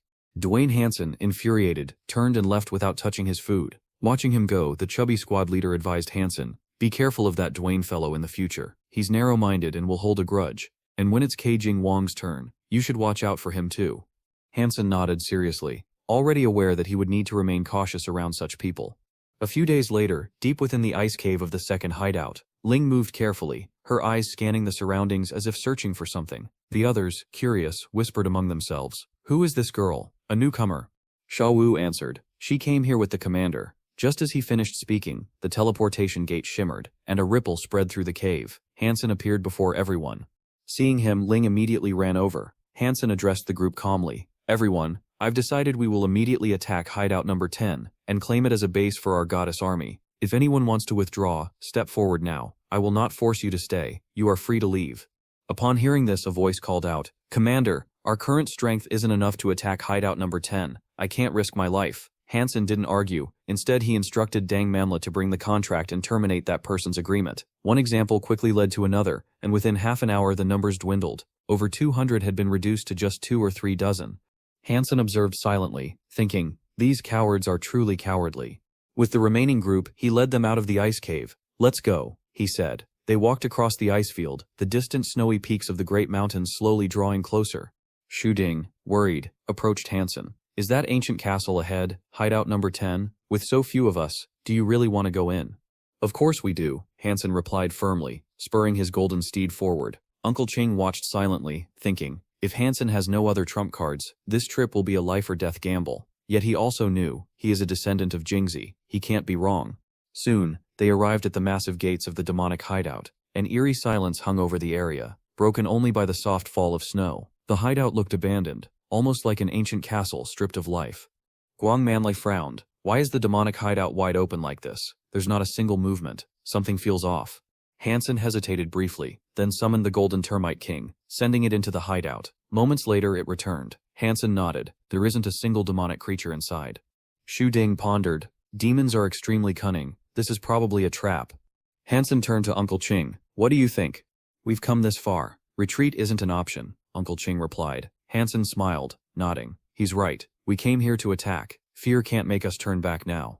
Taking the lead, Hansen entered the hideout. The others followed cautiously. The main hall soon came into view, and there it was, the soul gem, glowing brilliantly embedded in the forehead of a colossal divine statue. Sha Wu and the others gasped in delight, knowing that destroying the gem would kill demons everywhere. Just as Shadu was about to strike the gem, Hansen stopped him. From the side of the divine statue, a figure slowly emerged. Hansen's expression hardened. It was the noble demonist, the same demon he had killed before. Since the soul gem wasn't destroyed, the demon had revived. "Be careful," Uncle Chang shouted. Everyone summoned their spirit beasts. Suddenly, the demon raised its staff and roared. The main gate slammed shut, cutting off their only exit. From the once empty castle, hundreds of demonic creatures poured out. Thousands of ice-armored beasts and all manner of fiends surrounded them. "Kill your way in and destroy the soul gem. That's our only path to survival," Uncle Ching commanded. One demon pointed at Hansen coldly. "You will regret stealing my pet." Immediately the creatures charged. Hansen shouted, "Hold them off, I'll get the soul gem." He dashed forward alone, his calm confidence unnerving even Uncle Ching. Walking toward the demonist, Hansen laughed. "You're clever, I'll give you that. Luring us here, it's a trap." The demonist sneered. "From the moment you became my enemy, your death was sealed." Hansen raised his dagger. "But you made a mistake." The demonist frowned. "What mistake?" "You shouldn't have let me come here," Hansen said, his voice calm but deadly. "The very trap you're proud of is also your greatest mistake." As Hansen spoke, a surge of explosive power erupted in his legs, propelling him forward like an arrow released from a bow. He shot straight toward the heart of the main hall. The noble demonist swung her long spear in a wide horizontal arc, aiming directly for him. Hansen leaned back with precise timing, narrowly evading the attack. The moment he regained his footing, a horde of demonic creatures surged forward, surrounding him. But then, a brilliant sight appeared. A purple-red phoenix manifested, filling the hall with a radiant glow. Everyone could see their spirit beasts enveloped in this divine aura. Trin Quoc Hung's eyes lit up as he shouted, "Spirit beast illumination! Is this the divine blood spirit beast illumination?" Sensing the surge in power, Trin Quoc Hung swung his blade with all his might, effortlessly decapitating a snow bear. Meanwhile, Hansen had already cleared dozens of demonic creatures from his path. Summoning the Queen Fairy spirit beast, he transformed it into a beam of light, hurtling straight toward the soul gem. Observing Hansen's movements revealed something remarkable. Every step, every action was deliberate, nothing wasted, every motion amplified his strength. Despite being surrounded by the noble demonist and countless demonic beasts, Hansen advanced unimpeded, weaving through attacks with surgical precision. Uncle Ching and the others could only stare in astonishment. In a matter of seconds, Hansen had shattered the encirclement and leapt high into the air. The noble demonist's face twisted with frustration. Everything had happened too quickly. Before anyone could react, Hansen grasped the soul gem. It glowed intensely, and the noble demonist, cold yet dignified, fell to her knees, pledging her loyalty to him. She had become his most faithful servant. Sha Wu and the others watched in stunned silence, only able to comprehend the scene after a long pause. A demon pledging allegiance, something no one had ever witnessed before. Hansen ignored the astonished gazes, pressing the glowing soul gem against Shu Ji's forehead. The gem flared brightly, and in an instant both Ji and the soul gem vanished. Following Hansen's command, Shu Ji reappeared, ready for battle. She raised her long spear and charged into the remaining demonic creatures, swiftly killing a snow wolf. A system notification chimed in. Hansen's mind, successful kill of the mutant snow wolf, obtained the snow wolf fang spirit beast. Soon after, Shuji dispatched another snow bear. Successful hunt of the mutant snow bear. No spirit beast obtained. Within half an hour, most of the demonic creatures had fled the den. Those who remained were mercilessly eliminated. Wu could hardly believe it. We have actually conquered the noble demon's den, he murmured. At that moment Ding ran to Hansen. Brother, will you sell this demon? Name your price. Hansen shook his head without hesitation. Xiannala observed quietly, a complicated expression on her face. His luck is incredible, she thought, but with a spiritual body like his, luck was hardly necessary. Subduing demons came naturally to him. After conquering the second den, Hansen didn't rush out. Instead, he consumed the flesh and blood of primordial creatures to strengthen his genes. He stayed aboard the Eternal Peace ship, reading and refining his abilities. By the time the ship reached its destination, Hansen's basic genes had reached 84 points, his primordial genes 35, with divine genes further boosting his physique beyond 80 points. Looking out at the Gemini ruins, through the ship's front window, Hansen was struck with awe. Initially expecting an ancient city or a base, he now realized the ruins were on a planetary scale, at least 10 times larger than planet Loka. Feeling warmth radiate from his chest, he tightly grasped the 9-life cat pendant. This pendant is reacting. Could it be linked to the Gemini ruins? Hansen didn't know yet, but he would wait and see. Meanwhile, Deputy Captain Trano-san led a team of experts down to the ruins, while Ji-Yan Ran stayed aboard the Eternal Peace ship. Trano-san instructed, Yan Ran, pay attention. Once the work begins, no one may enter the shelter world. Ji-Yan Ran nodded, obediently following his guidance. With the cooking team occupied elsewhere, Hansen spent most of his time aboard the ship with Ji-Yan Ran, continuing his preparations for what lay ahead. Inside Ji-Yan Ran's office, Hansen watched the live feed from the front lines, a frown darkening his face. Such a massive planet, yet so few people to excavate it. How long will it take to explore each crystal building? He wondered. Ji-Yan Ran, noticing his unease, smiled calmly. Who'd be foolish enough to excavate every building? These stellar civilizations have patterned structures. All we need is to find an entrance and reach their shelter inside. Their stellar core. Our scanners can't penetrate the crystal building's interiors, so we rely on experts in stellar civilizations to locate the right entry. Hansen tilted his head. Can't we just blow it open? Ji-Yan Ran shook his head. No, the crystal material is extremely peculiar. If detonated, it forms an expanding adhesive crystal dust. Not only would entry be impossible, but it would block all interior passages, making excavation far more difficult. That's not even the worst part. If this stellar civilization is still active, it could become truly troublesome. Before Hansen could ask what trouble she meant, a sudden explosion erupted on the live feed. A red crystal flashed, firing 2 red beams at the multi-purpose excavator. In a blink, it transformed into an exact replica of the machine, a blood crystal excavator charging madly toward the real excavator of the technical team. Transon's voice rang urgently, not good, protect the expert team and retreat. The blood crystal machine smashed the real excavator with just 2 strikes. Trano-san barked, fire, laser guns, pulse blades, but don't damage the crystal building. A barrage of concentrated firepower destroyed the blood crystal mimic, shattering it completely. Hansen looked puzzled. Ji-Yan Ran explained, that was a defensive stellar core of the Stellar Alliance. A mimic core. It scans objects and can mimic their form, though its material remains blood crystal, not a perfect replica. Her eyes lit up as she examined the live feed. Excellent, we found it, the entrance. But just as she spoke, the panoramic feed cut out completely. Hansen tensed. Why did the feed suddenly go out? Ji-Yan Ran's expression darkened. Trouble. Immediately, she gathered everyone at the training ground of the Brave Explorer ship. Platoon Leader Lee, choose 5 soldiers skilled in combat armor to accompany me, she ordered. Hansen quickly spoke up, insisting, my combat armor control skills are decent too, let me go with you. I can't let Ji-Yan Ran face danger alone, he thought. Besides, the 9-life bloodcat pendant might be connected to the Gemini ruins. This is my chance to investigate. After brief deliberation, Ji-Yan Ran agreed. She formed a team of 7 and boarded a small base vehicle. Upon reaching the excavation site, Platoon Leader Lee spoke solemnly, Captain, the base vehicle can only go this far. Ji-Yan Ran nodded, ordering 2 soldiers to remain behind while she led the other 4 in combat armor toward the newly discovered entrance. They moved cautiously, scanning every corner, but encountered no threats. Soon they reached the Liming Road without incident. Platoon Leader Lee asked, Captain, shall we enter and investigate? Ji-Yan Ran didn't answer directly. Instead, she switched to a private channel with Hansen. Hansen, I'll lead the team down to investigate. You stay here. Hansen's voice was urgent. Why? You must have discovered something, otherwise you wouldn't say that. This is the Gemini royal family's ruin. Still active, Ji-Yan Ran explained. Very dangerous. You know nothing of their defenses. You could trigger deadly restrictions. Stay here. This is an order. Hansen smiled faintly. Your orders have no effect on me. Before Ji-Yan Ran could respond, a terrified scream erupted from the base vehicle. 2 soldiers who had stayed behind were now speeding toward them in combat armor. Their movements frantic. Platoon Leader Lee yelled over the comms. Brother Liu, what's happening? Respond, but only static answered. The expressions on everyone's faces turned to shock. Mimic cores, so many mimic cores. Jian Ran barked. Retreat, fall back into the Gemini ruins. Boom, boom, boom. The mimic cores flared red, each spawning a blood crystal combat armor that landed heavily. More mimic cores activated, producing an overwhelming wave of blood crystal armors. Platoon leader Lee raised his laser gun, firing at the nearest threats, trying desperately to buy time for the team to escape. Jian Ren immediately tried to stop Hansen, but it was too late. Platoon leader Lee fired a single shot, piercing through one blood crystal combat armor. But in an instant, the other blood crystal armors drew their own laser guns and fired indiscriminately, obliterating the soldier closest to them in a violent explosion.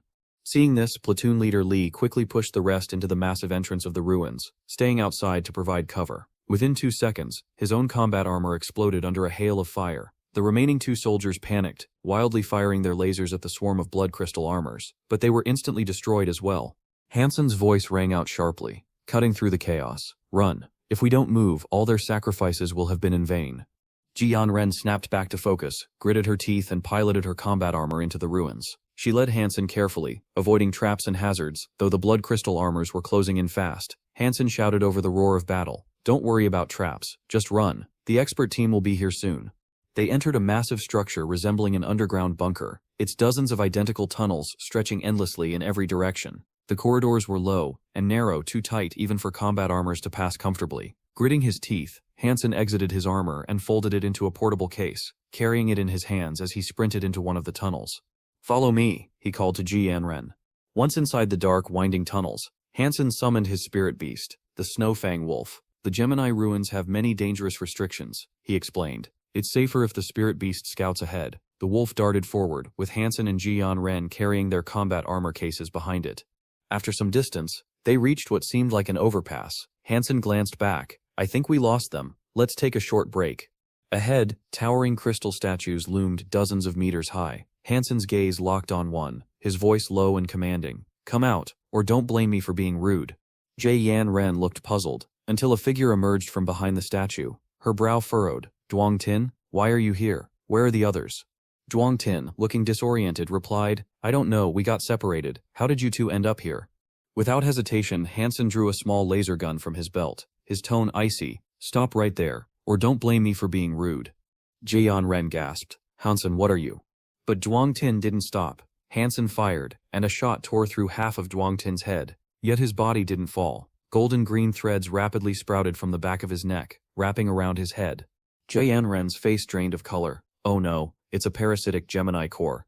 She opened fire at Duong Tin relentlessly, blasting at the threads but still couldn't destroy him completely. Then, from a nearby tunnel, a familiar voice shouted, "Laser guns won't work. You must use spirit beast weapons." Hansen turned and saw Professor Li Mingda emerge with several youths. In the next instant, a figure rushed out wielding a spirit beast sword. The blade flashed with lethal precision, slicing Duong Tin and the parasitic Gemini core into pieces. The figure straightened and glanced at Hansen. "This is no place for a cook soldier." Hansen smirked casually. "A cook soldier is still a soldier." The figure Wang Hu sneered. "If you want to die, suit yourself." Jian Ren quickly asked Professor Li, "What exactly happened?" Professor Li Mingda explained, "We found the Gemini ruins entrance, but parasitic Gemini cores attacked immediately. Contact with the warship was lost, and we had to retreat inside. Many were parasitized, and everyone got separated in the chaos." Jian Ren turned to ask if the professors knew the way out, but Wang Hu interrupted, his tone sharp and determined. "We came to excavate the Gemini ruins. The way forward is inward. Who knows, we might soon reach the Gemini treasury." At that moment, Professor Li Mingda spoke up. "Jian Ren, why don't we follow Wang Hu's suggestion? If we can find the Gemini treasury, we won't just complete the mission, we'll also have a way out of here." A few minutes later, as Professor Li and the others searched methodically, Hansen whispered to Jian Ren, "What exactly are they looking for?" Jian Ren replied, "Professor Li knows a lot about Gemini culture. He can deduce the location of the treasury." Before Hansen could ask more, a mocking voice rang out. "Jian Ren, I think you're really foolish. You brought a cook soldier along, so tell me, are you protecting him or is he protecting you?" Jian Ren's eyes narrowed. "Do your job, the rest is none of your concern," she said coldly. Professor Li Mingda quickly intervened. "Everyone, don't argue. This is a dangerous situation. We need to unite to find the Gemini treasury. The more people, the stronger we are, and Hansen is a graduate of a renowned military academy. Remember." Wang Hu snorted but didn't respond further. The group pressed onward, and soon a black gemstone gate appeared, covered in intricate patterns. Professor Lee studied the markings carefully, then exclaimed, "Incredible, this is truly a Gemini ruin." Jie Yan Ren, though knowledgeable, still had limits. "What do these patterns mean?" she asked. Professor Li Mingda explained, "I can understand only a small part. This Gemini ruler came from the Gaia star system." Jie Yan Ren's eyes widened. "The Gaia star system, isn't that the legendary origin of the Gemini people?" Professor Li nodded. "Yes, it's the lost heart that nurtured their civilization."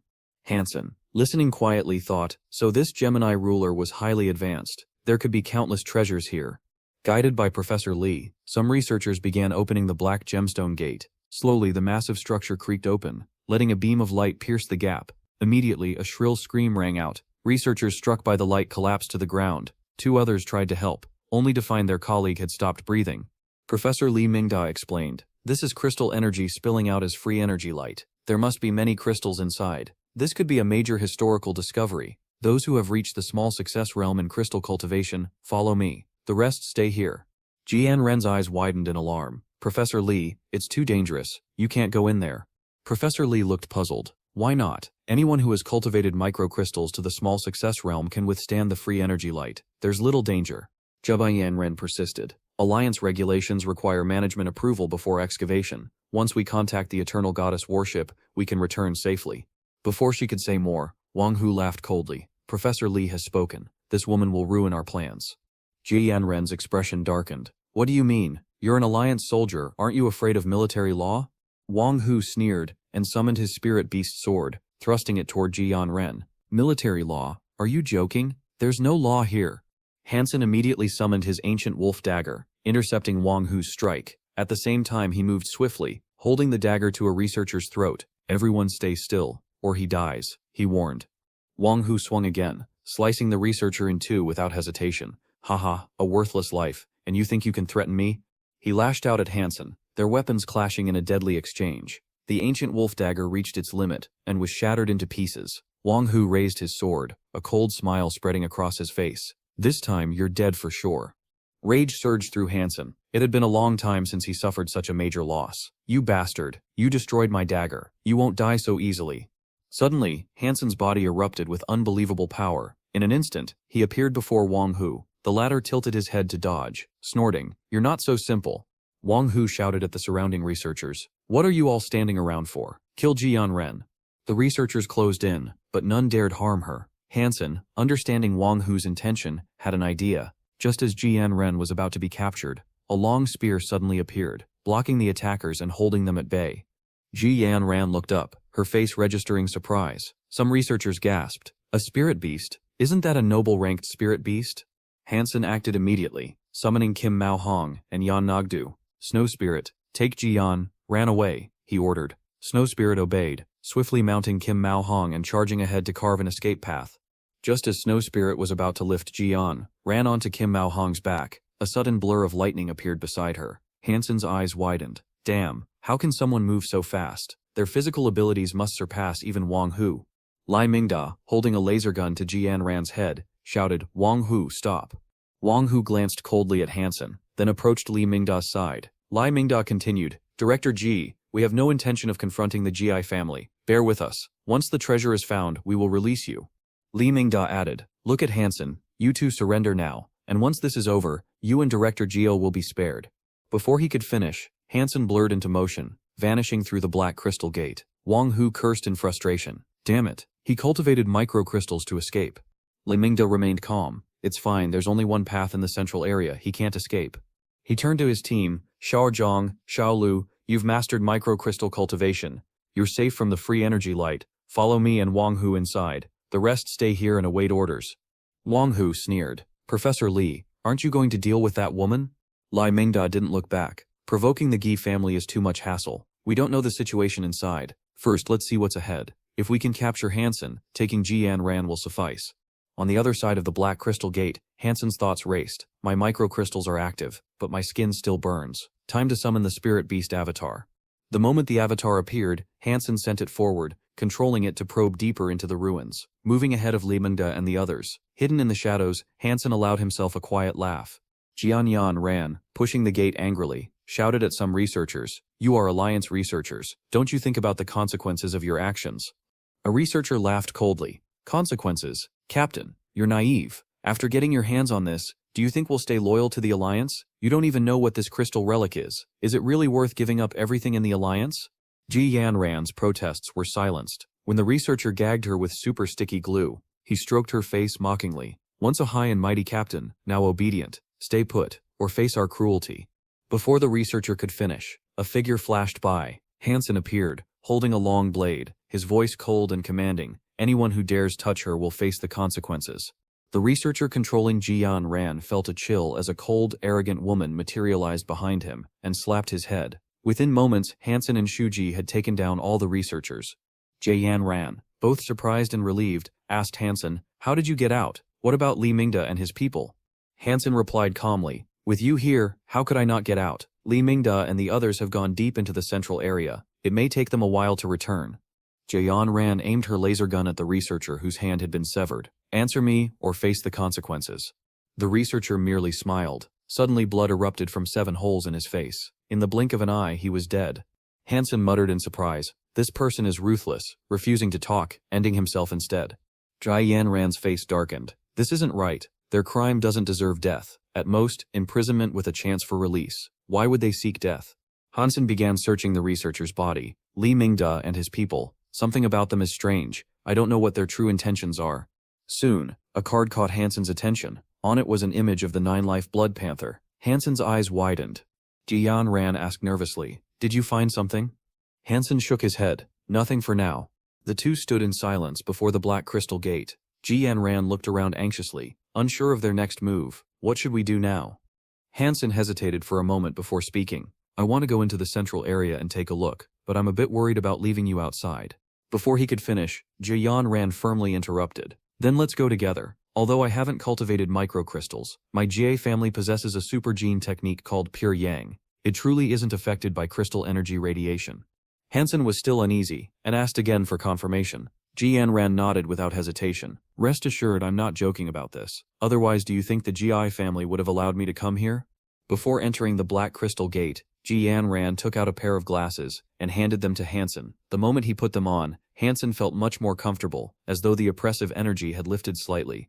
Inside the Crystal Heart Passage, Hansen glanced around the small empty rooms and murmured, "All of these rooms are open, and there's nothing inside." Ji Yanran calmly explained, "The contents of these rooms were most likely taken by Li Mingda's group." Hansen frowned. "How do you know there was something here in the first place?" Ji Yanran replied, "I've studied many documents about crystal nests. Judging by the design, these were probably storage chambers. They weren't like massive warehouses filled with crystal cores, but they still contained items that the nests didn't use. Those round holes you see are actually transport channels, but they can only be activated by a crystal nest. Objects would be directly transported into these storage rooms." Hansen then pointed at a massive sealed door and asked, "If that's true, why didn't they open these ones?" Ji Yanran studied the strange patterns etched into the surface and answered slowly, "My understanding of crystal people's culture is still limited, but these patterns likely have meaning. They could signify danger or serve as a warning. That's probably why Li Mingda and his group didn't dare open them." Meanwhile, Hansen's clone had already reached an underground plaza-like space, hidden above a golden crystal god statue. The clone quietly observed and shared its vision with Hansen. Soon Li Mingda and his team arrived. One researcher whispered nervously, "There are too many tunnels here. I can't tell where that brat Hansen has gone." Li Mingda's voice was sharp. "Don't wander aimlessly. One wrong path and you'll never make it out alive." Wang Hu frowned. "Professor Li, what exactly are these tunnels?" Li Mingda explained. "They all lead to the incubation rooms of the crystal people. Each tunnel connects to a different chamber. These incubation rooms are heavily protected, so much so that even a transcendent might not survive stepping inside." A researcher asked doubtfully, "Are there really golden crystals within?" Li Mingda answered casually, "Death is possible, but until now no one has discovered life inside. Enough questions. Come and help move this statue. The path to the Golden River crevice should be right beneath it." Two researchers hurried forward and pushed the massive god statue aside. Just as expected, a tunnel entrance appeared beneath it, but only a moment later, a sharp clattering noise echoed from within. Li Mingda's face darkened instantly. "Danger. Fall back immediately." The two researchers barely retreated when a golden crystal block shaped like a Rubik's Cube shot out of the tunnel. In the blink of an eye, it sliced through them, cutting their bodies into several pieces. The cube then turned into a blazing beam of light, and darted straight toward Li Mingda. Reacting quickly, he pulled out a device resembling a grenade and hurled it far away. A muffled explosion shook the ground, and the golden block instantly veered toward the blast site. Seizing the chance, Li Mingda and Wang Hu rushed into the underground tunnel. Through his clone, Hansen witnessed everything and thought, "It's lucky I was spying here. If Yan Ran and I had arrived without knowing this, we wouldn't have stood a chance." Just then, he noticed movement near the site of the earlier explosion. Something was crawling out of the debris, a strange insect-like creature with an azure crystal body. The creature slowly crept toward the god statue, where Hansen's clone was hiding. Not daring to risk exposure, Hansen picked up a stone and tossed it nearby. The insect instantly rammed into the stone and got stuck against it, unable to move past. Seeing this, Hansen cautiously maneuvered his clone closer. He observed the strange being and thought, "This thing can't even push away a stone, yet it's made of crystal, such a useless creature." Deeming it harmless, Hansen reached out and seized the insect-like creature for closer inspection.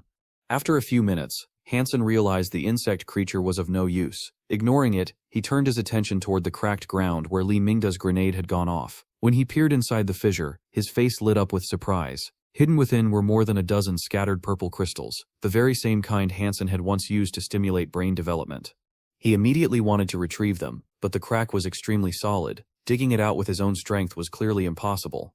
Elsewhere, Hansen and Joan Ran advanced through the tunnel toward where the clone was stationed. Along the way, Hansen described both the insect creature and the situation near the statue. Joan Ran listened carefully, then speculated, "I'm not sure what that insect was. It could be some kind of toy left behind by the crystal people. But remember, their creations usually have specific purposes. That golden cube you mentioned was a protector for crystal boxes. Truly useless objects are extremely rare." Not long after, the two reached the clone. Ji Yin Ran picked up the insect creature, studied it briefly and remarked, "It really does look like a toy."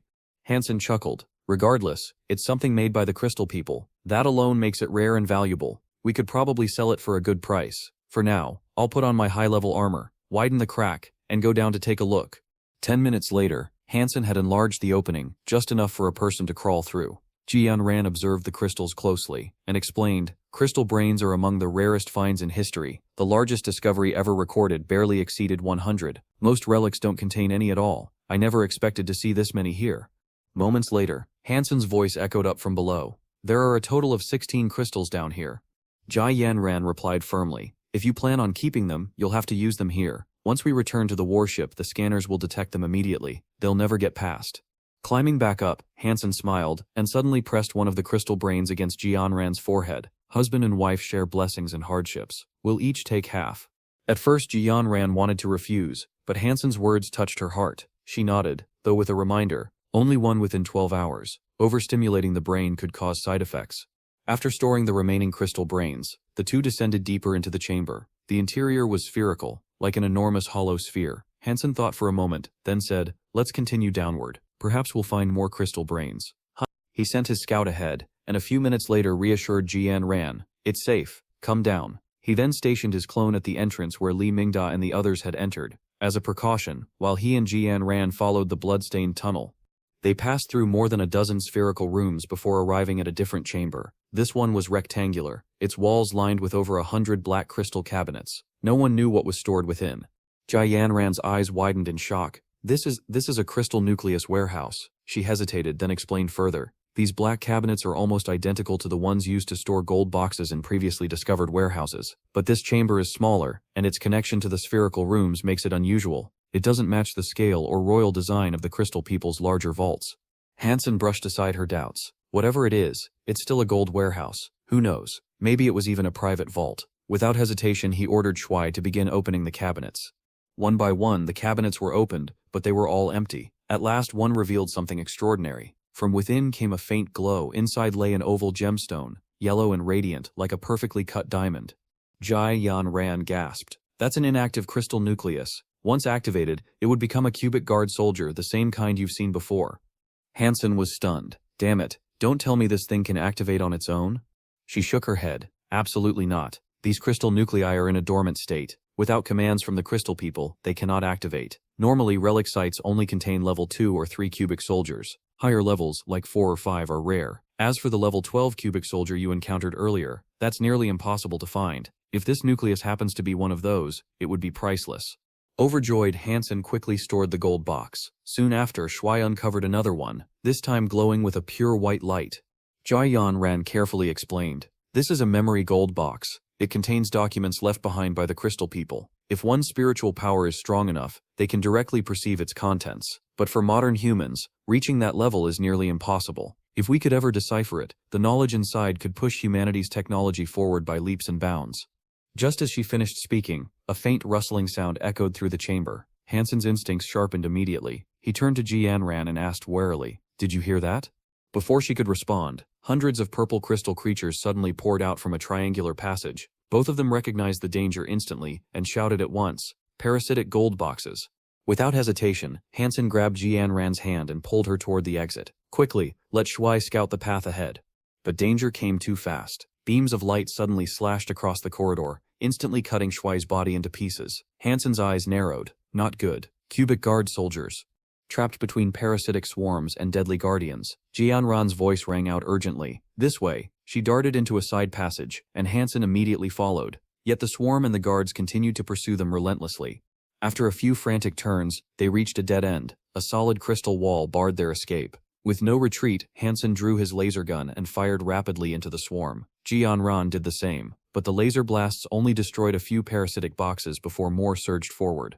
Gritting his teeth, Hansen hurled a grenade and pulled Jianran into a corner. The explosion tore apart dozens of parasites, but it also destabilized the crystal walls around them. In an instant, the corridor ballooned outward like a swelling soap bubble and collapsed, sealing them into a cramped space. Breathing heavily, Hansen asked, "Jianran, are you all right?"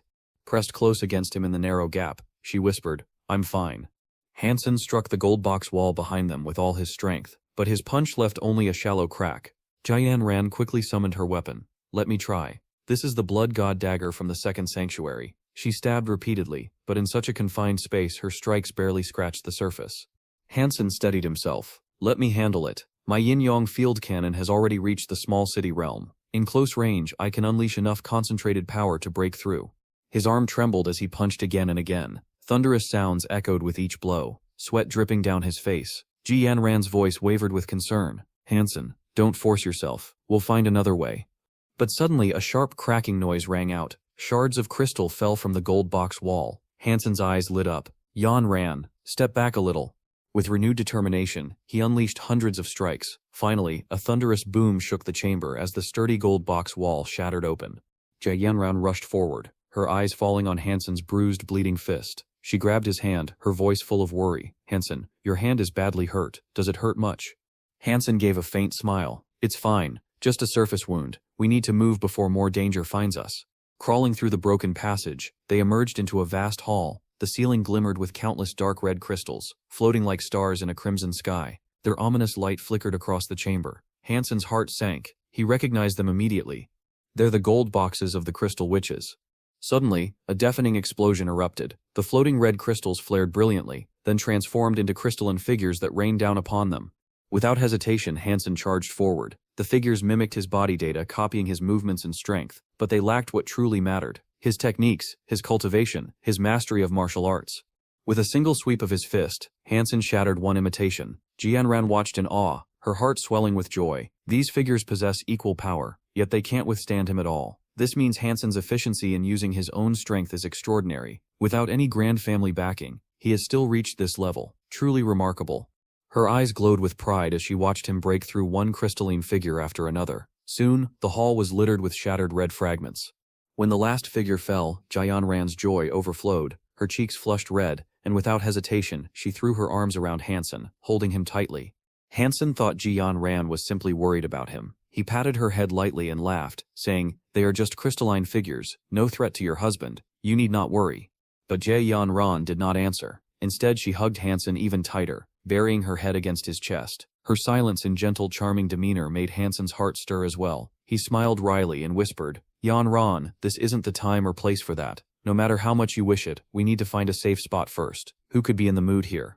Hearing his teasing words, Jianran instantly blushed and gave him a playful punch. Just as the two were sharing this quiet intimacy, an untimely voice echoed nearby. "Ah, the joys of youth. Still in the mood for closeness in a place like this?" Startled, Hansen and Jianran quickly turned. Their expressions changed as they saw Lai Mingdong walking slowly into the grand hall. His smile carried a strange calmness. "Hansen," he said with a hint of admiration, "you truly surprise me. To harness your own strength to such a degree among the younger generation. I've only ever seen 3 others like you. Hansen remained still, his eyes scanning behind Lai Mingdang, but finding no sign of Wang Hu. What unsettled him more was that Lai Mingdang's body was covered with wounds, as though he had just endured a fierce battle. Noticing Hansen's silence, Lai Mingdang continued, his tone steady. This place is the relic of the Crystal Tribe. From now on you must follow my command. Hansen's reply was cold. Based on what? Lai Mingdang laughed. Based on this. As he spoke, the color of his skin shifted, turning into a radiant jade yellow. Within moments, his entire body glowed brilliantly. Jian Ranakata gasped in shock. The Supreme Diamond Body. You've cultivated the Supreme Diamond Body. Hansen frowned. What is the Supreme Diamond Body? Jian Ran quickly explained. In this world, all martial arts stem from body refinement. There exist countless types of superhuman physiques, each with its own ranking system. But regardless of the system, the Supreme Diamond Body always ranks among the top 10. It is an evolution of the ancient martial diamond body. At its peak, the body becomes virtually indestructible. Even nuclear weapons would barely leave a scratch. Cultivating it, however, is extremely difficult, often taking more than a century with no guarantee of success. That is why so few dare to attempt it. But those who succeed gain invincible bodies and unmatched strength. Lai Mingdang chuckled. You exaggerate. I've only just begun. For those with talent above 120, breaking into the Supreme Diamond Body isn't so difficult. I've merely scratched the surface. But there's no need for hostility. I never intended to kill you. Otherwise, Captain G would not still be alive. Inside this relic are countless dangers. The more people we have, the greater our chances of survival. We should work together. Hansen's voice was flat. We can cooperate, but first, you must tell us your true purpose for coming to the Crystal Tribe's relic. We will not risk our lives blindly.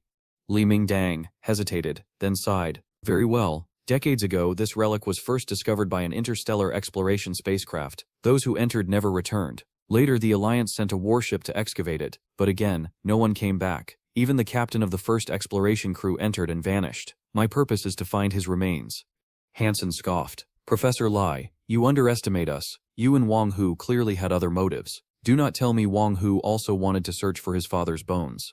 Lai Mingdang remained calm, a slight smile tugging at his lips. Of course, there was another reason. The captain of that Alliance warship carried an item into the relic, an item known as the Golden Key. Legend says it can open the Crystal Tribe's core, granting control over the golden nuclei. With it, humanity could accelerate its technological evolution by 300 years.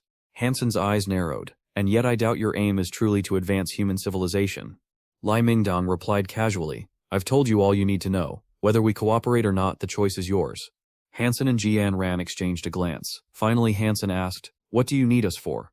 Lai Mingdang answered directly. Ahead lies an area Wang Hu and I could not pass. It forced us to separate. I did not expect to encounter you here, but now we have a chance. My proposal is simple. The 3 of us join forces, pass through that region, and reach the central chamber of the relic. The core nuclei which the Alliance seeks will be yours. As for the item the captain carried, that will belong to me. Not long after, Lai Mingdang led Hansen and Jian ran forward. Their path ended at a deep, ominous chasm.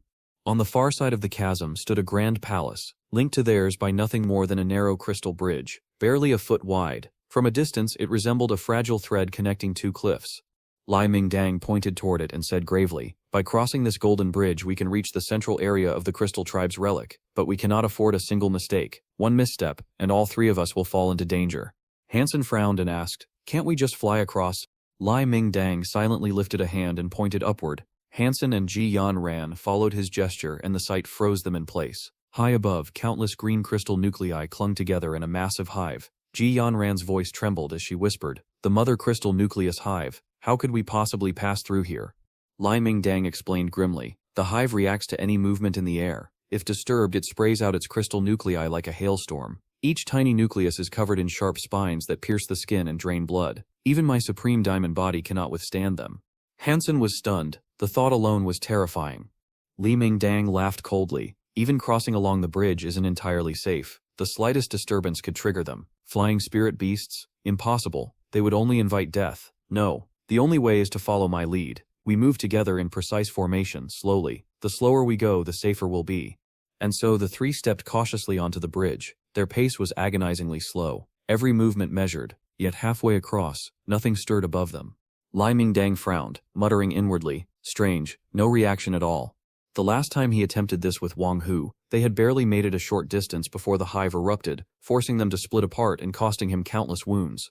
But this time, the bridge remained silent. Step by step, they reached the other side safely. Without hesitation, Lai Mingdang led them straight into the palace. Inside, the sight was grim. The vast hall lay in ruin, corpses scattered across the floor. "Don't touch them," Lai Mingdang warned. "The cause of death is unknown." But his words broke off as his eyes fixed on a figure in the corner. Surprise flickered across his face. "It's you." Hansen turned and saw him too, the long-missing Wang Hu. Lai Mingdang demanded, "When did you arrive?"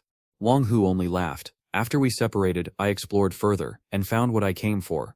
In his hand gleamed a blood-colored crystal. At the sight of it, Lai Mingdang's eyes lit up with delight. Good, give it to me." Wang Hu nodded and stepped forward as if to comply. But just a few steps away his expression shifted, and he suddenly drove his fist toward Lai Mingdang's chest. Prepared, Lai Mingdang's body erupted in golden light. Wang Hu's punch landed with a metallic clang. He sneered, "You cannot break through my supreme diamond body." But Wang Hu remained calm. "Is that so?" With those words he hurled a grenade toward the palace entrance. An explosion ripped through the hall, and at once the hive above the chasm reacted. Countless green crystal nuclei surged in like a sandstorm, flooding the palace. Hansen's face darkened. Wang Hu's cold voice echoed through the storm. "Die." The swarm of tiny spined nuclei rushed straight for Hansen, Jiayin Ran, and Lai Mingdang. Yet Jiayin Ran noticed something shocking. None of them touched Wang Hu. The deadly tide passed him by, as if he were invisible. Li Mingdong tried to flee, but the swarm engulfed him. The green crystals latched onto his body, draining his blood until they turned red. He struggled desperately, but the more he fought, the more of them clung to him. His invincible supreme diamond body was useless against their hunger. Hansen braced for impact, but to his astonishment, the swarm circled around him, and Jiyan ran without touching them either. Relief flooded them both. Even Wang Hu paused in surprise at this sight, but he had no time for research or hesitation. Drawing his soul beast sword, he stepped forward. "Step aside, I'll end you now." Hansen's gaze locked on Wang Hu's necklace, the 9-life blood cat, which was reacting strangely. What is that thing he's carrying that makes it respond? Hansen wondered. Before he could answer his own thought, Wang Hu lunged, blade gleaming. Hansen immediately summoned the Queen Fairy, his ancient cursed soul beast, and activated Overload. Power surged through his body, his aura exploding to its peak. Wang Hu sneered. "Do you think your meager strength can stand against me? The only reason I spared you before was to keep my true power hidden from Lai Mingdang. Now you will see reality." Wang Hu's thrust was lightning fast, his blade flashing toward Hansen's throat in the blink of an eye. Hansen's heart pounded, but instead of retreating, he surged forward like a ghost, closing the distance. His thoughts were sharp and desperate. Wang Hu's physique has surpassed 100. He wields the divine sword of the Second Guardian. My only chance is to go all out. Seeing Hansen charge instead of flee, Wang Hu's eyes gleamed coldly. In an instant his sword shifted from a direct thrust to a horizontal slash, the transition so fluid that there was almost no gap. Hansen's breath caught. He was terrified by the sheer precision. From the side, Jian Ran gasped as recognition struck. "Hansen, be careful. That's the Xylian sword technique. Don't let him continue drawing." At her words, Wang Hu laughed darkly. "So you recognize it, as expected of someone from the Ji family, but knowing it now is far too late." With a flick of his hand, Wang Hu summoned a second soul beast sword, wielding one in each hand. The dual blades blurred as he launched into a relentless assault. Every strike flowed into the next, giving Hansen no chance to breathe. Within moments, Hansen's body was slashed in multiple places, blood soaking his clothes. Gritting his teeth, Hansen thought bitterly. His physique has surpassed 100. Combined with the exquisite Xylan sword technique, I have no way to counter him. Since evolving, I've never felt so helpless. Jian Ran, unable to stand by, summoned her own soul beast, but Hansen roared, "Stay back, don't interfere, I can handle this." Wang Hu sneered, "Handle it? Don't worry, you'll all die." Yet at this moment, Hansen's long-practiced movement techniques began to show their worth. His precise footwork and strategic positioning allowed him to barely fend off Wang Hu's strikes. Though he could not retaliate, Wang Hu also failed to land a killing blow. Hansen's gaze grew calm, sharp as water's surface, analyzing every motion of his foe. Time dragged on in tense silence until finally Hansen seized his chance. He lured Wang Hu into a prepared position, then launched a sudden punch. Forced to defend, Wang Hu's once flawless rhythm broke. The famed gear sword technique was crudely blocked. For the first time, Wang Hu faltered, astonished that Hansen could resist him. In fury, he retreated a few steps, clutching the blood-colored crystal tightly. His voice roared with malice. "I'll make sure you die without a grave." Pressing the blood crystal to his forehead, he released its power. Blood-red rays burst forth, sending a chilling glow across the hall. Instantly, the swarm of green-golden nuclei above stirred, drawn by the crystal's command. Like a tidal wave, they surged toward Hansen. Hansen's face paled. He could hardly believe it. Wang Hu was using the blood crystal to control the swarm. Just as the deadly storm was about to crash upon him, a faint sound came from Hansen's pocket, a tiny chirp. At that moment, the countless crystal nuclei froze. Then, as if guided by another force, they shifted direction. Instead of striking Hansen, they turned on Wang Hu himself. The swarm engulfed him instantly. His face drained of color as he tried to command the blood crystal, but it was useless. The nuclei ignored his will entirely. They wrapped around his body, draining his blood until his form shriveled. His screams echoed briefly, then fell silent. After only 2 rolls on the ground, Wang Hu lay still, withered and dead. The swarm, its hunger sated, rose back into the sky and returned to its nest. Jianran turned her head away, unable to watch the gruesome sight. Meanwhile, Hansen frowned. "Did you hear that sound just now? Like an insect?" He searched his pocket and pulled out Kika. When it chirped, the swarm changed targets. "They didn't attack us because of this little one." Jianran stared in shock. "Are you saying those deadly nuclei ignored us because of it? What exactly is this creature?" Hansen nodded slowly. "Maybe so." Placing Kiksa safely back, Hansen bent over Wang Hu's corpse. Among the remains, he found a card engraved with the 9-life blood pattern. His eyes darkened. The blood-colored crystal, and this 9-life blood pattern, they're connected to the 9-life blood cat. Taking the blood crystal from Wang Hu's stiff hand, Hansen felt the pendant at his neck react violently. The 9-life blood cat pulsed with greater and greater intensity. After some thought, Hansen placed the 9-life blood cat pendant together with the blood-colored crystal. To his surprise, the pendant showed no particular change. Hesitating for a moment, Hansen decided to imitate Wang Hu, pressing the blood-colored crystal against his forehead. In that instant, the crystal reacted. It melted away and was instantly absorbed into Hansen's brain. The moment this happened, the 9-life blood cat pendant cooled down, returning to its normal crystal form. Jianran looked at Hansen's forehead with concern. "Hansen, are you okay?" she asked. Hansen shook his head calmly. "I'm fine. This thing doesn't feel much different from a brain crystal, but what I don't understand is how Wang Hu used it to control the crystal nuclei." Jianran sighed, glancing at the corpses of Lai Mingdang and Wang Hu. "They're both dead now. Probably no one will ever know the truth. 2 elites of the Alliance. Such a pity." As she spoke, Hansen carefully searched Lai Mingdang's corpse. To his surprise, there was no 9-life blood cat card on him. Standing up, Hansen looked at Jianran and said firmly, "Let's go. The items in the crystal nucleus warehouse now belong to the Alliance. We'll deal with it later." With that, Hansen led Ran back the way they had come. When they returned to the palace, the yellow magic cube guardian suddenly rushed out, startling them. But this time, instead of attacking, it hovered quietly in the air. Seeing this, Hansen smiled at Jianran. "Haha, it seems our little bug can help us leave the relic safely, and maybe even assist in finding others." Inwardly, Hansen thought to himself, this creature must be able to pass through the Alliance's scan gate, otherwise it would truly be a pity. Finally, Hansen and Jianran returned safely to the Goddess of Eternal Morning ship. Remarkably, Kiksa, the little bug, managed to escape detection by the scan devices. Later, while reading a book in his cabin, Hansen called out, "Little Horn, come here." Kiksa chirped but remained motionless, clearly not understanding him. Just as Hansen was about to rise from his bed to catch it, Kiksa suddenly floated upward, as if held by some unseen force, and drifted in front of him. Hansen froze in shock, blurting out, "What, did I just do that? Could it be, oh my god, I can control things with my mind."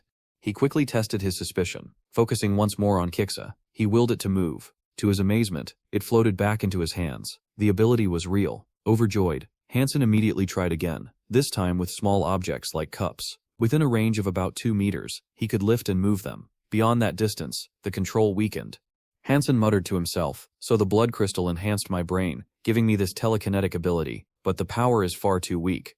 At first he was thrilled, but after realizing its limitations, the excitement faded, and he quickly lost interest. A few minutes later, in the captain's office of the Goddess of Eternal Morning, Hansen noticed Jianran looking troubled. He smiled and teased, "Who made our captain so unhappy?" Jianran sighed. "This expedition suffered huge losses. The Alliance has ordered the Arya Code Goddess to withdraw." Hansen's smile vanished instantly. He asked anxiously, "You won't be punished for this, will you?" Jianran shook her head. "Fortunately, you brought back those 2 high-grade crystal nuclei. The higher-ups consider it as redeeming myself with merit." Relieved, Hansen exhaled. "That's good. Hopen yun ini oititu to love to praming spheric bost. You love the no of filming you ignot hitor." Jianran added, "Though we can't access the internet right now, we can connect to the military's internal virtual reality training camp." Hansen's eyes lit up with excitement. "Excellent. I've recently developed a new combat technique and want to test it in battle." With that, he logged into the military's virtual training camp. using his old ID, Warship Soldier. Within moments he was matched against an opponent named Fragrant Feather.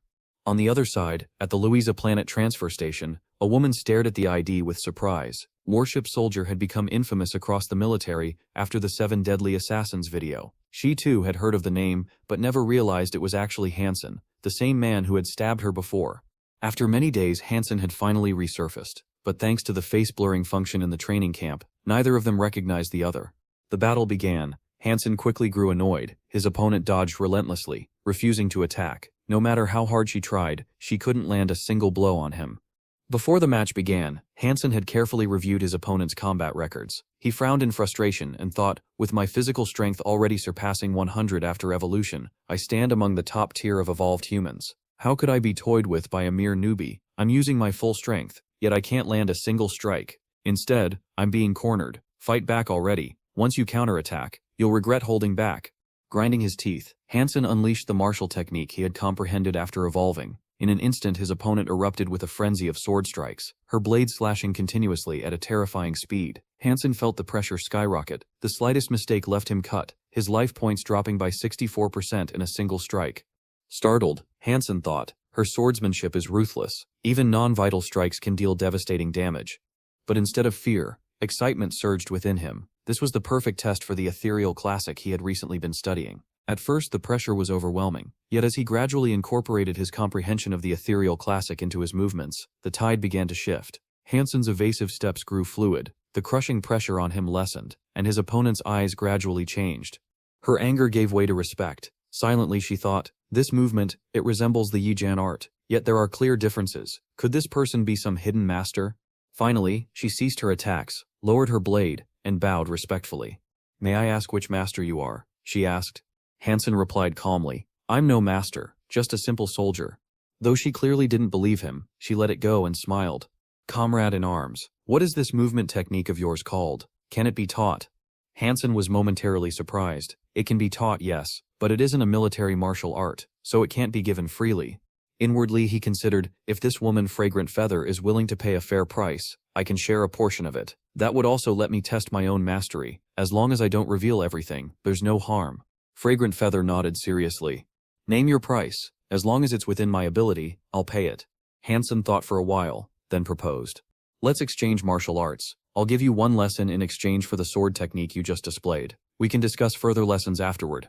She agreed immediately. Half an hour later, she silently thought to herself, trading my lightning blade art for this lesson. What a bargain. His technique is far deeper than I imagined. Of course, she had no idea that this so-called master was the very same Hansen who had once stabbed her in the rear. When their lesson ended, Hansen glanced at the time. It's been half an hour. Let's stop here for today. Fragrant Feather asked respectfully, Comrade, may I know how to address you? Casually call me Little Soldier, Hansen replied. She smiled. I'll contact you again for training in the future. Sure, Hansen answered indifferently before exiting the matchmaking mode. Not long after, a friend request appeared on his panel. A few hours later, in the kitchen of the Yongai warship, Deputy Chief Steward Lu Minlang approached Hansen.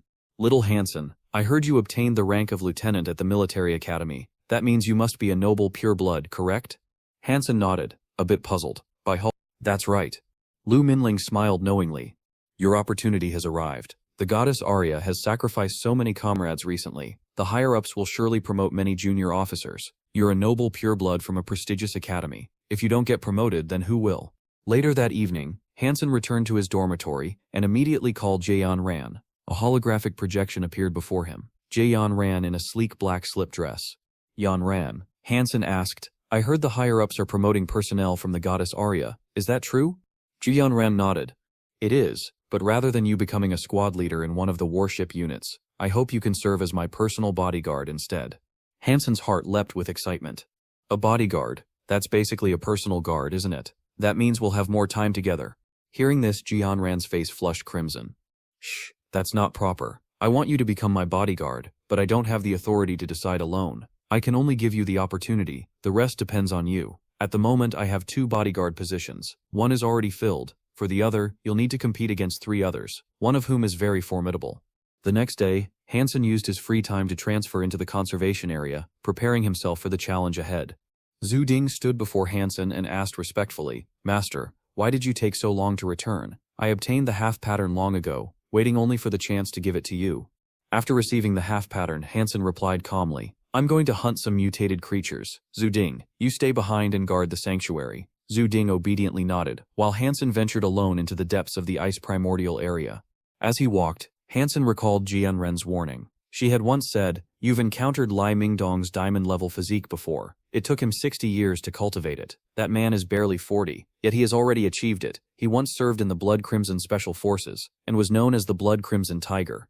Hansen also remembered Lai Mingdong's own words, you need at least 120 physique points to break through the diamond level. Without it, you'll never succeed. Determined, Hansen thought to himself, I must consume mutated creatures as quickly as possible to increase my gene points.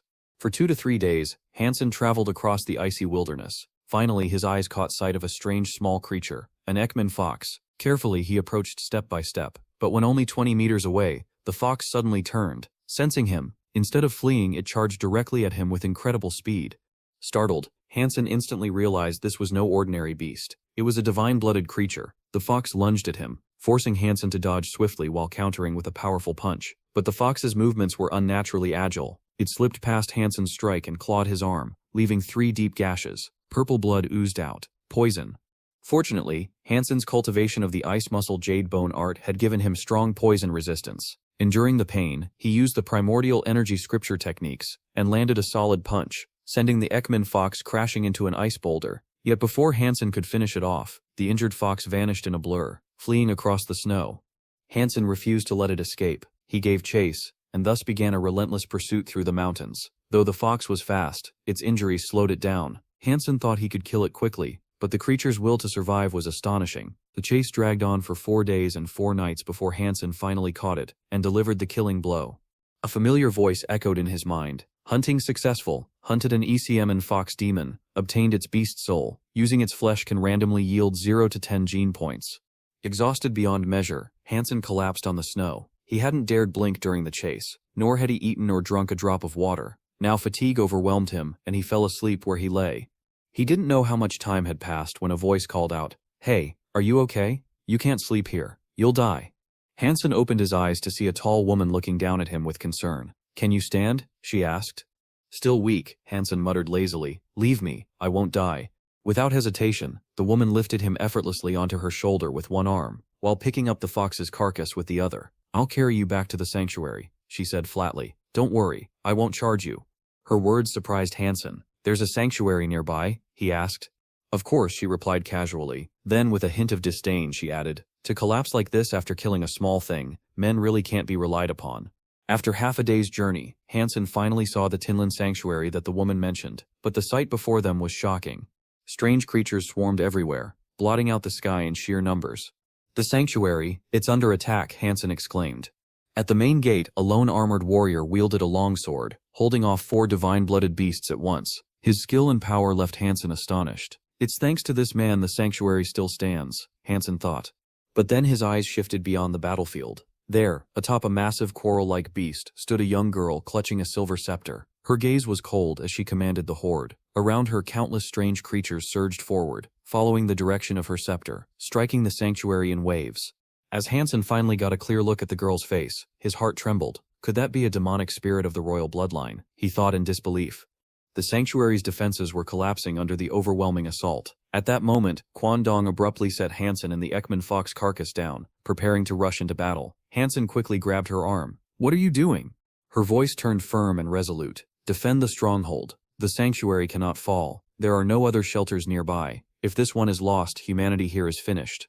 Hansen frowned as she broke free and charged towards the battlefield. He shouted after her, going now is just seeking death, but Quan Dong ignored his warning, vanishing into the chaos.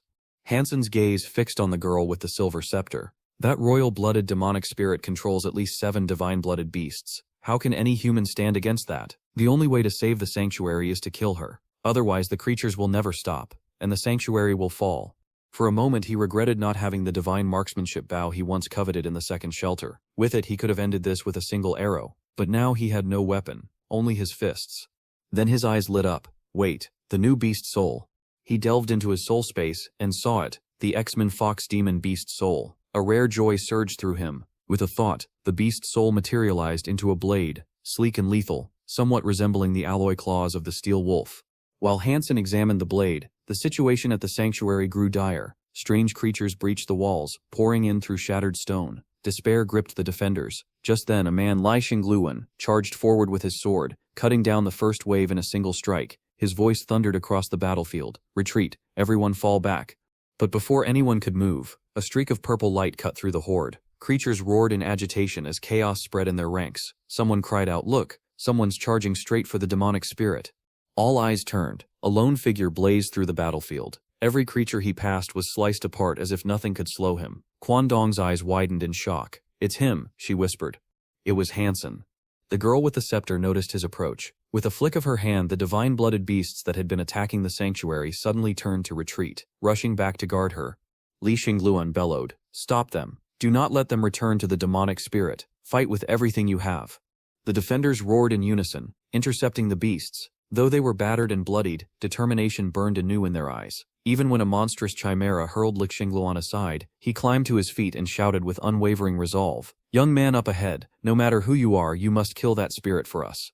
Meanwhile, Hansen was unstoppable. His figure flickered like a phantom, weaving through the battlefield like a butterfly caught in a storm yet untouched by it. Step by step, he closed in on the girl. But as he neared the massive stone serpent that guarded her, the girl's cold lips curved into a smile. Suddenly the ground split open beneath Hansen's feet. Gigantic stone hands erupted, clawing upward to seize him. At the same moment, the colossal serpent lunged, jaws gaping wide to swallow him whole. From a distance, despair swept the defenders. "It's over. We're doomed," someone muttered. But Quan Dong's voice rang out sharply, filled with excitement. "No, look, he escaped." In a flash of movement, Hansen twisted through the air, narrowly evading both the stone hands and the serpent's deadly maw. His body flickered in midair, then landed lightly directly in front of the demonic girl. Her beautiful eyes glinted with a cold, murderous light as she met Hansen's gaze. A sudden burst of silver light engulfed the girl. In the blink of an eye, she transformed into a warrior clad in gleaming silver armor, her scepter reshaping into a long silver sword. With cold, merciless eyes, she lunged forward, thrusting her blade at Hansen with blinding speed. At the same time, the divine-blooded stone demon roared and lunged at Hansen's back. In that instant, he was surrounded, attacked from both the front and rear. To the onlookers, it seemed like Hansen's death was certain, but to Hansen, this was the perfect opening. He made his decision in a heartbeat. The Queen Fairy's beast soul surged into his body, and he unleashed the 5 demonic venoms along with Overload, forcing his strength into a frenzied peak. Instead of retreating, Hansen advanced. He let the silver sword pierce into his body, seizing that fatal moment to close in on the girl. Her eyes widened in horror as Hansen's right hand swung. 3 streaks of purple light flashed, gone before anyone could see clearly. The next second, the demonic royal spirit was split into 4 pieces. A stunned silence swept the battlefield, all eyes fixed on Hansen, whose blazing red armor shone so brilliantly that it was almost painful to look at. Li Xingluan, bloodied yet still standing, couldn't help but marvel. He used his own body as bait, and in a single move shattered the demonic royal spirit. Courageous and resourceful, such a man is a rare talent. With the death of their master, the horde of divine-blooded creatures collapsed into chaos. Their formation crumbled, their will shattered. Panic swept through the ranks, and in an instant the terrifying army scattered in retreat. The defenders of the sanctuary roared in triumph. With renewed strength, they pursued the fleeing beasts, cutting them down without mercy. But Hansen did not stop. Blood flowed freely from his chest wound, yet he rushed straight at the stone demon that remained. His demon-slaying saber clashed again and again against its stone claws. Though the wounds were shallow, venom seeped in with every strike, venom that no armor or martial skill could resist. Slowly, the stone demon weakened. Just as Hansen felt victory was near, the creature threw back its head with a deafening roar. Before his eyes, its skin hardened, contracting into an iron-like shell. Its strength surged. It had gone berserk. Instead of fighting, the berserk stone demon turned and bolted across the frozen plains. Hansen's eyes hardened. Finally, a chance to kill a divine-blooded beast. How can I let it escape? He gave chase with everything he had. Behind him, Li Xingluan summoned his beast soul mount and followed as well, his heart burning with resolve. Such a man, no matter what, I must meet him. The chase tore across more than 300 miles of frozen tundra. Finally, the poisoned stone demon staggered and collapsed. Unable to continue, Hansen closed in, raising his saber. Hundreds of strikes rained down, until at last its head was severed. Panting heavily, Hansen wiped the sweat from his brow. Exhausting. Its skin was too tough. If not for the poison, I might never have broken it down. Then the familiar voice echoed in his mind. Hunt successful. Uncontrolled divine-blooded stone demon killed. Uncontrolled stone demon beast soul obtained. Meat inedible. Excitement flared in Hansen's eyes. Stone demon beast soul. If it's armor, then I'll have both blade and armor. I'll be unstoppable. He summoned the beast soul immediately. Black demonic tattoos spread across his body, ferocious and sinister. At first, Hansen frowned. Another beast soul inscription? Just like the bloody beast soul. No clear effect? But when he tested it, his doubts vanished. He raised his demon-slaying saber and slashed his own arm. The clash rang out like metal on metal, leaving only faint white scratches. Hansen laughed, his voice echoing across the snow. This is perfect, truly perfect. He struck himself several more times, each blow leaving nothing but shallow marks. His heart surged with exhilaration. With this beast soul inscription, it's like I've mastered a super armor nuclear gene technique, and I can still wear beast soul armor on top of it. My defense is unparalleled now. Withdrawing his beast souls, Hansen sat down at last, savoring his new demon blade while chewing on snow weasel meat. Then clip, clop, clep, clop. The sound of hooves echoed across the frozen plains, drawing Hansen's attention. After Li Xingluan finally caught up to Hansen, he dismounted from his beast and spoke with a calm tone. My friend, please don't misunderstand. I pursued you here with no ill intent. I only wished to make your acquaintance. Hansen, unmoved by the explanation, replied indifferently, if you just want to meet me, there sits no need. Li Xingluan gave a faint smile. If I only wanted to meet you, why would I chase you for more than 300 miles? That answer made Hansen narrow his eyes in doubt. Then what is your true purpose? Li Xingluan did not hesitate. He revealed his plan, leaving Hansen slightly surprised. You want to attack the Royal Demonic Spirit Sanctuary. Nodding solemnly, Li Xingluan explained, if we do not destroy its spirit crystal, the Royal Demonic Spirit will never truly die. Its sanctuary has blocked the path between the ice fields and the outside world. Unless we strike, humanity will be confined to hunting only within this small region. That will make it nearly impossible to fully awaken our divine genes. My goal is to unite the three major powers and form an alliance to destroy it. But the three families have been bitter enemies for years, fighting endlessly over the limited resources of the ice fields. Hansen listened silently, thinking to himself, most of the resources nearby are already divided among these so-called major powers. It would be impossible to rapidly increase my divine genes alone in a short time, but if I cooperate with them, I cannot claim the spirit crystal for myself. After pondering, Hansen stood up and gave a smile. Very well, if you can truly unite the three major powers against the royal sanctuary, I will join you. Li Xingluan's eyes brightened with relief. Excellent. With you on our side, success will be within reach. Their brief conversation ended, and both men returned together to Li Xingluan's sanctuary, using the teleportation formation to travel back to the Alliance base. On the Arya Goddess battleship, Jianian gave Hansen a stern reminder. Among the four of you participating in this military tournament, the one with the best performance will receive the last guard title. This cannot be faked. Hansen, I can only rely on you. Do your best, you must win. After parting with Jianian, Hansen headed straight into the Arya Goddess virtual reality chamber. The military tournament, huh? He thought. I am confident, but I still need to aim for first place. Alright, I can go online now and train against opponents in the evolved human zone. But, what ID should I use? Hansen first tried registering as Kim Money, but the system notified him that the name was already in use. He tried again with variations. I am Kim Money 001, Kim Money, 1235. Yet every attempt failed. Annoyed, Hansen scratched his head. Damn, how can there be so many Kim Moneys? If you all love that name so much, don't blame me for being impolite. He then typed in Slaughter Kim Money. This time the registration was successful. Upon entering the virtual combat community, a shield emblem appeared above Hansen's head, an exclusive mark of the noble divine-blooded races. He immediately searched for an opponent, and quickly matched with another player who also bore the same emblem. On the other side, Wang Dongfang glanced at Hansen's record and sneered. Slaughter Kim Money, a newbie chick like you doesn't even deserve to mention Kim Money's name. Wang Dongfang himself was a fan of Kim Money, and seeing Hansen's ID filled him with irritation. As the battle began, Wang Dongfang wasted no words. He instantly unleashed his violent fist technique, aiming to crush this arrogant newcomer. Yet to his shock, Hansen casually blocked the strike and countered with a swift punch. The blow came so fast that it nearly reached Wang Dongfang's face before he could react. Alarmed, he retreated in haste, hoping to dodge and launch a counterattack. But Hansen gave him no chance. His punches came like a raging storm, relentless and suffocating. Wang Dongfang found himself forced onto the defensive, unable to land even a single strike. Blow after blow drove him backward until he was finally knocked clean off the battlefield. Breathing heavily, Wang Dongfang could not believe it. Against this supposed newbie, he hadn't managed to attack even once. Frustrated, he immediately sent another challenge request, but the system informed him that his opponent was already in another match. Curious, Wang Dongfang switched to spectator mode to see who Hansen was facing next.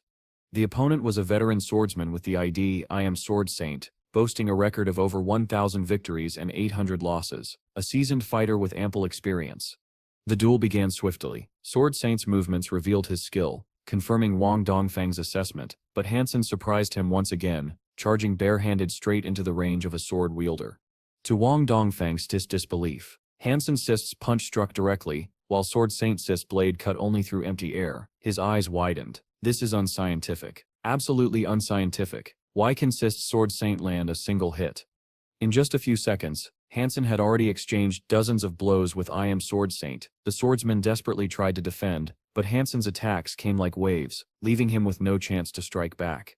Wang Dongfang, watching from the sidelines, was utterly baffled. This newbie has so many openings. Why can't Sword Saint land even a single hit? To his disbelief, the veteran swordsman looked less like a fighter and more like a sandbag, beaten helplessly by Hansen's fists. Completely overwhelmed, I Am Sword Saint was finally blasted out of the arena with one decisive punch.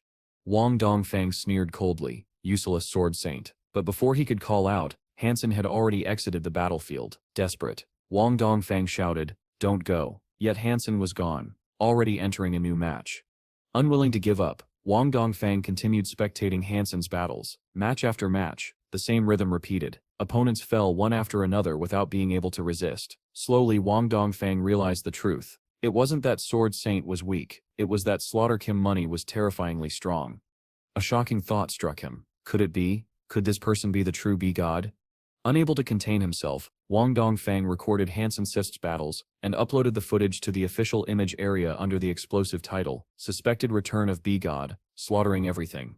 Meanwhile, on the other side of the alliance, Fang Mingxian was enjoying the height of his fame. Now a well-known host on the Washing Channel, his shows regularly drew audiences in the hundreds of millions. Though he was celebrated as a star, Fang Mingxian never forgot the man who had helped him rise, his idol B-God. As usual, Fang Mingxian searched the net using the keyword idol. He muttered to himself, "B-God, it's been 2 or 3 years since you were promoted at the 2nd Safeguard Bureau. With your skills, you should have risen even higher by now. Why haven't you appeared again?" Among the search results, he saw sensational headlines: "The truth behind B-God Sit's fall," and "B-God Sit's disappearance. Lost for 4 days and 3 nights. Disgusted, Fang Mingxian slammed his device on the table. Nonsense. Just then, his eyes caught a new title: "Suspected Return of B-God, Slaughtering Everything." He clicked immediately. The moment the video played, Fang Mingxian shot to his feet. It's him. That combat technique, no one else could do this. This has to be B-God. His heart pounded with excitement. Turning to his assistant Xiaolu, he said, "Reschedule everything. Postpone today's topic. We're covering B-God."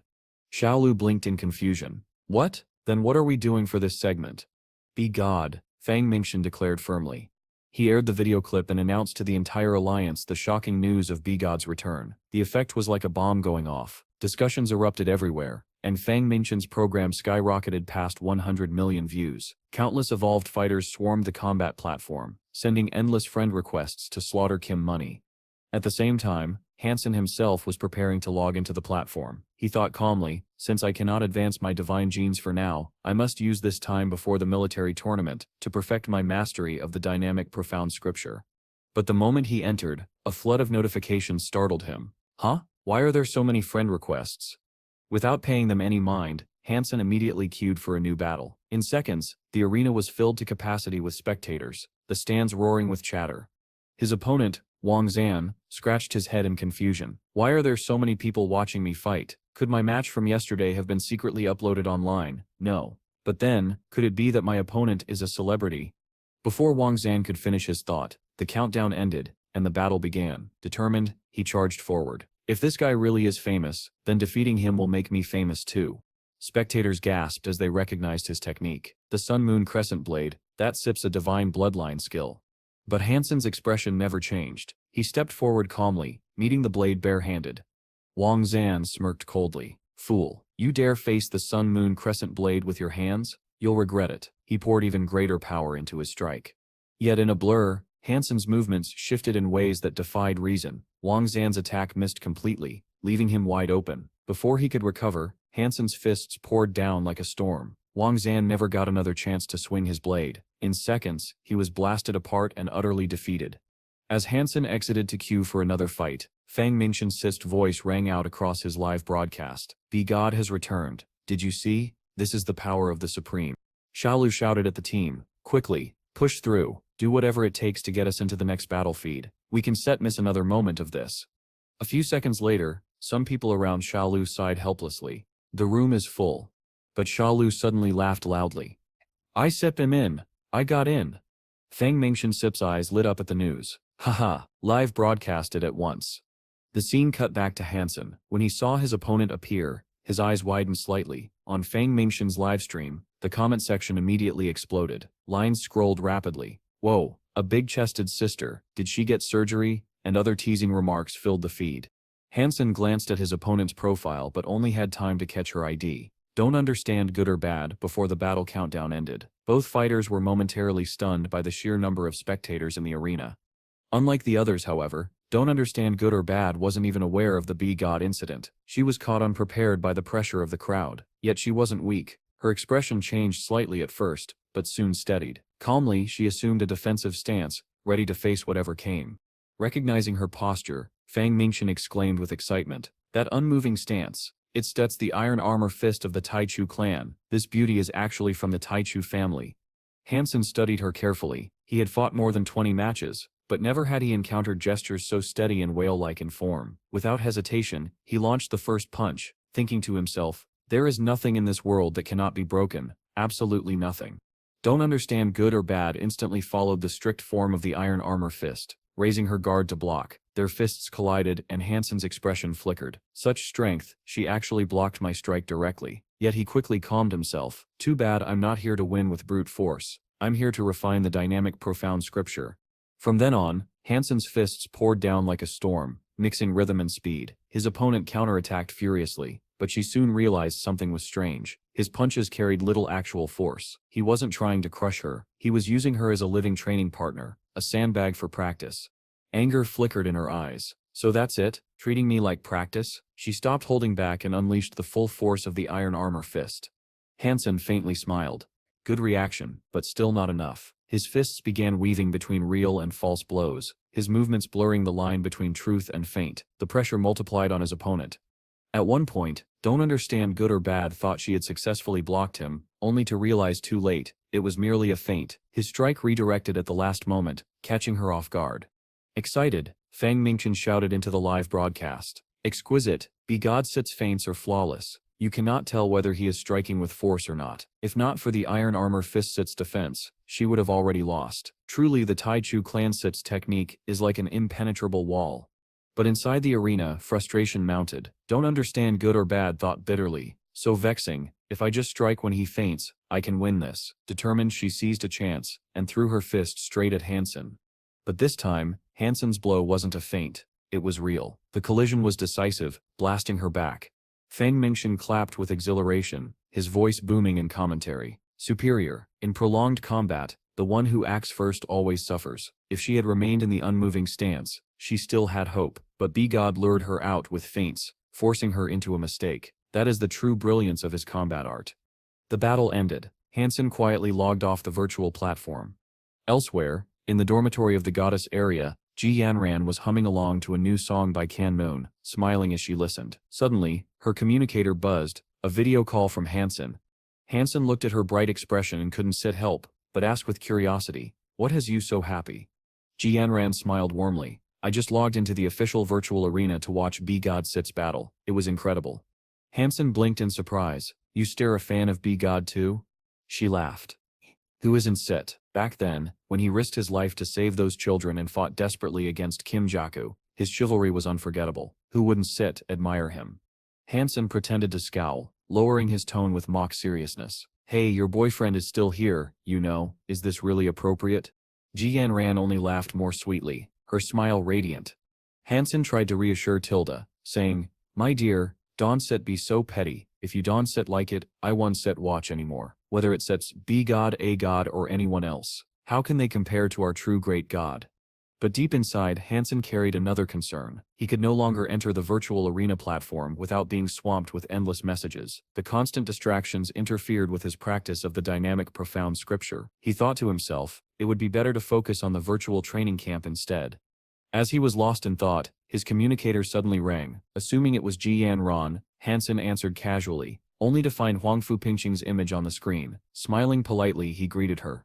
Senior Sister Huangfu, what brings you the free time to contact me today? Pingqing didn't waste words. She asked directly, Kim Tae has appeared again. Did you know?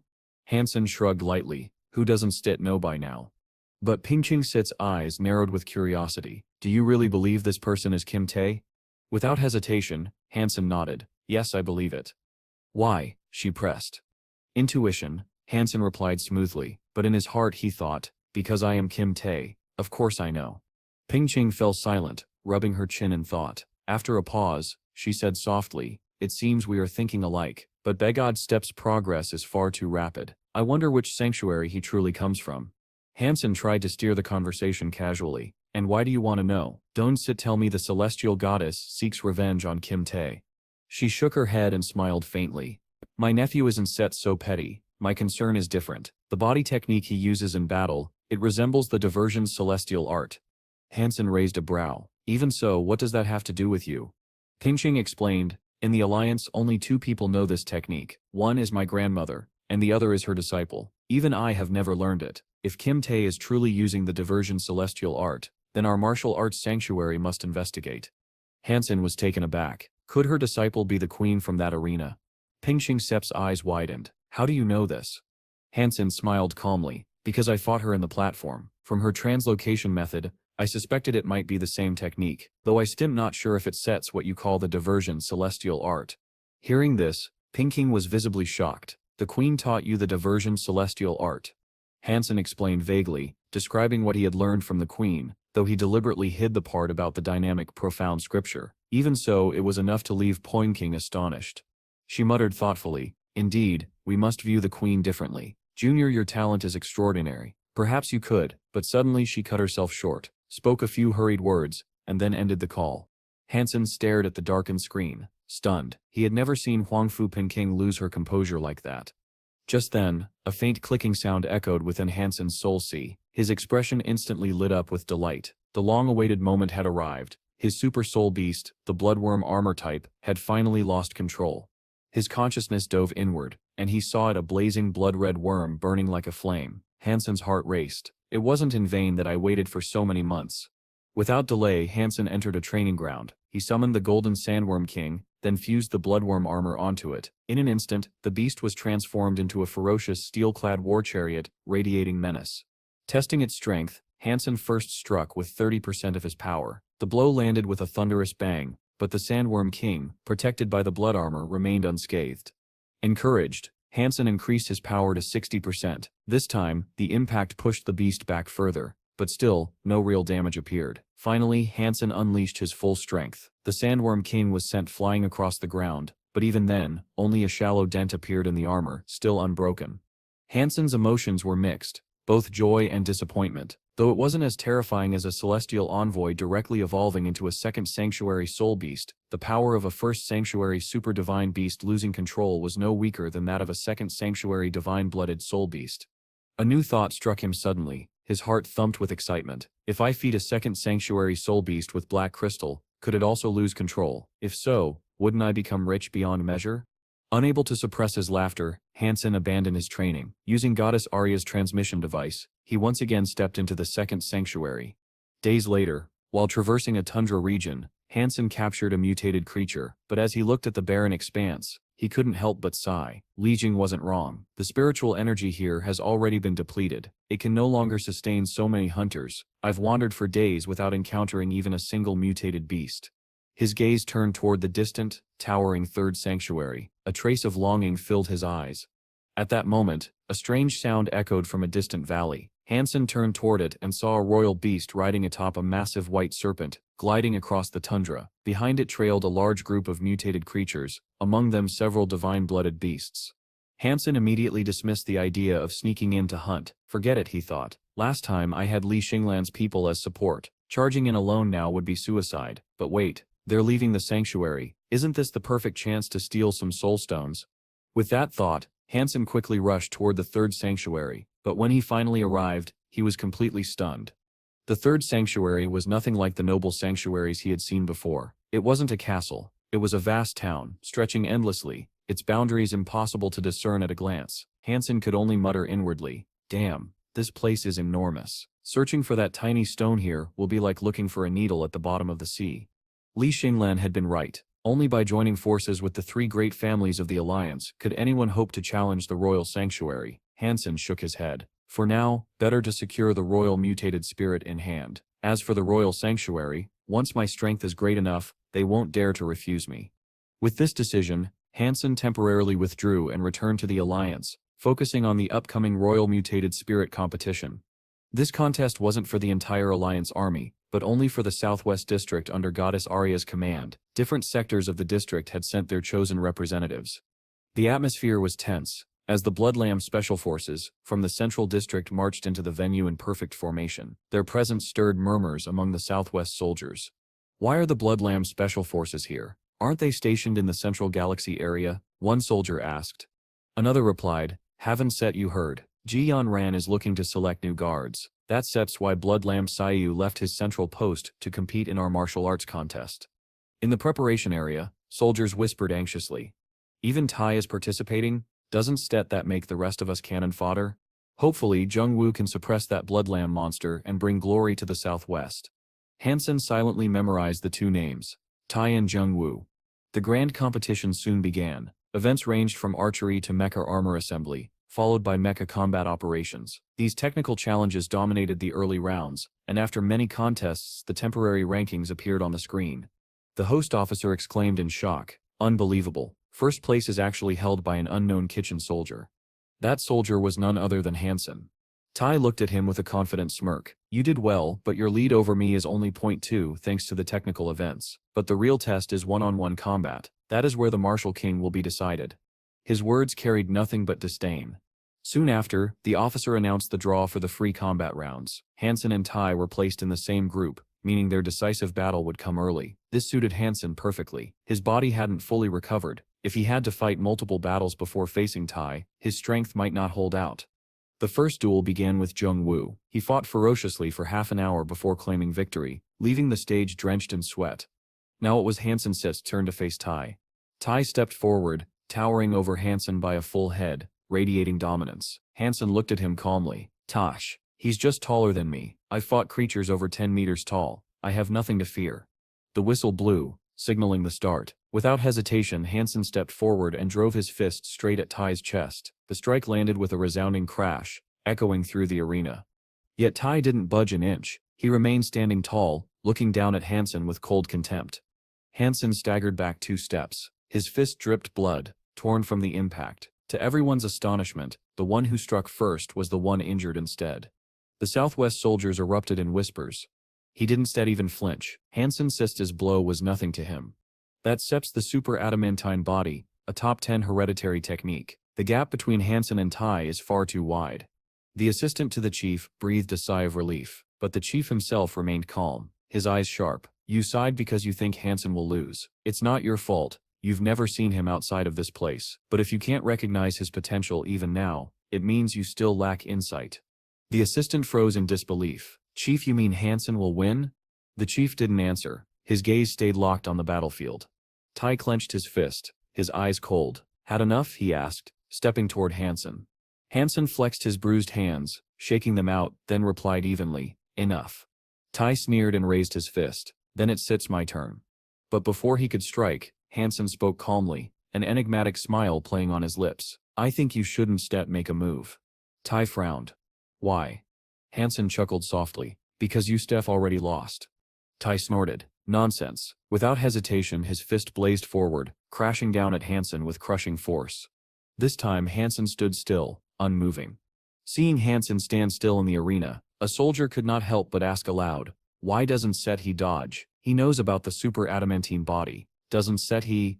Another soldier shook his head. "How could he? He's still young." At that moment, yet another voice rose from the crowd. "Wait, did he just say Tai had already lost?" Under everyone sits doubtful gaze, Tae-sit's fist stopped abruptly, barely 10 centimeters away from Hansen-sit's face. Hansen didn't sit to even open his eyes. Calmly he said, I told you earlier it sits better if you don't sit move. Beads of sweat trickled down Tae-sit's forehead. His body trembled uncontrollably. Hansen sighed softly. Now you still have to suffer a bit of pain. Before Tae could speak, blood gushed from his mouth. His dark yellow skin turned pale, and a deep red dent appeared where Hansen had struck him. With a heavy thud, Tae collapsed to the ground. Hansen looked at the fallen warrior and explained evenly. After cultivating the great yin-yang repulsion cannon for so long, I finally got to use it in battle. You relied too much on your physical qualities and your super adamantine body, refusing to dodge my strikes. That saved me quite a bit of effort. With each punch, I infused a yin strike that damaged your internal organs. That's why I warned you not to move. Forcing yourself would only worsen the injuries. With this, Hansen secured victory over the Bloodlamb group. Facing Jung Wooja, who possessed equal physical ability, Hansen triumphed once again. The chief, watching from above, smiled with admiration. Hansen's mastery of the yin strike is remarkable. For such a young man to endure solitude and refine this technique to such a level, he is no ordinary person. Having said this, the chief turned and left. Perplexed, the secretary asked, Chief, where are you going? The chief replied with a faint smile, to deliver a reward. That night, in the medical ward, Tae lay weakly on a sickbed. His voice was heavy with shame. Captain, I'm sorry, I failed.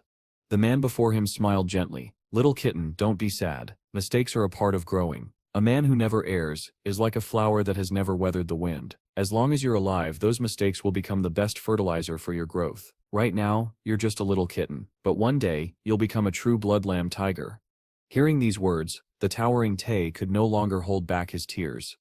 Meanwhile, aboard the goddess Arya, Hansen entered Ji Yanran-sip's office to report. Without hesitation, she rushed forward and embraced him tightly. My love, you were amazing. I love you to death. Ji Yanran, usually shy, surprised Hansen further by tugging at his clothes. Hansen asked in astonishment, why are you so passionate today? She pressed her cheek against his shoulder and whispered, this is a special reward for you. Hours later, Hansen stepped out of the Captain Sip's office, refreshed and straightening his clothes. With a faint smile, he muttered, I like this reward. But after only a few steps, Hansen suddenly froze. A woman passed him in the corridor, radiating a murderous aura. He turned to glance at her retreating figure. Such a powerful presence. Who is this girl? I've never seen her before. Then he remembered Ji Yanran's earlier words. Could it be one of the remaining guards?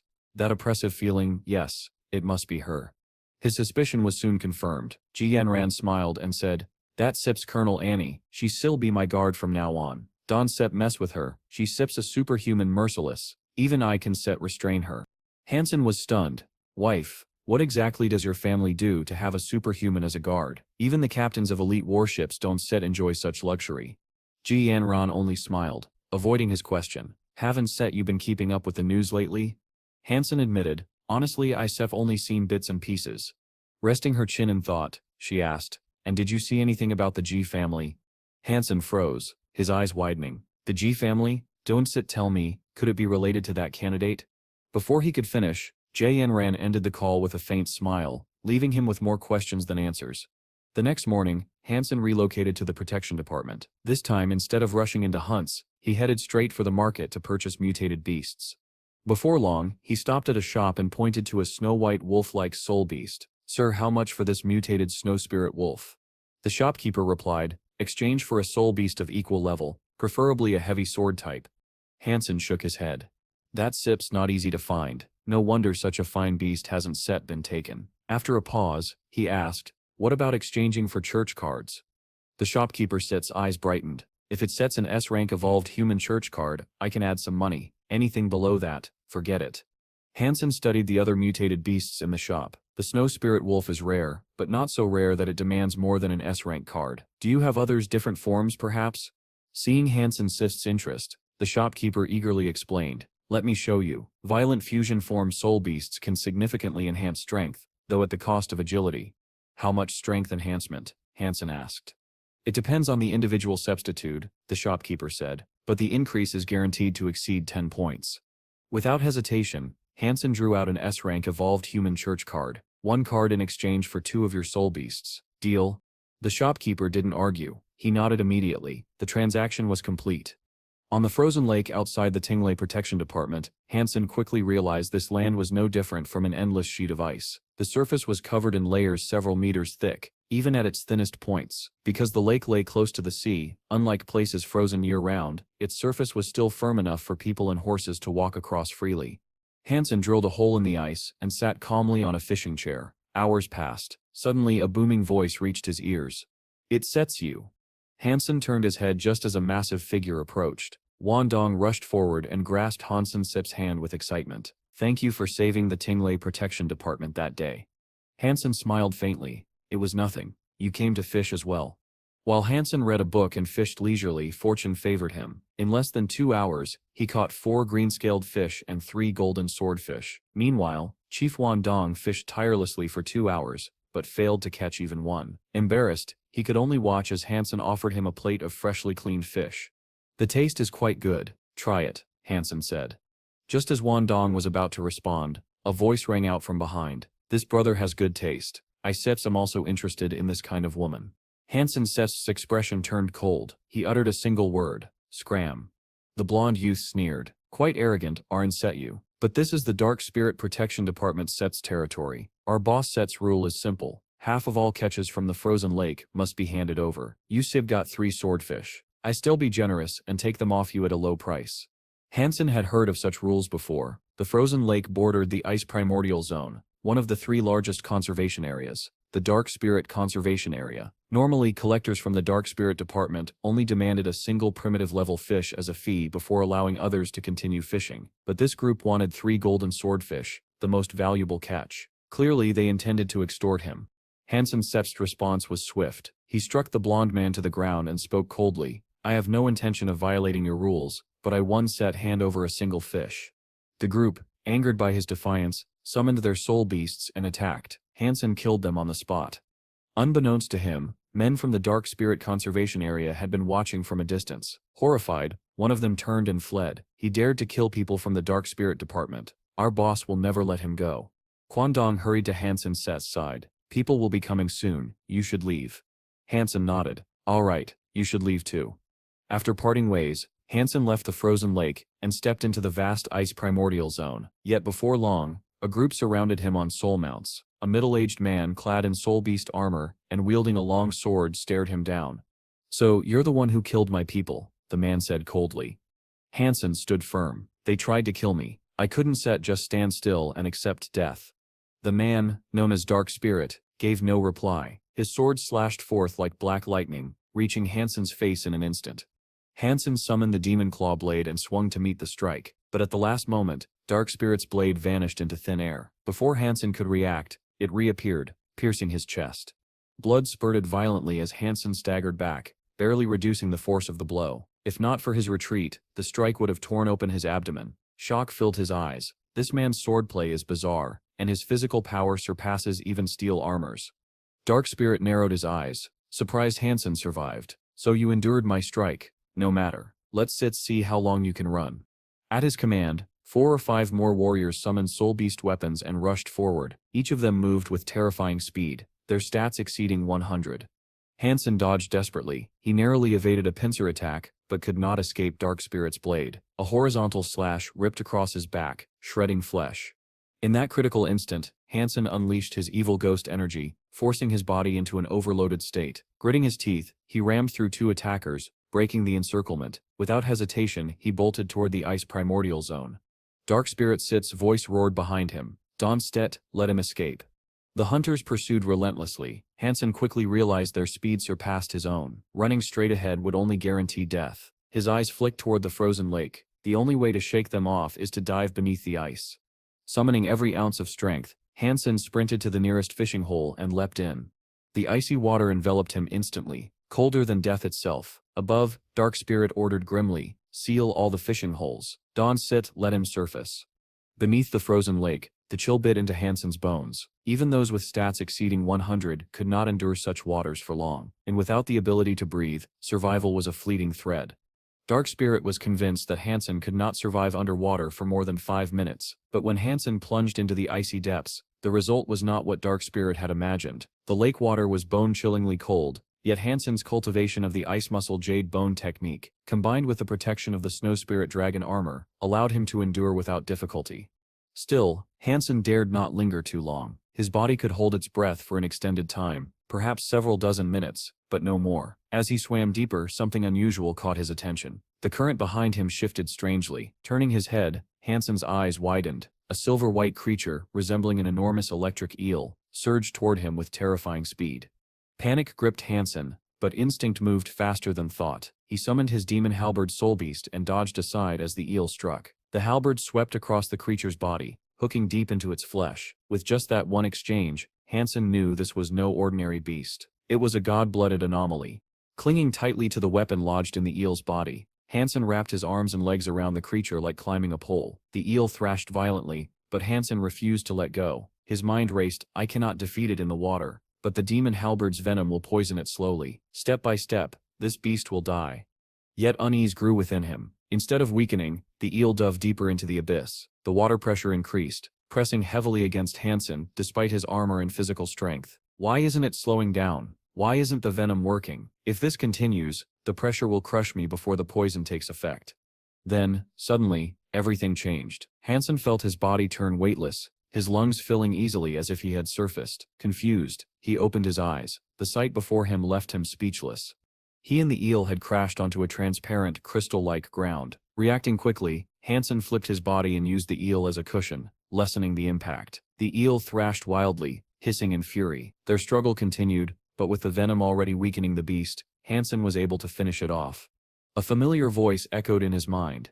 Successful hunt. God-blood creature sets. Silver sphere eel sips. Eliminated. Soul beast obtained. Silver ball. Flesh and blood may grant 0 to 10 divine gene points.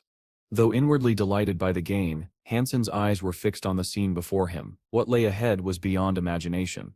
He stood in a vast waterless sphere at the bottom of the lake. At its center rested a massive crystal sailboat. The surrounding currents bent and parted as though obeying some invisible force, creating this impossible sanctuary. The sailboat itself had no joints, no seams, just one colossal block of flawless crystal, as though carved from a single piece.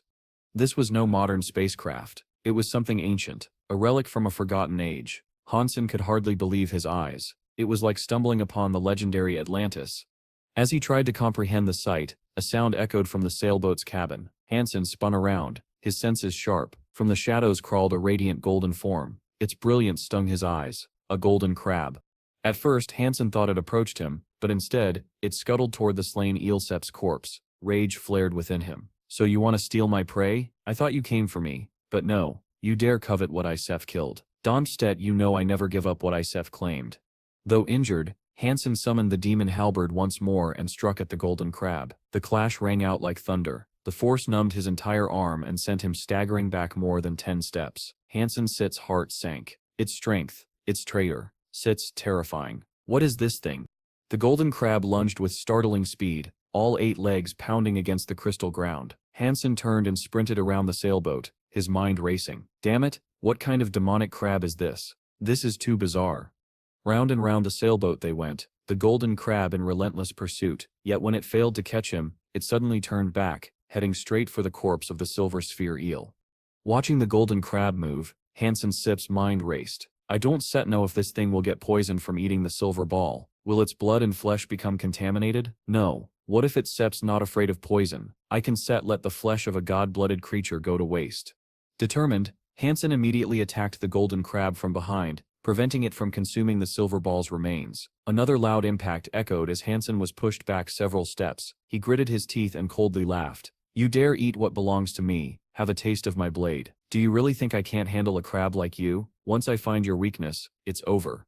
Hansen scrutinized the golden crab carefully. Normally a crab's joints between its upper and lower shells would be vulnerable, but this creature was unlike any ordinary crab. Its body had no openings at all, and even the joints seemed tougher than solid steel. This crab, it has no weaknesses, Hansen muttered, a hint of frustration in his voice. Just then, the golden crab waved its pincer at him. Hansen paused, surprised. Is it attacking me? No, it seems to want me to come closer. The crab continued waving, spitting out white bubbles impatiently. Hansen rubbed his eyes in disbelief. Damn, it's actually calling me over. Is this crab plotting something? Seeing Hansen hesitate, the golden crab gestured repeatedly. Hansen sighed and said, I understand you stare in a hurry, but I don't yet speak crab. Thinking quickly, he summoned Shuchi and asked, Shuchi, do you understand what it wants? Shuchi replied definitively, no, but I know its intention, it wants you to share half of that mutated creature Sip's corpse with it. Hansen considered this, and responded, half won't do, I'll take 2/3. The golden crab looked confused, its eyes bulging as it spat bubbles and scratched its head with pincers in a surprisingly human-like manner. Hansen gestured for it to move aside. The crab shifted, allowing him to determine a safe distance from the silver ball's corpse. All right, Hansen thought, that way it can't reach me. He pointed to the larger portion for himself and the smaller for the golden crab, ensuring the division was clear. The crab seemed to understand at last, shaking its pincers, clapping, and scuttling toward its share. Hansen backed away cautiously, muttering, hey, don't come over here, but the crab ignored him, only claiming the smaller portion. It was like bargaining with a stubborn market vendor. After a long back and forth, an agreement was reached. Hansen took 3/5 of the silver ball's flesh, leaving 2/5 for the golden crab. Watching the crab scuttle away, Hansen cursed silently, eat up. Best if you get poisoned and die, you unlucky crab. Wary that the crab might return for his portion, Hansen summoned his gluttonous holy war angel, preparing it for future battles against super divine beasts. Feeding it divine-grade flesh now was not wasted. As Hansen consumed the silver ball Sit's flesh, he checked its soul beast information. The data confirmed 4 bold words. Equine. Hansen Sit's face lit up. A water equine, hunting god-blooded beasts, really does guarantee soul beasts. Unbelievably lucky. After finishing, Hansen instructed the holy war angel, eat quickly. Watch out that crab doesn't steal your food. I'm going to check out that crystal sailboat first. The golden crab had already crawled into the cabin. Taking the opportunity, Hansen climbed onto the enormous crystal vessel. The sailboat was carved entirely from crystal, but its interior remained hidden, giving off an eerie sense of secrecy. Just as Hansen approached, the golden crab suddenly charged out, swinging its pincers fiercely. Hansen quickly stepped back, laughing nervously. Dear brother, don't get agitated. I'm just taking a look, no harm meant. The crab didn't understand. Its pincers swung again, warning Hansen to keep his distance. Resigned, Hansen stepped back. Minutes later he cleverly hung the remaining silver ball corpse on the ship's bow, muttering to himself, I don't still believe you one set take the bait. Half an hour passed. As expected, the golden crab emerged, trying to reach the silver ball corpse, but it couldn't quite get to it. Hansen chuckled. Ha ha, perfect. He had set the position intentionally, making it difficult for the crab to snatch it. With the crab distracted, Hansen climbed onto the deck and quickly approached the front of the cabin. Let's see what secret this sailboat is hiding, he thought. As he neared the crystal cabin, a massive crystal box materialized before him.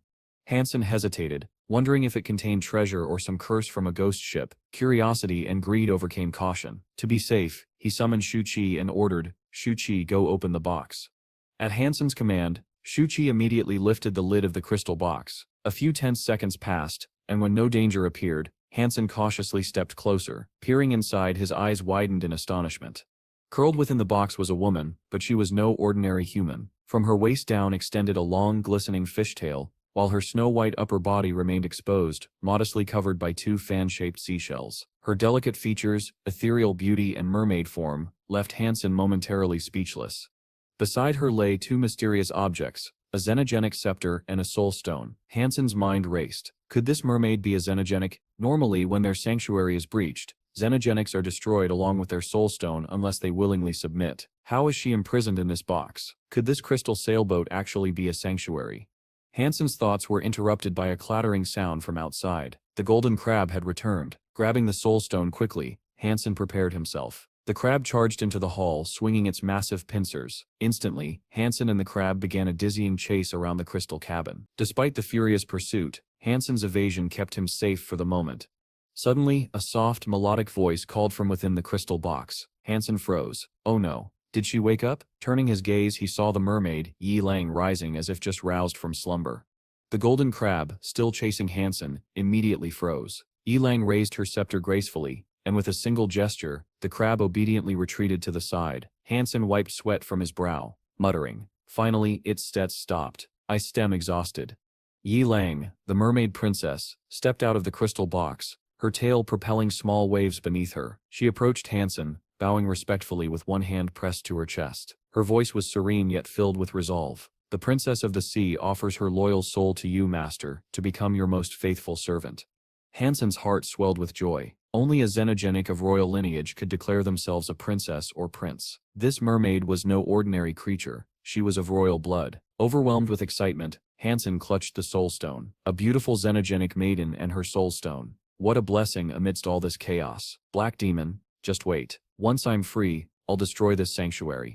Without hesitation, Hansen pressed the soul stone to the princess's forehead. A pale green glow enveloped her as the stone merged with her essence, transforming into a radiant beam that flowed directly into Hansen's soul sea. The subjugation complete, he felt a surge of power and fortune. But the golden crab, no longer restrained, became ferocious once more, charging at Hansen with renewed fury. Hansen dodged nimbly, running straight out of the cabin. He quickly summoned the princess of the sea, commanding, "Help me destroy that vile sea crab." The mermaid Sip's voice was calm yet apologetic. "Forgive me, master, I do not have the ability to kill it." Hansen blinked, slightly surprised. "But you are a xenogenic of royal lineage, surely you can fight." Ye Langsip's eyes lowered as she answered sincerely, "I am not a warrior, I cannot fight, I fear I have disappointed you." Hansen Sest's curiosity remained unquenched. "Then what powers do you possess?" The princess of the sea spoke earnestly. "I can control the crystal of the Crystal Palace, my dwelling. The Crystal Palace is eternal and indestructible. As long as I remain in the water, it can move anywhere across the seas, even to the deepest ocean floors, tens of thousands of meters below." Hansen Sef's heart leapt with excitement. A mobile fortress on the sea? That Sef's incredible. Could you take me out to hunt creatures with it? He turned to her with a grin. "All right then, bring the Crystal Palace here for me now." Yi Lang shook her head gently. "Forgive me, master, I cannot do that. I must be at the main control point of the Crystal Palace to operate it."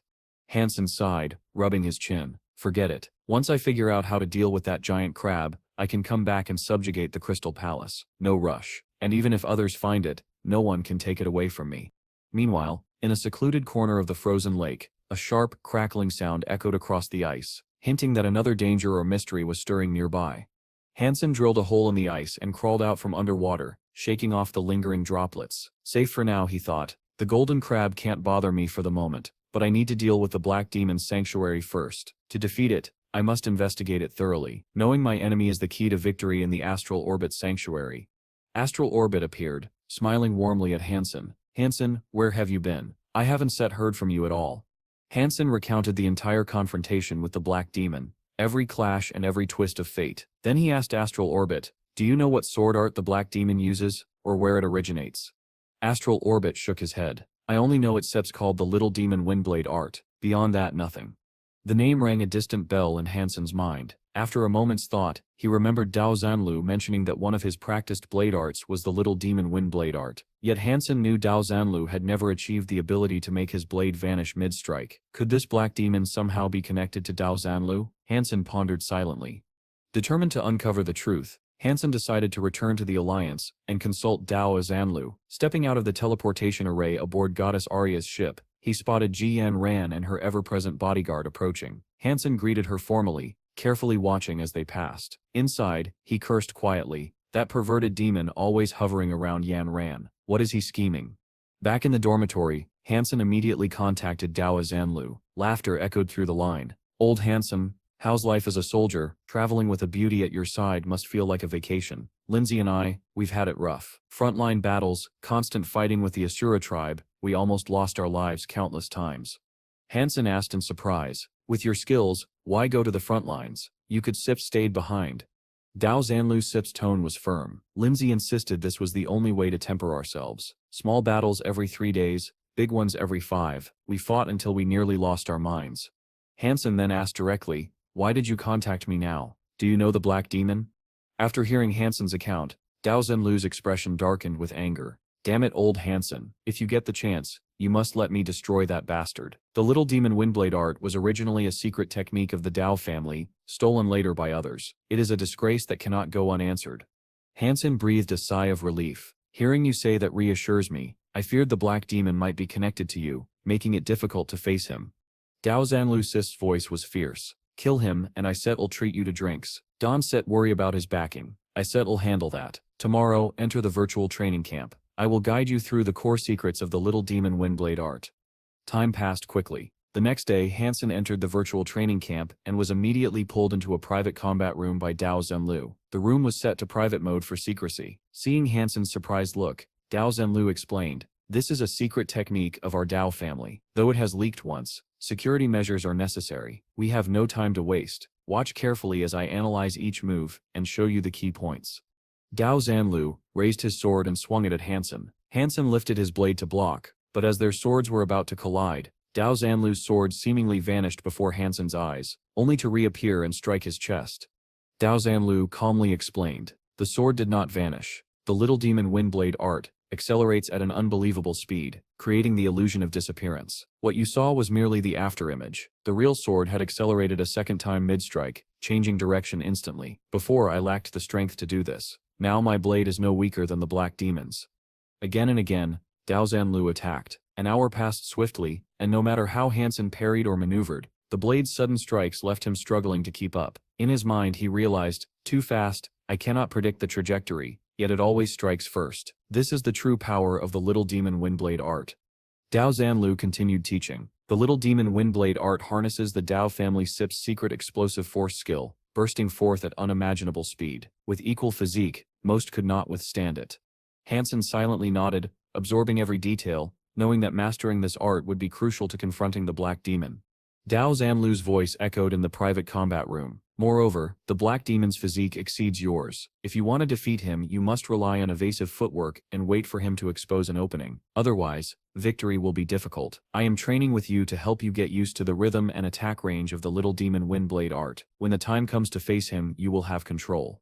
With that, Dao Zanlu hurriedly exited the virtual training camp. Hansen stood silently, contemplating. "If it's just one-on-one, I can use footwork to circle the black demon. He would struggle to defeat me directly, but that means waiting for him to make a mistake, giving him the initiative. Not good. And there are so many experts around him. How can I get a chance to duel him alone?"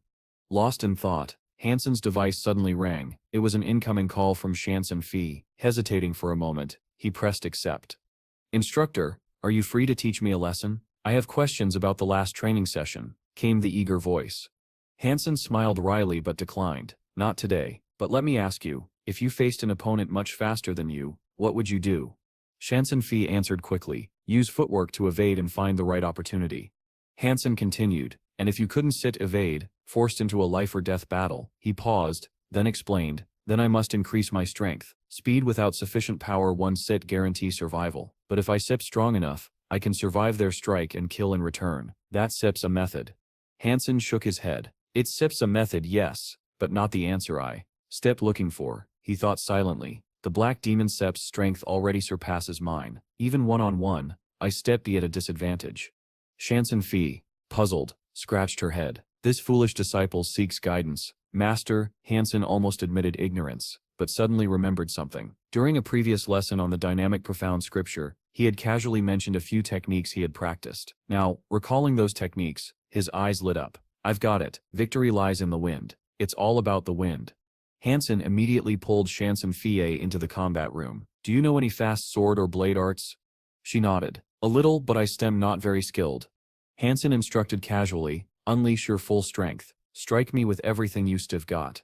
Shansen Fie complied, delivering a lightning-fast sword strike aimed straight at Hansen. In his mind, Hansen recalled an ancient military tactic, the encircle way to rescue Zhao, which aimed to attack the opponent's vulnerable spot, forcing them to abandon their initial target.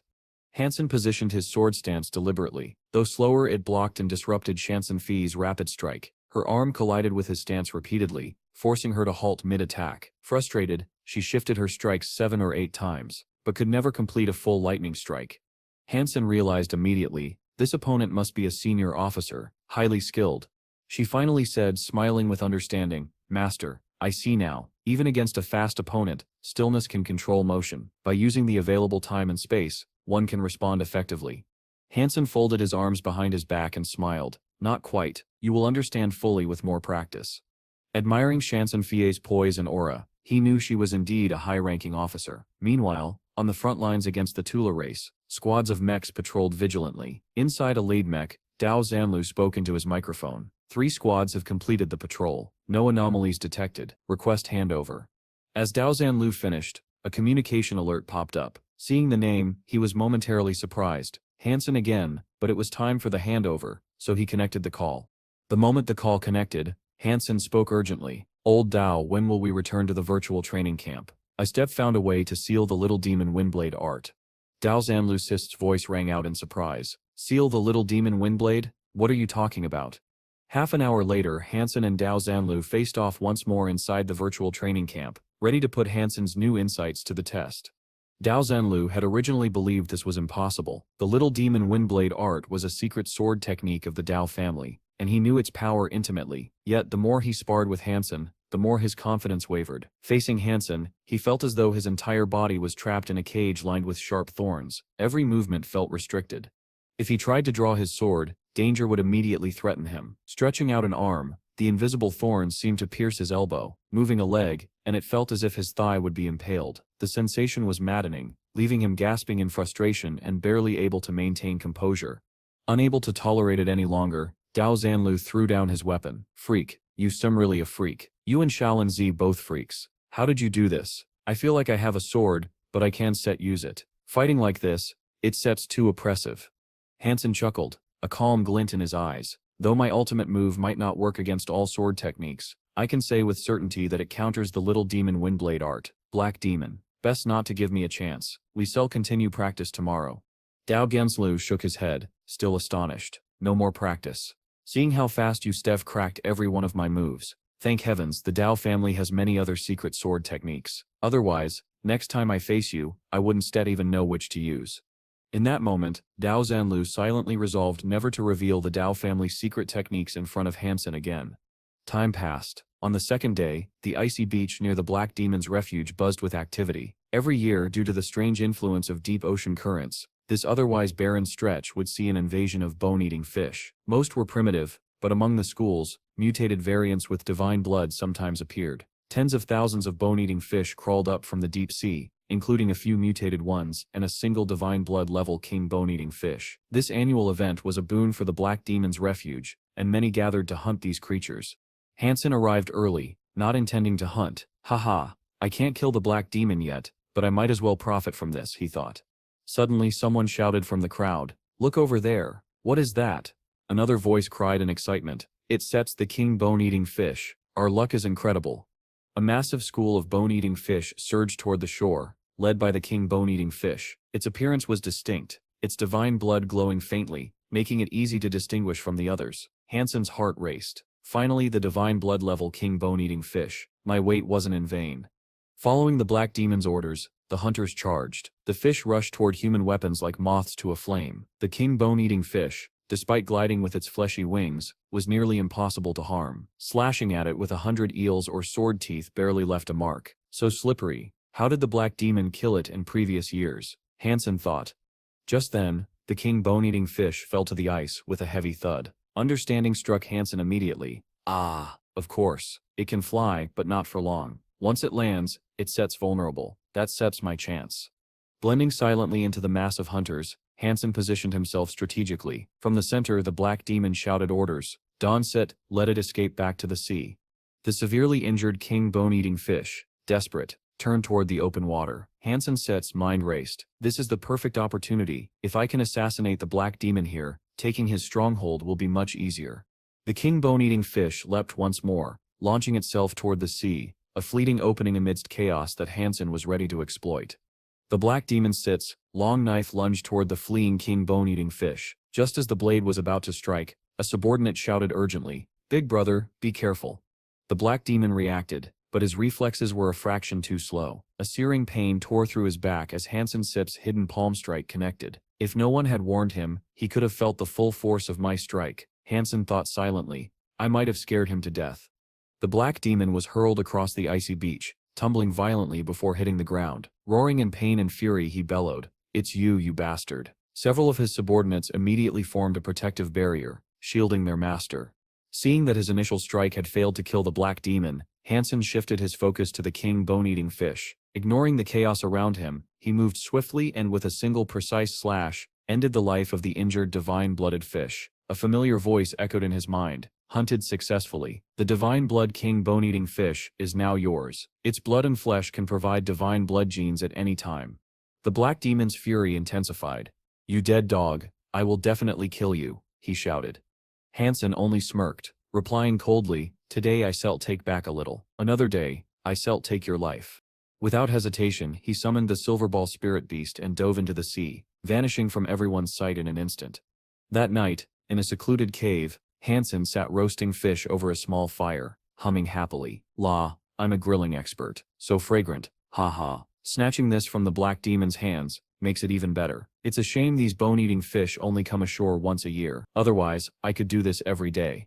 His daydreaming was interrupted by the sound of footsteps approaching the cave. Hansen peered out and saw a black figure walking toward him. Could it be someone from the black demon pursuing me? He thought.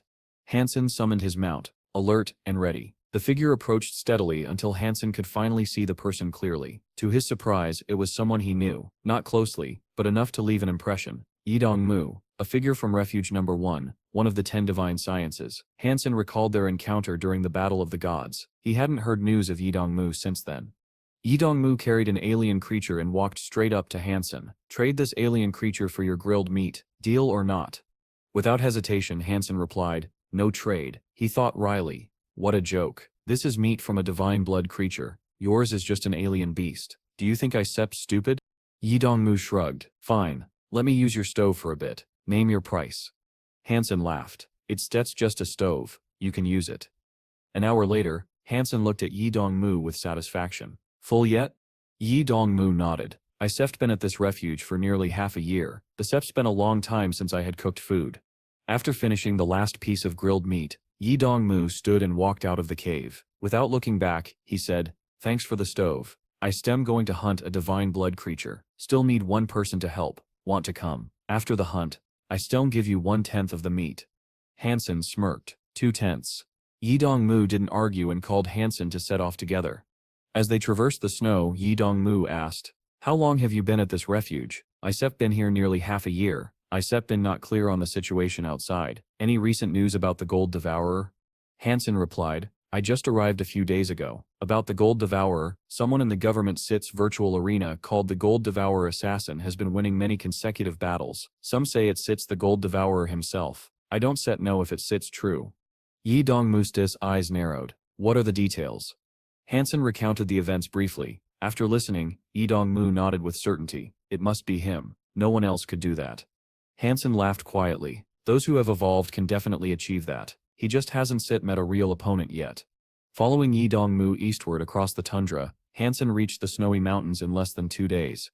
Hansen looked at Yidong Mu in surprise. You're not planning to enter the snowy mountains, are you? To hunt a divine blood creature? Yidong Mu shook his head calmly. Rest assured, there's no danger. You just need to help me lure that creature out. I still take care of the rest. That creature once bested me, but if I steps in here, it once dare show itself. After walking a few more hours, Yidong Mu found a suitable ambush spot. He instructed Hansen, I settle wait here, you wander ahead. When the creature appears, run back toward me and cover me with snow. Hansen suppressed a chuckle at the cleverness of the plan. The tricks of an assassin, he thought as he buried Yidong Mu in snow. With the ambush in place, Hansen stowed his weapons in his pockets and wandered around, keeping alert. Time passed without incident, and just as Hansen began to lose patience, a distant cry reached his ears. He turned to see a strange creature with antlers charging frantically toward him. Without hesitation, Hansen ran back toward Yidong Mu's ambush spot. The creature passed the hiding spot, and Yidong Mu sprang from the snow. In a swift motion, his dagger plunged into the creature's belly, leaving a long, deep wound. Hansen couldn't help but exclaim, that sip's amazing. Yidong Mu's expression remained serious. If it were the Gold Devourer, he would do even better than this. Hansen thought silently, the last time I went too hard on him, perhaps I underestimated him. After a moment, Hansen approached the wounded creature. Is this the divine blood creature you mentioned? It doesn't look like it. Yidong Mu shook his head. Not this one. This is just a mutated creature, but its subtle work as bait. The real one will smell the blood and come out. Stand guard here, grill the meat, and eat while I wait. He dug a pit nearby and lay inside it, leaving Hansen to handle the cooking. Old brother Dong, you don't need to suffer like this. Eat some meat first, Hansen said.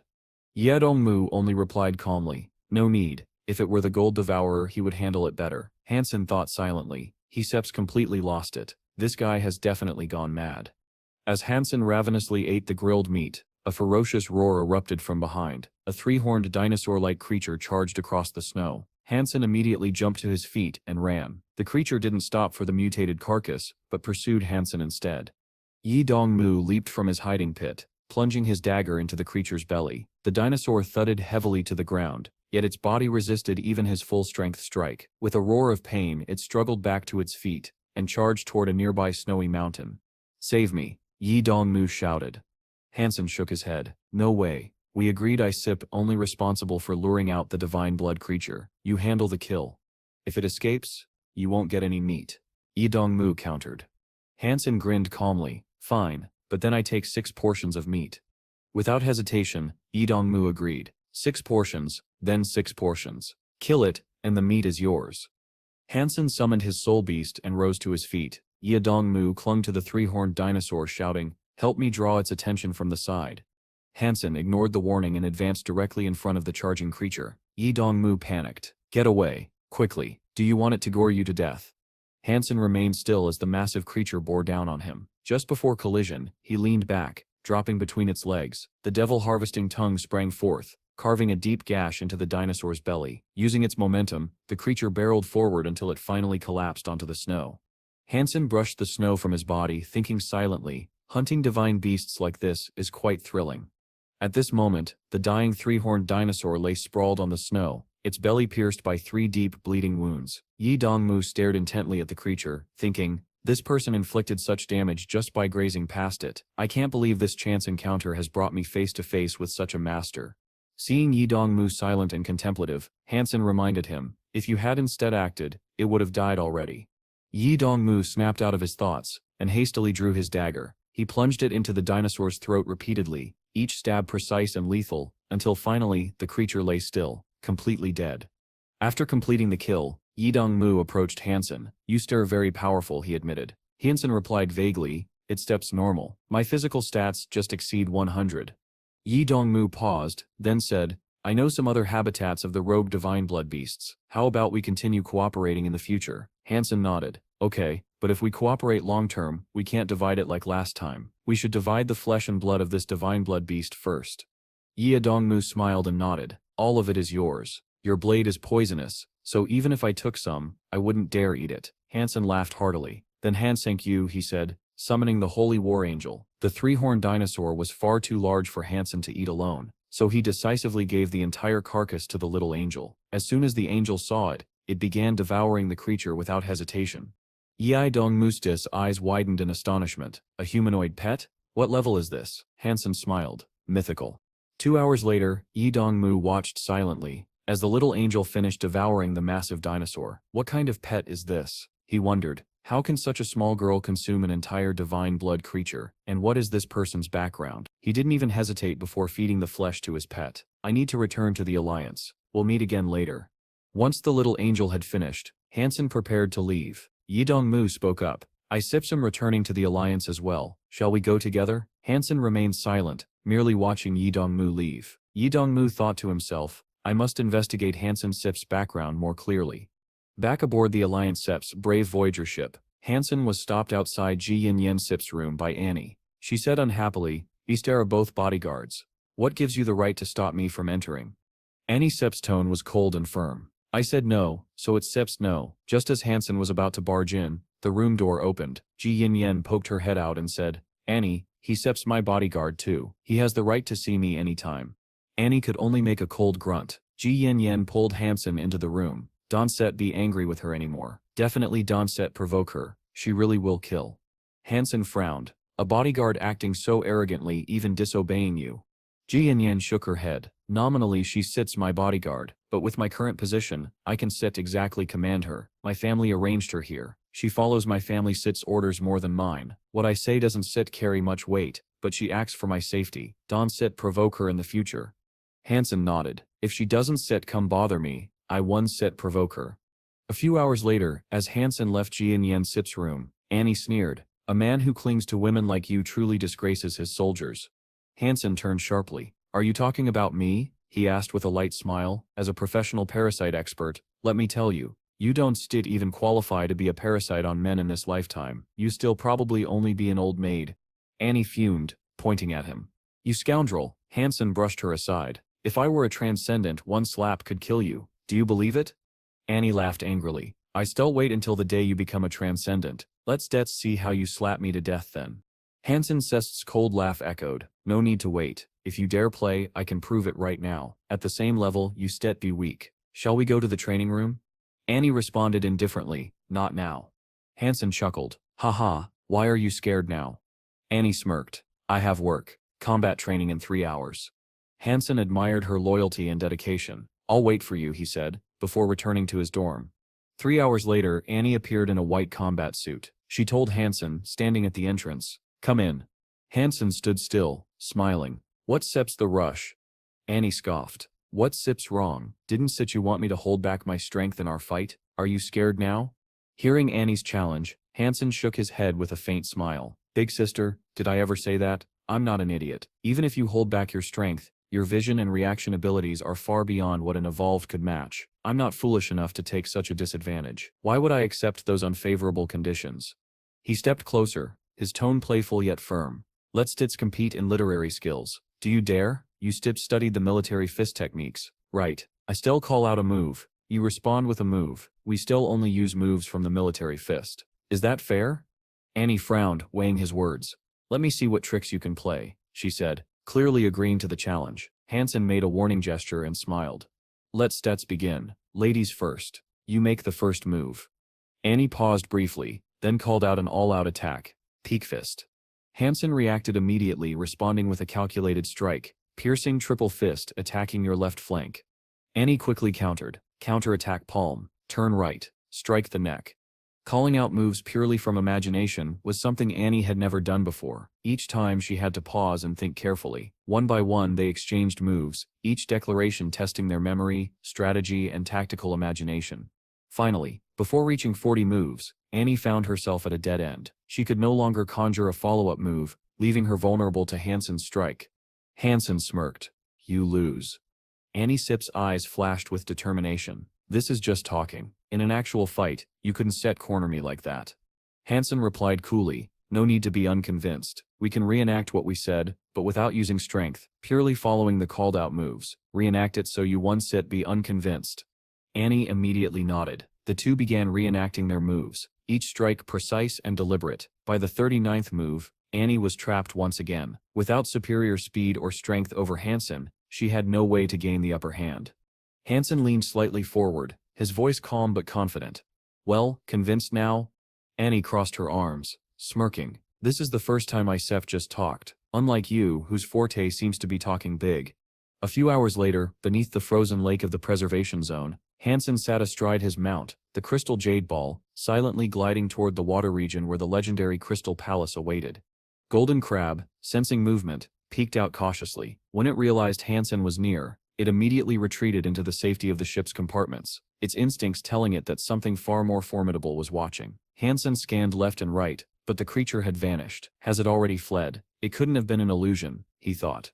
Hansen didn't pursue Golden Crab to cause unnecessary trouble. Instead, he stood upon the crystal palace, his senses sharpening as he activated his demon vision, hunting for strange creatures in the surrounding waters. Only then did he begin to comprehend the unimaginable power that surged within this domain, hidden beneath the tranquil surface. Hansen had originally wanted to find Yi Dongmu so they could hunt a sacred blood creature together, but Yi Dongmu was nowhere to be found. With no other sacred blood creatures in sight, Hansen shifted his focus toward the golden crab. Its shell was notoriously tough, but Hansen knew that with his yin force, he could pierce it and kill the beast. The real question was whether he possessed enough power to pull it off. For now that didn't matter. His plan was simple. Dive into the Crystal Palace first, and hunt the primitive fish at the bottom of the frozen lake. By consuming them, he could fill up his primitive geno points. Compared to the difficulty of fishing, hunting these underwater creatures was far easier. Guided by the silver eel, Hansen once again reached the Crystal Palace with little effort. The moment he arrived, the golden crab crawled out upon hearing the noise, but as soon as it saw Hansen, it quickly retreated into the cabin, ignoring him completely. It stayed hidden inside, refusing to come out. Hansen didn't bother chasing it. Instead, he turned his eyes to the fish swimming all around him. He thought to himself, once I gain control of the Crystal Palace, I'll be able to venture into the deep sea and hunt far stronger creatures. With this place, I'll never run short of resources. The Crystal Palace itself was indestructible. That meant even if he encountered powerful beasts in the depths, he could simply retreat into the cabin and wait. But all of this depended on one thing. He had to make the Crystal Palace his own. Without it, he was stuck. Standing in the shimmering waters, It felt as though he was in a giant marine park. Fish of all shapes and sizes swam gracefully above his head, but unlike an aquarium, there was no glass between them. He could simply reach out and grab them. Soon, a golden anchovy swam close. Without hesitation, Hansen thrust his hand into the water, grabbed it, and pulled it onto the shore. Out of the water, the creature was nearly helpless. It flopped weakly, struggling to jump back into the lake. Hansen didn't give it the chance. He stomped down, killing it instantly. A notification echoed in his mind. Primitive golden anchovy killed. Beast soul of golden anchovy gained. Eat its meat to gain 0 to 10 primitive geno points, randomly. Hansen Sestsen's eyes widened. It was far too easy to kill fish this way. He couldn't set help but laugh in delight. I must get the Crystal Palace. It sets like having a bug in a game. With it the entire ocean will belong to me. Overjoyed, Hansen summoned Snow Charmer. With her spear in hand, she slaughtered the fish in the lake, while Hansen relaxed and ate at leisure. Meat of golden razor fish, eaten. 1 primitive geno point gained. Snow Charmer hunted primitive golden swordfish. Beast soul of golden swordfish gained. Eat its meat to gain 0 to 10 primitive geno points randomly. Hansen hardly had to lift a finger. Snow Charmer hunted for him, and Mermaid Princess prepared the meals, even feeding him when needed. All he had to do was open his mouth and eat. This is the life of a god, he exclaimed. I wasted 20 years, and now I finally know what true hunting feels like.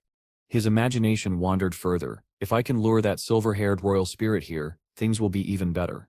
The bottom of the lake was filled with strange creatures, shellfish as large as millstones, lobsters the size of motorcycles, and bizarre sea monsters Hansen couldn't even name. Among them were many mutant beasts, but because the Crystal Palace was immovable, he could only wait for these creatures to wander close enough before attempting a hunt. In open water, even he stood no chance against them, and Snow Charmer had even less hope.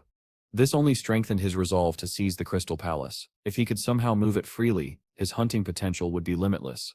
Even so, the results of his efforts were extraordinary. In just over 10 days, Hansen had completely maxed out his primitive geno points and gained 17 mutant geno points. Along with that came more than a dozen primitive beast souls and even 1 mutant beast soul. The gains were far beyond anything he had ever achieved when hunting alone. Yet one regret remained. In this frozen lake, there seemed to be no sacred blood creatures except for the silver eel and the elusive golden crab. Over the same period, Shu Gi had hunted plenty of primitive creatures as well. Hansen couldn't finish eating them all, so he piled them aside, intending to sell them later. But each day the shameless golden crab would creep out and steal part of the pile, treating Hansen's place as though it were its personal kitchen. Damn crab, today we settle our debt. Hansen had tolerated its thievery long enough. Now confident that his physical strength was no less than the golden crab's, he decided it was time to kill it and reclaim the Crystal Palace. As usual, the golden crab came shamelessly to steal meat, but just as it turned to leave, Hansen struck. With his ghost-pawed claws, he slashed at its golden shell. The crab immediately realized something was wrong. Dropping the 2 large fish from its pincers, it spun around and aimed its claws at Hansen. Clang! The moment their weapons collided, the sound of clashing metal rang out. Hansen was forced back 3 steps before regaining his balance, while the golden crab slid backward about a meter. It was an evenly matched strike. Seeing this, Hansen's eyes lit up with excitement. His strength truly rivaled the crab's. Without hesitation, he lunged forward again, his ghost-pawed claws slashing through the water. But this time, he didn't fight head-on. Instead he circled around, looking for weaknesses. Soon he found an opening and carved at the crab's shell. Yet the claws only left 3 faint scratches.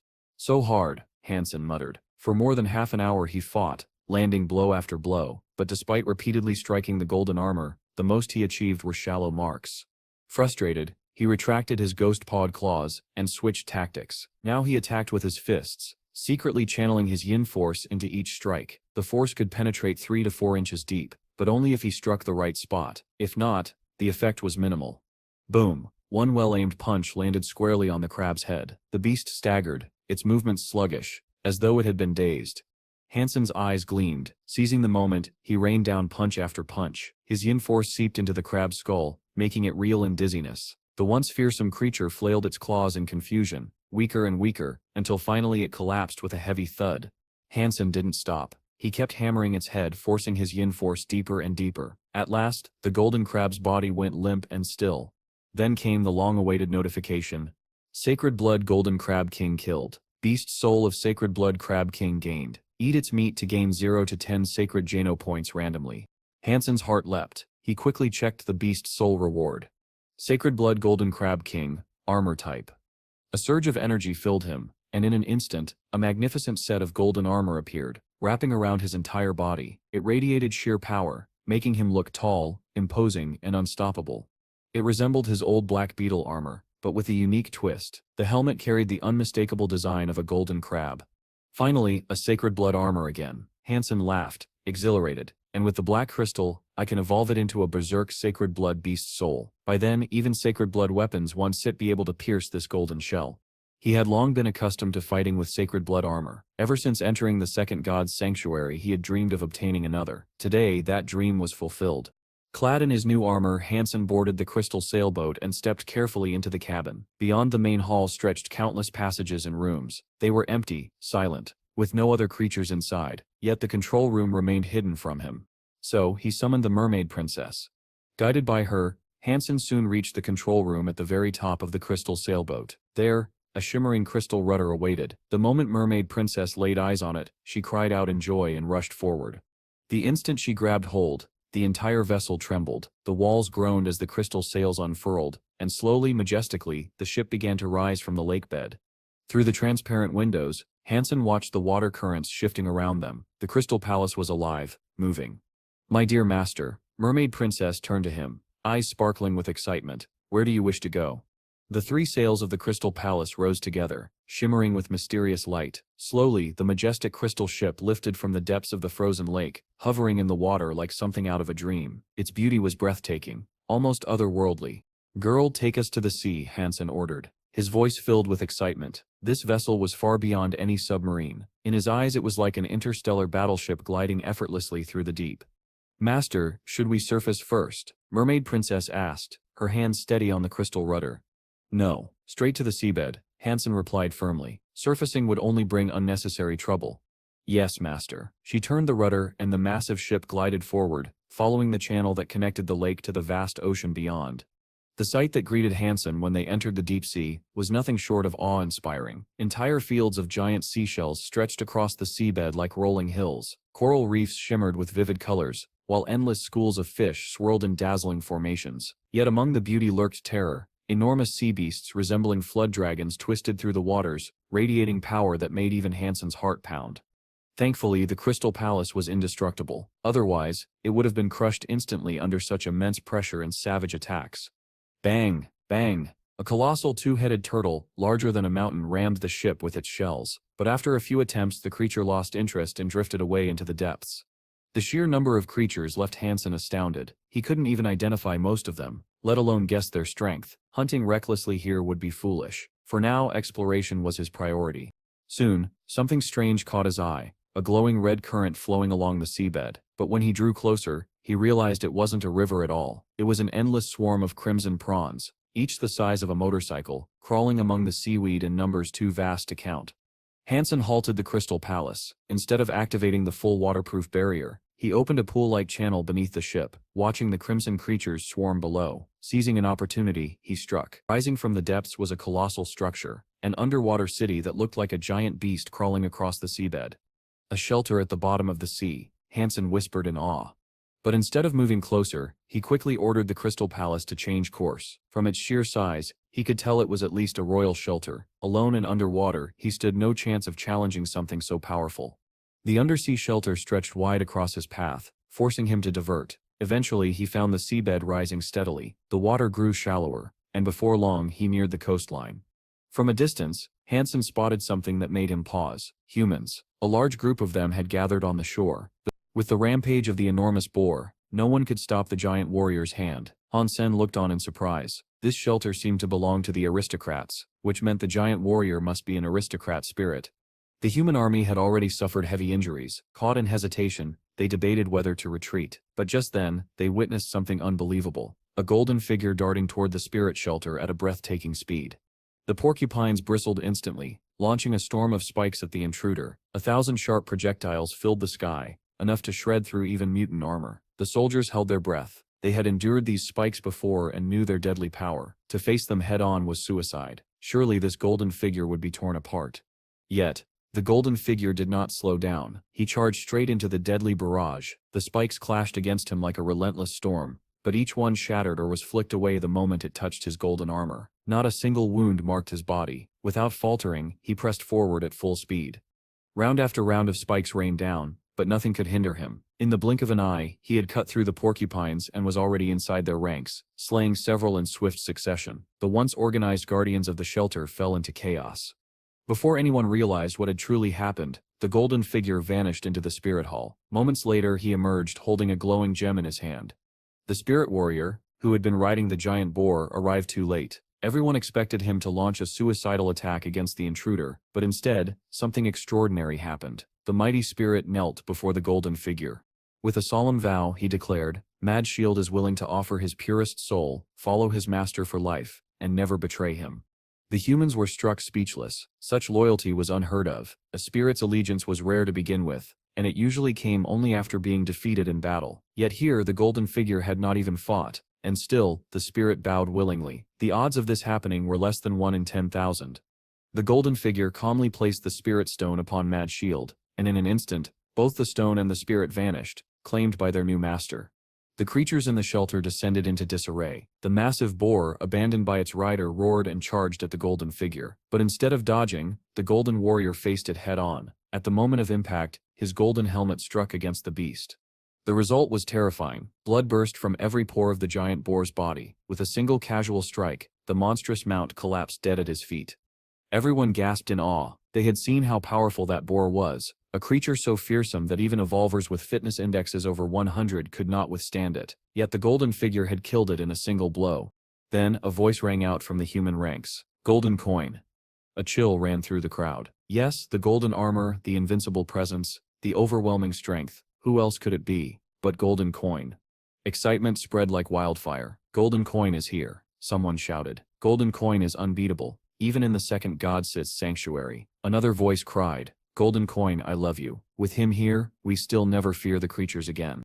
While the humans cheered, Han Sen, hidden beneath the golden armor, felt no urge to bask in the glory. After all, he had just stolen another's spirit. With no desire to linger, he leapt to the palace roof, and swiftly disappeared into the distance. Privately, Han Sen knew how formidable Mad Shield was. His defense alone was on par with a sacred blood creature, nearly impervious to ordinary weapons. Only something as destructive as the berserk ghost claw could have threatened him. Still, Han Sen sighed in regret. If only Mad Shield had been a beautiful female spirit. His dream was to form a gang of stunning spirit companions, but such spirits were too rare. For now, he had no choice but to recruit male warriors to strengthen his forces. The Crystal Palace would require a powerful crew to one day claim the vast treasures of the sea. Han Sen was not very keen on recruiting too many humans. What he truly preferred was to strengthen his own spirit companions. While he was still considering how best to utilize his current resources, a sudden cracking sound echoed from his sea of soul. Han Sen immediately brightened. He turned his attention inward and saw that the cocoon of the golden growler had split open. From within emerged the beast. Its entire body now transformed into pure gold. It shone like a golden statue, its form stronger and more majestic than ever before. This was no ordinary transformation. The golden growler had evolved into a berserk super creature mount. Its speed and strength had increased tremendously, rivaling even the sacred blood mounts of the second god's sanctuary. On top of that, it possessed the unique ability to alter its size, something even the most powerful sacred blood mounts could not do. After feeding the black crystal to his beast souls, Han Sen commanded the mermaid princess to guide the crystal palace toward the ice field. The area near Yellowstone Sea was abundant in resources, which meant beast souls were relatively cheap there. If he wanted to sell his collection for the best price, he would need to return to Goddess Shelter. The journey back was smooth. Since the Goddess Shelter was surrounded by the ocean on 3 sides, Han Sen avoided the difficulties of crossing mountainous terrain and encountered no underwater shelters along the way. During the trip, he hunted a large number of primitive creatures and several mutant beasts, loading their carcasses onto the back of the berserk golden growler. When he finally returned to Goddess Shelter, the sight stunned everyone. A mountain of meat, carried by a golden beast, stood before them. Resources had grown scarce around the shelter, and no one had ever expected to see such abundance. Even young Manly came rushing over after hearing the news. The moment she saw the massive pile of hunted creatures, she froze in shock. "Manly, count the meat. You can decide how to sell it," Han Sen instructed. He then transferred all the beast souls he had acquired to her, dozens of them. Not only were many mutant grade, but several were berserk as well. Manly stared at him with wide eyes, unable to believe it. "Where did you get all this meat, and these beast souls?" she asked, her voice filled with disbelief. Han Sen smiled lightly. "I hunted them from the sea," he replied. There was no point in hiding it. The creatures clearly bore the marks of ocean origin. The sea? Manly's surprise deepened. Hunting in the ocean was far more dangerous than on land. Hansen chuckled and said, I am the kind of man who can slay tigers on the mountains and dragons in the sea. Isn't it only natural for me to hunt in the ocean? No need to look at me like that. Though he spoke jokingly, Manly could not bring herself to smile. She understood how serious such a feat truly was. The difficulty of ocean hunting was no laughing matter. How could he achieve something like this? The more she saw of Hansen, the less she understood him. Back in First God's Sanctuary, she had thought Hansen far inferior to Golden Coin, yet ever since meeting him again in the Second God's Sanctuary, his achievements had left her astonished time and time again. Her early assumptions had all vanished. Now she only felt a growing sense of mystery around him. Just then, Gigi approached and said, Hansen, aren't you interested in the ancient language? An expert in that field has just arrived. If you are interested, you could go meet him. Hansen's eyes lit up instantly. Which ancient language expert? Why would someone like that come here? He asked eagerly. Professor Ju, Gigi explained with a smile. He's extremely talented in linguistics and quite a famous figure in the Alliance. Besides ancient languages, he has also studied the tongues of other species. The management invited him to teach us more about crystallizers. Hansen hesitated for a moment. If he's that famous, will he even pay attention to me if I go? I don't think he'll ignore you, Gigi assured. You should at least attend his lectures. This was exactly what Hansen needed. Though he could now read every word in the Dongshuan Sutra, true comprehension still eluded him. He dared not practice martial arts without a proper understanding. When the time for Professor Ju's lecture arrived, Hansen went to attend. The language of the crystallizers, however, was nothing like ordinary writing. They were not words at all, but intricate images, complex lines forming shapes that resembled the inner workings of a machine. Even with his enhanced brain, Hansen found it extremely difficult to memorize and understand these symbols. For the other soldiers, the experience was pure torture. Most sat through the lesson in utter confusion, unable to grasp a thing. Yet, despite the difficulty, Hansen persisted. He paid careful attention, forcing himself to absorb as much as possible and committing the strange images to memory. After Professor Ju's lecture, Hansen quickly approached the professor and offered a respectful salute. Professor Zhou, I have a question regarding other languages. I wonder if you have the time, Hansen asked. Though Professor Ju held the rank of general, his position carried little real authority. Still, he was approachable and easygoing. Is it about the crystallizers? Tell me, the professor replied. Hansen shook his head. Actually, I want to ask about the ancient language of the Alliance. Professor Ju studied him with surprise. You studied the ancient language? In the Alliance, most young people no longer prioritized liberal studies. They preferred honing their hypergeno arts, which brought immediate benefits. It was rare for anyone to take interest in older tongues. The professor could not tell if Hansen was truly a student of the subject, or if he was merely trying to curry favor. I studied a little, Hansen admitted, but there are too many things I can understand, and there aren't enough materials to help me. Professor Ju nodded. Well, it's nearly lunchtime. Why don't we talk over a meal? Far from arrogant, the professor was pleased to see a student genuinely curious. If Hansen was sincere, he was more than willing to help. The two conversed for a long time, and Hansen came away deeply inspired. The professor also provided valuable materials. With them, Hansen was finally able to unravel some of the mysteries that had long troubled him. Reading the Dongshuan Sutra again, he gained new insights. Though parts of the text still eluded him, his comprehension had grown far deeper. If he practiced correctly, his force could one day penetrate massive objects. It was perhaps an exaggeration to claim he could strike a bull standing behind a mountain, but breaking through several feet of steel would not be beyond him. After more than 10 days of rest in the shelter, feasting daily on golden crab, Hansen finally finished the last of his supply. From it he gained 7 sacred Geno points. Now his tally stood at 28 sacred Geno points. His overall progress was impressive. Ordinary Geno points, 100. Primitive Geno points, 100. Mutant Geno points, 43. Sacred Geno points, 28. With less than a year spent in the Second God's Sanctuary, his numbers were remarkable. His fitness index had already surpassed 120, far beyond what the Tiger of Blue Blood had once boasted. Hansen clenched his fists. Time to hunt the berserk gargoyle, he resolved, stepping back into God's sanctuary and setting his sights on the nest. Sacred blood beast souls remained invaluable to him. Eggs from nests often produced rare and powerful types. Arriving at the nest, Hansen summoned his full arsenal. The Golden Pincer King had evolved into a berserk sacred blood beast soul, gleaming more brilliantly than ever. His golden armor shone fiercely. The gargoyle glyph floated nearby, while the desert bird circled overhead, strengthening all of his beast souls. For a moment, Hansen felt unstoppable, almost as though he could destroy a planet. Of course he knew it was only an illusion. The berserk silver gargoyle rushed at him with frightening speed. This time Hansen did not dodge. His ghost claw met the creature's arm with a metallic clash, slicing a deep wound into its flesh. Silver blood poured out. Hansen stepped back half a pace, but his strength matched the gargoyle's blow for blow. The monster roared and lunged, its dagger-like nails glinting like silver blades. But Hansen was faster, his footwork far superior. Each time he shifted, not only did he evade the attack, but he left bloody scratches across its body. The gargoyle howled with fury, but it could not even touch him. Then, just as Hansen grew comfortable, the gargoyle's arms suddenly stretched, its claws extending an extra 2 inches. 10 dagger-like nails raked across his chestplate, striking his golden armor with a screech that pierced the ears. The attack should have shredded him, but the berserk golden armor reinforced by the gargoyle glyph held strong. Only shallow marks scarred its surface.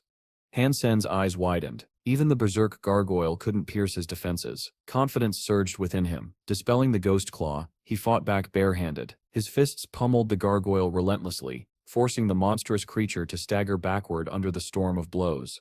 The gargoyle was eventually overpowered and slain by Hansen, who used the yin force to finish it off. Berserk sacred blood creature, Inferno gargoyle, killed. No beast soul was obtained. The meat was inedible. Hansen stood stunned. This was the first time he had encountered such a result. No beast soul, no usable flesh, but fortune had not abandoned him entirely. From the corpse, an egg was recovered, and unlike anything else, this egg was guaranteed to produce a sacred blood beast soul. Holding it in his hand was no different from holding a berserk sacred blood beast soul itself. Hansen's mind raced with possibilities. What kind of beast soul would it be? Wings would be best, he thought, something like the devil's sword, but for flight. He carefully explored the prison-like cells of the nest. There were many chambers, but no other creatures. It seemed the gargoyle had been the sole guardian here. Still, he worried, was there really an egg? His concerns vanished when he spotted it resting in the shadows. Relief washed over him. Hansen broke the egg open with his claws. A familiar sound echoed, beast soul gained. From the mist, a form began to take shape. It was unlike anything he had ever seen. The beast soul looked forged from tungsten, resembling a great feline, a tiger or panther with a lightning-shaped horn upon its head. Powerful wings stretched from its back, and its eyes glimmered with a ferocious aura. The figure dissolved into light, and merged into Hansen's sea of soul. A voice resounded, beast soul produced, sacred blood. Beast soul gained, nightmare. Hansen quickly checked its details. Nightmare was indeed a flying beast soul. Summoning it, he suddenly felt enormous tungsten wings sprout from his back. The sight was striking and the power exhilarating. Testing them, he discovered their speed far outmatched the sacred blood wings he had once used in First God's sanctuary. Within moments, he nearly reached the nest's exit. Laughing with joy, Hansen exclaimed inwardly, "Finally, I can fly again." With this ability restored, his path in Second God's sanctuary would become far easier. He immediately fed the black crystal to Nightmare, ensuring its evolution into berserk sacred blood wings. At this speed, no human in Second God's sanctuary could match him, unless they were a super creature.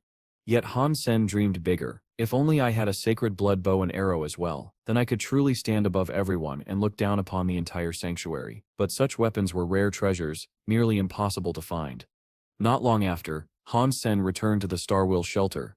"Hansen, I finally found you," said Wise England with excitement. "I've made an agreement with Black God and Philip. Together we shall attack the royal shelter in a few days. Will you join us?"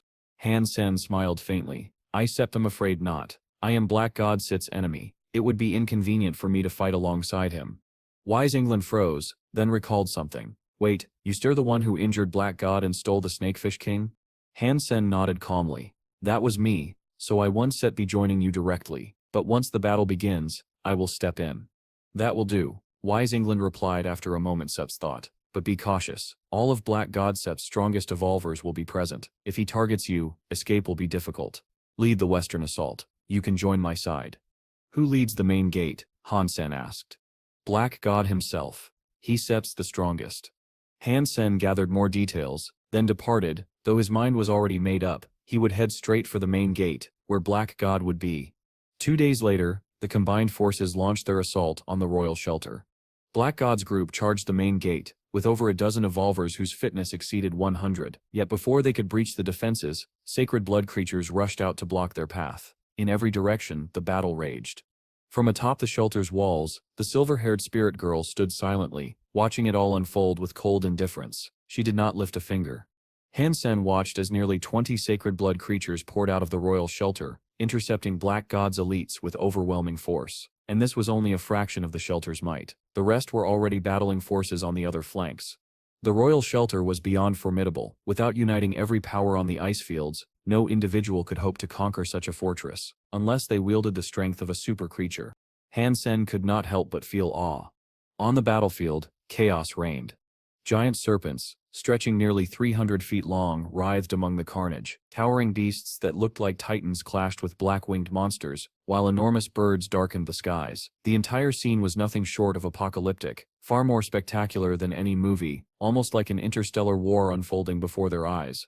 Hansen could not help but notice that Black God was proving to be a far better commander than he had expected. Most of the evolvers under him were battle-hardened, with military service in their past, so their coordination was flawless. When surrounding powerful creatures, their teamwork was sharp and efficient. Casualties surprisingly were minimal. The weaker evolvers handled logistics, quickly evacuating the wounded. Very few lives were actually lost.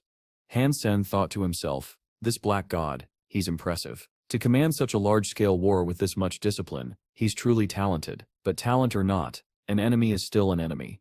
The battle raged on. Though the royal spirit's forces were powerful, they were beginning to falter under the combined assault of all three forces. It seemed only a matter of time before the shelter fell.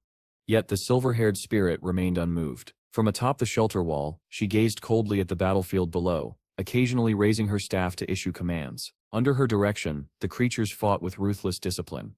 Hansen frowned. If this keeps up, the shelter will eventually fall, unless she has reinforcements hidden away. As he pondered, the silver-haired spirit did something unexpected. She withdrew from the battlefield and disappeared back into the shelter. Hansen was startled. Strange. The battle is at its peak. If the army loses her command now, won't their collapse come even faster? His question was answered almost immediately. The ground began to tremble violently. Stones shattered as countless silver beetles swarmed up from beneath the earth like a flood. Wherever they passed, the bodies of humans and creatures alike were devoured in an instant, leaving nothing but bones. The sight made one's skin crawl. More cracks split open in the ground, releasing wave after wave of these insects. In moments, the battlefield descended into total chaos. Both humans and creatures who had been locked in life-or-death combat just moments before now fled side by side. Even the giant serpents and titans bolted in terror, desperate to escape the swarm. Hansen himself felt a chill, but after closer observation, he realized something important. The silver beetles were not individually strong. Each one was only slightly more powerful than a primitive creature, weaker even than most mutants. Their danger lay in their sheer numbers and razor-sharp mandibles. Even sacred blood creatures feared having these beetles burrow inside their flesh. Hansen sits, eyes narrowed. This is my chance. With his golden armor and gargoyle glyph covering his body, there was no gap for the beetles to exploit. Their fangs could not penetrate the berserk's sacred blood defense. While others ran in terror, Hansen advanced. Summoning his armor and glyph, he strode through the writhing sea of beetles, their bodies crackling against his armor but failing to harm him. Under the cover of this chaos, no one noticed as he slipped toward the royal shelter. Climbing its walls, he entered the city-like fortress within. The swarm had frightened away many defenders, yet there were still countless beasts inside. The air was tense, filled with the cries of creatures rushing to intercept him. Hansen wasted no time. Spreading his nightmare wings, he darted through the gaps like a butterfly, weaving between attacks with astonishing speed. Birds with twisted forms and black-winged monsters lunged at him, but his berserk sacred blood wings carried him faster than they could react. Within moments, he reached the towering ancient architecture at the heart of the shelter. There stood the silver-haired spirit, her staff in hand. She sensed his approach before she even looked up. Turning, her silver pupils contracted. Though Hansen was hidden beneath armor, she recognized him instantly, not by sight but by the faint scent she had once marked on him when he had slain her before. Her expression hardened, turning icy. With a sharp motion of her staff, she summoned her defenders. Birds shrieked from the skies, black-winged beasts roared, and from the ground charged a massive two-headed silver bird and a horned black bull with wings. But Hansen did not falter. Ordinary creatures posed little threat to him now. With his speed and power, he could cut them down at will. The true battle was only beginning. The silver bird and the black-winged bull were no ordinary creatures. Both were sacred blood beasts, their presence alone enough to block Hansen's advance. Yet the silver-haired spirit girl barely spared him a glance. With cold indifference, she turned away and disappeared into the ancient architecture, leaving her beasts to hold him back.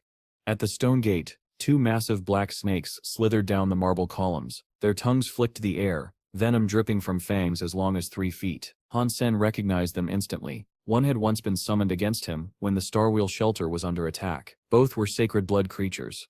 His brows furrowed. So many sacred blood beasts, this shelter is far stronger than most. The number depends on the spirit's power and the size of the fortress. To command this many shows just how formidable that silver-haired girl truly is. Retreat or advance? Hansen had only a heartbeat to decide. If he turned back now, he might never have another chance. The 3 united forces outside could not break through, yet many sacred blood beasts had already left the shelter to fight. This was his one opportunity. Cold determination filled his eyes. In his mind, he visualized the battlefield like a holographic map, tracing a deadly route through the maze of enemies. With a single powerful flap of his nightmare wings, boom, he launched forward. The silverbird dove, the bull lunged, but Hansen twisted low, weaving between their strikes. Creatures from the ground leapt at him in a frenzy, but he touched down on a rooftop, using the architecture as cover. Again and again he shifted, flying, landing, dodging, always moving, always one step ahead. Like a ghost slipping through cracks, he circled the battlefield, until at last he closed in on the ancient temple.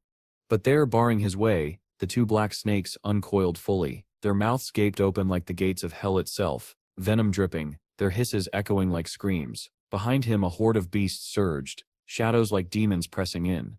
There was no way out. Hansen's heartbeat thundered like a war drum, blood surging through every vein. His muscles tightened, burning with explosive power. Without hesitation, he sprinted up the stairs and hurled himself straight into the jaws of one of the black serpents. The beast snapped its mouth shut, intent on swallowing him whole. For an instant, it seemed he had vanished into its belly. Then, boom. Blood erupted, scales tearing apart from within. A golden figure burst out in a storm of light, 3 purple lightning bolts crackling across his body. The serpent shrieked as its stomach was ripped open, gore spilling across the temple steps. Hansen shot forward like a cannonball, smashing through the colossal stone gate. Inside, the temple was a place of awe and dread. Symbols of unknown origin glowed faintly across the walls, while towering statues of ancient deities loomed in silence. At the center stood a massive idol over 100 feet tall, its face twisted into the visage of a ghost. Between its brows glimmered a silver gem the size of a fist, the spirit stone of the silver-haired girl. And there she stood beneath it, transformed into her battle form. Silver armor clung to her flawless body, her curves sharp and defined like a blade. In her hand gleamed a thin silver sword, and in her eyes burned a cold, merciless light. The silver-haired spirit faced Hansen in silence, her gaze locked on him with killing intent. The true battle was about to begin. Hansen charged toward the silver-haired girl, expecting that the sacred blood creatures would pursue him inside. To his surprise, none of them entered. They all remained outside the gates, guarding the architecture. Hansen was secretly overjoyed. Now he only had to deal with the silver-haired spirit girl, and since he had already killed her once before, the challenge seemed much easier. Even if he could not defeat her this time, he believed he still had a chance to seize the spirit stone. But the girl was quick to react. As Hansen approached the giant statue, she let out a cold exclamation and thrust her silver sword directly at his throat. Hansen froze for an instant. The last time they fought, he had deliberately taken her strike head-on, piercing his body to catch her off guard. That gamble had worked because she underestimated him. But now, if he took this strike, it would sever his head instantly. Dodging was no longer optional, it was his only chance at survival. Clashing with her face to face, Hansen immediately felt the overwhelming speed of her blade. He stepped back hastily, raising his ghost claw beast soul to block. Sparks flew as silver sword met claw, the sound of grinding metal echoing through the temple. The impact forced Hansen backward, and he realized with shock that her strength actually surpassed his. The silver-haired girl did not relent. Her sword flashed like streaks of lightning, raining down upon Hansen in a relentless storm. He had no opening to counterattack. Blow after blow pushed him further back. Her swordsmanship was terrifyingly precise, fast, and unpredictable. Not only her strikes but even her footwork seemed inhumanly quick. She pursued him like a shadow, leaving him no space to breathe. Though Hansen blocked every strike with his ghost claws, the pressure was immense. The claws themselves began to chip under the repeated impacts, while his arm turned numb from the force. Only now did Hansen realize how lucky he had been during their first battle. Back then his cunning had earned him victory. Without that trick, he never would have had a chance. But this time she was going all out. Every strike carried killing intent. She hated him to the core, and was determined to end his life.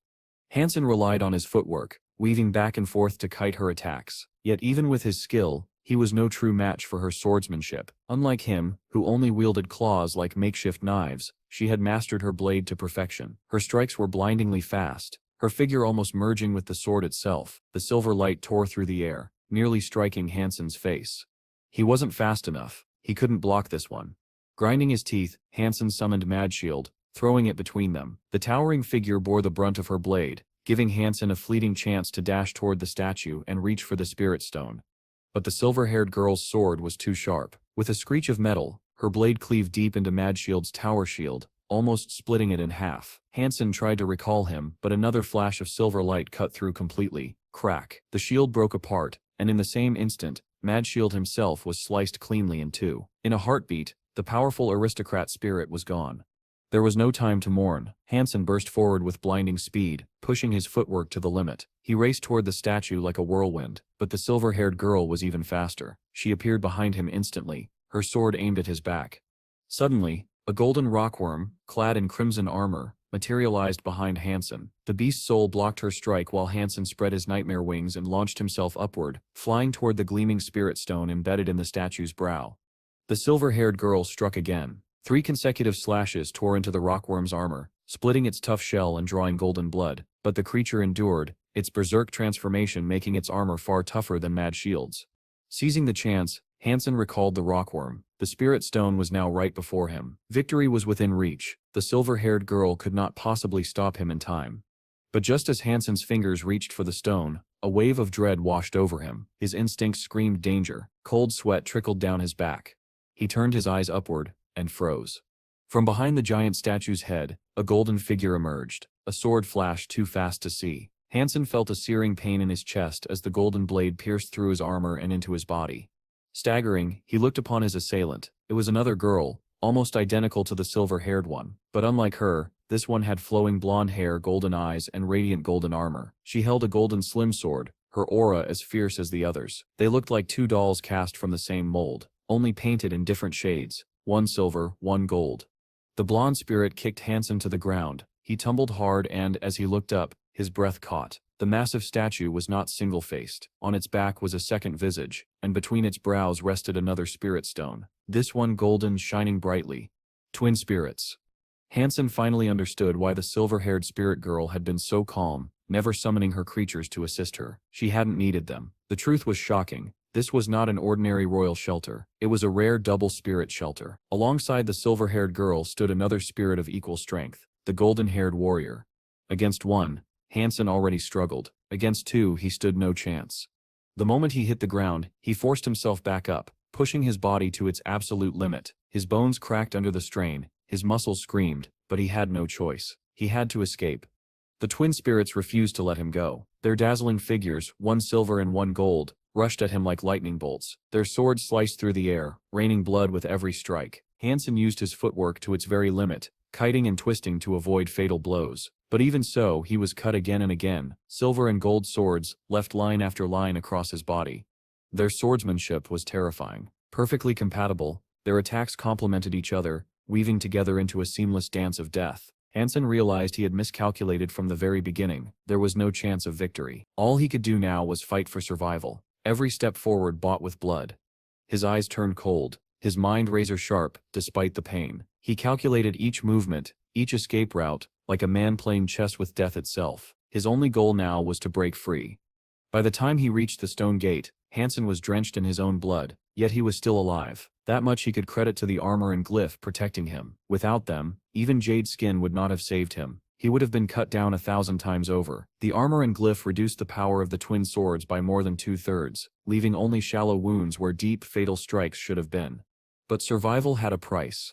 The silver bull roared and charged at him, its horns aimed to tear him apart. Just as the beast lunged, the ground quaked. A golden shadow fell from the sky with earth-shaking force. It was the golden growler. The giant beast smashed through the creatures like a living mountain, scattering them like ants. Without hesitation, Hansen leapt onto its back, grabbing fistfuls of golden mane. The beast roared and surged forward, trampling through the swarming horde. Each step spanned more than 300 feet. Not even the silver-haired girl could match its speed now. Creatures swarmed it from every direction, clawing, biting, tearing at its golden flesh. blood sprayed in torrents. Still, the golden growler charged on. Birds and flying beasts dove from the skies, shrieking as they attacked. The battlefield turned into a scene from hell, blood, corpses and shattered stone everywhere. Then, a piercing impact. Hansen's head rang in agony as the twin-headed silver bird's beak slammed into his helmet. Though the armor held, the pain was unbearable. He screamed, nearly thrown from the growler's back. The golden growler itself was drenched in blood. Its massive frame was riddled with wounds, its golden hide torn open by countless creatures. Yet it did not fall. With a furious roar, it leapt high into the air like a mountain rising to the heavens. When it crashed down, palaces shattered, the ground quaked, and scores of beasts were crushed beneath its weight. The shelter itself trembled as though the earth were splitting. Hansen clung tightly to its mane, refusing to let go. The giant beast rose once more and thundered toward the main gate. More creatures threw themselves in its path, but Hansen fought like a madman atop its back. He no longer knew how many beasts he had slain. His hands were numb, his body dripping with blood. At last, just a mile from freedom, the golden growler staggered. With one final roar, it collapsed to the ground, shaking the earth. Its once proud body was torn and broken, its golden blood flowing like a river. One paw was crushed down to bone, yet it had carried Hansen this far. With grief and gratitude, Hansen recalled the dying mount. Then, spreading his nightmare wings, he launched himself into the air and flew toward the outside of the shelter. He had survived. Barely.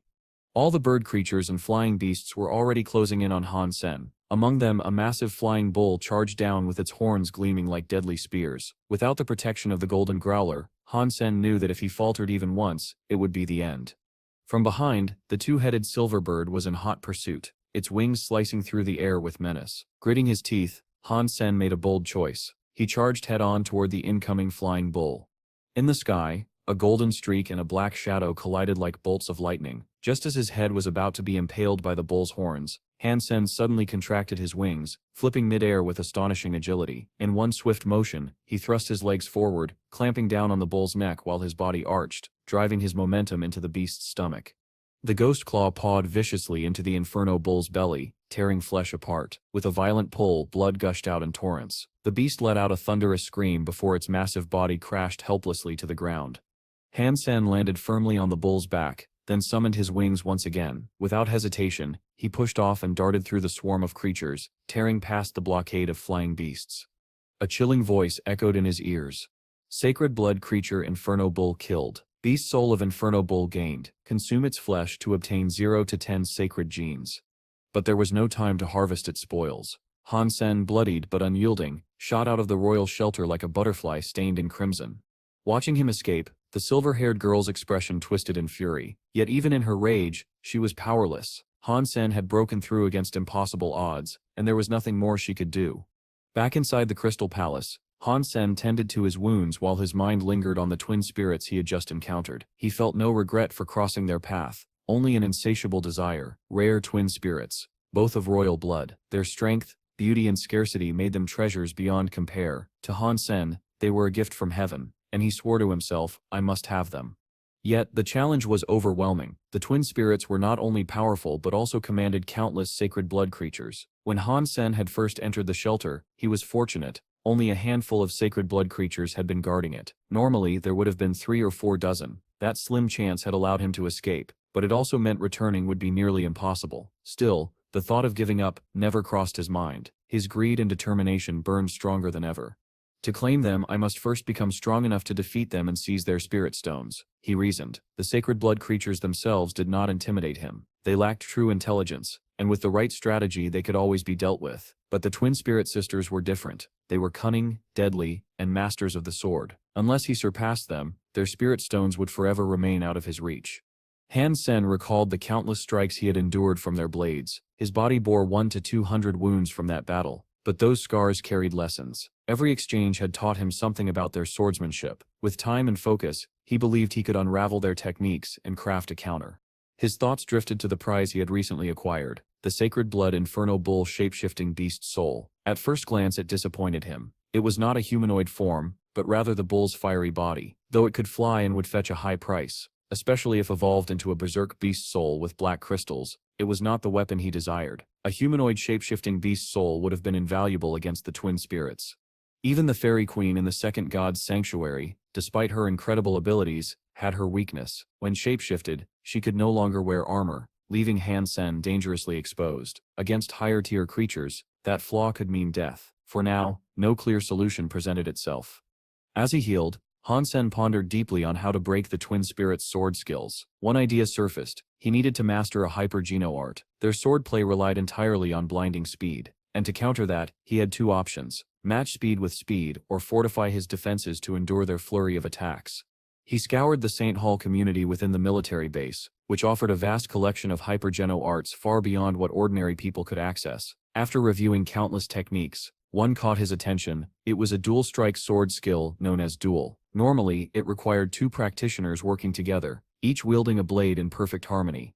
Han Sen considered its potential. If he could master both blades simultaneously, he might just stand a chance against the twin spirits' relentless assault. Their speed was unmatched, and no matter how fast he became, one sword alone would never suffice. He needed two. For most, this would have been impossible, but Han Sen was no ordinary fighter. His greatest gift lay in his hands. Both were equally dominant, capable of acting as primaries. His mental fortitude granted him flawless individual control, allowing him to wield different sword skills in each hand simultaneously. Though the dual technique was designed for two, Han Sen believed he could adapt it for himself. It would not be easy. Alone, his positioning and angles were limited, making many of the dual-strike moves nearly impossible. But Han Sen was not one to surrender to limitations. With enough determination, he was certain he could transform the skill into a weapon of his own, one sharp enough to one day cut down the twin spirits. One day, Han Sen returned to the shelter and noticed Li Xinglun staring at him with an unusual expression. After a pause, Li Xinglun spoke, his tone just as strange as his face. Han Sen, I discovered a humanoid sacred blood transfigured beast soul. It's a snow lady beast soul. Its abilities are rather special. It doesn't enhance strength, only speed. It also lowers body temperature, but honestly that seems useless. It might even become a problem. I don't think it's worth trading a berserk beast soul for something like that. And don't forget, you've already had conflicts with Black God. Li Xinglun warned seriously. Han Sen asked calmly, did you tell him I was the one looking to trade? Li Xinglun shook his head. No, I only said it was a friend. Good. Han Sen nodded after a moment of thought. Then you can tell him it sits me. If he agrees, let him come here so we can make the exchange. Soon enough, Black God himself arrived at the Starwheel shelter, bringing his men along. His eyes met Han Sen's, cold and sharp, though he said nothing at first. Then he spoke with a sneer. Han Sen, you dare gamble with me. Perhaps now is the time to settle our grudge. What do you want? Han Sen furrowed his brows, but Black God pressed on. You and I, in battle. Win or lose, our grudge ends here. If you lose, you hand over the Snow Lady beast soul. If I lose, I shall give you the Inferno Bull beast soul. Li Xinglun frowned and stepped in. Black God, we set her here only to exchange beast souls today, nothing more. But Black God brushed him off. This is my way to settle things. If he doesn't dare fight me, that set's fine. He can walk away. But know this, if he refuses, he remains my enemy, and I never go easy on my enemies. At that signal, the men who had followed Black God summoned their beast souls, their presence filling the shelter with hostility. Li Qinglun's face turned cold, and he quickly called leaders of the Starwheel shelter to stand against them. Black God's eyes narrowed. Li Xinglun, would you really offend me for the sake of someone so insignificant? Li Xinglun's reply was resolute. Han Sen saved the Starwheel shelter when it was in crisis. He is my savior. No one will harm him as long as I stand here. The tension was suffocating. The atmosphere in the shelter was like a room filled with explosives. Just one spark could ignite a devastating conflict. Han Sen finally broke the silence. A one-on-one is fine, but the beast souls we wager must be held by Li Xinglun. That's no problem. Black God agreed. Knowing Li Xinglun's honor made him a reliable mediator, but deep inside, Black God's real motive was far darker. He didn't only want Han Sen's beast soul, he wanted revenge. Han Sen had once stolen the Snakefish King, and wounded him with a poisoned dagger, nearly killing him. That humiliation had festered, and Black God could never swallow it. When the beast souls were handed to Li Xinglun, Black God stepped onto the plaza stage, his gaze locked on Han Sen with a predatory hunger. Ever since he had seized control of his shelter, Black God had never been put at such a disadvantage. Now, given the chance, he would not only reclaim his pride, he would relish the moment of killing Han Sen. This wasn't about a wager anymore, it was about life and death. Black God was supremely confident in his tornado knife skill, and having fought Han Sen once before, he believed he knew his opponent's limits. Word of their duel spread like wildfire, and soon, crowds gathered at the Starwheel shelter to witness the clash firsthand. Li Xinglun grew uneasy. If Han Sen refused, he could still protect him within the shelter. But now that Han Sen had accepted, everything rested on the battle. If Black God succeeded in killing him, Li Zhenglun would have no choice but to honor the wager and hand over the beast's souls. As Han Sen stepped onto the stage, Black God's eyes burned with savage intent. He no longer cared for words. What he wanted now was blood. Black God summoned his Black Beast's soul knife and lunged forward, his strikes filled with killing intent. But the moment he swung, Han Sen's ghost claw lashed out with ruthless precision, forcing Black God to retreat. He tried again, raising his blade for another attack, yet froze halfway. If he committed to a wide strike, his waist would be left exposed, open for Han Sen's ghost claw to tear him apart. The realization struck him like lightning. For the first time, Black God faltered. He could not believe it. The famed tornado knife skill, which had once made him feared throughout the shelters, was being completely dismantled. Each time he tried to move, Han Sen's claws were already there, sealing off every path of attack. He gritted his teeth and pressed forward again, his face twisting into a grimace, but the result was the same. His knife was stifled, his attacks suppressed before they could even begin. The crowd erupted in disbelief. Both those inside the arena and the onlookers outside could see it clearly. Black God's renowned tornado knife skill had been reduced to a joke. The very technique he had built his reputation upon could not even be drawn out properly, let alone strike twice as fast as its legend claimed. Black God, who once stood invincible, now looked powerless. His blade hung uselessly in his hands, and his body trembled with frustration and fear. For the first time, despair gripped him. A chilling thought coursed through his mind. If this continued, he was going to die here. Even his own followers, standing among the crowd, were stunned into silence. The great Black God, reduced to such humiliation before their very eyes. They could hardly believe their own eyes. Everyone present clearly understood the strength and dominance of Black God. His ferocious tornado knife skill was something that made him nearly unbeatable in the icy fields. Yet right before them, that overwhelming power was being suppressed. Where had this stranger come from? Their faces filled with shock and disbelief. If even Black God was close to submission, then what chance did they have? Stepping onto the stage against such a man would mean certain death. 2 or 3 strikes would be more than enough to end their lives. Meanwhile, Han Sen had returned to the goddess shelter. He handed over the flesh he had brought to Yong Manli. Originally Han Sen had planned to journey back to the Alliance, but Yong Manli stopped him. She told him that Zero had barely been eating, and for the past few days she hadn't eaten at all. When Han Sen went to see her, Zero was sitting quietly by the tower window, staring at the falling snow, her expression lost in distant thought. "Why are you not eating? Is the food here not to your liking?" Han Sen asked gently. Zero shook her head softly. "I am not hungry." "You are not God. How can you not be hungry? Come, tell me what you would like to eat, and I will make it for you," Han Sen said, gently patting her head. Zero looked at him with wide eyes. "Can you take me with you the next time you leave?" Han Sen hesitated. Zero's identity was mysterious, and he had never wanted her to know too much about who he truly was. But she had no family, no one else in this world. Perhaps he was the only person she could lean on. Han Sen felt sorry for her, and in the end, he could not refuse.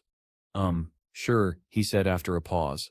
A faint smile finally appeared on Zero's face. Though it was just a small curve of her lips, it was enough to melt anyone's heart. "Come, let us eat first. Tell me what you want, and I will make it. I am not bluffing when I say my cooking skills could rival those of a 3-star chef," she said playfully. Of course, Han Sen was bluffing. His cooking skills were mediocre at best, limited to making stews or grilling meat. If something couldn't be cooked that way, he would simply eat it raw. Still, he tugged at her hand and brought her along.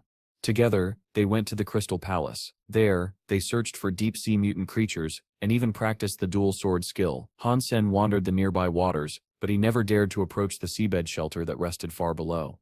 Days later, while sailing, Han Sen spotted something extraordinary, a jellyfish glowing like a massive lantern in the deep waters. It pulsed with radiant energy, drifting slowly up and down, illuminating the sea around it. "It seems most jellyfish gather in groups. It's rare to find one floating alone. Let's see if we can hunt it," Han Sen muttered to himself. He summoned his golden armor and glyph, then left the Crystal Palace, swimming cautiously toward the glowing creature. In the sea, movements were easily detected, but this jellyfish seemed unaware, almost sluggish in its rhythm. "It looks so dumb. There's no way this could be a high-class beast," Han Sen thought. Instead of using his poisonous ghost claw, he clenched his fist and struck the soft, semi-transparent body with reinforced strength. Poison would taint the flavor, and Han Sen had already imagined roasting the jellyfish over a fire. But the moment his fist sank in, everything went wrong. It felt as though he had punched into thick mud. His strength was swallowed whole, and his arm became trapped inside the jellyfish's body. No matter how he pulled, the creature clung tightly, refusing to let go. Suddenly, its long tentacles wrapped around him, binding his limbs. A violent surge of electricity shot through Hansen's body, making him convulse uncontrollably. His muscles locked, his chest tightened, and seawater rushed into his open mouth. What the hell is this? Hansen thought in shock, as the glowing lantern-like jellyfish tightened its grip. Hansen was shocked, both literally and figuratively. The jellyfish's surging electricity tore through his body, making his muscles convulse violently. Clenching his teeth, he summoned the ghost pod claws and slashed wildly, but to his horror, the claws sank into the gelatinous body and became stuck, just like his fists had before. This creature was like a living mound of syrup. No matter how much he struck or struggled, the attacks did nothing. Its grip only tightened, electricity continued to course through him, and the cramps nearly overwhelmed his body. Already, half of Hansen's form was engulfed, and soon the rest would follow. For the first time he truly felt dread rising from the depths of his heart. Just then, out of the corner of his eye, he saw movement in the water. A shadow swam swiftly towards him from the Crystal Palace. His eyes widened. Zero. Hansen wanted to scream for her to stop, to turn back, but under the crushing water he couldn't speak. Helplessly he watched, as she reached him and placed her hands on the jellyfish, trying to tear it away. No, Hansen shouted in his mind, but it was too late. The jellyfish's tentacles wrapped around her as well. More violent shocks rippled through Hansen's body, his spasms worsening. It felt as though he could be burned to ash at any moment. Yet, in that desperate moment, Zero's eyes suddenly glowed with an eerie purple light. Her dark pupils turned violet, and the color spread until it consumed her black hair. Small purple horns emerged from the top of her head, her body transforming into the royal Shura form Hansen had once witnessed. With monstrous strength hidden within her delicate hands, Zero tore into the jellyfish. Its once mighty body, soft and viscous, was ripped apart as though struck by a Goliath blade. In seconds, the creature split into two helpless halves. Hansen was stunned. The terrifying monster that had nearly ended his life was destroyed effortlessly in her grasp. Freed from the vine-like tentacles, he felt Zero tug him back towards the Crystal Palace. Together they broke the surface of the water and climbed aboard. Zero collapsed, lying still on the deck. The purple glow faded, her horns disappeared, and her hair turned black again. She now looked like an ordinary human girl. Hansen rushed to check on her, relieved to see that she had only fainted and was free of serious injuries. After the ordeal, Hansen dared not venture into the deep sea alone. He salvaged the jellyfish's body and examined it carefully. It turned out to be a sacred blood-red demon jellyfish, granting him 8 more sacred Geno points. But his mind was elsewhere on Zero. Her sudden transformation raised questions he could not answer. He researched tirelessly, investigating ancient records and even consulting a biologist, but everything pointed to the same conclusion. Humans and Shuras were two entirely separate species. Their genes were incompatible. No hybrid could exist, naturally or artificially. So then, what was Zero? How could she switch between the body of a human girl and the terrifying form of a royal Shura? And what about the strange 9-life cat tattoo etched on her back? Hansen thought long and hard, but no answer came to him. One day, while he was still lost in research, his door opened. Gigi entered the room. Hansen was surprised. She rarely visited him in person, preferring to communicate through devices. If she had come directly, it had to be important. "Sen, could you come with me tomorrow?" she asked softly. "Of course. Where are we going?" Hansen replied, puzzled. "Tomorrow there is an exchange event. I was hoping you could accompany me," she explained. "An exchange event? What kind of event is this?" Gigi spoke slowly, choosing her words carefully. "It is a semi-private gathering. The participants are young, like me, but they are not ordinary. The people there, and the items being exchanged, are all special. I believe your presence will benefit you in the future." Hansen raised a brow. "It's not some kind of dating event, is it?" Gigi frowned, offended. "Use your brain. Of course not. This has nothing to do with that. You will understand when you come, and at the event, you will meet someone familiar." Hansen leaned forward, now curious. "Someone familiar? Who?" But Gigi only smiled mysteriously, leaving his question hanging in the air. Hansen leaned closer, curious. "Who exactly will I be meeting there?" Gigi smiled slyly. "Wang Mingman from the Wang family. I've heard she is rather fond of you." Her tone was playful, her eyes glimmering with mischief. Hansen raised his brows in surprise. "Mingman only treats me like an older brother, and I see her as nothing more than a little sister. You know that, don't you?" Still, he couldn't ignore the weight of Gigi's words. He had always known Mingman wasn't ordinary, but hearing that she was a potential inheritor of the Kaigong stunned him. The name Kaigong struck Hansen's mind immediately. He was all too familiar with it. The Keigong arts were hyper-geno arts developed through celestial modifications, capable of channeling the forces of the universe. Gigi explained further. Some higher-level Keigong hyper-geno arts did not even require celestial modification. Even children from those bloodlines could use them to sense universal powers. The Jia family held the original Keigong, but Gigi revealed that 3 other families had inherited the same lineage: Lin, Wang, and Zhu. Different names yet all bound to the same heritage. When she spoke those 4 surnames, Jia, Lin, Wang, and Zhu, Han Sen's chest tightened. His mind flashed back to when he killed Zhu Long and obtained the ice skin skill. Since then he had quietly observed anyone connected to the surname Zhu, though he had uncovered little. Now hearing the Zhu family mentioned openly, his expression changed. He longed to ask if the Zhu family possessed the ice skin skill, but he restrained himself. At that moment, a young woman approached Gigi. Her features were striking like most of the Jie family. Her beauty was undeniable, though she lacked Gigi's pure radiance. "Yan, that must be your boyfriend," the woman said with a polite smile as her eyes swept over Han Sen. "Yes, Kingu," Gigi replied without hesitation. If she had brought Han Sen here, she clearly had no intention of hiding his identity. The woman Jia Kingu nodded, though her interest in Han Sen was only courtesy. Instead, she introduced the young man beside her. "This is my boyfriend Zhu Yang, representing the Zhu family. He is here today to speak about the Jade Heart Sutra." She raised her brows proudly, her tone brimming with pride. While Gigi and Kingu spoke, Kingu lavished endless praise on Zhu Yang, ignoring Han Sen entirely. Gigi, displeased by her cousin's attitude, eventually found an excuse to slip away with Han Sen. "My cousin's need to compete with me never dies. Now that she has a boyfriend from the Jiavermi family, she's acting so smug," Gigi muttered bitterly. "Is that really something to boast about?" Han Sen asked, feigning surprise. Gigi pursed her lips. "Not exactly, but if he can stand on stage and speak about the sutras, then he must hold some weight among the 4 families." She explained further that every exchange event featured selected representatives from each family. To stand on that stage was proof of being the best of the best. "Then you should be up there," Han Sen teased. Gigi rolled her eyes. "When my father was young, he was always chosen to speak, but I didn't inherit his talent. My qualifications are ordinary, so I've never been selected." "Who said that? If I were in charge, I'd say you were the most qualified. You wouldn't even need to speak. Just sit there. Anyone who looked at you would instantly understand the meaning of beauty. That would be more enlightening than any dull speech," Han Sen replied, his flirtation sharp. Gigi's cheeks flushed, her smile radiant as she squeezed his waist playfully.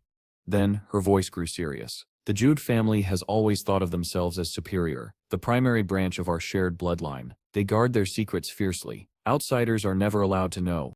"What secrets?" Han Sen asked, his heartbeat quickening. "The Frost Sutra," Gigi whispered. Han Sen exhaled, relieved. He had feared she might mention Jadakin. But then Gigi added, "The Frost Sutra is incredibly difficult. Only a handful in history have ever been able to cultivate it. Recently though, the Jutsuite family has been trying to adapt it into a hyper-geno art, so their entire clan can learn. Rumor says they have made progress. They call it Jadakin. Still, no one has ever seen a Jutsuite family member actually display it." Han Sen's eyes narrowed, his thoughts racing. The Frost Sutra, and Jadakin. Another layer of mystery had just unfolded before him. Hansen Sest's heart skipped a beat as he realized the truth. So it really is true. Zuleng does belong to this family. That first woman who came out to speak was called Lin Wenyi Y. He could not tell her exact age, but her presence was extraordinary. She carried herself with such elegance that just by looking at her, Hansen felt refreshed. Her entire being was like silky jade, glowing with a halo of purity that even reached her hair.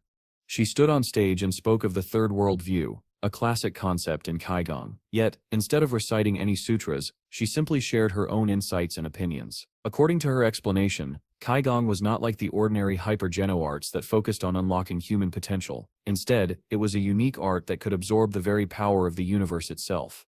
When Lin Wei finished, Hansen was eager to hear more. After her, Zhu Yang took the stage to speak about the concept of ice heart. His explanation was detailed, blending modern science with the gene systems of the shelters. Listening carefully, Hansen felt that his understanding of this mysterious ice heart deepened, even if he had not fully mastered it. In total, 13 representatives from the 4 great families would be giving speeches, 39 speeches across 3 days. Each lecture gave insight into Keigong, but they were always colored by the speaker's personal perspective. None of them truly revealed the original codices or the true methods of learning them. Even so, Gigi noticed Hansen's keen interest. Although she found it a little odd, she was secretly pleased. His fascination with Kaigong would only help him when it came time to learn the Jia family's techniques. Hansen himself thought, Donggo Sutra, I can finally begin. With what I've heard today, I at least know how to approach opening the gene lock. When Zhu Yang finished his speech, he smiled and invited Lin Fang to join him for discussion. Among the crowd, conversation sparked, though most groups were small, only half a dozen people at a time. Those who had spoken on stage were treated as leaders of their generation, and it was natural for others to gather around them.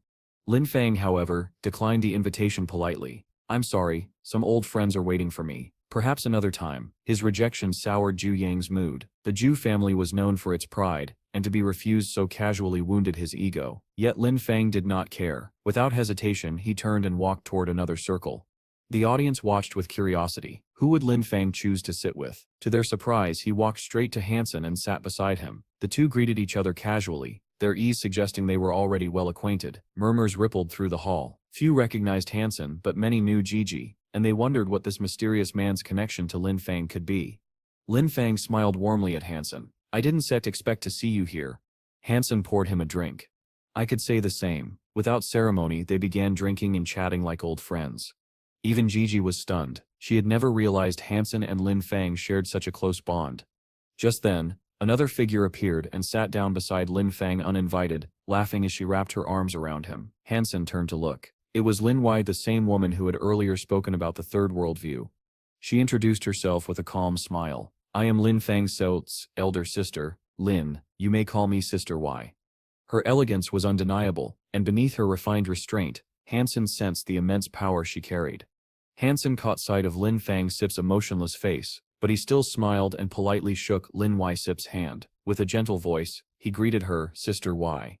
Lin Fang Sip's forehead was already marked with lines of displeasure, but Lin Wai seemed delighted by Hansen Sip's manners. She teased her brother softly. Little Fang, your friend is far more interesting than you.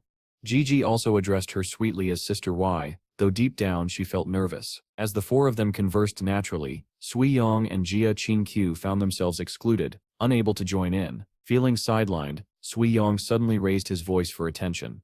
Lin Fang Sep's Kaigong is quite excellent, and since you are his close friend, you must also be learning Kaigong. Why don't you and I have a duel? The moment he spoke, the crowd Sit's eyes turned toward Hansen. Jia Qingqiu quickly backed her boyfriend Sit's challenge, adding mockingly, sitting here is boring anyway. Let's Sits give everyone a show and see Yanran Sit's boyfriend in action. She believed Hansen had no chance of winning. In her mind, only Lin Fang could rival Sui Yong among the younger generation of the four families. Before Hansen could respond, Lin Wai narrowed her eyes, smiling like a blooming flower. If you want to duel, then fight me instead. Sui Yong froze, frowning. Though he was confident in his own talent, he had not yet reached the level of a surpasser. Facing Lin Wai, who was already close to that level, was something he dared not attempt.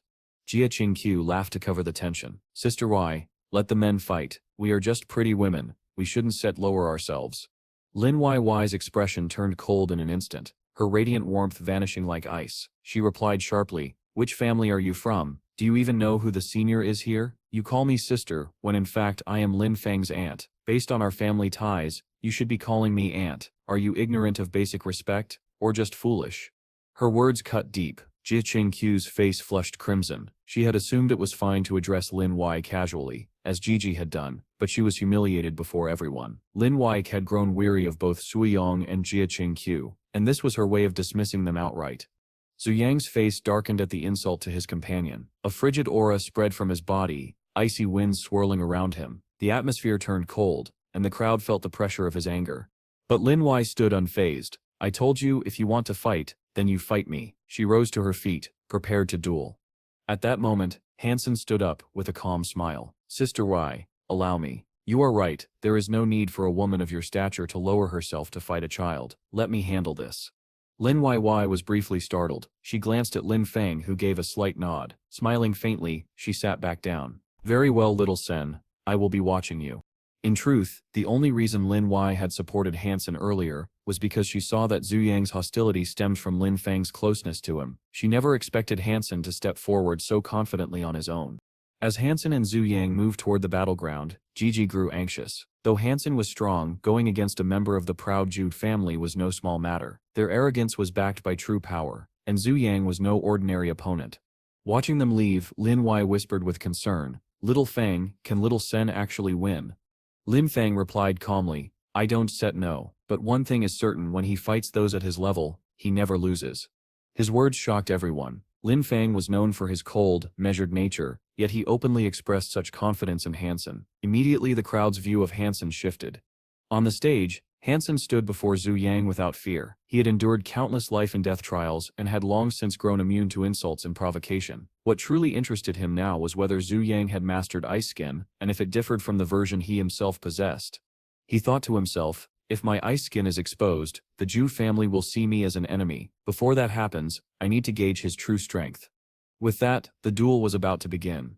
Zhu Yang stepped onto the battlefield, his aura turning the air frigid. His very skin shimmered like frozen glass, and the cold that radiated from him was suffocating. He looked less like a man, and more like an ancient demon carved from ice, embodying the essence of winter itself. The chill spread outward, forcing many spectators to instinctively step back.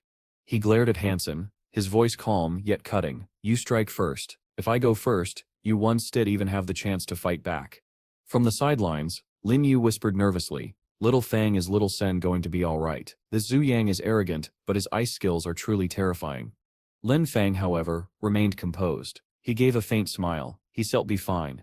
Though it had been a while since he last saw Hansen, Lin Fang had heard of Hansen's recent feats from Tang Zanlu. From everything he knew, Zhu Yang stood little chance. On the stage, Hansen didn't respond. His gaze remained steady, silently analyzing whether Zhu Yang's ice skin surpassed his own. Deciding not to hold back, he let his body glow. In an instant, his form crystallized, his entire figure shimmering like a diamond statue. Gasps rippled through the crowd. That sets nanocrystal, someone exclaimed.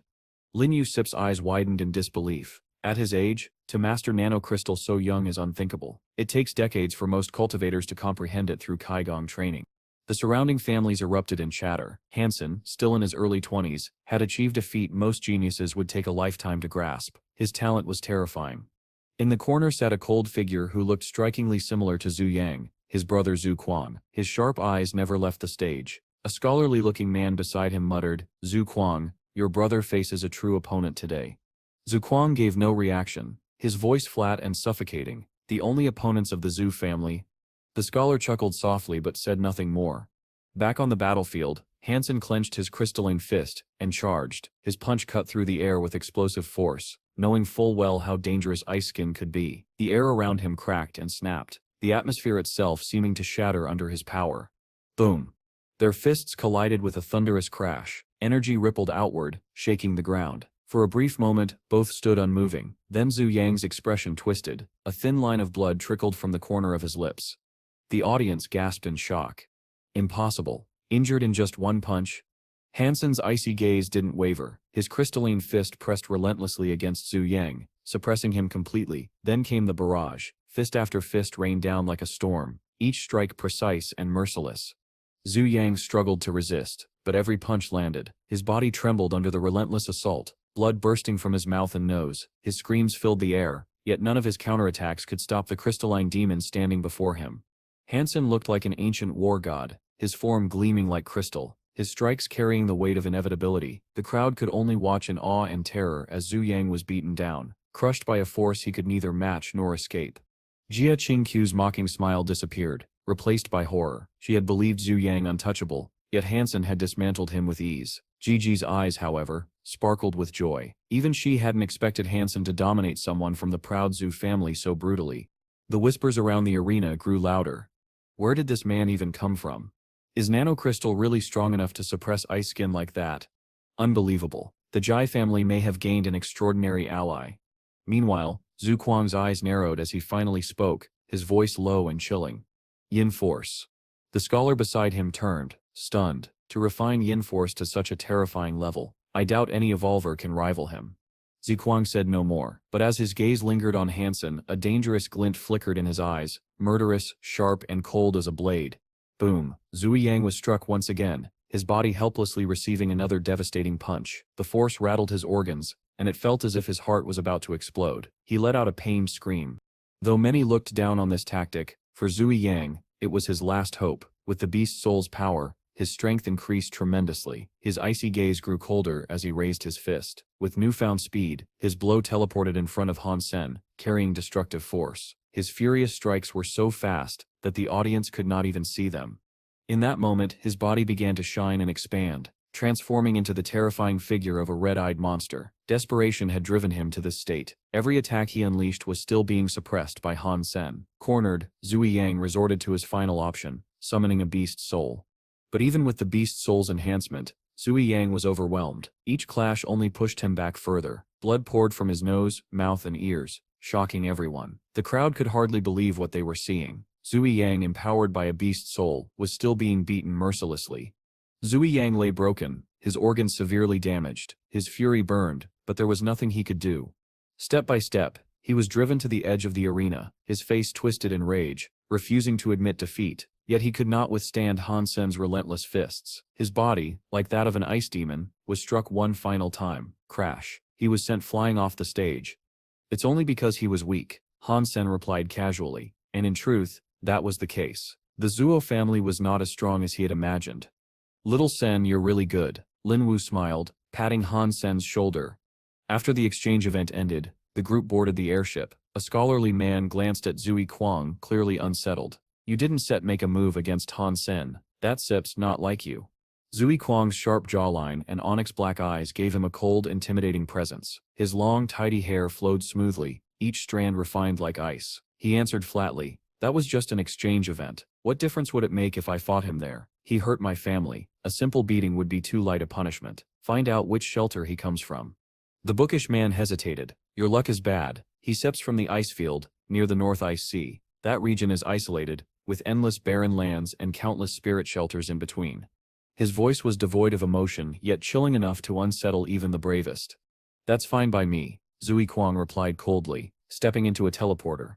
Meanwhile, Han Sen returned and immersed himself in practice. He had just begun learning the Dong Tu Sutra. Though only at a beginner's stage, he knew the journey to unlocking his first gene lock would be long. Still, the exchange event had given him many gains. Reflecting on Lin Wu's teachings, Han Sen thought about his ice skin skill. By logic, he should have already opened his first gene lock. Others who had achieved this described a clear awakening, but Han Sen felt no different. Even Zui Yang, whose ice skin had not surpassed the first tier, could already release waves of frost air. It seemed as if Zui Yang had managed to push past the boundary into true ice control. Even so, he was satisfied. The ice skin strengthened his genes, and with the basics of the Dong Tu Sutra under his belt, he felt confident he could eventually master it fully. Could it be because I didn't use the Geno solution meant for ice skin? Han Sen wondered. Han Sen closed his eyes, focusing. His blood flowed steadily, every cell humming with vitality. For a moment, his body seemed crystalline, like jade, radiating a fresh and pleasant aura. His breathing grew divine, each inhale and exhale resonating with life itself. When he opened his eyes, his black pupils glimmered with a mystical brilliance. The aura around him slowly faded, but the blissful sensation lingered. It was as though his body had become a magnet, drawing in light. His cells brimmed with newfound strength, making him feel reborn. The air he breathed rejuvenated him, his body turning almost transparent with purity.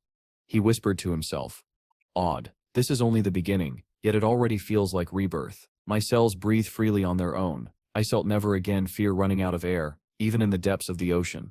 Han Sen's heart overflowed with joy. With his newfound power, he could finally hunt creatures beneath the sea without the fear of drowning. For a long time, he had needed a hypergeno art specialized for underwater combat. Fighting in the water was vastly different from battling on land. Pressure, resistance, and movement changed everything. Arts that were effective on land often became far weaker in the ocean. Tide allowed its user to draw strength directly from the surrounding water, amplifying their own abilities. It didn't sound impressive at first, but its amplification effects were remarkable. Without hesitation, Han Sen purchased Tide and drank the exclusive Geno solution required for its cultivation. Returning to the shelter, he piloted the Crystal Palace deep into the sea to begin his training. Fortunately, Han Sen had many S-Class licenses from the St. Hall, so spending another one did not trouble him. He made his way to the St. Hall and began browsing through the few available underwater arts. Options were limited. Humans found it difficult to hunt underwater, so there were only a handful of such skills. Out of the 8 available, Han Sen quickly chose an S-Class water-based hyper-geno art called Tide. Still, he noticed a profound change. Whenever he entered the water, resistance seemed to vanish. He moved as freely as if he were born of the sea itself, a water spirit gliding without effort. Excited, he thought, "I need to find a sacred blood creature in the ocean to test my new abilities." Day after day he devoted himself to Tide. For the Dongquan Sutra, however, he limited his practice to a single cycle daily. Each session took only 2 minutes. Yet it left his body overflowing with energy. Han Sen suspected this limit existed because his body had not yet ascended to the level of a celestial being. Any further practice would simply not be absorbed. It wasn't long before something caught his attention. A massive swarm of strange bugs shimmered with a purple glow as they crawled across the seabed. What are these creatures? Han Sen wondered. The golden rockworm king charged into the dark waters, but the strange sea bugs reacted immediately. Their purple spikes released a toxic fluid, staining the sea around them with a murky violet haze. As soon as the rockworm touched the liquid, its super pet armor began to corrode instantly. Alarmed, Han Sen withdrew it before serious damage occurred. He summoned the golden rockworm king, equipping it with armor. Its defenses now rivaled those of a sacred blood beast from a second shelter. This made it the perfect subject to test against new threats. If danger grew too great, Han Sen could always recall it safely. These bugs are dangerous, Han Sen realized. Summoning his own armor and glyph, he reached into the purple water himself. Strangely, the corrosive fluid had no effect on him. Like a predator shark, he cut through the water, closing in on the spiny creatures. Sensing the threat, the sea bugs released more toxins, darkening the waters until visibility was almost zero. But Han Sen's speed far outmatched theirs. In a flash, he surged ahead of one and struck with his ghost claw, killing it instantly. The system message echoed. Mutant creature hunted, poison spike sea bug. Beast soul not acquired. Consume its flesh to gain a random number of mutant genopoints between 0 and 10. Overjoyed, Han Sen dove into the swarm, determined to slay as many as possible. The sea bugs retaliated, spraying torrents of purple toxin and thrusting their poisonous thorns at him. Yet under the buff of his double berserk sacred blood beast soul, their attacks were useless. Their poison couldn't pierce his golden armor.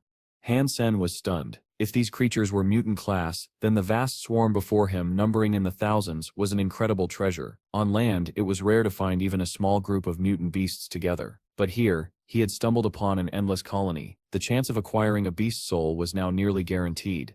Unfazed, Han Sen cut through them with ease, harvesting kill after kill. But he soon noticed something unsettling. The poison spike sea bugs were not acting purely on instinct. They displayed a form of intelligence, adapting their tactics as they tried to fend off their predator.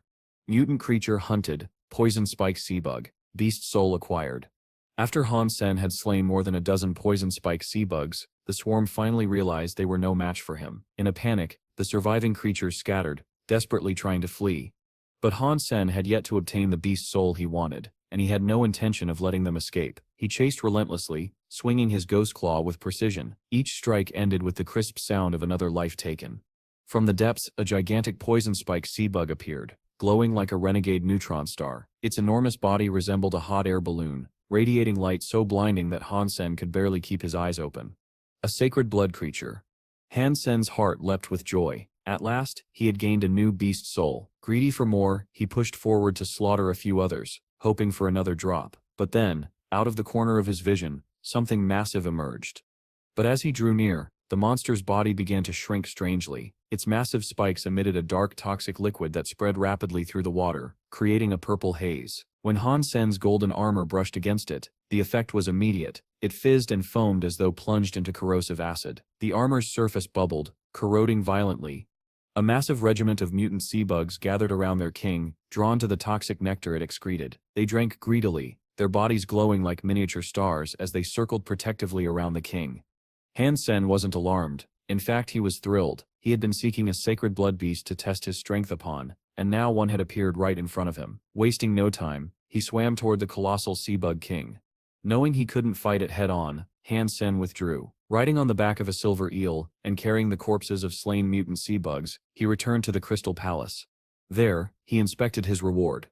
Han Sen was taken aback by the sudden turn of events. He held back his attack and quickly retreated from the purple cloud. The sea bug king did not pursue him, instead releasing more of its deadly toxin until the entire sea seemed stained with violet poison. Mutant poison spike sea bug beast soul, spiky shield type. When summoned, the shield resembled a small buckler, round like a frying pan, adorned with sharp purple spikes. Han Sen guessed its spikes carried the same corrosive poison. Though he knew it could melt armor and metal, he wasn't yet certain if it could harm living flesh. Testing further, he poked the corpses of the sea bugs, only to feel his skin burn from their tainted bodies. The meat had turned purple and was clearly inedible. Disappointed, Han Sen discarded them. He wouldn't risk poisoning himself by eating such flesh. Summoning the Golden Rockworm King, Han Sen decided to test the creature first. The bull noticed immediately. With a furious bellow, it charged. The impact was devastating. It sent the Rockworm King crashing across the seabed for miles. Its armor was dented inward, and it had nearly been killed in a single blow. But he wasn't satisfied. He still craved a worthy hunt. Ordering the mermaid princess to continue piloting the Crystal Palace through the sea, he pressed on in search of another sacred blood beast. Then, he spotted something unusual on the seabed. A massive bull, pitch black and covered in lizard-like scales, lumbered across the ocean floor. Its shape was unmistakably that of a bull, though unlike any Han Sen had ever seen. The bull, aggressive and unrelenting, charged again. Its sheer speed tore currents through the sea, creating a massive underwater wave more than 10 meters high. The sight was terrifying. Han Sen instantly recalled it. He wasn't surprised. Such power could only belong to a sacred blood creature. Clearly, this beast prioritized raw strength above all else. Han Sen suspected it had no special abilities beyond brute force.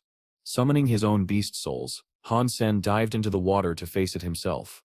Han Sen darted aside, narrowly evading the crushing strike. The beast let out a strange, echoing moan before turning for another charge. Its monstrous figure carved through the water like a living battering ram. Activating his newly learned skill, Tide, he prepared to battle the monstrous bull head-on. Han Sen steadied himself, eyes gleaming. Good timing, he muttered. Han Sen had trained tirelessly to master Tide, adapting it so he no longer needed to worry about breathing underwater. Every move he made flowed seamlessly, each strike and dodge carrying the fluid grace of a mermaid. Against this bull, he had no weaknesses holding him back. Dong! The ghost claw slashed across the bull's hide, sending a spray of sparks through the water. But to Han Sen's shock, the only marks left behind were 3 faint scuffs upon its lizard-like scales. Those scales, they were tougher than I expected. Before he could strike again, the furious bull charged. Han Sen twisted away, narrowly evading the rampaging beast. For half an hour, the two clashed in a relentless underwater battle. Han Sen managed to land strike after strike, but no matter how sharp or precise his attacks were, the beast's scales refused to break. Not a single drop of blood was drawn. Finally, he gathered his yin force and struck directly. Boom! The bull let out a pained, thunderous bellow as blood spewed from its mouth. Yet, it refused to fall back. Roaring like a storm, it charged again with savage determination. Han Sen did not flinch. His body coiled like a Jialong dragon, spiraling through the water before striking once more. His yin force drilled into the beast's body, bypassing its scales and tearing at its insides. The bull convulsed violently, blood streaming from its mouth, ears and nostrils. Its organs were collapsing under the relentless impact. Sacred blood creature hunted, water buffalo, beast soul not acquired. Consume its flesh to gain a random amount of sacred Jano points, between 0 and 10. After dozens of strikes, the mighty creature's heart was crushed into pulp. Its enormous body floated limply in the sea, lifeless at last. His heart raced with exhilaration, but before he could begin his next hunt, a sudden chill swept over him. His instincts screamed danger, goosebumps prickled his skin, and his cheerful mood shattered into unease.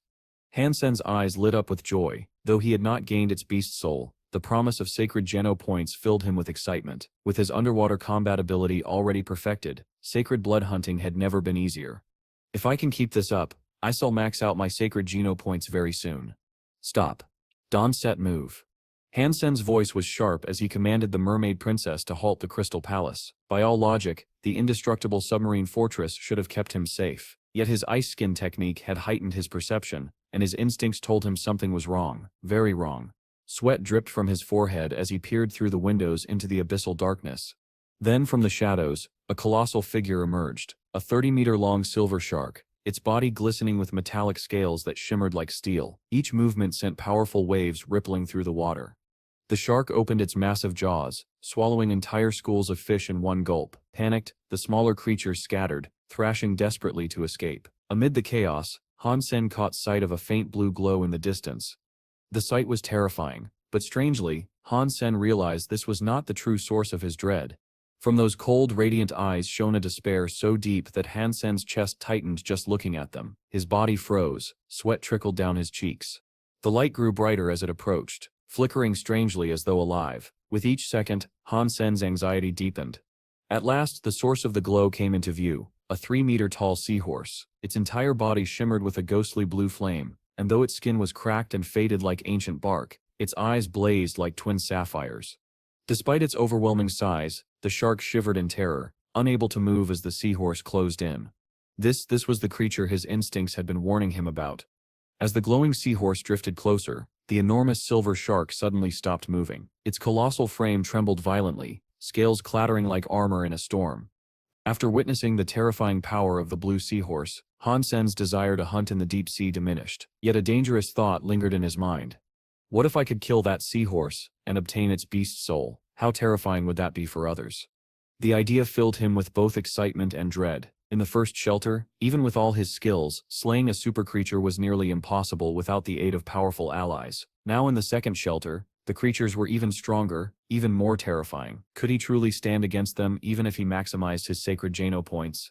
If he couldn't, then everything would depend on his mastery of hyper-Geno arts. But rushing his training in the Dongshuan Sutra would only backfire, and the unlocking of his first gene lock still felt far away. Returning to the Alliance, Han Sen decided to push himself harder. He planned to visit the virtual training camp at the army base once again to further polish his combat skills. Hunting super creatures was unrealistic for now, but he could still focus on powerful opponents such as the Twin Spirit, a foe whose abilities could rival his own Crystal Palace. Perhaps if he obtained such a beast soul, it might one day give him the edge needed against a super creature. His resolve hardened. After seeing the blue seahorse, he knew he had to become stronger no matter the cost. The moment he entered the training camp, a duel request appeared. The challenger was registered under the ID of Zhang Fei, someone Han Sen had never faced before. Curious, he accepted. Inside the training room stood Xin Yuan. She looked at him expectantly. "Coach, do you have the time to provide another lesson?"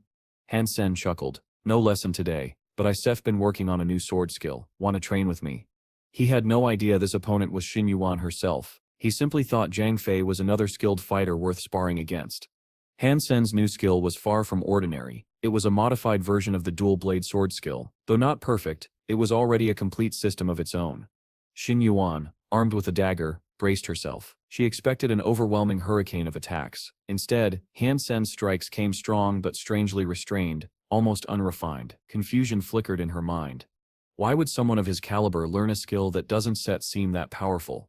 She soon noticed something unusual. The rhythm of his attacks, the patterns. It struck her suddenly. Wait, that's a two-person sword skill. He's actually modifying it to be used alone?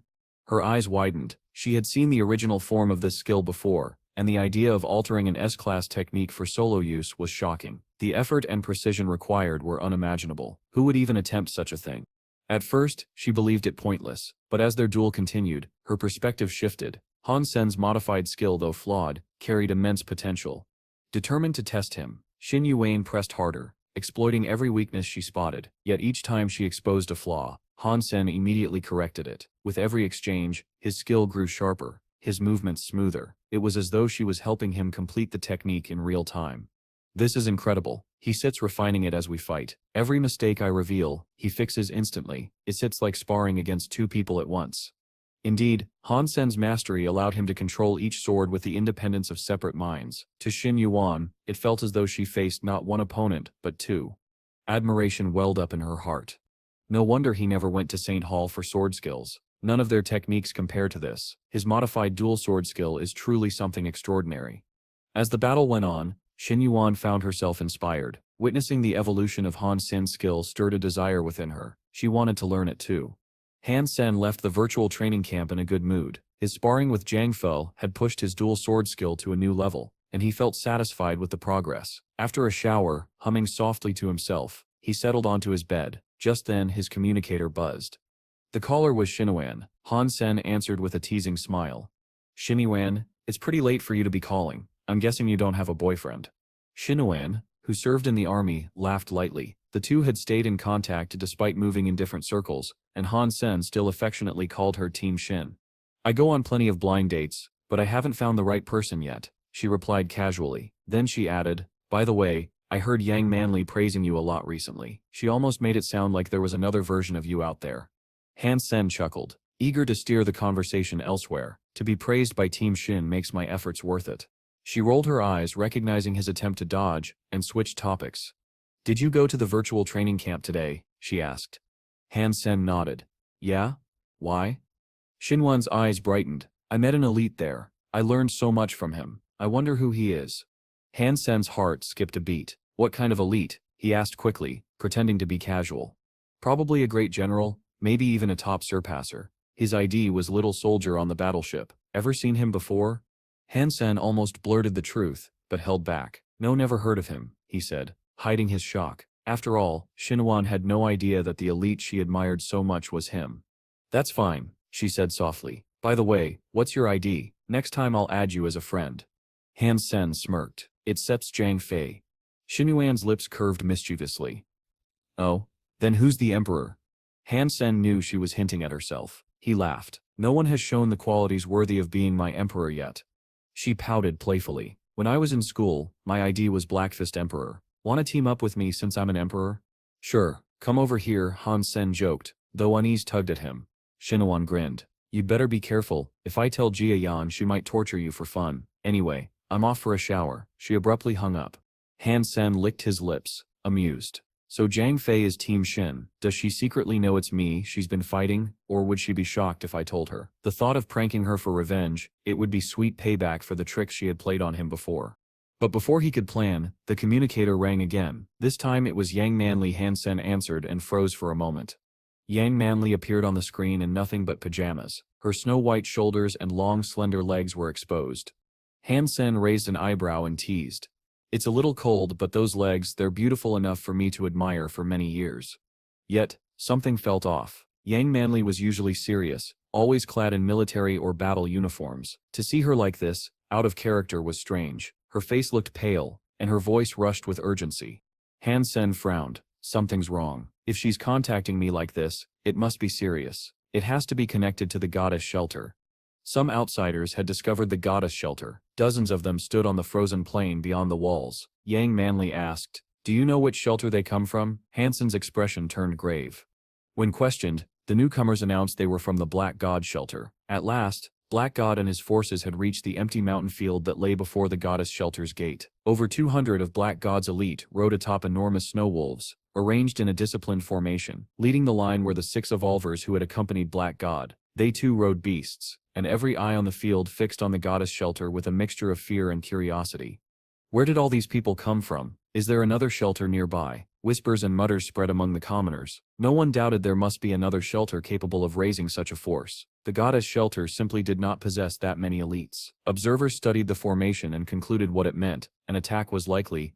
Black God sat astride a jet black wolf with a single horn, a unicorn black wolf whose eyes glittered with a chilling brilliance. The beast took 2 slow steps forward as Black God drew a long black sword. He raised it until it pointed directly at Hansen, who stood on the tower above the city gate. Then Black God shouted, loud enough for everyone to hear, "I am Black God, leader of the Black God army. Hansen is shameless and obscene. He ambushed me with a deadly poison, and I almost died. Today I will settle the score with this man. This is between him and me. Lay down your arms and your lives will be spared. Those who help Hansen and attempt to stop me will be mercilessly slain."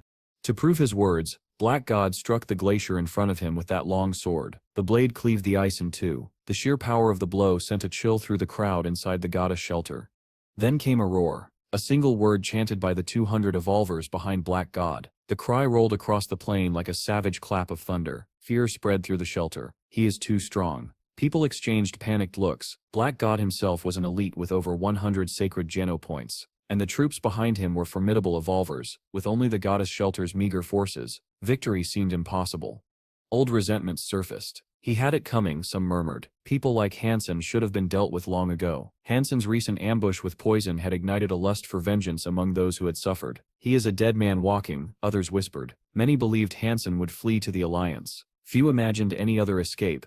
Inside the shelter, uncertainty grew. "Boss, should we retreat?" someone asked. Uncle King furrowed his brow, knowing the power arrayed outside exceeded what they could repel. Hansen, however, spoke calmly. "No, you stay here." He fixed his gaze on Black God and the 200 evolvers. Then Hansen did the unexpected. He leapt from the tower and landed on the snowfield before the gate. Alone, he walked toward Black God. The formation held. Black God raised a hand to halt his army and watched Hansen approach with a detached smile. Onlookers assumed Hansen had come to surrender. What else can he do? The gulf between them is too wide, people said. For a long time many thought Hansen's arrogance had finally led to his reckoning. Black God took the moment to sneer. "How dare you show yourself to my shelter?" he taunted. "Do you forget how you were beaten in our last duel? Losing is not shameful, but only the true victor gets the last laugh. If you surrender now, I will spare your life. Refuse, and you and those under your command will be slaughtered." Black God spoke with contempt of the forces behind Hansen. I have 6 evolvers with over 100 sacred geno points, and 237 evolvers with over 60 sacred geno points. Destroying your shelter will be easy. Those numbers sank into the crowd and made the danger starkly real. At first, only a few, Uncle King, Young Manly and Jewing, truly comprehended Black God's strength. As the full tally became known, fear spread through the populace. The goddess shelter counted only about 10 people with strength above 60. Against Black God's array, hope dwindled. Yet Hansen stood alone on the field, unbowed, and the moment hung heavy with the question everyone felt but dared not voice. Would this be a final surrender, or the beginning of something else altogether? Hansen was the sole figure known to be over 100, but now their opponents possessed 7 with over 100. The gap in strength was too large to bridge. That meant one thing: they would have to fight today. Hansen's face remained impassive, as he waited for Black God to speak. Kneel to me, beg forgiveness for your sins and your transgressions. Then hand over your shelter, do this, and I will spare your life, Black God declared, his mouth curling into a sneer, as he looked down at Hansen. He did not intend merely to kill Hansen. He wanted the shelter. If he could force Hansen to concede, he would not have to expend resources to claim another refuge. Hansen laughed.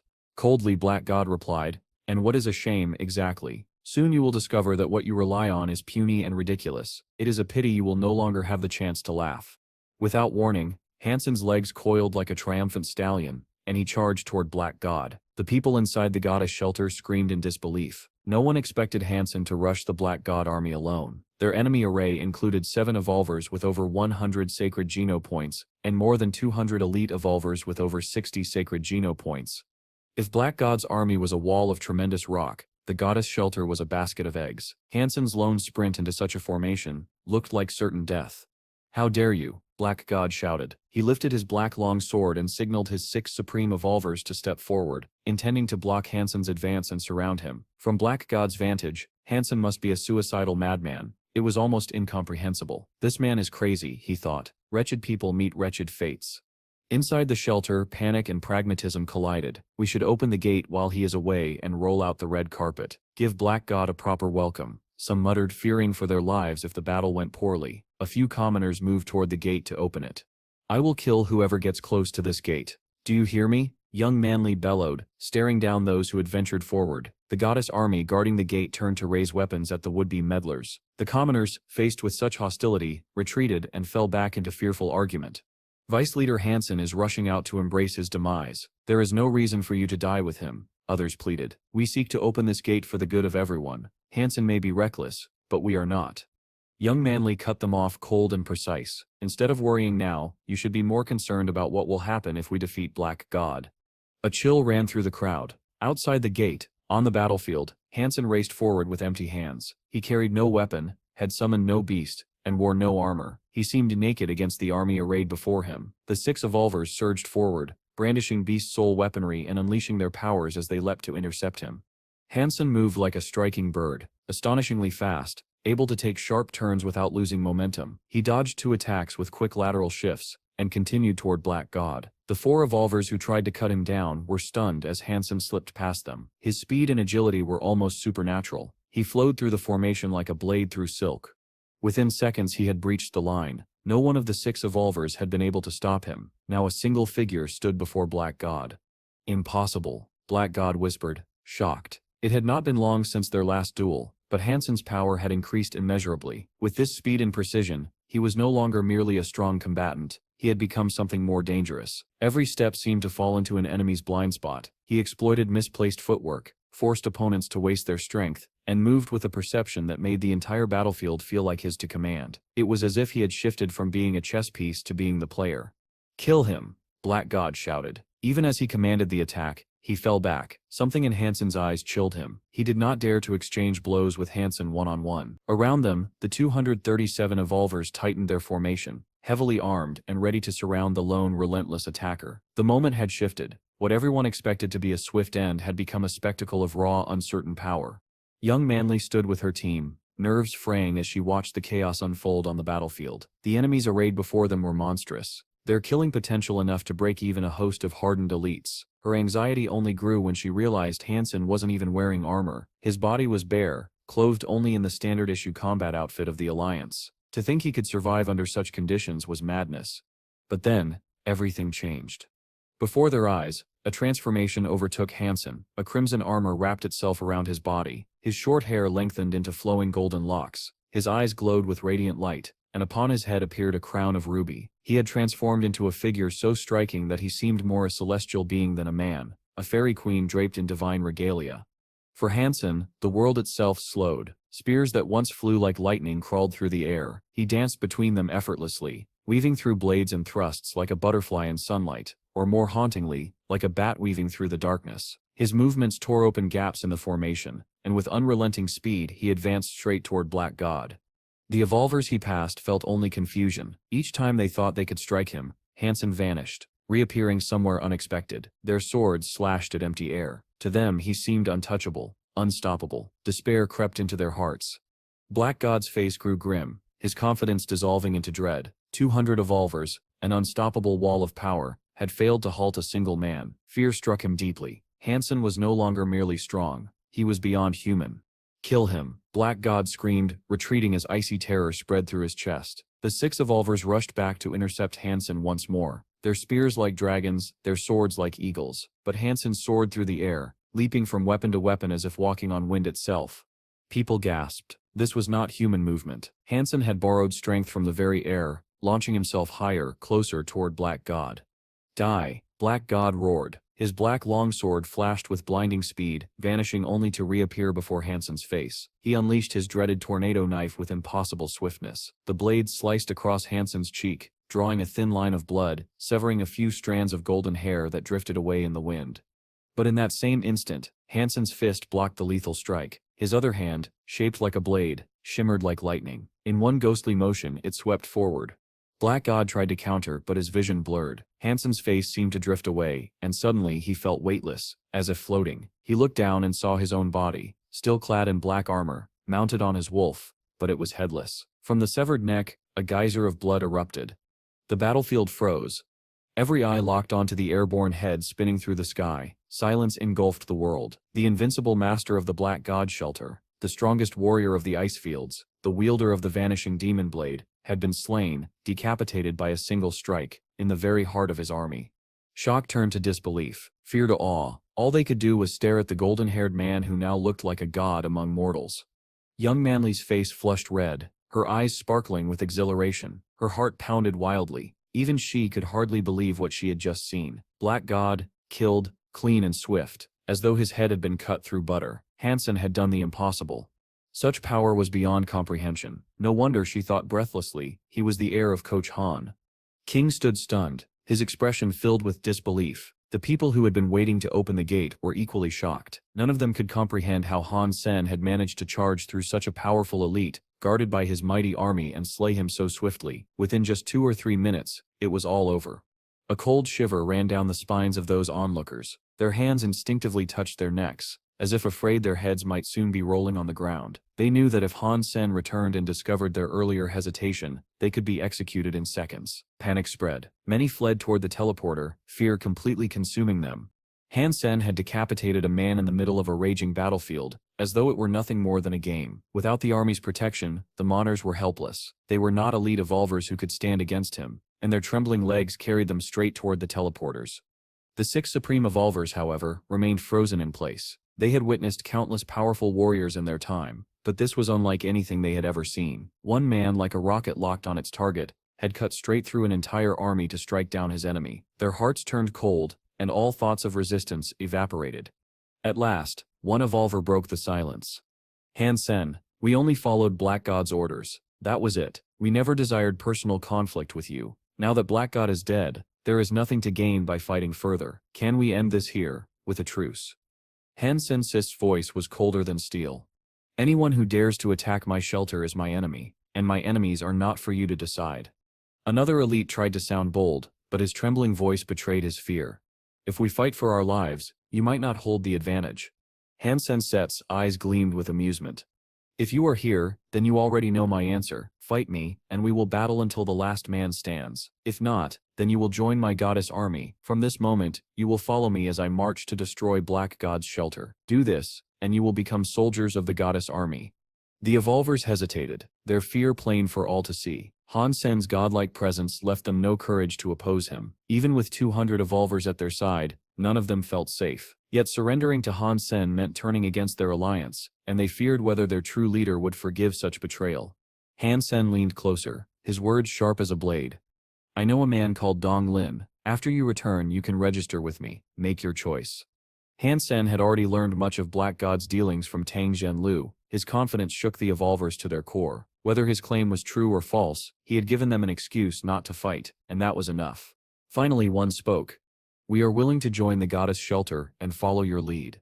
Others followed in unison, their voices ringing together. The people of the goddess shelter were astonished. Just minutes earlier these same men had been enemies thirsting for their blood, yet now, they were bowing to Han Sen's command. The news spread like wildfire. The Black God shelter, once thought untouchable, had fallen overnight. Its name was erased, replaced everywhere by the new title, the Goddess Shelter. Even the smaller branches of Black God's stronghold adopted the new name. No one truly understood how this had happened so suddenly. The rumors grew more outlandish with each retelling. Some whispered, "Did you know Han Sen is 8 feet tall, with a waist just as wide? He has the strength of a monster." Black God brought 3,000 elite evolvers, and they fought for 3 days and 3 nights. Yet Han Sen didn't even suffer a scratch. Others argued, "No, you're wrong. I heard it was an army of 30,000. Han Sen killed 10,000 in an instant, turning the rivers red with blood. The corpses piled so high they formed a mountain. When the battle was done, the Black God army was annihilated, and the shelter surrendered." But then, different voices rose with disbelief. "What are you saying? Han Sen is actually a beautiful woman. I don't believe it. Han Sen is clearly a man's name." Confusion mixed with legend, stories twisted into absurdity, yet one truth remained constant through all the madness. Han Sen had brought down the Black God shelter in a single night. The true warriors of the Alliance, men like Li Xinglin and Brother Philip, found the news almost impossible to believe. Slaying armies was one thing, but conquering and holding territory, that was a far greater feat. And Han Sen had done it with terrifying ease. The key to his swift victory, however, lay in the aid of Tang Zhenlei. Tang had once declared, if Han Sen kills Black God, then he will inherit his power, and that prophecy had come true. Han Sen had not originally planned to seize the Black God shelter outright. His decision was simple: he would try. He asked Tang Zhenlu for help, and if Tang succeeded, Han Sen would claim ownership. If Tang failed, then at the very least, Han Sen would raid the shelter, loot what he could and walk away. After all, taking over a shelter required manpower, discipline, and resources. Without enough followers, it was a heavy burden, but looting, that was always possible. In the end, Tang Zhenlu exceeded expectations. He dealt with the remaining loyalists of Black God, clearing the way. Li Xinglun and Brother Philip were relieved to see that Han Sen showed no interest in crowning himself the king of the ice fields. Still, the takeover had brought Han Sen countless benefits. Not only did he now control the shelter's income, he also inherited the Black God shelter's vast network of intelligence and records. Among those records lay information about sacred blood creatures scattered across the ice fields, beasts the Black God shelter had been unable to slay yet carefully documented. What caught Han Sen's interest most was a strange technique, the so-called Jade Sun Force. Curious, Han Sen searched for it on Skynet. Almost instantly, numerous results appeared. It seemed this art was incredibly popular. Clicking on one site at random, Han Sen's face darkened. The page read, "Do you want to last long and hard? Do you want your partner to moan and scream all night? Do you finish too soon? If so, the Jade Sun Force is for you. Train yourself to become a man with a golden sword. Slay your wife in bed until she loses her voice screaming your name. Order now and become a real man." Han Sen nearly spat out his tea. What the hell is this nonsense? He clicked another link, only to be greeted by yet another cheap advertisement. All of them tied the so-called Jade Sun Force to kidney health and male stamina.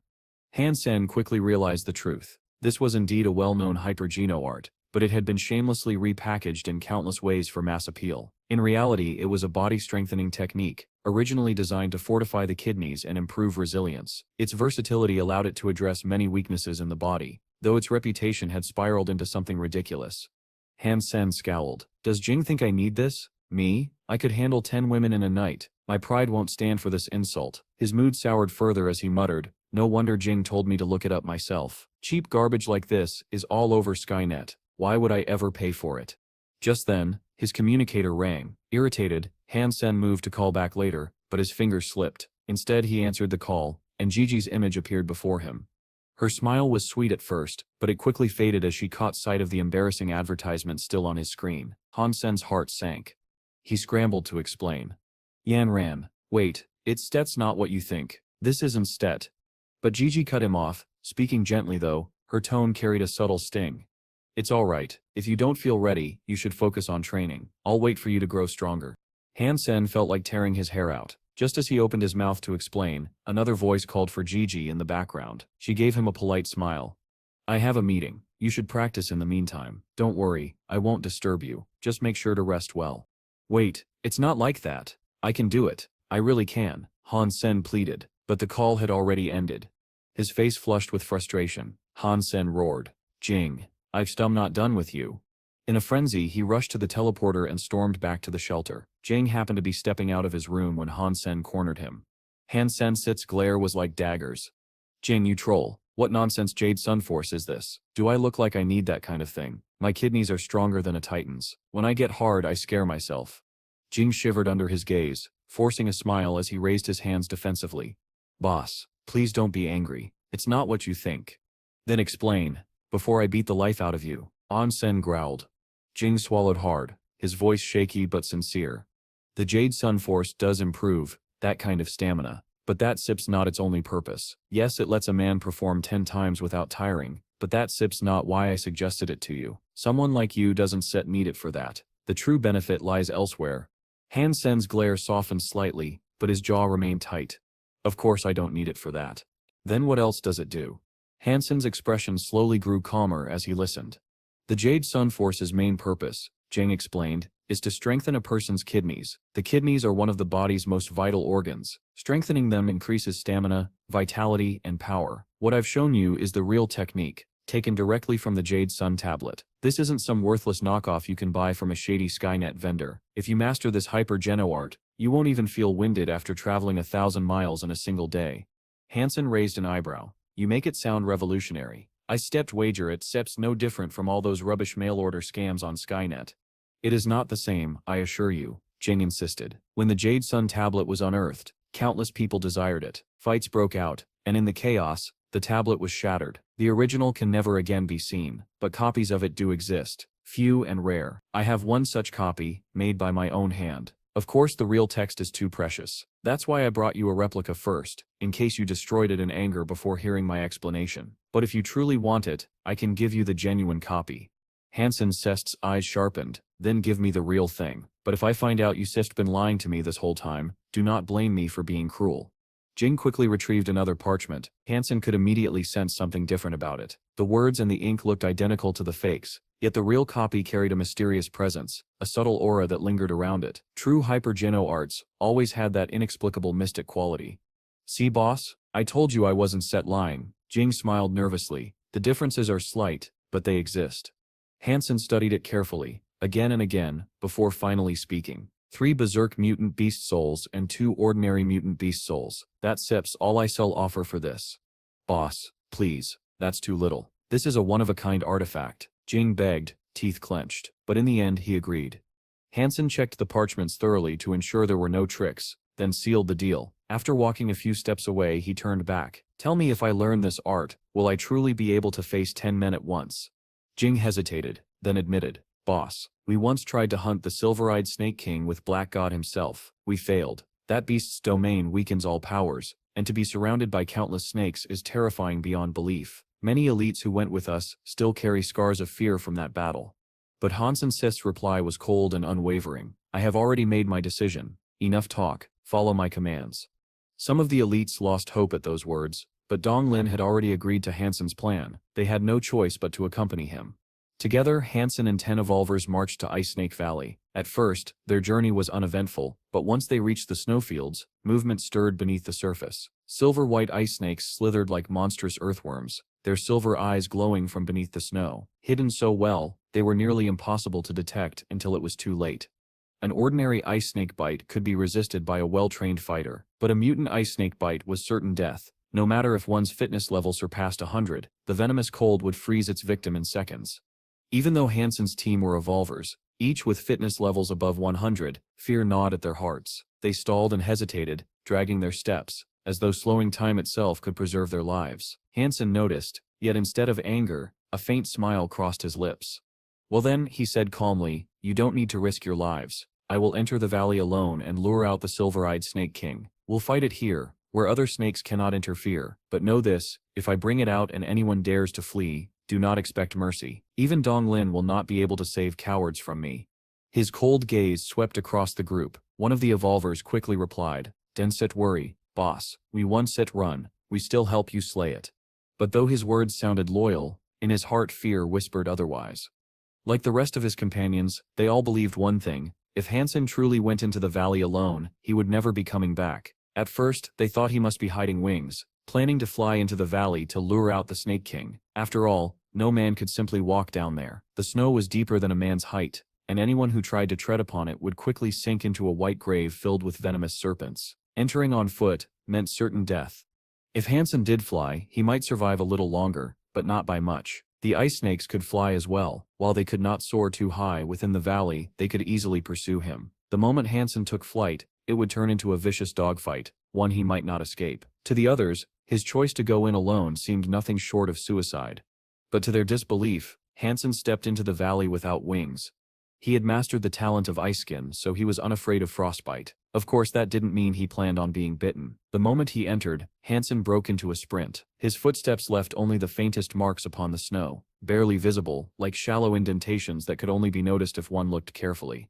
Still, even that small disturbance was enough to draw the snake's attention. Two ice snakes burst out from beneath the snow, lunging toward him. Their silver scales glistened blindingly under the cold sun as they spread their wings like giant cicadas and dive-bombed at him. Hansen narrowly dodged, their bodies twisting mid-air for another strike.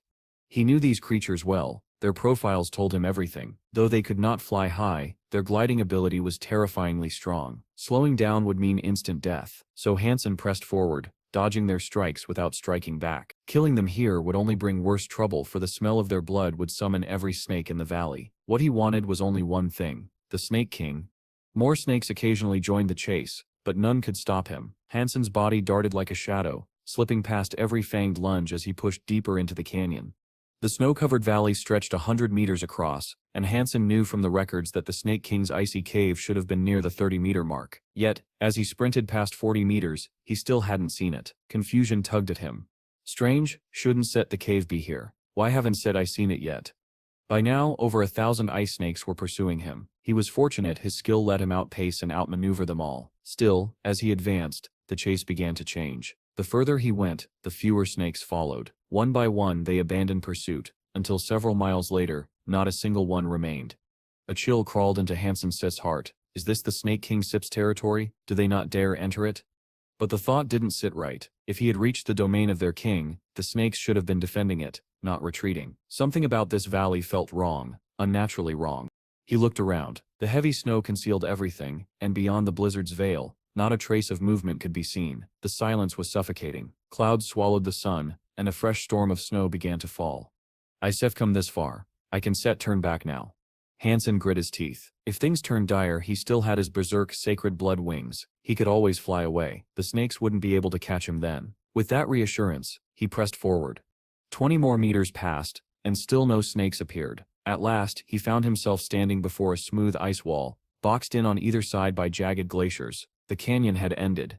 There, carved into the wall, was a cave. But it was nothing like he expected. It was unnaturally tall, 3 meters high, yet only a single meter wide, like a vertical scar cut into the ice. From the outside, it was dark, revealing nothing within. Hansen summoned his golden armor and glyph. Only then did he step inside. The cave stretched on, narrow but straight. Hansen walked for miles through the cold tunnel, until finally he reached the end. When Hansen finally reached the end of the narrow passage, the cave suddenly opened into a vast icy hall. Strangely enough, he hadn't faced a single danger on his way here, not even the faintest sign of a creature. At the center of the cavern stood something extraordinary. An egg, half the height of a grown man, rested in the ice. Its silver sheen made it look metallic, its glossy surface etched with intricate, finely carved patterns. Hansen's eyes widened with excitement. Ha! The gods must truly favor me today. This has to be the Snake King Sip's egg. He knew well how difficult it was for powerful creatures to reproduce. Golden roars, for example, exhausted all their energy to bear offspring, pouring their Jano essence into their young, a sacrifice that always led to the mother's death. Yet here, in this silent cavern, there was no trace of the Snake King. To Hansen, this was nothing short of a golden opportunity. Without hesitation, he reached out to touch the metallic egg. The moment his fingers brushed its surface, a sharp current shot through him. His fingertips recoiled as though stung by lightning, the hairs on his hands standing on end. The jolt forced him 2 steps back, nearly knocking him off balance. What in the world is this egg? Why is it electrified? Hansen's eyes narrowed in shock as he stared at it. The engraved patterns along the shell, once glowing faintly, were now dimming. He had eaten many eggs before, but never anything like this. While he pondered the mystery, a sound echoed from the cavern entrance. Hansen sessed, body tensed. The Snake King? But no. As he listened carefully, he realized it wasn't the slithering of a beast. It was the sound of human footsteps. Hansen frowned. None of his companions had dared follow him into the valley. Whoever this was, it wasn't someone from his group. Peering toward the entrance, Hansen spotted a familiar figure. A man clad in blue armor, with black hair and white wings, stepped into the cave.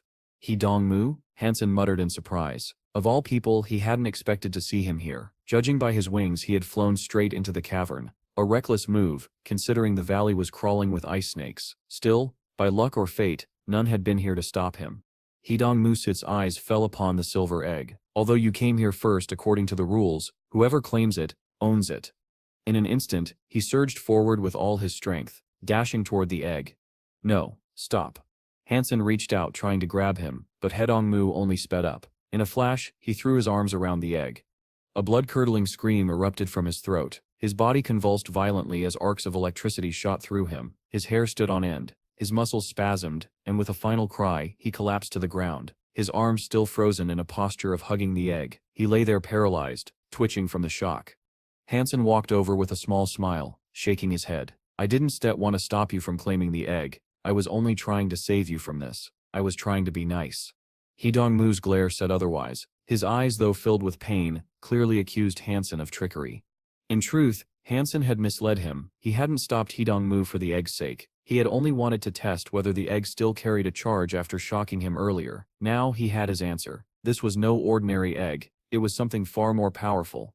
Dong-mu struggled to rise, his body still numb from the lightning coursing through him, but he had no one to blame but himself. He had rushed recklessly, ignoring Hansen's warning.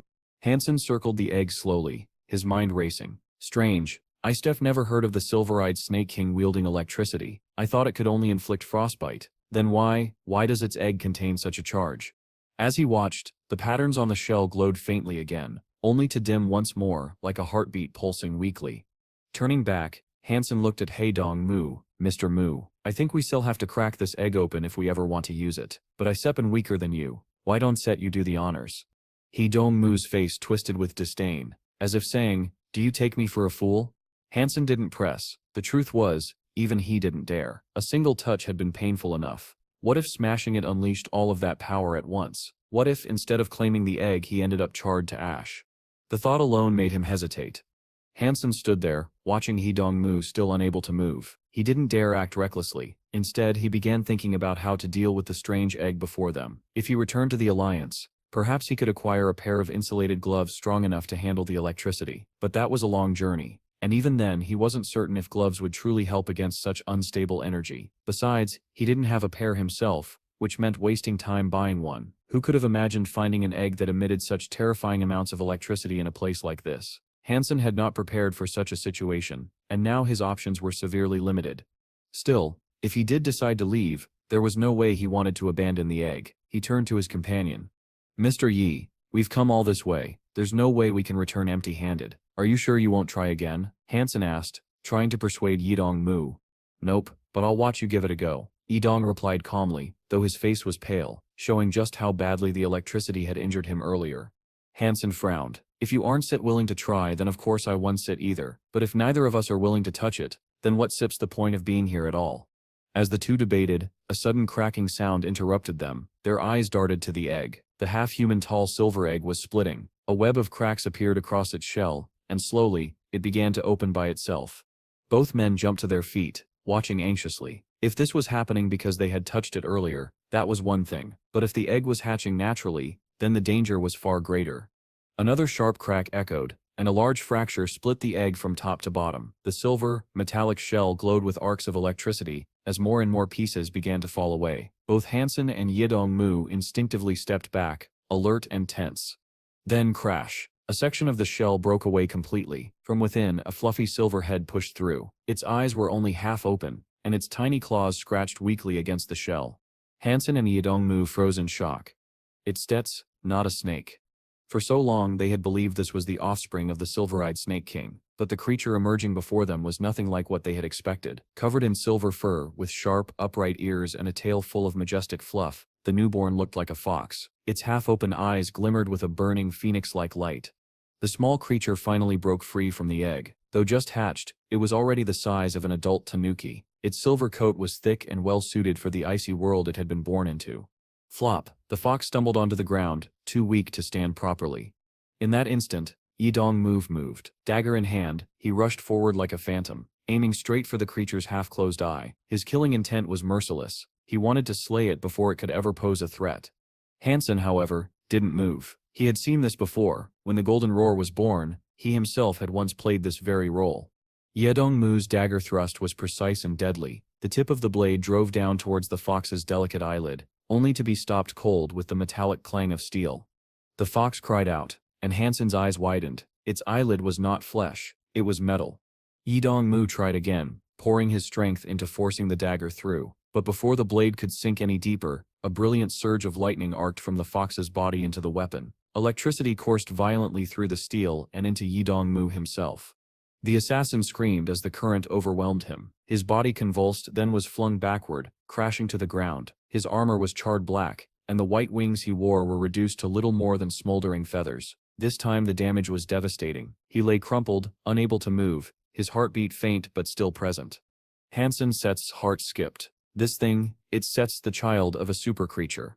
There was no other explanation. Yedongmu's was immensely skilled, and that strike had been powerful enough to kill any newborn sacred blood creature. Yet this silver fox had not only survived, it had retaliated. Hansen remembered when he had fought the Golden Roar, but back then, the creature had relied only on brute strength. This fox, however, already displayed a terrifying ability.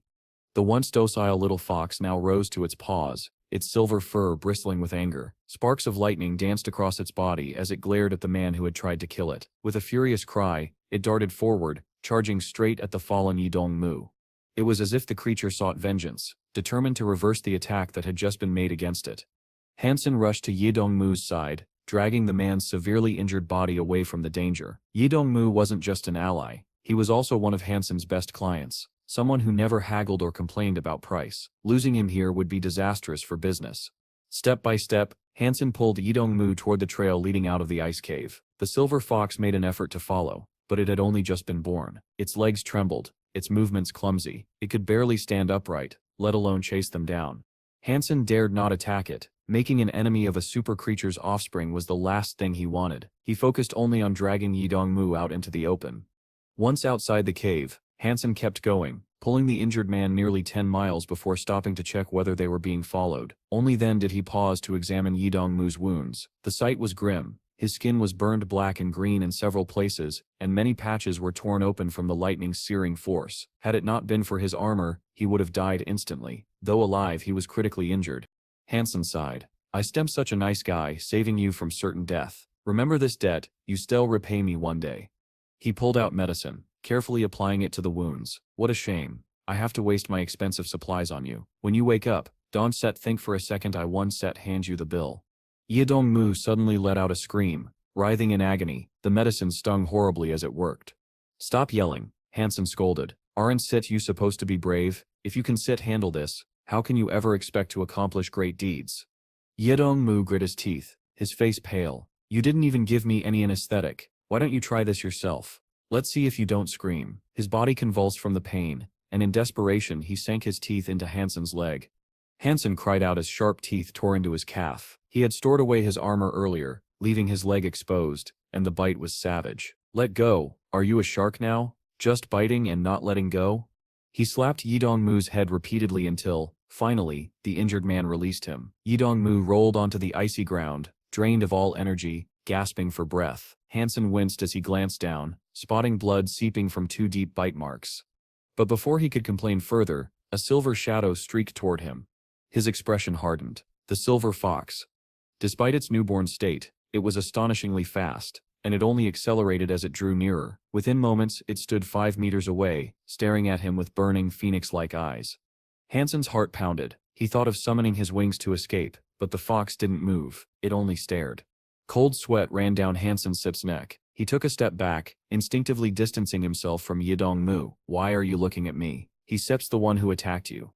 Yet the fox ignored Yidong-mu completely. Its gaze was fixed solely on Hansen, tracking his every movement. Hansen frowned. "Don't Sit tell me its eyesight is so weak it can Set even recognize who harmed it." At that moment, Yidong-mu made his escape. Summoning a pair of purple wings, he soared into the sky. "Thanks for saving me. I'll pay you back later," he shouted, as he vanished. Hansen gritted his teeth. "Ungrateful bastard. If I hadn't saved you, Sep'd already be Fox Chow, and now you leave me here alone." The silver fox meanwhile continued to stare. Its expression wasn't hostile, if anything, it looked confused. Hansen could tell it didn't intend to kill him, but he wasn't comforted. A creature's temperament could change in an instant. What if, in the next moment, it grew hungry and decided Hansen would make an easy meal? He forced a smile. "Listen, little guy, you've got strong bones and a holy aura. You'll definitely become something powerful in the future. But if you're hungry, go eat a sacred blood beast or something better. Don't waste your time with me. My flesh is cheap, without a single nutrient worth your trouble." As Hansen spoke, he slowly stepped backward, but with every step he took, the silver fox advanced, its burning eyes never leaving him. When Hansen moved left, the silver fox moved right. The way it stared at him felt deliberate, almost as though it recognized him. "Oh, what are you following me for?" Hansen muttered under his breath, his mind racing to make sense of the situation. Suddenly, a thought struck him. Cats and dogs love to chase things. People often threw balls for them to catch. Maybe the fox wasn't so different. Perhaps it shared the same instinct. He fumbled through his pockets but found no ball. The only thing he could grab was a fist-sized bottle. Inside it, however, was an elixir worth tens of thousands, a medicine he hadn't even been willing to use on Yidong-mu. But with his own life on the line, he bit his lip and hurled it away. Hansen only wanted to see what would happen before the silver fox decided to attack him. To his relief, the creature's gaze shifted. It sprang to its feet and chased after the bottle. Hansen felt a surge of delight. It had worked. Without hesitation, he turned and ran as fast as he could. He knew what had happened to Yidong-mu and had no desire to anger a super creature. But he hadn't gone far, when the silver fox reappeared, streaking across the snow like a flash of light. In its mouth was the very bottle Hansen had thrown. Hansen's heart sank. The fox had not only caught up easily, it had done so while carrying the elixir. He slowed to a stop, feeling hopeless. The silver fox stopped too, just a meter away, and gently placed the medicine bottle at Hansen's feet. "Good boy." Hansen forced a smile. He wanted to pat its head, but his hands froze midair. This was a super creature. If it took his gesture as a threat, he might lose an arm. Seeing him hesitate, the silver fox approached on its own. It brushed against his leg, and began licking it. Hansen nearly jumped, fighting the urge to kick it away, but then he noticed it was licking the wound where Yidong-mu had bitten him. The bleeding had stopped earlier, but the wound still ached. As the fox's tongue passed over it, something incredible happened. Before his very eyes, the injury faded away, the pain disappearing entirely. Hansen froze, unable to believe it. The silver fox wasn't attacking him, it was healing him. The creature stepped back, tilting its head like a curious child, its phoenix-like eyes soft. Hansen's understanding of creatures, built over countless encounters, flipped completely. This was no ordinary beast. He slowly raised his hand again, hesitant but curious. He stopped halfway, fear nagging at him, but then, the silver fox leaned in on its own, pressing its head into his palm. Its eyes closed as it rubbed its head against his hand, clearly enjoying the touch. "Is this really a wild creature?" Hansen thought to himself as he stroked its head. It behaved like a little girl, innocent and affectionate. But foxes were cunning. Was it luring him into lowering his guard? Was it planning to attack once he relaxed? Even so, when the creature rubbed its body against his legs like a cat, its actions seemed entirely genuine. In this moment, it simply wanted affection. Still, Hansen's mind raced. If this silver fox ever turned violent after he brought it back home, the consequences would be catastrophic. He remembered the blue seahorse, a super creature that had once burned down the seabed shelter, and a chill ran down his spine. No, he couldn't take the fox back. It was too dangerous. Hansen looked at the silver fox sitting lovingly in his arms, its fur warm against him. It pained him, but he set it gently back on the ground. "Little fox, it's not that I don't want to bring you with me. If I were alone I would, but I can risk it. If something happened it wouldn't just be my problem. Go home." He turned and began to walk away. But the silver fox didn't listen. It followed, matching him step for step. If he moved forward, it moved forward. If he stopped, it stopped. Hansen looked back at the creature that refused to be left behind. Finally, with a sigh, he scooped it up again. The fox curled into his chest like a kitten, warm and soft. "Fine," Hansen said quietly. "I still take you to the Crystal Palace. If something happens there, at least you won't harm anyone else." Hansen unfurled his wings, and with the silver fox cradled in his arms, soared into the skies. He knew he would have to hide the creature before meeting the evolvers. The rumors that might spread if anyone saw this sight would be overwhelming. They chose not to come with me. Leaving them to wait a little longer in the freezing cold won't hurt. Clutching the fox tightly, Hansen flew higher and higher, preparing to head toward the ice lake. But suddenly, movement caught his eye. From beneath the snow of the ice valley, countless ice snakes erupted into the open. Even more shocking was the enormous serpent among them, a colossal silver-scaled snake, nearly 100 meters long. Its glittering body blended with the snow, and its very presence sent a chill down Hansen's spine. It was the silver-scaled Snake King. Hansen's heart jolted. When he had crossed this valley earlier, not a trace of the beast had appeared. Where had it come from? Without hesitation, he descended back toward the snow. But as he landed, the entire swarm, including the king, slid back beneath the frozen ground, as if they had never been there at all. "I suppose this must be because of you." Hansen glanced at the silver fox. The little creature only wagged its tail lazily, pretending to sleep. Deciding not to risk it, Hansen flew outside the valley and set the fox down atop a snowy peak. "You wait here for me, all right?" he told it. This time, the silver fox did not follow. It merely stood still, watching Hansen with calm eyes as he returned to the valley alone. But the moment Hansen entered again, the snakes reappeared. An entire legion burst out from the snow, their movements swift and violent. At their head, the Silver Snake King rose, its massive body unfurling like a nightmare. Its eyes glowed with silver fire, and two horns upon its head shone like deadly beacons. With wings spread wide, it launched itself toward Hansen, a predator of ancient myth.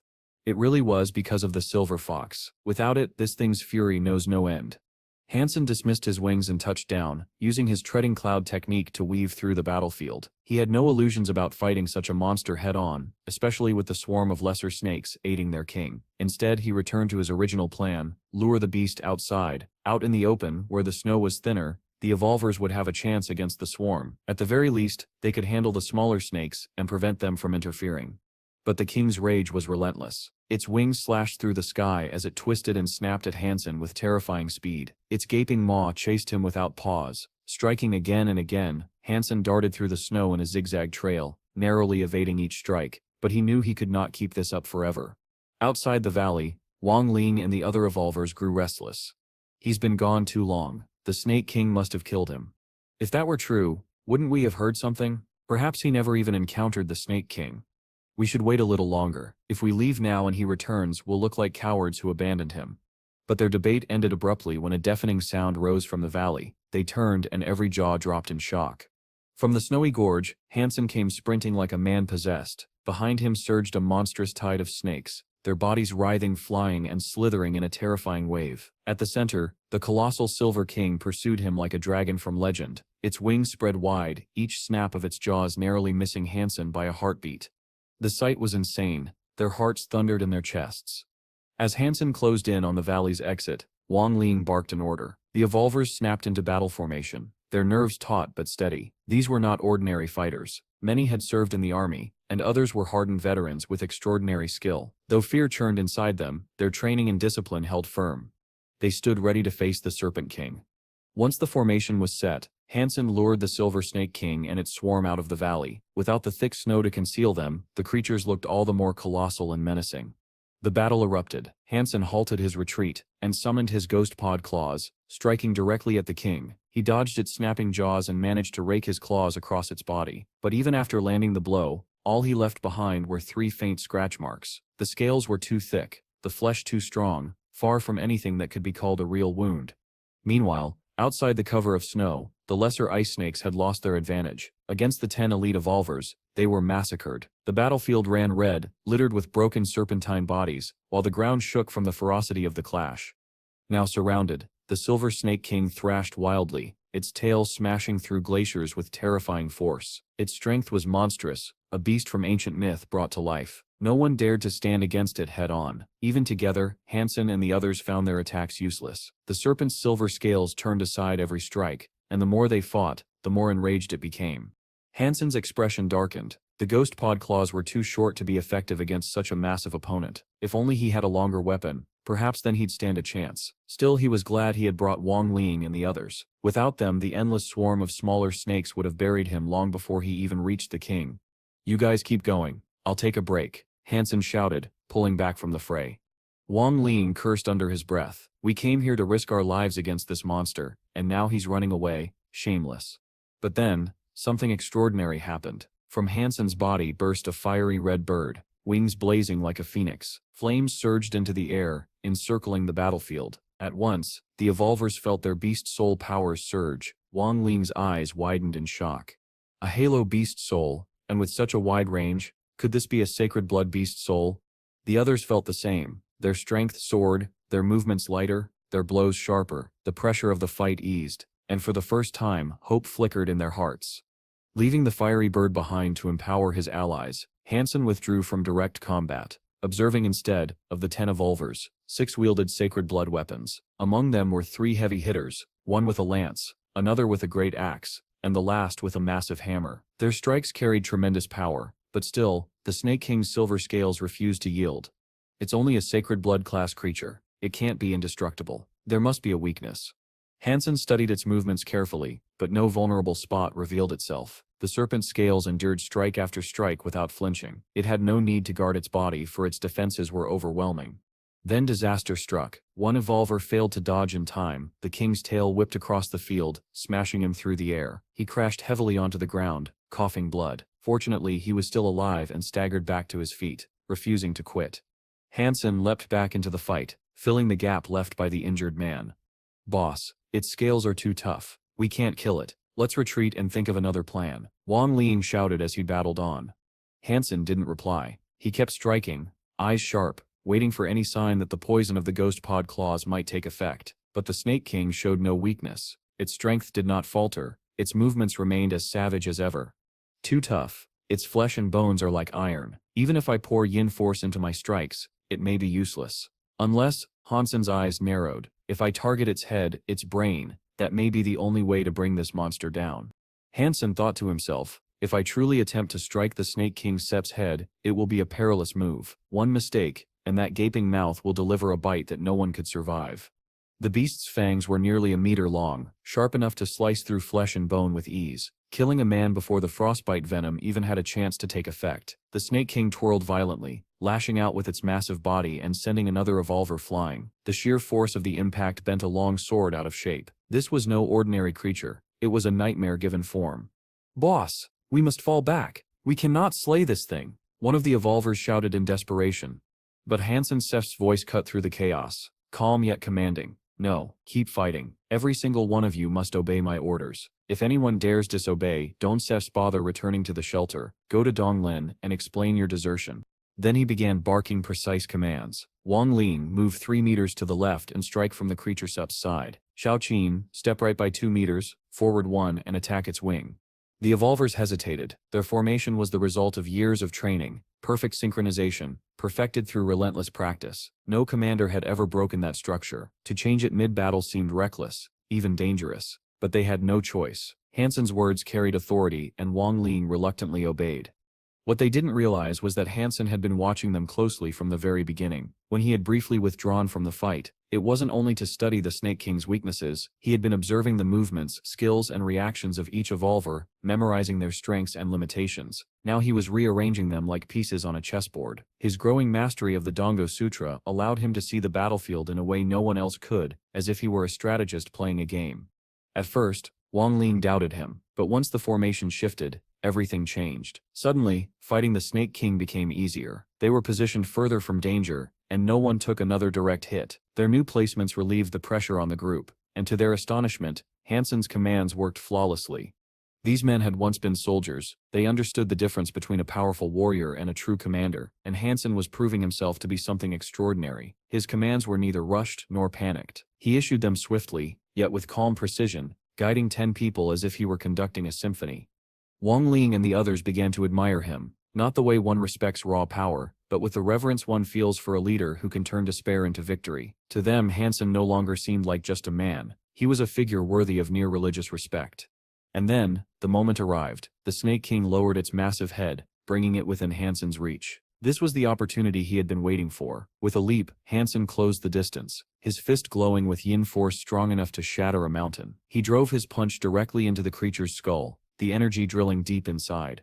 The impact was devastating. The Snake King screamed in agony, its body twisting violently, as if its very brain had been rattled loose. Though the beast still looked monstrous, its once perfect composure faltered, its form was broken.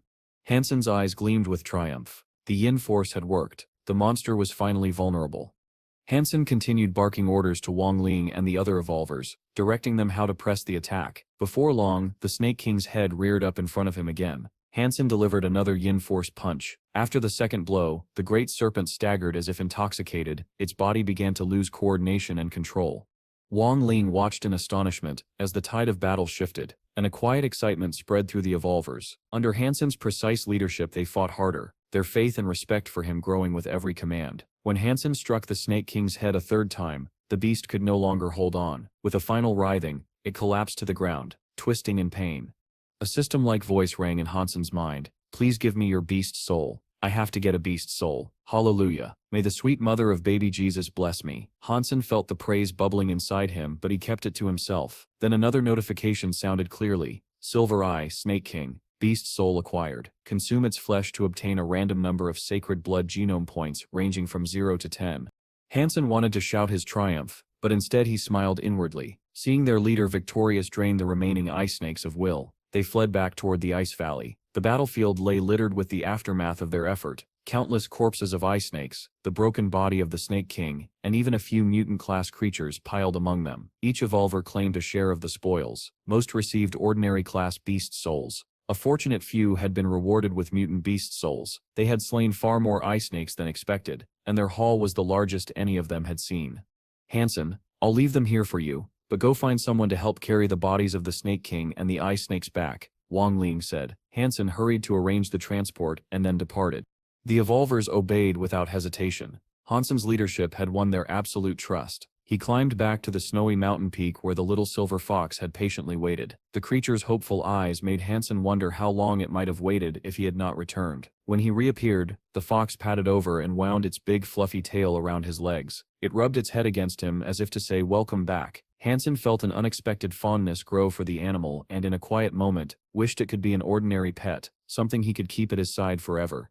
Hansen fed a black crystal to the silver-eyed Snake King's carcass, and brought the silver fox with him down the mountain. Along the way he passed other humans, keeping the fox close and slightly nervous that it might lash out. To his relief, the fox showed no hostility. It behaved unlike most super creatures, and did not attack on sight. Back inside the Crystal Palace, the fox remained calm even when Zero approached and hugged it. It seemed tame. Wang Ling divided the Snake King's flesh, and the ice snake's meat evenly among Hansen and the evolvers. Equal shares fostered a sense of fairness and reinforced the bond within the group. Trust that would matter in battles to come. Hansen prepared a meal from his portion of the Snake King's flesh, ate until he was full, and distributed the remainder to the angels. The Snake King had been enormous. Eating it all might take a month, and even then there was no guarantee he would gain any sacred blood genome points. Faced with such uncertainty, he did not linger over every bite. Shortly after, a report reached Hansen at the shelter someone was looking for him. He went to meet the visitor and was surprised to find Yidongu standing there. Hansen had not seen Yidongu for a long time. The wounds that had once marked him were now healed, and his vicious scars had faded. You do not need to thank me, Yidongu said breezily. I was only trying to help. If you insist on rewarding me, a few billion in cash would be welcome. Hansen grinned. There is an opportunity coming that will let you make some sweet money. Are you up for it? Sure. What sort of money are we talking about? Yidongu asked. I'm going to learn a Hyperino art, Yidongu explained directly. If you become my training partner, I still pay you. Why me? Hansen asked, genuinely curious. Because you are very good at assassinations, and your power is tremendous, Yidongu replied simply. Hansen considered the proposition. The promise of profit and the chance to train alongside someone as capable as Yidongu were enough to make him listen closely. Yidongu looked Hansen in the eye and said, You have good taste. I appreciate your honesty. I can be your training partner, but I am an honest man as well. I must tell you, I do not come cheap. Hansen's curiosity piqued. He wanted to know which Hyperino art Yidongu sought to master. Both men were already accomplished in assassination skills, but if Yidongu was serious about this new ability, it could prove valuable for Hansen as well. After all, a problem solvable with money was no problem at all. Yidonggu's confidence reflected his wealth and status. Even when Hansen quoted an exorbitant price, Yidonggu agreed immediately, without bargaining or hesitation. Hansen led Yidonggu to the Black God Shelter Arena. There Yidonggu prepared to learn the skill he had been pursuing. He still wielded a dagger, but every movement was precise, almost invisible in its swiftness. It was evident he had mastered the essence of assassination. Hansen recalled their first meeting in the initial shelter and marveled at how far Yidonggu had come. The Hyperino art Yidonggu practiced allowed him to slash with incredible speed, so fast that it resembled a duplication of the tornado knife skill. Each strike carried immense force. Hansen stepped back, narrowly dodging one of the lightning-fast attacks. Hansen himself was skilled in assassination, but he relied on his intellect to anticipate incoming strikes. Against anyone else, Yidonggu's dagger would have found its mark without mercy. Yidong was relentless. "I still have a long way to go," he admitted, continuing the training without pause. Hansen had encountered many who loved to fight, but none as driven as Yidonggu. Without breaks, Yidong would have trained endlessly, day after day. Hansen could see that his skill was already formidable. Few evolvers could dodge his initial strikes, yet Yidong remained unsatisfied. During a brief pause for a meal, Hansen asked, "Do you have to put in this much effort? Are you that desperate to master it?" Yidongist's expression grew solemn. "I have to. I must perfect this skill if I am to beat you." Hansen looked at him with quiet curiosity and a hint of pity. Yidonggu had chosen Hansen as his partner deliberately, revealing all his secret techniques in the process. "You could have trained with someone else," Hansen thought. "Now I know your limits. No matter how hard you train, you will never surpass me." Hansen's mind wandered briefly to the past. He had allowed his Aqua Reaper to remain with Ningyu to uncover the secrets of the Ning family. Ningyu, aware of the Reaper's abilities, had controlled it carefully, limiting the intelligence it could provide. Usually, Ningyu remained alone, reading Buddha texts for hours, completely focused, unhurried and calm. Hansen had learned nothing during that time, and he felt the weight of Ningyu's presence even in memory. He recalled Son of Heaven's words, "If Hansen had come too late, he could not have become my enemy." Once a proud man, Hansen wondered how Son of Heaven would regard him now, friend or foe. His current purpose, however, was clear. He was there to buy a sword. The journey to the demon shelter had been surprisingly smooth. Upon arrival, Hansen parted ways with the merchant group and surveyed the area for shops trading in beast souls. The shelter was fit for royalty, streets lined with stores selling beast souls, some even offering 1 or 2 sacred blood beast souls as a premium alongside their standard wares. Hansen visited 4 shops before finding a sacred blood beast soul. Unfortunately, it was attached to a great sword, unsuitable for his dual-wielding skill. Determined, Hansen continued to inspect every shop that might offer the sword-type beast soul he sought, refusing to leave until he found exactly what he needed. Eventually, Hansen arrived at a shop called Precious Beasts, where his eyes immediately settled on a sword that caught his interest. Unfortunately, it was not available for direct sale. Instead, the store owner handed him a colored beast soul booklet issued by the Alliance. The booklet contained detailed information about the sword Hansen sought, including illustrations of the monster it had dropped from. The sword was known as the Purple Copper Ancient Sword. Its body shimmered in red and purple, delicate yet etched with intricate mystical carvings. Though beautiful, it radiated no menace. Measuring roughly 4 feet in length, it was longer and slightly wider than the silver-eyed Snake King Beast Soul Sword. Their appearances were starkly different. The Purple Copper Sword looked righteous, almost noble, while the Snake King Sword had a dark, malevolent aura. Hansen recognized its potential for his dual skill. One sword for his right hand, the other for his left. Combining the righteous and the wicked, he could maximize the efficiency of his technique. The booklet revealed that the sword had originated from a mascot beast, resembling a copper-maned lion covered in purple scales. Its face exuded mystique and power, and it was formally called the Ancient Mascot Beast. Hansen asked the owner, "Boss, what are you selling this ancient sword beast soul for?" The owner, speaking softly but with authority, replied, "I apologize, but this is a premium product of the store. We can only trade for it." The sword had drawn many prospective buyers, yet none had offered a satisfactory trade. The owner had deliberately kept it on display, using the sword as a lure to attract customers. It worked. Patrons flocked to the store, making it one of the busiest in the shelter. The mascot beast's soul was regarded as a lucky charm, and the owner had little desire to part with it. "What would it take to trade it with you?" Hansen asked. The owner's expression turned serious. "I will only accept a berserk sacred blood beast soul in exchange, and it must be a sword-type beast soul. Other types will not be considered." Hansen realized the owner had no real intention of selling. After all, who would trade a berserk sacred blood beast soul sword for an ordinary sacred blood beast soul sword? A bystander overheard Hansen's system's offer and asked, Brother, you set trying to trade a berserk sacred blood beast soul for this sword? Yes, Hansen replied with a resigned sigh, but the owner isn't set willing. The man offered his own beast soul. Hansen inquired if it was sword type. It was. The man summoned an icy steel sword, but unfortunately it was a great sword, exceeding 5 feet and far too heavy for Hansen's needs. Show me your beast soul, the man suggested. Hansen complied, summoning the inferno bull that infused his body. In an instant, he transformed into a black bull with massive wings and giant horns. Both the owner and the man gaped in astonishment. Oh my days, a berserk sacred blood transfigured beast soul that can fly. You truly want to trade this for a sword, the man exclaimed. Yes, that is my desire, Hansen confirmed. He returned to his normal form and prepared for the exchange. The man agreed immediately. I will trade.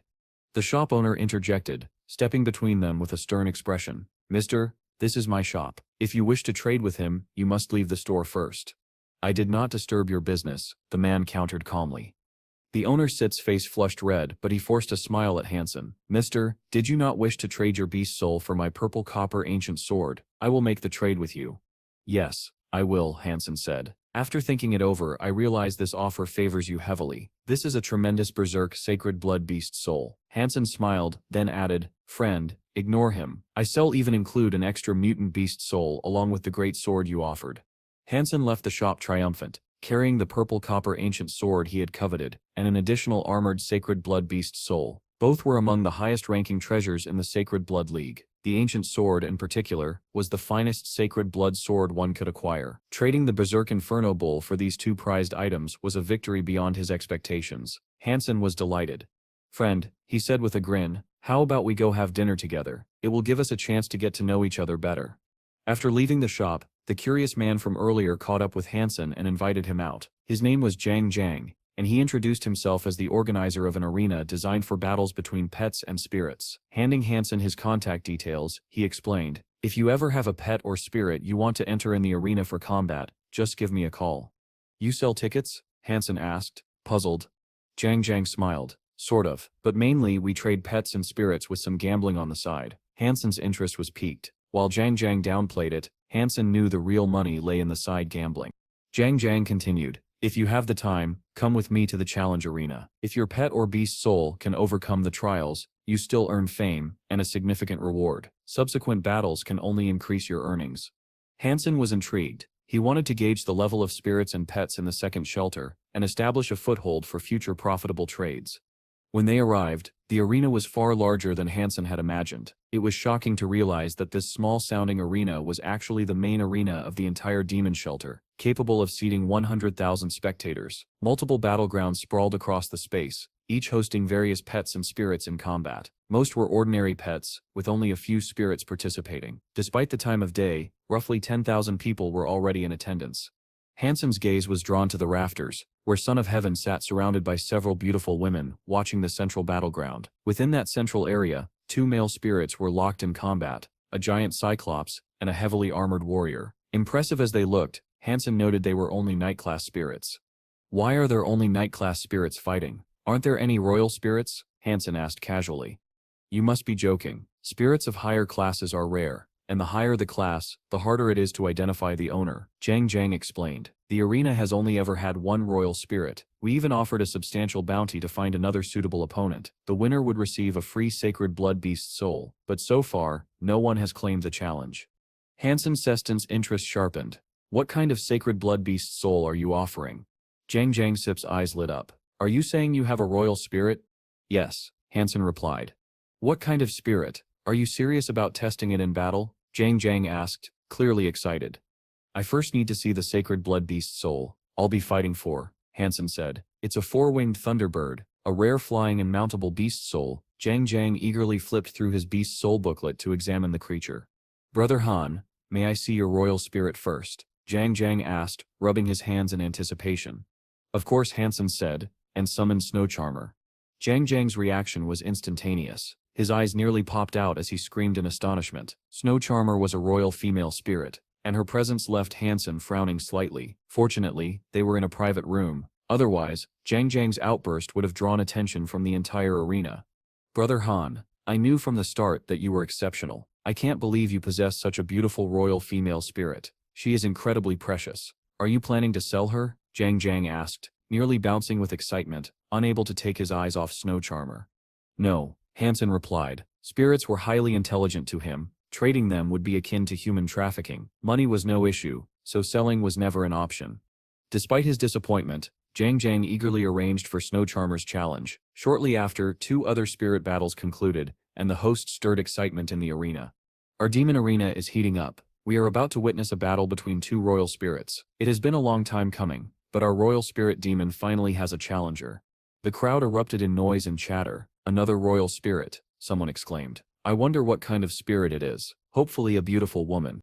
Look at the list of challengers, another said. It's Death's Snow Charmer. That sounds like a female to me, not some ugly cyclops. Just the name tells you she will be beautiful. Place your bets, everyone. Who will win? The crowd's excitement surged. Some bet on the demon, assuming its strength from reputation, but the presence of Snow Charmer, the royal female spirit, was already enough to set the arena abuzz with anticipation. Son of Heaven, seated high in the rafters, listened to the host's announcement and narrowed his eyes. A royal female spirit, huh? Well, it doesn't matter. There's no way it can defeat my demon, he thought. The demon spirit belonged entirely to him, as did the entire arena. Yet this particular demon spirit had not originated from the shelter. It was something he had acquired at great expense. Its true name was unknown to the public. Demon was merely the title Son of Heaven had chosen to suit the arena.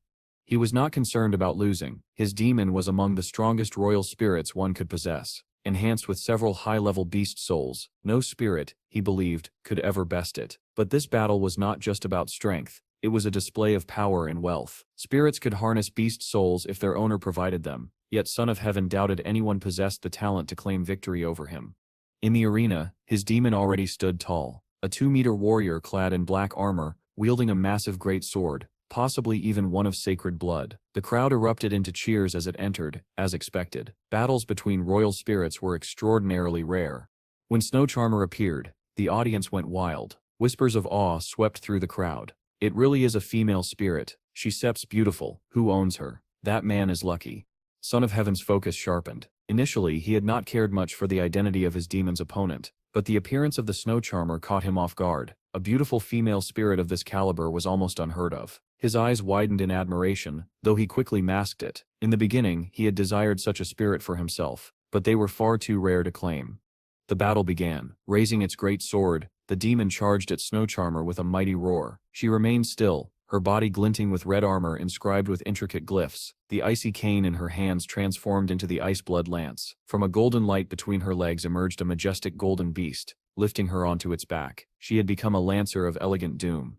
Riding the golden roar with perfect synchronicity, she charged the demon. The ice blood lance thrust forward, colliding with the demon's great sword. Sparks flew as metal met magic-infused steel. The demon staggered but suffered no real harm. Its armor had absorbed the strike. Snow Charmer's attack, aided by the momentum of her mount, left her unscathed.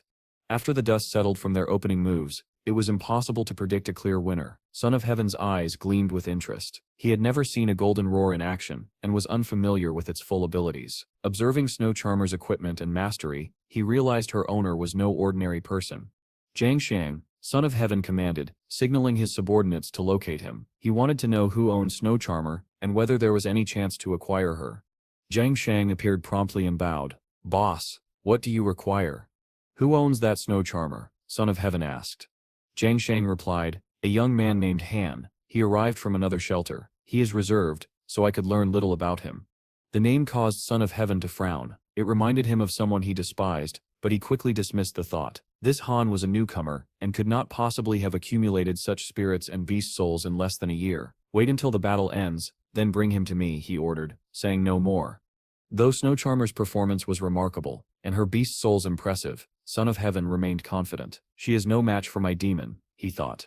The crowd was in a frenzy as the two spirits clashed. The strike of lance against sword, the elegant but deadly maneuvers of a woman against a fearsome warrior, and the presence of a terrifying mount all combined to send the audience into a state of exhilaration. Demon, it is time to reveal your true strength, Son of Heaven mused, a cold, sinister smile curling his lips as he watched the battle unfold. All of a sudden, the demon surged forward with a deafening roar. Light shimmered through the gaps in its black plate armor as its body transformed, morphing into a massive black ape, forged from metal, a sacred blood black steel ape. Gasps of awe rippled through the crowd. Few had anticipated that the demon possessed a transfiguration beast's soul of such magnitude. Excitement mounted as someone in the audience recognized the transformation. But the spectacle did not end there. The demon raised its great sword and summoned a colossal golden lion with a single horn protruding from its head. The beast roared skyward, its presence commanding and fearsome, a sacred blood pet. A golden-horned lion now stood beside the demon. The odds were glaringly uneven 2-1, both creatures of sacred blood. Spectators whispered in disbelief. How can Snow Charmer possibly compete with that? Victory seems impossible. Son of Heaven's confidence was suddenly tested. His wealth and power could not entirely guarantee triumph against such formidable opposition. Yet before the demon could strike, Snow Charmer responded with her own move. Her body shimmered as a beautiful humanoid transfiguration beast soul, fused with her essence. White hair flowed, silver eyes glinted, and her form became enveloped in biting frost. The transformation was breathtaking, a humanoid sacred blood transfiguration that nearly rivaled the demon's display. Raising her ice blood lance, she summoned a crimson armored beast with 4 powerful wings. It surged forward, colliding with the golden-horned lion. The clash of these titanic beasts resulted in a stalemate, sending shockwaves through the audience. Whispers spread like wildfire. The owner of Snow Charmer must be incredibly wealthy, almost as rich as the demon's master. Son of Heaven's gaze narrowed as he observed the scene. It was common for elites to wield armored beast souls alongside sacred blood pets, but the mastery and power displayed here were beyond ordinary comprehension. Who is this person? He muttered, furrowing his brow. Before he could recover, Snow Charmer raised her lance again. From it emerged a flaming phoenix-like bird, soaring across the sky and raining fire down upon the battlefield. The aura was unmistakable, an aura-type beast soul, capable of large-scale area of effect attacks. Son of Heaven's expression darkened. Aura-type beast souls were rare and immensely powerful, prized across shelters for their devastating efficiency. The scale of the attack suggested it might even be a sacred blood aura-type beast soul. Color drained from his face as he realized his initial assessment had been gravely mistaken. The demon struggled to respond. No matter the strength or rarity of its beast souls, it could not withstand the relentless barrage from Snow Charmer. The combined might of her attacks, reinforced by her 4-winged beast, outclassed even this royal spirit. Every assault the demon attempted was rendered futile. Even without her aerial companion, the synergy of her armor, glyphs, and frost-infused lance proved overwhelming. Snow Charmer's calculated strikes found their mark. She targeted the demon's weak point with precision, landing a devastating blow. Screaming in agony, the demon fell backward, restrained and battered, unable to counter the force of her assault. The audience erupted in astonishment. 2 royal spirits, yet the Snow Charmer had clearly gained the upper hand. Son of Heaven's face twisted with visible frustration as he watched the battle unfold before him. Eventually realizing his defeat was inevitable, he clenched his jaw and ordered his demon to surrender. Accepting the loss, he could feel the weight of humiliation settle deep within him. If his demon were to die, he would lose every sacred blood beast soul he possessed, a loss even someone of his wealth and status could not afford. Grinding his teeth, he barked an order. "Bring him to me, I want to see who this person is." Humiliated beyond measure, Son of Heaven seethed. Zhang Xian hurried off to find Hansen and soon located him. "Mr. Han," he said cautiously, "the boss wants to see you." Zhang Xian no longer dared to call him Brother Han. The battle had shaken him to the core. The Snow Charmer's performance was beyond comprehension, and he now realized that Hansen wasn't just another participant, he was someone who stood at least equal if not above Son of Heaven himself. "Son of Heaven?" Hansen asked quietly, glancing at Zhang Xian. "Yes," Zhang Xian replied. Hansen Sist's tone remained calm and dismissive. "If he wants to see me, tell him to come down here. I don't have the time or the interest to go up there." When Son of Heaven heard this, rage flared within him, but he swallowed it down and followed Zhang Xian to Hansen's quarters. As soon as he pushed open the door and saw Hansen, his body froze. His expression turned to stone. He couldn't believe what he was seeing. The owner of the Snow Charmer was Hansen, the same Hansen who had only just entered the second shelter. How could someone rise to such power and wealth so quickly?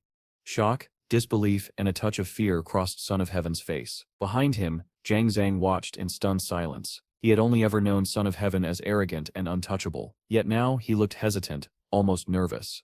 Does he actually fear this man? Zhang Zhang wondered, misreading the situation entirely. But Son of Heaven wasn't afraid of Hansen himself. His hesitation came from something else, an unspoken decree. The Ning family had long forbidden any member from interacting or clashing with Hansen, and so, when Son of Heaven saw him, his mind went blank. He couldn't challenge him, yet he couldn't afford to show weakness either. Hansen Stist's voice broke the silence. "Didn't Stit you want to see me? What are you standing there for? Say what you have to say."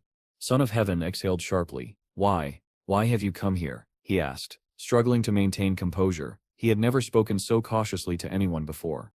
Hansen smiled faintly. "I heard there was a sacred blood beast soul up for grabs in the arena, so I came to claim it. The four-winged thunderbird, if I recall correctly." Son of Heaven Set's expression hardened, but he didn't argue. "Jiang Xian," he said coldly, "give him the four-winged thunderbird." Jiang Xian froze for a moment, unable to believe what he had just heard. Son of Heaven, someone who never yielded to anyone, was complying without protest. But after a brief hesitation, he nodded and went to fetch the four-winged thunderbird beast soul. When he handed it to Hansen, Hansen smiled. "Ah, there it is. Well, I have what I came for. I should get going now. Perhaps we still meet again." Without another word, he turned and left. Son of Heaven's face turned pale, his lips trembling as if he wanted to say something, but no words came out. Hansen exited the demon shelter and returned to the Crystal Palace. From there he teleported straight to the Alliance. Now that he possessed both swords, only one task remained: perfecting his dual blade technique. However, there was a problem. Hansen had occupied the only high-class training room available, one equipped with artificial gravity. It was the only place where a warrior could train freely under realistic pressure. Others, like Annie, were forced to use the restricted gravity chambers, where movement and practice were far more limited. Annie was growing frustrated. When she arrived that day and saw the training room still occupied, she bit her lip and stormed into the control room to check the footage. If Hansen was genuinely training, she'd let it go, but if he wasn't, she would make sure he was kicked out. She accessed the surveillance feed and watched closely. There he was, Hansen training with two beast soul swords.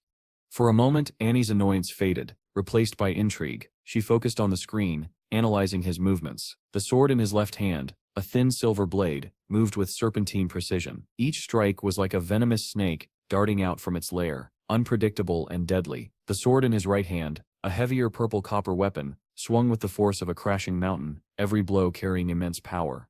The rhythm between the two blades was chaotic yet harmonious. They didn't follow each other, yet together they formed something mesmerizing, a dual dance of precision and destruction.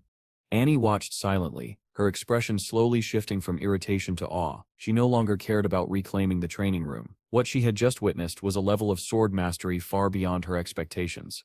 If Annie had seen those sword techniques performed separately, she wouldn't have been particularly impressed, but witnessing both being used simultaneously by the same person left her stunned. Each of Hansen's hands moved with its own rhythm and timing, flowing to entirely different beats. It was as if two masters were fighting in perfect sync, yet there was only one body between them. The longer Annie watched, the deeper her shock grew. This wasn't an ordinary dual blade technique. It was something far more complex, a style that required each hand to act independently while maintaining complete harmony. Very few evolvers in the Alliance could even attempt such a feat. It demanded more than talent. It demanded impossible focus. Without that mental division, one would quickly lose control, collapsing the entire form into chaos. There were rumors of a few surpassers, warriors whose evolution had granted them dual personalities, allowing each half of their mind to control a separate sword. But among ordinary evolvers, such skill was nearly unheard of. Annie couldn't help but wonder if Hansen could truly use this dual blade mastery in a real battle. If he could, facing him would be terrifying. Curiosity burning within her, Annie left the control room and made her way toward Hansen's training chamber. Just as she approached, the door slid open, and a shadow burst through, sword in hand, lunging straight toward Hansen. He reacted on instinct, raising his blade just in time to block the incoming strike. Sparks erupted as the two swords met, and when the flash cleared, he saw her face. "Annie? What are you doing?" Hansen frowned, lowering his guard slightly. Annie didn't answer. Her eyes were sharp, focused. Without a word, she raised her long sword and unleashed a lightning-fast strike. The flash of her blade resembled a bolt of thunder tearing through the air. The attack was so sudden that Hansen barely had time to react, his attempt to speak cut short. Too fast. He raised one sword, then both, barely managing to block the hit. The clash reverberated through the room, and he stumbled back slightly, regaining his balance. "Annie, are you trying to kill someone?" he shouted, more startled than angry. Deep down, he knew that if she truly wanted to kill him, her earlier strike would have already done it. Still silent, Annie advanced again. Her sword flashed like lightning, wild, precise, and relentless. Her speed was terrifying. Even for evolvers, few could endure such ferocity. Yet Hansen met every strike, deflecting each blow with uncanny precision. Annie quickly realized he wasn't just holding his ground, he was using two different sword techniques at once, seamlessly. "You can really fight with two minds," Annie muttered in disbelief between swings. "Two techniques, one for each hand." Hansen grinned, exhilarated. Annie's speed was extraordinary, faster even than his twin spirit training simulations. This was exactly the challenge he needed. Annie was a surpasser, and though she'd reduced her speed to match Hansen's level, she was still faster than any evolver he'd fought before. Her strikes came like a storm, but Hansen was keeping up. She had only wanted to test him, but when she turned to leave, Hansen shouted, "You came here, showed off, and now you stare leaving? I can let you go that easily." He charged toward her, both swords gleaming, forcing her to stop. Annie raised an eyebrow at his boldness. With a short hum of amusement, she turned back and drew her sword again. "Fine then," she said softly. "Let's see how long you can last." She attacked once more, her sword slicing through the air in rapid arcs. Even at her current speed, lower than her maximum, she was still stronger and faster than Hansen. Her strikes targeted his weak points, aiming to overpower him cleanly. Her blade clashed against Hansen's silver sword. She expected the impact to knock it aside easily so she could follow up with a few more hits, maybe even humble him a little for their previous encounter, but instead, her sword hit something that didn't budge. A shock ran up her arm. It felt as though she'd struck empty air, yet the resistance pushed back with invisible force. What is this? Annie thought, startled. She tried again, slashing faster, harder, but each time, the same eerie sensation struck her. The energy of her attacks was being absorbed, dissipated. She quickly realized that Hansen's left-hand sword carried a strange force within it, one that drained and redirected her power upon contact. No matter how many times she struck, his blade refused to be disarmed. Unless she released her full surpasser strength, a level far beyond what evolvers could endure, there was no way to overpower it. "Tech. Fine then," she muttered. "Let's see about your other hand." Annie shifted her stance and aimed for Hansen's right-hand weapon, the purple copper ancient sword. Her long sword crashed against it, and immediately a tremendous force rippled through her arm. She staggered back slightly, eyes wide. Though the impact wasn't as overwhelming as her true maximum strength, it was more than enough to block her advance completely. "How can he possess such power?" she whispered, disbelief clouding her thoughts. For the first time, Annie found herself genuinely shaken, not by Hansen's strength alone, but by the mystery that surrounded it.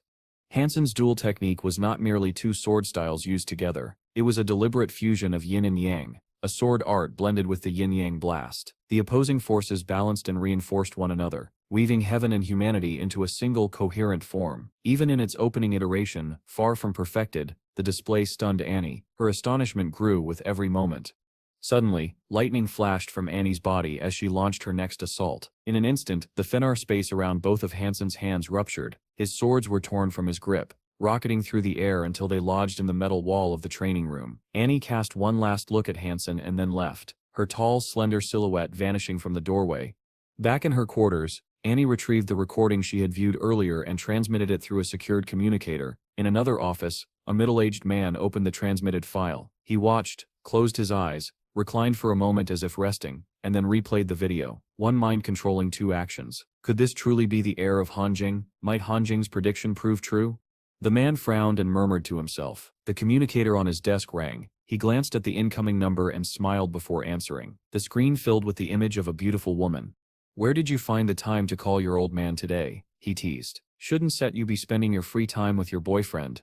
Gigi blushed and replied, "Dad, what are you talking about? You know I always care about you, don't worry, but you have been calling less and less. If you have time, speak to your mother too, she can be strict, but she loves you and misses you." The middle-aged man laughed. "I know, daughter, I was just talking to your mother, and yes, she complained as usual."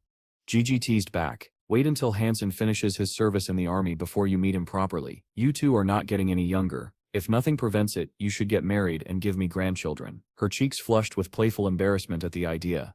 The old man feigned coldness. "That kid named Han, are you sure he is good enough for you? Maybe I will have Annie toss him into the Black Plague Star and chain him in a mine to dig for the rest of his days while you find someone more suitable." Daughters always knew how to read their fathers. Gigi laughed and said, "Quit joking. When he finishes his service, I will bring him around for you and mother to meet. If you do not like him, I shall throw him into the Black Plague Star myself." "You seem confident," the man replied with mock reproach. "It looks like my daughter has been taken by someone. To think the girl I have raised for 20 years will be taken from me." "Dad, can we stop pretending? Let us talk normally." The call ended, and the man's smile faded. He studied the information Annie had sent along with the video. His fingers tapped the table as he read through the files in silence. "Hanjing Jai, you cause trouble even after death." He sighed at last, closing the information tab. "I am afraid you have created a problem." Yang Manley's expression turned grave. What problem? Hansen asked casually. Problems seemed to shadow him wherever he went. What was one more? It is Dong Sipin Sep's son, Yang Manly said heavily. That man will not idly watch you claim the Black God shelter. Your men are listening to Dong Li. With his son present, holding sway, it will be very difficult to keep control of the shelter. Yang Manly sounded frustrated. I cannot believe we have been made his guardians. Dong Li outmaneuvered me. I cannot refuse this burden. Hansen only smiled. You can smile at a time like this. Yang Manly rolled her eyes. Hansen's smile did not fade. Why should I not smile? No matter how well he plans, the responsibility of ruling the shelter rests on his son's shoulders. He may not have what it takes. There are protocols to follow. Dong Li cannot simply evict us. Maybe you are right, but if those men obey the son instead of you, what will you do? Yang Manly asked. She thought Hansen naive. That is fine by me. For as long as I remain, the Black God shelter will remain as well. If I am gone, then the shelter will be destroyed. It is as simple as that. Hansen's tone cooled, but his voice was calm. In the Black God shelter, a young man approached Hansen and shook his hand with odd sincerity. Mr. Han, I have admired your name for a long time. Today I finally get to meet you. Hansen smiled faintly as he observed Kaizuin, a young man, handsome and confident, with a charm that could melt hearts across the world. His smile radiated warmth, yet Hansen could not help but notice a faint resemblance to Ning Yu in his features. Still, Kaizuin was much younger, more unrefined. Ning Yu had always possessed a balance of heart and mind, a unity that gave him depth and composure. Kaizuin, on the other hand, lacked that harmony. To Hansen, the boy looked like a child trying to play the part of an adult, wearing his mother's clothes, hiding behind makeup, and trembling in shoes too large for him. He was clearly trying to appear mature, but Hansen could see through it. Still, beneath that youthful pretense, Kaizuin's intentions did not seem malicious. Perhaps, given time, he might grow into someone noteworthy, but for now, he was just a child pretending to stand among warriors. Hansen nodded to him politely but paid him little mind. He did not see Kaizuin as an opponent or even a concern. His true rivals were far away, not within the Black God shelter, not even anywhere upon the ice fields. Big brother Han, I hope you still look after me in the future, Kaizuin said earnestly. Seppa only just arrived at the shelter. Could you perhaps share some mutant flesh or beast souls? If they were of the sacred blood variety, that would be ideal. Kaizuin spoke humbly, almost pitifully, as if he were an inexperienced newcomer. Sure, no problem, Hansen replied without hesitation. Kaizuin Sip's face lit up with gratitude. Thank you, I shall make sure to rely on you from now on. Father told me there's Sips much I can learn from you. If it's Sips all right, could I accompany you the next time you go hunting? Hansen nodded again. Sure. Despite Kaizuan's politeness, Yang Manly could not shake the unease that had begun to coil within her. Something about him felt wrong, too smooth, too perfect. Later, as Hansen prepared to leave for a hunt, Yang Manly intercepted him, stepping into his path. I think we need to talk about Kaizuin, she said firmly. Fine, speak, Hansen replied, smiling as he sat down and gestured for her to continue. That boy is dangerous, Yang Manly warned. He sips trying to please everyone around you, but there sips something else beneath the surface. He sips a snake, slithering close, waiting for the right moment. Hansen nodded calmly. I know. You know? Manly frowned. Then why are you still giving him everything he asks for? Hansen paused, tilted his head slightly and asked, Manly, have you ever owned a pet? She blinked. Isip talking about something serious here. Why am I not being serious? Hansen smiled faintly. Just answer me. Have you ever had a pet? No, she replied, clearly irritated. Hansen leaned back, his tone turning casual. I once knew a neighbor who had a cat, a massive sleek panther. It had thick black fur and was treated like royalty. My neighbor adored that creature. He groomed it every day, fed it the best food, and even built it a grand little house. Whenever I passed by, I sat to see that panther lying in the sun, acting like the lord of the house. When it got upset, it would tear up shoes. When it was ignored, it would shred the books my neighbor read. Yang Manly's eyes flickered, realization dawning. One day, I asked him why he spoiled the animal so much. Hansen continued. And what did he say? She asked curiously. Hansen sighed softly. He rolled his eyes and said, Don Set, you know, it's Sep's only a cat, its world is small, and to it, I am everything. But from your view, it's Sep's just a cat. Set. As he finished, Hansen rose and gently patted Yang Manly's shoulder. Go do what you must. Our world doesn't belong here, he said quietly, before walking away.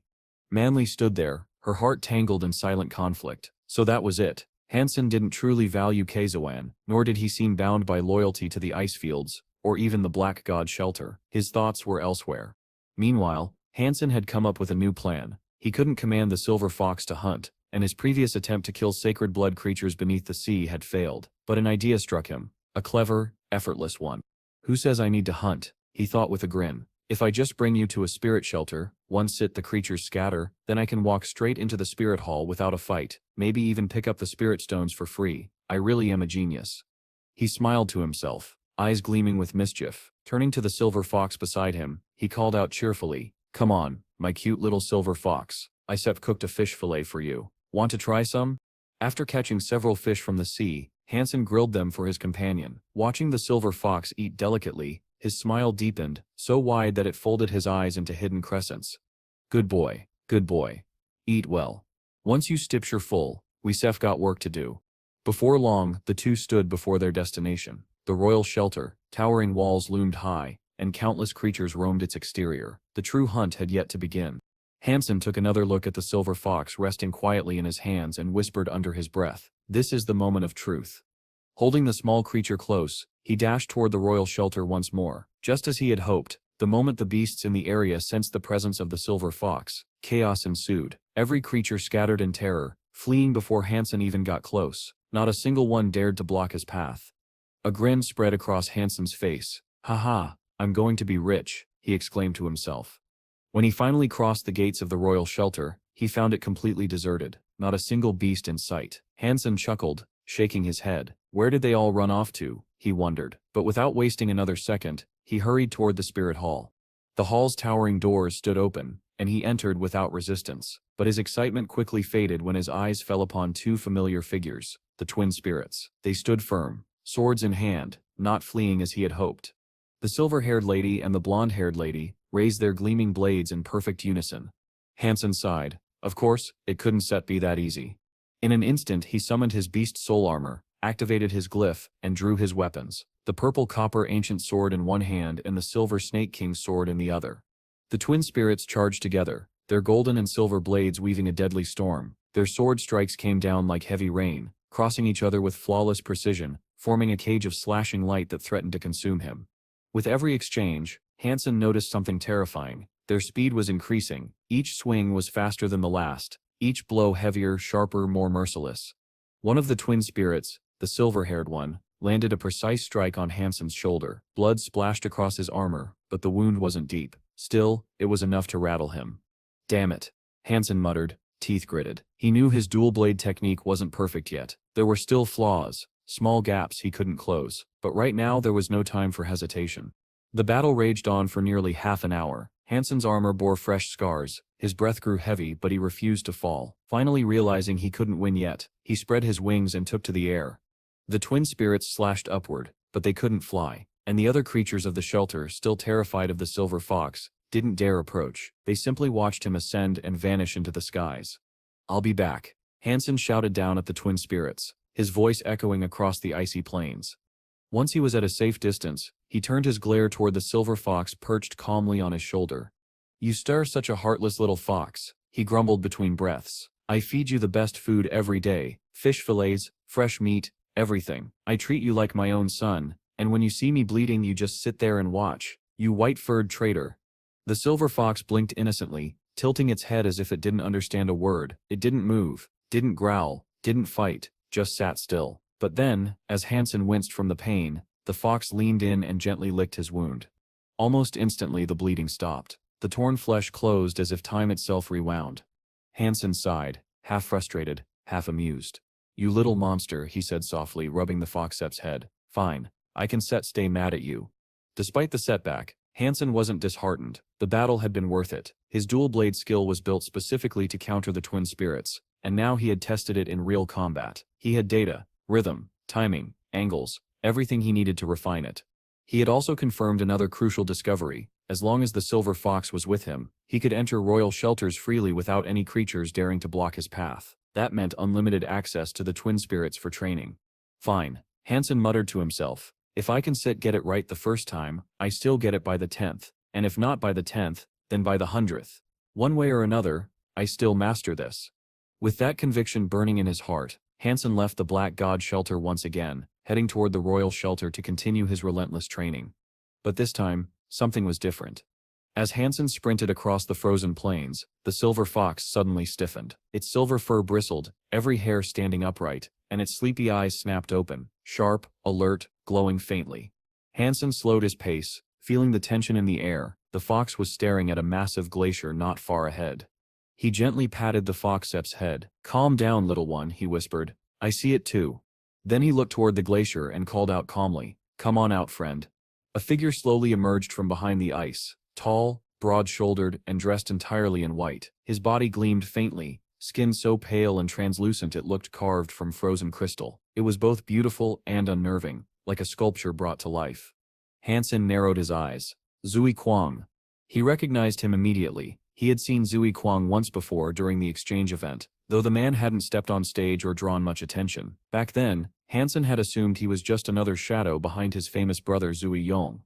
But now, seeing the man's cold, imposing presence, Hansen realized he had gravely underestimated him.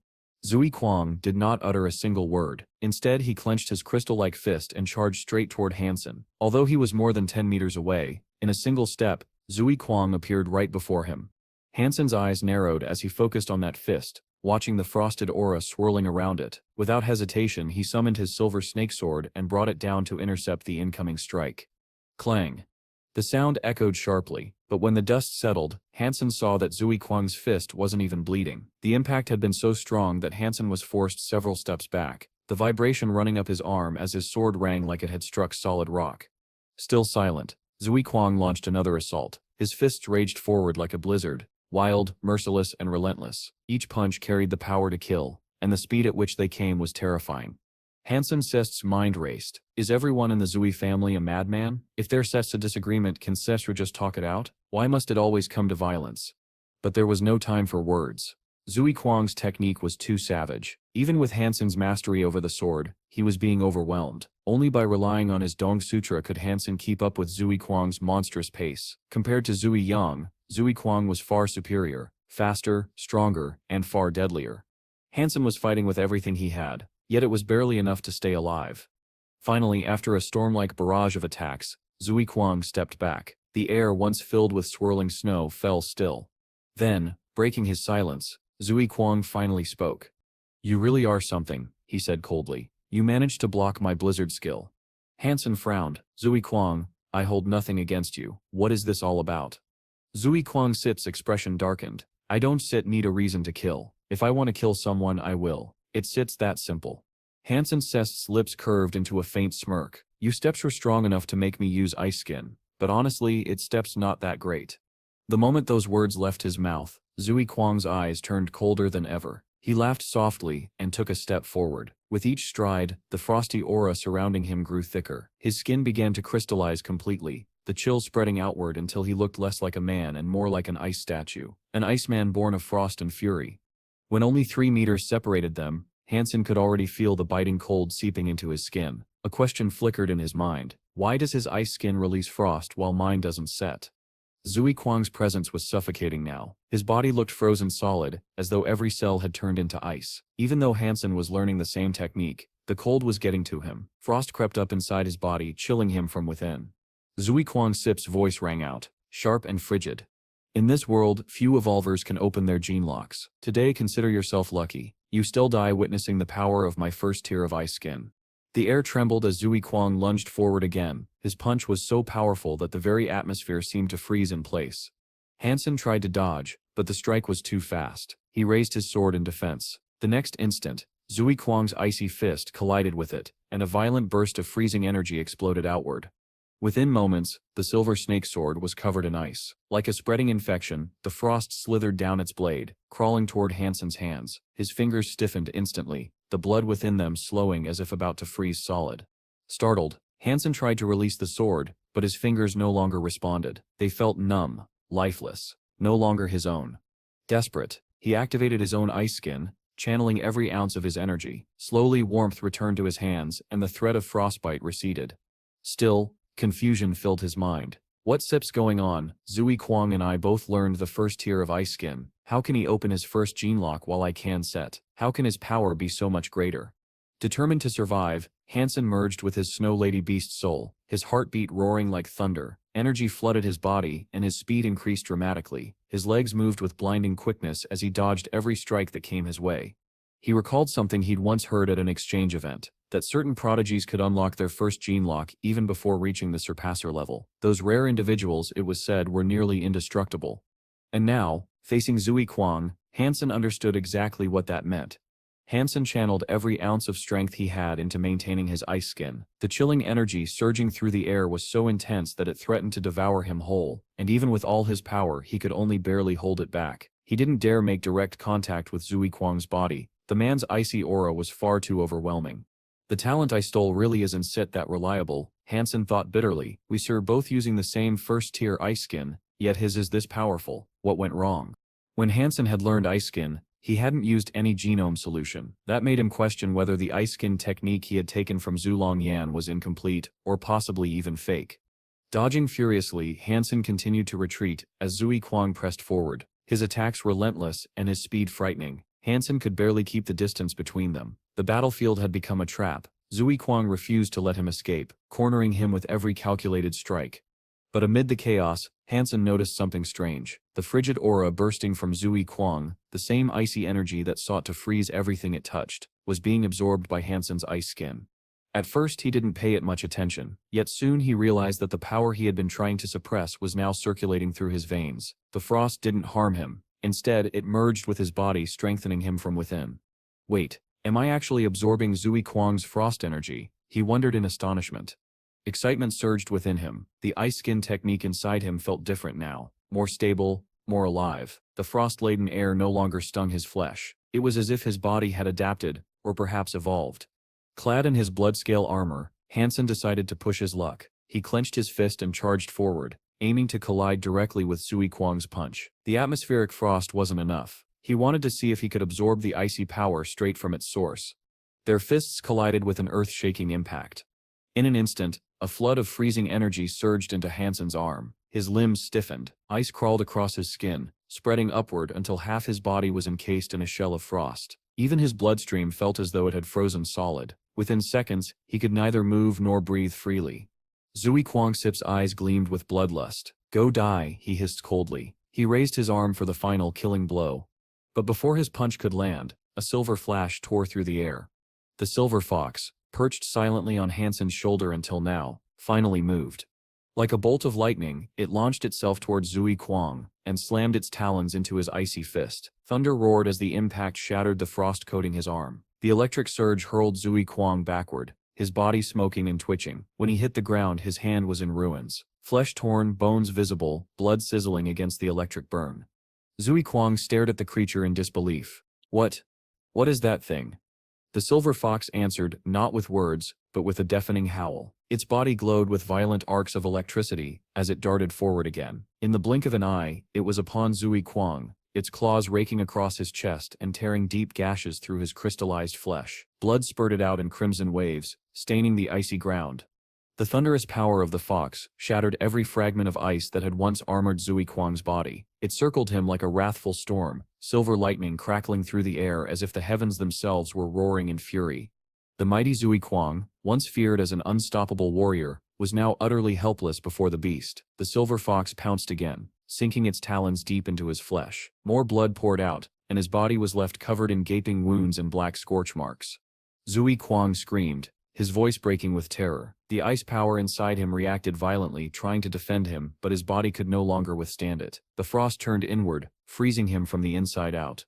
Before long, his entire body became encased in ice, a grotesque sarcophagus of his own creation. The silver fox stood over him, lightning dancing across its sleek fur. With a final crack of thunder, it unleashed a devastating bolt straight into Zui Kwang's chest. His body convulsed violently, the electricity ripping through his veins until his charred flesh smoked and sizzled. Then silence. Zui Kwang's last breath escaped in a faint gasp. The silver fox moved once more, streaking forward in a blur of silver light. A flash erupted, and Zui Kwang's body froze solid, his blackened form crumbling into brittle fragments.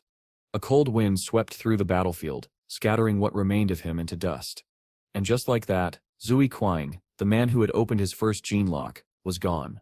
Hansen blinked awake and peered at the black dust drifting on the wind. He had grown used to the silver fox's tame, calm demeanor, and had nearly forgotten that it was a ruthless super creature. Seeing it turn so violent and fierce had shocked him. His attention snapped back to his own body, still largely encased in ice, his blood more like frozen rivulets than warm life. If he could not thaw himself soon, he would die. Slowly, he reversed his ice skin, feeling the hard ice soften. It melted into frosted air that spiraled back into his body. The silver fox sat quietly on the snow beside him, watching the thaw without flinching. The icy breath that had drenched him dissipated into the atmosphere, like mist. As the ice receded, Hansen's skin and bones became crystalline, transparent enough that his veins were visible beneath the surface. With each passing moment the frost receded further, yet something else happened. The chilled air within him began to grow stronger. His cells stirred and, alarmingly, felt as if they were crystallizing. At the same time, the Dongu Sutra started to run inside him, and a strange unease told Hansen he should stop using ice skin. His face went pale. He had hoped to combine the frost air with his own cells to open his first gene lock, but now he worried the two skills might contradict each other. If ice skin and the Dong Sutra could not coexist, they might fry his mind. Frustration flared. He pushed the silver fox away in irritation when it nuzzled his legs. The creature's piteous look startled him into reconsidering. Hansen fished out a small mirror he had kept for beetle night and examined himself. At first glance nothing looked wrong. When he cast ice skin, a chill rose from his skin, and a few droplets of water turned to frost. But a closer look revealed cold sweat beading on his brow. His eyes, subtly, almost imperceptibly, had begun to take on a faint reddish tint, like the cold, cruel gaze of the Zui family. A chill of fear ran down his spine. Can this skill change a person's temperament? Normally he would never shun the silver fox or snap like this. The more he thought, the angrier he became. He nearly smashed the mirror. Instead, he cut off his ice skin practice and invoked the Dong Sutra, sinking into meditation to awaken his cells and produce a calming, sweet fragrance. The frosty air retreated as the pleasant scent spread through his body, forming a white mist around him.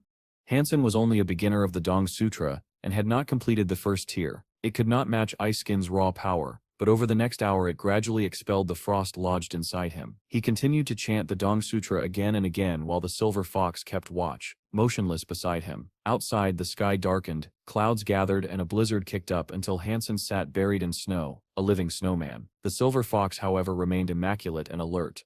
Day turned to night, and then to day again. Snow collected on Hansen and turned to ice beneath the sun, exhaling frosted air. Far from them, a woman's voice sighed.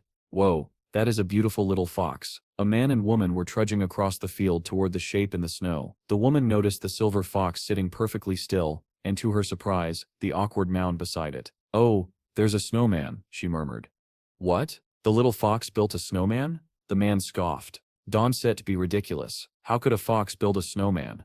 Curiosity pushed them closer. The woman toyed with the idea of touching the creature, but the man grabbed her back. "Careful. That thing might be bait. It could be a trap. Let's just run up there and smack it with our swords." They advanced, unaware that Hansen and the silver fox were already awake and watching them. The man drew out his beast soul sword and charged toward the silver fox, roaring as he swung the blade. But just as the sword descended, it struck nothing. The snowman beside the silver fox suddenly moved. A pale icy hand broke free from the frozen shell. 2 fingers extended. With a simple motion, the hand caught the blade between its middle and index fingers. A crisp click rang through the air, then silence. The sword split cleanly in half. Both the man and woman froze in disbelief before stumbling backward in panic. As they retreated, the snowman began to crumble. From beneath the collapsing snow rose a human figure. The shadow moved like the wind, seizing the silver fox in his arms before darting away. Within 2 seconds, both figure and fox had vanished without leaving even a single footprint behind. "It's a fox fairy," the woman screamed, trembling. "What fox fairy?" the man replied, his face drained of color. That was a human-shaped creature. They hadn't seen Hansen's face clearly, only the silhouette of a man lifting the fox and disappearing into the white wilderness. "Yeah, a fox fairy that turned into a human," the woman insisted stubbornly. No matter how the man tried to reason, she clung to her belief, and truthfully, who could blame them? What kind of human could lie buried beneath the snow like a statue, then awaken and sprint away without leaving a trace? Hidden away in the distance, Hansen frowned. Something about his ice skin skill didn't feel right. The thought dragged him back to the words of Zhu Yang at the exchange event, when he had spoken about another secret technique, Ice Heart. It was said to calm emotions and steady the mind. According to rumor, everyone from the Zhu family had mastered Ice Heart. Yet every member Hansen had ever met from that family was quick-tempered and harsh. That contradiction haunted him. Maybe there's something wrong with their so-called Ice Heart, he thought grimly. If that skill was flawed, then perhaps his ice skin carried the same hidden danger. Uncertain but cautious, Hansen decided to stop practicing ice skin altogether. He turned his focus instead toward the Dong Sutra, determined to master its first tier as quickly as possible, and through it, unlock his first gene lock. Just as Hansen returned to the Black God shelter, Kaizuan came rushing up to him with excitement. "Brother Han, are you free today? Could you teach me how to fight?" "I don't have time," Hansen replied calmly. "I have more important matters to handle." "What kind of big things?" Kaizuan asked, eyes shining with curiosity. "It sets a joint operation," Hansen said casually. "We'll be working with the Starwheel Shelter and Phillips Shelter to take down the Royal Shelter." Kaizu Sifton's eyes widened. "Brother Han really is someone who does great things. Please let me help when the time comes." "If that's what you want," Hansen said with a faint smile, "then I leave the task of securing cooperation with the Starwheel and Phillips Shelters to you." Kaizu Sifton straightened proudly. "I won't disappoint you." Satisfied, Hansen left for the training room to polish his dual blade technique, while his body still felt strong. Later he logged into Skynet, entering the official battlegrounds for the first time in months. This time, there were no flood of invitations or challenges. It seemed people had long assumed he was done fighting. He chose a random matchmaking queue and almost immediately he was paired with an opponent. The moment the other player saw Hansen Sip's ID, his excitement exploded. He sent a message to his group chat. "Guys, I matched with Murderer Coin." Within moments, the arena lobby flooded with spectators. The name Coin spread like wildfire across the channels. "Coin is back. Coincep's about to fight." Hansen sighed quietly. He had hoped for a quiet return, not a spectacle, but by the time the countdown finished, thousands had already gathered to watch. As the match began, his opponent bowed slightly. "Coin, I admire your battle style, but I won't hold back. So'll do my best to defeat you." Hansen gave no response. This was only a virtual fight. There was no need for such formalities. The man's fists shot forward in a blur.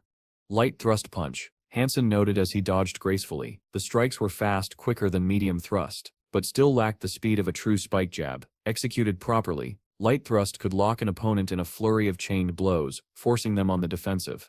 The man grinned. "Got you. That Sip's not light thrust. It's Sip's mechanical fist." Suddenly his movements changed completely. His entire body turned into a living weapon, fists, elbows, knees, even his back and legs attacking from every angle in a relentless mechanical rhythm. Hansen's eyes widened slightly. He hadn't expected to face another elite who could use mechanical fist. It was a notoriously difficult skill, popular, but nearly impossible to master. It required tremendous physical strength and control to move the body like a machine, transforming every limb into a weapon. He remembered a legendary video he once watched, an expert so skilled in mechanical fist that he could defeat an opponent using only his hair. Hansen steadied himself, his lips curving into a faint, dangerous smile. "Interesting. Let's see how strong your machine really is." Earlier, Hansen noticed that his opponent's ID was Dancer. From that name he assumed the man would rely on large flashy moves to fight, but to his surprise, Dancer's style was nothing like that. His movements were strange, yet delicate, almost beautiful in their precision. There was no hesitation in Dancer's rhythm. Every strike flowed into the next. When his fist moved, his elbow followed. When the elbow shifted, the shoulder rolled with it. His entire body moved like a single seamless weapon. Once Dancer got within range, his attacks poured down endlessly, each motion smooth yet deadly. Hansen found himself forced to retreat, narrowly dodging the rapid blows. The assault was relentless, his opponent's rhythm unsettlingly graceful. From the stands, Tang Genlu managed to find a seat, and observed closely. "That mechanical fist of his is impressive," he murmured, nodding in approval. "He sets probably at an expert level in close combat." Beside him, Lin Fang replied with curiosity, "Is it really that strong?" Tang Genlu nodded. "At close range, it can be troublesome indeed." Lin Fang smiled faintly. "If you call it troubling, then it must be powerful. But I wonder how Golden Coin will escape this. He can just keep dodging forever." It wasn't just Lin Fang and Tang Genlu watching. The arena was packed. Word had spread quickly, and even the well-known Yadonglu came to witness the fight. He sat silently in the stands, eyes fixed on the battlefield, not blinking even once. Cayenne Heejin and several members from the Ares Martial Hall had also come, drawn by a rumor that Golden Coin was about to use Heavenly Go, a secret technique of their own hall. Few ever learned that skill, so naturally, they wanted to see it for themselves. Cayenne Hoon even invited the Queen to attend, but she declined, uninterested in such matches. Ever since Golden Coin's last appearance in the arena, people had speculated that he must be from the Ares Martial Hall. After all, how else could he have mastered Heavenly Go? Meanwhile, Dancer's barrage of strikes continued. His attacks were ferocious, yet something felt off. The audience slowly realized that despite the relentless offense, Dancer wasn't gaining ground. Bit by bit, it was he who was being pushed back. How is that possible? Someone in the crowd exclaimed. Golden Coin hasn't sit even attacked. Another voice shouted, even without striking, he dominates. He steps too strong. The ordinary spectators were stunned, while the experts wore uneasy expressions. Who is this guy? One of them muttered. Kyan frowned deeply. He suspected Golden Coin was deliberately mocking the Ares martial hall by toying with their techniques. In the arena, Dancer's confidence began to crumble. He had attacked endlessly but couldn't even brush his opponent's sleeve. Worse yet, he felt trapped. The space around him was shrinking with every step. Golden Coin hadn't thrown a single punch, yet every dodge, every movement, carried a quiet pressure that forced Dancer to adjust. No, if I keep attacking like this, he'll counter me easily, Dancer thought in panic. His instincts screamed at him to stop. Golden Coin's silent presence alone was oppressive. Every step, every shift of weight, exuding deadly intent. Then, suddenly Dancer's back touched the cold wall of the arena. He froze. Golden Coin moved. In a single, perfect motion, he threw a punch straight at Dancer's exposed weak point. The impact was decisive. Dancer collapsed instantly, dead before he even hit the ground. The crowd erupted. He killed him with one punch. Golden Coin really is Golden Coin. The level difference was beyond imagination. Dancer never stood a chance. Excited murmurs spread through the spectators, and many rushed to matchmaking, hoping for their own shot at facing Golden Coin. Try it. See if you can fight him, someone shouted. Tang Zhenlu joined the matchmaking queue too. So did Idongo, along with Kyanhun and the Ares Martial Hall members. Hansen, still calm after his victory, accepted another match. He thought there was no harm in continuing. It was a good warm-up. When Tang Zhenlu saw who had been paired against Golden Coin next, his eyes widened, and then he laughed. Well, would you look at that, he said. Fate has a funny sense of humor. Of all people, he sets the next one. The name flashed on the screen, Idongo. Spectators gasped in shock. They stare fighting again? No way. After all these years? Those who had witnessed their legendary last battle began shouting in excitement. The newcomers, upon hearing the story, were just as thrilled. The arena buzzed with anticipation. The rematch between Golden Coin and Idongo was about to begin. Fong Mingquin, upon hearing the news, rushed to witness the battle in person, his live stream already buzzing with anticipation. His voice trembled with excitement as he shouted into the mic. Oh my god, what am I seeing right now? It's Idongo. After all these years, could this finally be the revenge match we've all been waiting for? The audience watching the stream exploded with reactions. Idongo had chosen not to hide behind a face blur, letting everyone see his cold, proud expression. His striking looks only added to the tension in the air. He seps so handsome, one woman whispered dreamily. It seps like a scene straight out of Hamlet. I hope Idongo gets his revenge this time. Another woman, her face flushed, added, he seps the man of my dreams. Before he gets his revenge, I want him to have a child with me. Move aside, he's mine, another yelled, half joking, half serious. Soon, the women were practically drooling over Idongo's looks, their infatuation filling the comment section. The sight made the single men furious, and they quickly rallied behind Golden Coin. You women know nothing, one man typed angrily. Power matters more than looks. Exactly, Golden Coin once killed Idongo with a single blow. Today will be no different. Yeah, look at him, dressed in black, simple, strong, that sips what a real man looks like. He's indestructible. Our Golden Coin can't be spent, another shouted. But then, unexpectedly, a man-sit's voice echoed through the chat. Golden Coin, let me be the one to have your children. As Hansen overheard the chaotic commentary during the countdown, a strange unease crept up his spine. Why are all the pretty girls supporting Idongo, and all the rough guys supporting me? The thought made him shiver, especially when a few male voices cooed flirtatiously about making babies with him. On the live broadcast, Fong Mingquin, serving as chief commentator, smiled at the camera. It seems no one has forgotten their legendary fight. The young men who witnessed it years ago are now the top evolvers of our time. That battle became part of the battleground's history, something that can never be erased. Personally, I support the almighty Golden Coin, but I do hope Idongo performs better this time. I'd hate to see him fall like a tragic prince once more. Someone in the chat immediately called him out. Brother Quan, that sip's not fair. If you such are a Golden Coin fan, how can you say something for Idongo? Laughing awkwardly, Fong Mingquin raised his hands defensively. What can I say? Too many women are supporting Idongo. If I don't instead sound fair, they said all turn against me, and I said rather not stay single forever. As the countdown hit 0, the arena lights dimmed. Hansen, Golden Coin, stepped forward. Idongo stood opposite him. Neither moved. They simply faced each other in silence, the air thick with tension. After a long moment, Idongo finally spoke. "If I win, tell me who you are."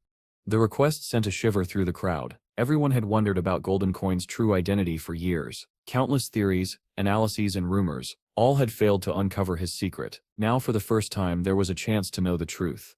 The audience collectively held its breath as Hansen answered calmly, "Okay." That single word hit like thunder. The stands erupted into wild cheers. "Idongo, I support you," someone screamed. "Take him down. Finish Golden Coin." But Hansen raised his voice, cutting through the noise. "I have a counter-proposal, if I win." The crowd quieted instantly. Confident as ever, Hansen continued, "If you lose, this will be our final fight." The words hung heavy in the air. Idongo, unaware that Hansen and Golden Coin were one and the same, had grown to respect him deeply in their years of training together. Now, hearing this challenge from his old friend cloaked as his rival, Hansen felt a pang of guilt. He didn't want to keep deceiving Idongo, but this was the only way to bring closure. Idongo stared at him for a long time, expression unreadable. Then he nodded once. "Okay." The crowd went silent again. Everyone understood what that meant. If Idongo lost now, the long-standing rivalry between these two legends would end forever. The women who had been cheering for Idongo could only watch, hands trembling, too nervous to speak. Slowly, Idongo drew his daggers, two slender blades that gleamed under the arena lights.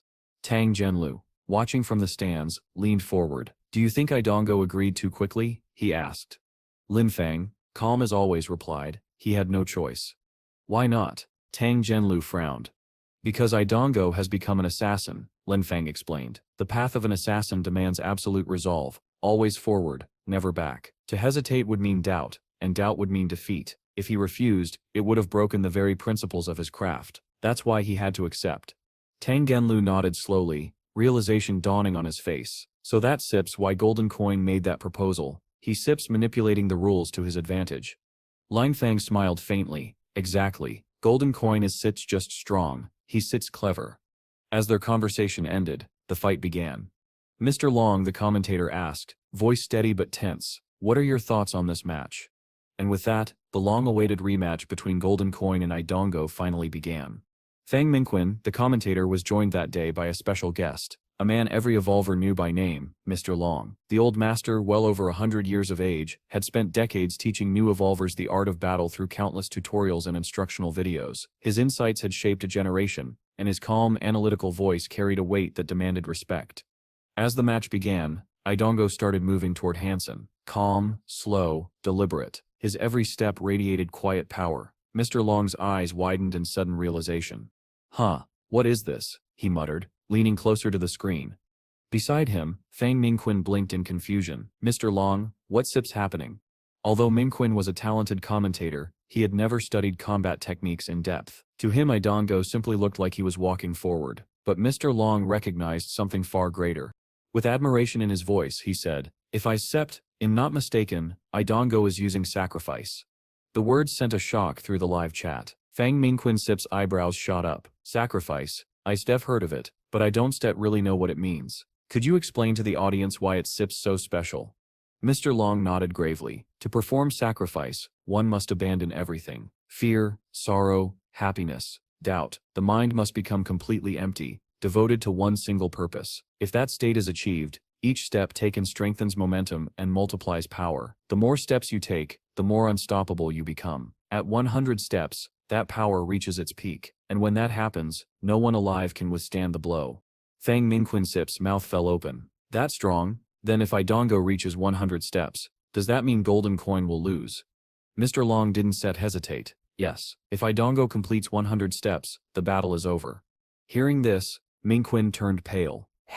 That makes sense. Look at him. His presence, it's growing stronger by the second. Even I can feel it through the screen. My heart's trembling. Is sacrifice really that powerful? Oh no. Golden Coin doesn't know what he's up against. He needs to attack now, before Idongo's power grows any further." But Mr. Long shook his head slowly. "No, it's not that simple. Deciding to die for a cause is easy. Actually going through with that sacrifice is not. To maintain sacrifice, one must keep absolute focus from start to finish. The longer the walk, the harder it becomes to hold that mental clarity. If his faith wavers even slightly, his momentum collapses. It's like a battlefield. The charge starts strong, But when fear creeps in, the army falters. The highest sacrifice I've ever witnessed reached 100 steps. Beyond that, the energy begins to decay. Fang Mingquin swallowed hard. Then, the question is, how many steps can Idongo take before his momentum fades? By now viewers around the world had begun counting each of Idongo's steps aloud. 10, 20, 30. The chat scrolled like a living heartbeat. They estimated the distance between Idungo and Hansen, about 50 steps. If Hansen didn't move soon, Idungo would reach him just as his momentum peaked. By the 30th step, Idongo's aura had transformed completely. His presence was terrifying. It was as if a divine spirit had descended into his body. Every step radiated more light, his figure glowing with a pale, sacred brilliance that made even the spectators' hearts quiver. "He's gonna strike soon," Mingquin shouted. The arena fell silent. Everyone held their breath. The air trembled under Idungo's growing energy. At 2 steps away, Hansen finally moved, but instead of charging forward, he stepped back, calm, precise, deliberate. His retreat looked almost mechanical, but his eyes were still sharp, his posture composed. Now, only 1 step separated them. "Beautiful," Mr. Long said suddenly, a rare smile forming on his aged face. "Golden coin is a clever one. That was the perfect choice." Mingquin turned to him, confused. "Retreating? How is that clever?" Mr. Long's excitement grew as he explained. "Earlier, I said sacrifice thrives on momentum. When momentum peaks, it begins to decay. Idongo has already taken 53 steps. His power is immense right now, yes, but also unstable. If Golden Coin fought him head-on at this point, he'd be crushed. By stepping back, he's buying time, waiting for Idongo's focus to falter. Once sacrifice weakens, that will be his moment to strike." The realization rippled through the audience. "So you're saying, Idongo must catch Golden Coin before his 100th step?" Fang Mingquin asked. Mr. Long nodded. "Exactly. If Idongo catches him with 100 steps of momentum, the hit will be catastrophic, unavoidable, unstoppable. But if he fails to close the distance by then, Golden Coin wins. It sits as simple as that." The viewers were silent now. No one dared to blink. In the arena, the chase continued. Step by step, Idongo closed the gap. 60, 70, 80.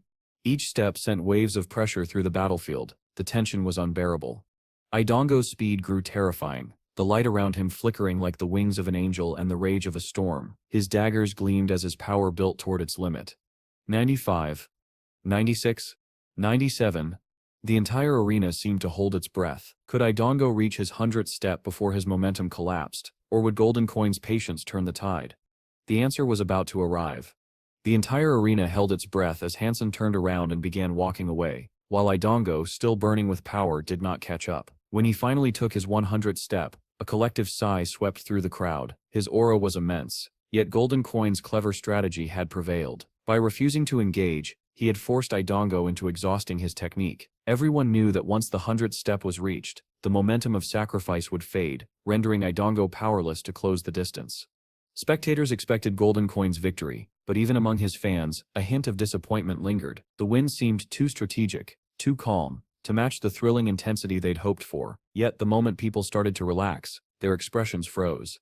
Idongo's momentum did not fade. It was still growing, wildly, impossibly. His body blazed with divine light, and each step shook the ground. 110, 115, 120. The commentators could barely keep up. "Oh my days, it's still increasing. 120 steps of sacrifice? Impossible." The crowd was on fire. Idongo's pursuit had transcended human limits. His every stride split the air, his body crackling with thunder as he hunted Hansen like a wrathful god of lightning. The sound of his movement echoed like storms across the arena. 150. At that point, Idongo was no longer a man. He was a force of nature. His hair whipped violently in the storm he himself created. The sheer energy radiating from his body seemed capable of tearing space apart, and then suddenly Hansen stopped. After all that running, he stood still, solid and unmoving, like a mountain refusing to yield to the ocean's rage. Idongo's voice bellowed through the chaos. "Kill." In that instant, he lunged forward, every muscle and fiber of his being devoted to one perfect strike. His daggers flashed faster than wind itself. The blade's movement was so swift that even the cameras could not track it. Though everyone knew the attack was coming, when it finally happened, they couldn't even see it. Only feel it. A collective gasp rippled through the audience. Then came silence. The next instant, the strike landed. The power of 150 steps, an unstoppable divine force was unleashed. The air itself trembled. No one believed Hansen could survive something like that. Yet Hansen did not even move. He brought his palms together, as calmly as a meditating monk, eyes soft and serene. He didn't even glance at the incoming blade. The audience's hearts broke from the tension. Clang. The roaring wind stopped. The thunder ceased. The final unstoppable strike of sacrifice, the culmination of Idongo's madness, was caught between Hansen's bare hands. Time froze. The storm disappeared as though it had never existed. The entire arena fell into a deathly silence. Every face was pale, every mouth open. The moment felt unreal, like reality itself had been suspended. A force capable of splitting the heavens had been stopped, effortlessly, silently, by a single man's hands. Even the comparison to a truck going at full speed didn't do it justice. If such a vehicle had struck a wall, both would have shattered. But here, there was no explosion, no destruction, just stillness. Hansen slowly loosened his grip, took the dagger from Idongo's trembling hands, and returned it to him. His voice was calm, sincere, almost sacred. I accept the passion behind this strike. This life, this world, this sky, this earth. Your devotion has reached them all. Idongo's body quivered, his expression twisted with emotion. Taking the dagger back, he looked at Hansen with a mix of awe, defeat, and respect. The fight did not continue. Hansen quietly logged out of the virtual platform. Idongo remained standing, motionless, the storm inside him finally gone. Though no winner was formally declared, everyone watching knew the truth. In that silence, unspoken but undeniable, Hansen had won. Fong Ninquin exhaled deeply, his voice heavy with emotion. This battle decided life and death, he said softly. But now, they part as strangers. Two legends fought today, and this is a duel we may never witness again. His words cast a quiet melancholy over everyone who heard them. Because of the agreement between Golden Coin and Yidong Mu, the two would never face each other again. This was their final match, a once-in-a-lifetime encounter etched forever into history. Almost everyone who had watched it replayed the fight again and again, yet no matter how many times they saw it, they could never get enough. Each viewing only deepened their fascination. What a pity, someone murmured. Yidong Mu's passion in that strike. I want to see it again. I accept give 10 years of my life to watch those two fight once more. Another voice trembled. Golden Coin was too cruel. He robbed Yidong Mu of his very soul. Back in his office, Fong Minquin sat in silence. The footage needed no editing, no enhancements, only a title, and words worthy of what had transpired. But this article wouldn't be about Golden Coin. It would be dedicated to Yidong Mu, the Assassin King. He typed the headline with solemn respect. This life, this world, this sky, this earth, and this single strike. It was a tribute to the fighter who, despite defeat, had shown the purest form of passion and resolve. In the days that followed, discussions of Golden Coin faded. The spotlight belonged to Yidong Mu. Even though he hadn't won, the intensity of his spirit, that burning, selfless devotion in his final strike, captured the hearts of millions. It earned him the title that would echo forever, Assassin King. As for Golden Coin, his legend had reached such divine heights that he became untouchable, distant. Watching Golden Coin fight is boring now, some fans joked. I still rather see Hansen battle Yidong Mu again. Two assassins, now that would be something. In another corner of the world, Kang Xianlu sat on his couch, replaying the legendary battle on his screen, the glow of the recording reflected in his eyes. A duel between two assassins would be too fatal, Lin Fang murmured beside him. That's exactly why it would be exciting, Kang replied with a grin. But Lin Fang shook his head. They have no grudge. The chance of them fighting again is almost zero. It's a shame. Their conversation faded, yet destiny had other plans. Inside a snowy shelter, Hansen and Yidong Mu stood barely a meter apart. The silence between them was heavy, not of rivalry, but of respect. And Seppen going to hunt the red-scale dragon, Yidong Mu said suddenly, are you coming? That's too dangerous, Hansen replied, blinking. The red-scale dragon was a sacred blood creature of terrifying strength. Even for two elite evolvers like them, taking it down would be nearly impossible. It's dangerous, Yidong Mu said again, his tone steady. That's why I spine going. Without another word he turned toward the mountains. Hansen hesitated for a moment, then followed quietly. He could feel Yidong Mu's spirit, still burning, still defiant, but wounded. They climbed through icy terrain, slaying beasts along the way. Each time Yidong Mu struck, it was clean, lethal, and filled with frustration. Watching him, Hansen couldn't help but think, maybe it would have been kinder to lose that match. But the truth was clear. If not for the long months of sparring with Yidong Mu, Hansen would never have mastered the wind strike well enough to block his final attack. Still, that realization didn't sit well with him. It made him feel strangely ashamed. At last they reached the snowy peak, and there, curled in the snow like a sleeping giant, lay the creature they sought. It resembled a tyrannosaurus, its scales glinting red like molten steel. Mu had named it the Red Scale Dragon, having faced it twice before and failed to kill it both times. But this time was different. His eyes burned with unshakable resolve. With a roar, he summoned his twin beast soul daggers and charged down the slope, shouting like a berserker. Hansen groaned. "You stir an assassin. What are you doing screaming like a warrior?" Still, he drew his Silver Eye Snake King sword and the ancient mascot blade, flanking the dragon from the opposite side as it stirred awake. Their blades flashed in unison, striking the beast's scarlet scales, but the attacks left only shallow marks. The creature roared, shaking snow from the mountain, and lunged forward with terrifying speed. It was like a living tank, charging up and down the slope with unstoppable momentum. Hansen and Mu could only dodge again and again, their attacks barely scratching its hide. "Draw its attention," Mu shouted over the roar. "Why don't you draw its attention?" Hansen snapped back, exasperated, even as the monstrous dragon bore down upon them both. Hansen's frustration was clear, yet he pressed on, gripping his twin blades tightly as he slashed at the red scale dragon's legs. His strikes drew the beast's attention, and soon enough its wrath was solely focused on him. With its aggro capped, the dragon roared and began a relentless chase, forcing Hansen to sprint desperately across the rugged mountainside. Seizing the moment, Mu found the perfect opening. Leaping high, he landed squarely on the creature's head and drove his blade into its neck, the only place unprotected by thick armored scales. The red scale dragon let out a thunderous roar of pain. It shook its head violently, flinging Mu off and sending him crashing into the snow below. Then, something terrifying happened. The dragon's scales ignited in crimson flames, their glow intensifying until they transformed into crystalline armor. "Holy smokes! It's going berserk!" Hansen shouted, already sprinting away. Mu's mood was foul, but he wasn't foolish enough to stay. He turned and bolted after Hansen as fast as his legs could carry him. Behind them, the enraged red-scale dragon gave chase, tearing across mountains and valleys for over 100 miles before they finally lost it. By the time they stopped, both men's legs felt as though they might snap. They collapsed into the snow, gasping for air. After a moment, Mu spoke between breaths. "You start going to attack the royal shelter, aren't you?" "Yes," Hansen replied, glancing at him. Mu gave a slight nod. "Then be careful of Kaisoan," he warned, standing up and turning to leave. Hansen remained seated in the snow, watching him go. Quietly he muttered, "I don't know if Kaisoan has convinced Linglin and Philip to join me yet, but I have to take down that royal shelter as soon as possible." Despite Mu's warning, Hansen wasn't worried. With the silver fox by his side, no evolver on the ice fields could truly harm him. Against that creature's terrifying power, no conspiracy could stand. As he rose to his feet, a flicker of movement ahead caught his eye. Hansen froze, narrowing his gaze toward the snow. A moment later, a large white turtle emerged from beneath the powdery surface. It moved cautiously, poking its head around as if searching for something.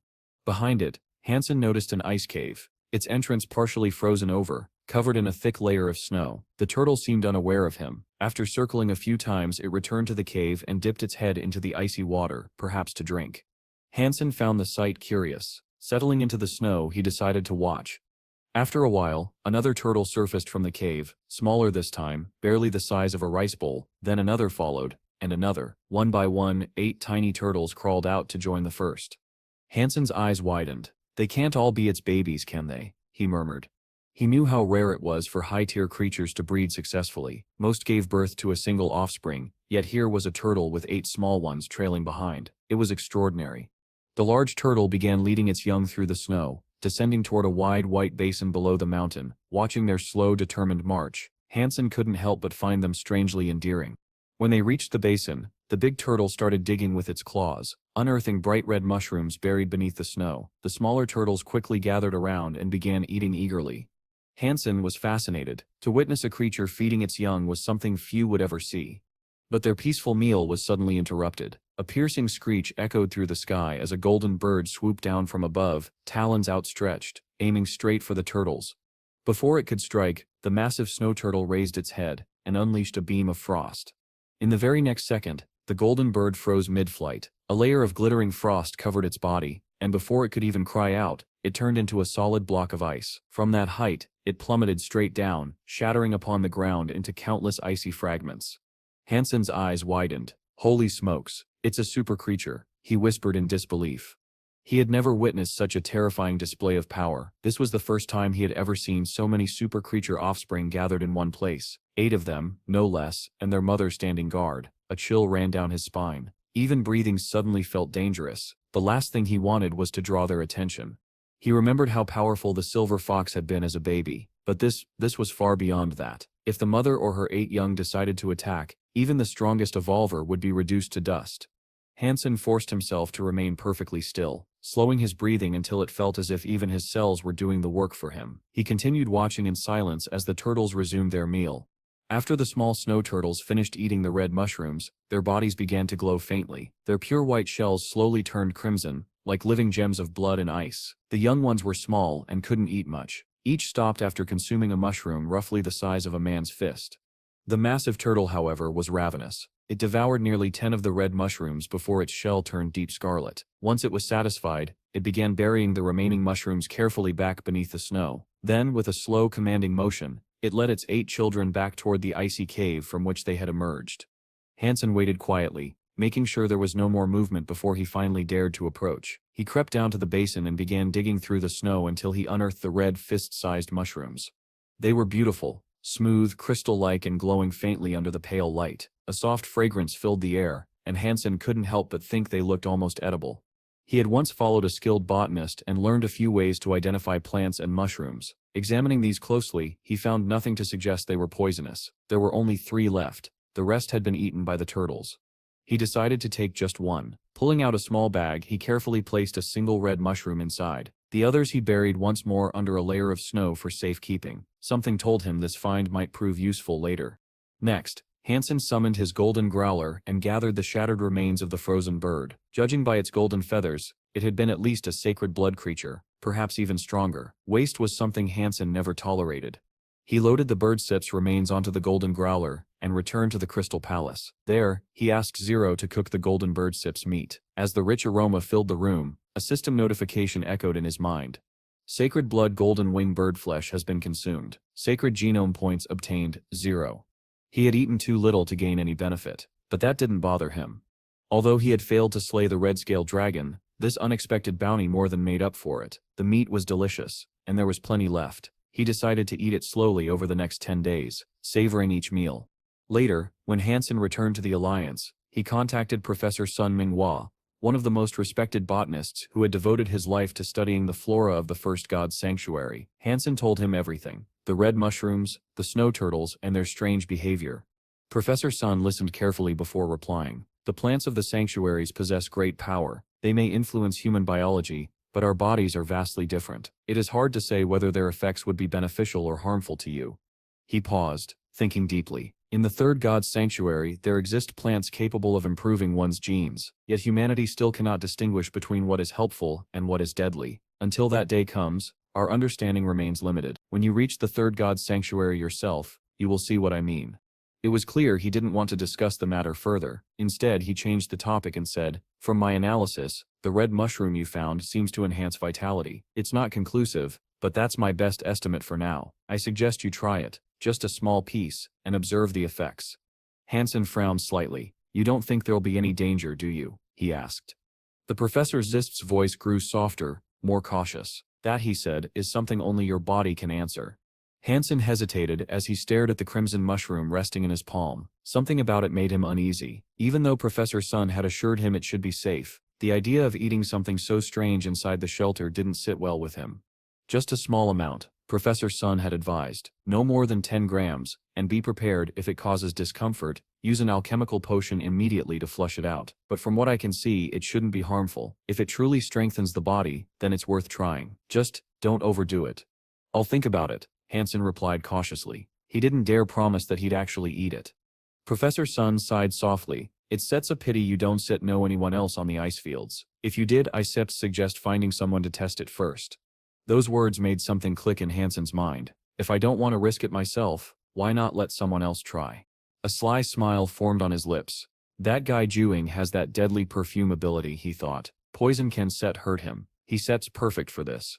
Decision made, Hansen prepared an elaborate dinner, setting out a few different dishes, one of which secretly contained the mysterious red mushroom. When everything was ready, he sent for Juing. "Come, Brother Ju, Hansen greeted him warmly, pulling out a chair. Tonight we drink.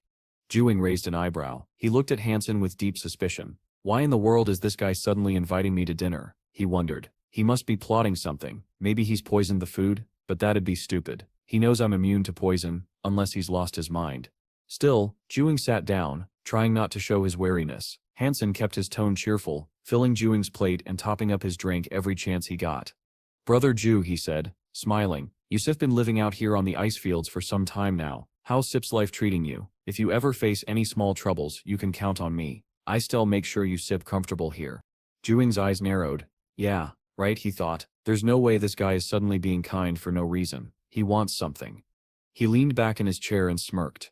All right, Brother Han. Enough pretending. If there's something you need, just say it. Hansen smiled innocently. Actually, yes. I found a few mushrooms out on the ice fields. I stepped like you to test them, see if they steer poisonous or not. With your deadly perfume, you steer immune, right? Juing's jaw dropped. You want me to risk my life for just 10,000? He asked incredulously.